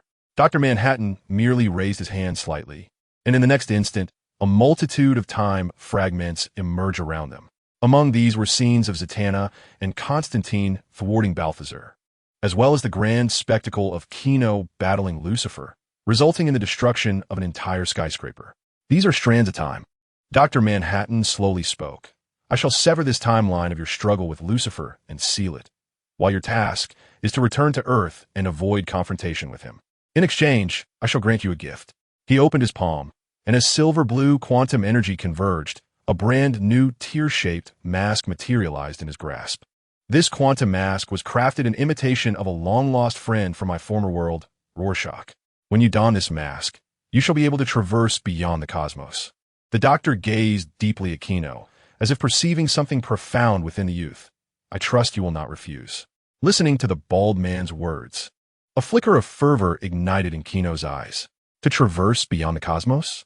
Does that not imply the possibility of exploring other universes? I concede it is indeed tempting. Thus, let us collaborate harmoniously. Gino accepted the mask, which felt as though it were made from coarse burlap. Yet, he could sense the marvelous energy contained within. The surrounding white light continued to recede. As the crimson and white radiance subsided, Gino found himself standing atop the 9th floor of a tall building, not far from Balthazar, now transformed into a swirling black mist, wielding the spear of destiny aimed at Angela. I said, let there be light. Gino snapped his fingers to halt time, simultaneously removing the fallen Jacques Hong, who was poised to cut his wrist to summon Lucifer, and stepped toward the black mist, golden light emanating from his hand. That sacred energy descended upon the black mist, melting away like ice and snow engulfed in flames. Poor Balthazar. He did not even emit a cry of anguish before vanishing into thin air. Gino snapped his fingers once more, allowing time to flow anew between his fingers. Whoosh! Jacques Hong, eyes tightly shut, suddenly moved his hand across his wrist, yet the anticipated pain did not materialize. He reopened his eyes, and the shards of glass in his hand had inexplicably vanished. He turned his gaze toward Angela, where the black mist enveloping her head dissipated. Moonlight streaming through the glass into the room. With a calm expression, Gino leaned against the wall, arms crossed, and softly proclaimed, "It is all over, Constantine." Chapter 123 Epilogue, Constantine's Conclusion. Your reward. Gino retrieved a small vial containing amber gold from his pocket and tossed it to Constantine. Jacques grasped the vial as if it were a precious treasure, swiftly uncorking it and drinking deeply. A refreshing sensation spread through his limbs. He inhaled sharply as the fiery pain in his lungs dissipated, as though he felt a tremendous lightness enveloping him. Constantine, exhilarated, bit his lip in disbelief, hardly able to fathom that Gino had healed him with merely a small vial of water. Everything has come to an end. Constantine has acquired a healing potion crafted from amber, successfully curing his smoke-damaged lungs. He tightened his trench coat, waved goodbye to the two individuals, and departed from the building. He cast a lingering glance at Gino. "I owe you a favor." He had merely shared a piece of information, yet had received in return a vial capable of healing his physical affliction. Finally, it was over. Zatanna exhaled in relief and stole another glance at Gino, observing the young man holding a peculiar mask, which piqued her curiosity. "What is that?" "Just a simple toy." Gino shook the mask. It was not that he intended to conceal anything, but this concept, transcending the universe, seemed unnecessary to explain to Zatanna. "Well, would you like to come over to my place for a visit?" Zatanna inquired casually, rubbing her cheek. "Perhaps another time," Gino smiled. "I still have matters to attend to." "All right then." Zatanna shrugged and, bidding farewell to Gino, summoned a teleportation circle and left. The grand building was left with Gino as its sole occupant. The young man gazed down at the mask in his hands, contemplating whether to try it on. However, after a moment of reflection, Gino made a decision: better to play it safe. He would not easily trust a stranger, let alone the emotionless, inhumane Dr. Manhattan. If there were traps concealed beneath the mask, it could be exceedingly difficult to return to the universe. Gino stowed the mask away, resolving to consult with the Bald brothers back in Smallville, ensuring there was no danger before deciding whether to embark on an adventure within the multiverse. In Metropolis, the cold wind swept through the frigid streets. Gabriel, wrapped in nothing but a bedsheet, trembled as she walked through the thoroughfare, feeling lost and helpless. Having been violently stripped of her wings by a human was not enough. She had just discovered that her attempts to unleash the demonic offspring upon the world had led heaven to revoke her rights to be an angel. This meant that Gabriel had now become the very despicable human she had once scorned. Suddenly, the streetlights flickered ominously, and Gabriel tensed. "Who goes there?" "Such a sorry sight." "My sister," a languid voice called out. Gabriel turned to see Lucifer, clad in a white suit, casually toying with a coin under the street lamp. He regarded his fallen comrade with a smirk. "Would you be interested in working under me? Balthazar is dead, and I require a new earthly representative." Gabriel gazed silently at her former brother, and soon a reluctant smile graced her striking features. "I have no other choice, so I accept your offer." As Gino returned to his lavish residence in Metropolis, fortified by countless security measures, he simultaneously received a call from Lex. During this period, Gino had been occupied, and Lex had not been idle either. Utilizing the liposuction factors derived from Batgold Julie, Lex's underground laboratory successfully developed a miraculous weight loss drug, which, under the promotion of pharmaceutical representatives and the media controlled by the Luthor family, ignited a sensation across the expanse of America. The once languishing stock of the company surged as if imbued with newfound vitality. Thus, the crisis confronting the Luthor Group was effortlessly alleviated by Lex. In brief, Gino was set to return. This news did not surprise Gino. He had unwavering faith in Lex's capabilities. With a light chuckle, he spoke into the phone. "I eagerly anticipate returning to the town, and I have prepared some gifts for you, Lex." 3 days later, in Smallville, the familiar cornfields proudly bore the title of the global capital of sweet corn. A sudden gust of wind swept through the corn rows, snapping several stalks. Gino soared swiftly above the town, locating the Luthor chemical plant. "Mr. Luthor," he greeted as several employees within the factory beamed at the sight of him. Gino responded with a smile, making his way to the elevator and pressing the metallic button marked 1. As the elevator cables whirred into action, Gino descended to the underground laboratory. After a prolonged absence, he noted the changes within the facility. The once formidable metallic electronic door had become even more sophisticated, now equipped with two automated remote-controlled sentry guns perched atop the iron gate. Inputting the password, the metallic door creaked open, revealing a shadow darting towards him. In a swift motion, Gino sidestepped, and in the next instant, Bizarro, clad in casual loungewear, crashed heavily against the metal door. The reinforced gate crumpled and twisted under the impact, yet the pale-skinned Bizarro, seemingly unfazed, rose with a goofy grin on his cracked visage. "Uncle Gino," he exclaimed, radiant with joy at seeing someone he hadn't encountered in a long time. "Why the silly grin?" Gino sighed, retrieving a fruit from his pocket. "Here, a little something from Metropolis for you." "Thank you, Uncle Gino." The towering Bizarro beamed, flashing a wide grin that revealed a set of yellow teeth. Eagerly snatching the fruit and devouring it whole without peeling. "Sweet," he exclaimed, as if a child discovering a delightful treat, clenching his fists in excitement. Not wishing to linger on Bizarro, Gino surveyed the underground laboratory and quickly spotted Lex, who was busily engaged with a sophisticated piece of equipment. Without lifting his head, Lex quipped, "What surprise gift has Mr. Gino prepared for me?" Gino pulled a rolling chair towards him, reclining upon it, and casually tossed the mask he had been holding to Lex. "Help me analyze this." Lex caught the mask, feeling its lightweight, cool material, which, even amidst the multitude of incandescent lights in the underground facility, emanated a dazzling blue glow. Lex, possessing a wealth of knowledge, immediately dismissed the notion that the mask was crafted from silk. He narrowed his eyes, grasping the mask tightly, a fervent smile gracing his face. The material of this object does not exist on Earth. The spirit of scientific inquiry ignited within him. Originally, there had been an angel's wing, but regrettably, it seemed unable to endure once separated from its celestial origin. Gino subtly flipped his hand, retrieving an angelic sword from the magical space. "It appears you have encountered quite a bit on your journey," Lex remarked, carefully placing the mask into a storage box while casting a glance at the sword in Gino's grasp. "What of Lionel?" Gino did not respond, instead inquiring about the blind Lionel. He was somewhat curious about Lex's choices. "I did not administer any potions to him," Lex replied, pursing his lips. The light reflected off his bald head like a glimmering beacon. "He seems to have caught wind of my experiments in this small town. Therefore, for the sake of secrecy, it is best to leave him in his blindness." Gino was rendered speechless. The dynamic between these two was truly that of a caring father and son. Chapter 124. Teacher Akins. A month later, at the high school in Smallville.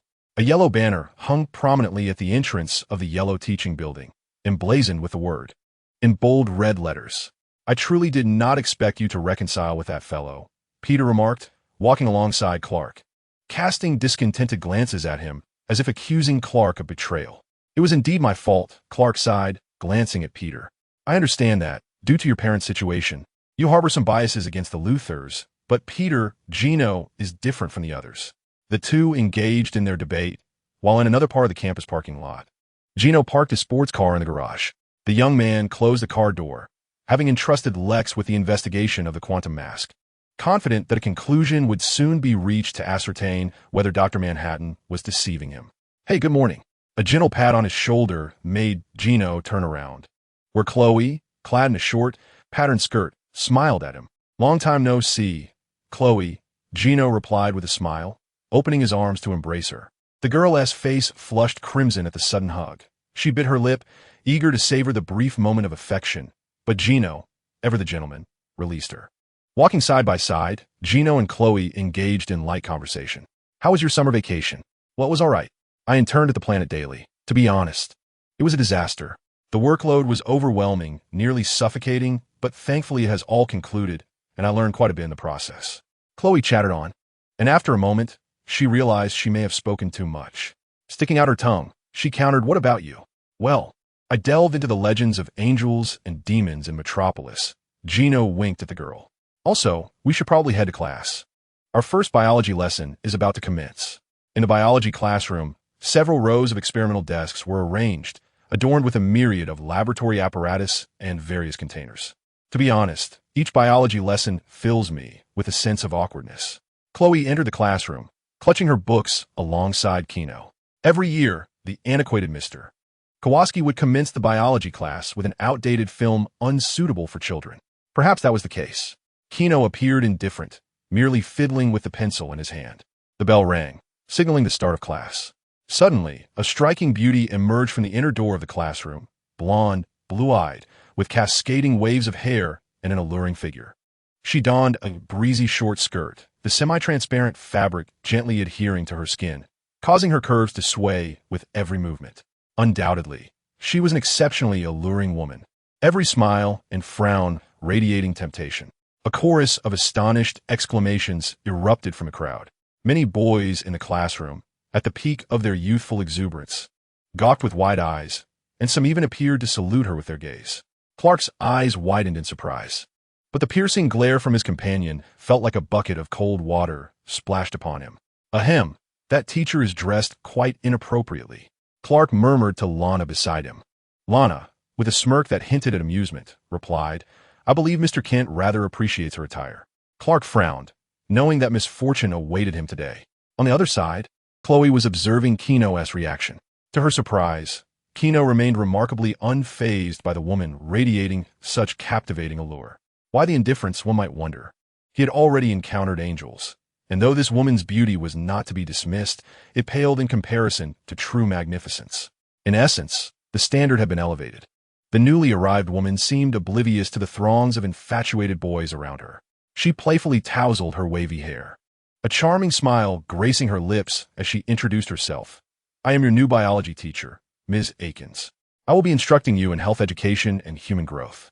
Peter, with an entranced expression, exclaimed, Goodness, I did not expect our new teacher to be so stunning. Ms. Akins raised an eyebrow, placing her hands on the desk and leaning slightly forward, revealing a generous expanse of alabaster skin, provoking a chorus of audible gulps from the classroom. Now, let us begin with the film, she said, drawing the curtains and activating the projector. As the projector unveiled its images, a rather provocative biology lesson commenced. The bell rang again, signaling the end of class. As students began to exit in small groups, Gino prepared to gather his books and leave, only to be halted by the new biology teacher. Mr. Gino, Ms. Akins called, blocking his path.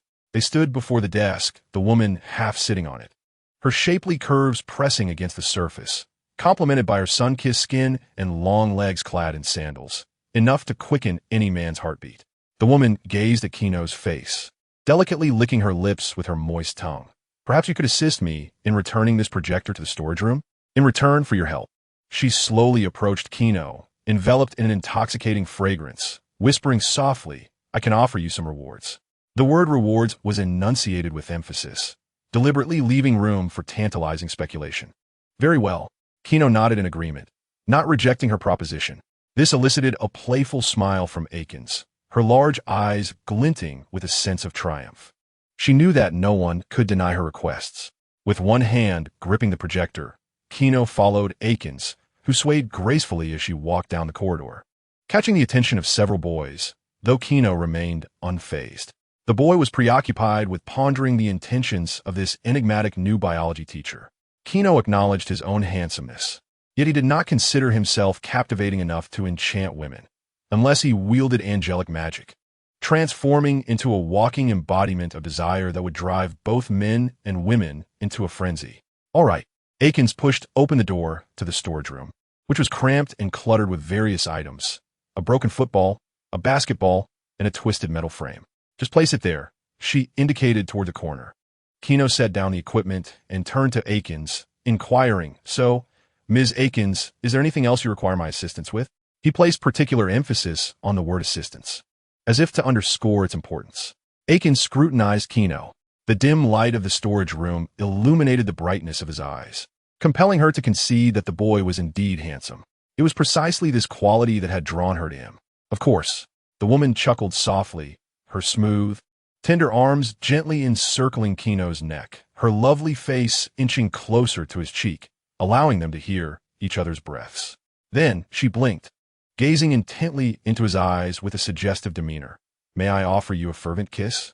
Certainly, I would be most delighted, Gino replied, wrapping his arms around her slender waist, subtly taking advantage of the moment as he responded, I look forward to it, Ms. Akins. Chapter 125. A misunderstanding and kindred spirits within the dim and cramped storage room. Though autumn had arrived, the air in Smallville remained oppressively warm. Beads of sweat trickled down Aiken's sun-kissed skin as she parted her lips, playfully maneuvering her body to embrace Kino's sturdy shoulders. "So, let me reward you," she said, her face inching closer, her legs instinctively wrapping around his waist. Kino smiled at Aikens, his eyes revealing no trace of desire. The air was thick with a tantalizing scent, and Kino discerned that this aroma had a peculiar effect, stirring the secretion of potent hormones. Yet, he was intrigued to see what Aikens intended to do next.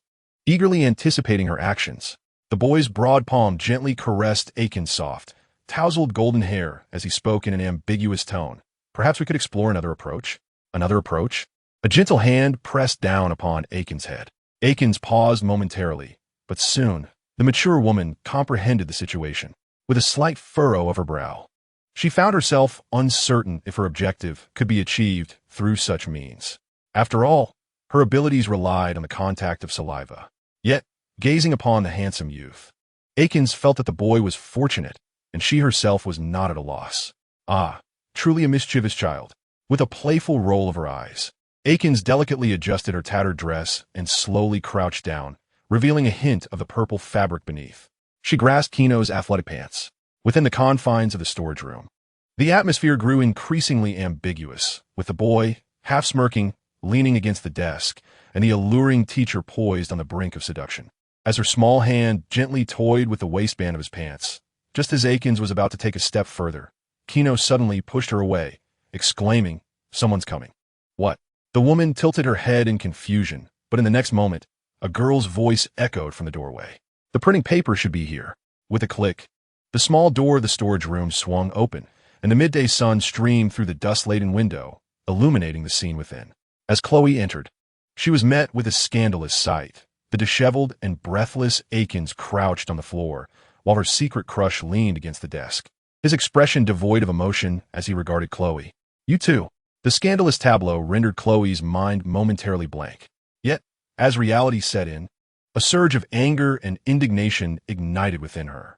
"How revolting!"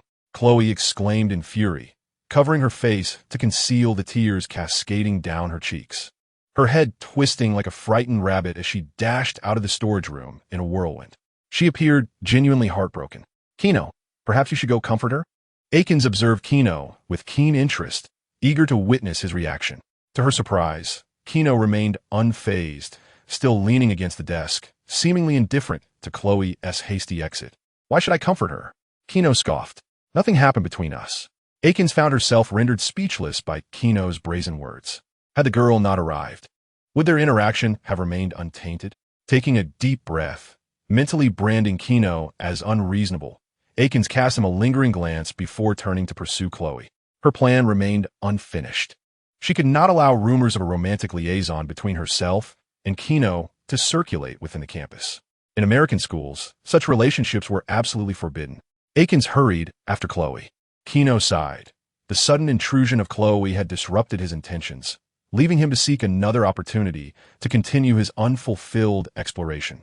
Stepping out of the storage room, he nearly collided with a figure. "Watch where you're going, Kino." Lana glared at him, her expression akin to someone who had just bitten into something bitter, before striding away with purpose. "What has happened?" Kino was somewhat taken aback by Lana's demeanor, but soon recalled the incident in biology class that morning, where several male classmates had been stirred by Ms. Aikens. "Wait a moment, Lana." As anticipated, Clark trailed behind the girl, wearing an expression of exasperation. He attempted to explain, "I merely found this new female teacher intriguing," and glanced her way a few extra times. Indeed, it seemed the very fabric of his trousers was straining against the excitement. Lana scoffed before delivering her ultimatum, "Don't follow me. I'm quite irritable today."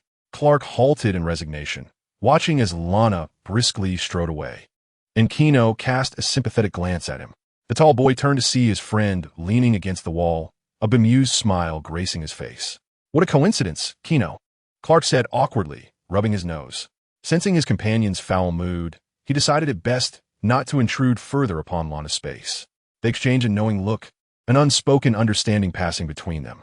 "Indeed, a fine coincidence," Kino shrugged, glancing at the clock on the wall. "School's about to end. Shall we go to my place for a drink?" "I'm game." Clark managed a rueful smile, slightly troubled as he massaged his temples. "Actually, I have a few matters I'd like to consult you about." following the harrowing incident involving the kidnapping by the African-American thug. Clark had learned a profound lesson. If one lacked intelligence, it was prudent to heed the counsel of others. The two departed the campus, with Gino driving his sports car back to the Luthor estate. Before they could enter the manor, a hoarse bellow echoed from the hall. I may be blind, but my sense of taste remains intact. I ordered my steak medium rare, yet you have cooked it to well done. Lionel, adorned in black sunglasses, was berating the estate's chef. Gino patted Clark's shoulder, suggesting, perhaps we should find another venue. Let us head to your home. Clark averted his gaze, the tension palpable. It was evident that his relationship with his father was strained. It's manageable. If you saw my brother and their dynamic, you'd think they were sworn enemies. Gino shrugged, keeping a respectful distance from Lionel. Yet, the more one wishes to avoid something, the more it tends to encroach. As if sensing a disturbance, Lionel slightly turned his head, his sunglasses peering in Gino's direction. Gino, my youngest son, is that you? Gino sighed, signaling for Clark to wait a moment. He stepped into the living room. It's me, what do you need? A rare, warm smile emerged on Lionel's face, a sight not often seen. Gino, it seems we haven't had a proper conversation in ages. Lionel began his spiel. Get to the point. I have other matters to attend to. Gino was keen to delve deeper into Ms. Aiken's significance and had no desire to squander time with Lionel. Lionel chuckled, nodding his head. I understand. Time is of the essence. So, to be succinct, I require your assistance with a particular task. Lionel whispered, help me investigate what lies within Lex's laboratory. In return, I can offer you 10% of my company's shares. Lionel intended to bind his youngest son to his service through wealth. He was well aware of Gino's capabilities. Should Gino be willing to assist him, no matter what Lex concealed in the underground laboratory, it would surely be unearthed. Anxiously, he awaited Gino's response. Chapter 126. Clark's intoxication without hesitation. Gino's voice rang out from nearby. You should keep those shares for yourself. I have no interest in assisting you with your investigation into Lex. To Lionel's surprise, Gino's rejection was both clear-cut and resolute, devoid of even a moment's contemplation. It seemed that the billion-dollar stake held no significance for him. After Gino's refusal, Lionel departed the estate, arriving at Kent Farm. There, on the second floor of the abandoned warehouse, transformed into a solitary fortress by Clark, stood an astronomical telescope by the wooden window. Gino surmised that Clark likely used this modest instrument nightly to observe Lana's home, situated 3 kilometers away. From a certain perspective, one could say that Clark exhibited a certain shyness. Make yourself comfortable, Gino, Clark invited, leading him upstairs while cradling a box of wine barrels, an assortment Gino had retrieved from his own underground cellar before leaving the estate. According to Gino, the wine was brewed from amber-hued ingredients and was reputed to be exquisite. However, Clark remained unfazed, for both he and Gino possessed extraordinary physiques. The alcohol held no power to intoxicate them. Quite intriguing, Gino mused as he fiddled with the telescope, leaning against the window while gazing at Clark. What do you wish to discuss with me? Well, Gino, Clark replied, his expression grave as he pressed his lips together. What do you think of the new teacher, Ms. Aikens? Gino glanced at Clark, retorting, what do you think? Clark sighed, then continued, you know that I'm often beset by unfortunate events or individuals. And Ms. Aikens certainly does not appear to be. Clark pondered his words for a moment before articulating. Sensible. She does not seem particularly sensible. So, I delved into the newspaper archives to gather information about her, Clark said, furrowing his brow. I used the newspaper's computer to search for her details. The curious thing is, she was not always known as Desser E. Aikens. She was once Allison Sanders. Gino sighed, voicing the suspicion that lingered in Clark's mind. She is connected to the meteor shower from 14 years ago. ISNT she? Clark nodded vigorously, indeed. I traced the timeline from 14 years ago through the campus newspapers, and I arrived at an intriguing conclusion. He removed a stack of newspapers from the backpack he carried and handed them to Gino. You need to take a look at these. Gino accepted the newspapers, perusing them with a moment's hesitation as he began to read. A faint smile curled at the corners of the young man's lips. How intriguing. It appears that Ms. Ellison has been the object of admiration since her high school days. At that time, while a meteor shower graced the sky, she was nestled in a car by the lakeside with her boyfriend. A solitary couple parked by the lake. One could deduce that she was no longer a maiden. Clark, with a furrowed brow, questioned the significance of this clue. Is this truly a vital piece of evidence, Gino? His exasperation was palpable. Why did Gino focus on such peculiar details? No, this is indeed important. Gino replied with a grin. Typically, a woman with a tumultuous private life may reflect her psychological state, perhaps indicating extreme selfishness. Gino spoke with a seriousness that compelled Clark to regard him with newfound respect. I never imagined you were versed in psychology, Clark exclaimed. Oh, but all of that was mere nonsense. Gino chuckled, for he was hardly a professional psychologist, incapable of discerning the correlation between a dissolute lifestyle and one's sanity. Yet, it was evident that our enigmatic Ms. Ellison was far from ordinary. Gino produced a newspaper and tapped its surface with his finger. After the meteor shower, Ms. Ellison's boyfriend completely lost his mind. He murdered her parents, allowing her to inherit their entire fortune. More astonishingly, 5 years later, she became a teacher and married a wealthy tycoon. Gino then revealed another newspaper from 5 years hence. Shortly after, her husband was killed by a deranged high school student from her class. Subsequently, she inherited all his wealth as well. A widow of inheritance. Gino remarked with a sardonic smile. If we were to employ Eastern rhetoric, she would be akin to an academic seductress, climbing atop the ruins of men with despicable yet effective methods. Clark sighed deeply. This is precisely what I intended to convey, Gino. She has now approached you, likely hoping to reenact her previous schemes, especially given the well-known affluence of the Luthor family. I am genuinely concerned for your safety. In response to Clark's worry, Gino smiled appreciatively, patting Clark on the shoulder. Thank you for your concern. However, I have my own suspicions regarding her motives. It is certain that she possesses an ability to awaken primal desires in men. Clark inquired, so what should we do? I shall handle this matter, Gino replied, deftly shifting the conversation. He pried open a wooden barrel and with a flourish produced a pair of goblets. As he poured wine, its crimson hue shimmered with a celestial glow. Under the setting sun, the two raised their glasses in a toast. To friendship, the clinking of their goblets resonated, and as the wine swirled within, its slightly bitter yet spicy essence flowed down Clark's throat, which he drank without hesitation. He felt no apprehension of inebriation.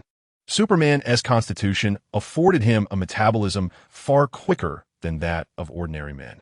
However, the amber essence that Gino infused into the drink evidently endowed it with extraordinary properties. Clark, without finishing his beverage, collapsed with a resounding thud onto the forsaken floor, his iron frame shattering the wooden planks as he fell to the ground below. Gino had not anticipated that Clark's capacity for alcohol would be so limited. Clark? Gino gracefully leaped down to the first floor.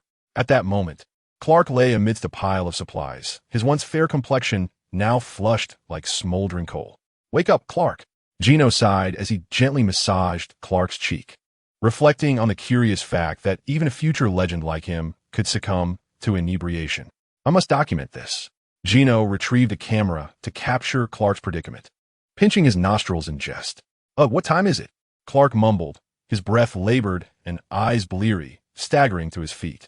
The inebriated Clark resembled any other drunken reveler, stumbling about as if performing an artful drift, swaying unsteadily.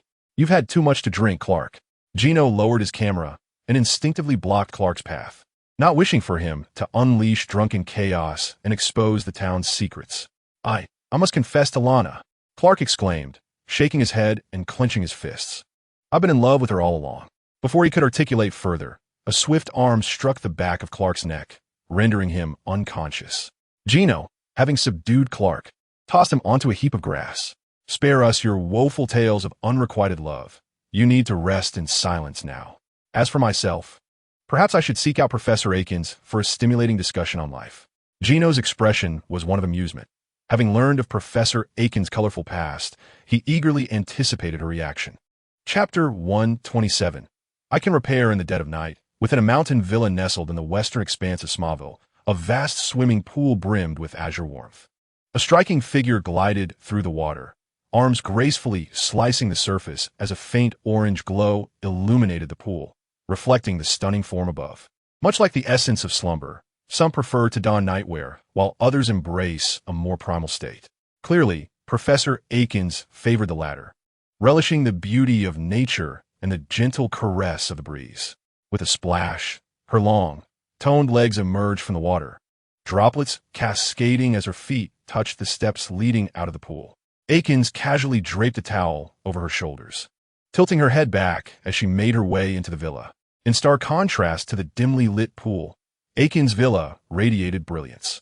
The intense illumination shone like a guiding beacon amidst the enveloping darkness of the night. Perhaps burdened by the weight of her past misdeeds and the lives lost due to her actions, Akins ensured that every light in the villa was ablaze each evening. Fearing that those she had wronged might come to claim retribution, she picked up a towel, preparing to dry off the moisture from her skin. However, a playful voice unexpectedly echoed from the nearby living room. "It seems a bit too bright here." Akins was startled by the sudden utterance, hastily dropping her towel and scanning her surroundings. "Who is there?" Upon glancing around, she perceived a silhouette seated on the sofa, separated by glass. Yet, in the blink of an eye, that figure, which had been poised on the sofa, vanished as suddenly as melting snow. Akins questioned her own sight momentarily. "Don't be alarmed." The voice emerged from behind her as a pair of arms gently encircled her neck. The slightly coarse hands caressed her skin, causing Akins to tense. Yet the soft tone seemed familiar. After a brief recollection, she hesitantly inquired, "Gino?" "Good evening," Gino replied. Akins widened her eyes, her brow furrowed in astonishment. How could this person have silently entered her room? Moreover, how was it possible to vanish and then appear behind her? A multitude of bewildering thoughts sprouted in her mind like weeds. But upon reflection, the prey had willingly approached her, which elicited a smirk of playful delight on her face, reminiscent of a cat toying with a mouse. "Wow, I truly did not expect my student to be so eager to seek my counsel on the subject of biology." Gently stepping forward to extricate herself from his embrace, her bathrobe slipped to her waist, revealing a glimpse of her alluring figure. Akins turned, her face adorned with a seductive smile, raising a hand to gracefully tousle her damp hair. She boldly showcased her perfect physique to Gino. With one hand resting on her lips, her tongue delicately traced her fingertips, her voice sultry and languid. "So tell me, mischievous boy, what brings you here?" Gino chuckled lightly, his expression mirroring that of a typical spoiled heir, as he replied, "What for?" "To complete what we left unfinished in the storage room this morning, of course." His frivolous demeanor bore no difference from the affluent signs Akins had encountered before. "Very well then, how about a kiss to start?" she suggested, leaning in slowly and parting her crimson lips. "And at school, you may call me Akins. Outside of that, I prefer you address me as Desiree." She took Kino's large hand, leading him to the sofa in the living room. Subsequently, Akins gathered her long hair to prevent it from obstructing the forthcoming exchange of kisses. She playfully jiggled her ample assets, teasing, "To be honest, I was initially going to find you, but you are of the renowned loser family." Gino appeared quite jovial, chuckling as he shrugged, "As a loser, I apologize." Akins lowered her head slightly, her eyes lifting with a myriad of emotions as she cast a suggestive glance towards Gino, implying that there was no need for apologies. It was precisely because he belonged to the loser family that she had chosen him. The once enchanting smile on Akins's face dissipated like snowflakes, and a glint of cold malice flickered in her eyes as she suddenly lunged at Gino, her crimson lips aiming for the youth's mouth. Wrapping her arms around his neck, her breath quickened, sending warm waves against Gino's cheek as she declared, "Most girls prefer older men, but not me. I am drawn to the young and vibrant. Their lack of experience is compensated by their fervor. In fact, we can fortify our relationship right now." Akins could hardly contain her eagerness. Once she executed her plan, she would manipulate Gino into murdering Lex and then eliminate the blind Lionel, thereby seizing everything belonging to the loser family. Billions of wealth and countless luxury cars and mansions would be within her grasp. As her lips drew nearer, tendrils of pink breath escaped from her mouth, seemingly directed toward Gino's lips. However, an unexpected turn of events was imminent. Just as Akins believed her victory was at hand, a pair of iron arms suddenly clasped around her delicate neck. The immense force hurled her aside, as if she were mere refuse. Her fragile body collided with the wall, eliciting a muffled groan from Akins. Gino stood up expressionless, his cold gaze fixed on Akins. With a mere sweep of his power, he confirmed his suspicions as he perceived the scent wafting from her inner thigh. Akins heard Gino's cold laughter. "I'm afraid I have no interest in the promiscuous." Gino, visibly disgusted, brushed off the water stains on his pants and mocked her. Everything that transpired was merely a charade, a means to assess your abilities. It is now clear that you can manipulate males with certain sense, driving them to madness and obsession for you, only to exploit their fervent affections to orchestrate unspeakable acts, all while you feign the role of a victim to effortlessly acquire everything you desire.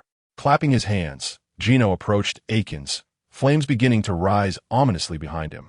"How astute you are, Ms. Akins." Observing the enigmatic youth's demeanor, Akins, despite her foolishness, surmised that Gino was no ordinary individual. He, too, might be an awakened being following the meteor shower. The thought of impending death brought tears to her cheeks as she pleaded, her voice trembling. "No, please don't kill me. I am willing to be your plaything. I beg you spare me. I could even restore my virtue." Gino remained unmoved, simply raising his right hand. In an instant, a golden flame ignited from his palm. "I'm sorry, but I prefer the original." Moreover, the boy slowly crouched down, gazing down at Akins. "Let us play a game.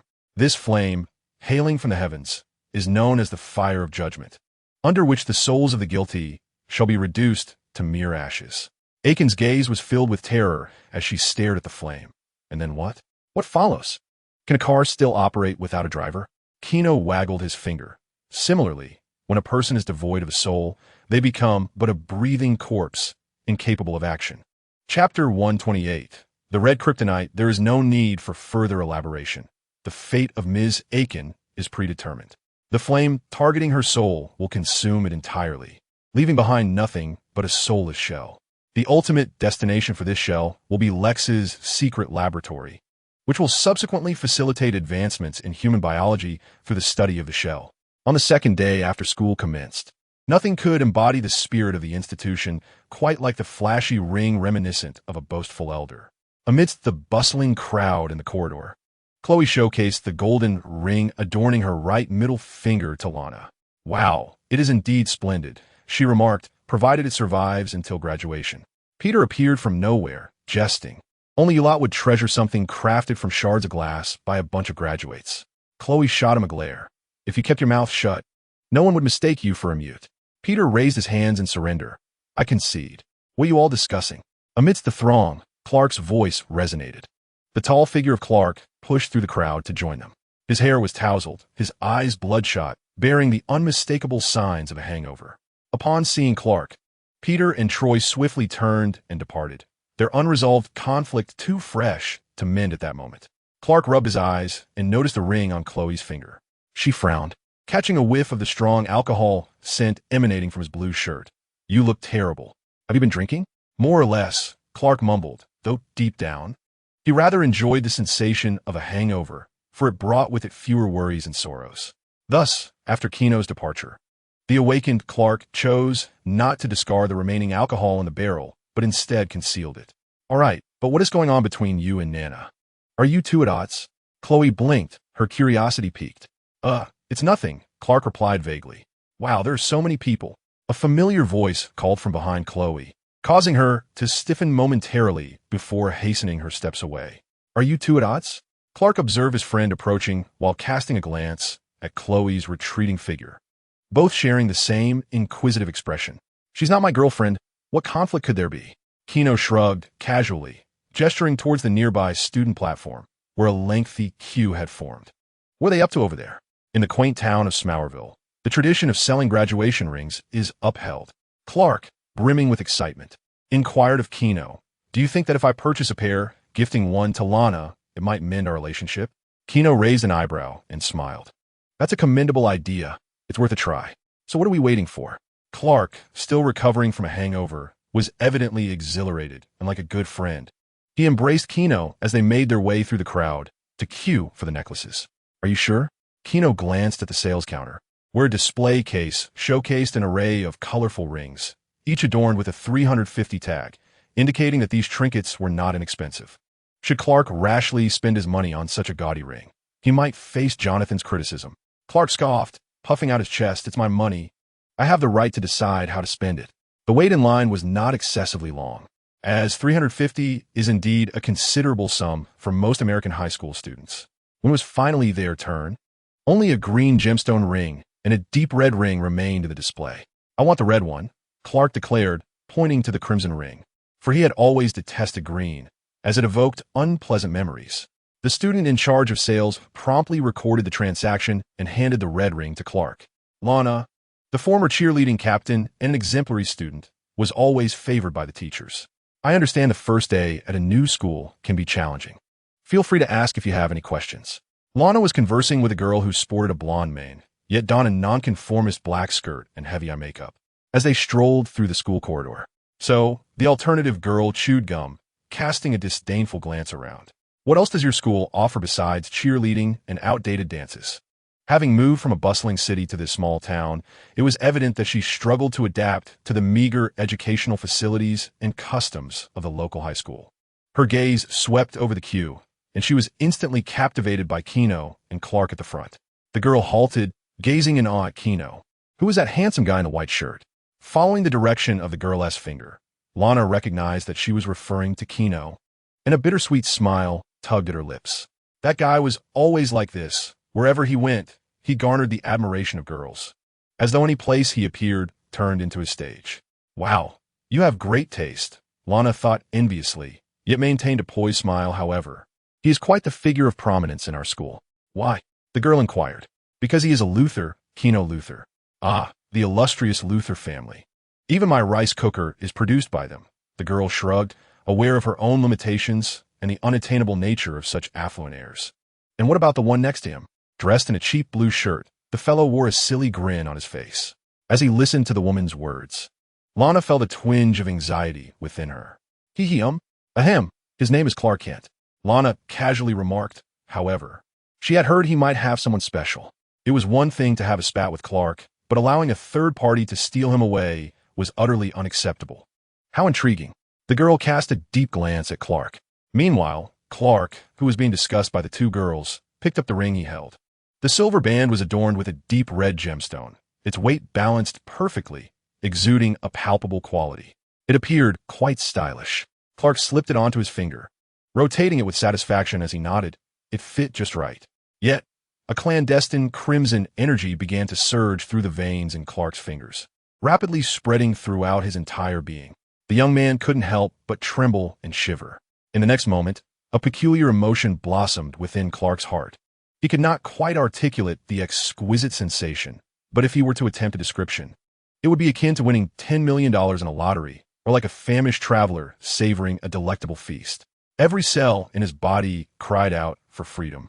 The repressed thoughts that had lingered within him melted away like snow under the sun. At that moment, Clark yearned to shout aloud, to unleash the inexplicable joy that surged within him. Clenching his fists, a strange smile crept onto his face. I shall do whatever I desire. Chapter 129.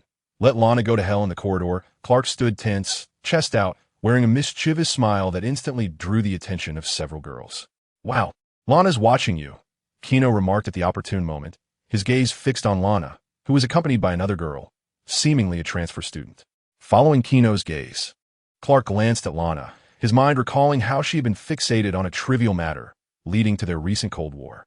His eyes then swept past Jessie, the girl beside Lana. With her golden hair and fashion-forward attire, she was quite the contrast to Lana, possessing a rather ample figure. Clark grinned widely, revealing a row of gleaming teeth. Oh, Gino, let Lana go to hell. I have found a better option.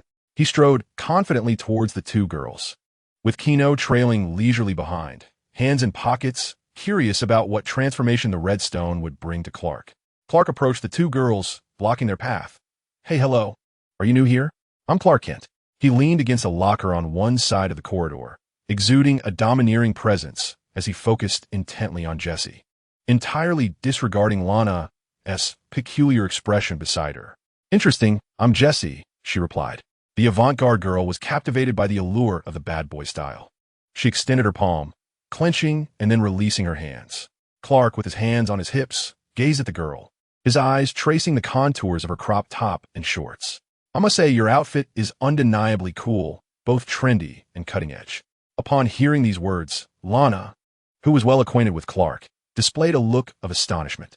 It was hard to believe such praise could escape Clark's lips. However, a pang of jealousy soon enveloped Lana's heart. That infernal Clark had never lauded her in such a manner. She glared furiously at him. Clark, with a devilish smile, regarded Lana with a dismissive glance. What's the matter? Are your eyes bothering you? Lana, incensed by his retort, shot him a cutting look. I just remembered that, mister. Morty has a matter to discuss with me, so I must take my leave. With hurried steps, she departed, clearly irked by Clark's reaction. Gino, arms crossed, silently observed the unfolding drama, his gaze flickering to the red ring adorning Clark's hand, a smirk tugging at his lips. It was now evident that the red kryptonite amplified the darker aspects of Clark's nature. How would he reconcile his relationship with Lana once the red stone was removed? Unbeknownst to Clark, Gino's thoughts were far afield as he locked eyes with Jesse, an inexplicable tension blooming between them. Apologies for intruding, but did Miss Lana Blue inform you that there are dress codes at the high school? From around the corner, Principal Gibbons emerged, his expression grim. Much like the experiences of countless students, whenever one misbehaved or breached school regulations, the school administration would invariably appear out of nowhere. The sudden presence of the principal shattered the charged atmosphere. He cast a disapproving glance at Jessie, whose punk-style top left her midriff exposed, an affront to decorum. I must issue a stern reprimand, Miss Jessie. Principal Gibbons intended to chastise the girl, his gaze sweeping over the group. Clark, the farmer's son, held no influence, and thus was of little concern. A soft cough interrupted the tension, and Principal Gibbons took a cautious step forward, his eyes landing on a head of golden hair and an attractive face. Mr. Luthor? The cloud of displeasure on the principal's face seemed to dissipate, replaced by a sycophantic smile as he approached, beaming, my sincerest apologies for not noticing your presence. Is Miss Jessie your friend? Gino shrugged, I suppose so. At that moment, his dear friend Clark resembled a lab rat, necessitating careful observation of his reactions and transformations, ensuring Gibbons did not interfere. I shall not disrupt your conversation any further. With keen insight, Principal Gibbons declared this and turned on his heel, departing without a backward glance. His comical demeanor elicited laughter from the newly transferred student. The girl cast a meaningful glance at Gino, inquiring, so, friends? Clark nudged Gino at the waist, signaling his approval of the gesture. Stealing a glance at the departing Principal Gibbons, Clark redirected his attention to Jessie, flashing a grin. The nuisance has finally left. Shall we indulge in a date? A date? Jessie raised an eyebrow, intrigued. You are quite bold. I find that appealing. The girl retrieved a carbon pen from her pocket. Extend your hand. Clark obliged, and she gently grasped his palm, inscribing her contact information with the pen. She gestured as if making a phone call, placing her hand by her ear. Be sure to contact me once you've confirmed the time. Of course, Clark replied, gazing at the number inscribed on his palm, a foolish smile adorning his face. At the Kent farm, Jonathan sat on the couch, his complexion tinged with worry, while a wooden barrel occupied the living room. The aroma wafting from the open top suggested it contained a beverage forbidden to those under 21. I can hardly fathom this, Jonathan lamented to his wife. Clark has taken to secretly hoarding alcohol. Was it born of curiosity or the weight of pressure? Jonathan was deeply troubled. He could not comprehend how his once dutiful son had devolved into this behavior. Perhaps he is simply entering a phase of adolescent rebellion, Martha remarked, her back turned as she tidied the kitchen dishes. In the Kent household, Jonathan embodied the stern father, while Martha represented the nurturing mother. Alas, Jonathan sighed. Suddenly, the front door swung open as if propelled by a gust of wind, and Jonathan barely registered a fleeting shadow before Clark, with his red backpack, stood before him. Good afternoon to both of you, Clark greeted with a smile, but when he noticed the fallen barrel on the floor, a wave of anger washed over his face. You search my room? He glared at Jonathan, discontent etched across his features. Father, that is my domain. You cannot invade it without my permission. So this is the reason for your drinking? Jonathan stood his ground, rising to meet his son, who towered over him. Son, you are at an age where experimenting with such forbidden substances is unwise. Indeed, you always instruct me on how to behave, to be an upright individual, selfless and virtuous. To be a good person, a saint, Clark retorted, his impatience palpable as he shouted at Jonathan. But have you ever considered whether I wish to be that person? He continued, I do not aspire to be like you, a mere farmer with no prospects. No sooner had he spoken than Clark's form flickered. He took a step and vanished in an instant, the barrel disappearing with him. Chapter 130. Clark's plan. He raced through the wilderness, the wind howling past his ears. The wheat swayed in the breeze as a figure seemingly materialized before a grand tree. Raising a fist and striking out without hesitation. Bam! A stout, venerable tree, aged for decades, became the vessel for Clark's pent-up fury. Its coarse bark, along with the heartwood, was shattered by a single punch, leaving a gaping cavity the size of his fist. Preaching. Clark incessantly swung his fists, their velocity rendering them mere phantoms, generating a howl in the air. More preaching. What must I do to satisfy them? Hud. He relentlessly pummeled the unfortunate old tree until it could bear no more. A mournful crack echoing as a branch splintered. As dusk painted the earth in golden hues, the sound of the tree crashing to the ground startled the birds into flight. Clark gasped for breath, having vented his anger, feeling an unexpected sense of relief. He seized a barrel of liquor from a heap of weeds, cradling it as he took deep swigs. The fiery alcohol exploded on his taste buds, coursing down his esophagus into his stomach. The drink gifted by Gino was decidedly potent, and soon Clark's vision blurred. With a thud, he collapsed onto the grass. Unlike others, intoxication sparked wild thoughts in Clark's mind. He envisioned Lana, then the alluring figure of his teacher, Ms. Akins, and, shamefully, Jesse's smooth abdomen from that morning. A wave of heat surged from his core, akin to a burning flame. His eyes glimmered with a hint of moisture. Clark closed his eyes and rubbed them, feeling discomfort. Upon reopening them, a torrent of searing energy erupted, coalescing into a crimson beam due to the extreme heat. Buzz! The blinding, heated gaze struck yet another old tree, and in an instant, the terrifying temperature ignited it. Flames spreading rapidly. Clark sat on the ground, bewildered by what he had witnessed. Was it possible that his eyes could emit some form of energy? Stumbling to his feet, he approached the charred remnants of the tree. Observing the scorch marks, he was certain that, with his newfound iron body, he had acquired yet another extraordinary power.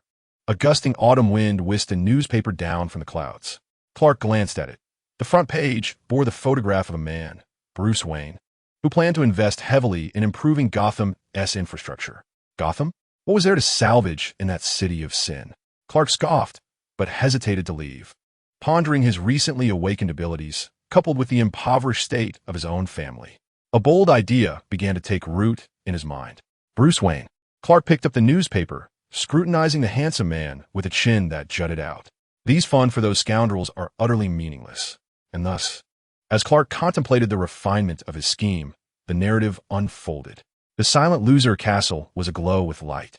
Gino stepped into the castle, and, at that moment, the hall was filled with young maids, each bowing their heads in silence, afraid to utter a sound. Gino glanced upward, observing the hall's transformation. The once prominent billiard table and the wall-mounted swords had vanished, replaced by a sleek black desk and several impeccably dressed business elites bustling about. The entire room had undergone a metamorphosis, evoking memories of an office in the metropolis.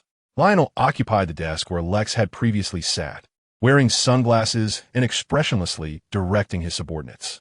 The old butler maintained his composed demeanor beside Lionel, holding a cup of coffee. Gino averted his gaze, contemplating the necessity of finding alternative accommodations for a while. Lionel was the type to act according to his own whims, reminiscent of an ancient tyrant, and with age, his autocratic tendencies had heightened to an almost unbearable degree. Gino decided to retreat to his room, choosing to ignore the turmoil. Suddenly, the roar of a sports car outside halted him in his tracks, and his eyes fell upon the castle entrance, where the walls seemed to dissolve into a translucent haze. He spotted Lex hastily approaching, his expression dark and foreboding. A confrontation was imminent. Lex bounded up the steps, storming into the hall like a tempest, exclaiming in frustration, "Damn it, who turned this place into such a mess?" His gaze swept across the hall before zeroing in on the old man occupying his seat, the very person he despised most, Lionel. "Oh, Lex, you're back early today. Finished with your work at the company?" Lionel tilted his head, straining to catch the sound. Lex's demeanor darkened further. "I'm asking you why you took it upon yourself to alter my lounge." Lionel shrugged nonchalantly. "What should I say? Sorry? But could you perhaps spare a thought for this old blind man?" Also, Lionel paused. "Your taste is simply atrocious." Gino stifled a laugh at Lex's flushed face, but had no intention of intervening in their dispute, opting instead to return to his room. As he reclined on the spacious bed, his phone chimed with a notification. It was a message from Talia. informing him that Ra's had recovered and would soon head to Gotham City in pursuit of revenge against the mysterious figure. Ever since Ra's had been defeated by Gino, he had fled to Demon Island in disgrace. Gino had previously pressed Talia for the identity of this enigmatic individual, but her steadfast denial left Ra's with no recourse. Coupled with Ra's pride, it fueled his determination for retribution against Gotham City. Intriguing. As Gino scrolled through his phone, he found a second message from Lana, inquiring about Clark's condition. The message showed as read, and after a moment's contemplation, Gino replied with an ambiguous, "I do not know." What a busy day it has been.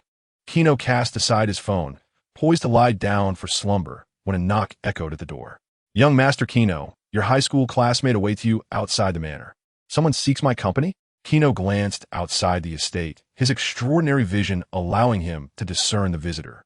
Clark, clad in a black jacket, stood with his hands tucked in his pockets at the manor's threshold. What would he want from me? Standing before the grand estate, Clark had meticulously crafted his plan in his mind, ready to set it in motion. However, a practical dilemma confronted him. To reach Gotham, he needed to purchase a plane ticket, yet his pockets were devoid of sufficient funds, and his insufferably stingy father would not provide financial assistance. Who else could he turn to for help? Naturally, only his friend Gino would suffice. Clark, Gino emerged from the manor, eyeing the big boy sporting cheap sunglasses he had somehow procured. "Is there something you need?" Indeed, Clark elucidated his intent to Gino. "I hope you can lend me some wealth." Chapter 131, Bruce and Gotham. The enigmatic night unfolded as ever, accompanied by the sounds of gunfire and police sirens. Familiar industrial chimneys belched forth plumes of toxic smoke into the sky. Anyone who lingered here for years without adequate protection would inevitably bear the marks of ill health. In essence, this city was a cacophony that would provoke an outcry from environmentalists. The filthy streets swarmed with rats. Yet, if one shifted their gaze toward the city center, both security and the environment showed slight improvement. After all, the abodes of the affluent were undoubtedly superior to those of Gotham's impoverished. In the midst of a conference hall, Bruce Wayne sat poised, attired in a sharp suit. He adjusted his bow tie, fatigue evident in his deep blue eyes. Alfred's voice resonated through the earpiece nestled in his right ear. "Master Bruce, I fear no one can attend a high-profile gala after a day and night devoid of rest." "I understand, Alfred, but this gala holds significant importance." Bruce closed his eyes, tightening his fists as he practiced the meditative techniques he had learned from the League of Assassins to rejuvenate his energy. Batman is Batman, yet Bruce is Bruce. He can combat Gotham's dark underbelly as Batman, but if he desires to see Gotham flourish, the identity of Bruce Wayne, the billionaire, is equally vital. "Very well. I recognize I cannot rouse one who feigns slumber, but you must prepare. Your moment to shine draws near." Bruce opened his eyes, his gaze falling upon the throng of guests at the gala, shimmering beneath the crimson drapes. Following the events of the Court of Owls, Gotham had witnessed the demise of a plethora of ineffectual officials. This presented Bruce with an opportunity. He leveraged his connections and wealth to elevate a multitude of idealistic officials to new positions. This, indeed, was the purpose of Bruce's gala this evening. He intends to utilize these individuals, along with the wealth of the Wayne family, to bring about a profound transformation in Gotham City. Bruce, having studied economics, understands that the essence of urban crime lies in economic decline and the scarcity of resources. If individuals possess stable employment that can sustain them, few would willingly choose a life of crime. Bruce's mission is to employ economic strategies to provide job opportunities for the impoverished citizens of Gotham. As the voice of the host resonates, "Next, let us welcome Gotham's wealthiest, the initiator of this banquet, Mr. Bruce Wayne." The hall erupts with thunderous applause. While people may look down upon the impoverished, no one disrespects the affluent. Bruce takes a deep breath, straightens his posture, murmuring the name of Gotham once more before striding into the hall. What a dismal city it is. Among the bushes behind a bench in Gotham, a young man clad in a red and blue hood squats, grumbling about the city's dreadful weather. Clark waves his hand, attempting to disperse the omnipresent haze, but to no avail. Sighing, he shifts his gaze back to the towering building before him. Mimicking the tactics of a robber, he crouches in the shrubbery, his keen eyes fixed intently on the Wayne Bank, which lies a street away. After descending from a plane late at night, Clark has garnered the information he seeks through newspapers and by confronting street thugs. When it comes to the wealthiest in Gotham, the Wayne family undoubtedly leads the pack. It is high time for me to experience the life of the affluent. Clark picks up a newspaper lying on the ground, one he had brought from his small town. Now, as he hides outside the bank, the newspaper has become unnecessary. He tears it to shreds, and in an instant, a peculiar red gleam flashes in his eyes as he dashes toward the bank. His speed is akin to a whirlwind, moving at a velocity almost imperceptible to the naked eye, crashing straight into the revolving glass doors of the bank. Over the years, I have often pondered the essence of Gotham. In the opulent banquet hall, Bruce stands at the podium with a miniature model of Gotham City displayed below. Behind him looms a large portrait of his parents, Thomas and Martha Wayne, embracing him. The guests set aside their activities, all eyes fixed on Bruce Wayne, hanging on his every word. For me, how can I encapsulate Gotham City in a single word? Home. Family? The guests respond with warm laughter. No one perceives Gotham as a home, not even the locals, who harbor disdain for the city. Or is it merely an objective? Bruce surveys the guests around him. The truth is, I cannot answer that question. However, I have reflected on certain matters, my friends. I believe my father once whispered words to me as he lulled me to sleep. Back then, I was just a child. If that day had not gone well, perhaps I had fallen into a pit or scraped my knee. Then his family would say to me, "Bruce, tomorrow is but a dream away." This is his motto, melancholic yet poignant, and it resonates deeply with me. Bruce remarked, "At this moment, all present know that I lost my parents during my childhood. Their lives were claimed in Crime Alley." You can only imagine the anguish that ensued. Anger, fear, and sorrow enveloped me, while my father's words echoed in my mind. Of course, I have shared so much with you. Bruce's gaze swept across the crowd, landing on Sheriff Gordon and Thomas Elliot, his expression gradually firming. The crux of my message is this. When we find ourselves amidst daunting and fearsome challenges, it is futile to question what our city is. Instead, if we cease to dwell on the present or lament the past, and instead look toward the future. Bruce stepped away from the podium, approaching the Gotham model with open arms and outstretched palms. If we ask ourselves how tomorrow can transform, then we have posed the right question. For to embrace hope, to harbor dreams, and to envision the future is to sculpt the city with our own hands, rather than being molded by it. Therefore, I have resolved that Wayne Enterprises will boldly and swiftly commence investments in Gotham's future next month. Bruce's declaration ignited an uproar. The crowd buzzed, yet Bruce remained undeterred, raising his voice to ensure all could hear him. We have partnered with several local design firms to devise a reconstruction plan aimed at revitalizing Gotham's most dilapidated industrial residential areas. This will serve as the cornerstone for reforming Gotham's public transportation system, modernizing it significantly. As Bruce raised his hands, several immense projections of the city appeared atop the model. He addressed the audience. To return to the earlier question, I would assert that Gotham is destined for the future. With that statement, the banquet hall erupted in a cacophony of applause and cheers. Regardless of whether this plan would succeed or falter, at the very least, this young heir of the Wayne family exuded courage and conviction, which in itself was profoundly moving. Chapter 132. The patriotic Clark bang. Another security guard fell to the ground, a sharp pain coursing through his back prompting an involuntary cry of anguish. "You can't do this." The guard, a portly middle-aged man, struggled to raise his hand in an attempt to apprehend the masked assailant donned in red and blue. The intruder stood beneath the bank counter, the marble floor littered with shards of glass. Mere moments ago, this individual had materialized in the bank lobby, shattering the bulletproof glass in a terrifying display, demanding that the teller fill the bag he had brought with cash. Security personnel, rushing to intervene, found their resolve crumbling when they witnessed bullets striking the assailant, merely sparking faint embers. It was as if he vanished into thin air, only to reappear moments later, leaving all the guards incapacitated on the floor. "You can't do this?" A cold snort echoed from beneath the mask as Clark, while greedily stuffing bundles of cash into a sack from the cash register, raised his middle finger defiantly at the security guard. The large ruby glimmered under the light as Clark sneered, "I shall do as I please." Once he had filled all the sacks with wealth, he hoisted them up and vanished like a wisp of smoke, leaving behind a chaotic scene in the hall under the despairing gaze of the guard. "Thank you, my friends. I now urge you to invest with me in the future of Gotham City. I assure you, if we unite our efforts and work together, a brighter and more prosperous Gotham is merely a dream away." Bruce concluded his speech and stepped down from the stage. The ensuing chatter was incessant as people eagerly sought to converse with Bruce Wayne about the future plans he had mentioned for Gotham.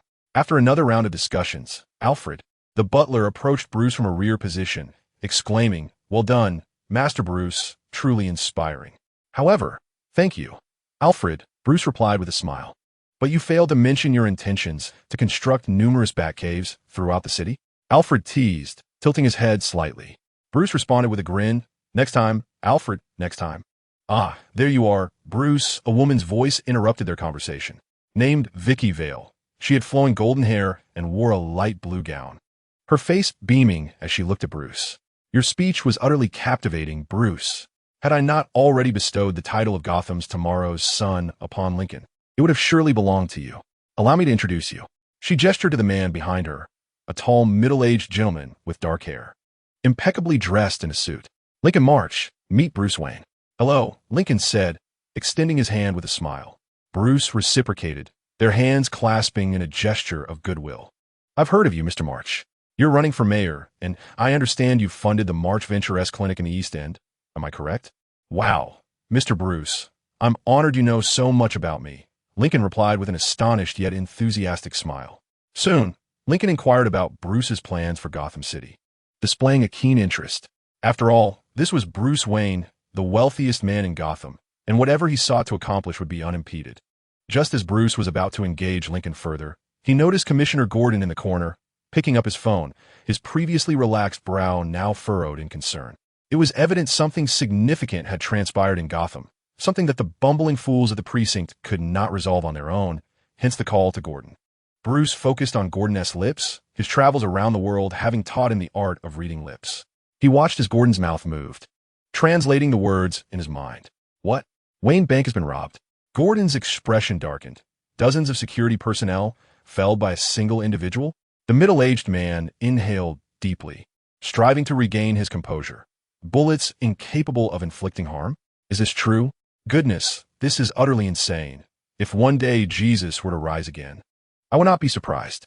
I shall arrive momentarily. With that, Gordon rose and departed from the banquet. Meanwhile, a glimmer of insight flashed in Bruce's eyes. The disregard for bullets, extraordinary combat skills, all of it conjured a shadowy figure in his mind. The mysterious masked man who had beckoned him into the labyrinth of torment. "My apologies, Lincoln. I have pressing matters to attend to. Let us discuss Gotham's affairs another day." Bruce was determined not to squander any more time. For him, or rather for Batman, the construction of Gotham paled in comparison to the allure of unraveling its enigmatic veil. "Very well, I shall not intrude further," Lincoln replied with an understanding smile.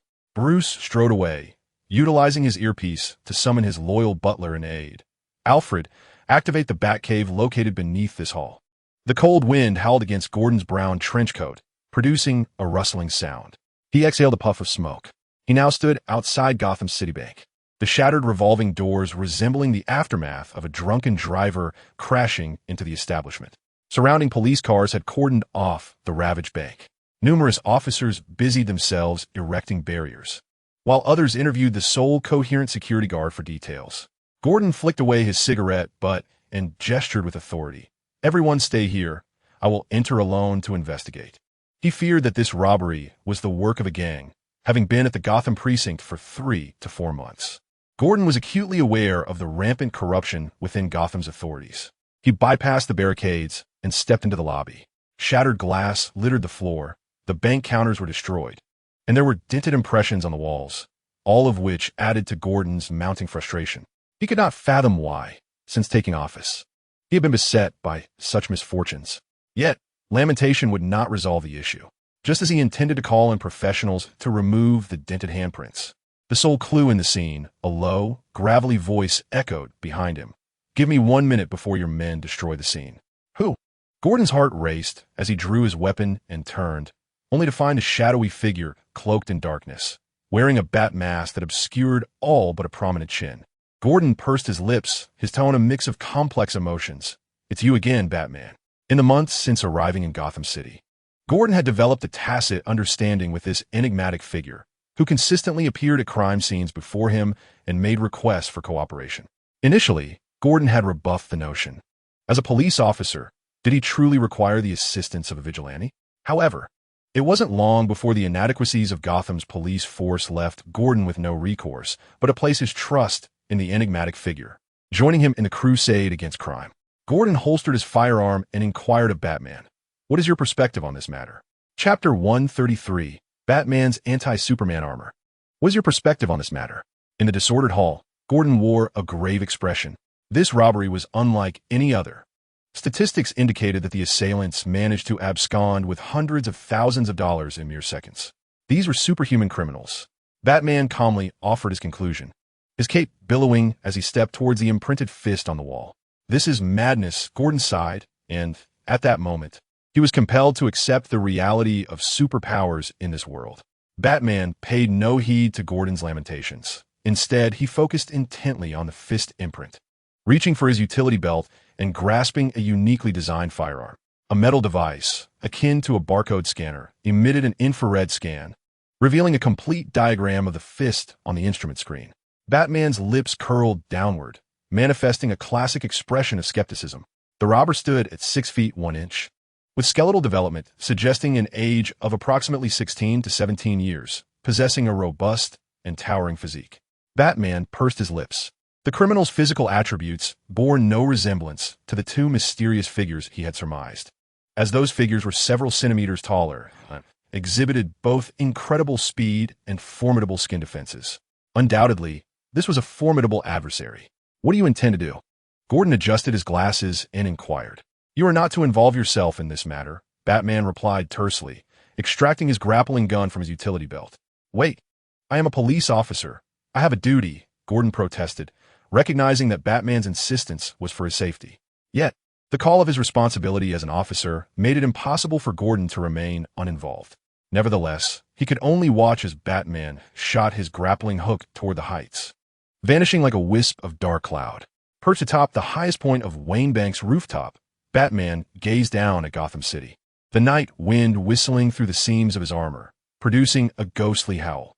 "Alfred, retrieve the surveillance footage from the hall and the surrounding streets," he murmured. After having endured a brutal encounter with a masked figure, Bruce had invested heavily in upgrading the surveillance systems in every hidden corner of Gotham, capable of recording in pristine, high-definition quality. Soon, numerous video feeds sprang to life beneath the lenses of his cowl. While the average person might have been overwhelmed by the multitude of images, Batman could deftly identify the footage he sought. He accessed the external surveillance of the bank and the interior footage. A crackling sound of electricity flickered, and swiftly, the chaos of images was narrowed down to just 2 frames. "Adjust the time to 1 hour ago," he commanded as the footage began to rewind. Crowds of people outside the bank and patrons conducting business within came into view, until a figure clad in a crimson hood intruded upon Batman's line of sight. "Alfred, pause and magnify." The video froze, the image enlarged. Soon, Batman discerned a newspaper clutched in the Red Hood's hand. A slight smirk tugged at the corners of Batman's mouth. "This is the clue." With a flourish, Batman lifted his voluminous black cape, resembling a harbinger of death descending from the night, and leapt into the depths of Gotham below. Luthor Manor. The roar of an exquisite SUV shattered the silence, kicking up clouds of dust as the tires spun and elegantly executed a drift before coming to a halt at the iron gates of the manor. The door swung open, revealing Clark, adorned in expensive sunglasses and a luxurious black trench coat paired with tailored trousers, as he alighted from the vehicle. He retrieved a heavy sack from the rear compartment and, whistling a cheerful tune, made his way toward the manor. The elderly butler had already unlatched the iron gate. "Welcome, Mr. Clark. The young master is enjoying breakfast. Lead the way." "I haven't had breakfast either," Clark replied with a smile, playfully patting the butler's shoulder, his spirits high after recently pilfering a substantial sum from Wayne Bank. Although he could not carry it all in one go, Clark had concealed a portion in a secret location before returning to Smallville with a portion of the riches. Entering the opulent hall, Clark marveled at the breathtaking classical architecture, shaking his head in awe. "Honestly, I aspire to construct a house like this in the future." Gino sat in a chair, sipping milk, while 2 statuesque maids gently massaged his shoulders. Upon seeing Clark enter, Gino raised an eyebrow, a glint of intrigue flashing in his eyes. "How was your trip to Gotham?" Gino inquired, a smile gracing his lips. "Not bad. I made some pocket money, Clark replied with a devilish grin, ostentatiously dropping the sack he carried. As the bag fell open, a substantial stack of Franklins tumbled out. Consider this a gift. We're friends for. Gino chuckled, propping his chin on his hands. His interest peaked. Wow, it seems our Clark has become a millionaire. His gaze drifted to the ring on Clark's finger, and he remarked, by the way, have you heard about Gotham's masked vigilante, a fellow named Batman? Batman? Clark scoffed, emitting a derisive snort. A pitiful figure who fancies himself as Zorro. What can the strength of an ordinary man accomplish? Gino. Clark raised the milk handed to him by a maid and drank it down in one go, his eyes gleaming with fervor. Do you remember what you once told me? Wolves and dogs are not the same.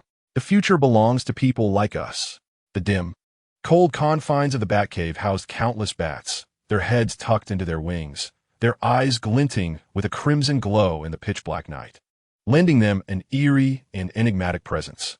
Bruce settled into a chair, observing dozens of mechanical arms meticulously assembling a colossal suit of steel armor. He took a sip of coffee, his expression serene. This armor was the culmination of his preparations following a confrontation with a mysterious adversary, blending palladium and mithril to create an extraordinarily resilient material, and equipped with boosters to enhance its mobility. Master Bruce, Butler Alfred entered the Batcave, hands clasped behind his back. Have you made your decision? Indeed, Alfred, Bruce replied, rotating his recliner to face the computer screen above him, which displayed an analysis of fingerprints.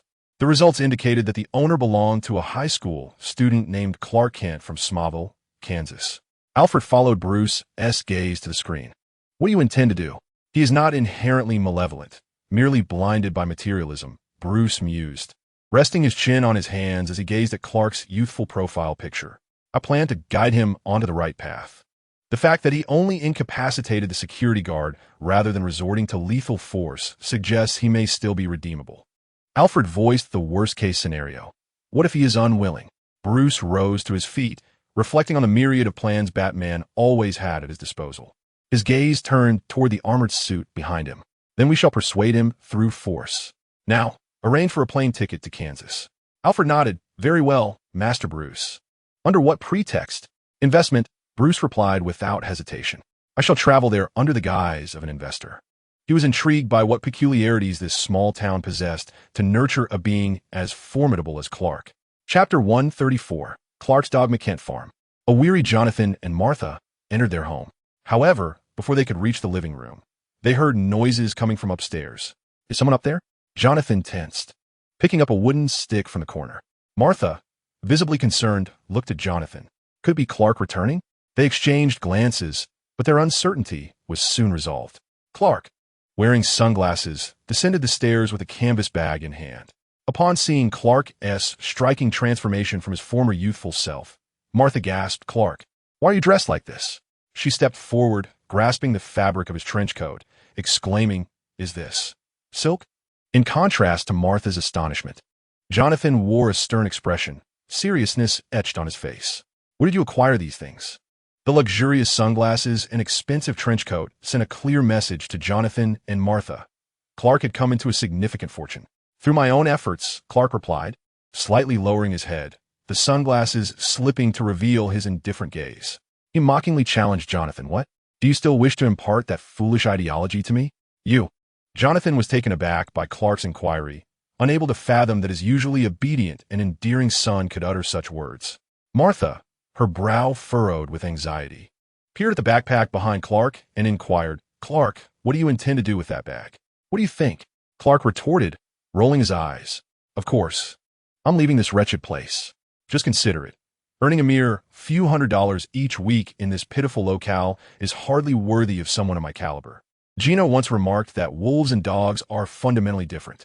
Clark chuckled darkly, his gaze fixed on Jonathan, a formidable aura pressing upon his adoptive father. A wolf craves meat, yet you expect me to masquerade as a dog, gnawing on bones. Jonathan furrowed his brow, gazing into Clark's eyes for the first time with a sense of dread. Yet, his concern for Clark ultimately triumphed over his fear.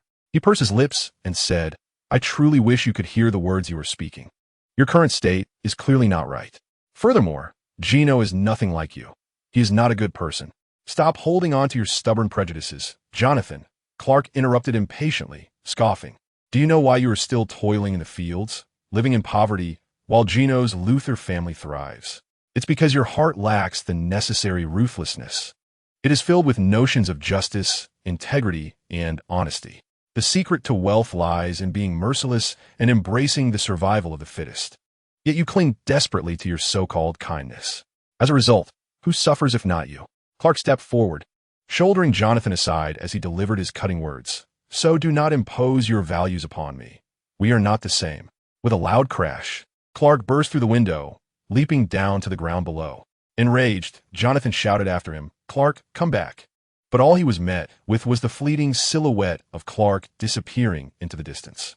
In the grand hall of Luthor Castle, Lionel was away on business, leaving Gino alone in the estate. Relaxed on a warm, comfortable sofa, Clark lounged with his feet up. Gino, adopting a gentlemanly posture on the opposite sofa, fixed his gaze on the haughty Clark.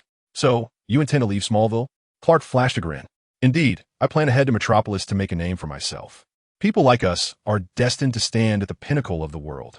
An admirable ambition, Gino remarked, tossing a business card from his pocket. This is a card for a manager of a football team in Metropolis. If you decide, you may seek him out for opportunities. He is quite curious to see if allowing Clark to develop in such a manner could lead to the emergence of a patriotic Clark or perhaps an unjust Superman. As he pondered this, the sound of commotion reached his ears. Without needing to glance up, Gino recognized the voices of Lex conversing with another. How astonishing, Mr. Bruce. He heard Lex say that a billionaire like you would venture to this remote town. I am indeed intrigued by what aspects of the town attract significant investments from the Luthor Group. Perhaps we could collaborate on development, Bruce replied. At this moment, Lex, wearing a feigned smile, and Bruce entered the hall side by side. Each harbored their own intentions. Lex sought to discern Bruce's motives, while Bruce aimed to uncover the reason behind the Luthor family's stronghold in the town. As they stepped into the hall, Clark instinctively lifted his gaze. For pairs of eyes converged, creating an atmosphere thick with an indescribable silence and awkwardness. Bruce fixed his gaze on Clark, seated on the sofa. With just one look, he recognized that this individual was indeed the target of his visit. Mr. Bruce, Gino slowly rose, breaking the silence with a smile that sparkled with a hint of mischief. We meet again.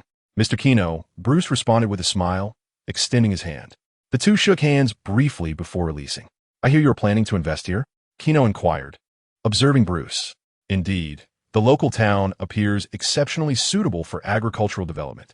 I intend to transform it into a major grain cultivation base, from which the produce will subsequently be transported to Gotham City. The flawless logic and scheme deftly concealed the true purpose of his visit. I believe I should take my leave, Clark said with a shrug, standing up. To be honest, it was somewhat awkward for Clark to face the individual who had robbed him. As he stepped away, Bruce casually inquired, Who is that young man? Lex glanced at Bruce. Clark, a classmate of my brother. I hear he plans to move to Metropolis soon. Gino, relishing the unfolding drama, inadvertently revealed Clark's plans. After chatting with Lex and Gino about local business matters, Bruce took his leave from the castle. The last rays of the sun hung in the sky. Seated in the RV he had brought, Bruce pondered briefly before standing and walking towards the back of the vehicle. He opened the door to reveal a suit resembling heavy armored equipment, quietly resting in the corner. Bruce shed his suit, revealing a chest plate emblazoned with the Black Bat emblem. He intended to speak with Clark's parents. After all, to truly understand a person, one must begin with those closest to them. This would allow Batman to gain a comprehensive understanding of a young Clark Kent. Prior to arriving in the town, Bruce had already utilized his financial resources to gather substantial intelligence regarding the peculiar incidents that had transpired in the town, as well as the presence of the Luthor family. All of this felt like a vast web shrouded in mist, compelling Batman to delve deeper. As he gazed out at the sunset, darkness enveloping the town, Bruce donned his mask, transforming into Batman. Accompanied by the moon and the night breeze, he commenced his mission for the evening. Chapter 135. Clark and Batman, the red off-road vehicle roared down the highway, leading from the town directly to Metropolis. In the driver's seat on the right side, Clark, adorned with sunglasses, casually rested one hand on the steering wheel while the other lay atop the window, fingers splayed to embrace the refreshing breeze, a sensation of freedom. In Kansas, idleness was not tolerated. Clark was determined to make his mark. At long last, he was about to break free from their constraints. as he navigated the bends. The vehicle surged forward at a speed of 90 miles per hour, drifting gracefully with the headlights casting a glow that illuminated the road ahead.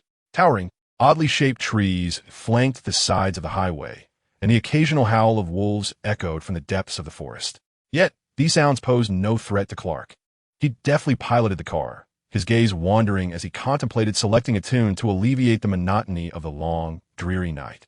However, a flicker of movement caught his peripheral vision, suggesting something unusual lay ahead.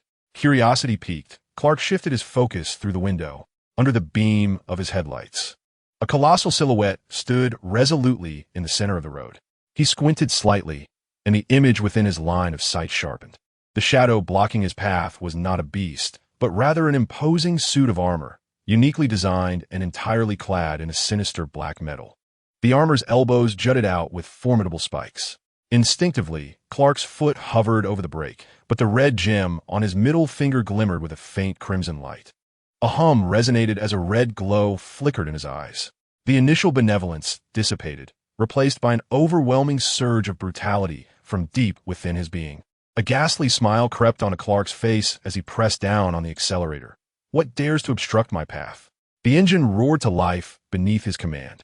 Flames belched from the exhaust, and the vehicle surged forward like a comet, hurtling toward the ominous figure. The distance of 1,000 meters vanished in an instant, hundreds of meters, mere meters, until the moment of collision arrived, with neither side displaying any inclination to evade the impact. Boom! The collision between the platinum-infused armor and the 90-mile-per-hour off-road vehicle erupted with a thunderous crash. Metal twisted and crumpled, the radiator shattered, spraying water as the engine exploded. The deafening sound of the blast echoed like the first thunderclap of a divine presence in a desolate universe. At that moment, on this seldom-traveled highway, no soul bore witness to the unfolding chaos. Yet, the cataclysmic explosion reverberated through the night, igniting searing flames that engulfed the wreckage. Metal fragments from the off-road vehicle scattered like confetti, while the armored suit glowed a fiery red under the intense heat. Clark collided with the obstruction as if he were a cannonball. Bang! The steel chassis clashed with the multi-million-dollar armor. The tremendous impact sent both parties soaring through the air as if they were billiard balls on a table, crashing to the ground. They were propelled backward, shattering the pavement and carving a trail of devastation over hundreds of meters. The earth lamented in fragments as they collided off the road, tumbling into the fields, where the soil churned and weeds scattered in disarray. Their formidable momentum only ceased after they crashed into several towering trees.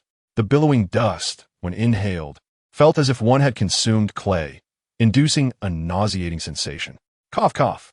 Amidst the haze, Clark, disheveled and smeared with dirt and paint, staggered to his feet. He had never felt so disheveled, and his heart was ablaze with fury. His cerulean eyes shimmered with a terrifying glint. Suddenly, a crimson light ignited in Clark's gaze, fixating upon the massive bat armor shrouded in smoke. Beneath the obsidian night, the bat armor loomed like an enormous tin can amidst the ruins. Death! Clark's eyes flared with a fierce crimson glow, his searing gaze striking the armor like twin bolts of lightning. A mechanical roar erupted as the bat armor illuminated with a soft blue glow, its technological boosters roaring to life, propelling its astonishing weight forward with great force. The red beam, capable of melting steel, sliced through the air like a pair of blades, igniting the atmosphere and evaporating moisture from the earth into charred dust. The flames consumed the vegetation, scattering ashes with the wind. Inside the armor, Batman harbored no doubt that if he were to be struck by this lethal beam, even the resilient metal of Promethium would offer him no salvation. A swift resolution was imperative. A spark of determination flickered in Batman's eyes, and in an instant, he commanded the armor to lunge toward Clark. The armor initiated the ejection sequence, set for 3 seconds. 1 second. The bat armor shifted direction, charging towards Clark. Clark was taken aback that the cumbersome tin can had opted to confront him head-on rather than evade. 2 seconds. The bat armor recklessly closed the distance to Clark. This action, however, aligned perfectly with Clark's intentions. He tilted his head to aim at the armor. Buzz! A deadly beam erupted from his eyes, piercing through the metallic armor, resulting in a catastrophic explosion that scattered metal shards across the area. 3 seconds elapsed. Clark, with a nonchalant air, began to speak. But a figure suddenly erupted from the swirling dust. Boom! Batman, donning a metallic arm, swung a punch that struck Clark's cheek with tremendous force, shattering his sunglasses. Thud! Clark was utterly astonished that Batman had survived his searing gaze. Yet, there was no room for regrets in this world. Batman, wielding the armor, released a blinding chemical agent. A hallucinogenic concoction he had brewed from the spring waters of an underground labyrinth. PSHH. The agent splashed into Clark's eyes, and he cried out in anguish. My eyes. His vision blurred, while his cheek was relentlessly bombarded by Batman's iron fists. Bang, bang, bang. Batman, mounted atop Clark, expressionless, unleashed a flurry of iron punches upon Clark's face. He had conducted a covert investigation, uncovering that Clark's parents were humble and kind-hearted farmers, yet they had raised a son who turned out to be such an ingrate. This realization extinguished Batman's aspirations of guiding Clark back onto the righteous path. Instead, he was now solely focused on extracting intelligence from Clark's lips, seeking the elusive truth. The sound of wind slicing through the air echoed ominously around him. A powerful fist struck Clark's cheek with a dull thud, as Batman, his voice hoarse from exertion, bellowed. Speak. What is your connection to the mysterious figure? Tears streaming down his face, a bewildered Clark flailed his arms desperately, attempting to grasp Batman, and shouted in return. What mysterious figure? I know nothing. I only wish to kill you. Ignoring Clark's protests, Batman swung his fist again, activating the devices on his gauntlet to release more gas, distracting Clark and leaving him struggling to cope. The silvery moonlight illuminated the charred grass, casting an eerie glow over the scene. In the center of the field, Batman, panting heavily, roared excuses and lies. He unleashed his fists upon Clark, akin to a street thug engaged in a brawl, driven by an urgent desire to uncover the truth. Was there truly more to the story behind his parents' demise? The night breeze swept over the field, carrying the scent of burnt grass. Just as Batman prepared to administer a truth serum to Clark, a chilling voice, sending shivers down Bruce's spine, echoed hauntingly, Are you looking for me? Chapter 136. Is it of any use? In the inky darkness of the night, the voice seemed to reverberate right next to Batman's ear. Chaotic thoughts surged through his mind. The raised finger and the gun's motion, the tormenting environment of the labyrinth. Every unbearable, painful, and sorrowful memory rushed violently into Batman's consciousness. Breathe. Breathe. He continuously adjusted his breathing to maintain his composure. He turned a glance behind him, as if the night sky itself was rallying for this struggle. A thunderous boom erupted beneath the darkened sky, soon followed by a flash of blue lightning illuminating the night. Batman keenly observed a figure wearing an owl mask lurking within the dense thicket not far away. Why was this individual here? Was he hiding in this small town? Various hypotheses flooded his mind, only to be swiftly dismissed, for there was another possibility. The man had been surveilling him, following him to the town. Clad in a white mask and a sharply tailored white suit, the towering figure, exceeding 2 meters in height, would not be easily overlooked, even when standing quietly in a corner. With a whoosh, following the thunder, rain began to pour down in sheets. Countless droplets cascaded like a curtain, nourishing the earth and sustaining all life. The raindrops pelted against Batman's armor, creating a rhythmic tapping sound on his steel-clad arms. Yet beneath his mask, his eyes remained fixed intently on the shadowy figure obscured by the curtain of rain. A scene as wondrous as Moses parting the sea unfolded before him, with raindrops scattering like subjects evading the presence of their sovereign. Not a single drop marred the pristine white of the suit. The masked figure tilted his head slightly, a soft chuckle escaping his lips. Have you uncovered the truth behind your parents' demise, Batman? This simple utterance pierced Batman's fortified heart like a sharp arrow. His previously calm demeanor shattered. Rage consumed his reason. Releasing his hold on the flushed-faced Clark, Batman rose in fury, fixing a penetrating gaze upon the masked man. His voice laced with a teeth-gritting intensity. What do you know about their death? Batman struggled to suppress his anger, yet beneath the mask, Gino discerned the turmoil roiling within him. If anything could disrupt Batman's psyche, it was undoubtedly the loss of his parents. In various comics, Batman had devised strategies against different superheroes, but when it came to himself, it was to exploit the tragedy of his parents' death to the utmost, a tactic that, at this moment, proved strikingly effective. A cold chuckle resonated from beneath the mask, and Gino shook his head slightly, his finger wagging in mock admonition. I recall telling you to grow stronger next time, Batman. However, the masked man cast a pitying glance at the shattered armor in the corner, seemingly expressing genuine sorrow for Batman's plight. Look at what you have created, a heap of scrap metal, utterly incapable of besting a mere youth. Gino could scarcely fathom the disaster that would ensue if Batman, in such a state, were to confront the Joker at his prime. Curse it, Clark! His eyes reddened with fury, sprang to his feet, casting a venomous glare at Batman. Yet, the sudden appearance of the enigmatic figure diverted his wrath. He bellowed at the masked man. I have not been defeated. It is you who lurks in the shadows. Clark clenched his fists, a terrifying force reverberating through the rain-soaked air. I will shatter your mask and unveil your identity. Gino extended his palm, gazing upward as raindrops splashed against the biological surface, creating a mesmerizing display. Is that so? Then prove to me you possess such strength. Amidst the downpour, Gino's nonchalant demeanor incited Clark's ire. In the throes of youthful bravado, Clark let out a thunderous roar. With a surge of power, he shattered the ground beneath him, leaving two gaping fissures. The terrifying inertia propelled him towards the masked man like a bolt of lightning, the heavy rain parting around him in a spray. The surrounding scenery blurred into a flowing backdrop as Clark raised his iron fist, channeling his strength into his knuckles, aimed squarely at the masked man's face, vowing to obliterate the Fade. In a heartbeat, the distance closed, and at the precise moment Clark's fist was about to collide with the mask, the mysterious figure raised his hand and snapped his fingers. The sound, a resonant pop of air displacement, echoed through the night. In the next instant, Clark's mouth fell agape in astonishment as he witnessed everything around him slow to a crawl. Raindrops suspended in midair, while the body racing at full speed seemed ensnared in a heavy quagmire, moving sluggishly. If Clark's previous pace could be likened to lightning, then now he was even slower than a tortoise. Clark confronted a disheartening reality. He could merely control the movement of his eyes. He observed the enigmatic figure effortlessly retreating just beyond the reach of his assault. In that moment, the figure raised a hand, gently pressing his thumb against the nail of his middle finger, which bent slightly. A resounding crack echoed as it struck Clark's forehead. 1 second, 2 seconds.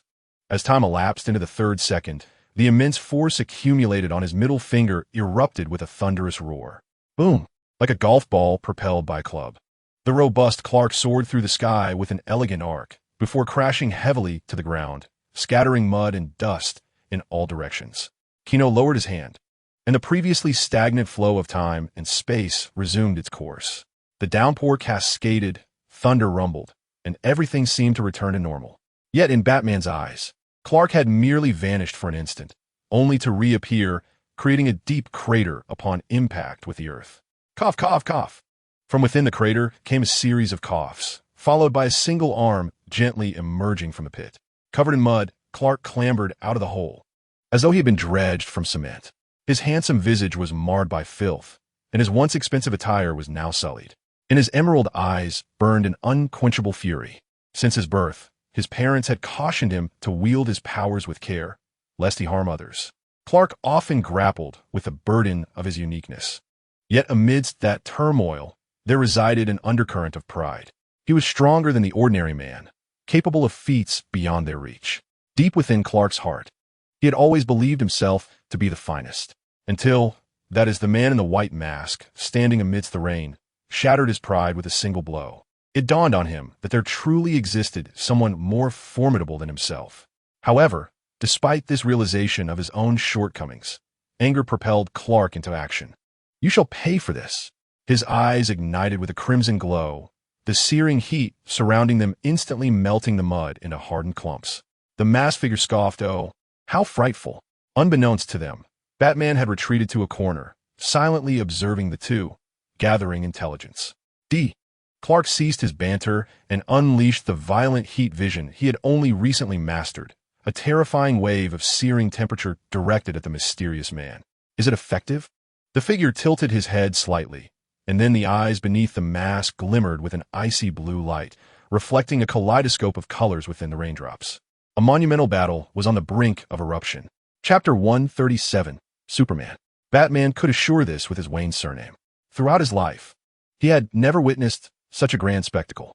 At this moment, the curtain began to rise. Amidst the torrential downpour, two figures stood opposed to one another. Fiery beams of crimson ignited the rain and the atmosphere, conjuring vast clouds of white mist. The chilling currents of azure crystallized the raindrops and soil, freezing the expanse for miles around. Both combatants unleashed their full might without reservation, pouring their entire essence into the confrontation. This magnificent scene resembled an abstract masterpiece by Mondrian, as the two seemed poised to divide the very realm into shades of red and blue. Even Batman, whose temperament was as steady as stone, felt a flicker of curiosity within. Who would emerge victorious? Who would taste the dust of defeat? With Batman's anticipation, the contrasting beams of light collided with a sudden ferocity.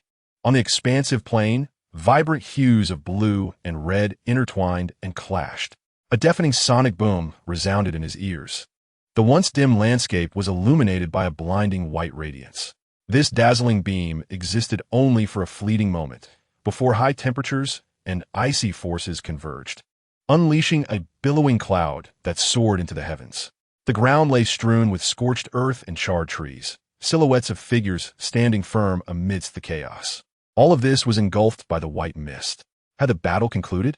This notion flickered through Batman's mind like a shooting star, yet he swiftly dismissed it.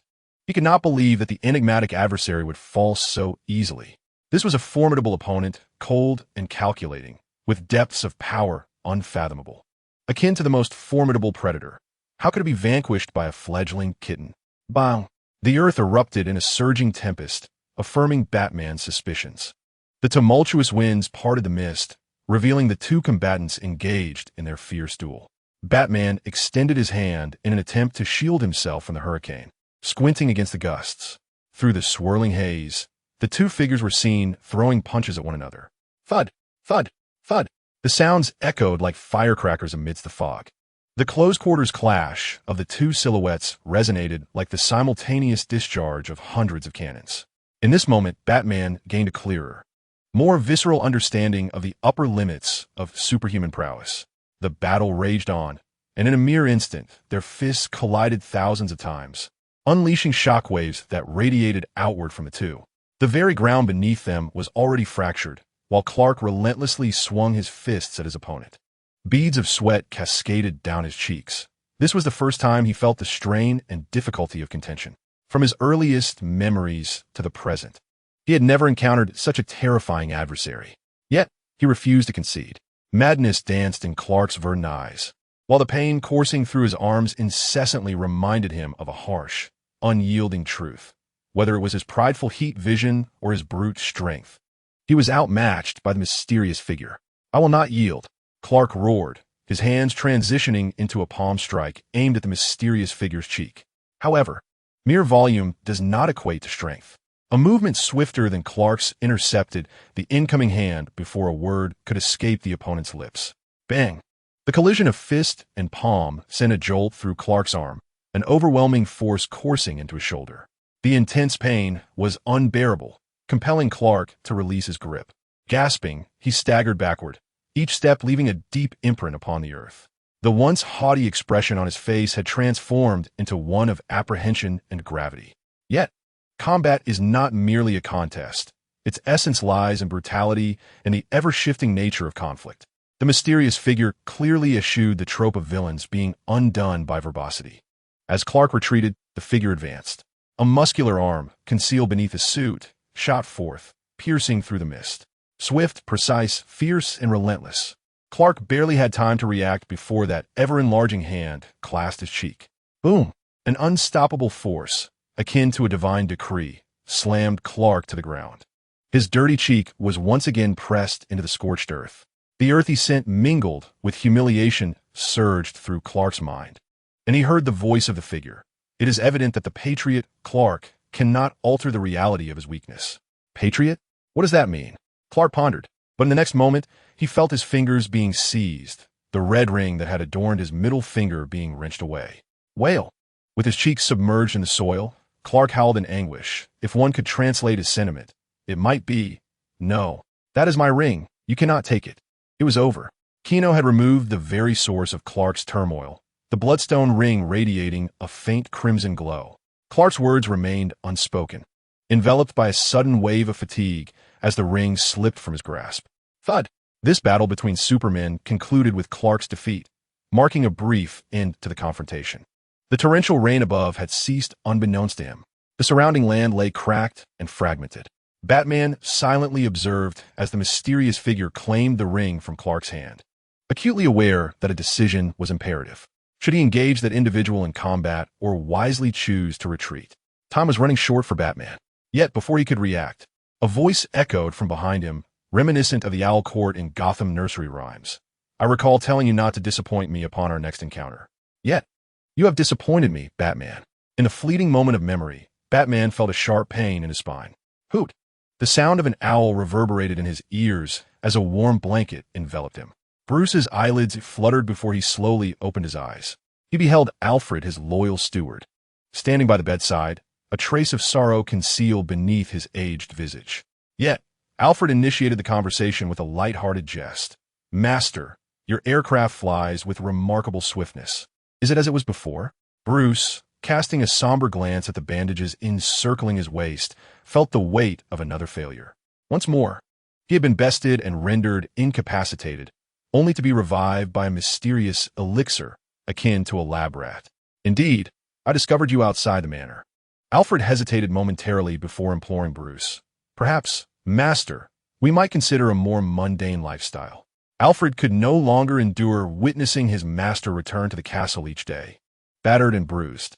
No, Alfred, Gotham needs me. The world requires my presence. Bruce resolutely interrupted Alfred before he could finish. With great effort, he rose and made his way toward the Batcave, reflecting on the insights gleaned from his recent journey to the small town. His azure eyes shimmered with an unsettling intensity. He contemplated the tasks awaiting his attention. It was time to update the dossier on the masked individual who possessed the ability to emit freezing beams. Furthermore, he needed to establish a file on Clark Kent, keeping a vigilant watch on him, as well as follow up on the investigation regarding the red gemstone stolen by the mysterious figure, ideally establishing a mining operation in the town. Under the moonlight's watchful gaze, Batman commenced another day of toil. Chapter 138. Lana's love letter. In the early hours of dawn, the small town glowed brightly. Groups of residents carried lanterns as they made their way to the fields not far from the town. Concern was palpable, as a thunderous sound at 3 in the morning resembled the detonation of a missile.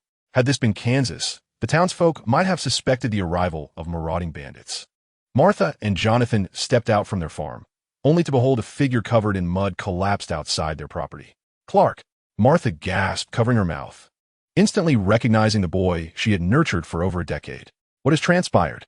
Jonathan exclaimed, rushing to Martha's side as they struggled to lift the unconscious Clark. Contemplating the explosion from the night before, Jonathan's expression grew increasingly grave. Could Clark be connected to this incident? In the Smallville cemetery, dense fog obscured visibility, with unevenly placed tombstones scattered haphazardly, some so aged that their inscriptions were indecipherable, leaving the identities of the unfortunate souls interred there shrouded in mystery. Oddly shaped trees flanked the area, enhancing the eerie atmosphere of the graveyard.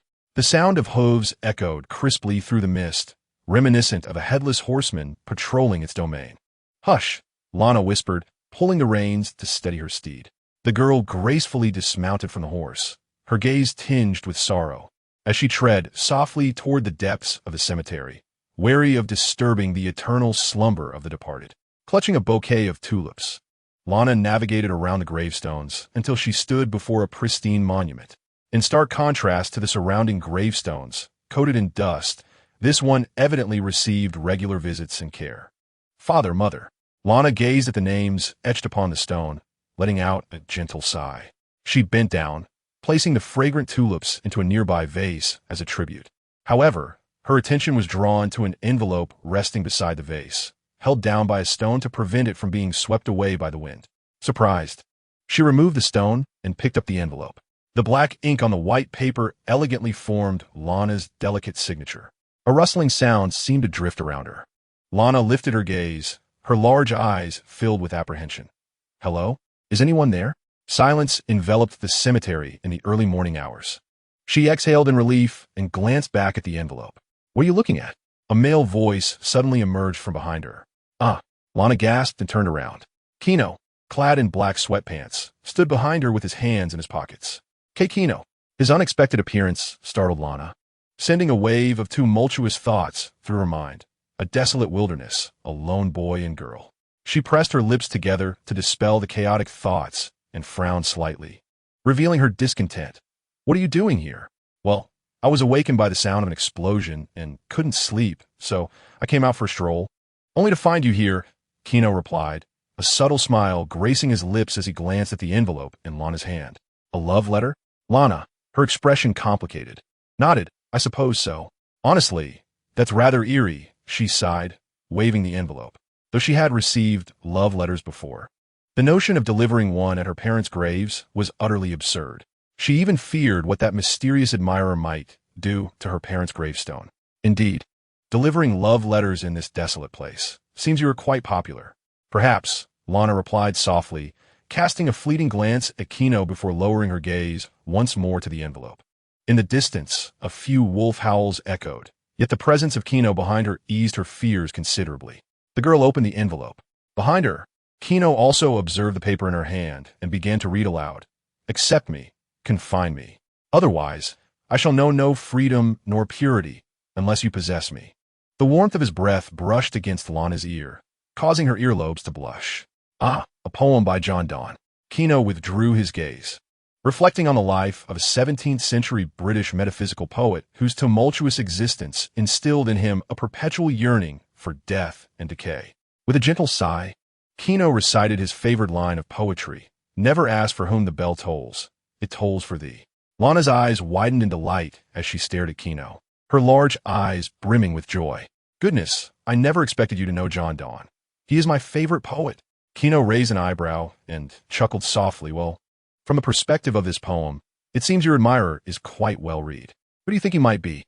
As Lana tucked away the envelope, her spirits lifted. She replied, "To be honest, I haven't received a love letter since the 3rd grade." Gino shrugged. "Who knows? It could be anyone. Perhaps it was Clark who wrote it." At this remark, the smile that had graced Lana's face melted away like snow. She pouted. "Forget it. That guy is probably still hoping for a date with a new transfer student." "That is a possibility, Lana," Gino said with a slight smile, dismissing the pulsing red ring in his pocket. As he turned to leave, he added, "Perhaps tomorrow morning at school, he will come and apologize to you." Departing from the cemetery, Gino did not return to the ancient castle, but instead took a turn towards the concealed experimental base beneath the chemical factory. The metal door creaked open, revealing a stark contrast to the bustling laboratory of earlier. At 3 in the morning, the scientists clearly required ample rest, and aside from a few workaholics, most had vacated the premises. Yet, Gino knew one individual would remain. His eyes scanned the hall until they landed on Lex standing beside a slumbering figure. "How are the experiments proceeding?" Gino inquired as he approached Lex. "Honestly, you never cease to surprise me." Lex set down the experimental report and glanced at Akins's tranquil visage. "The fluid within this woman possesses extraordinary properties. It can alter the human endocrine system through mere contact, leading to uncontrollable hormonal surges. If utilized in the perfume industry, it could yield substantial profits." Familiar with Lex's inventive ideas, Gino replied, "I didn't come to discuss this. I have something intriguing for you. You are aware that Clark has been acting strangely lately, correct?" "Indeed. I've heard he has suddenly acquired great wealth and his temperament has soured. Reportedly, he has injured several patrons at a local bar," Lex remarked as he moved to the break area for a cup of coffee, assessing his brother. "What is the nature of your news?" "It's quite simple. Clark's transformation is linked to this little trinket." Gino produced the red ring from his pocket. Unlike the green kryptonite that diminishes Clark's physical prowess, the red seems to provoke a volatile temperament, awakening the darker facets of his personality. Chapter 139. Lana's cemetery adventure at the high school of the small town. Students disembarked from the school bus in clusters. "So, you received a love letter?" Chloe inquired, holding the letter Lana had handed her, her expression peculiar. However, finding it in the cemetery feels somewhat eerie. "It's not too bad," Lana replied. Lana shrugged and tilted her head, a smile gracing her lips as she remarked, "Receiving love letters feels like a lost art to me." Peter stood on tiptoe to inspect the envelope, inquiring, "Do you know who penned it?" "I have no idea. Perhaps it was written by some nameless soul," she replied. The trio was engrossed in conversation when Peter felt a firm pat on his shoulder. "Good morning, everyone." Clark greeted them with an awkward grin, his eyes bruised. However, upon hearing Clark's voice, Lana's previously cheerful expression turned icy, and she quickly departed, evidently still troubled by his behavior the other day. "Hey, Clark." Jesse emerged from nowhere to confront him. "What happened to our date? I've been waiting for ages." Peter shot Clark a sympathetic glance before hastily exiting as well. Clark felt a surge of anxiety wash over him. If only he could turn back time, he would never have bought that ring. Look at what he had gained since purchasing it. His pursuit of Lana had hit a deadlock, and even his adoptive parents had expressed dissatisfaction with his recent behavior. After dismissing Jesse, Clark buried his face in his hands, overwhelmed with frustration. "If you need advice." A strong arm encircled Clark's shoulders. "My suggestion is to go for it all." "Don't say that, Gino," Clark said, his face contorted in despair. "What's wrong?" Gino winked at Clark. Both ladies have their merits. The lovely Lana and the vivacious Jesse. Gino spread his palms and then clenched them slightly. "If I were you, I would pursue both." "And what about Chloe?" Clark responded defiantly, meeting Gino's gaze. "Isn't she remarkable too? Yet I have never asked her out." Clark fell silent, acknowledging that this indeed was his oversight, particularly since he had invited Jesse out in front of Lana. Feeling troubled, he decided to confide in Gino about his pressing concerns. "Did you hear the commotion last night? I encountered a terrifying foe." They walked toward the classroom, discussing the incident. Gino stifled a laugh as he took his seat. "That does sound frightening. Is that how you ended up with those dark circles?" "Indeed, but I'm more concerned about another issue." Clark indicated his eyes, then glanced at Gino. "You have it too, right?" "What do you mean?" Gino replied, raising an eyebrow. "The ability to emit heat vision from your eyes." "Ah, that's what you meant." Gino nodded. "Yes, like you, I possess heat vision, but what's the problem with that?" Hearing Gino's words, Clark felt a surge of hope. Perhaps he could gain insights from him. "It's like this." Clark pursed his lips, recalling that night's events. "I discovered I can unleash terrifyingly destructive rays from my eyes. But the unfortunate part is that I cannot control the energy output to succinctly encapsulate the essence. It is akin to using a cannon to swat a mosquito, an uncontrollable output scale. Indeed, this poses a challenge, yet solutions exist." Gino pondered. "I have encountered such predicaments before. But with diligent practice, one can master the output power." The youth gently patted Clark's shoulder, remarking, "Much like driving, practice makes perfect. My suggestion is to venture to your farm and find a scarecrow or similar to hone your abilities until you can command them with ease." Moreover, Gino picked up a pen from the table, twirling it idly as he said, nonchalantly, "Last night, I saw Lana at the cemetery. She must have gone to visit her parents." Clark sighed, as a devoted admirer of the goddess. The boy understood the tragic link between Lana's parents' demise and the meteor shower that occurred on the day of his arrival on Earth. Thus, a portion of Clark's feelings towards Lana was tinged with guilt. If it were not for him, perhaps her parents would still be alive. He had discovered a love letter addressed to her at her parents' graves. Gino, wearing a mischievous smile, leaned on his chin, stirring the pot. Ah, a love letter unexpectedly appearing in a cemetery, coupled with the peculiar happenings that often beset our town. Before Gino could finish, Clark sprang to his feet in alarm. Lana might be in danger. Disregarding the matter of practicing heat vision, Clark turned to look behind him. Lana was seated with Chloe, clutching a crumpled piece of paper. Peering through the white envelope, Clark's expression darkened upon reading its contents. "So what do you intend to do?" Chloe nudged Lana's arm. "Quite simply," Lana replied, pursing her lips. "I plan to wait at the cemetery tonight. I wish to uncover the identity of that person." A cemetery expedition. Chloe bit on her pen. "Perhaps this could serve as excellent material for the newspaper. Count me in." The night breeze swept through the cemetery, ringing the chimes. The brass, tinged with rust, emitted a clear, melodious sound. The earthy scent of grass and soil wafted through the air, imparting a sense of intimacy with nature. However, the towering gravestones marred this sensation. Cemetery, gravestones, corpses, death, dissolution. Humans tend to indulge in imagination, often conjuring links between disparate elements. "Honestly, I regret dressing so lightly," Chloe remarked, rubbing her arms. After a moment of warmth, she placed her hands on the gravestone of Lana's parents. Lana knelt and brushed away the dead leaves on the stone, casually inquiring of her companion. Do you think he will show up? Chloe, aligning with Lana's sentiments, responded, most likely. If a boy has feelings for a girl, he tends to persist rather than give up midway. As time slipped away, the only sensations remaining were the night wind, sharp against the skin, and the haunting calls of the owls. BRR is indeed too cold. Chloe hugged herself tightly, shivering as the cemetery lay in a remote, seldom visited area. The night air was chilling, damp, and unbearable. Well, it seems we won't be waiting for Lana, she began. But before she could finish her thought, a rustling sound emerged from the nearby bushes. Someone's there, Lana exclaimed, rising boldly to confront the source of the noise. Under the silvery glow of the moonlight, she glimpsed a figure clad in white, staggering away from the cemetery.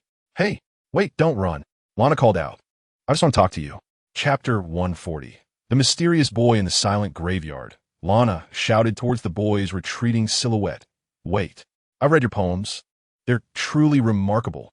The girl's voice seemed to possess an enchanting power, prompting the boy to halt and slowly turn around. In the frigid depths of the night, he wore nothing but a thin shirt, his pallid face framed by dark curls. A sickly visage broke into a faint smile as he cautiously asked, You've read my poetry? Of course. I found them quite impressive. Lana replied, her curiosity piqued. What is your name? Byron, he answered. Chloe playfully nudged Lana's side, teasing. Wow, he looks rather dashing, reminiscent of Hamlet from Shakespeare, filled with melancholy and depth.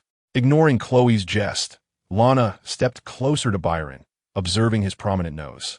So, why did you write that poem for me? Byron slowly lifted his gaze, a hint of fascination in his eyes as he reached out, yearning to touch Lana's cheek. Because you inspired me. Stay away from her. A thunderous voice shattered the cemetery's stillness. Clark, clad in a brown jacket, burst forth, a weight of anxiety pressing upon him since hearing Gino's account earlier that morning. Determined to keep an eye on Lana and Chloe, he had stealthily followed them to the graveyard. Like a clumsy football linebacker, he barreled into Byron, sending him sprawling. Clark! Lana gasped at the sudden appearance of her friend, her concern shifting to Byron, who lay prone after colliding with a tombstone. The boy groaned softly, his head tilting as he fell into a serene unconsciousness. Are you all right? Lana glared at the reckless Clark, her mind racing as she hurried to Byron's side. Checking for signs of life, she sighed in relief, noticing he was still breathing, though his pallor suggested he had succumbed to faintness. He has passed out. If it's severe, he might have a concussion, Lana stated, her lips pressed into a thin line. Clark, guilt-ridden, scratched his head. This is my fault. Chloe, equally worried, asked, Isn't he dead, is he? Let us get him to the hospital, quickly. Lana decided, urgency in her voice. Clark helped lift Byron as they hurried towards the hospital. Foolish, utterly foolish doctors. Lionel fumed, leaning on his cane as he pounded the hospital corridor with irritation. The rigid staff of civilization struck the colorful tiles, producing a crackling sound. Be quiet. This is a hospital, and many patients are resting, Gino remarked with a resigned expression as he grasped Lionel's arm. Since the end of school, Lionel had incessantly insisted that Gino accompany him to the hospital. However, as anticipated, upon learning from the doctor that his vision could not be restored, Lionel once again unleashed his frustration within the hospital, leaving the young boy feeling quite embarrassed. Gino released Lionel and bluntly stated, If you were to seek out all the foremost medical experts in the metropolis, I believe your blindness could be resolved. He understood that Lionel's purpose for remaining there was merely to uncover the mysteries of the small town. His so-called biological father was already quite aged. When a person achieves great success, the only enduring problem that plagues them is the unchanging topic of mortality. From Alexander the Great to Eastern emperors, those who have reached the pinnacle of life throughout history undoubtedly yearn for immortality. Clearly, the town of Smallville harbors many secrets. Perhaps Lionel believes there lies a mystery that could grant him eternal life. In any case, Gino did not believe that the old man was genuinely seeking his company. I just want you to spend more time with me. Lionel displayed a pitiful expression, but Gino remained unmoved. So, is the doctor all right? Gino inquired. He merely scraped his skin and bled a little. At the other end of the corridor, Clark and Lana were escorting a pallid young man. Gino? Clark was the first to spot him, a look of surprise crossing his face. It seems your friends are here as well. Lionel retracted his pitiful demeanor, his tone indifferent. I shall not interrupt your conversation. With that, The old man leaned on his cane and departed. What brings you here? Gino's gaze swept over the three accompanying Clark, lingering more on the pale boy. This is the one who delivered a love letter to Lana, Clark whispered. Oh, Gino nodded, casting another glance at the silent corridor. This is not suitable for conversation. Let's move to another location. The town's all-night CAF. Chloe had avoided interacting with Gino, leaving only 4 seats occupied at their table. Gino, Clark, Lana, and Byron, who was eagerly devouring his meal. I have never tasted anything so delicious, Byron exclaimed, looking as if he had been ravenous for ages. I apologize for injuring you, Byron, Clark said apologetically. Byron smiled nonchalantly, rubbing the back of his head. It's all right. It's evident that you care deeply for your girlfriend. Yes, not my. Gino began, but before he could finish, Lana abruptly interjected, steering the conversation away. So how is Lionel's eye? Well, it's a complicated situation, Gino replied, taking a sip of his coffee, reluctant to discuss the eccentric Lionel. However, upon hearing the name Lionel, Byron sprang to his feet as if jolted by an electric current. His green eyes shimmered with a glint of hatred as he coldly regarded Gino. Are you Lionel's child? It seemed that the mere mention of Lionel was akin to poison, igniting Byron's fury like a fuse. Is there a problem? Gino furrowed his brow at Byron's hostile demeanor, equally unwilling to back down as he rose, his towering figure overshadowing Byron. The originally amicable atmosphere grew tense and heavy. Clark also stood, fixing Byron with a determined gaze to indicate his stance. Should a conflict arise, he would support Gino, ensuring that Byron would not be fatally harmed. Their eyes locked in a fierce standoff, neither willing to yield. It appeared that at any moment, they might erupt into violence. Byron clenched his fists tightly, taking a deep breath to regain his composure. He glanced out at the inky night and then at the clock hanging on the wall. It's nothing, just that dawn is approaching. I need to return. Byron shot a venomous glare at Gino, disregarding the bewildered expressions of Clark and Lana. With that, he stormed out of the CAF, the tension dissipating in his wake. Once he left, Clark frowned at Byron's peculiar behavior. His upbringing was appallingly poor. Resuming his seat, Clark could not help but voice his discontent, defending Gino. The earlier guilt vanished, replaced by an intensified disdain for Byron. Lana contemplated Byron's departing figure. He appeared somewhat enigmatic. Perhaps there was more to his story? After all, no one harbors animosity without cause. Who knows? Gino watched Byron's retreating silhouette, murmuring, this town is never short of eccentric events and peculiar individuals. Chapter 141. A visit to Byron another day after school. Inside the campus newspaper office, stacks of papers cluttered the room. Chloe typed away vigorously on her keyboard, her gaze fixated on the screen. Interesting, I've stumbled upon some intriguing information regarding that Byron. Since parting ways the previous night, Lana had earnestly requested Chloe's assistance in investigating Byron. True to her journalistic instincts, Chloe uncovered details about Byron within mere minutes. What is it? Lana leaned closer to Chloe, who gestured toward the computer. 8 years prior, Byron had participated in a medical experiment in the Mitron region, orchestrated by none other than Lionel, the owner of the Mitron Corporation. The Luthor Group is a significant capital enterprise. It is hardly surprising that they would delve into the medical field. Sitting on the couch, Clark took a bite of his apple, shrugging. So, Byron was involved? Indeed, Chloe replied, closing the computer with a click. Those children exhibited antisocial behavior. Lana gazed at Chloe in astonishment. But that makes no sense. Byron appears rather genteel. As the group exited the newspaper office, Chloe playfully teased Lana. Wow. It seems our Juliet has been bewitched by Romeo. After enduring such trials, one would think you would comprehend that one cannot gauge a person's character solely based on their appearance. No, it's just that he seems very sincere. Lana hesitated. Perhaps we should pay him a visit at his home? In the eastern region of Smallville, the landscape starkly contrasted with the bustling center. Here, the land was vast and sparsely populated, with only a few humble cottages dotting the horizon. Hello, is anyone there? Clark and Chloe approached the solitary cottage. Constructed of wooden planks and adorned with peeling white paint, the cottage appeared quite dilapidated, with many boards showing signs of aging and decay, as if a gentle push could send it crumbling. Dada. Lana stepped forward and politely knocked on the door. However, the interior remained eerily silent, devoid of any sound, as if the owner might have long since vanished. Let me try, Clark said, pressing his lips together as he retrieved a wire from his pocket. With a deft hand, he inserted the wire into the keyhole, gently manipulating it for a moment. Click! The once closed wooden door swung open, revealing a dim, quiet room. A musty odor lingered in the air, reminiscent of a space long neglected and decaying. Yet the remnants of food on the dining table indicated that someone had been residing there. "Hello, is anyone home?" Lana cupped her hands around her mouth and shouted. Still, there was no response. Chloe shrugged. "Perhaps we should take our leave. No one is here, and Byron likely isn't around." "No, I believe there are still places we haven't explored." Clark shook his head, his gaze sweeping over the floor.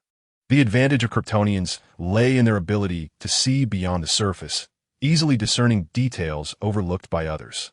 He focused on the ground beneath him, his expression shifting to one of concern. "Byron is right beneath us." With that, Clark pulled aside the tattered carpet sprawled on the floor, revealing an iron door firmly set into the ground. "My God," Lana gasped, instinctively covering her mouth, a dark suspicion creeping into her mind. Could Byron have been locked away in this cellar by his parents? Clark, however, wasted no time. The entrance bound by iron chains was but a trivial obstacle for him. With a surge of strength, he shattered the chains. Bang! Clark opened the cellar door, the cloud of dust causing everyone to instinctively cover their mouths and noses. As the dust settled, a wooden ladder quietly descended into the inky darkness below. "Byron, are you down there?"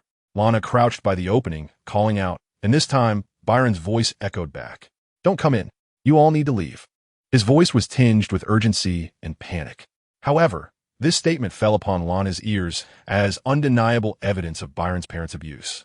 It was difficult to fathom that they had imprisoned their own son. Trembling with rage, Lana could not contain her impulse to rush downstairs to comfort the unfortunate Byron. "Let us descend and see," she urged. Clark, equally incensed, joined the group as they made their way down the staircase. Upon reaching the cellar floor, they were met with an environment far more deplorable than they had imagined. In the cramped space, a few kerosene lamps flickered, surrounded by an overwhelming number of books. And apart from a small bed, there was nothing else to be found. What was more infuriating was that such a dimly lit space could serve as a dwelling for any human being. Their gazes fell upon the figure lying on the bed. Bare-chested, Byron shielded his face with his hands, and the black iron cuffs on his wrists were strikingly conspicuous. "Good heavens, Byron, what have they done to you?" Clark exclaimed as he approached Byron, shock etched across his face at the sight of the shackles. "This is a form of imprisonment." "No, it's not as you perceive." Byron shook his head, retreating in fear. An ominous premonition gripped his heart. These newly acquainted friends might bring him harm. Yet to Lana and the others, Byron's reaction seemed incomprehensible. Perhaps the poor soul had been tormented by his parents for so long that he had lost his sanity. Lana and Clark exchanged a glance, and, in unison, declared, "No, we must rescue you." Without granting Byron a chance to explain, Clark gently tugged at the chains that bound him and, without hesitation, grasped the boy's shoulders, pulling him towards the staircase. "No, please don't do this. I hurt my father's feelings the last time I went out," Byron protested, thrashing wildly in a futile attempt to break free. Alas, he could not escape the grip of the Kryptonians. The poor boy was hoisted up the stairs by Clark, who seemed as strong as an ox, rendering Byron powerless to resist. Lana followed closely behind, comforting him, "We do this for your own good. Everything your parents have told you is a lie."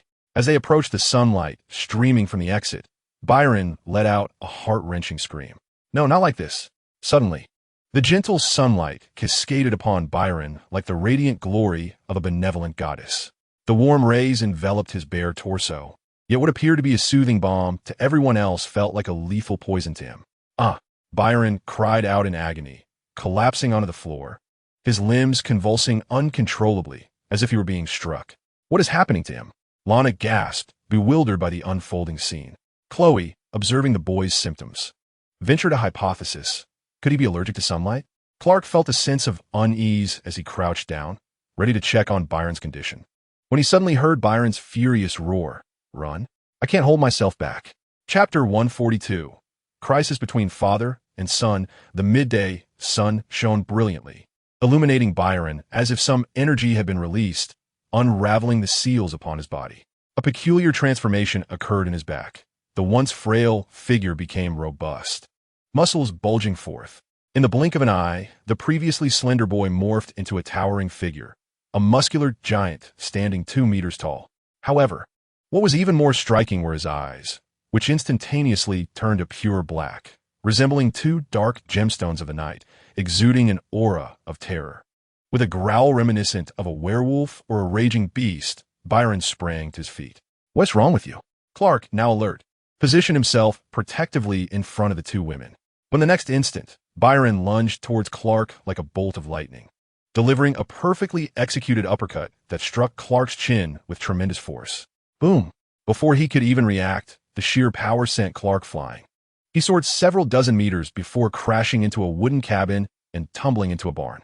Gasping for breath, Byron, like a werewolf, panted heavily. His breaths, reminiscent of a predator on the hunt, left Lana and Chloe pale with fear. Yet, to their astonishment, Byron paid no heed to the two women, perhaps in his eyes. They posed no threat. With a slight bend of his knees, he leapt far into the distance, his bare torso disappearing into the dense forest. Once Byron vanished, a dust-covered Clark awkwardly emerged from the dilapidated cabin, brushing off the dirt from his clothes. He could hardly believe that Byron had managed to send him flying with a single punch. The tall boy rubbed his aching chin and turned to Lana and Chloe, anxiously asking, "Where has Byron gone? His state is extremely concerning. We must find him immediately." Lana swallowed nervously and replied, "It seems we have stirred up trouble. Byron has run off." The three of them exchanged glances, utterly unprepared for how drastically the situation had escalated. "What should we do?" Clark asked, his voice tinged with urgency. "If Byron in that state makes it to the street, it could spell disaster." I don't know," Clark admitted, his expression one of confusion. But soon, a solution dawned on him. The tall boy clapped his hands together and stood tall, declaring, "I have an idea." "What is it?" Clark, brimming with pride, suggested. "Why don't we ask Gino for help?" At the Luthor chemical plant, security measures had undoubtedly heightened following the incident involving Black. Now, entering and exiting the factory required passing through specialized security checks to ensure that no one was carrying any metallic items that could pose a threat to personal safety. However, Clark and his companions were obstructed at the door by security. After waiting for approximately a minute, Gino, clad in a white shirt, finally emerged from the factory. What transpired? With no time to indulge in further annoyance, Chloe anxiously recounted the events concerning Byron to the youth. Thus, Gino gazed at the trio with an expression of bewilderment. "You have released an exceedingly dangerous individual from his confinement?" "Well, that seems to be the case." The group lowered their heads, their expressions tinged with shame. Sighing, Gino rubbed his forehead, genuinely admiring the audacity of Clark and his companions. Clark eagerly looked at Gino. "So, what shall we do now?" "Do not fret," Gino coolly reassured Clark and his friends.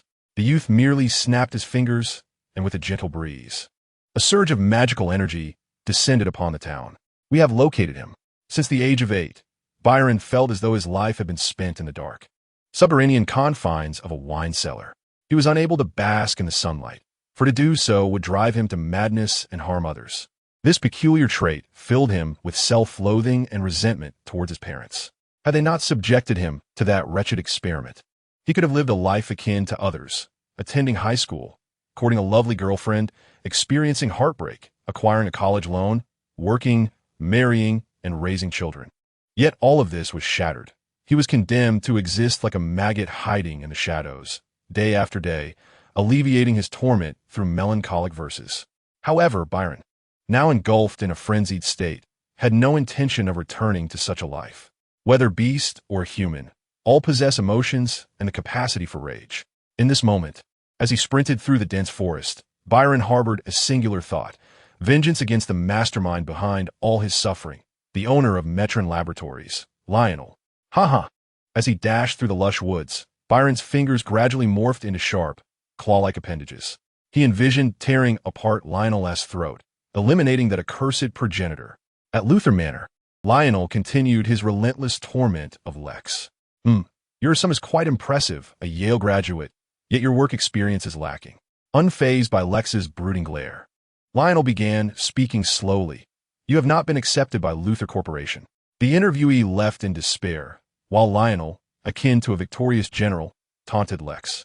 "Though unseen, I must say, your judgment is severely lacking." Lex responded with a cold smirk, just as Lionel was about to utter another word. A series of chilling screams from outside interrupted him. "What is that?" "Lex, alert!" rose slowly and approached the window. Through the pristine glass, Lex beheld a figure swiftly toppling the guards stationed at the entrance. As the castle gates swung open, the old steward rushed into the hall with a grave expression. "Master, young master, you must leave at once. A strange individual is attempting to breach the fortress." Lionel dismissed the warning with a wave of his cane. His anger palpable. "Are the guards I brought utterly useless? They cannot even thwart a single intruder?" The steward interrupted Lionel's incessant complaints with urgency. "There is no time for lamentation.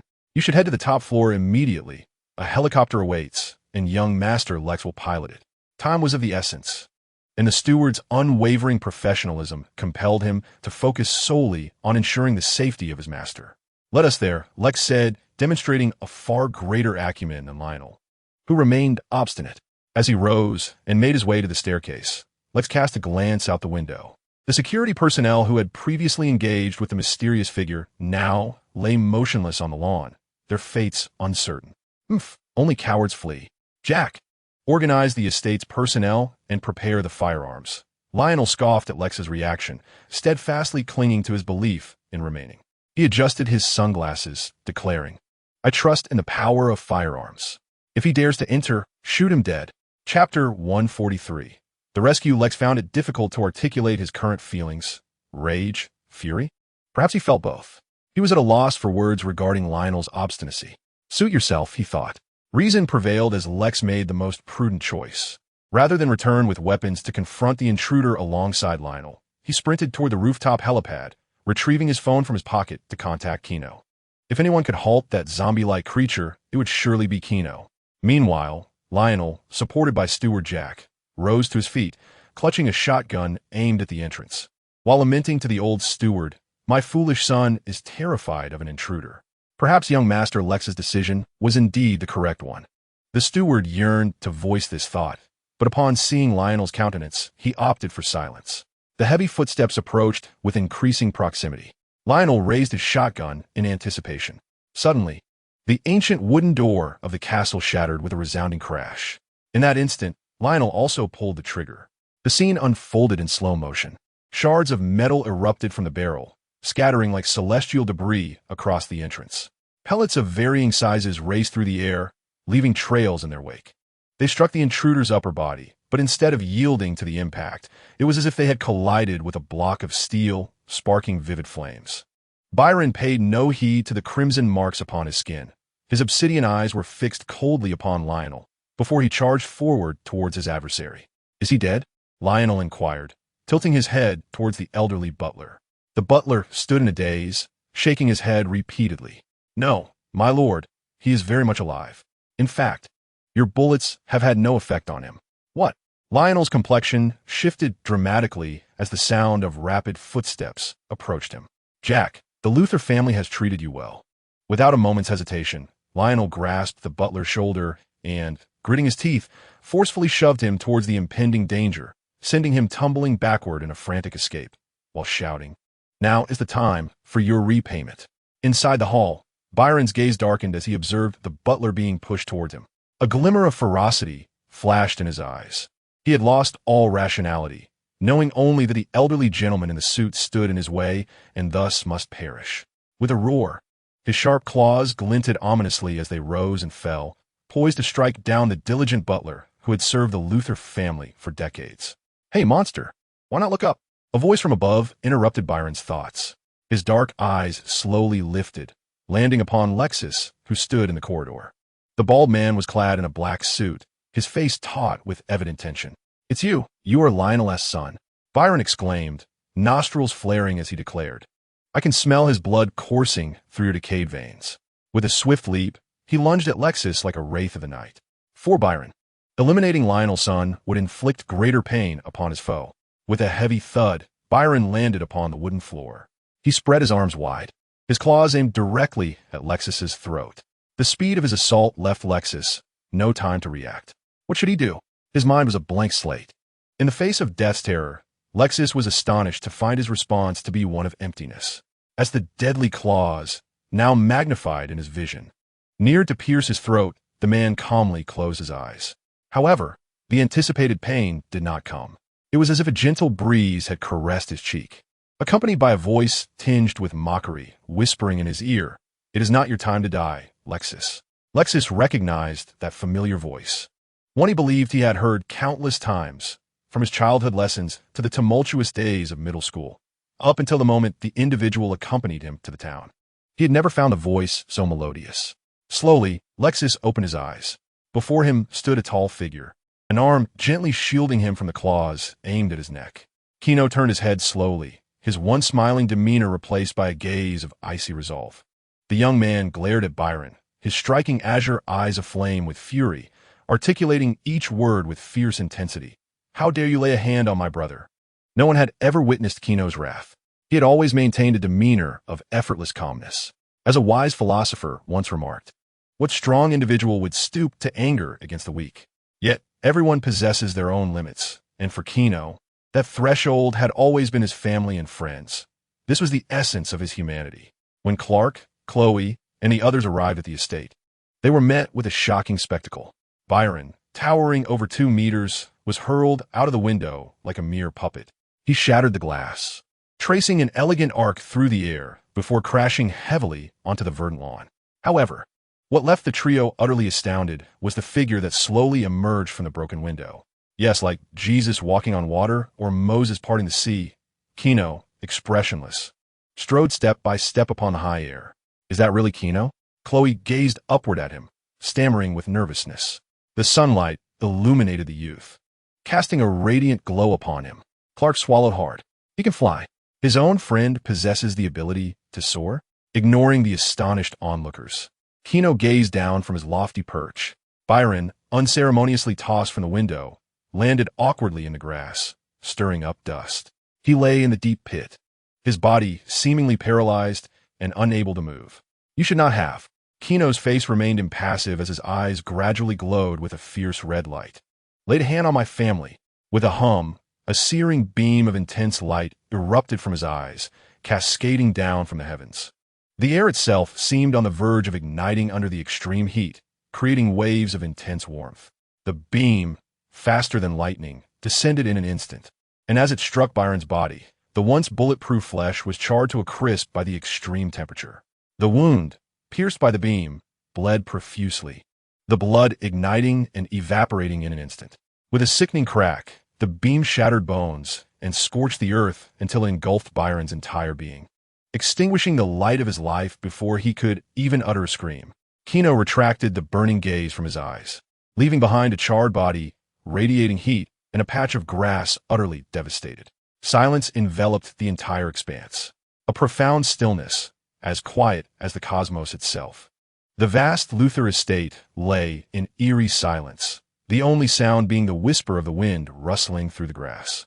Byron's lifeless form lay quietly in the smoldering pit. The reddened flesh and bulging eyes, along with the sunken sockets, told the tale of a life extinguished beyond revival. Chapter 144. A reunion for you in the hall of the Smallville Police Department. Byron's mother, her eyes brimming with tears, glared intensely at the languid young man sitting across the table. "We will sue. We must take this to court." The other party exhibited no signs of remorse, even displaying a rather contemptuous attitude reminiscent of Byron's notorious demeanor. "Lawsuit?" Gino seemed to have heard something amusing, tapping the table and chuckling. "Your son trespassed into my home without permission and even assaulted the estate's guards. If you wish to sue, go ahead. I can even kindly assist you in finding a lawyer." Gino fiddled with the pen on the table, his tone calm as he continued. "However, I must remind you that the finest legal team in all of America will be representing me, and the surveillance within the estate will attest to the fact that your son invaded private property." He set down the pen, adding, "By the way, the local judge is also a friend of the Luthor family. If I were inclined, I could easily ensure that you are burdened with a debt far beyond your means." Thus, he concluded, "If you wish to avoid financial ruin, let this matter rest." Rising from his seat, Gino had no intention of lingering. There were numerous matters to tend to, including comforting the stunned Lana and Chloe. Perhaps he should invoke some celestial magic to erase their memories of this incident. As he departed, he couldn't resist delivering one final blow to the stunned Byron's mother. "Moreover, you ought to thank me for eliminating a burdensome hindrance." "No need to thank me." With a resounding clap, the door closed, and the sheriff, who had been lurking in the corner, slowly approached Byron's parents' table. "I am deeply sorry," the sheriff said, removing his hat and gazing at the middle-aged woman who was weeping in her husband's embrace. Her eyes were filled with tears, clearly unable to accept the news of her son's demise. What she found even more unbearable was Gino's demeanor. "Sheriff, the one who killed Byron was Gino Luthor. He deserves to be tried." Byron's mother bit her lip hard, looking up at the sheriff with a gaze filled with fury, gritting her teeth as she declared, "He even incinerated my son with a flamethrower. This is murder, a crime." Indeed, to cover up certain matters, Gino had uniformly altered the cause of Byron's death to that of a flamethrower. As for whether others believed it, under American law, any intruder who is shot without the homeowner's consent is not considered to have committed a crime. The sheriff shrugged. "I'm sorry, their actions were justifiable. Your son did trespass on their estate and even injured several guards. According to the law, they were within their rights to shoot your son." Ridiculous. He was not some brainwashed liberal.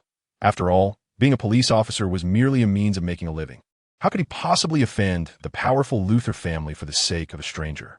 Yet, a fragment of conscience compelled him to offer a warning. "Moreover, your stance is not strong. My advice is to let it go." No, he must pay for this. As the sheriff had anticipated, Byron's mother, a portly middle-aged woman, glared with hatred, completely disregarding his counsel. "Though my son trespassed into another's residence, does that absolve the one who took his life of any wrongdoing? Well, I wish you good luck." Unable to persuade the obstinate woman, the sheriff chose to abandon the situation, donning his hat as he departed from the waiting room. Once the man had left, Byron's mother turned to her husband. "Hey, we must seek vengeance for Byron." "Ah, Helena, perhaps we should release our hatred." Byron's father, a tall, slender middle-aged man, rubbed his nose thoughtfully. Unlike his wife, he felt no affection for Byron, only disdain, echoing the sheriff's sentiments. He patted his wife's shoulder, saying, "This land belongs to the wealthy. Moreover, Byron has always been a madman." A secretive smile crept upon the husband's lips. "Perhaps in the days to come, we should simply enjoy our lives. Be silent." The woman angrily pushed her husband away, casting a disappointed gaze upon him. "I never anticipated that you secretly wished for Byron's demise. Very well, if you refuse, I shall personally seek vengeance for Byron." The following morning at the Luthor chemical plant, a silver Bugatti roared down the road leading to the factory. The crisp air of the small town in the early morning was refreshing, with dewdrops sparkling on the grass by the roadside. Gino drove swiftly, the trees on either side of the road whizzing past in a blur. "So, have you achieved results?" Gino grasped the steering wheel with one hand while answering a call from Lex. "Understood. I shall be there shortly." Upon hanging up, he pressed the accelerator, the already rapid car gaining even more speed, resembling a streak of light as it stirred up dust on the road. Just as the factory gates came into view, and Gino prepared to brake, a figure suddenly emerged from the dense foliage on the side of the road. Having waited for some time, Byron's mother, clad in a flowing dress, stood there, her chubby hands gripping a large shotgun. Her dress was dampened by dew, hinting that she had been concealed in the grass for quite a while. Her eyes glimmered with a fierce hatred. Raising the shotgun, she gritted her teeth and shouted, "This shot is for Byron. What a rich! Before firearms, all are equal." She pulled the trigger, and the barrel erupted in flames. Boom! The force of the recoil sent the woman tumbling into the grass. The pellets surged toward the interior of the Bugatti, and a fleeting sense of revenge filled Byron's mother. She had avenged her son. Bang! The shotgun shattered the car's window, unleashing a barrage of lethal pellets toward the driver's seat. She could almost envision the splatter of blood from her target. However, mere seconds later, as the smoke from the barrel dissipated, the driver's seat was found to be empty. What? Byron's mother wore an expression of disbelief, but in the next instant, a blond youth in a white shirt appeared as if conjured from thin air before her. Gino stared at the woman with a blank expression, his hand gently squeezing the gun barrel. The steel-crafted barrel emitted a mournful wail as it twisted and contorted, its one straight lines violently obliterated into a mass of mangled iron. "Ah, we met this morning. You are Byron's mother, aren't you?" Gino withdrew his arm, his gaze icy as he regarded her. A glance at the shattered windshield of the luxurious vehicle Lex had gifted him only deepened the chill on his already indifferent face. "I have two options for you." Gino raised two fingers. "First, you could be burned alive. Second, you might freeze to death. How would you like to choose?" "What?" Helena's face was a mask of confusion, utterly unaware of Gino's intentions. But soon, a crimson beam flashed, followed by an excruciating pain. "Oh!" Helena let out a scream akin to that of a slaughtered pig, staring at her vacant right arm. The entirety of her limb had been severed by the unknown red light, the dismembered appendage lying silently on the grass, the intense agony nearly causing her to faint. "It seems you do not favor the first option." The crimson light in Gino's eyes faded, replaced by a brilliant azure glow. A chilling wave swept over Helena's body, freezing her terrified, grotesque form into an icy sculpture. Gino regarded the frozen figure, shaking his head. "Remember not to provoke Luthor in your next life." With that, he gently exhaled, causing the once sturdy ice sculpture to shatter into thousands of fragments that littered the grass. "Let us delve into the narrative of the universe. I believe I can craft something spectacular. Let us put effort into it and contemplate the outline of the storyline and the protagonist's future alliances." Additionally, acquiring the comics should also be prioritized. Chapter 145. Beyond the Universe, a crow flies on a plane. Inside the Luthor chemical plant, Bizarro sat in a corner, clapping his hands in delight as he fixated on the animated series playing on the television. Not far from him, at the laboratory bench, Lex carefully removed a delicately soft black mask. The fabric, as light as a feather, flowed with a shimmering galaxy, appearing both magnificent and enigmatic, reminiscent of the twinkling stars in the sky. "Here you go." Lex handed the black cloth to Gino, observing his brother as the handsome golden-haired youth picked up the mask, turning it over in his hands. "Have you truly made your decision?" Lex bit his lip, hesitating to speak further. "Did you not confirm that the mask is safe?" Gino pulled the mask apart, smiling at Lex. "There is no need for parting words, my brother. The world is vast, and the universe is mysterious. And the landscapes beyond that universe are what I yearn to explore." Gino inhaled deeply and slowly donned the mask, flames of fervor igniting in his beautiful eyes. "I shall venture to other universes." Lex watched as the youth put on the mask, teasing, "And if the opportunity arises, will you conquer those planets?" "No. It is far easier and more convenient to control from the shadows than to conquer outright." As Gino donned the mask, the luminous patterns upon it began to swirl, contingent upon his successful leap from this universe. No sooner had he spoken than the flowing light enveloped his form, and Gino's figure shimmered with an ethereal glow, dispersing like fine dust into the cosmos. What lies beyond the universe? What is the essence of existence? These intricate thoughts flickered through his mind. After enduring several minutes of profound darkness, when Gino reopened his eyes, he found himself amidst a kaleidoscope of bizarre spaces. Countless indescribable bubble-like entities floated by his sides. Dark, profound orbs encapsulated chaotic models of universes drifting aimlessly. Occasionally, two bubbles would collide, resulting in the annihilation of the universe models within. It was as if the scene of Doctor Strange being shown the multiverse by the Ancient One unfolded before Gino's eyes. His head spun slightly, yet he quickly acclimated to this state. Gino squinted, surveying his surroundings. Upon closer inspection, he noticed that each bubble universe was distinct. Approaching one, he glimpsed the scene of a cat chasing a mouse. More disturbingly, even as the cat was cleaved in two by the mouse's actions, it could not perish. This was the realm of Tom and Jerry. Gino gently kicked his legs to drift away from this world. Theoretically, the power of comedic characters was notoriously unpredictable. In the conceptual universe these beings inhabited, the notion of death was utterly absent, and one could occasionally conjure various rule-altering props through sheer thought. Moreover, Gino's purpose on this journey was to reap personal benefits. While Tom and Jerry were undeniably formidable, their disobedience posed a significant challenge. He certainly did not wish for his castle to be dismantled daily by a cat and a mouse. Steering clear of that bubble, he soared further away. Another bubble floated into his line of sight. Gino leaned in, quickly hearing the sounds emanating from within this bubble universe. Decepticons attack. Autobots transform. The sci-fi sound effects resonated from inside, piquing Gino's interest. The world of Transformers. He gazed at the visuals emerging from the dark universe, where technologically advanced motorcycles morphed into towering, formidable Autobots, a metallic romance exclusive to men. Gino stroked his chin, a look of intrigue crossing his face.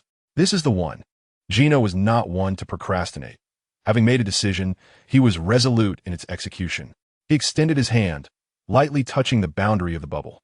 In the next instant, the once tranquil bubble quivered as though disturbed, an overwhelming force tugging at Gino, creating a swirling vortex of distorted space around it.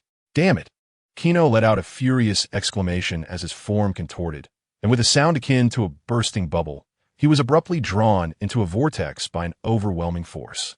It was as if he were ensnared by a viscous adhesive, and indeed, Gino's experience upon entering this cosmos could only be described as utterly distressing.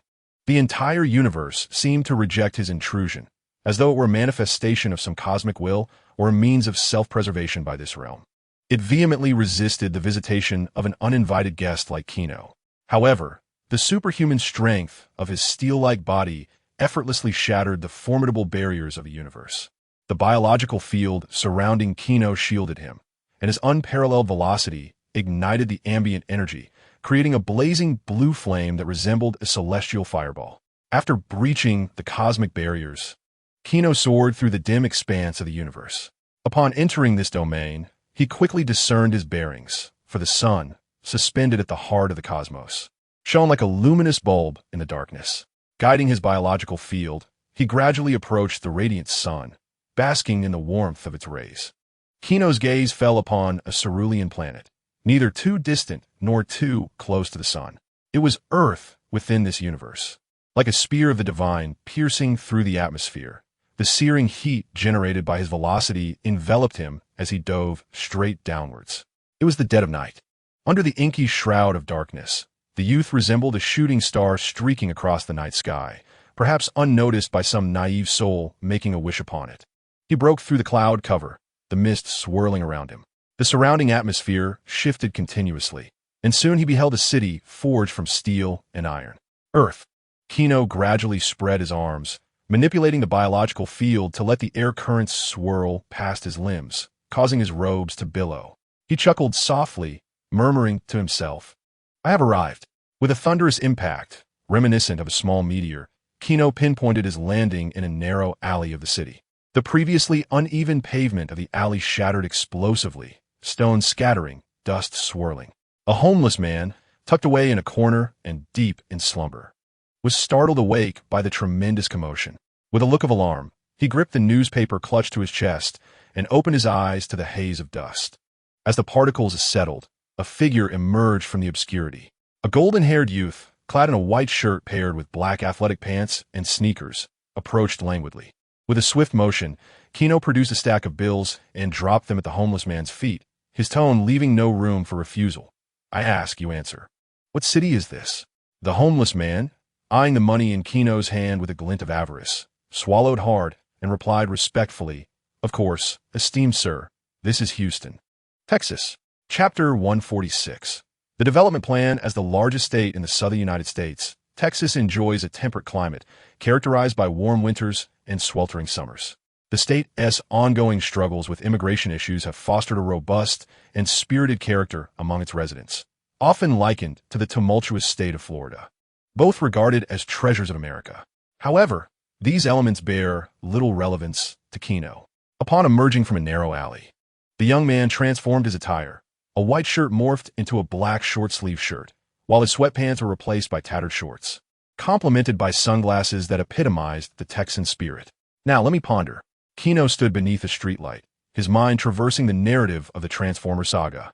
In essence, it revolves around extraterrestrial beings, the Decepticons, who descend upon Earth in search of the lost Allspark, led by their ruthless leader Megatron, with intentions of violently conquering the planet. In response, the Autobots, led by the noble Optimus Prime and his peace-loving comrades, arrive to assist humanity in their battle against the Decepticons. Given the current tranquil atmosphere on Earth, it seems that the Decepticons have yet to initiate their malevolent plans. Moreover, I recall that the protagonist of this world possesses coordinates inherited from his ancestors, marking him as a pivotal figure. Having outlined his intentions, Gino turned and sought out an internet CAF to access a website. This so-called website operates similarly to an online shopping platform, also encompassing the sale of secondhand goods. Many Americans list items they no longer need or that have become obsolete for sale online. Gino searched for eyewear online, and soon a lengthy list of product descriptions appeared. After sorting the prices from lowest to highest, he quickly found what he was looking for: a pair of broken glasses listed for $5 by a user named Sam. The desktop system indicated that the seller was also based in Texas, which was quite convenient. The seller, Sam, described the item as a pair of commemorative glasses left by his great ancestor during an expedition to the Arctic. It seemed to exaggerate the truth. Yet Gino knew the item was genuine, even capable of igniting the long-standing conflict between the Decepticons and Autobots. With a decisive click of a mouse, Gino typed a brief message, plan initiated, in the stillness of the late-night villa courtyard, within a second-floor room adorned with various photographs and posters of alluring American models. A young white man with a buzz cut was intently engaged in a video on his computer. As the frequency quickened and reached a crescendo, the experience became monotonous. Sam tossed aside the crumpled paper in his hand, his eyes vacant as he collapsed onto his small bed, staring blankly at the ceiling above. He was a senior in high school, with dreams of owning his own car and achieving success in romantic pursuits. Ding! The computer notification chimed, prompting the boy to laboriously rise. His gaze swept across the computer screen, and suddenly, his eyes widened with excitement. Someone had inquired about the glasses he had listed. Do you support offline transactions? Without a moment's hesitation, Sam swiftly typed on the keyboard, of course, you can conduct transactions at the Farland car dealership. His father was to take him to purchase a car the following day, and Sam intended to sell his glasses there, hoping to pocket some spare change, which filled him with dreams of a pleasant night's rest. The next morning, a pallid Sam stood at the second-hand car sales lot, his complexion resembling that of ink spilled across his face. I assumed you would buy me a brand-new car, not a second-hand one. Sam, infuriated, pulled out his phone to contact the previous seller to change the transaction location. Frankly, the thought of attending high school events in a used car seemed rather demeaning. His father, a rotund man with a beer belly, patted Sam on the shoulder. When I was your age, I would have been thrilled with anything that had 4 wheels and an engine. Hey, are you two here to look at cars? Just as they were conversing, the owner of the second-hand car lot emerged from the building. A plump African-American man, flashing a broad smile, introduced himself, Bobby Bolivia, pleased to meet you. Sam's father remarked, my son is looking to buy his first car. What do you have suitable for him? Upon hearing of a potential sale, the owner perked up instantly. Of course, I have plenty of sports cars for your child to consider. The proprietor, bubbling with enthusiasm, led them to a parking lot filled with dilapidated second-hand vehicles. At first glance, Sam felt as though he had stumbled onto a battlefield. The battered paint and broken headlights of the cars made it unsurprising that the prices were so low. Would driving such a vehicle not invite a lifetime of ridicule? Silently extinguishing his thoughts of purchasing a car, a notification chimed on his phone. It was that online user, 666, indicating he had arrived. Sam lifted his gaze, scanning the dismal parking lot until he spotted a strikingly handsome young man at the entrance. The gentle morning sun bathed him in a golden glow, as if bestowing a touch of magic upon him. Sam could wager that this youth was never lacking for female attention. Outside the second-hand car market, Gino pushed down his sunglasses, scrutinizing Sam from a distance. Just as in the movies, this Sam bore the appearance of a typical American nerd, slender and bullied. Clearing his throat, Sam coughed a few times, adjusted his glasses in his pocket, and hurried toward Gino. 666? Sam, feeling somewhat insecure, averted his gaze from Gino and simply handed over the glasses from his pocket. These are the ones. Indeed, cash on delivery, Gino smiled, pulling out several dollar bills and slipping them into Sam's jacket pocket. No need for change. After taking the glasses, Gino turned and departed without a backward glance. Shortly after he left, a car in the second-hand lot seemed to glide towards the direction in which Gino had vanished. The Texan heat was undeniably sweltering. Gino toyed with the glasses in his hand, the damaged lens believed to indicate the coordinates of the formidable leader Megatron. Before he could distance himself, the roar of an engine thundered behind him. A deep yellow car sped toward Gino, its tires screeching and kicking up dust. Then, akin to a skilled race car driver, the vehicle drifted while simultaneously opening the driver's side door, evidently intent on ushering Gino inside. As the orange-hued car glided closer, a smile crept onto Gino's lips. At last, it had arrived. The young man slowly extended his hand, and then, bam! A vintage sports car, weighing nearly a ton and crafted from Cybertronian intelligent metal, was effortlessly halted by a single arm pressing against its front, leaving it in a state of shock and confusion. The old sports car's engine fell silent, immobilized. Paying no heed to Bumblebee's current reaction, Gino tilted his head to peer inside the vehicle. The steering wheel in the driver's seat was coated in dust, faintly revealing the emblem of the Autobot insignia etched upon the car's dashboard. Chapter 147. Can you not understand human speech? Bumblebee, a being of Cybertronian intelligence, vowed to the planet that in his lengthy century of existence, he had never encountered such a peculiar human. The towering figure stood out even among all humanity. Most importantly, while he appeared as a car, his internal structure was that of a Cybertronian life form, weighing several tons. The notion of a mere human stopping a vehicle of such weight was akin to an ant lifting an elephant. Bumblebee's programming logic whirred chaotically as he grappled with the realization of such a formidable human existing on Earth. The morning sun filtered through the leaves, casting dappled shadows upon the ground. There, by the roadside, stood Gino. On the forest path, the young man began to speak softly. "Bumblebee, let us converse." The yellow, aged automobile remained motionless, presenting itself merely as a car. However, while Bumblebee might deceive Sam, that fool, he could not fool Gino. With a sigh, the boy raised his right hand and lightly struck the hood of the old sports car. Thump, thump. His hand impacted the engine cover, causing dust to scatter in the air. Bumblebee felt a sharp pain coursing through his body, yet recalling the mission entrusted to him by his leader Optimus Prime, to protect the glasses owner without alarming humans and earn their trust to retrieve the glasses. A sense of duty surged within him. He bore the pain and employed one of Cybertron's military tactics, playing dead. Playing dead? Observing Bumblebee's charade as an ordinary old sports car, Gino shrugged. If that is the case, he retrieved the shattered glasses from his pocket and pretended to snap them in two. As expected, the previously tranquil interior of the yellow sports car erupted with a voice. "Please, don't do that."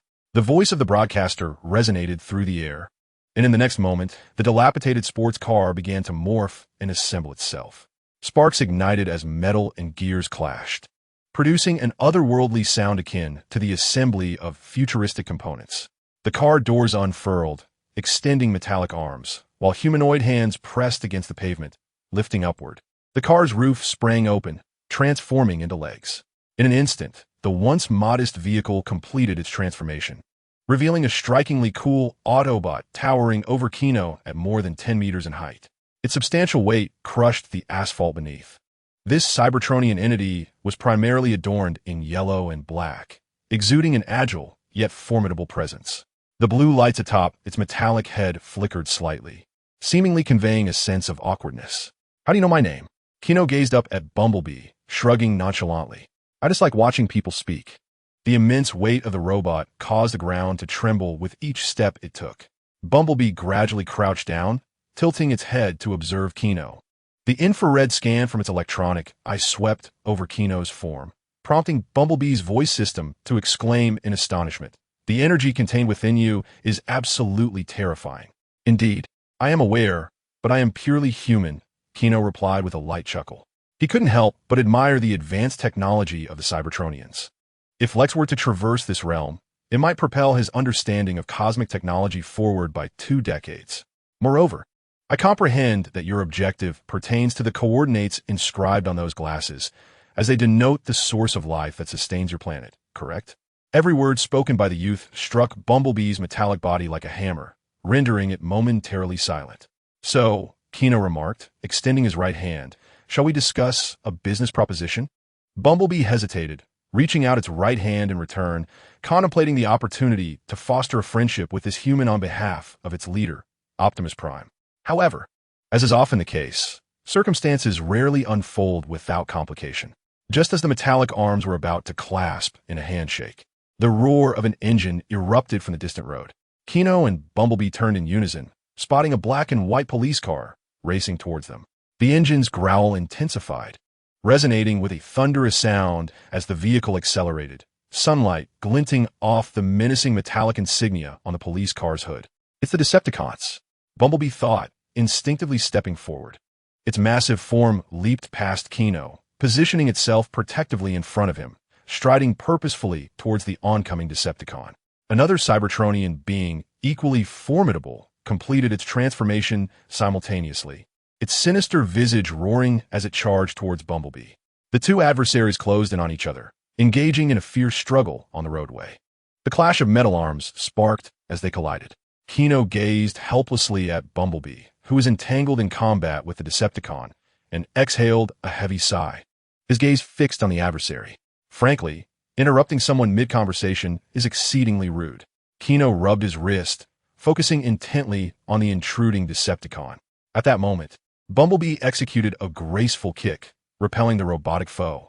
The Decepticon, refusing to back down, transformed its metallic legs into wheels, accelerating towards Bumblebee. With fists raised, the two were on the verge of collision when Gino sprang into action. In an instant, moving at an unfathomable speed, he materialized at the epicenter of the battle. Suspended in midair, he spread his arms wide. With a resounding thud, his seemingly insignificant palms effortlessly caught the fists of the two Cybertronian warriors. The youth spoke slowly, his throat shifting, his clear voice suddenly erupting like thunder. I said, cease this. Not only Bumblebee, but even the Decepticon was momentarily stunned by the overwhelming sonic wave. Before they could react, Gino turned his expressionless face towards the Decepticon, asking, "Do you not understand human language?"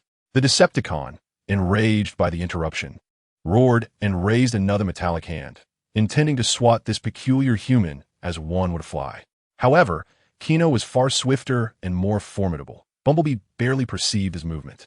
The Decepticon was sent hurtling backward, crashing awkwardly onto the lush grass, uprooting trees and scattering leaves. In a flash, Gino reappeared atop the Decepticon S-form, maintaining his impassive demeanor as he raised his hands once more. Is it so difficult to listen? With an explosive force, he struck the Decepticon S chest armor, the impact causing a deep dent. He continued to rain blows upon the metal, creating crater after crater, sparks flying as green fluid erupted forth, with internal components already failing under the relentless assault. Is it really so difficult? With each punch, the rapidity of his strikes generated sonic booms that echoed through the air. Denying the Decepticon any chance to recover, Gino delivered a ferocious blow to its head.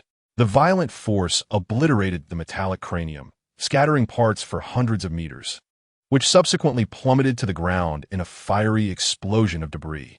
The headless body collapsed, green oil seeping from its neck. In that moment, amidst the wreckage of headless metal, the flaming forest, and the shattered road, Gino stood resolutely. Bumblebee, observing Gino, was filled with a sense of awe, and though his vocal cords were damaged, he managed to emit a sound akin to a human swallowing. To obliterate the Decepticon warrior's head with a single punch. Was this truly a human? Chapter 148. Hoover Dam and the threat aside from those who provoke him or threaten his family, Gino generally harbors no desire to take a life. It is a well-known fact that extraterrestrials are not human. Even the illustrious Arthur C. Clarke, renowned for his literary prowess, exhibited no hesitation in eliminating aliens. He acted decisively when it came to their annihilation. The same can be said for Batman, whose approach to extraterrestrial beings is predominantly characterized by violent extermination. With a swift motion, Gino dispatched the headless metallic carcass into the dense thicket and approached Bumblebee with a sense of purpose. With the troublesome entity dealt with, our collaboration can now proceed. After a brief moment of astonishment, Bumblebee regained composure, promptly crouching down to align his gaze with Gino's. Indeed, in contrast to their previous demeanor, Bumblebee now exhibited a palpable sense of reverence. Regardless of the species, the instinctual respect for the formidable is deeply ingrained. Very well, now summon your companions to Earth, Gino instructed, gently patting Bumblebee's cheek before leaping onto his shoulder. Let's be on our way. Within the confines of an abandoned factory, Bumblebee strode towards a nearby elevation, and a pair of headlights on his chest illuminated the sky with brilliant rays. Gino was uncertain of the utility of this positioning method, but it seemed to be a unique communication feature of the Cybertronians. After a few minutes of anticipation, several meteors streaked across the heavens, trailing fiery tails. Not long thereafter, an assortment of vehicles surged into the derelict factory with a thunderous roar. Following a dazzling display of transformation, the towering leader of the Autobots, Optimus Prime, emerged alongside numerous other Autobots, advancing toward Gino and Bumblebee. As Optimus approached, he extended his right arm respectfully towards the figure perched on Bumblebee's shoulder. Bumblebee has apprised us of the situation. We are truly honored to forge this friendship with you. As the leader of the Autobots, Optimus Prime was not only formidable in strength, but also possessed a keen intellect. His composed demeanor and sagacious wisdom enabled him to astutely weigh the pros and cons of collaboration with Gino, undoubtedly recognizing it as the optimal course for the Autobots. However, the ambulance behind Optimus hesitantly interjected, "Might we inquire about your terms? It is a universal truth that there is no such thing as a free lunch, and the extraterrestrials are equally aware that cooperation must be founded on mutual benefit." "It is quite straightforward," Gino replied, snapping his fingers while seated on Bumblebee's shoulder. "I am aware that the Allspark of your Cybertron can create technologically advanced sentient beings. I will assist you in locating the Allspark, as well as vanquishing your nemesis, Megatron. In exchange, I require your aid in constructing a loyal sentient being to serve my interests." Gino's intentions were laid bare, representing the primary purpose of his arrival in the world of Transformers. Just as Batman has his Bat family and Superman has his Fortress of Solitude, Gino too sought a powerful and devoted technological ally. While Lex was indeed effective, he was not easily transportable. Although seizing the Allspark directly was an option, the beings created by Decepticons and non-Autobot entities would merely be irrational, frenzied creatures, an outcome that was not in line with Gino's aspirations. Listening to the conditions proposed by Gino, Optimus Prime exchanged glances with his companions, and then, with a slight nod, he extended his hand respectfully and said, "Very well. If you can guide us to the source of the spark, we shall gladly create a formidable, intelligent life for you. Now let us embark." Gino gently stepped down from Bumblebee's shoulder, the creature's form cradling him as he floated mid-air. "Where to?" The young man looked up into the distance and softly replied, "Hoover Dam." Hoover Dam, established in 1936, is situated at the confluence of the rivers of Nevada and Arizona. From an aerial perspective, the dam appears to stretch across the landscape, harnessing the water flow to generate a continuous supply of electricity. No one would suspect that the American Secret Department would conceal the source of the spark and the frozen Megatron within its confines. Honestly, our job is utterly dreadful. Within the secret base located beneath Hoover Dam, 2 agents stood at the entrance, coffee in hand, engaged in casual conversation. With such low wages and an overwhelming workload, I truly wish I could give Moni a good kick. As the pair conversed, a security officer in the monitoring room, sipping coffee, suddenly straightened and glanced at the surveillance video. There, on the stone edge of the dam, a young man wearing sunglasses approached the entrance, hands tucked into his pockets. "Hey, Bobby, Rand, there's something happening outside. You should check it out." The 2 guards responded through their earpieces and exchanged a meaningful glance before tightening their grips on their steel firearms. Beep beep. The iron door, forged from steel, creaked open. By now, night had fallen over Hoover Dam, rendering visibility nearly non-existent. The darkness was as thick as ink, with only the sound of rushing water echoing in their ears. "Where's the intruder?" The guards retrieved flashlights from their backpacks and switched them on. The beams of light pierced the darkness, and soon, they discerned a figure slowly advancing towards them. "Hey, military base, no entry." One agent tightened his grip on his weapon, chambering around. Yet, the figure seemed oblivious to their warning and continued to approach. "Fire." The other agent shook his head. As a special unit, they were authorized to eliminate any suspicious individuals breaching this area. His fingers squeezed the trigger, and bullets whistled from the chamber. Bang! Bang!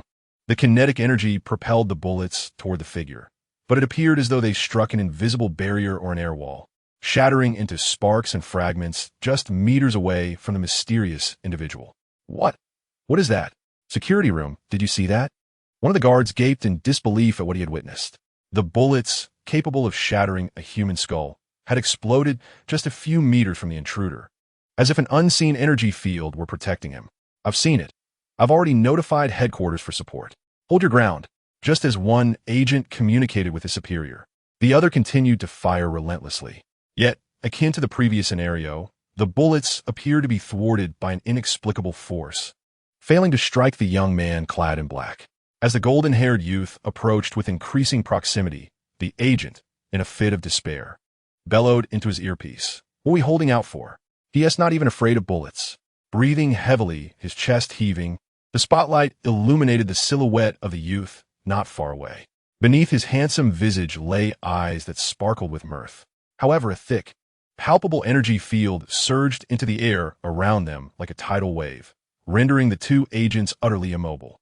The young man passed by them with an air of nonchalance, reaching to pluck the communication device from beside their ears, calmly stating into the earpiece, "I will grant you 1 minute to surrender the Fire Seed and Megatron." Having spoken, Gino cast his gaze towards the waterfall below the dam, squinting to savor the refreshing breeze upon his cheek, extending his hand to let the wind weave through his fingers. Without turning back, he remarked to the two agents, who were rendered as still as wooden figures by the oppressive force, "The wind tonight is truly invigorating." Happy New Year, dear readers. May you find joy in abundance. Chapter 149. Harvest and return. What is time? It is like shifting sands, like the night breeze, like a river that flows relentlessly, never to return. As a few droplets of water struck Gino's cheek, his azure eyes fluttered open. He heard the hurried breaths of soldiers stationed 100 meters away beyond the iron gate, fully armed and poised with light assault rifles. The commander of the base issued an order.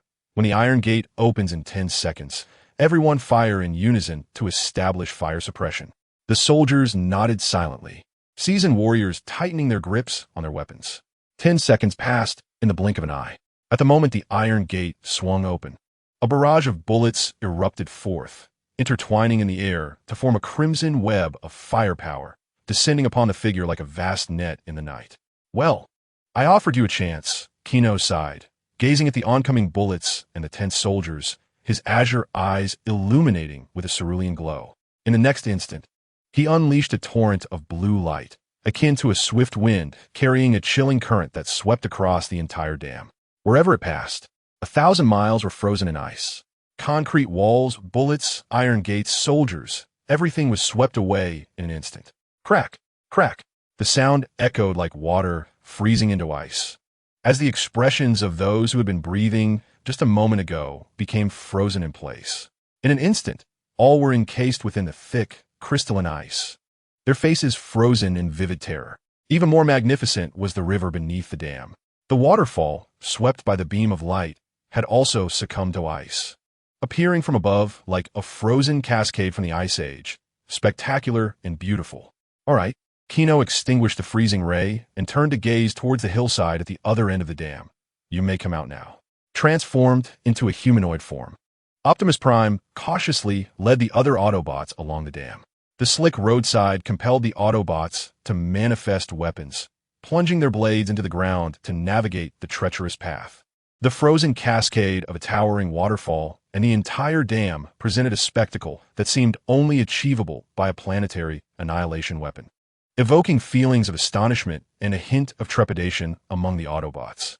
"Follow me. The Allspark resides within," Gino instructed, circumventing a group of encased soldiers as he made his way into the subterranean base. This underground facility was divided into 2 levels, with the chambers housing Megatron and the Allspark situated in the lower level, utilizing freezing rays to incapacitate the obstructing base guards. Bumblebee and his companions successfully trailed Gino to the second underground tier. Upon their arrival, Optimus Prime promptly issued commands to his fellow Autobots. "Bumblebee, you and Ratchet proceed to the storage room to retrieve the Allspark. Ratchet, ensure you and Jazz handle the frozen humans with care, transferring them to a secure location." Gino was not surprised by Optimus's demeanor. He epitomized a true altruist, a being with a heart for the greater good, willing to sacrifice himself for the salvation of others at a moment's notice. Ignoring the sentiment, Optimus regarded Gino with solemnity, inquiring, "I am yet to know your name." "Sir, Gino Luthor," he replied.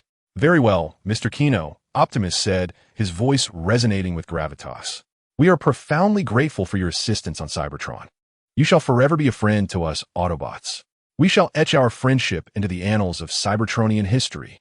As he spoke, the metallic glimmer in his eyes seemed to shimmer, perhaps akin to human tears. I am honored," Gino replied, his expression betraying his discomfort in assuming the role of a savior.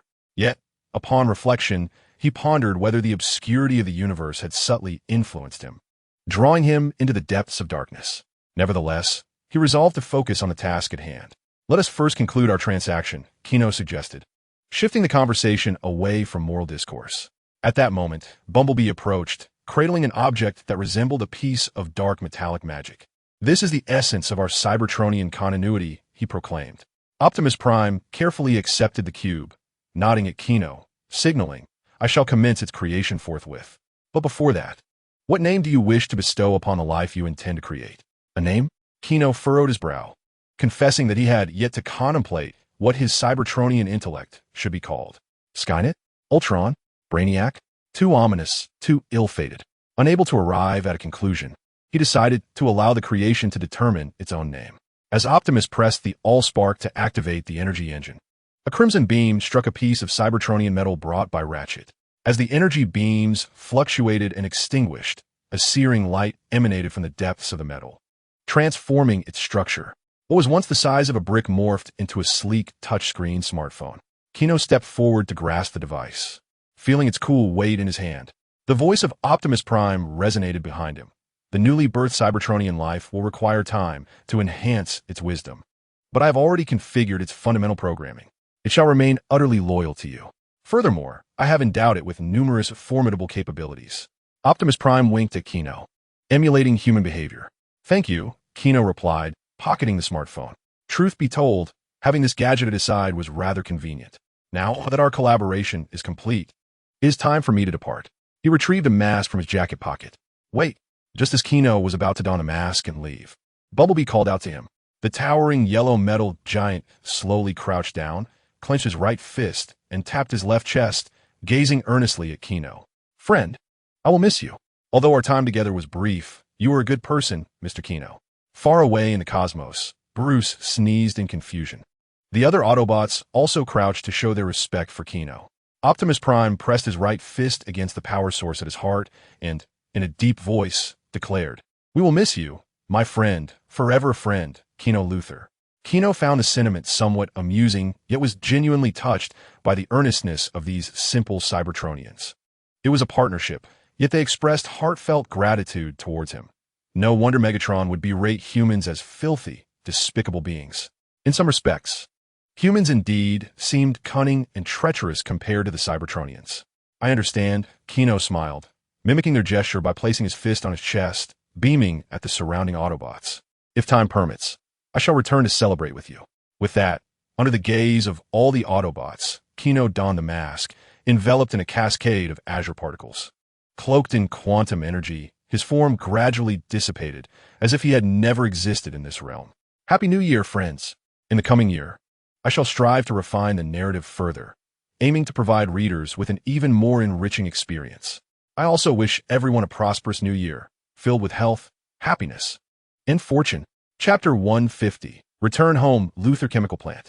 Lex leaned back in a chair, a bemused expression playing on his face as he toyed with a red kryptonite stone, his mind wandering away from scientific pursuits. A week had passed since his brother's departure, and the silence weighed heavily on Lex, stirring a sense of unease within him. Bizarro remained behind, engrossed in watching animated shows. Julie, transformed into a bat-like creature, howled from within a cage. Everything seemed unchanged, except for the absence of a tall, blonde youth. The sound of sneakers tapping on the floor resonated crisply, and Lex's previously somber expression instantly brightened before he swiftly suppressed the surge of excitement within.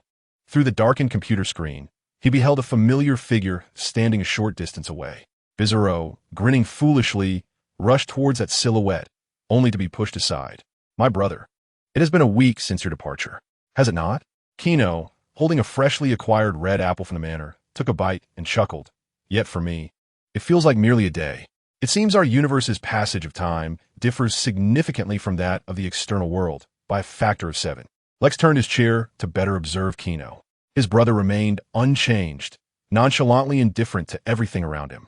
Joining his hands together, Lex nodded slightly and inquired, "So, what have you garnered this time?" "What have I garnered?"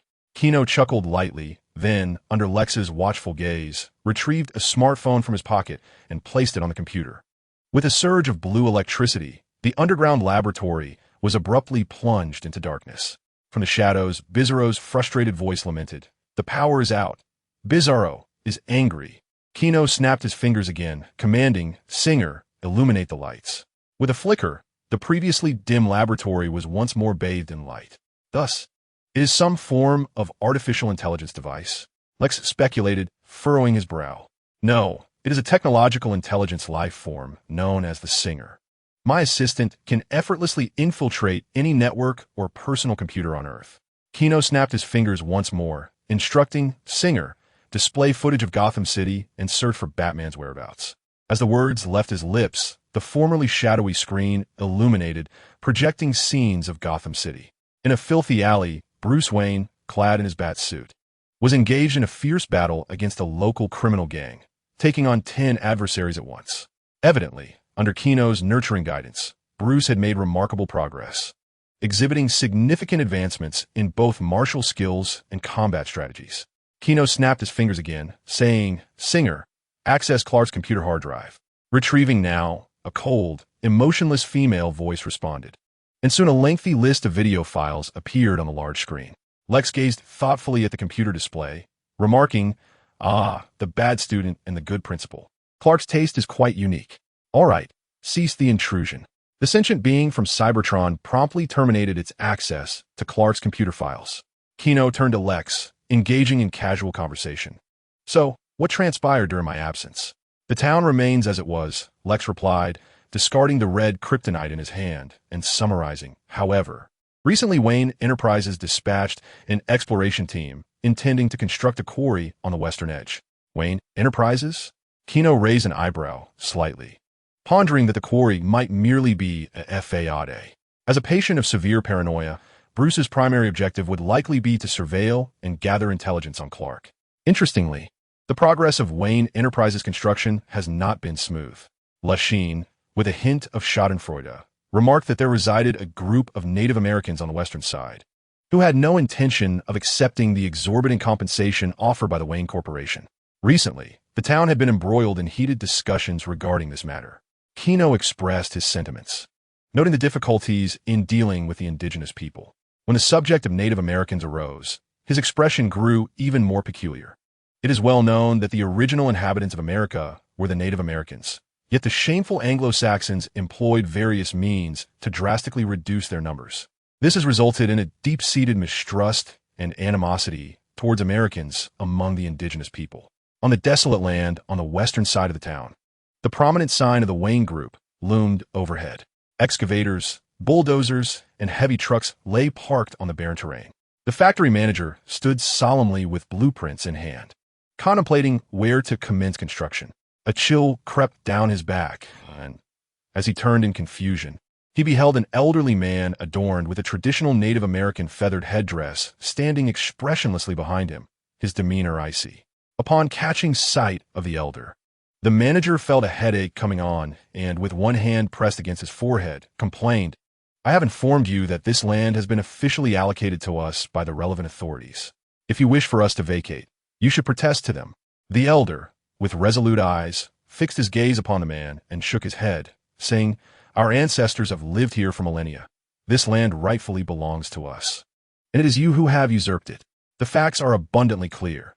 It is your refusal to accept compensation that brings you here, so do not trouble me, leave.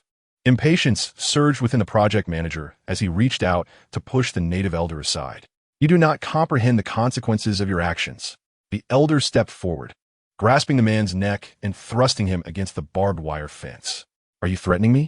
The manager's expression darkened as he instinctively reached for his phone in his pocket. No, I am merely an old man offering a kind reminder that this land belongs to the Native Americans. The elder released his grip on the fence, casting a deep, lingering gaze at the manager before turning to depart. As the cold wind of the night blew, the manager muttered a curse under his breath and proceeded towards the tent behind him. The rustling sounds emanating from the forest brought him to a halt. He turned to the dense thicket, warily inquiring, Who is there? Beneath the shroud of darkness, only the whispering wind through the bushes answered him. Yet, a more chilling sound soon echoed from all directions, the haunting, distant howls of wolves. Fear began to take root within him, compelling his steps to retreat. What is out there? His eyes fixated on the underbrush. As the branches trembled, the ground quaked. He watched as a massive white claw slowly emerged from the foliage. My God! His mouth agape in shock. In that dense forest, a towering silver wolf, over 10 meters high, raised its head against the night sky, its long white fur billowing gracefully in the breeze, exuding an air of majestic grandeur. The brown beast's eyes fixated on the man, its limbs taut and poised to pounce. The massive, snow-white tail swayed gently, while the great wolf bared its mouth, revealing sharp, glistening white fangs. A howl erupted as the giant wolf charged forward. The anguished screams of the construction site manager echoed through the night sky. Chapter 151. Lex's request in the early hours of the morning. Lex picked up a piece of bread and began to chew. Yet, curiosity lingered, tapping his fingers lightly on the table. Lex's face was as grim as a stormy sea. Why did the Wayne Group suddenly acquire that piece of land? Like a common trait of the astute, suspicion gnawed at him regarding the Wayne Group's abrupt intrusion into the town. Lex cast a glance at his brother, pausing for a moment before speaking. Gino, if time permits, I would appreciate your assistance in investigating that place. The land that Bruce Wayne values must possess some unique quality. Gino shrugged nonchalantly, replying, if you insist, I shall take a look tomorrow. As for now, I intend to return to the castle for a well-deserved rest. I am utterly exhausted. Rising, Gino yawned and ambled towards the base's exit. It had been a while since he last enjoyed milk, and he found himself craving it. Another day dawned. Gulping down a carton of milk while traversing the corridors of Smallville High, Clark turned to Gino, expressing his discontent. Goodness, you vanished without a word for a week. Everyone was quite worried about you. It was my fault. Next time I venture far, I shall inform you all, Gino replied with a grin, tossing a carton of milk to Clark. The two made their way into the campus newspaper office, where Lana and Chloe busily organized the office's clutter. Good morning. How may I assist? Clark, with a milk carton in his mouth, stepped forward to help Lana. A short distance away, Chloe observed Clark's eagerness to aid Lana and then glanced at Gino, who was perusing a newspaper at the doorway. A fleeting shadow of disappointment crossed her eyes. Is it true that Wayne Enterprises employees claim to have been attacked by a werewolf? Gino scrutinized the headline on the morning's newspaper, his brow slightly furrowed. Were there indeed such creatures as werewolves in this town? Indeed, that employee asserted that a werewolf bit his arm before he fled into the forest, Chloe remarked, rising to snatch the newspaper from Gino's hands, pointing at the front page. I plan to investigate after school. Who wishes to join me? Lana was quick to express her willingness. I'm in. As she spoke, she cast a glance at Clark, who momentarily appeared taken aback, but soon regained his composure, scratching his head and saying, yes, I'm fine with that too. The boy's face lit up with a bashful smile as he turned to Gino. Gino, would you like to come along? Certainly, Gino shrugged, his gaze drifting to the image on the front page depicting a panicked man. A werewolf? It might indeed serve as fascinating experimental material. Time always seems to slip away swiftly, and as the school bell rang, the four friends climbed aboard Clark's red SUV, ready for their adventure. As the team's omniscient guide, Chloe extracted a map from her backpack, indicating the route. According to the map, there is a woodland path on the back mountain that will allow us to evade the Wayne Group's guards and infiltrate the construction site. However, this means we may have to leave the vehicle at the foot of the mountain. Clark, somewhat apprehensive, glanced at the two women through the rearview mirror. Can you endure the fatigue of climbing? Of course. Lana puffed out her chest, glaring at Clark with dissatisfaction. Girls can do what you can do. A soft chuckle escaped Kino's lips as he observed the confident expressions of Lana and Chloe, internally amused. He doubted that these two girls could withstand the tedium and monotony of the climb. The engine roared, propelling the off-road vehicle down the road, stirring the autumn leaves into a swirling dance. Not far off, the silhouette of the mountain foot became increasingly discernible. The fading rays of the setting sun cast a golden hue upon the hillside, as if dusting the grass with a layer of gold powder. On the slope, Clark and Kino walked side by side. The young man grimaced, saying, I finally understand why you smirked back then. You estás Kino Hatsurmiset. Lana and Chloe could not endure the entirety of the ascent and ultimately decided to wait inside the vehicle. We've arrived, Kino patted Clark on the shoulder. Standing atop the mountain, they gazed down at the basin valley. Numerous heavy construction machines were stationed within the valley, with a prominent Wayne Group sign towering over the land. The area was surrounded by barbed wire, clearly indicating that the site manager was perturbed by the presence of the indigenous people. Clark scanned the valley below, rubbing his nose. There's no one inside. It seems the police have temporarily shut down this site. Moreover, there appears to be something beneath the western ground. Kino followed Clark's gaze. Beneath the layers of earth lay a vast underground cavern. This could very well be the truth behind the Wayne Group's mining activities here. Clark's excitement was palpable, as if he had unraveled a significant mystery. The two descended the slope, and leaped over the towering barbed wire. The earth beneath was not overly hard. Gino clenched his fist and struck the ground with a thunderous smash. Bang! The earth seemed to groan, trembling as the soil shifted.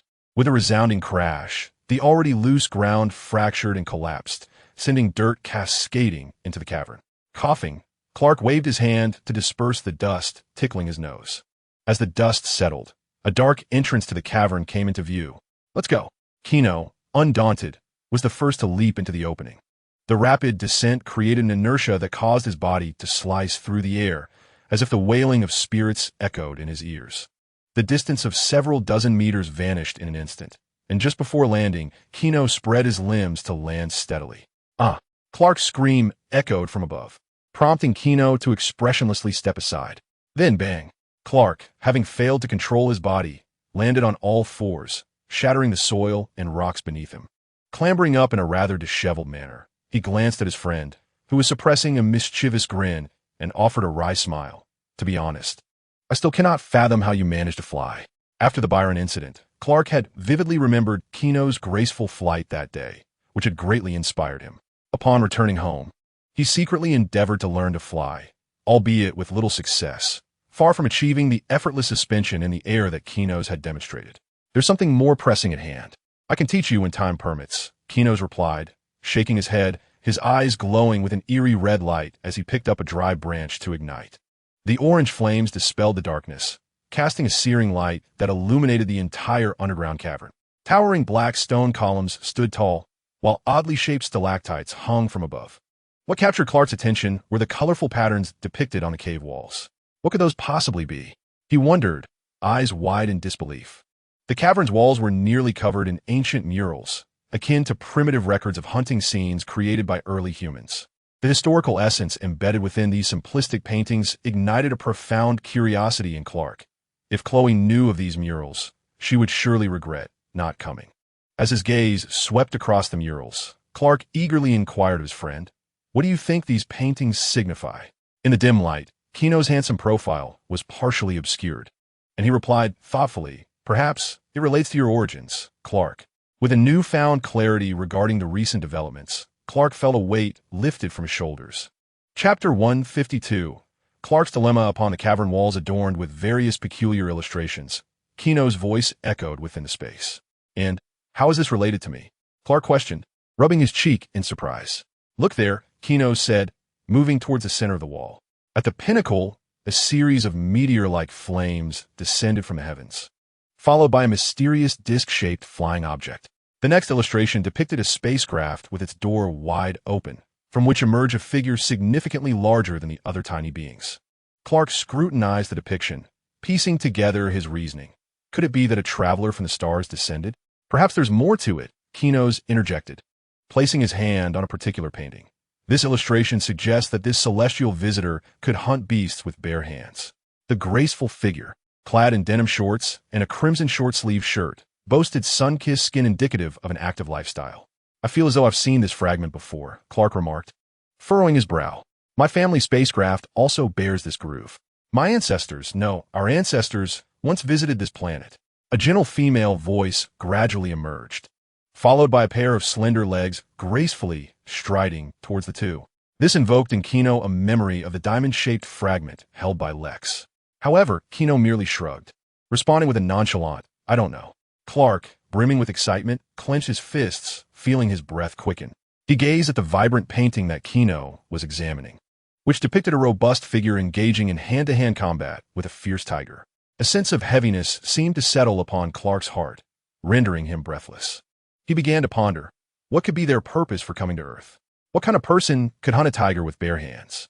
The diamond-shaped recess in the cubic structure suggested that embedding a certain object within it might unveil some hidden truths. Who? Clark furrowed his brow, casting a serious glance towards the corner. Did this object seem familiar? The young boy looked to Gino, hoping for an answer. The atmosphere grew momentarily silent until a beam of light pierced the corner, illuminating the two. "Who are you?" Gino raised an eyebrow, his gaze returning to the recess in the stone wall. Before them stood an undeniably beautiful girl with a prominent nose and exquisite features. Her violet blue eyes, narrowing slightly, as she regarded Kino and Clark with a serious expression. What are you two doing here? We are here to investigate the werewolf incident. Clark nervously began to explain, sensing the girl's wariness. He waved his hands reassuringly. We mean no harm. The girl cast a skeptical glance at Clark before her eyes fell back upon Kino. I recognize you, young master of the Luthor family. She lowered her arms, feeling a sense of relief. The enmity between the various families was not absolute. Conflicts were inevitable among humans. For what the girl had gathered, Wayne Enterprises and the Luthor family were rivals. So, do you understand the significance of the mural here? Kino observed the wolf tooth dangling from the girl's earlobe. It resembled how Nico liked to adorn himself with gold chains, signifying her identity as an Indian. However, based on her appearance, Kino surmised that she might be of mixed heritage. I can't believe you managed to find these murals, the girl said, stepping closer to the two, her gaze fixated on the exquisite artwork on the wall. These depict the story of Nama. Nama? What is that? The girl looked at the strong figure portrayed in the mural. In our legends, Nama descends from the heavens amidst a rain of fire. He possesses immense strength, his power equivalent to that of 10 men. His eyes can emit a blazing light that melts all things. Listening to the girl's description, Clark glanced at Kino, his expression one of astonishment. Just as Kino had suggested, the murals within this cave indeed bore a connection to his own lineage. The narrative unfolds as such. Regarding the legends, my grandfather possesses a deeper understanding than I do. Kira rubbed her shoulders, gazing at Kino and his companion. So, are you planning to depart from here? I can guide you out. Clark pressed his lips together, turning his gaze to Kino, intent on hearing his friend's decision. Kino winked at Clark, signaling him to take charge. Very well. We shall accompany you, Kino stated to Kira, extending his right hand. Pleased to make your acquaintance. I am Kino Luthor. I am Kira, the girl replied, lightly brushing her long hair. Clark Kent. After exiting the cave, the two bid farewell to Kira. Once the girl had distanced herself, Clark eagerly clasped Kino's shoulders. Did you hear that? Kino, with immense strength, capable of emitting flames from his very eyes. The events recorded upon that stone wall are our ancestors. Indeed, given the current circumstances, it appears so. Clark shook his friend's shoulders. So what should we do next? Kino squinted slightly, pondering the diamond-shaped stone he had acquired from Lex, then glanced back at Clark. With a sigh, Kino began, there is something I must disclose to you. He patted his friend's shoulder and continued in a hushed tone. I've seen the diamond-shaped stone upon that wall. Ever since encountering the green stone, I've been having people collect stones from the town. A few months ago, someone discovered that diamond stone in the marsh to the east of the town. He looked into Clark's eyes, which were filled with shock and a touch of trepidation. Clark seemed both eager and fearful of approaching the truth of his lineage, embodying a contradictory mindset. So what does this mean? The young man asked, his face taut as he swallowed hard. If you truly wish to uncover the truth, meet me at the cavern tonight at midnight. The boy released Clark's arm, his tone somber. Of course, you may also choose to forego the quest for your true identity and continue living as Clark Kent. Kino waved goodbye to Clark with a smile, turning to leave, but not before imparting a final thought. Sometimes knowing too much could be a form of torment in itself. The choice is yours, Clark. Watching Kino's figure disappear over the hillside, Clark sank to the ground, a visage of despair. As he gazed at the setting sun, his heart was a tumult of confusion, echoing the implications of Kino's words. He too harbored a faint suspicion that the truth of his arrival on Earth might not be so straightforward. The rationale was simple. Akin to the laws of the jungle, a superior civilization would only exploit and pillage an inferior one. Who would expect an elephant to reason with a monkey? Clark cast his gaze down at the watch on his wrist. There remained a considerable time until midnight, and now he must contemplate whether to embrace the truth. Chapter 153. The Mission of the Kryptonians. Boom. Under the dim night sky, torrential rain poured down, nourishing the earth. To the earth, this is undoubtedly a perfect autumn rain, nurturing all living things. However, for the weary traveler, it may well become a nightmare. The sudden drop in temperature could easily invite a chill. Moreover, the damp garments clinging to one's body only serve to exacerbate discomfort.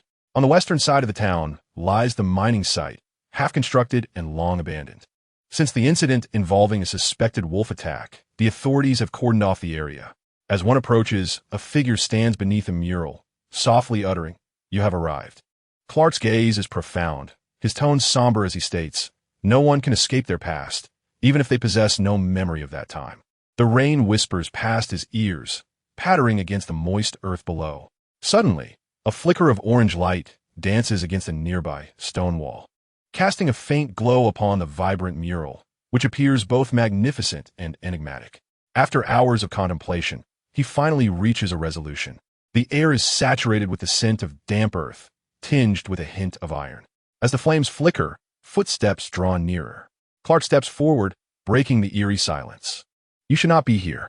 He takes a deep breath, gazing into the dark, profound pit beneath him, where raindrops fall and echo a steady rhythm. "I must confront the truth, even if it is terrifying." Gino tosses a torch to Clark, a smile gracing his lips. "It seems you have made your choice." Observing Clark's unwavering determination, Gino ceases his protests. With a leap into the pit, water splashes, and Clark vanishes into the mining site. Another tall figure nods slowly. "I have arrived. Enough of this folly." As raindrops cascade down his cheeks amidst the torrential downpour, Clark clenches his fists. Raindrops relentlessly penetrate the overhead pit, striking the stalactite-laden walls. From his pocket, he retrieves the diamond-shaped stone brought from Lex. Clark gazes at the gem, which glimmers with a bright silver sheen, composed of an unknown, mysterious material. Gino approaches the stone wall, with Clark following closely, torch in hand. As they draw near, the diamond-shaped recess is adorned with various bizarre and peculiar engravings, reminiscent of hieroglyphics. "Let's begin." Without hesitation, Gino decisively grasps the stone and embeds it into the wall. With a crack, the diamond-shaped stone perfectly integrates into the wall, emanating a dazzling radiance as Clark's heart begins to race. The light transitions from silver to gold, its intensity growing ever more resplendent, reminiscent of thousands of fireworks erupting in a moment of brilliance. The hieroglyphics on the wall begin to whirl and rotate violently. "Gino, should we not leave this place? That object seems unstable." Clark grasped his friend's arm, intent on leading him away from the perilous vicinity. "No, let us wait a moment," Gino replied nonchalantly, unconcerned that a mere stone wall could inflict harm upon him. As the luminous ring spun ever more rapidly, reaching what seemed to be a critical threshold, a resplendent white light enveloped the two, reminiscent of cosmic beams emitted by a colossal celestial being. It felt as if an array of peculiar languages flooded his mind. The intense pain compelled Clark to scream, his arm raised in anguish as he wailed, "Gino, something is amiss." "No, it is indeed accurate." Gino clutched his forehead, his expression marred by agony. It was as if someone were forcibly cramming a tome into one's brain. Gino astutely identified the predicament. "These beams appear to be instilling something within us. Perhaps words, perhaps thoughts. We must flee this place." Gino grasped Clark's arm, but in the next instant, the blinding light erupted violently. With a thud, as the beams dissipated, Clark's face collided with the earth, and he collapsed. Gino released Clark's arm, a wave of dizziness crashing over him. He shook his head, his expression peculiar. A strange knowledge seemed to have been downloaded into his mind, akin to acquiring an entirely new linguistic code. His thoughts were a chaotic muddle, and shaking his head, he extended his hands, casting a purifying spell upon himself. A refreshing, cool sensation swept through his mind, dispelling the previous haze. Gino approached, retrieving stones from the wall, and then bent down to cast the purifying magic upon Clark, simultaneously tossing him out of the cave. The rain continued to pour. As Gino's magic took effect, the previously unconscious Clark groggily awoke. What has happened to me?" Clark blinked in confusion. Surveying the dark surroundings, he found only Gino standing nearby. "That light rendered you unconscious," Gino remarked, tapping his temple. "Moreover, it appears to have endowed us with a new language." "Not this again," Clark groaned, clutching his head in distress. The discomfort was not merely physical. It bore a psychological weight as well. "Do not fret," Gino reassured, stepping closer and patting Clark's shoulder. "The spaceship in your basement might hold some clues. Shall we investigate your home?" My spaceship." Clark's eyes sparkled as he wiped the rain from his face and grasped his friend's shoulder. "To my barn we go." With the night cloaked around them, they dashed forth like lightning, the sound barrier shattering the downpour. When Gino and Clark finally came to a halt, they found themselves within the barn of the Kent farm. Lighting the dim kerosene lamp, Its shade cast a warm glow. Clark strode forward, parting the bundled hay within the barn. There, nestled in the corner, lay a ship, reminiscent of a droplet, quietly resting. Its silver spray paint added an air of mysterious elegance to the vessel. The top of the spacecraft bore a diamond-shaped indentation, perfectly aligning with the diamond stone Gino had previously encountered in the cave. Gino cast the stone from his hand, and Clark caught it, crouching down to place it into the groove. A hum resonated, seemingly the ignition key for the spacecraft. As the side doors of the vessel opened, a cascade of golden light flowed through the cramped cockpit. Mysterious inscriptions glided across the ship's lower chamber like a gentle stream. With the movement of these words, Clark's expression grew increasingly grim and sullen. The message conveyed by the enigmatic text was as follows: "To my beloved son, on the third planet of this star system resides a regressive species, humanity. You shall become their deity. Lead this flawed race with your power, and it shall be your great achievement." Thud! Clark stumbled backward, collapsing onto the ground, his wide eyes filled with shock and confusion. My parents sent me here to conquer this place? Chapter 154. If I were not Clark all along? The mystery of his lineage had weighed heavily on Clark's heart. Though Martha and Jonathan loved him dearly, and he reciprocated that affection, the questions surrounding his origins and why his parents had abandoned him loomed like a mountain pressing down on his chest. Clark had entertained numerous speculations, yet he had never considered that his arrival on Earth was intended for the purpose of subjugating it. At the very least, that was how he interpreted the message left by his biological father. It seemed this was the truth. Gino shrugged and glanced at the night outside. It's getting late. I shall return to rest. Clark offered no reply, remaining despondently seated on the cold, damp floor. Observing Clark's state, Gino sighed inwardly, realizing that such matters required Clark himself to come to terms with them. In truth, Clark's shift in mindset was not difficult to surmise. From a young age, his adoptive parents had instilled in him the values of integrity and kindness. "I'm speaking to you, Clark." Before long, the concerned Jonathan and Martha, worried by Clark's sudden disappearance, pushed open the door. "Clark?" In the misty rain, Jonathan gazed at Clark's figure, which faded into the curtain of rain. The middle-aged man extended his arm to shield Clark. "This cannot be real." Clark pressed his hand against his face, his mind growing ever more chaotic. It seemed he had reached a breaking point, and the long-suppressed emotions erupted at that moment. Boom. "No, you must tell me what has happened." Jonathan rubbed his aching arms, positioning himself protectively in front of Clark. Bang! As he departed, the youth patted Clark's shoulder, turning to leave the dilapidated barn. Yet the purpose behind his biological parents sending him to Earth to conquer them was a stark contrast that shattered his beliefs. Time passed, second by second. The thunderous roar resounded through the rain-soaked air with unparalleled intensity. The fragile timber stood no chance against the colossal steel figure, shattering wooden planks as if swept away by a tempest into the deluge. The expression on the middle-aged man's face was rife with concern. "Where are you headed?" The torrential rain fell in sheets, yet Clark seemed oblivious, moving forward at a deliberate pace.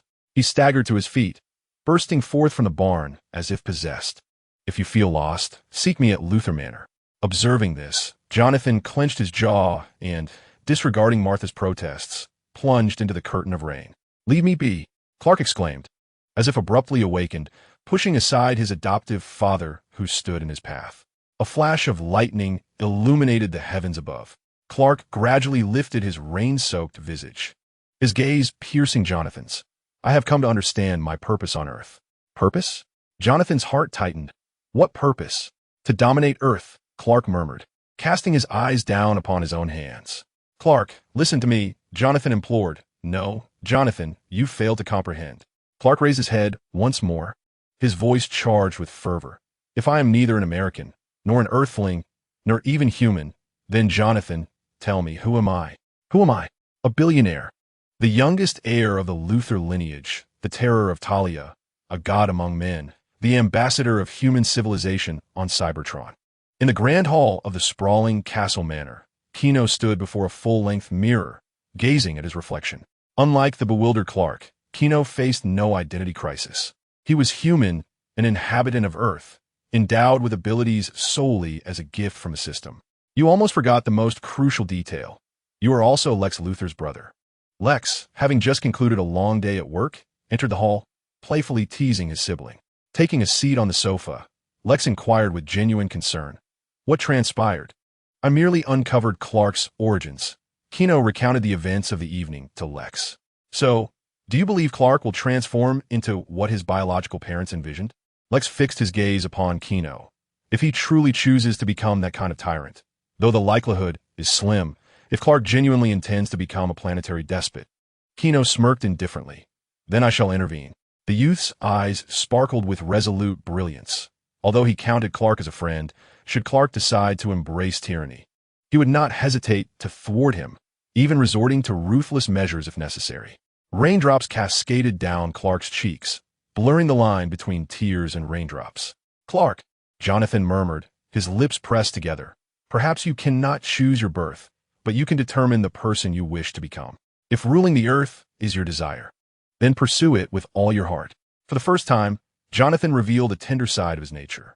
He willingly opened his arms to embrace the solid form of his adopted son, akin to steel forged in fire.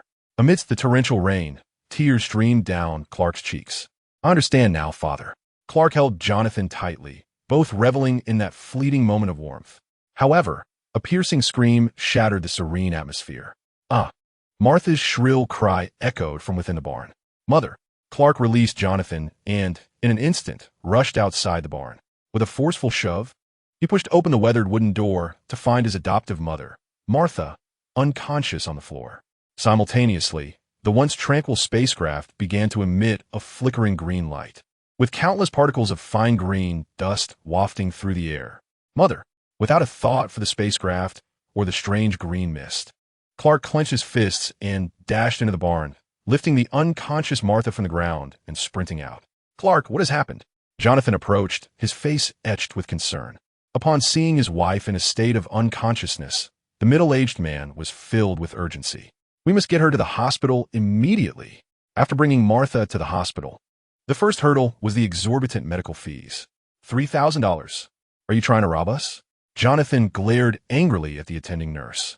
Yet, the response he received was cold and impersonal. I am very sorry, but you must pay promptly. In a land of the free, attempting to exploit the system? Such thoughts were sheer folly. Cursing under his breath, Jonathan prepared to pull out his credit card. However, in the next moment, Clark appeared in the corridor, carrying a bag of Franklin's, and handed it to the counter. Here is $3,000. Begin the rescue surgery immediately. After receiving the payment, the nurse promptly commenced the arrangements for surgery. The father and son sat anxiously in the hospital corridor, and Jonathan, with a worried expression, looked at Clark. Clark, where did you get so much money? Jonathan could not help but question. $3,000 was no trifling sum, particularly for the Kent family, who operated a barren farm. It's my own business, Clark stammered, while secretly planning to repay that debt to Mr. Bruce at the earliest opportunity. Chapter 155. The vanished spaceship and Wayne Industries. A serene vase rested on the bedside table, exuding a faint fragrance. Outside the hospital bed, Clark and Jonathan wore expressions of deep concern. Lana and Chloe, who had come to visit, shared a similarly grave demeanor. What is the situation? Gino, who had just arrived from the castle, removed his sunglasses. Accompanying him were the director and other officials of the small-town hospital, all wearing forced smiles. Is there no sense of humanity in this free land? Only fools believe such nonsense. We must ensure Mrs. Kent receives the best treatment and doctors, Gino said, his expression stern as he regarded the director beside him. Of course, the director replied with a forced smile, nodding as he instructed his assistants to arrange for these matters. Martha lay quietly upon her hospital bed, separated by glass, while Gino waved his hand, signaling those uninvolved to depart. Everyone, please leave. So many people will only disturb the patient as rest. Well then, Mr. Gino, do not hesitate to contact me should anything arise. The director smiled broadly as he retreated with the others, leaving only Lana, Chloe, and the Clark father and son in the corridor. Seeing his friend arrive, Clark nodded vigorously. I'm on my way.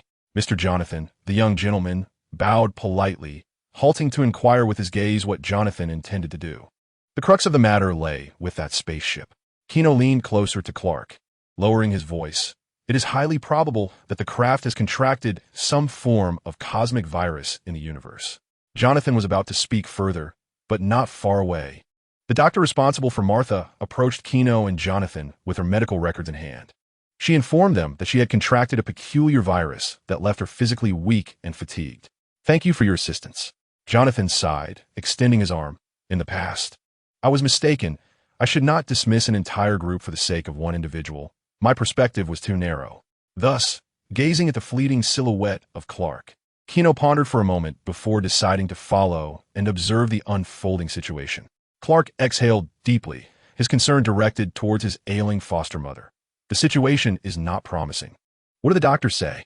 The young lad hurriedly dashed down the corridor, leaving Lana and Chloe bewildered. "What is happening?" Clark tilted his head in contemplation, then suddenly clapped his hands as if struck by a revelation. "I remember now. When I found Martha, she was in the barn, seemingly trying to help me conceal that spaceship. When you discovered Martha, where was she and what was she doing?" Gino remained unconcerned, catching a glimpse of Jonathan expressing gratitude with a nod. This honest and simple man could only convey his appreciation in such an awkward manner. A seemingly light remark bore the weight of 1,000 burdens on Jonathan's heart, causing him to widen his eyes in confusion. "Gino, thank you." Clark approached with emotion, patting his friend on the shoulder. The young man turned to Clark, saying, "Upon reflection, what has transpired?" "Mr. Kent." The doctor handed Jonathan the medical records. "Your wife is expecting. Find that spaceship. Your mother could not have contracted the virus without reason." "Gino." Jonathan called out to the boy who was about to leave. "Abba." Jonathan's mouth fell agape, speechless, after the doctor delivered the records and departed. It took a while for the man to register the shocking revelation. "Pregnant? Martha is pregnant?" Jonathan found it difficult to articulate his emotions, caught between excitement, shock, and bewilderment. Many years prior, the hospital had confirmed that Martha would never be able to conceive, yet now, his wife was carrying their child, the fruit of their love. Gino cast a glance at the medical report in Jonathan's hand, appearing contemplative. With a swift motion, a gust of wind stirred up the dust. The dewdrops clung to the foliage on the farm, freshly washed by the rain. Clark leaped over the shattered remnants of the barn door he had broken, his gaze sweeping across the barn. The spacecraft that had brought him to Earth rested quietly upon the wooden planks. Clark approached the vessel, intent on uncovering whether it was this craft that had infected Martha with the virus. With each step, as he drew nearer, the spacecraft began to tremble ever so slightly. What was happening? Before Clark could react, a brilliant purple halo illuminated the tail of the ship, and it shot forth from the barn like an arrow. Bang! The wooden planks splintered as the spacecraft pierced the air, creating a sonic boom, racing towards the western edge of the town like a streak of light. "Damn it!" Clark furrowed his brow, shaking off his stupor, and set off in pursuit of the departing vessel. Though the small spacecraft was diminutive in size, its speed was astonishing. In merely a second, it soared over the town, howling as it descended into the quarry that Clark and Gino had visited earlier. It seemed the mysterious cavern drew the ship in. The vessel crashed through the earth and into the cave, colliding with the stone walls. Boom! A resounding thud echoed as the diamond-shaped stones, embedded in the ship's recesses, tumbled into the corners. Deprived of its energy source, the once frenzied craft gradually came to a halt. The purple glow at its rear extinguished and fell to the ground, as Clark, like a gust of wind, anxiously dashed into the cavern. "Found you." Clark crouched and lifted the spacecraft. It felt heavy in his hands, its surface smooth. He hoisted the vessel onto his back and leaped out of the cave, then sprinted towards his farm like a whirlwind. As Clark's body swayed, the ship jostled, releasing a fine green dust that filled the air and, with each breath he took, entered his respiratory system. Upon entering a dense thicket, a sudden wave of weakness washed over Clark. Ugh!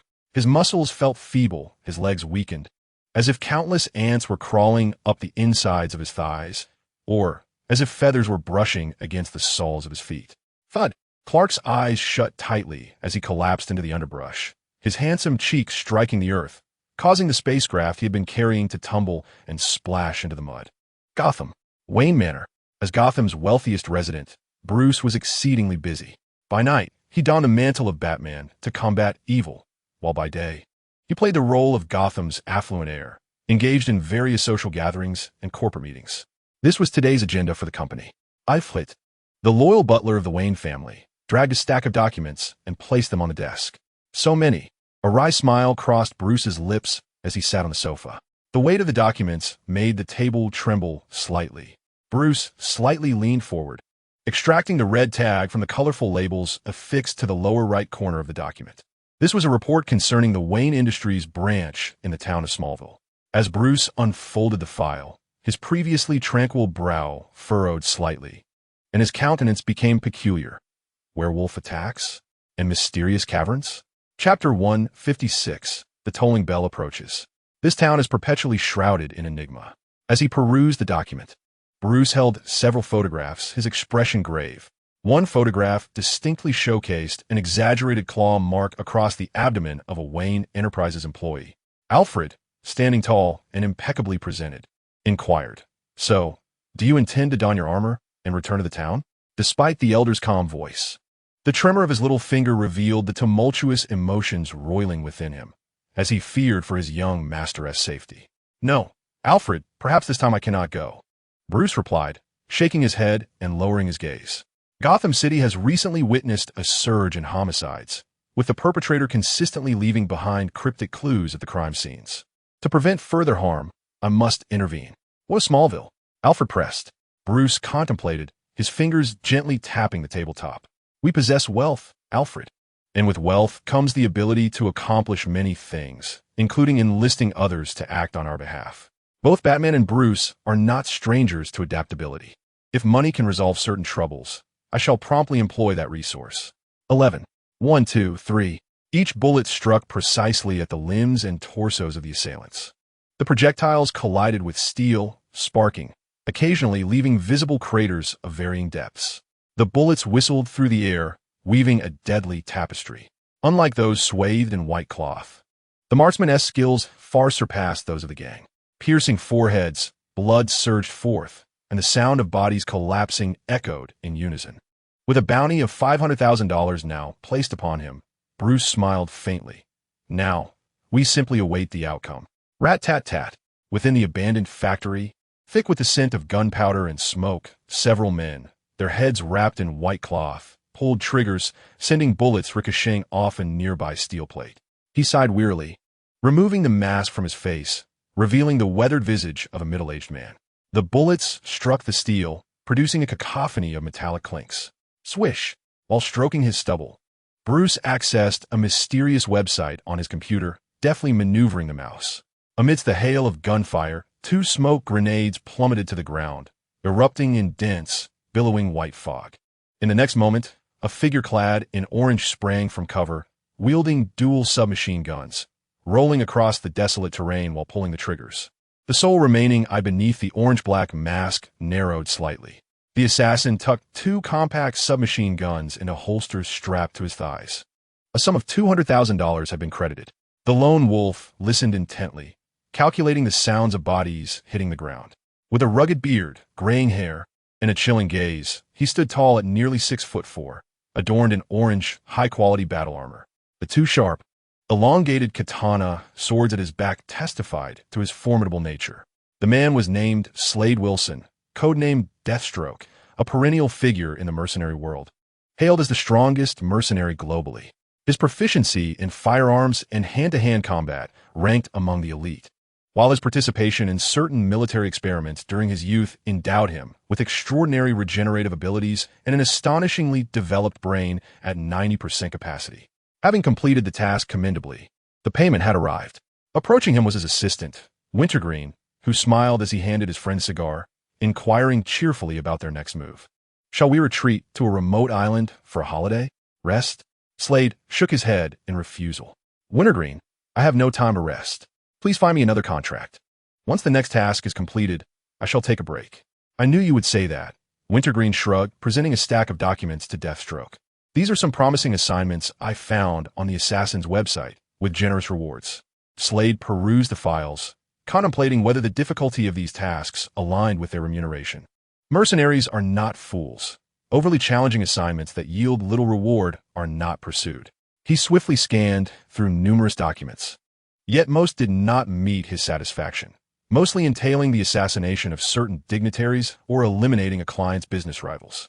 Until, with rough fingers, he opened yet another file. Capture a colossal beast located at the Wayne Enterprises branch in Smallville. Reward, $500,000? Slade furrowed his brow.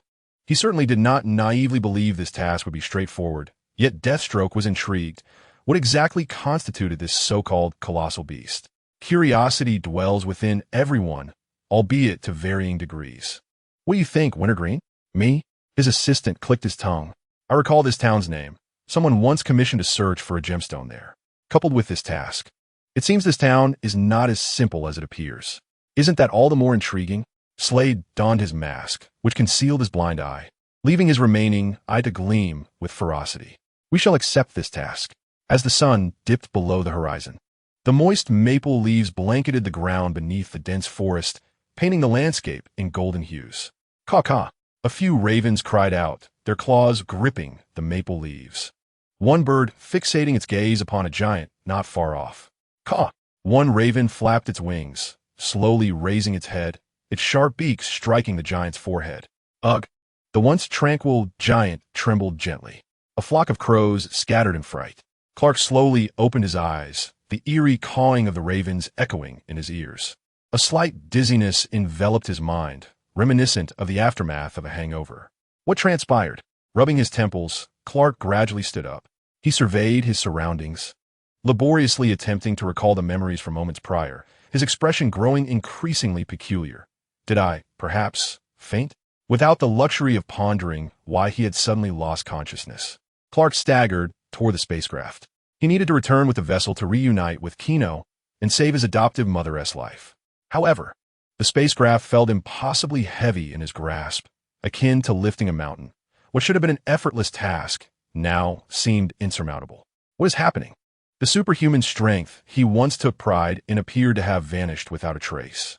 Frowning, Clark spread his legs apart, gripping the edge of the spacecraft with both hands, his arms straining to the point where his fingers turned white. Yet, despite exerting every ounce of strength he could muster, Clark discovered he was unable to budge the ship.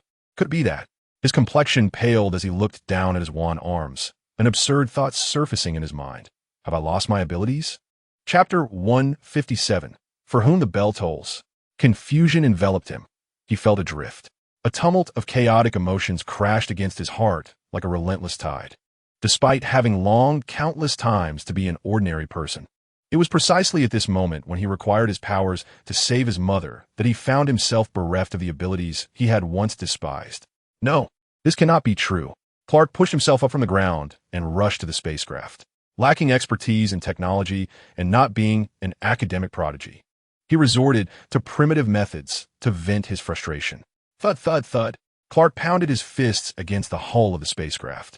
But how could the advanced crystalline technology of Krypton be compromised by the strength of an ordinary human? A soft hum resonated as a transparent blue light illuminated the surface of the hull, which then erupted violently from the spacecraft center. A wave of light struck Clark, sending him sprawling. He collided with a branch, a sharp pain searing through his back. A girl, her face taut with seriousness, stated, "You know, those seed families will do anything for money." A cold voice echoed. Clark scratched his head, stammering, "Not entirely. My friend Gino is quite decent." In a maple grove, Kira, clad in a sports shirt, gazed at the disheveled Clark leaning against the tree roots with a look of astonishment. Furrowing her brow, she approached him with concern, asking, "Are you all right?" I'm fine. Just taking a stroll," Clark replied awkwardly, bouncing along to follow Kira down a nearby path, eager to shift the topic. "What about you? What brings you here?" "I'm fine." Clark winced, closing his eyes and drawing in a sharp breath as pain coursed through his shoulders and neck, reminiscent of being fried in oil. Kira sighed, crouching down to support Clark's shoulder. "I'll help you up." "Gino, is that the tall and handsome boy? What are you doing here?" Kira helped Clark rise from the ground. Her curiosity piqued. The strands of his dark hair brushed against Clark's cheek, causing a faint blush to spread across his face. Suddenly, a roaring off-road vehicle sped past them along the roadside. Clark averted his gaze, his eyes catching a glimpse of the spacecraft hidden in the grass, silently praying that Kira would not discover it. A fragrant breeze wafted into his nostrils. "Clark? Is that you?" Kira licked her moist lips, and the two began to stroll along the narrow path by the roadside. "I am responsible for examining the cave paintings on the western side. It is land that has been safeguarded by our family for generations." Clark hurriedly opened his eyes, thoughts racing to his spacecraft. At a distance of 100 meters, the driver of the off-road vehicle gently pressed the brakes, bringing the brown steel beast to a halt beside them. The window rolled down, revealing a middle-aged Caucasian man wearing sunglasses, his muscular arms bulging as he tilted his head to observe them, grinning broadly. "Excuse me, is this the way to Wayne Quarry?" The smell of cigarette smoke permeated the air, causing Kira to furrow her brow slightly. Yet, her attention was primarily drawn to the man seated in the passenger seat, whose eyes were tightly shut, arms crossed, seemingly in a feigned slumber. However, even if this individual was merely asleep, an instinctual warning resonated within her, alerting her to the peril posed by the man wearing a pirate's eye patch. The kind-hearted Clark nodded slightly. "Indeed, just follow this road and you'll reach the quarry." Before he could finish his sentence, a sharp pain struck his abdomen. Turning his head, he found Kira's wide-eyed gaze urging him to silence. "Very well, thank you." The middle-aged man waved his fingers at his temples, then pressed the accelerator, causing the off-road vehicle to roar forward. "What's wrong?" Clark was perplexed, sensing something strange about Kira's sudden change. "Those two men are not right." Kira fixed her gaze on Clark's eyes. The driver reeks of smoke and gunpowder, while the man in the passenger seat carries a faint scent of blood. She touched her arms, covered in goosebumps, indicating the terror she felt from the earlier encounter. "Are they headed towards the cave walls?" Upon hearing Kira's explanation, Clark frowned as well. "Is highly likely." Kira gradually released her grip on Clark, her tone tinged with guilt. "I apologize, Clark. You may have to continue on your own from here. I must return to keep an eye on those two. They are likely hired disruptors from Wayne Enterprises." Without waiting for Clark's response, she released his shoulder and turned, swiftly pursuing the direction the vehicle had taken, her speed rivaling that of a renowned sprinter. Clark hesitated, watching her striking figure gradually fade into the distance. After a moment of contemplation, he gritted his teeth, suppressing the pain in his back, and set off in pursuit of her. The kind-hearted Clark was unwilling to let Kira face those two formidable men alone. The scenery outside the window seemed to whirl by like a rushing stream. Inside the vehicle, cacophonous rock music reverberated as Dongqing gripped the steering wheel, rhythmically bobbing his head in time with the beat. In the passenger seat, Slade, who had been resting with his eyes closed, slowly opened them. His gaze drifted to the left rearview mirror, where fleeting images momentarily decelerated, allowing him to harness 90 of his brain capacity to enhance the responsiveness of his ocular nerves and cerebral processing speed, enabling him to react and make judgments within mere seconds. "Dongqing," Slade's voice emerged, low and gravelly, as he retrieved 2 handguns and a katana from the storage compartment beneath his feet. He then quietly commanded, "Stop." The unshakable rapport cultivated over time instilled in Dongqing an unwavering trust in Slade. The once speeding off-road vehicle gradually came to a halt by the roadside. With a thud, Slade flung open the car door and stepped out. Standing in the middle of the road, he tore open his shirt to reveal orange-yellow metallic battle armor, donning a mask to obscure his visage. The sound of heavy breathing echoed through the stillness of the street. Dongqing, gripping a Type 79 grenade launcher, exited the driver's seat and took position beside Slade in a vigilant stance. As Dongqing surveyed the surroundings, he could only perceive the golden rays of the setting sun enveloping the earth. "What have you discovered?" he asked in a subdued tone. "Something is trailing us," Slade replied, drawing 2 steel blades from his back, their cold, sharp, and pristine edges reflecting a glimmer in the sunlight. "And it's not far off." Slade's remaining eye fixated on the depths of a dense forest, slightly tilting his head. "Listen."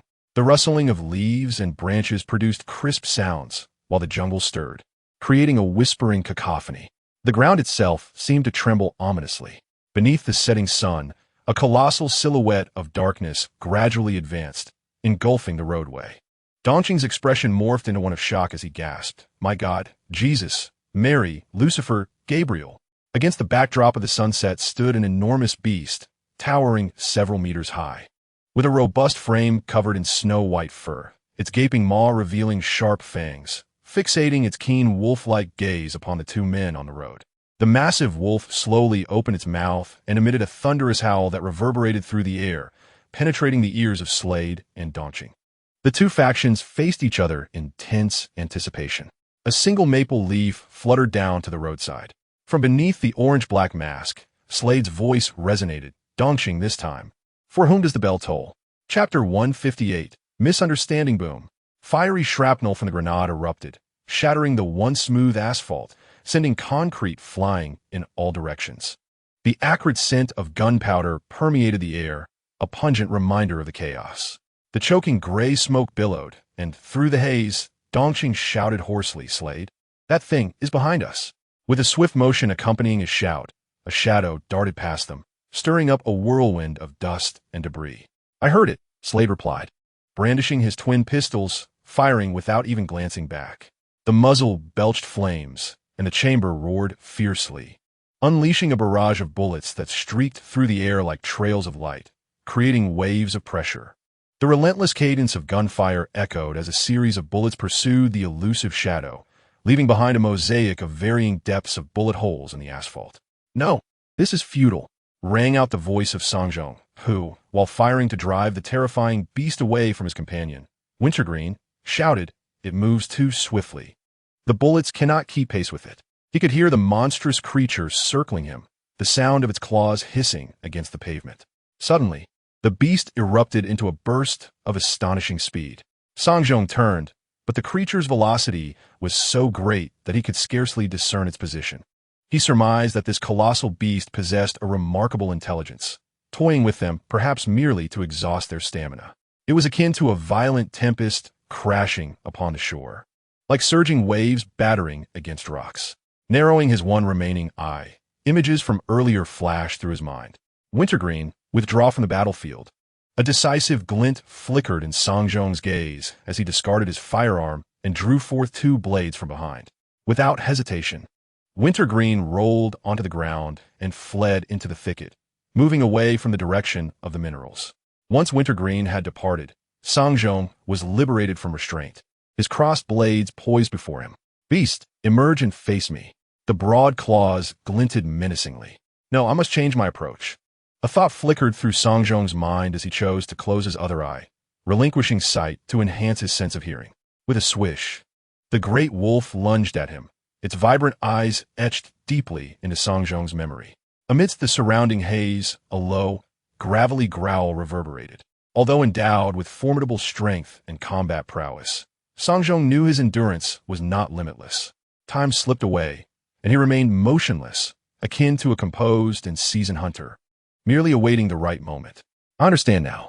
A pungent scent wafted towards him, and in that instant, Songjong's eye snapped open, glinting with fierce resolve. The target of this ferocious claw was his legs. A strike would spell either death or crippling injury. Should the claw sever his thigh, blood would surge forth. An excessive loss would lead to unconsciousness. In that critical moment, amidst the clash of thunder, Songjong sprang into action. With a swift bend of his legs, he leapt into the air. He soared over the descending wolf claw, evading the strike with a powerful twist of his torso, and his hands gripped the katana, transforming it into a razor-sharp instrument of precision, plunging it downward into the wolf's claw. With a sickening thud, the blade, forged from mithril steel, sliced through the wolf's hide, penetrating flesh until the tip collided with the bone within, embedding itself and becoming irretrievable. The intense pain compelled the colossal wolf to howl at the heavens, its blood gushing from the wounds upon its flesh, splattering onto the roadway. In agony, the beast leaped and tumbled, desperately attempting to dislodge the human clinging to its claws, while simultaneously baring its fangs to rend the mercenary known as Songjong. However, the battle-hardened mercenary was well-versed in dealing with such beasts, skillfully evading the lethal bites while deftly wielding a second blade to pierce the wolf's sinewy body. Thrust, withdraw, and thrust again, with each repetition of this grim ballet. The wounds upon the wolf's furred form multiplied. Blood cascaded from the gashes, staining the ground beneath. As Songjong continued this sanguinary endeavor, the once frenzied struggles of the colossal wolf began to wane, its movements growing increasingly sluggish. The pooling blood on the ground bore witness to the terrifying amount of life force the beast had lost, its strength ebbing away. With the final extraction of the blade from the wolf's wound, the once mighty creature could no longer withstand its grievous injuries and collapsed with a thunderous thud. With a decisive kick, Songjong struck the beast's forelimb, landing gracefully as he regarded the fallen creature with a gaze as cold as ice. It was over. He gestured behind him, and soon, accompanied by the roar of an all-terrain vehicle, Dongqing maneuvered the vehicle to a halt at the roadside. Exiting the vehicle, Dongqing ran a hand through her sweat-drenched hair, a hint of trepidation in her eyes as she gazed at the wolf lying lifelessly nearby. My God, I almost thought it would seriously injure you and send you into a frenzy. Indeed, similar to Clark's aversion to kryptonite, Song Zhong's vulnerability was equally apparent. When his injuries surpassed the threshold of his regenerative capacity, he would lose his sanity and transform into a bloodthirsty, savage beast. To put it plainly, he would descend into madness. Confronting creatures larger than oneself necessitated a specialized approach. Song Zhong tapped his temple, mastering techniques, analyzing strategies, and maintaining composure would render so-called difficulties non-existent. Dongqing nodded in agreement, glancing at the colossal wolf by the roadside. What do we do next? Drag this monster away for reporting? Song Zhong remained silent, his gaze fixed on the weakened beast sprawled on the pavement. Its body trembled, claws quivering, akin to a deflated balloon or a vacuum seal bag being compressed.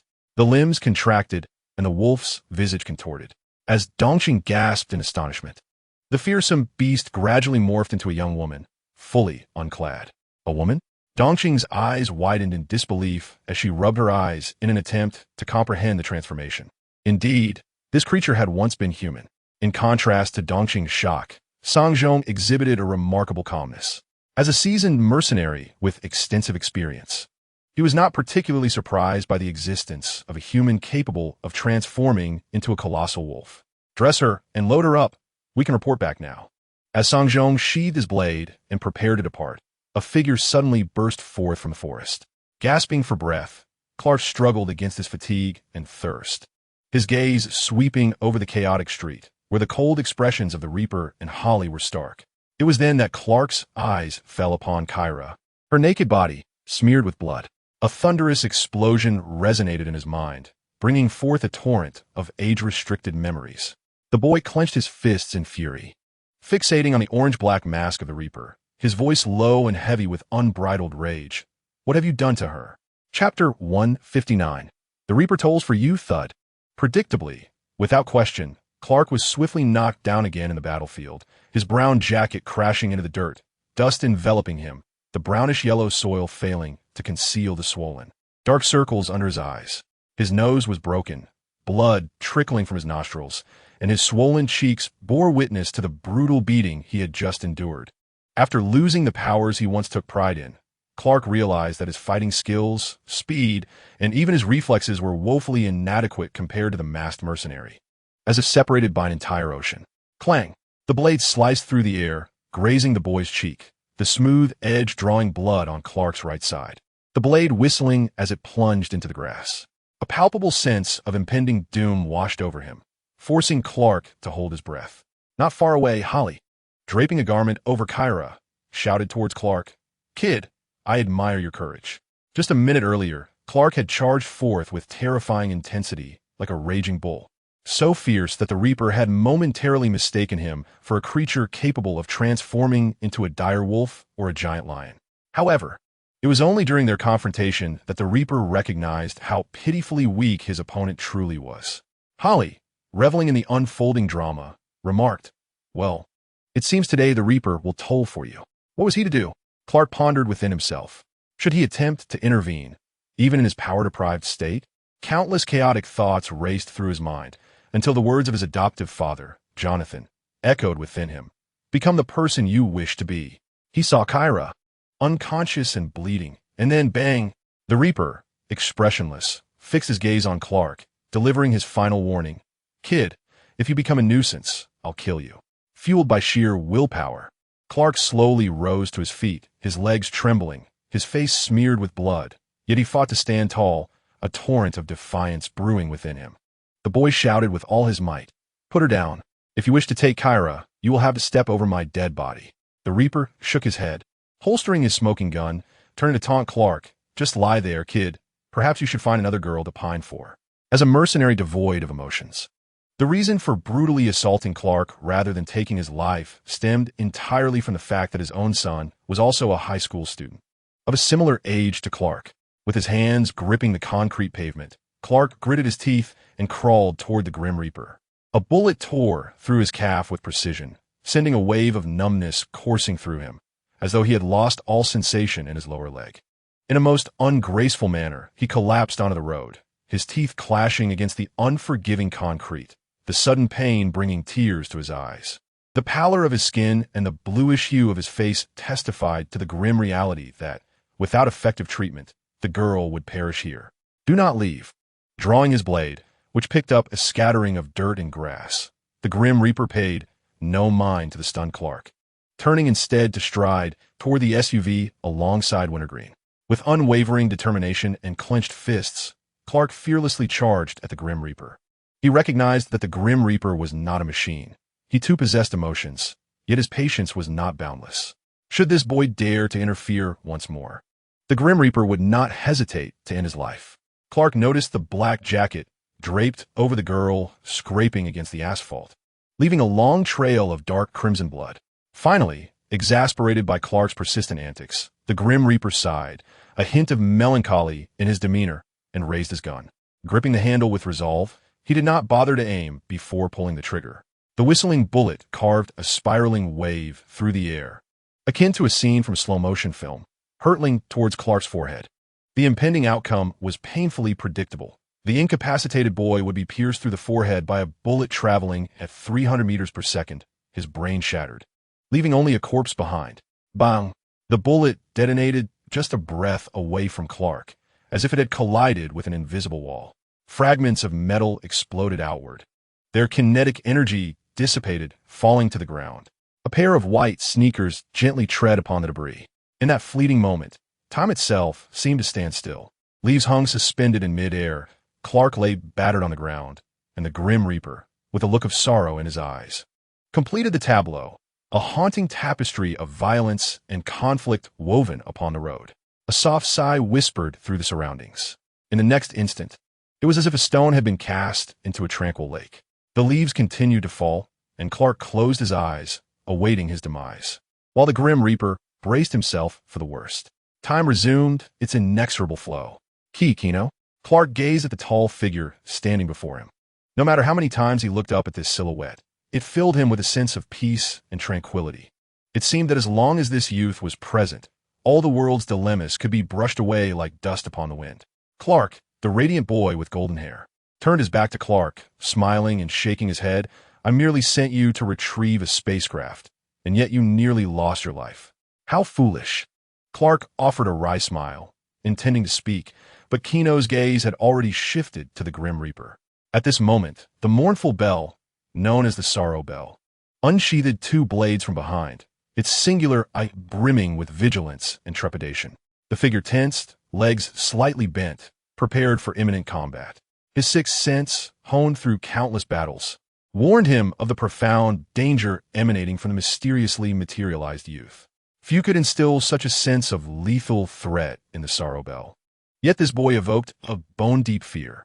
Thus, Gino coldly glanced at the Sorrow Bell, uttering, "You harm my friend. How do you intend to die?"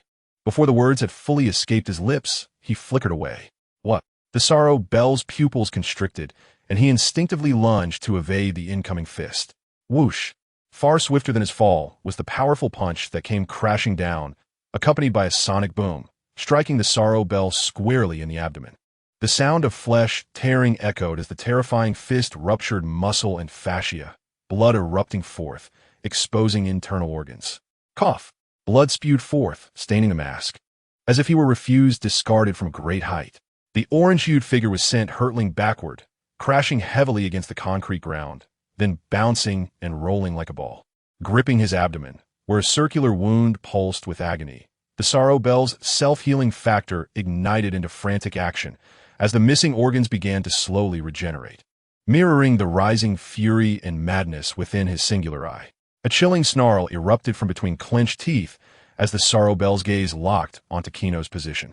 Discarding his long knife, heedless of the blood that splattered from his wound, he charged at the youth with the ferocity of a hyena, using hands and feet in a mad dash. Chapter 160. Gino's terms running, breathing. Stones pierced his palms only to heal swiftly. Like a transformed werewolf, his tattered form radiated a frenzied energy as he sprinted forth.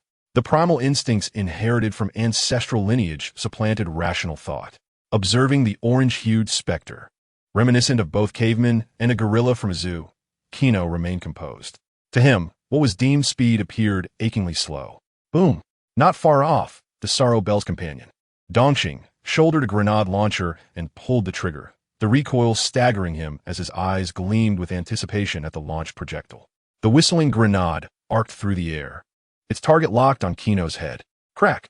The sound of bones interlacing echoed along the path. Whoosh!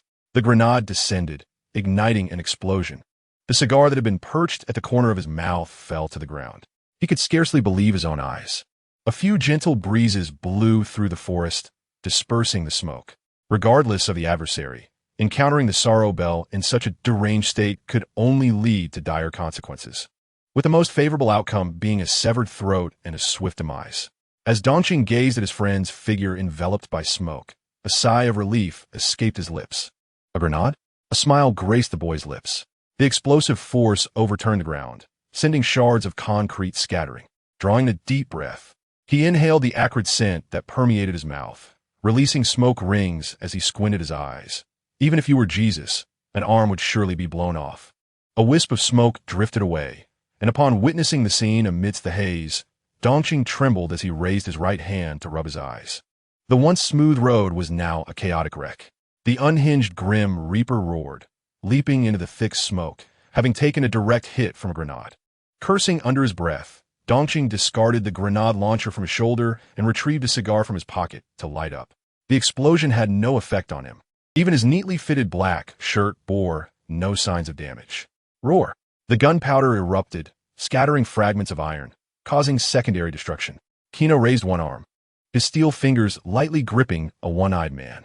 Amidst the mingling debris of concrete and earth, a towering figure stood resolute. The mask lay shattered, revealing the true visage of the Grim Reaper. The once unkempt stubble was now stained crimson with blood.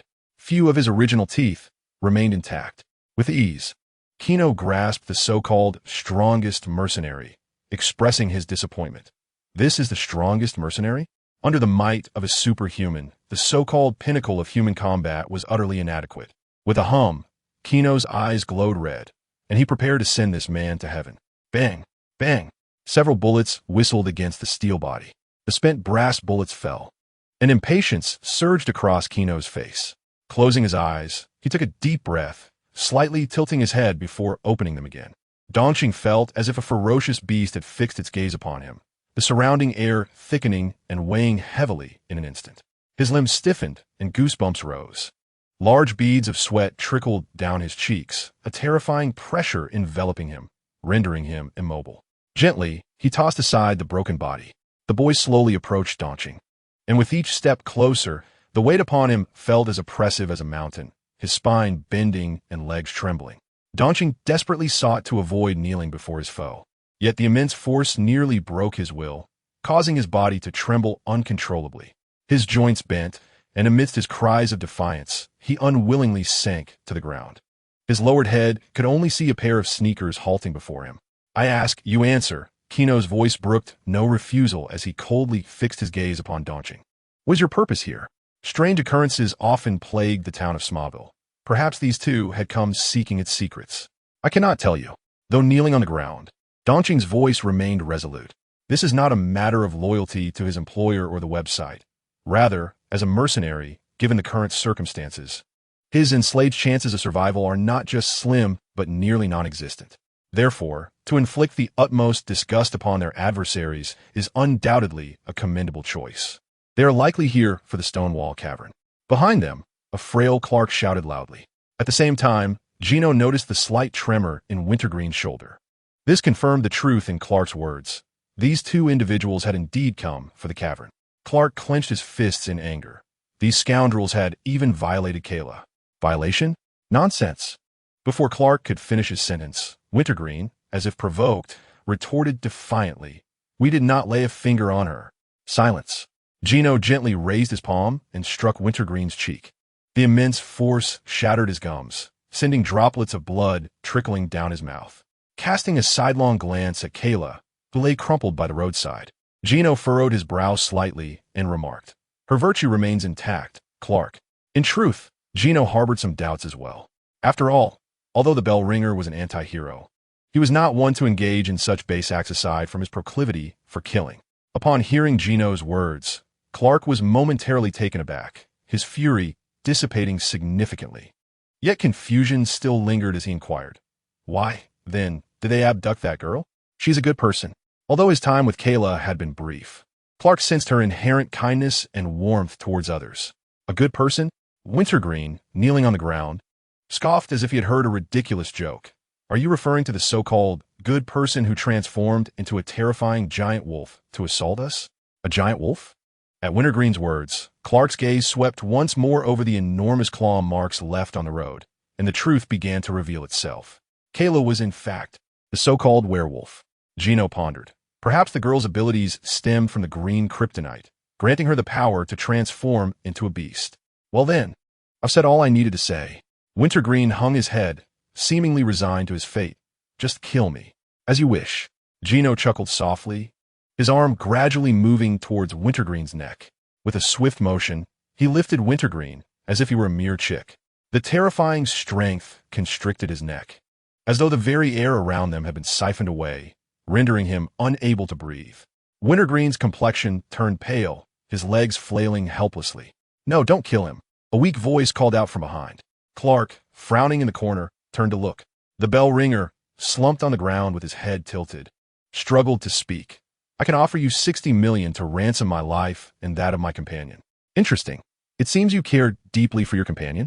Gino's interest was piqued, and he dropped Wintergreen. He held a certain admiration for those who valued loyalty. "Very well then, let us negotiate terms." Gino approached the Grim Reaper, towering above him as he fixed his gaze upon his adversary, slowly extending a finger. "First, you shall perish here. Second, you will serve me." Chapter 161, The Contract of Servitude. From the Grim Reaper's negative emotions, 100,100. The scene resembled a desolate landscape, as if crushed by a bulldozer. Pockmarked and uneven, the ground was riddled with varying depths of muddy craters. Fallen trees leaned precariously at the roadside, their severed branches ablaze, exuding acrid black smoke. Amidst the ruins, a figure stood tall, basking in the golden glow of the setting sun, starkly contrasting the crumpled form nearby. Pain seared through his innards, yet such agony paled in comparison to the sorrow within. The Grim Reaper felt assured that 5 years prior, had someone foretold that he would be coerced by a youth barely in his 20s to make a fateful choice, he would have laughed heartily and introduced himself. However, reality proved far more absurd than imagination. Life or death, a matter of choice. Everything unfolded like a nightmare, urging Ching and the Grim Reaper to hasten their escape from this ludicrous town. Meanwhile, a resounding thud echoed. What then should be his choice? The atmosphere hung heavy with an icy silence as the middle-aged man cast a glance at his friend Ching. The youth snapped his fingers, igniting the air at his fingertips. As an ancient parchment contract, woven from celestial magic, fell into his palm. He strode slowly towards the Grim Reaper, discarding the document at the man's feet. "Sign it." This miraculous spectacle once again left the Grim Reaper in profound astonishment. Was he afraid of death? Not particularly. Having chosen the path of a mercenary, he had long accepted the possibility of dying on a mission. Yet Ching was different. Before he decided to become a mercenary, Ching had forsaken a lucrative military career to follow him without hesitation. While Gino was not surprised by the Grim Reaper's choice, he recognized the bond of brotherhood that compelled the Grim Reaper, a man of iron resolve, to pierce his own finger and inscribe his name upon the parchment. The car door slammed shut, the ignition roared to life, and the gears shifted smoothly as the vehicle surged forward. The man cast a lingering glance at the sign, welcoming them to the global creamed corn capital, and spoke solemnly. "From this day forth, I shall refuse any tasks related to the town of Smoville." Grateful for their friendship and recalling Ching's 2 children, the Grim Reaper fixed his unwavering gaze upon Gino and, through clenched teeth, uttered, "To serve you is my honor." As the off-road vehicle sped down the rural path, the Grim Reaper, seated in the passenger seat, began to speak. "Ching, inform the employer of our failure, and also block our employer." Having witnessed the boy's terrifying power and abilities firsthand, the Grim Reaper no longer doubted the other's capacity to obliterate him. A woman capable of transforming into a great wolf, along with a boy who seemed godlike. on the abandoned road, two hands clasped together. I understand. Dongqing sighed, gripping the steering wheel and shifting into fifth gear to accelerate. Accompanied by a dazzling burst of white light erupting from the parchment, it consumed the tolling bell, heralding the establishment of a pact. The stipulations inscribed on the parchment could aptly be termed the Nigo contract. Each clause was harsh and unforgiving, rendering it not an exaggeration to liken it to a bond of servitude. I never anticipated you would find yourself in such a predicament. Gino chuckled, pulling the bruised and battered Clark from the earth. Clark managed a wry smile, rubbing his aching cheek. I didn't foresee being beaten like this. Pausing for a moment, he continued, after losing my abilities, I realized I ought to learn some combat techniques. Losing your abilities? Gino furrowed his brow. How did you suddenly lose them? I'm not sure, Clark admitted. I just suddenly felt utterly drained, as if my very essence had been siphoned away. As he spoke, Clark recounted his experiences and the abrupt loss of control over the spacecraft to Gino. Thus, Gino frowned. So, it was the emitted waves of light, or perhaps something else, that rendered you powerless? Yet, this isn't entirely a misfortune. At the very least, it has illuminated my shortcomings, Clark said with a hint of optimism. If you wish to learn, Gino offered, supporting Clark as they made their way toward the unconscious Kayla, I recommend you study Wing Chun. Ah, Wing Chun, limited edition. Clark mused, a sudden urge to laugh at the thought of him employing Wing Chun against Darkseid in the future arose. The two approached Kayla's side. She's still breathing. She's not dead, Gino remarked, glancing at Kayla. Despite her significant blood loss, the girl's heart was still beating. Thank goodness. Upon confirming that the girl was safe, Clark's expression visibly relaxed. He had always been accustomed to bearing the weight of responsibility alone. Let us get her to the hospital, Gino said, releasing Clark and bending down to lift the unconscious Kayla. At the small-town hospital, the corridor was suffused with the scent of antiseptic. Some patients donned hospital gowns, assisted by doctors as they ambulated. Lana was engaged in discussion with Chloe regarding the developmental direction of Chloe's newspaper. Lend a hand, please, Clark's voice resonated. The two women looked up. From around the corner of the corridor, Gino approached, cradling a girl in his arms, while nurses rushed ahead with medical equipment into the emergency room, followed closely by the battered Clark. Oh my! Upon seeing the pitiful state of Clark, Lana's eyes instantly brimmed with tears, droplets cascading down her cheeks. What happened? Despite their previous discord, witnessing Clark's injuries stirred her concern. After safely delivering the unconscious Kayla into the emergency room, Gino patted Clark's shoulder with a smile. Of course, it's just that Clark got beaten up. Come on, I'll take you to the infirmary, Lana said, grabbing Clark's arm and leading him down the corridor. As they departed, only Gino and Chloe remained in the vicinity. What a troublesome day indeed, Gino mused. Kino sighed as he sat in the corridor's armchair. Indeed, it had been a long day. Chloe cast a peculiar glance at Kino before retreating into silence. At times, she truly felt an invisible yet palpable wall separating her from the boy. As evidenced by the recent events, it was clear that Kino would not divulge the truth to her. Silently observing the boy's profile, Chloe let out a gentle sigh, idly toying with her fingers, contemplating that perhaps she should abandon her affections for Kino. Just then, without much delay, Clark, his face swathed in thick bandages, came rushing in, unceremoniously grabbing Kino. I forgot to leave, something important in the jungle. Clark's expression was one of urgency. Evidently, the situation with Kayla had clouded his thoughts, causing him to overlook the fact that the spaceship was still lost in that dense thicket. With that, Clark tugged Kino away from the corridor, leaving Chloe seated, a look of resignation upon her face. It was just like before. The girl sighed, rising to seek out Lana downstairs for a chat. Chapter 162. Joel's will as the sun dipped below the horizon, casting shadows over the withered vines and ancient trees, the dense forest lay in disarray. I truly do not know how to articulate your foolishness, Clark, Kino sighed, rubbing his temples in exasperation. It's my fault, Clark chuckled sheepishly, then gestured around. This is where I lost consciousness. The spaceship should be nearby. It was evident. Kino chuckled lightly, noticing a depression in the soil not far off, which seemed to suggest someone had fallen there, leaving an impression of their face. Scanning the surroundings, the boys swiftly located the spaceship that Clark had misplaced. Where did you leave it? Clark grimaced. That thing flew out of the barn at home, traversed the jungle, crossed the mining area, and ultimately landed in the cave. The spaceship had crashed heavily onto the grass, and a look of joy spread across Clark's face. "I've found it. Martha is saved. Perhaps you should ask yourself." Gino slightly shifted his position to allow Clark a clearer view of the spaceship's condition. They had traversed farms and fields, crossed mountains and forests. Clark's expression changed visibly, his lips twitching as disappointment washed over him, as if he might burst into tears at any moment. Bending down, he grasped the stone tightly. "Think carefully," Gino sighed, feeling somewhat exasperated by Clark's careless nature, giving his friend's shoulder a light pat. "Where did that thing end up? Are you ready? I found you." It was swifter than lightning, gentler than a breeze. After discussing with Clark, they unanimously decided to restart the spaceship. The top of the spaceship's cavity was empty. The key that should have been embedded within it had already vanished without a trace. Just moments prior, he had returned to the jungle with the key. Holding the stone tightly, Gino slowly approached the spaceship. What happened? Clark tilted his head, puzzled. A gentle breeze wafted through the air, and in a mere breath, Gino stood before Clark, bearing the spacecraft upon his shoulders. Within the span of mere seconds, Gino traversed all distances, ultimately discovering the angular stone within the cavern. "Wait." Gino interrupted Clark's train of thought, lifting his right leg to initiate a rapid sprint.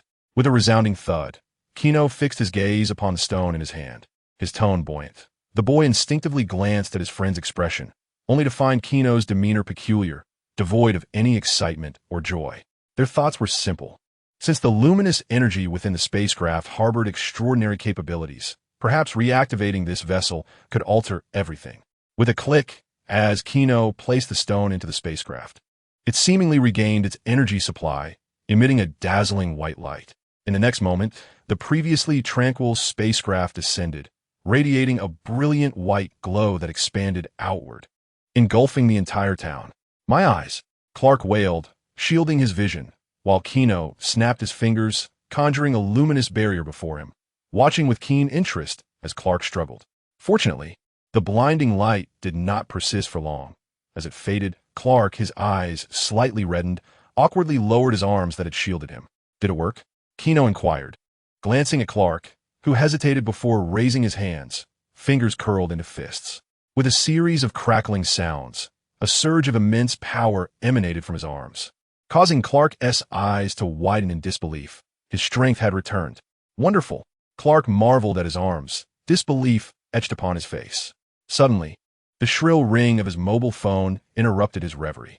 Upon answering, the news from the other end only intensified his radiant smile. "I just got off the phone with Jonathan. He told me Martha has recovered. Go see your mother," Gino said, smiling as he congratulated Clark. Nodding in agreement, Clark cast one last glance at the spacecraft. "Then I shall leave the vessel in your care for now." No sooner had he spoken than he vanished into the forest. "Where shall I store this?" Gino pondered, examining the teardrop-shaped craft, before recalling the underground vault of his ancestral castle, originally intended as a dungeon. It had once housed unruly prisoners during the dark trade practices of the Luthor lineage. Approaching the spacecraft, Gino directed his gaze toward the direction of his castle. In the depths of night, Luthor Castle stood as it always did. Where Lionel was present, Lex was absent. Lex remained engrossed in his work within the factory laboratory. Meanwhile, Lionel was occupied with interviewing a new security guard. Following the Byron attack, the old man had grown increasingly protective of his life, recently hiring several former Special Forces soldiers at generous salaries. Unbeknownst to anyone, Gino entered the bunker, carrying the spacecraft and placing it within the confines of the dungeon. The heavy spacecraft landed in the soil with a dull thud. A low hum seemed to signal the activation of some switch, or perhaps the internal systems of the vessel coming to life. The once tranquil spacecraft gradually illuminated with a fervent orange glow. This sudden movement naturally captured Gino's attention. The young boy stood with his arms crossed, his expression serene as he gazed at the dazzlingly radiant spacecraft, accompanied by the flickering orange light enveloping the entire vessel. It resembled a small sun, a glowing orb of orange slowly floating in midair. Suddenly, a calm yet slightly somber voice emanated from within the luminous sphere. "Gino Luthor, child of wonder, your potential is boundless. You possess the bloodline of Kryptonians. Your achievements shall know no limits." "What are you?" Despite harboring a hint of suspicion, Gino opted to seek clarity. The glowing orb flickered as it responded. "I am Jor-El, the the true father of your friend Clark Kent. Then you reside within the spacecraft? Gino shrugged and retorted with a hint of mockery. What do you intend to convey? I do not exist within the spacecraft. I am merely his memory, his will. My mission is to fulfill his promise and guide you in your future. Listening to this somewhat beguiling discourse, Gino furrowed his brow, fixating on the spacecraft, his tone peculiar. But shouldn't you seek out Clark? He is your son. Could it be that this artificial intelligence found Clark too weak and chose him instead? If that were the case, it would only affirm that Jor-El's consciousness inherently adhered to a doctrine that exalted the strong. Without delay, the voice unhesitatingly responded to Gino. Clark Kent is too timid. Based on my observations, he is indecisive, overly sentimental, and his feeble mind is consumed by trivial affections. His adoptive father has molded him into a weakling. The voice grew increasingly agitated, its pace quickening. This coward, this weakling, is unworthy of the Kryptonian identity. Chapter 163. No one can control me. The warm orange light cast upon the mottled walls, painting a cozy and inviting hue. The dank, decaying air of the dungeon contrasted sharply with the radiant orb of crimson light that seemed to symbolize hope, creating a bizarre juxtaposition of decay and aspiration. Gino leaned silently against the wall, watching the massive orb flicker as it spoke with human articulation, as the last scion of Krypton. Kal-El carries the hopes and dreams of all Kryptonian people during his journey across the cosmos. He was born exceptional and is destined to bear this burden.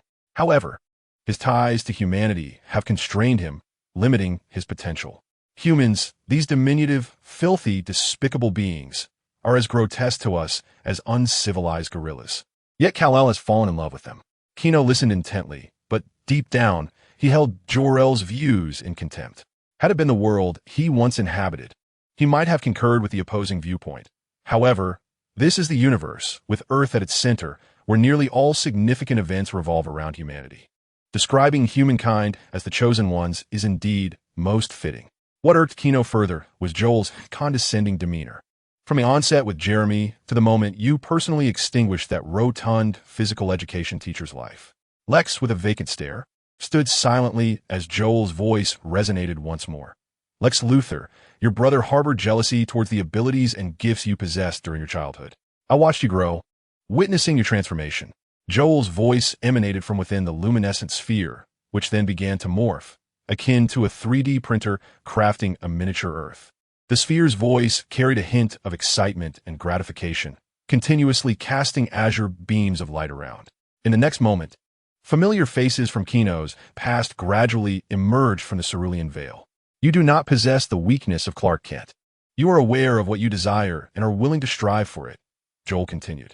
Lionel, your nominal father, secretly collected your saliva and hair since the awakening of your Kryptonian gifts, attempting to uncover the secret of your abilities. This is greed.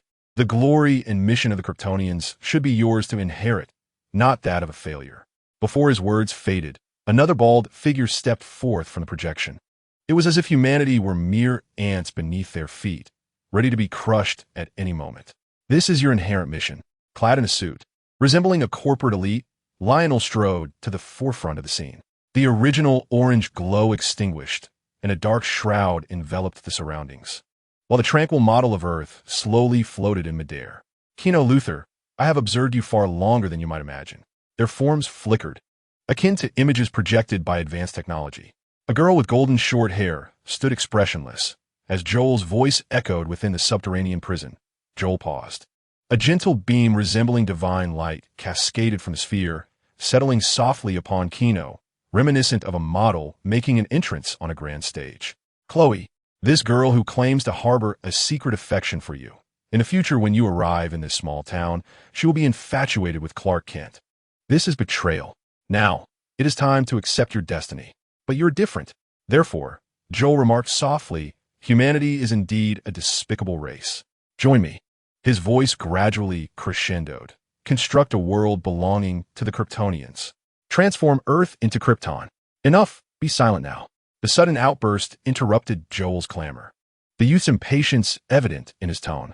The young boy rubbed his neck, let out a sigh, and gazed at the rotating globe model with a sense of despondency. I had hoped you would expound on some profound discourse.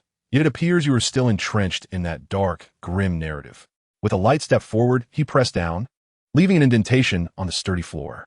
The earth trembled, and Gino, with a mocking expression, declared, so-called betrayal, jealousy, and romance are merely instinctual emotions inherent to humanity. Although Lionel is indeed a scoundrel, such a scoundrel cannot epitomize all of humankind. Gino clasped his hands behind his back, elucidating his perspective. No one is perfect, nor is anyone noble. One cannot choose the sudden thoughts that arise from within, but one can govern their actions. Chloe has never been with me. Whether she harbors feelings for me or for someone else is her own affair. The Orientals once said, judge not by actions, but by the heart. Perhaps you Kryptonians should delve deeper into philosophical thought.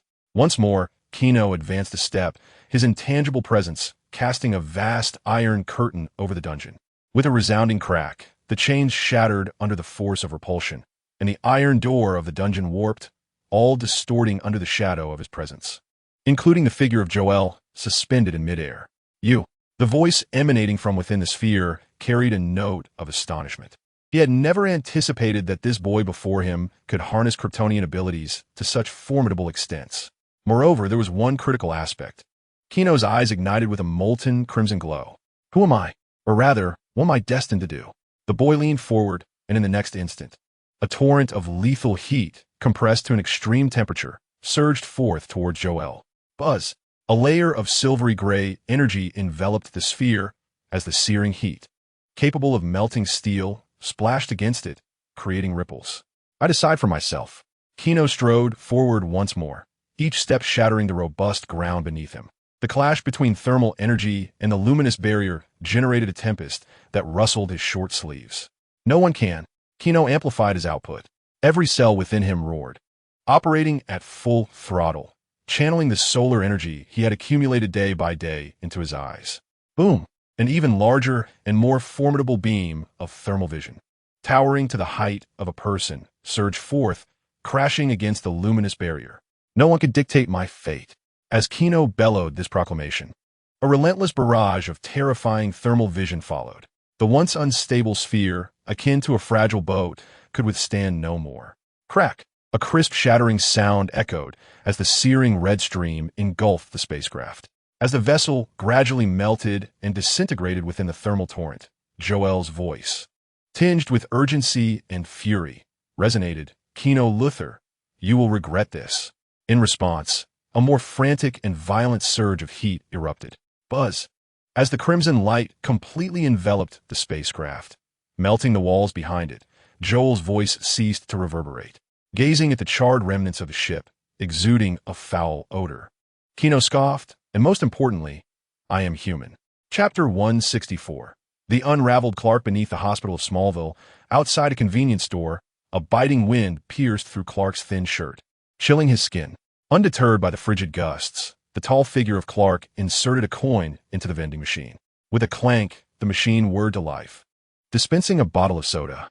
He retrieved the can, tore off the tab, and relished the sensation of the carbonated beverage as it flowed down his throat. The refreshing taste compelled Clark to emit a sound of delight. Soda must not only be cold, but also delicious. With his mother, Martha, on the path to recovery, his own abilities had returned as well. No, Clark Kent, I am amidst the thicket, approaching you. This sudden emergence of the luminous sphere likely concealed some ulterior motive. Having narrowly escaped Gino's intense gaze, albeit severely injured, Joel coaxed gently, indeed, just like that, pick me up. After enduring numerous experiences alongside Gino, Clark had developed a keen sense of caution. Am I hallucinating? No, wait. Just as he bent down to retrieve the glowing orb, Clark hesitated.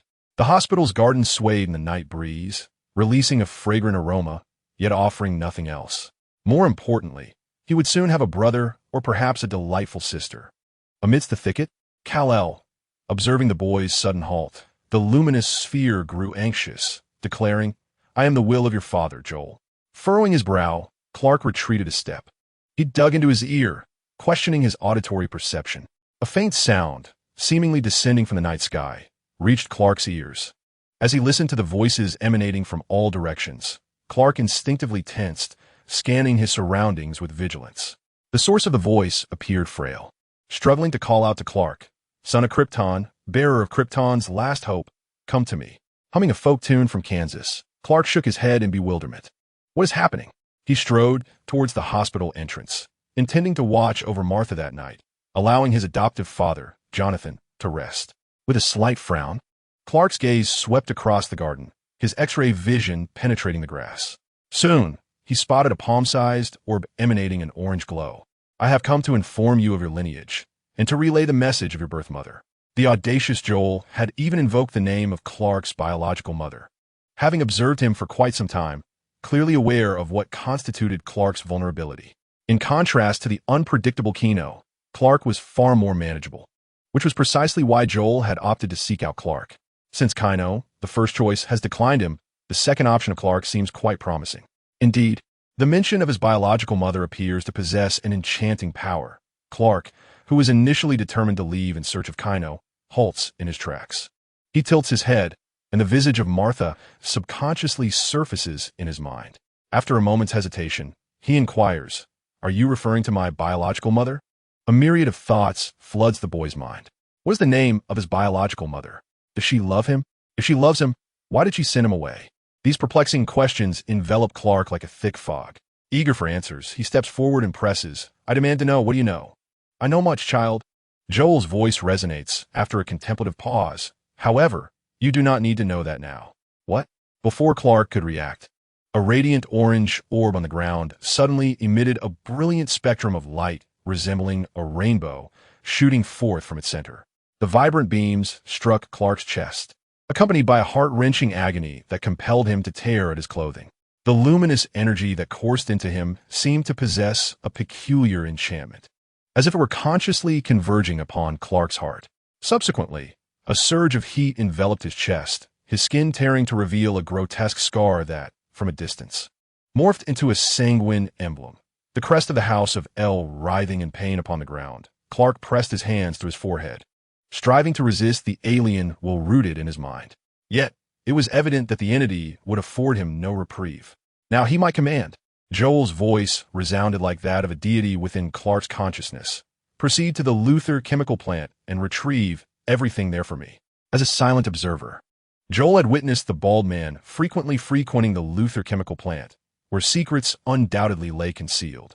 Yes, with his large eyes gradually dulling and devoid of life. Clark lowered his hands, his expression blank, resembling a soulless automaton as he rose and ambled towards the Luthor chemical plant. "If you continue to meddle with that television and produce noise, I assure you, I shall smash it." Inside the factory laboratory, Lex stood before an intricate apparatus, endeavoring to manipulate the costly technological devices to extract the mysterious energy contained within the quantum mask for such material, capable of enabling interdimensional travel, piqued Lex's profound interest.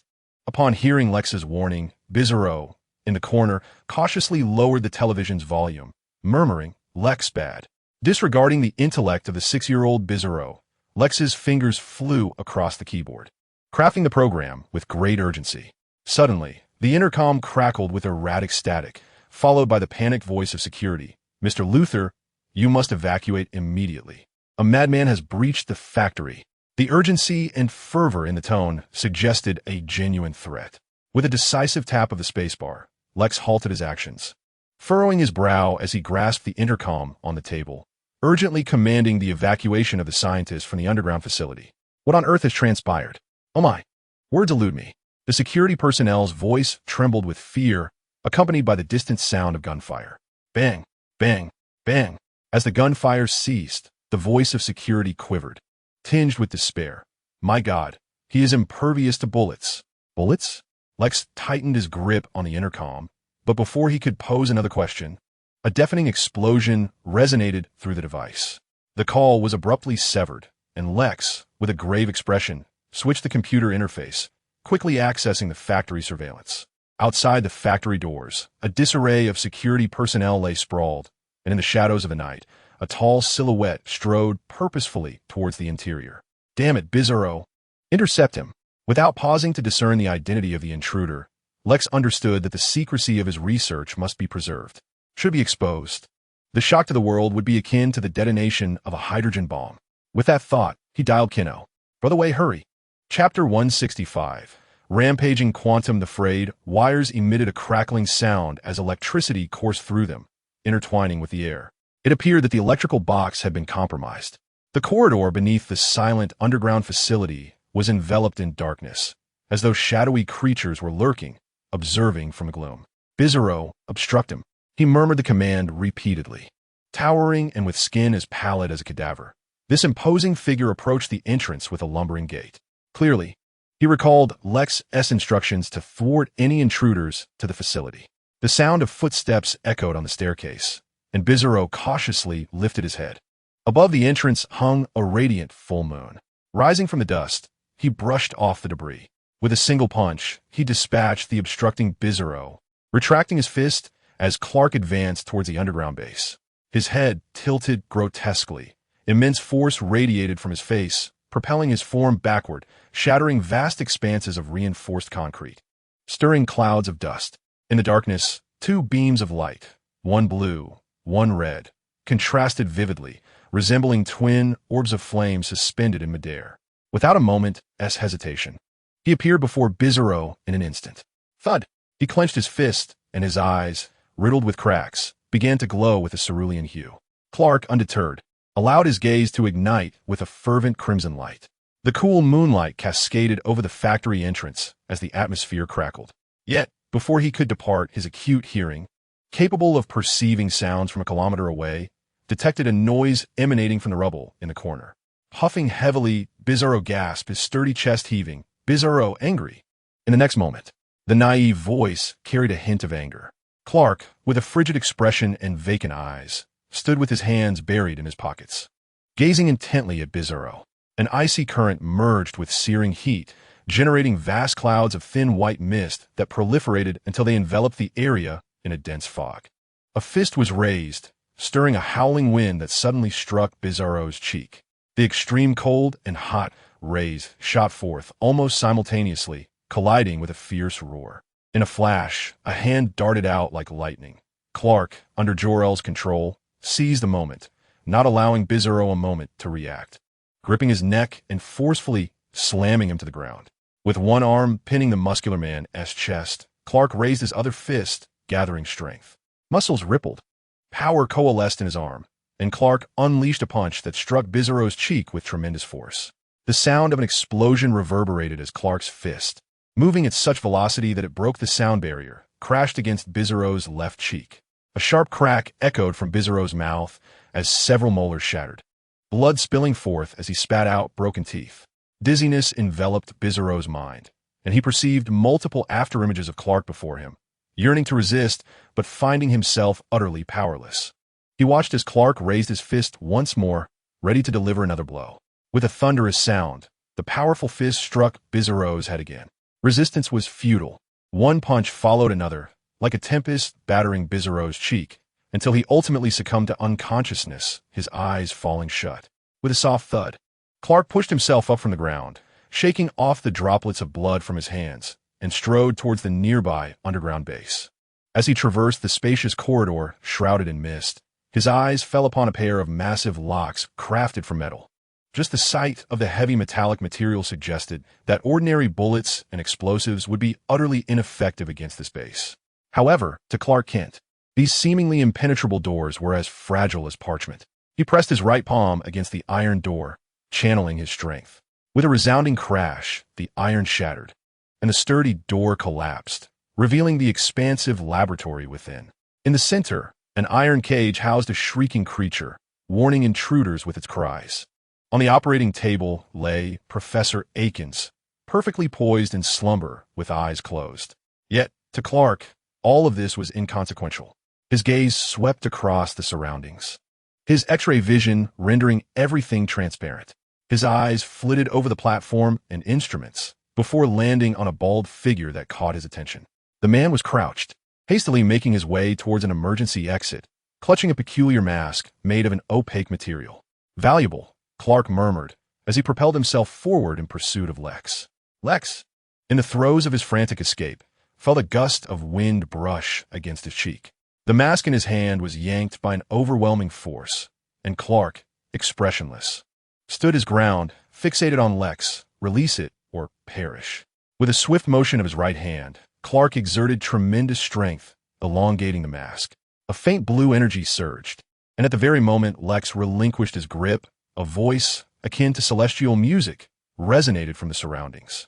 "Perhaps your adversary is I," even before his arrival. The words had already been spoken. Abruptly, Clark raised his left arm. Bang!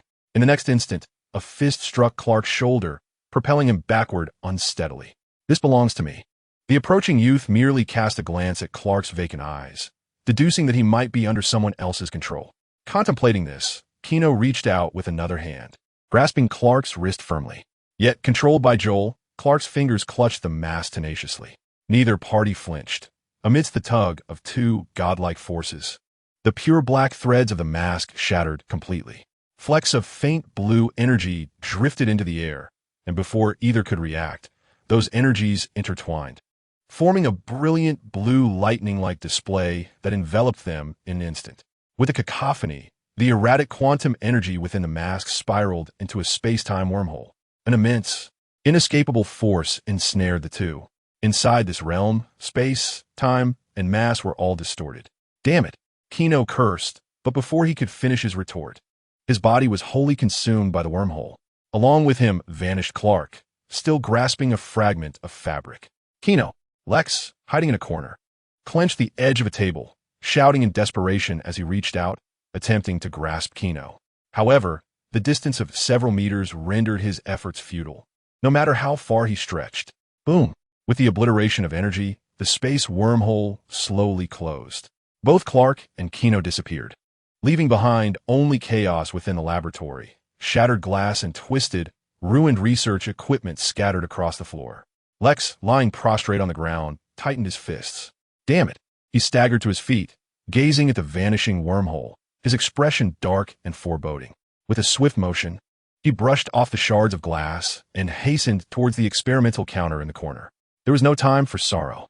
Action was the only remedy to resolve the predicament. He needed to seize these signals while the energy dissipated completely. Perhaps there remained a chance to rescue his brother. Chapter 166. The Descent of a Deity from Marvel. Everything was in reverse, a dreamlike scene reappearing around him. Yet unlike before, this time the cosmic orb surrounding him swept by like a panorama outside a window, akin to a cannonball soaring into the sky.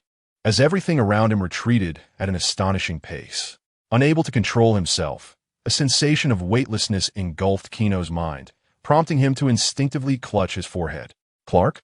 The youth struggled to open his eyes, his gaze landing upon the distant figure of Clark, who was hurtling backward. The golden energy emanating from the boy's chest gradually dissipated, extinguishing the emblem emblazoned upon Clark's breast. The two seemed to plummet from the heavens like fallen stars, descending with an unstoppable force until they collided with what appeared to be an exceedingly solid object. The year was 1943. A myriad of inspiring enlistment posters adorned every corner, ensuring that anyone who looked up could see them. The youth, who had initially quelled his anger, was once again provoked by Steve, who waved his hand and exclaimed, "Fight me!"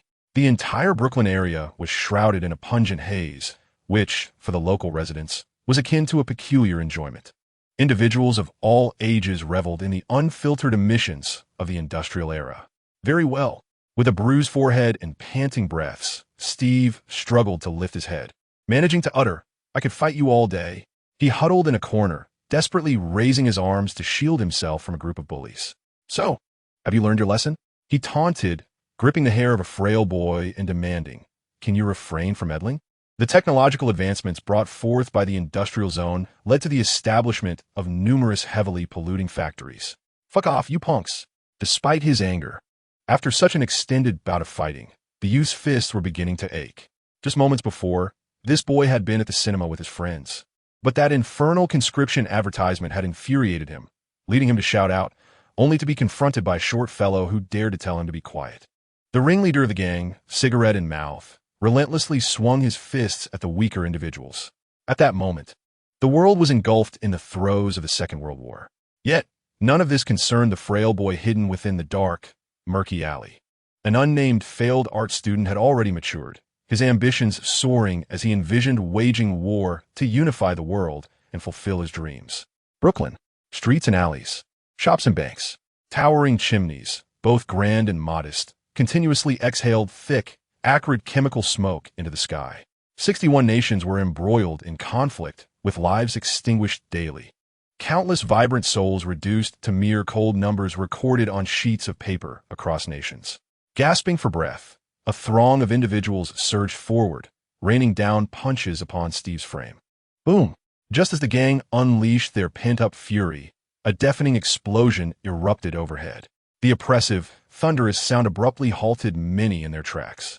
In unison, people lifted their gazes, and upon witnessing the spectacle above, numerous jaws dropped in slow, synchronized disbelief.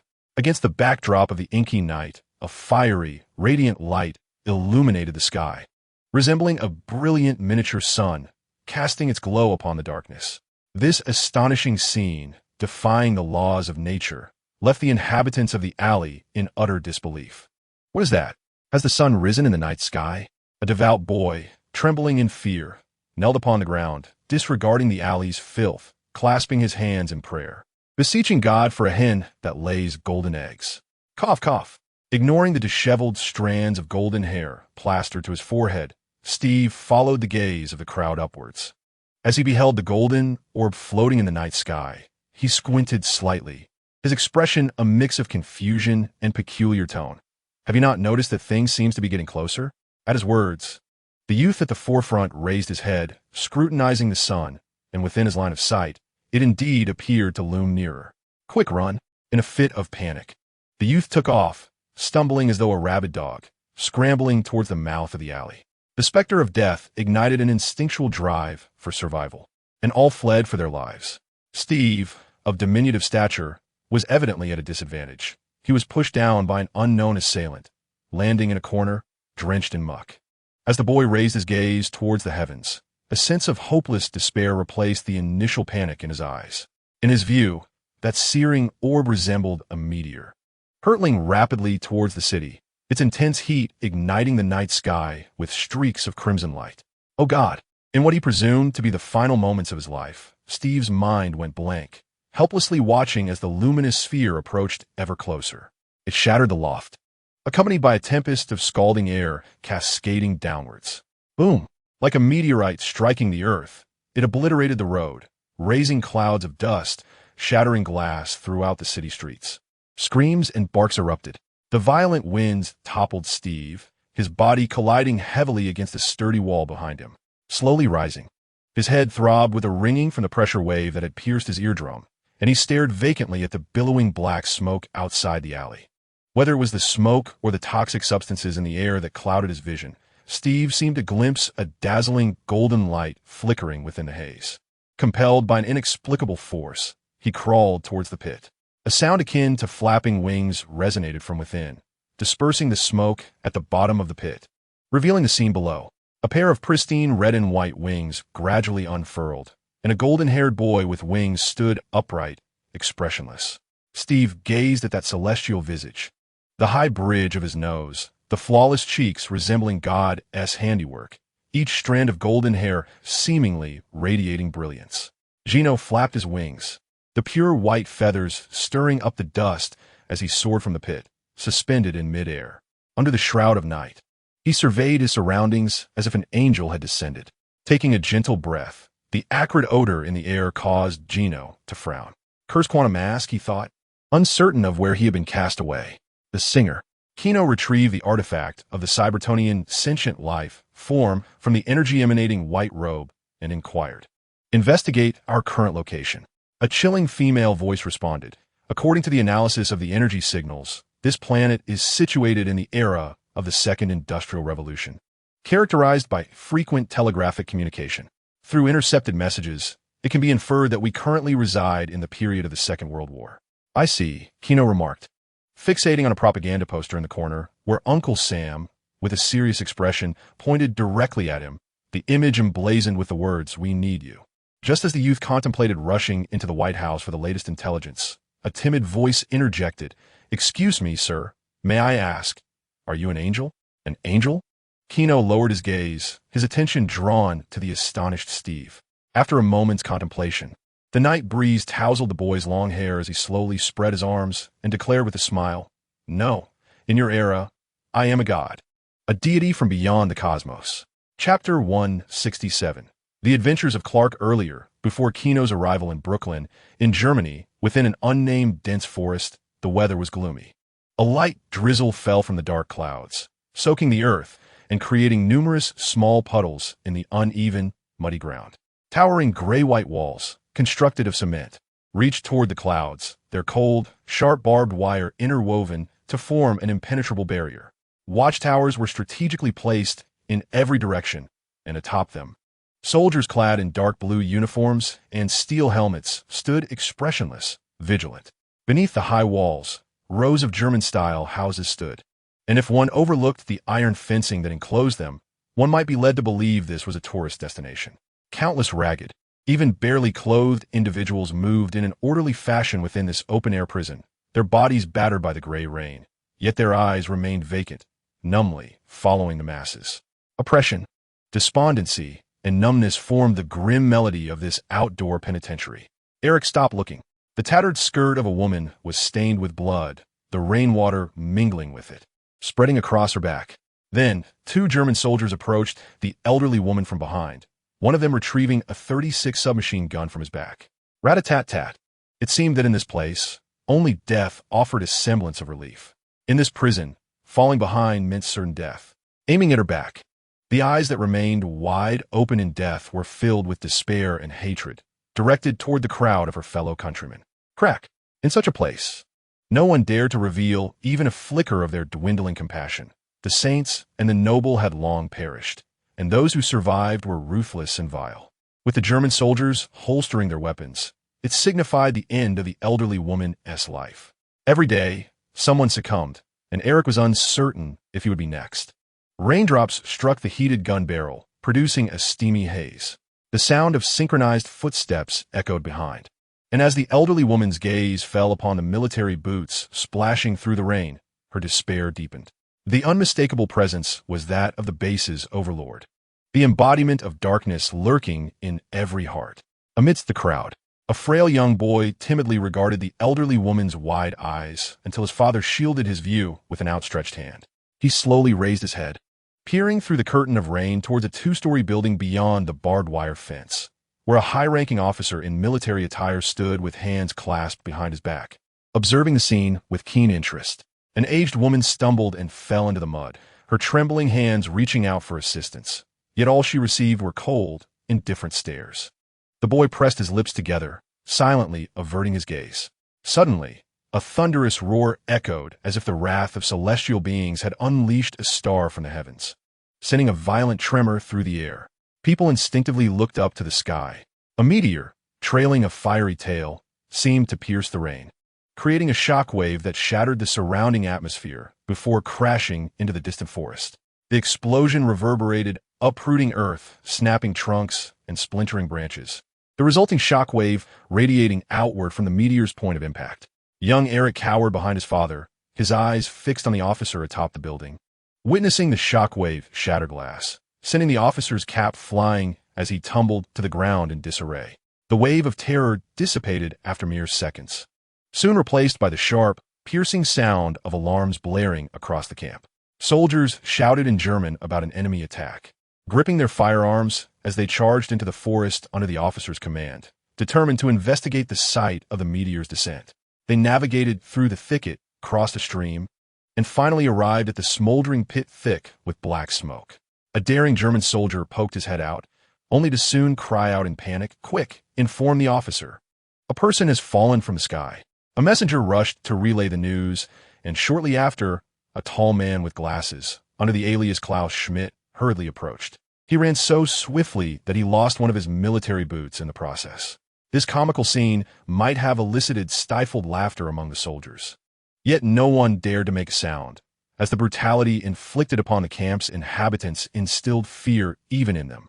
Schmidt stood at the edge of the pit, removed his water-splattered glasses, wiped his face, and tiptoed to peer into the crater. Inside lay a young man, bare-chested and possessing a tall, perfect physique, unconscious. His skin bore faint red marks, likely from atmospheric friction. Click! Schmidt's aide silently chambered a bullet, glancing at the man to inquire whether to fire. "No, we cannot shoot," Schmidt exclaimed, snatching the handgun. His gaze lingered greedily on the unconscious figure of Clark within the pit. The man's backside scraped against the ground as he tumbled into a pit, scrambling towards Clark with fervor.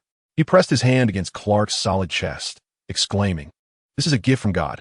How could you possibly shoot?" As he spoke, the man drew a small knife from his pocket and viciously lunged it towards Clark's chest. Crack! The exquisitely crafted and costly dagger met the skin as though it were striking stone, inflicting no harm whatsoever. Schmidt exerted himself once more. In the next moment, the blade snapped, yet the fervent expression on the man's face only intensified. "This is a gift from God."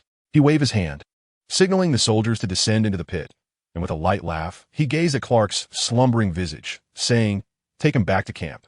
Clark was uncertain how long he had been asleep. It felt like a bizarre dream. In this dream, he envisioned himself having killed many, drenched in blood. The vision was so vivid that his heart raced and his breathing became rapid. After a fit of heavy gasps, the boy abruptly opened his eyes, propping himself up. His expression filled with terror. "Where am I?" As he gradually calmed his breath, Clark's gaze wandered in confusion. The pristine sheets, a small single bed nearby, and the aged wallpaper enveloped him. The scent of disinfectant lingered in the air. An iron door set within the wall marked the only exit of the house. Clark furrowed his brow slightly. It appeared he had arrived in an unfamiliar place, yet he should have been in the town hospital. How could he have suddenly found himself here?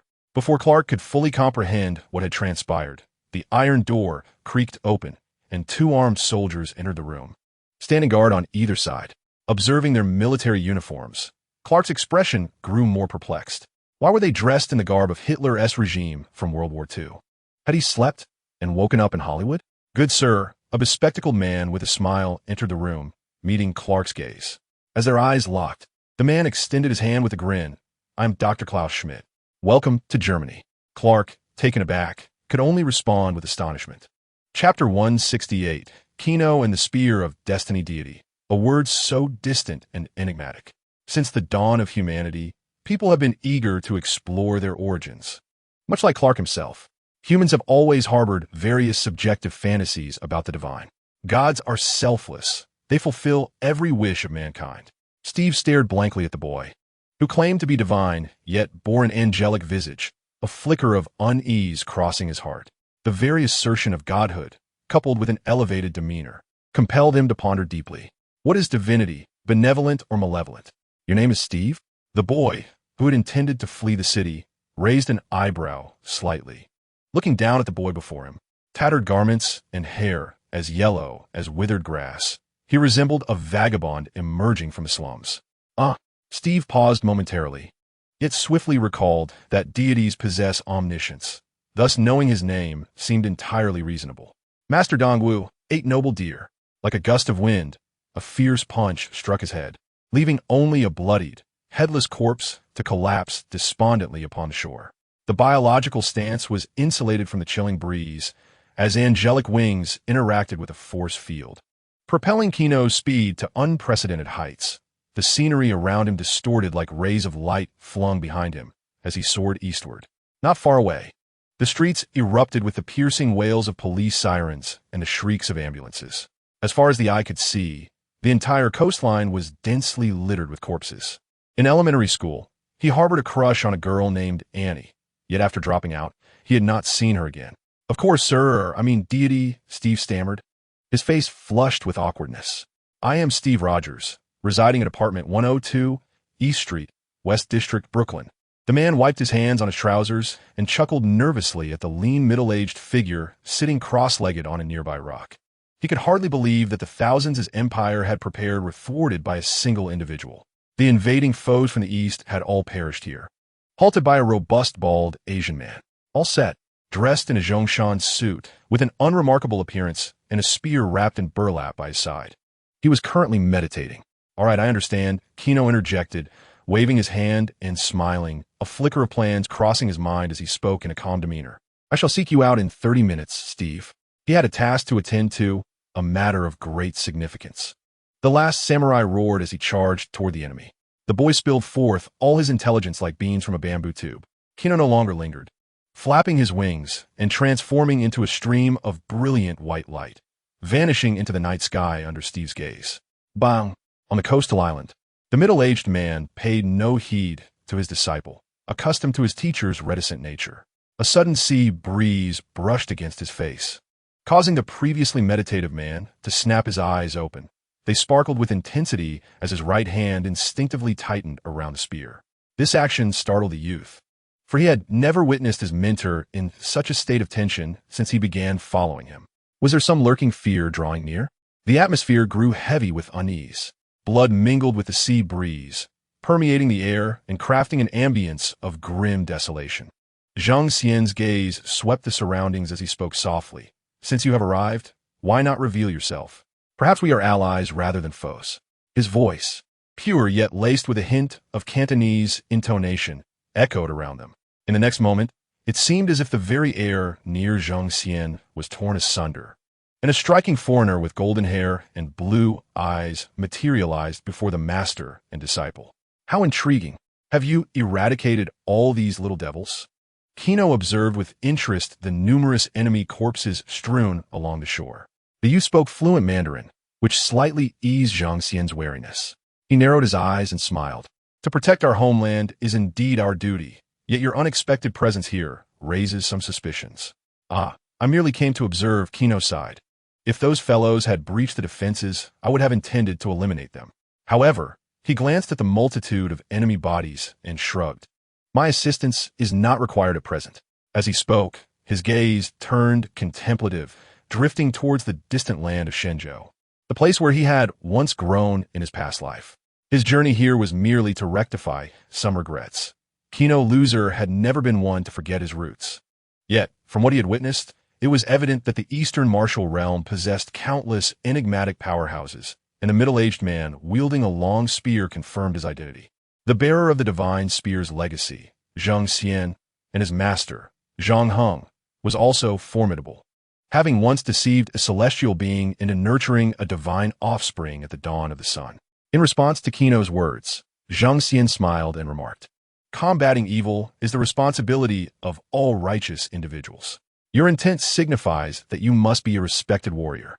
Perhaps Gino waved his hand. Since the enemies had not breached the line, he had no intention of lingering. "Until we meet again." With that parting phrase, the youth vanished as if performing a magic trick. Once he departed, Zhang Xian finally allowed his tensed body to relax. His bald disciple looked quizzically at the spot where Gino had appeared. Master, was he very strong? Zhang Xian sighed. At times, he truly wished to punch his disciple's head open to see what thoughts resided within. "Not just strong, but terrifying," he replied, narrowing his eyes and speaking with gravity. "In that fleeting moment, I sensed the threat of death. If he had wished to kill us, it might have taken him but a second. In the land of the rising sun, a mere speck on the map, the inhabitants of the entire island were engulfed in a fervent atmosphere of war. Their great emperor and the invincible imperial army were expanding their territory, and soon, the men and women of the Showa era might ascend to become the rulers of this planet, elevated above all others. Each individual carried such lofty dreams, and the madness from the top down infected everyone. Were a jester to arrive, he might well ponder the sheer number of lunatics among the people of the Cherry Blossom Nation. Within a certain palace in Tokyo, the contemporary emperor of Japan knelt beneath a cherry tree, gazing upwards at the falling petals, feigning nostalgia. The cherry blossom, like humanity, is a fleeting yet resplendent beauty of life. Boom! Before he could reminisce for long, a thunderous sound interrupted his thoughts, the violent commotion even causing the earth to tremble. What on earth is happening? The guards outside the palace adjusted their hats and gazed skyward. Beneath the midday sun, a figure floated mysteriously in midair, casting a radiant reflection that dazzled in the sunlight. What could that possibly be? Within the palace, the Emperor of Yamato beheld the same sight, his hands trembling uncontrollably as he exclaimed in astonishment, "A deity, a divine presence has arrived in the land of the rising sun."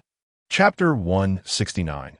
The divine does not favor Yamato intense, grand, and resplendent. It resembled an angel descending from the realm of the divine, poised to bestow salvation upon humanity. "God, grant me your favor." The blood surged and roared within, a crimson flush rising to his neck, his hands quaking with excitement. The Emperor's voice, hoarse and strained, gazed upward at the figure aloft. The divine being, with wings as white as those of an angel, stood serenely above the clouds. Suddenly, someone shouted words of adulation, and the populace of Yamato erupted in cheers and cries. Their blood, flesh, and every cell within them roared with the energy of the angels. The cacophony, however, became unbearable to Gino. With downcast eyes, a playful smile curled at the corners of his lips. In an instant, the once clear sky darkened, as if a curtain had been drawn, obscuring even the blazing sun beneath the enchantment of the heavens.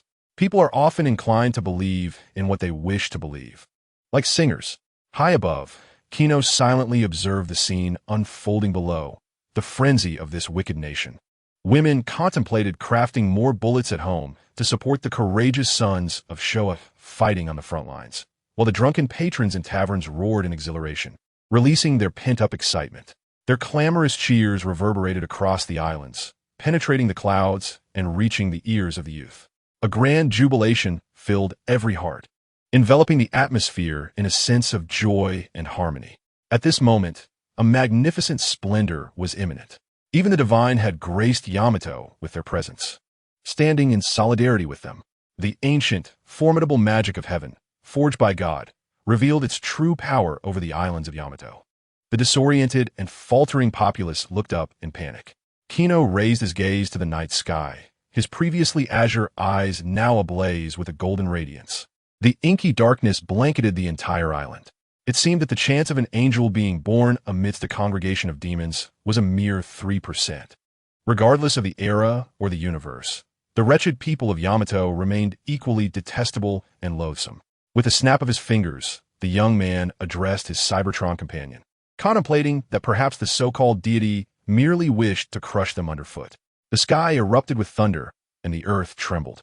From the night sky, several blazing meteors, nearly the size of the island itself, pierced through the dark clouds, their surfaces ignited by the fearsome gravity, burning with a crimson flame.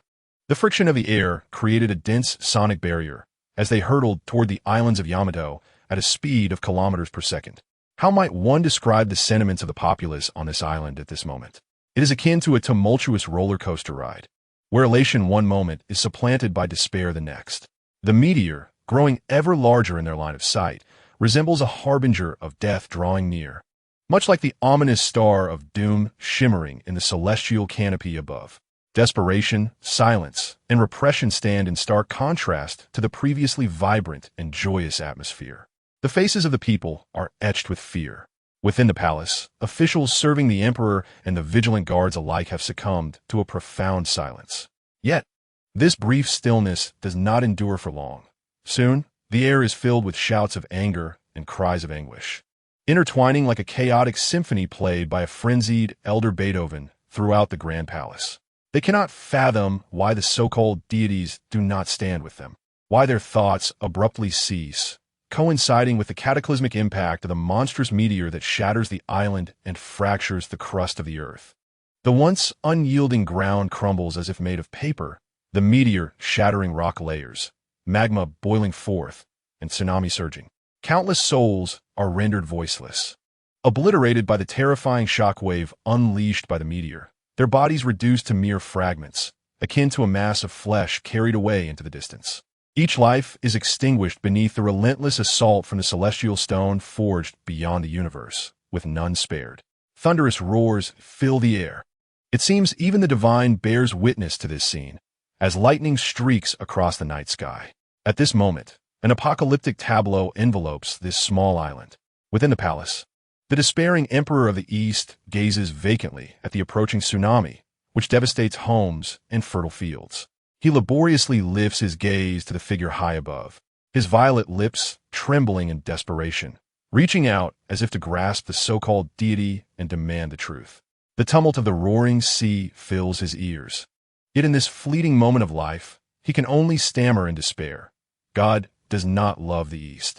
With a crash, the heavy waters shatter his chest and body, burying all sins and ambitions deep beneath the waves. Several meteors plunge the island into oblivion, and all falls into silence, save for the surging sea. Simultaneously, at the very moment of the obliteration of Yamato, Countless hidden, yet formidable gazes converge upon the figures upon that island. There are mages from Kamatak, guardians of Earth for millennia, the sovereigns from realms beyond the 9 worlds, and the towering purple-skinned giant standing resolutely among the silent cosmic fleet in the depths of the universe. All the powerful beings, closely monitoring Earth, sense the shift in the planet within an instant, many seeking to trace the mysterious figure's whereabouts. Yet, under the scrutiny of all, that figure vanishes as silently as melting snow. Without a sound, without a trace. Boom! The monumental commotion naturally captures the attention of Zheng Xian, seated cross-legged not far from the shores of the east. Oh, my Jade Emperor and Empress. His disciple sat down abruptly on the beach, staring vacantly at the meteorites that fell slowly from the heavens above the ocean. The turbulent winds, stirred by their descent, could be felt even from a distance across the sea, bringing with them a sweltering gust. Gulping audibly, the man voiced his trepidation. "Master, I now believe what you have said. That fellow, if he truly wished to annihilate us, could perhaps do so with but a mere flick of his finger, due to the limitations and delays inherent in technological communication." News of the annihilation of the islands of the East by several extraterrestrial meteors had not yet reached every corner of the world. Within a modest single apartment on a street in Brooklyn, Steve Rogers, a diminutive figure, had donned a pristine brown suit, an attire typically reserved for Christmas. On a small table lay a succulent steak, purchased with the earnings from his recent labor. Steve fidgeted with his hands, a palpable excitement coursing through him for tonight. A mysterious figure of great significance might pay him a visit. Would that entity truly arrive?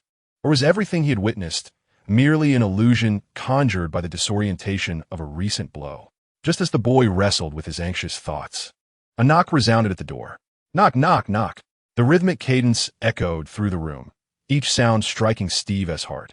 Eagerly, he sprang to his feet and hurried towards the door, stumbling in his haste. Ignoring the pain in his knee, Steve lunged for the doorknob and turned it. As a gentle breeze from the corridor caressed him, his gaze fell upon a pair of expensive black leather shoes. Chapter 170. Clark's Plan in the Dead of Night.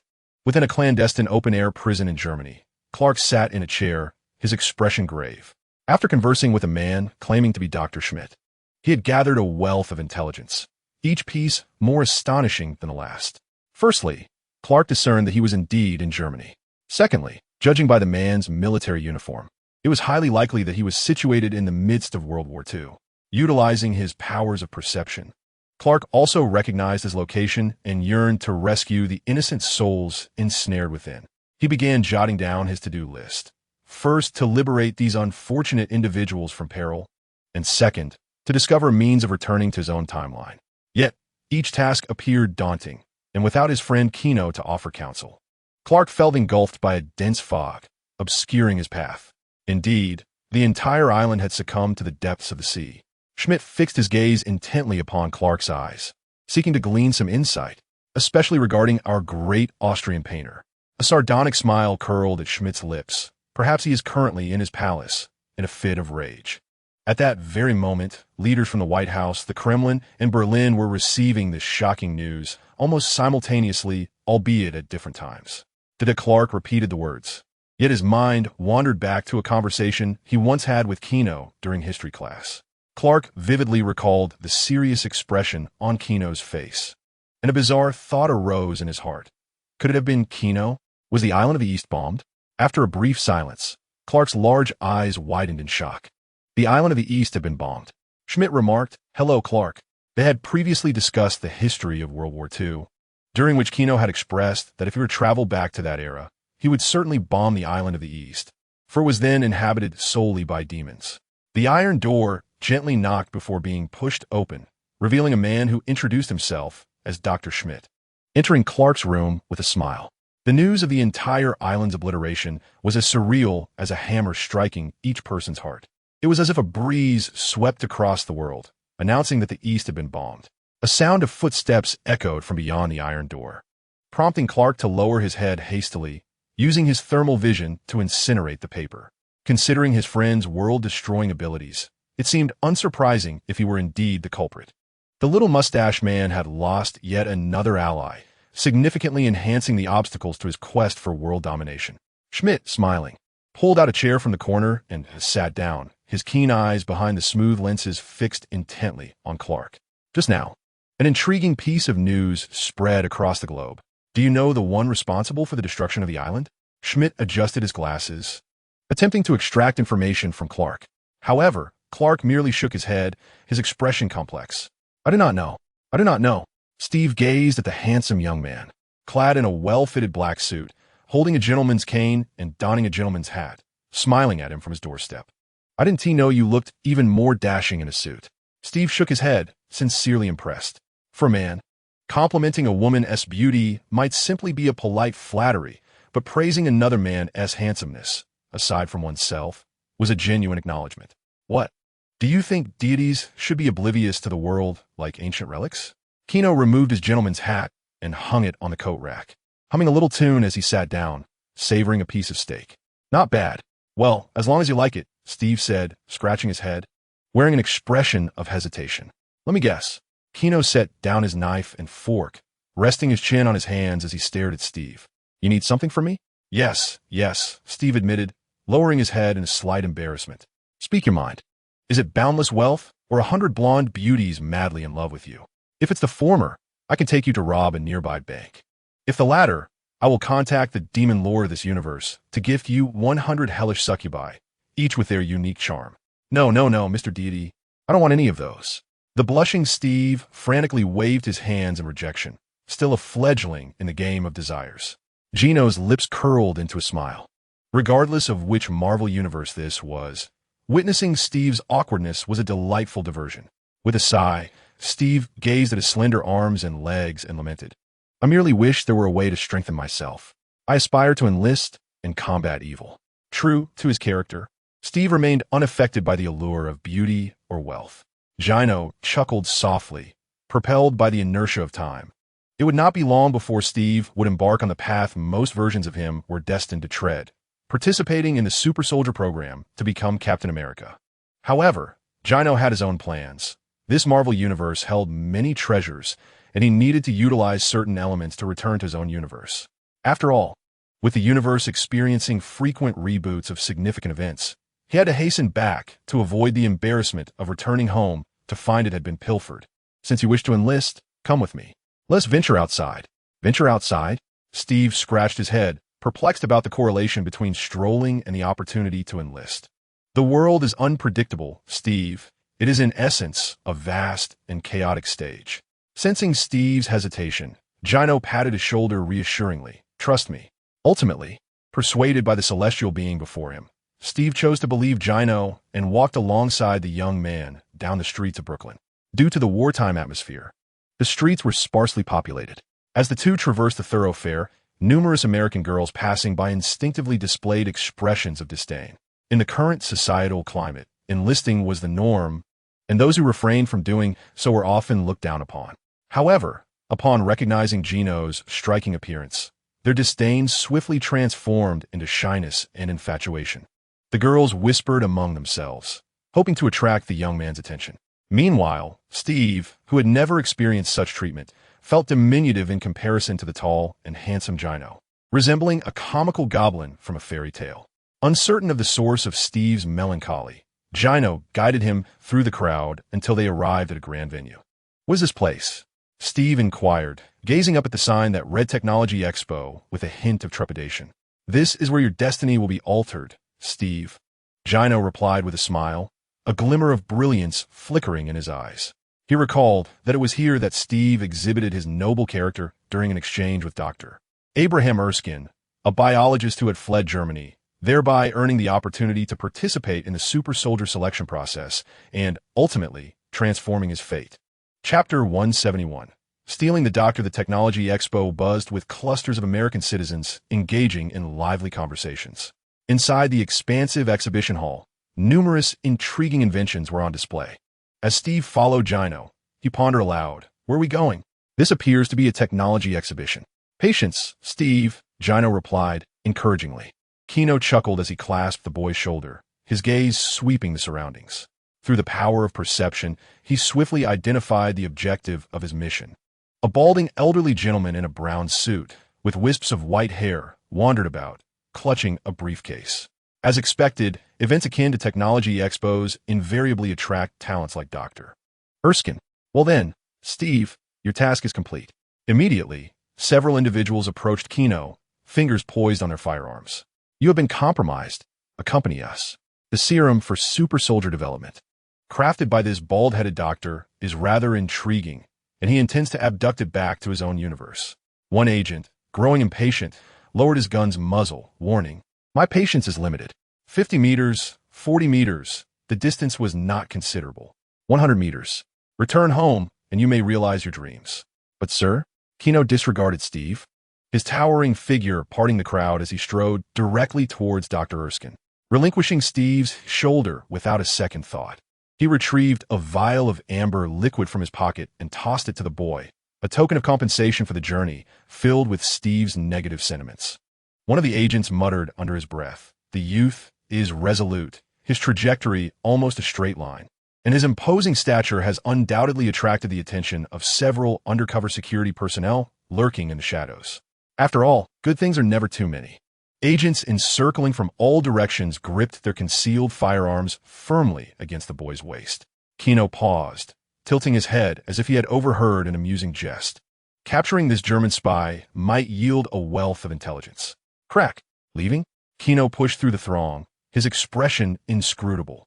The distance closed in, narrowing to a mere meter.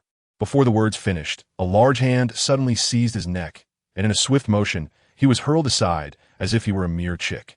"Apologies. My temper is rather foul as well." Gino shrugged, offering an apologetic smile to the surrounding agents. An agent screamed as he crashed into the crowd, and, simultaneously, the other 3 agents unhesitatingly squeezed the triggers. Bang! Bang! The sharp gunfire shattered the cacophony of the venue, replacing the previous atmosphere of revelry with screams and terror. People shrieked and jostled in panic, the entire venue descending into chaos. Bullets pierced the air, aimed at the boy standing motionless. Bang! They struck him with the velocity of thunder. Crack! It was as if they collided with steel, sparking in defiance. Bullets that should have shattered his skull curiously ricocheted. Bang! Bang! Bang! 3 muffled thuds resounded, as the agents were rendered unconscious before they could even react. Meanwhile, more agents concealed within the venue rushed forth in small groups, with one shouting orders, "Quickly, evacuate Dr. Erskine. His target is the doctor. If he cannot be taken, eliminate him on the spot." Upon hearing the agent's words, Gino, who had initially maintained a stoic expression, nearly burst into laughter. The notion of destroying what one cannot possess is rather peculiar. One wonders how Dr. Erskine feels at this moment. The youth glanced in the direction of the doctor, who, with his white hair, was being hastily escorted by 2 agents towards the exit. However, to Gino, their speed resembled that of a tortoise's crawl. In a flash, he appeared before the trio, leaving behind a fleeting shadow. The doctor is indeed a good man, but now he belongs to me. Seizing the moment while the agents were still bewildered, Gino playfully winked and effortlessly tossed them aside by their collars. The scene repeated itself as the 2 robust men, together weighing nearly 160 kilograms, screamed in agony as they flew backward like volleyballs. Only Dr. Erskine remained, trembling with fear, his face a portrait of terror. "What do you intend to do?" "Nothing much," Gino replied nonchalantly, "merely inviting you to explore my vast universe." Without waiting for the doctor to regain his composure, Gino snapped his fingers, unleashing his biological stance. An invisible force enveloped Dr. Erskine, and in a breathtaking display, they ascended towards the glass skylight, defying the very laws of gravity. My God! As they soared, the crowd below dwindled into mere black dots. The skylight shattered, sending shards spiraling. He can fly. A throng of agents stood frozen, watching the 2 figures crash through the glass and vanish from their sight. Like bullets, they sped away from the venue, heading eastward toward the Himalayas. In a quaint village at the foot of the mountains, a woman from the Zhuoba tribe set down 2 cups of tea on a table, casting a curious glance at the shivering elderly man wrapped in a thick blanket, before forgetting the elegantly attired young man beside him. The combination of old and young was indeed peculiar. As the woman departed, Gino casually lifted his cup and took a sip. "So, Dr. Erskine, it is a pleasure to make your acquaintance. I am Gino Luthor." Gino Luthor? Despite his shivers, Erskine's trembling lips revealed his astonishment behind fogged glasses. So you are human? But why can you fly? Are you of a higher species than mine? True to his scientific nature, Erskine leaned towards a rational perspective regarding the divine human dilemma. You need only to know that I am human. And I have a question for you. Gino set down his cup, his cerulean eyes fixed intently on Erskine. Dr. Erskine, would you be willing to journey to a world 20 years more advanced than this Earth? Listening to Gino, a glimmer of longing flickered in Erskine's eyes. He indeed wished to see it. However, considering the necessity of his contributions to this world, he hesitated and shook his head in refusal. No, I wish to remain here. No, you do not wish to, Gino chuckled lightly, gazing at Dr. Erskine. I am merely inquiring about your preference, yet the ultimate decision lies with me. The young man rose to his feet, paying no heed to the sullen Erskine, and directed his words towards the woman outside the door. Look after him. Ensure he does not wander outside and freeze to death. As he spoke, Gino tossed a few gold coins as remuneration. He had another pressing matter to attend to. Stepping out into the tempest, he allowed the biting wind and snow to caress his cheeks. Gino lifted his gaze, his eyes resting upon the towering peaks of the Himalayas. He needed to venture there to inquire about certain matters.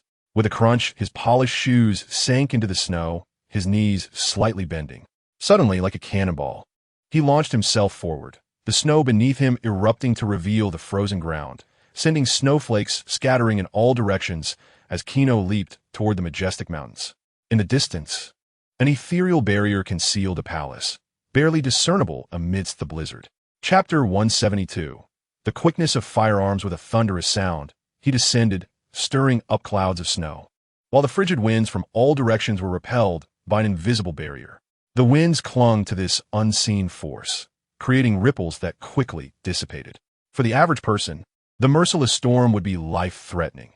Yet within the vast, white expanse of snow, the young man moved with agility towards the mountain summit. One step, two steps. As he drew closer, an invisible force overturned all laws of gravity, causing the snow that should have fallen to hover in midair. Exhaling gently, he unleashed a gust of wind that coalesced the snow into a massive snowball, sending it flying into the distance.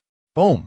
It seemed to collide with an invisible wall, exploding upon impact, revealing a faintly shimmering air barrier. Buzz! The tea was exquisite. Gino accepted the cup, his gaze lingering on the ornate embroidery adorning it. Clark Kent, murmured Gu-E, turning to Gino. Is he the one who ventured into the Earth's protective barrier with you? Greetings, I am Gino Luthor, he replied, rubbing his neck with a smile. You may also call me Superman.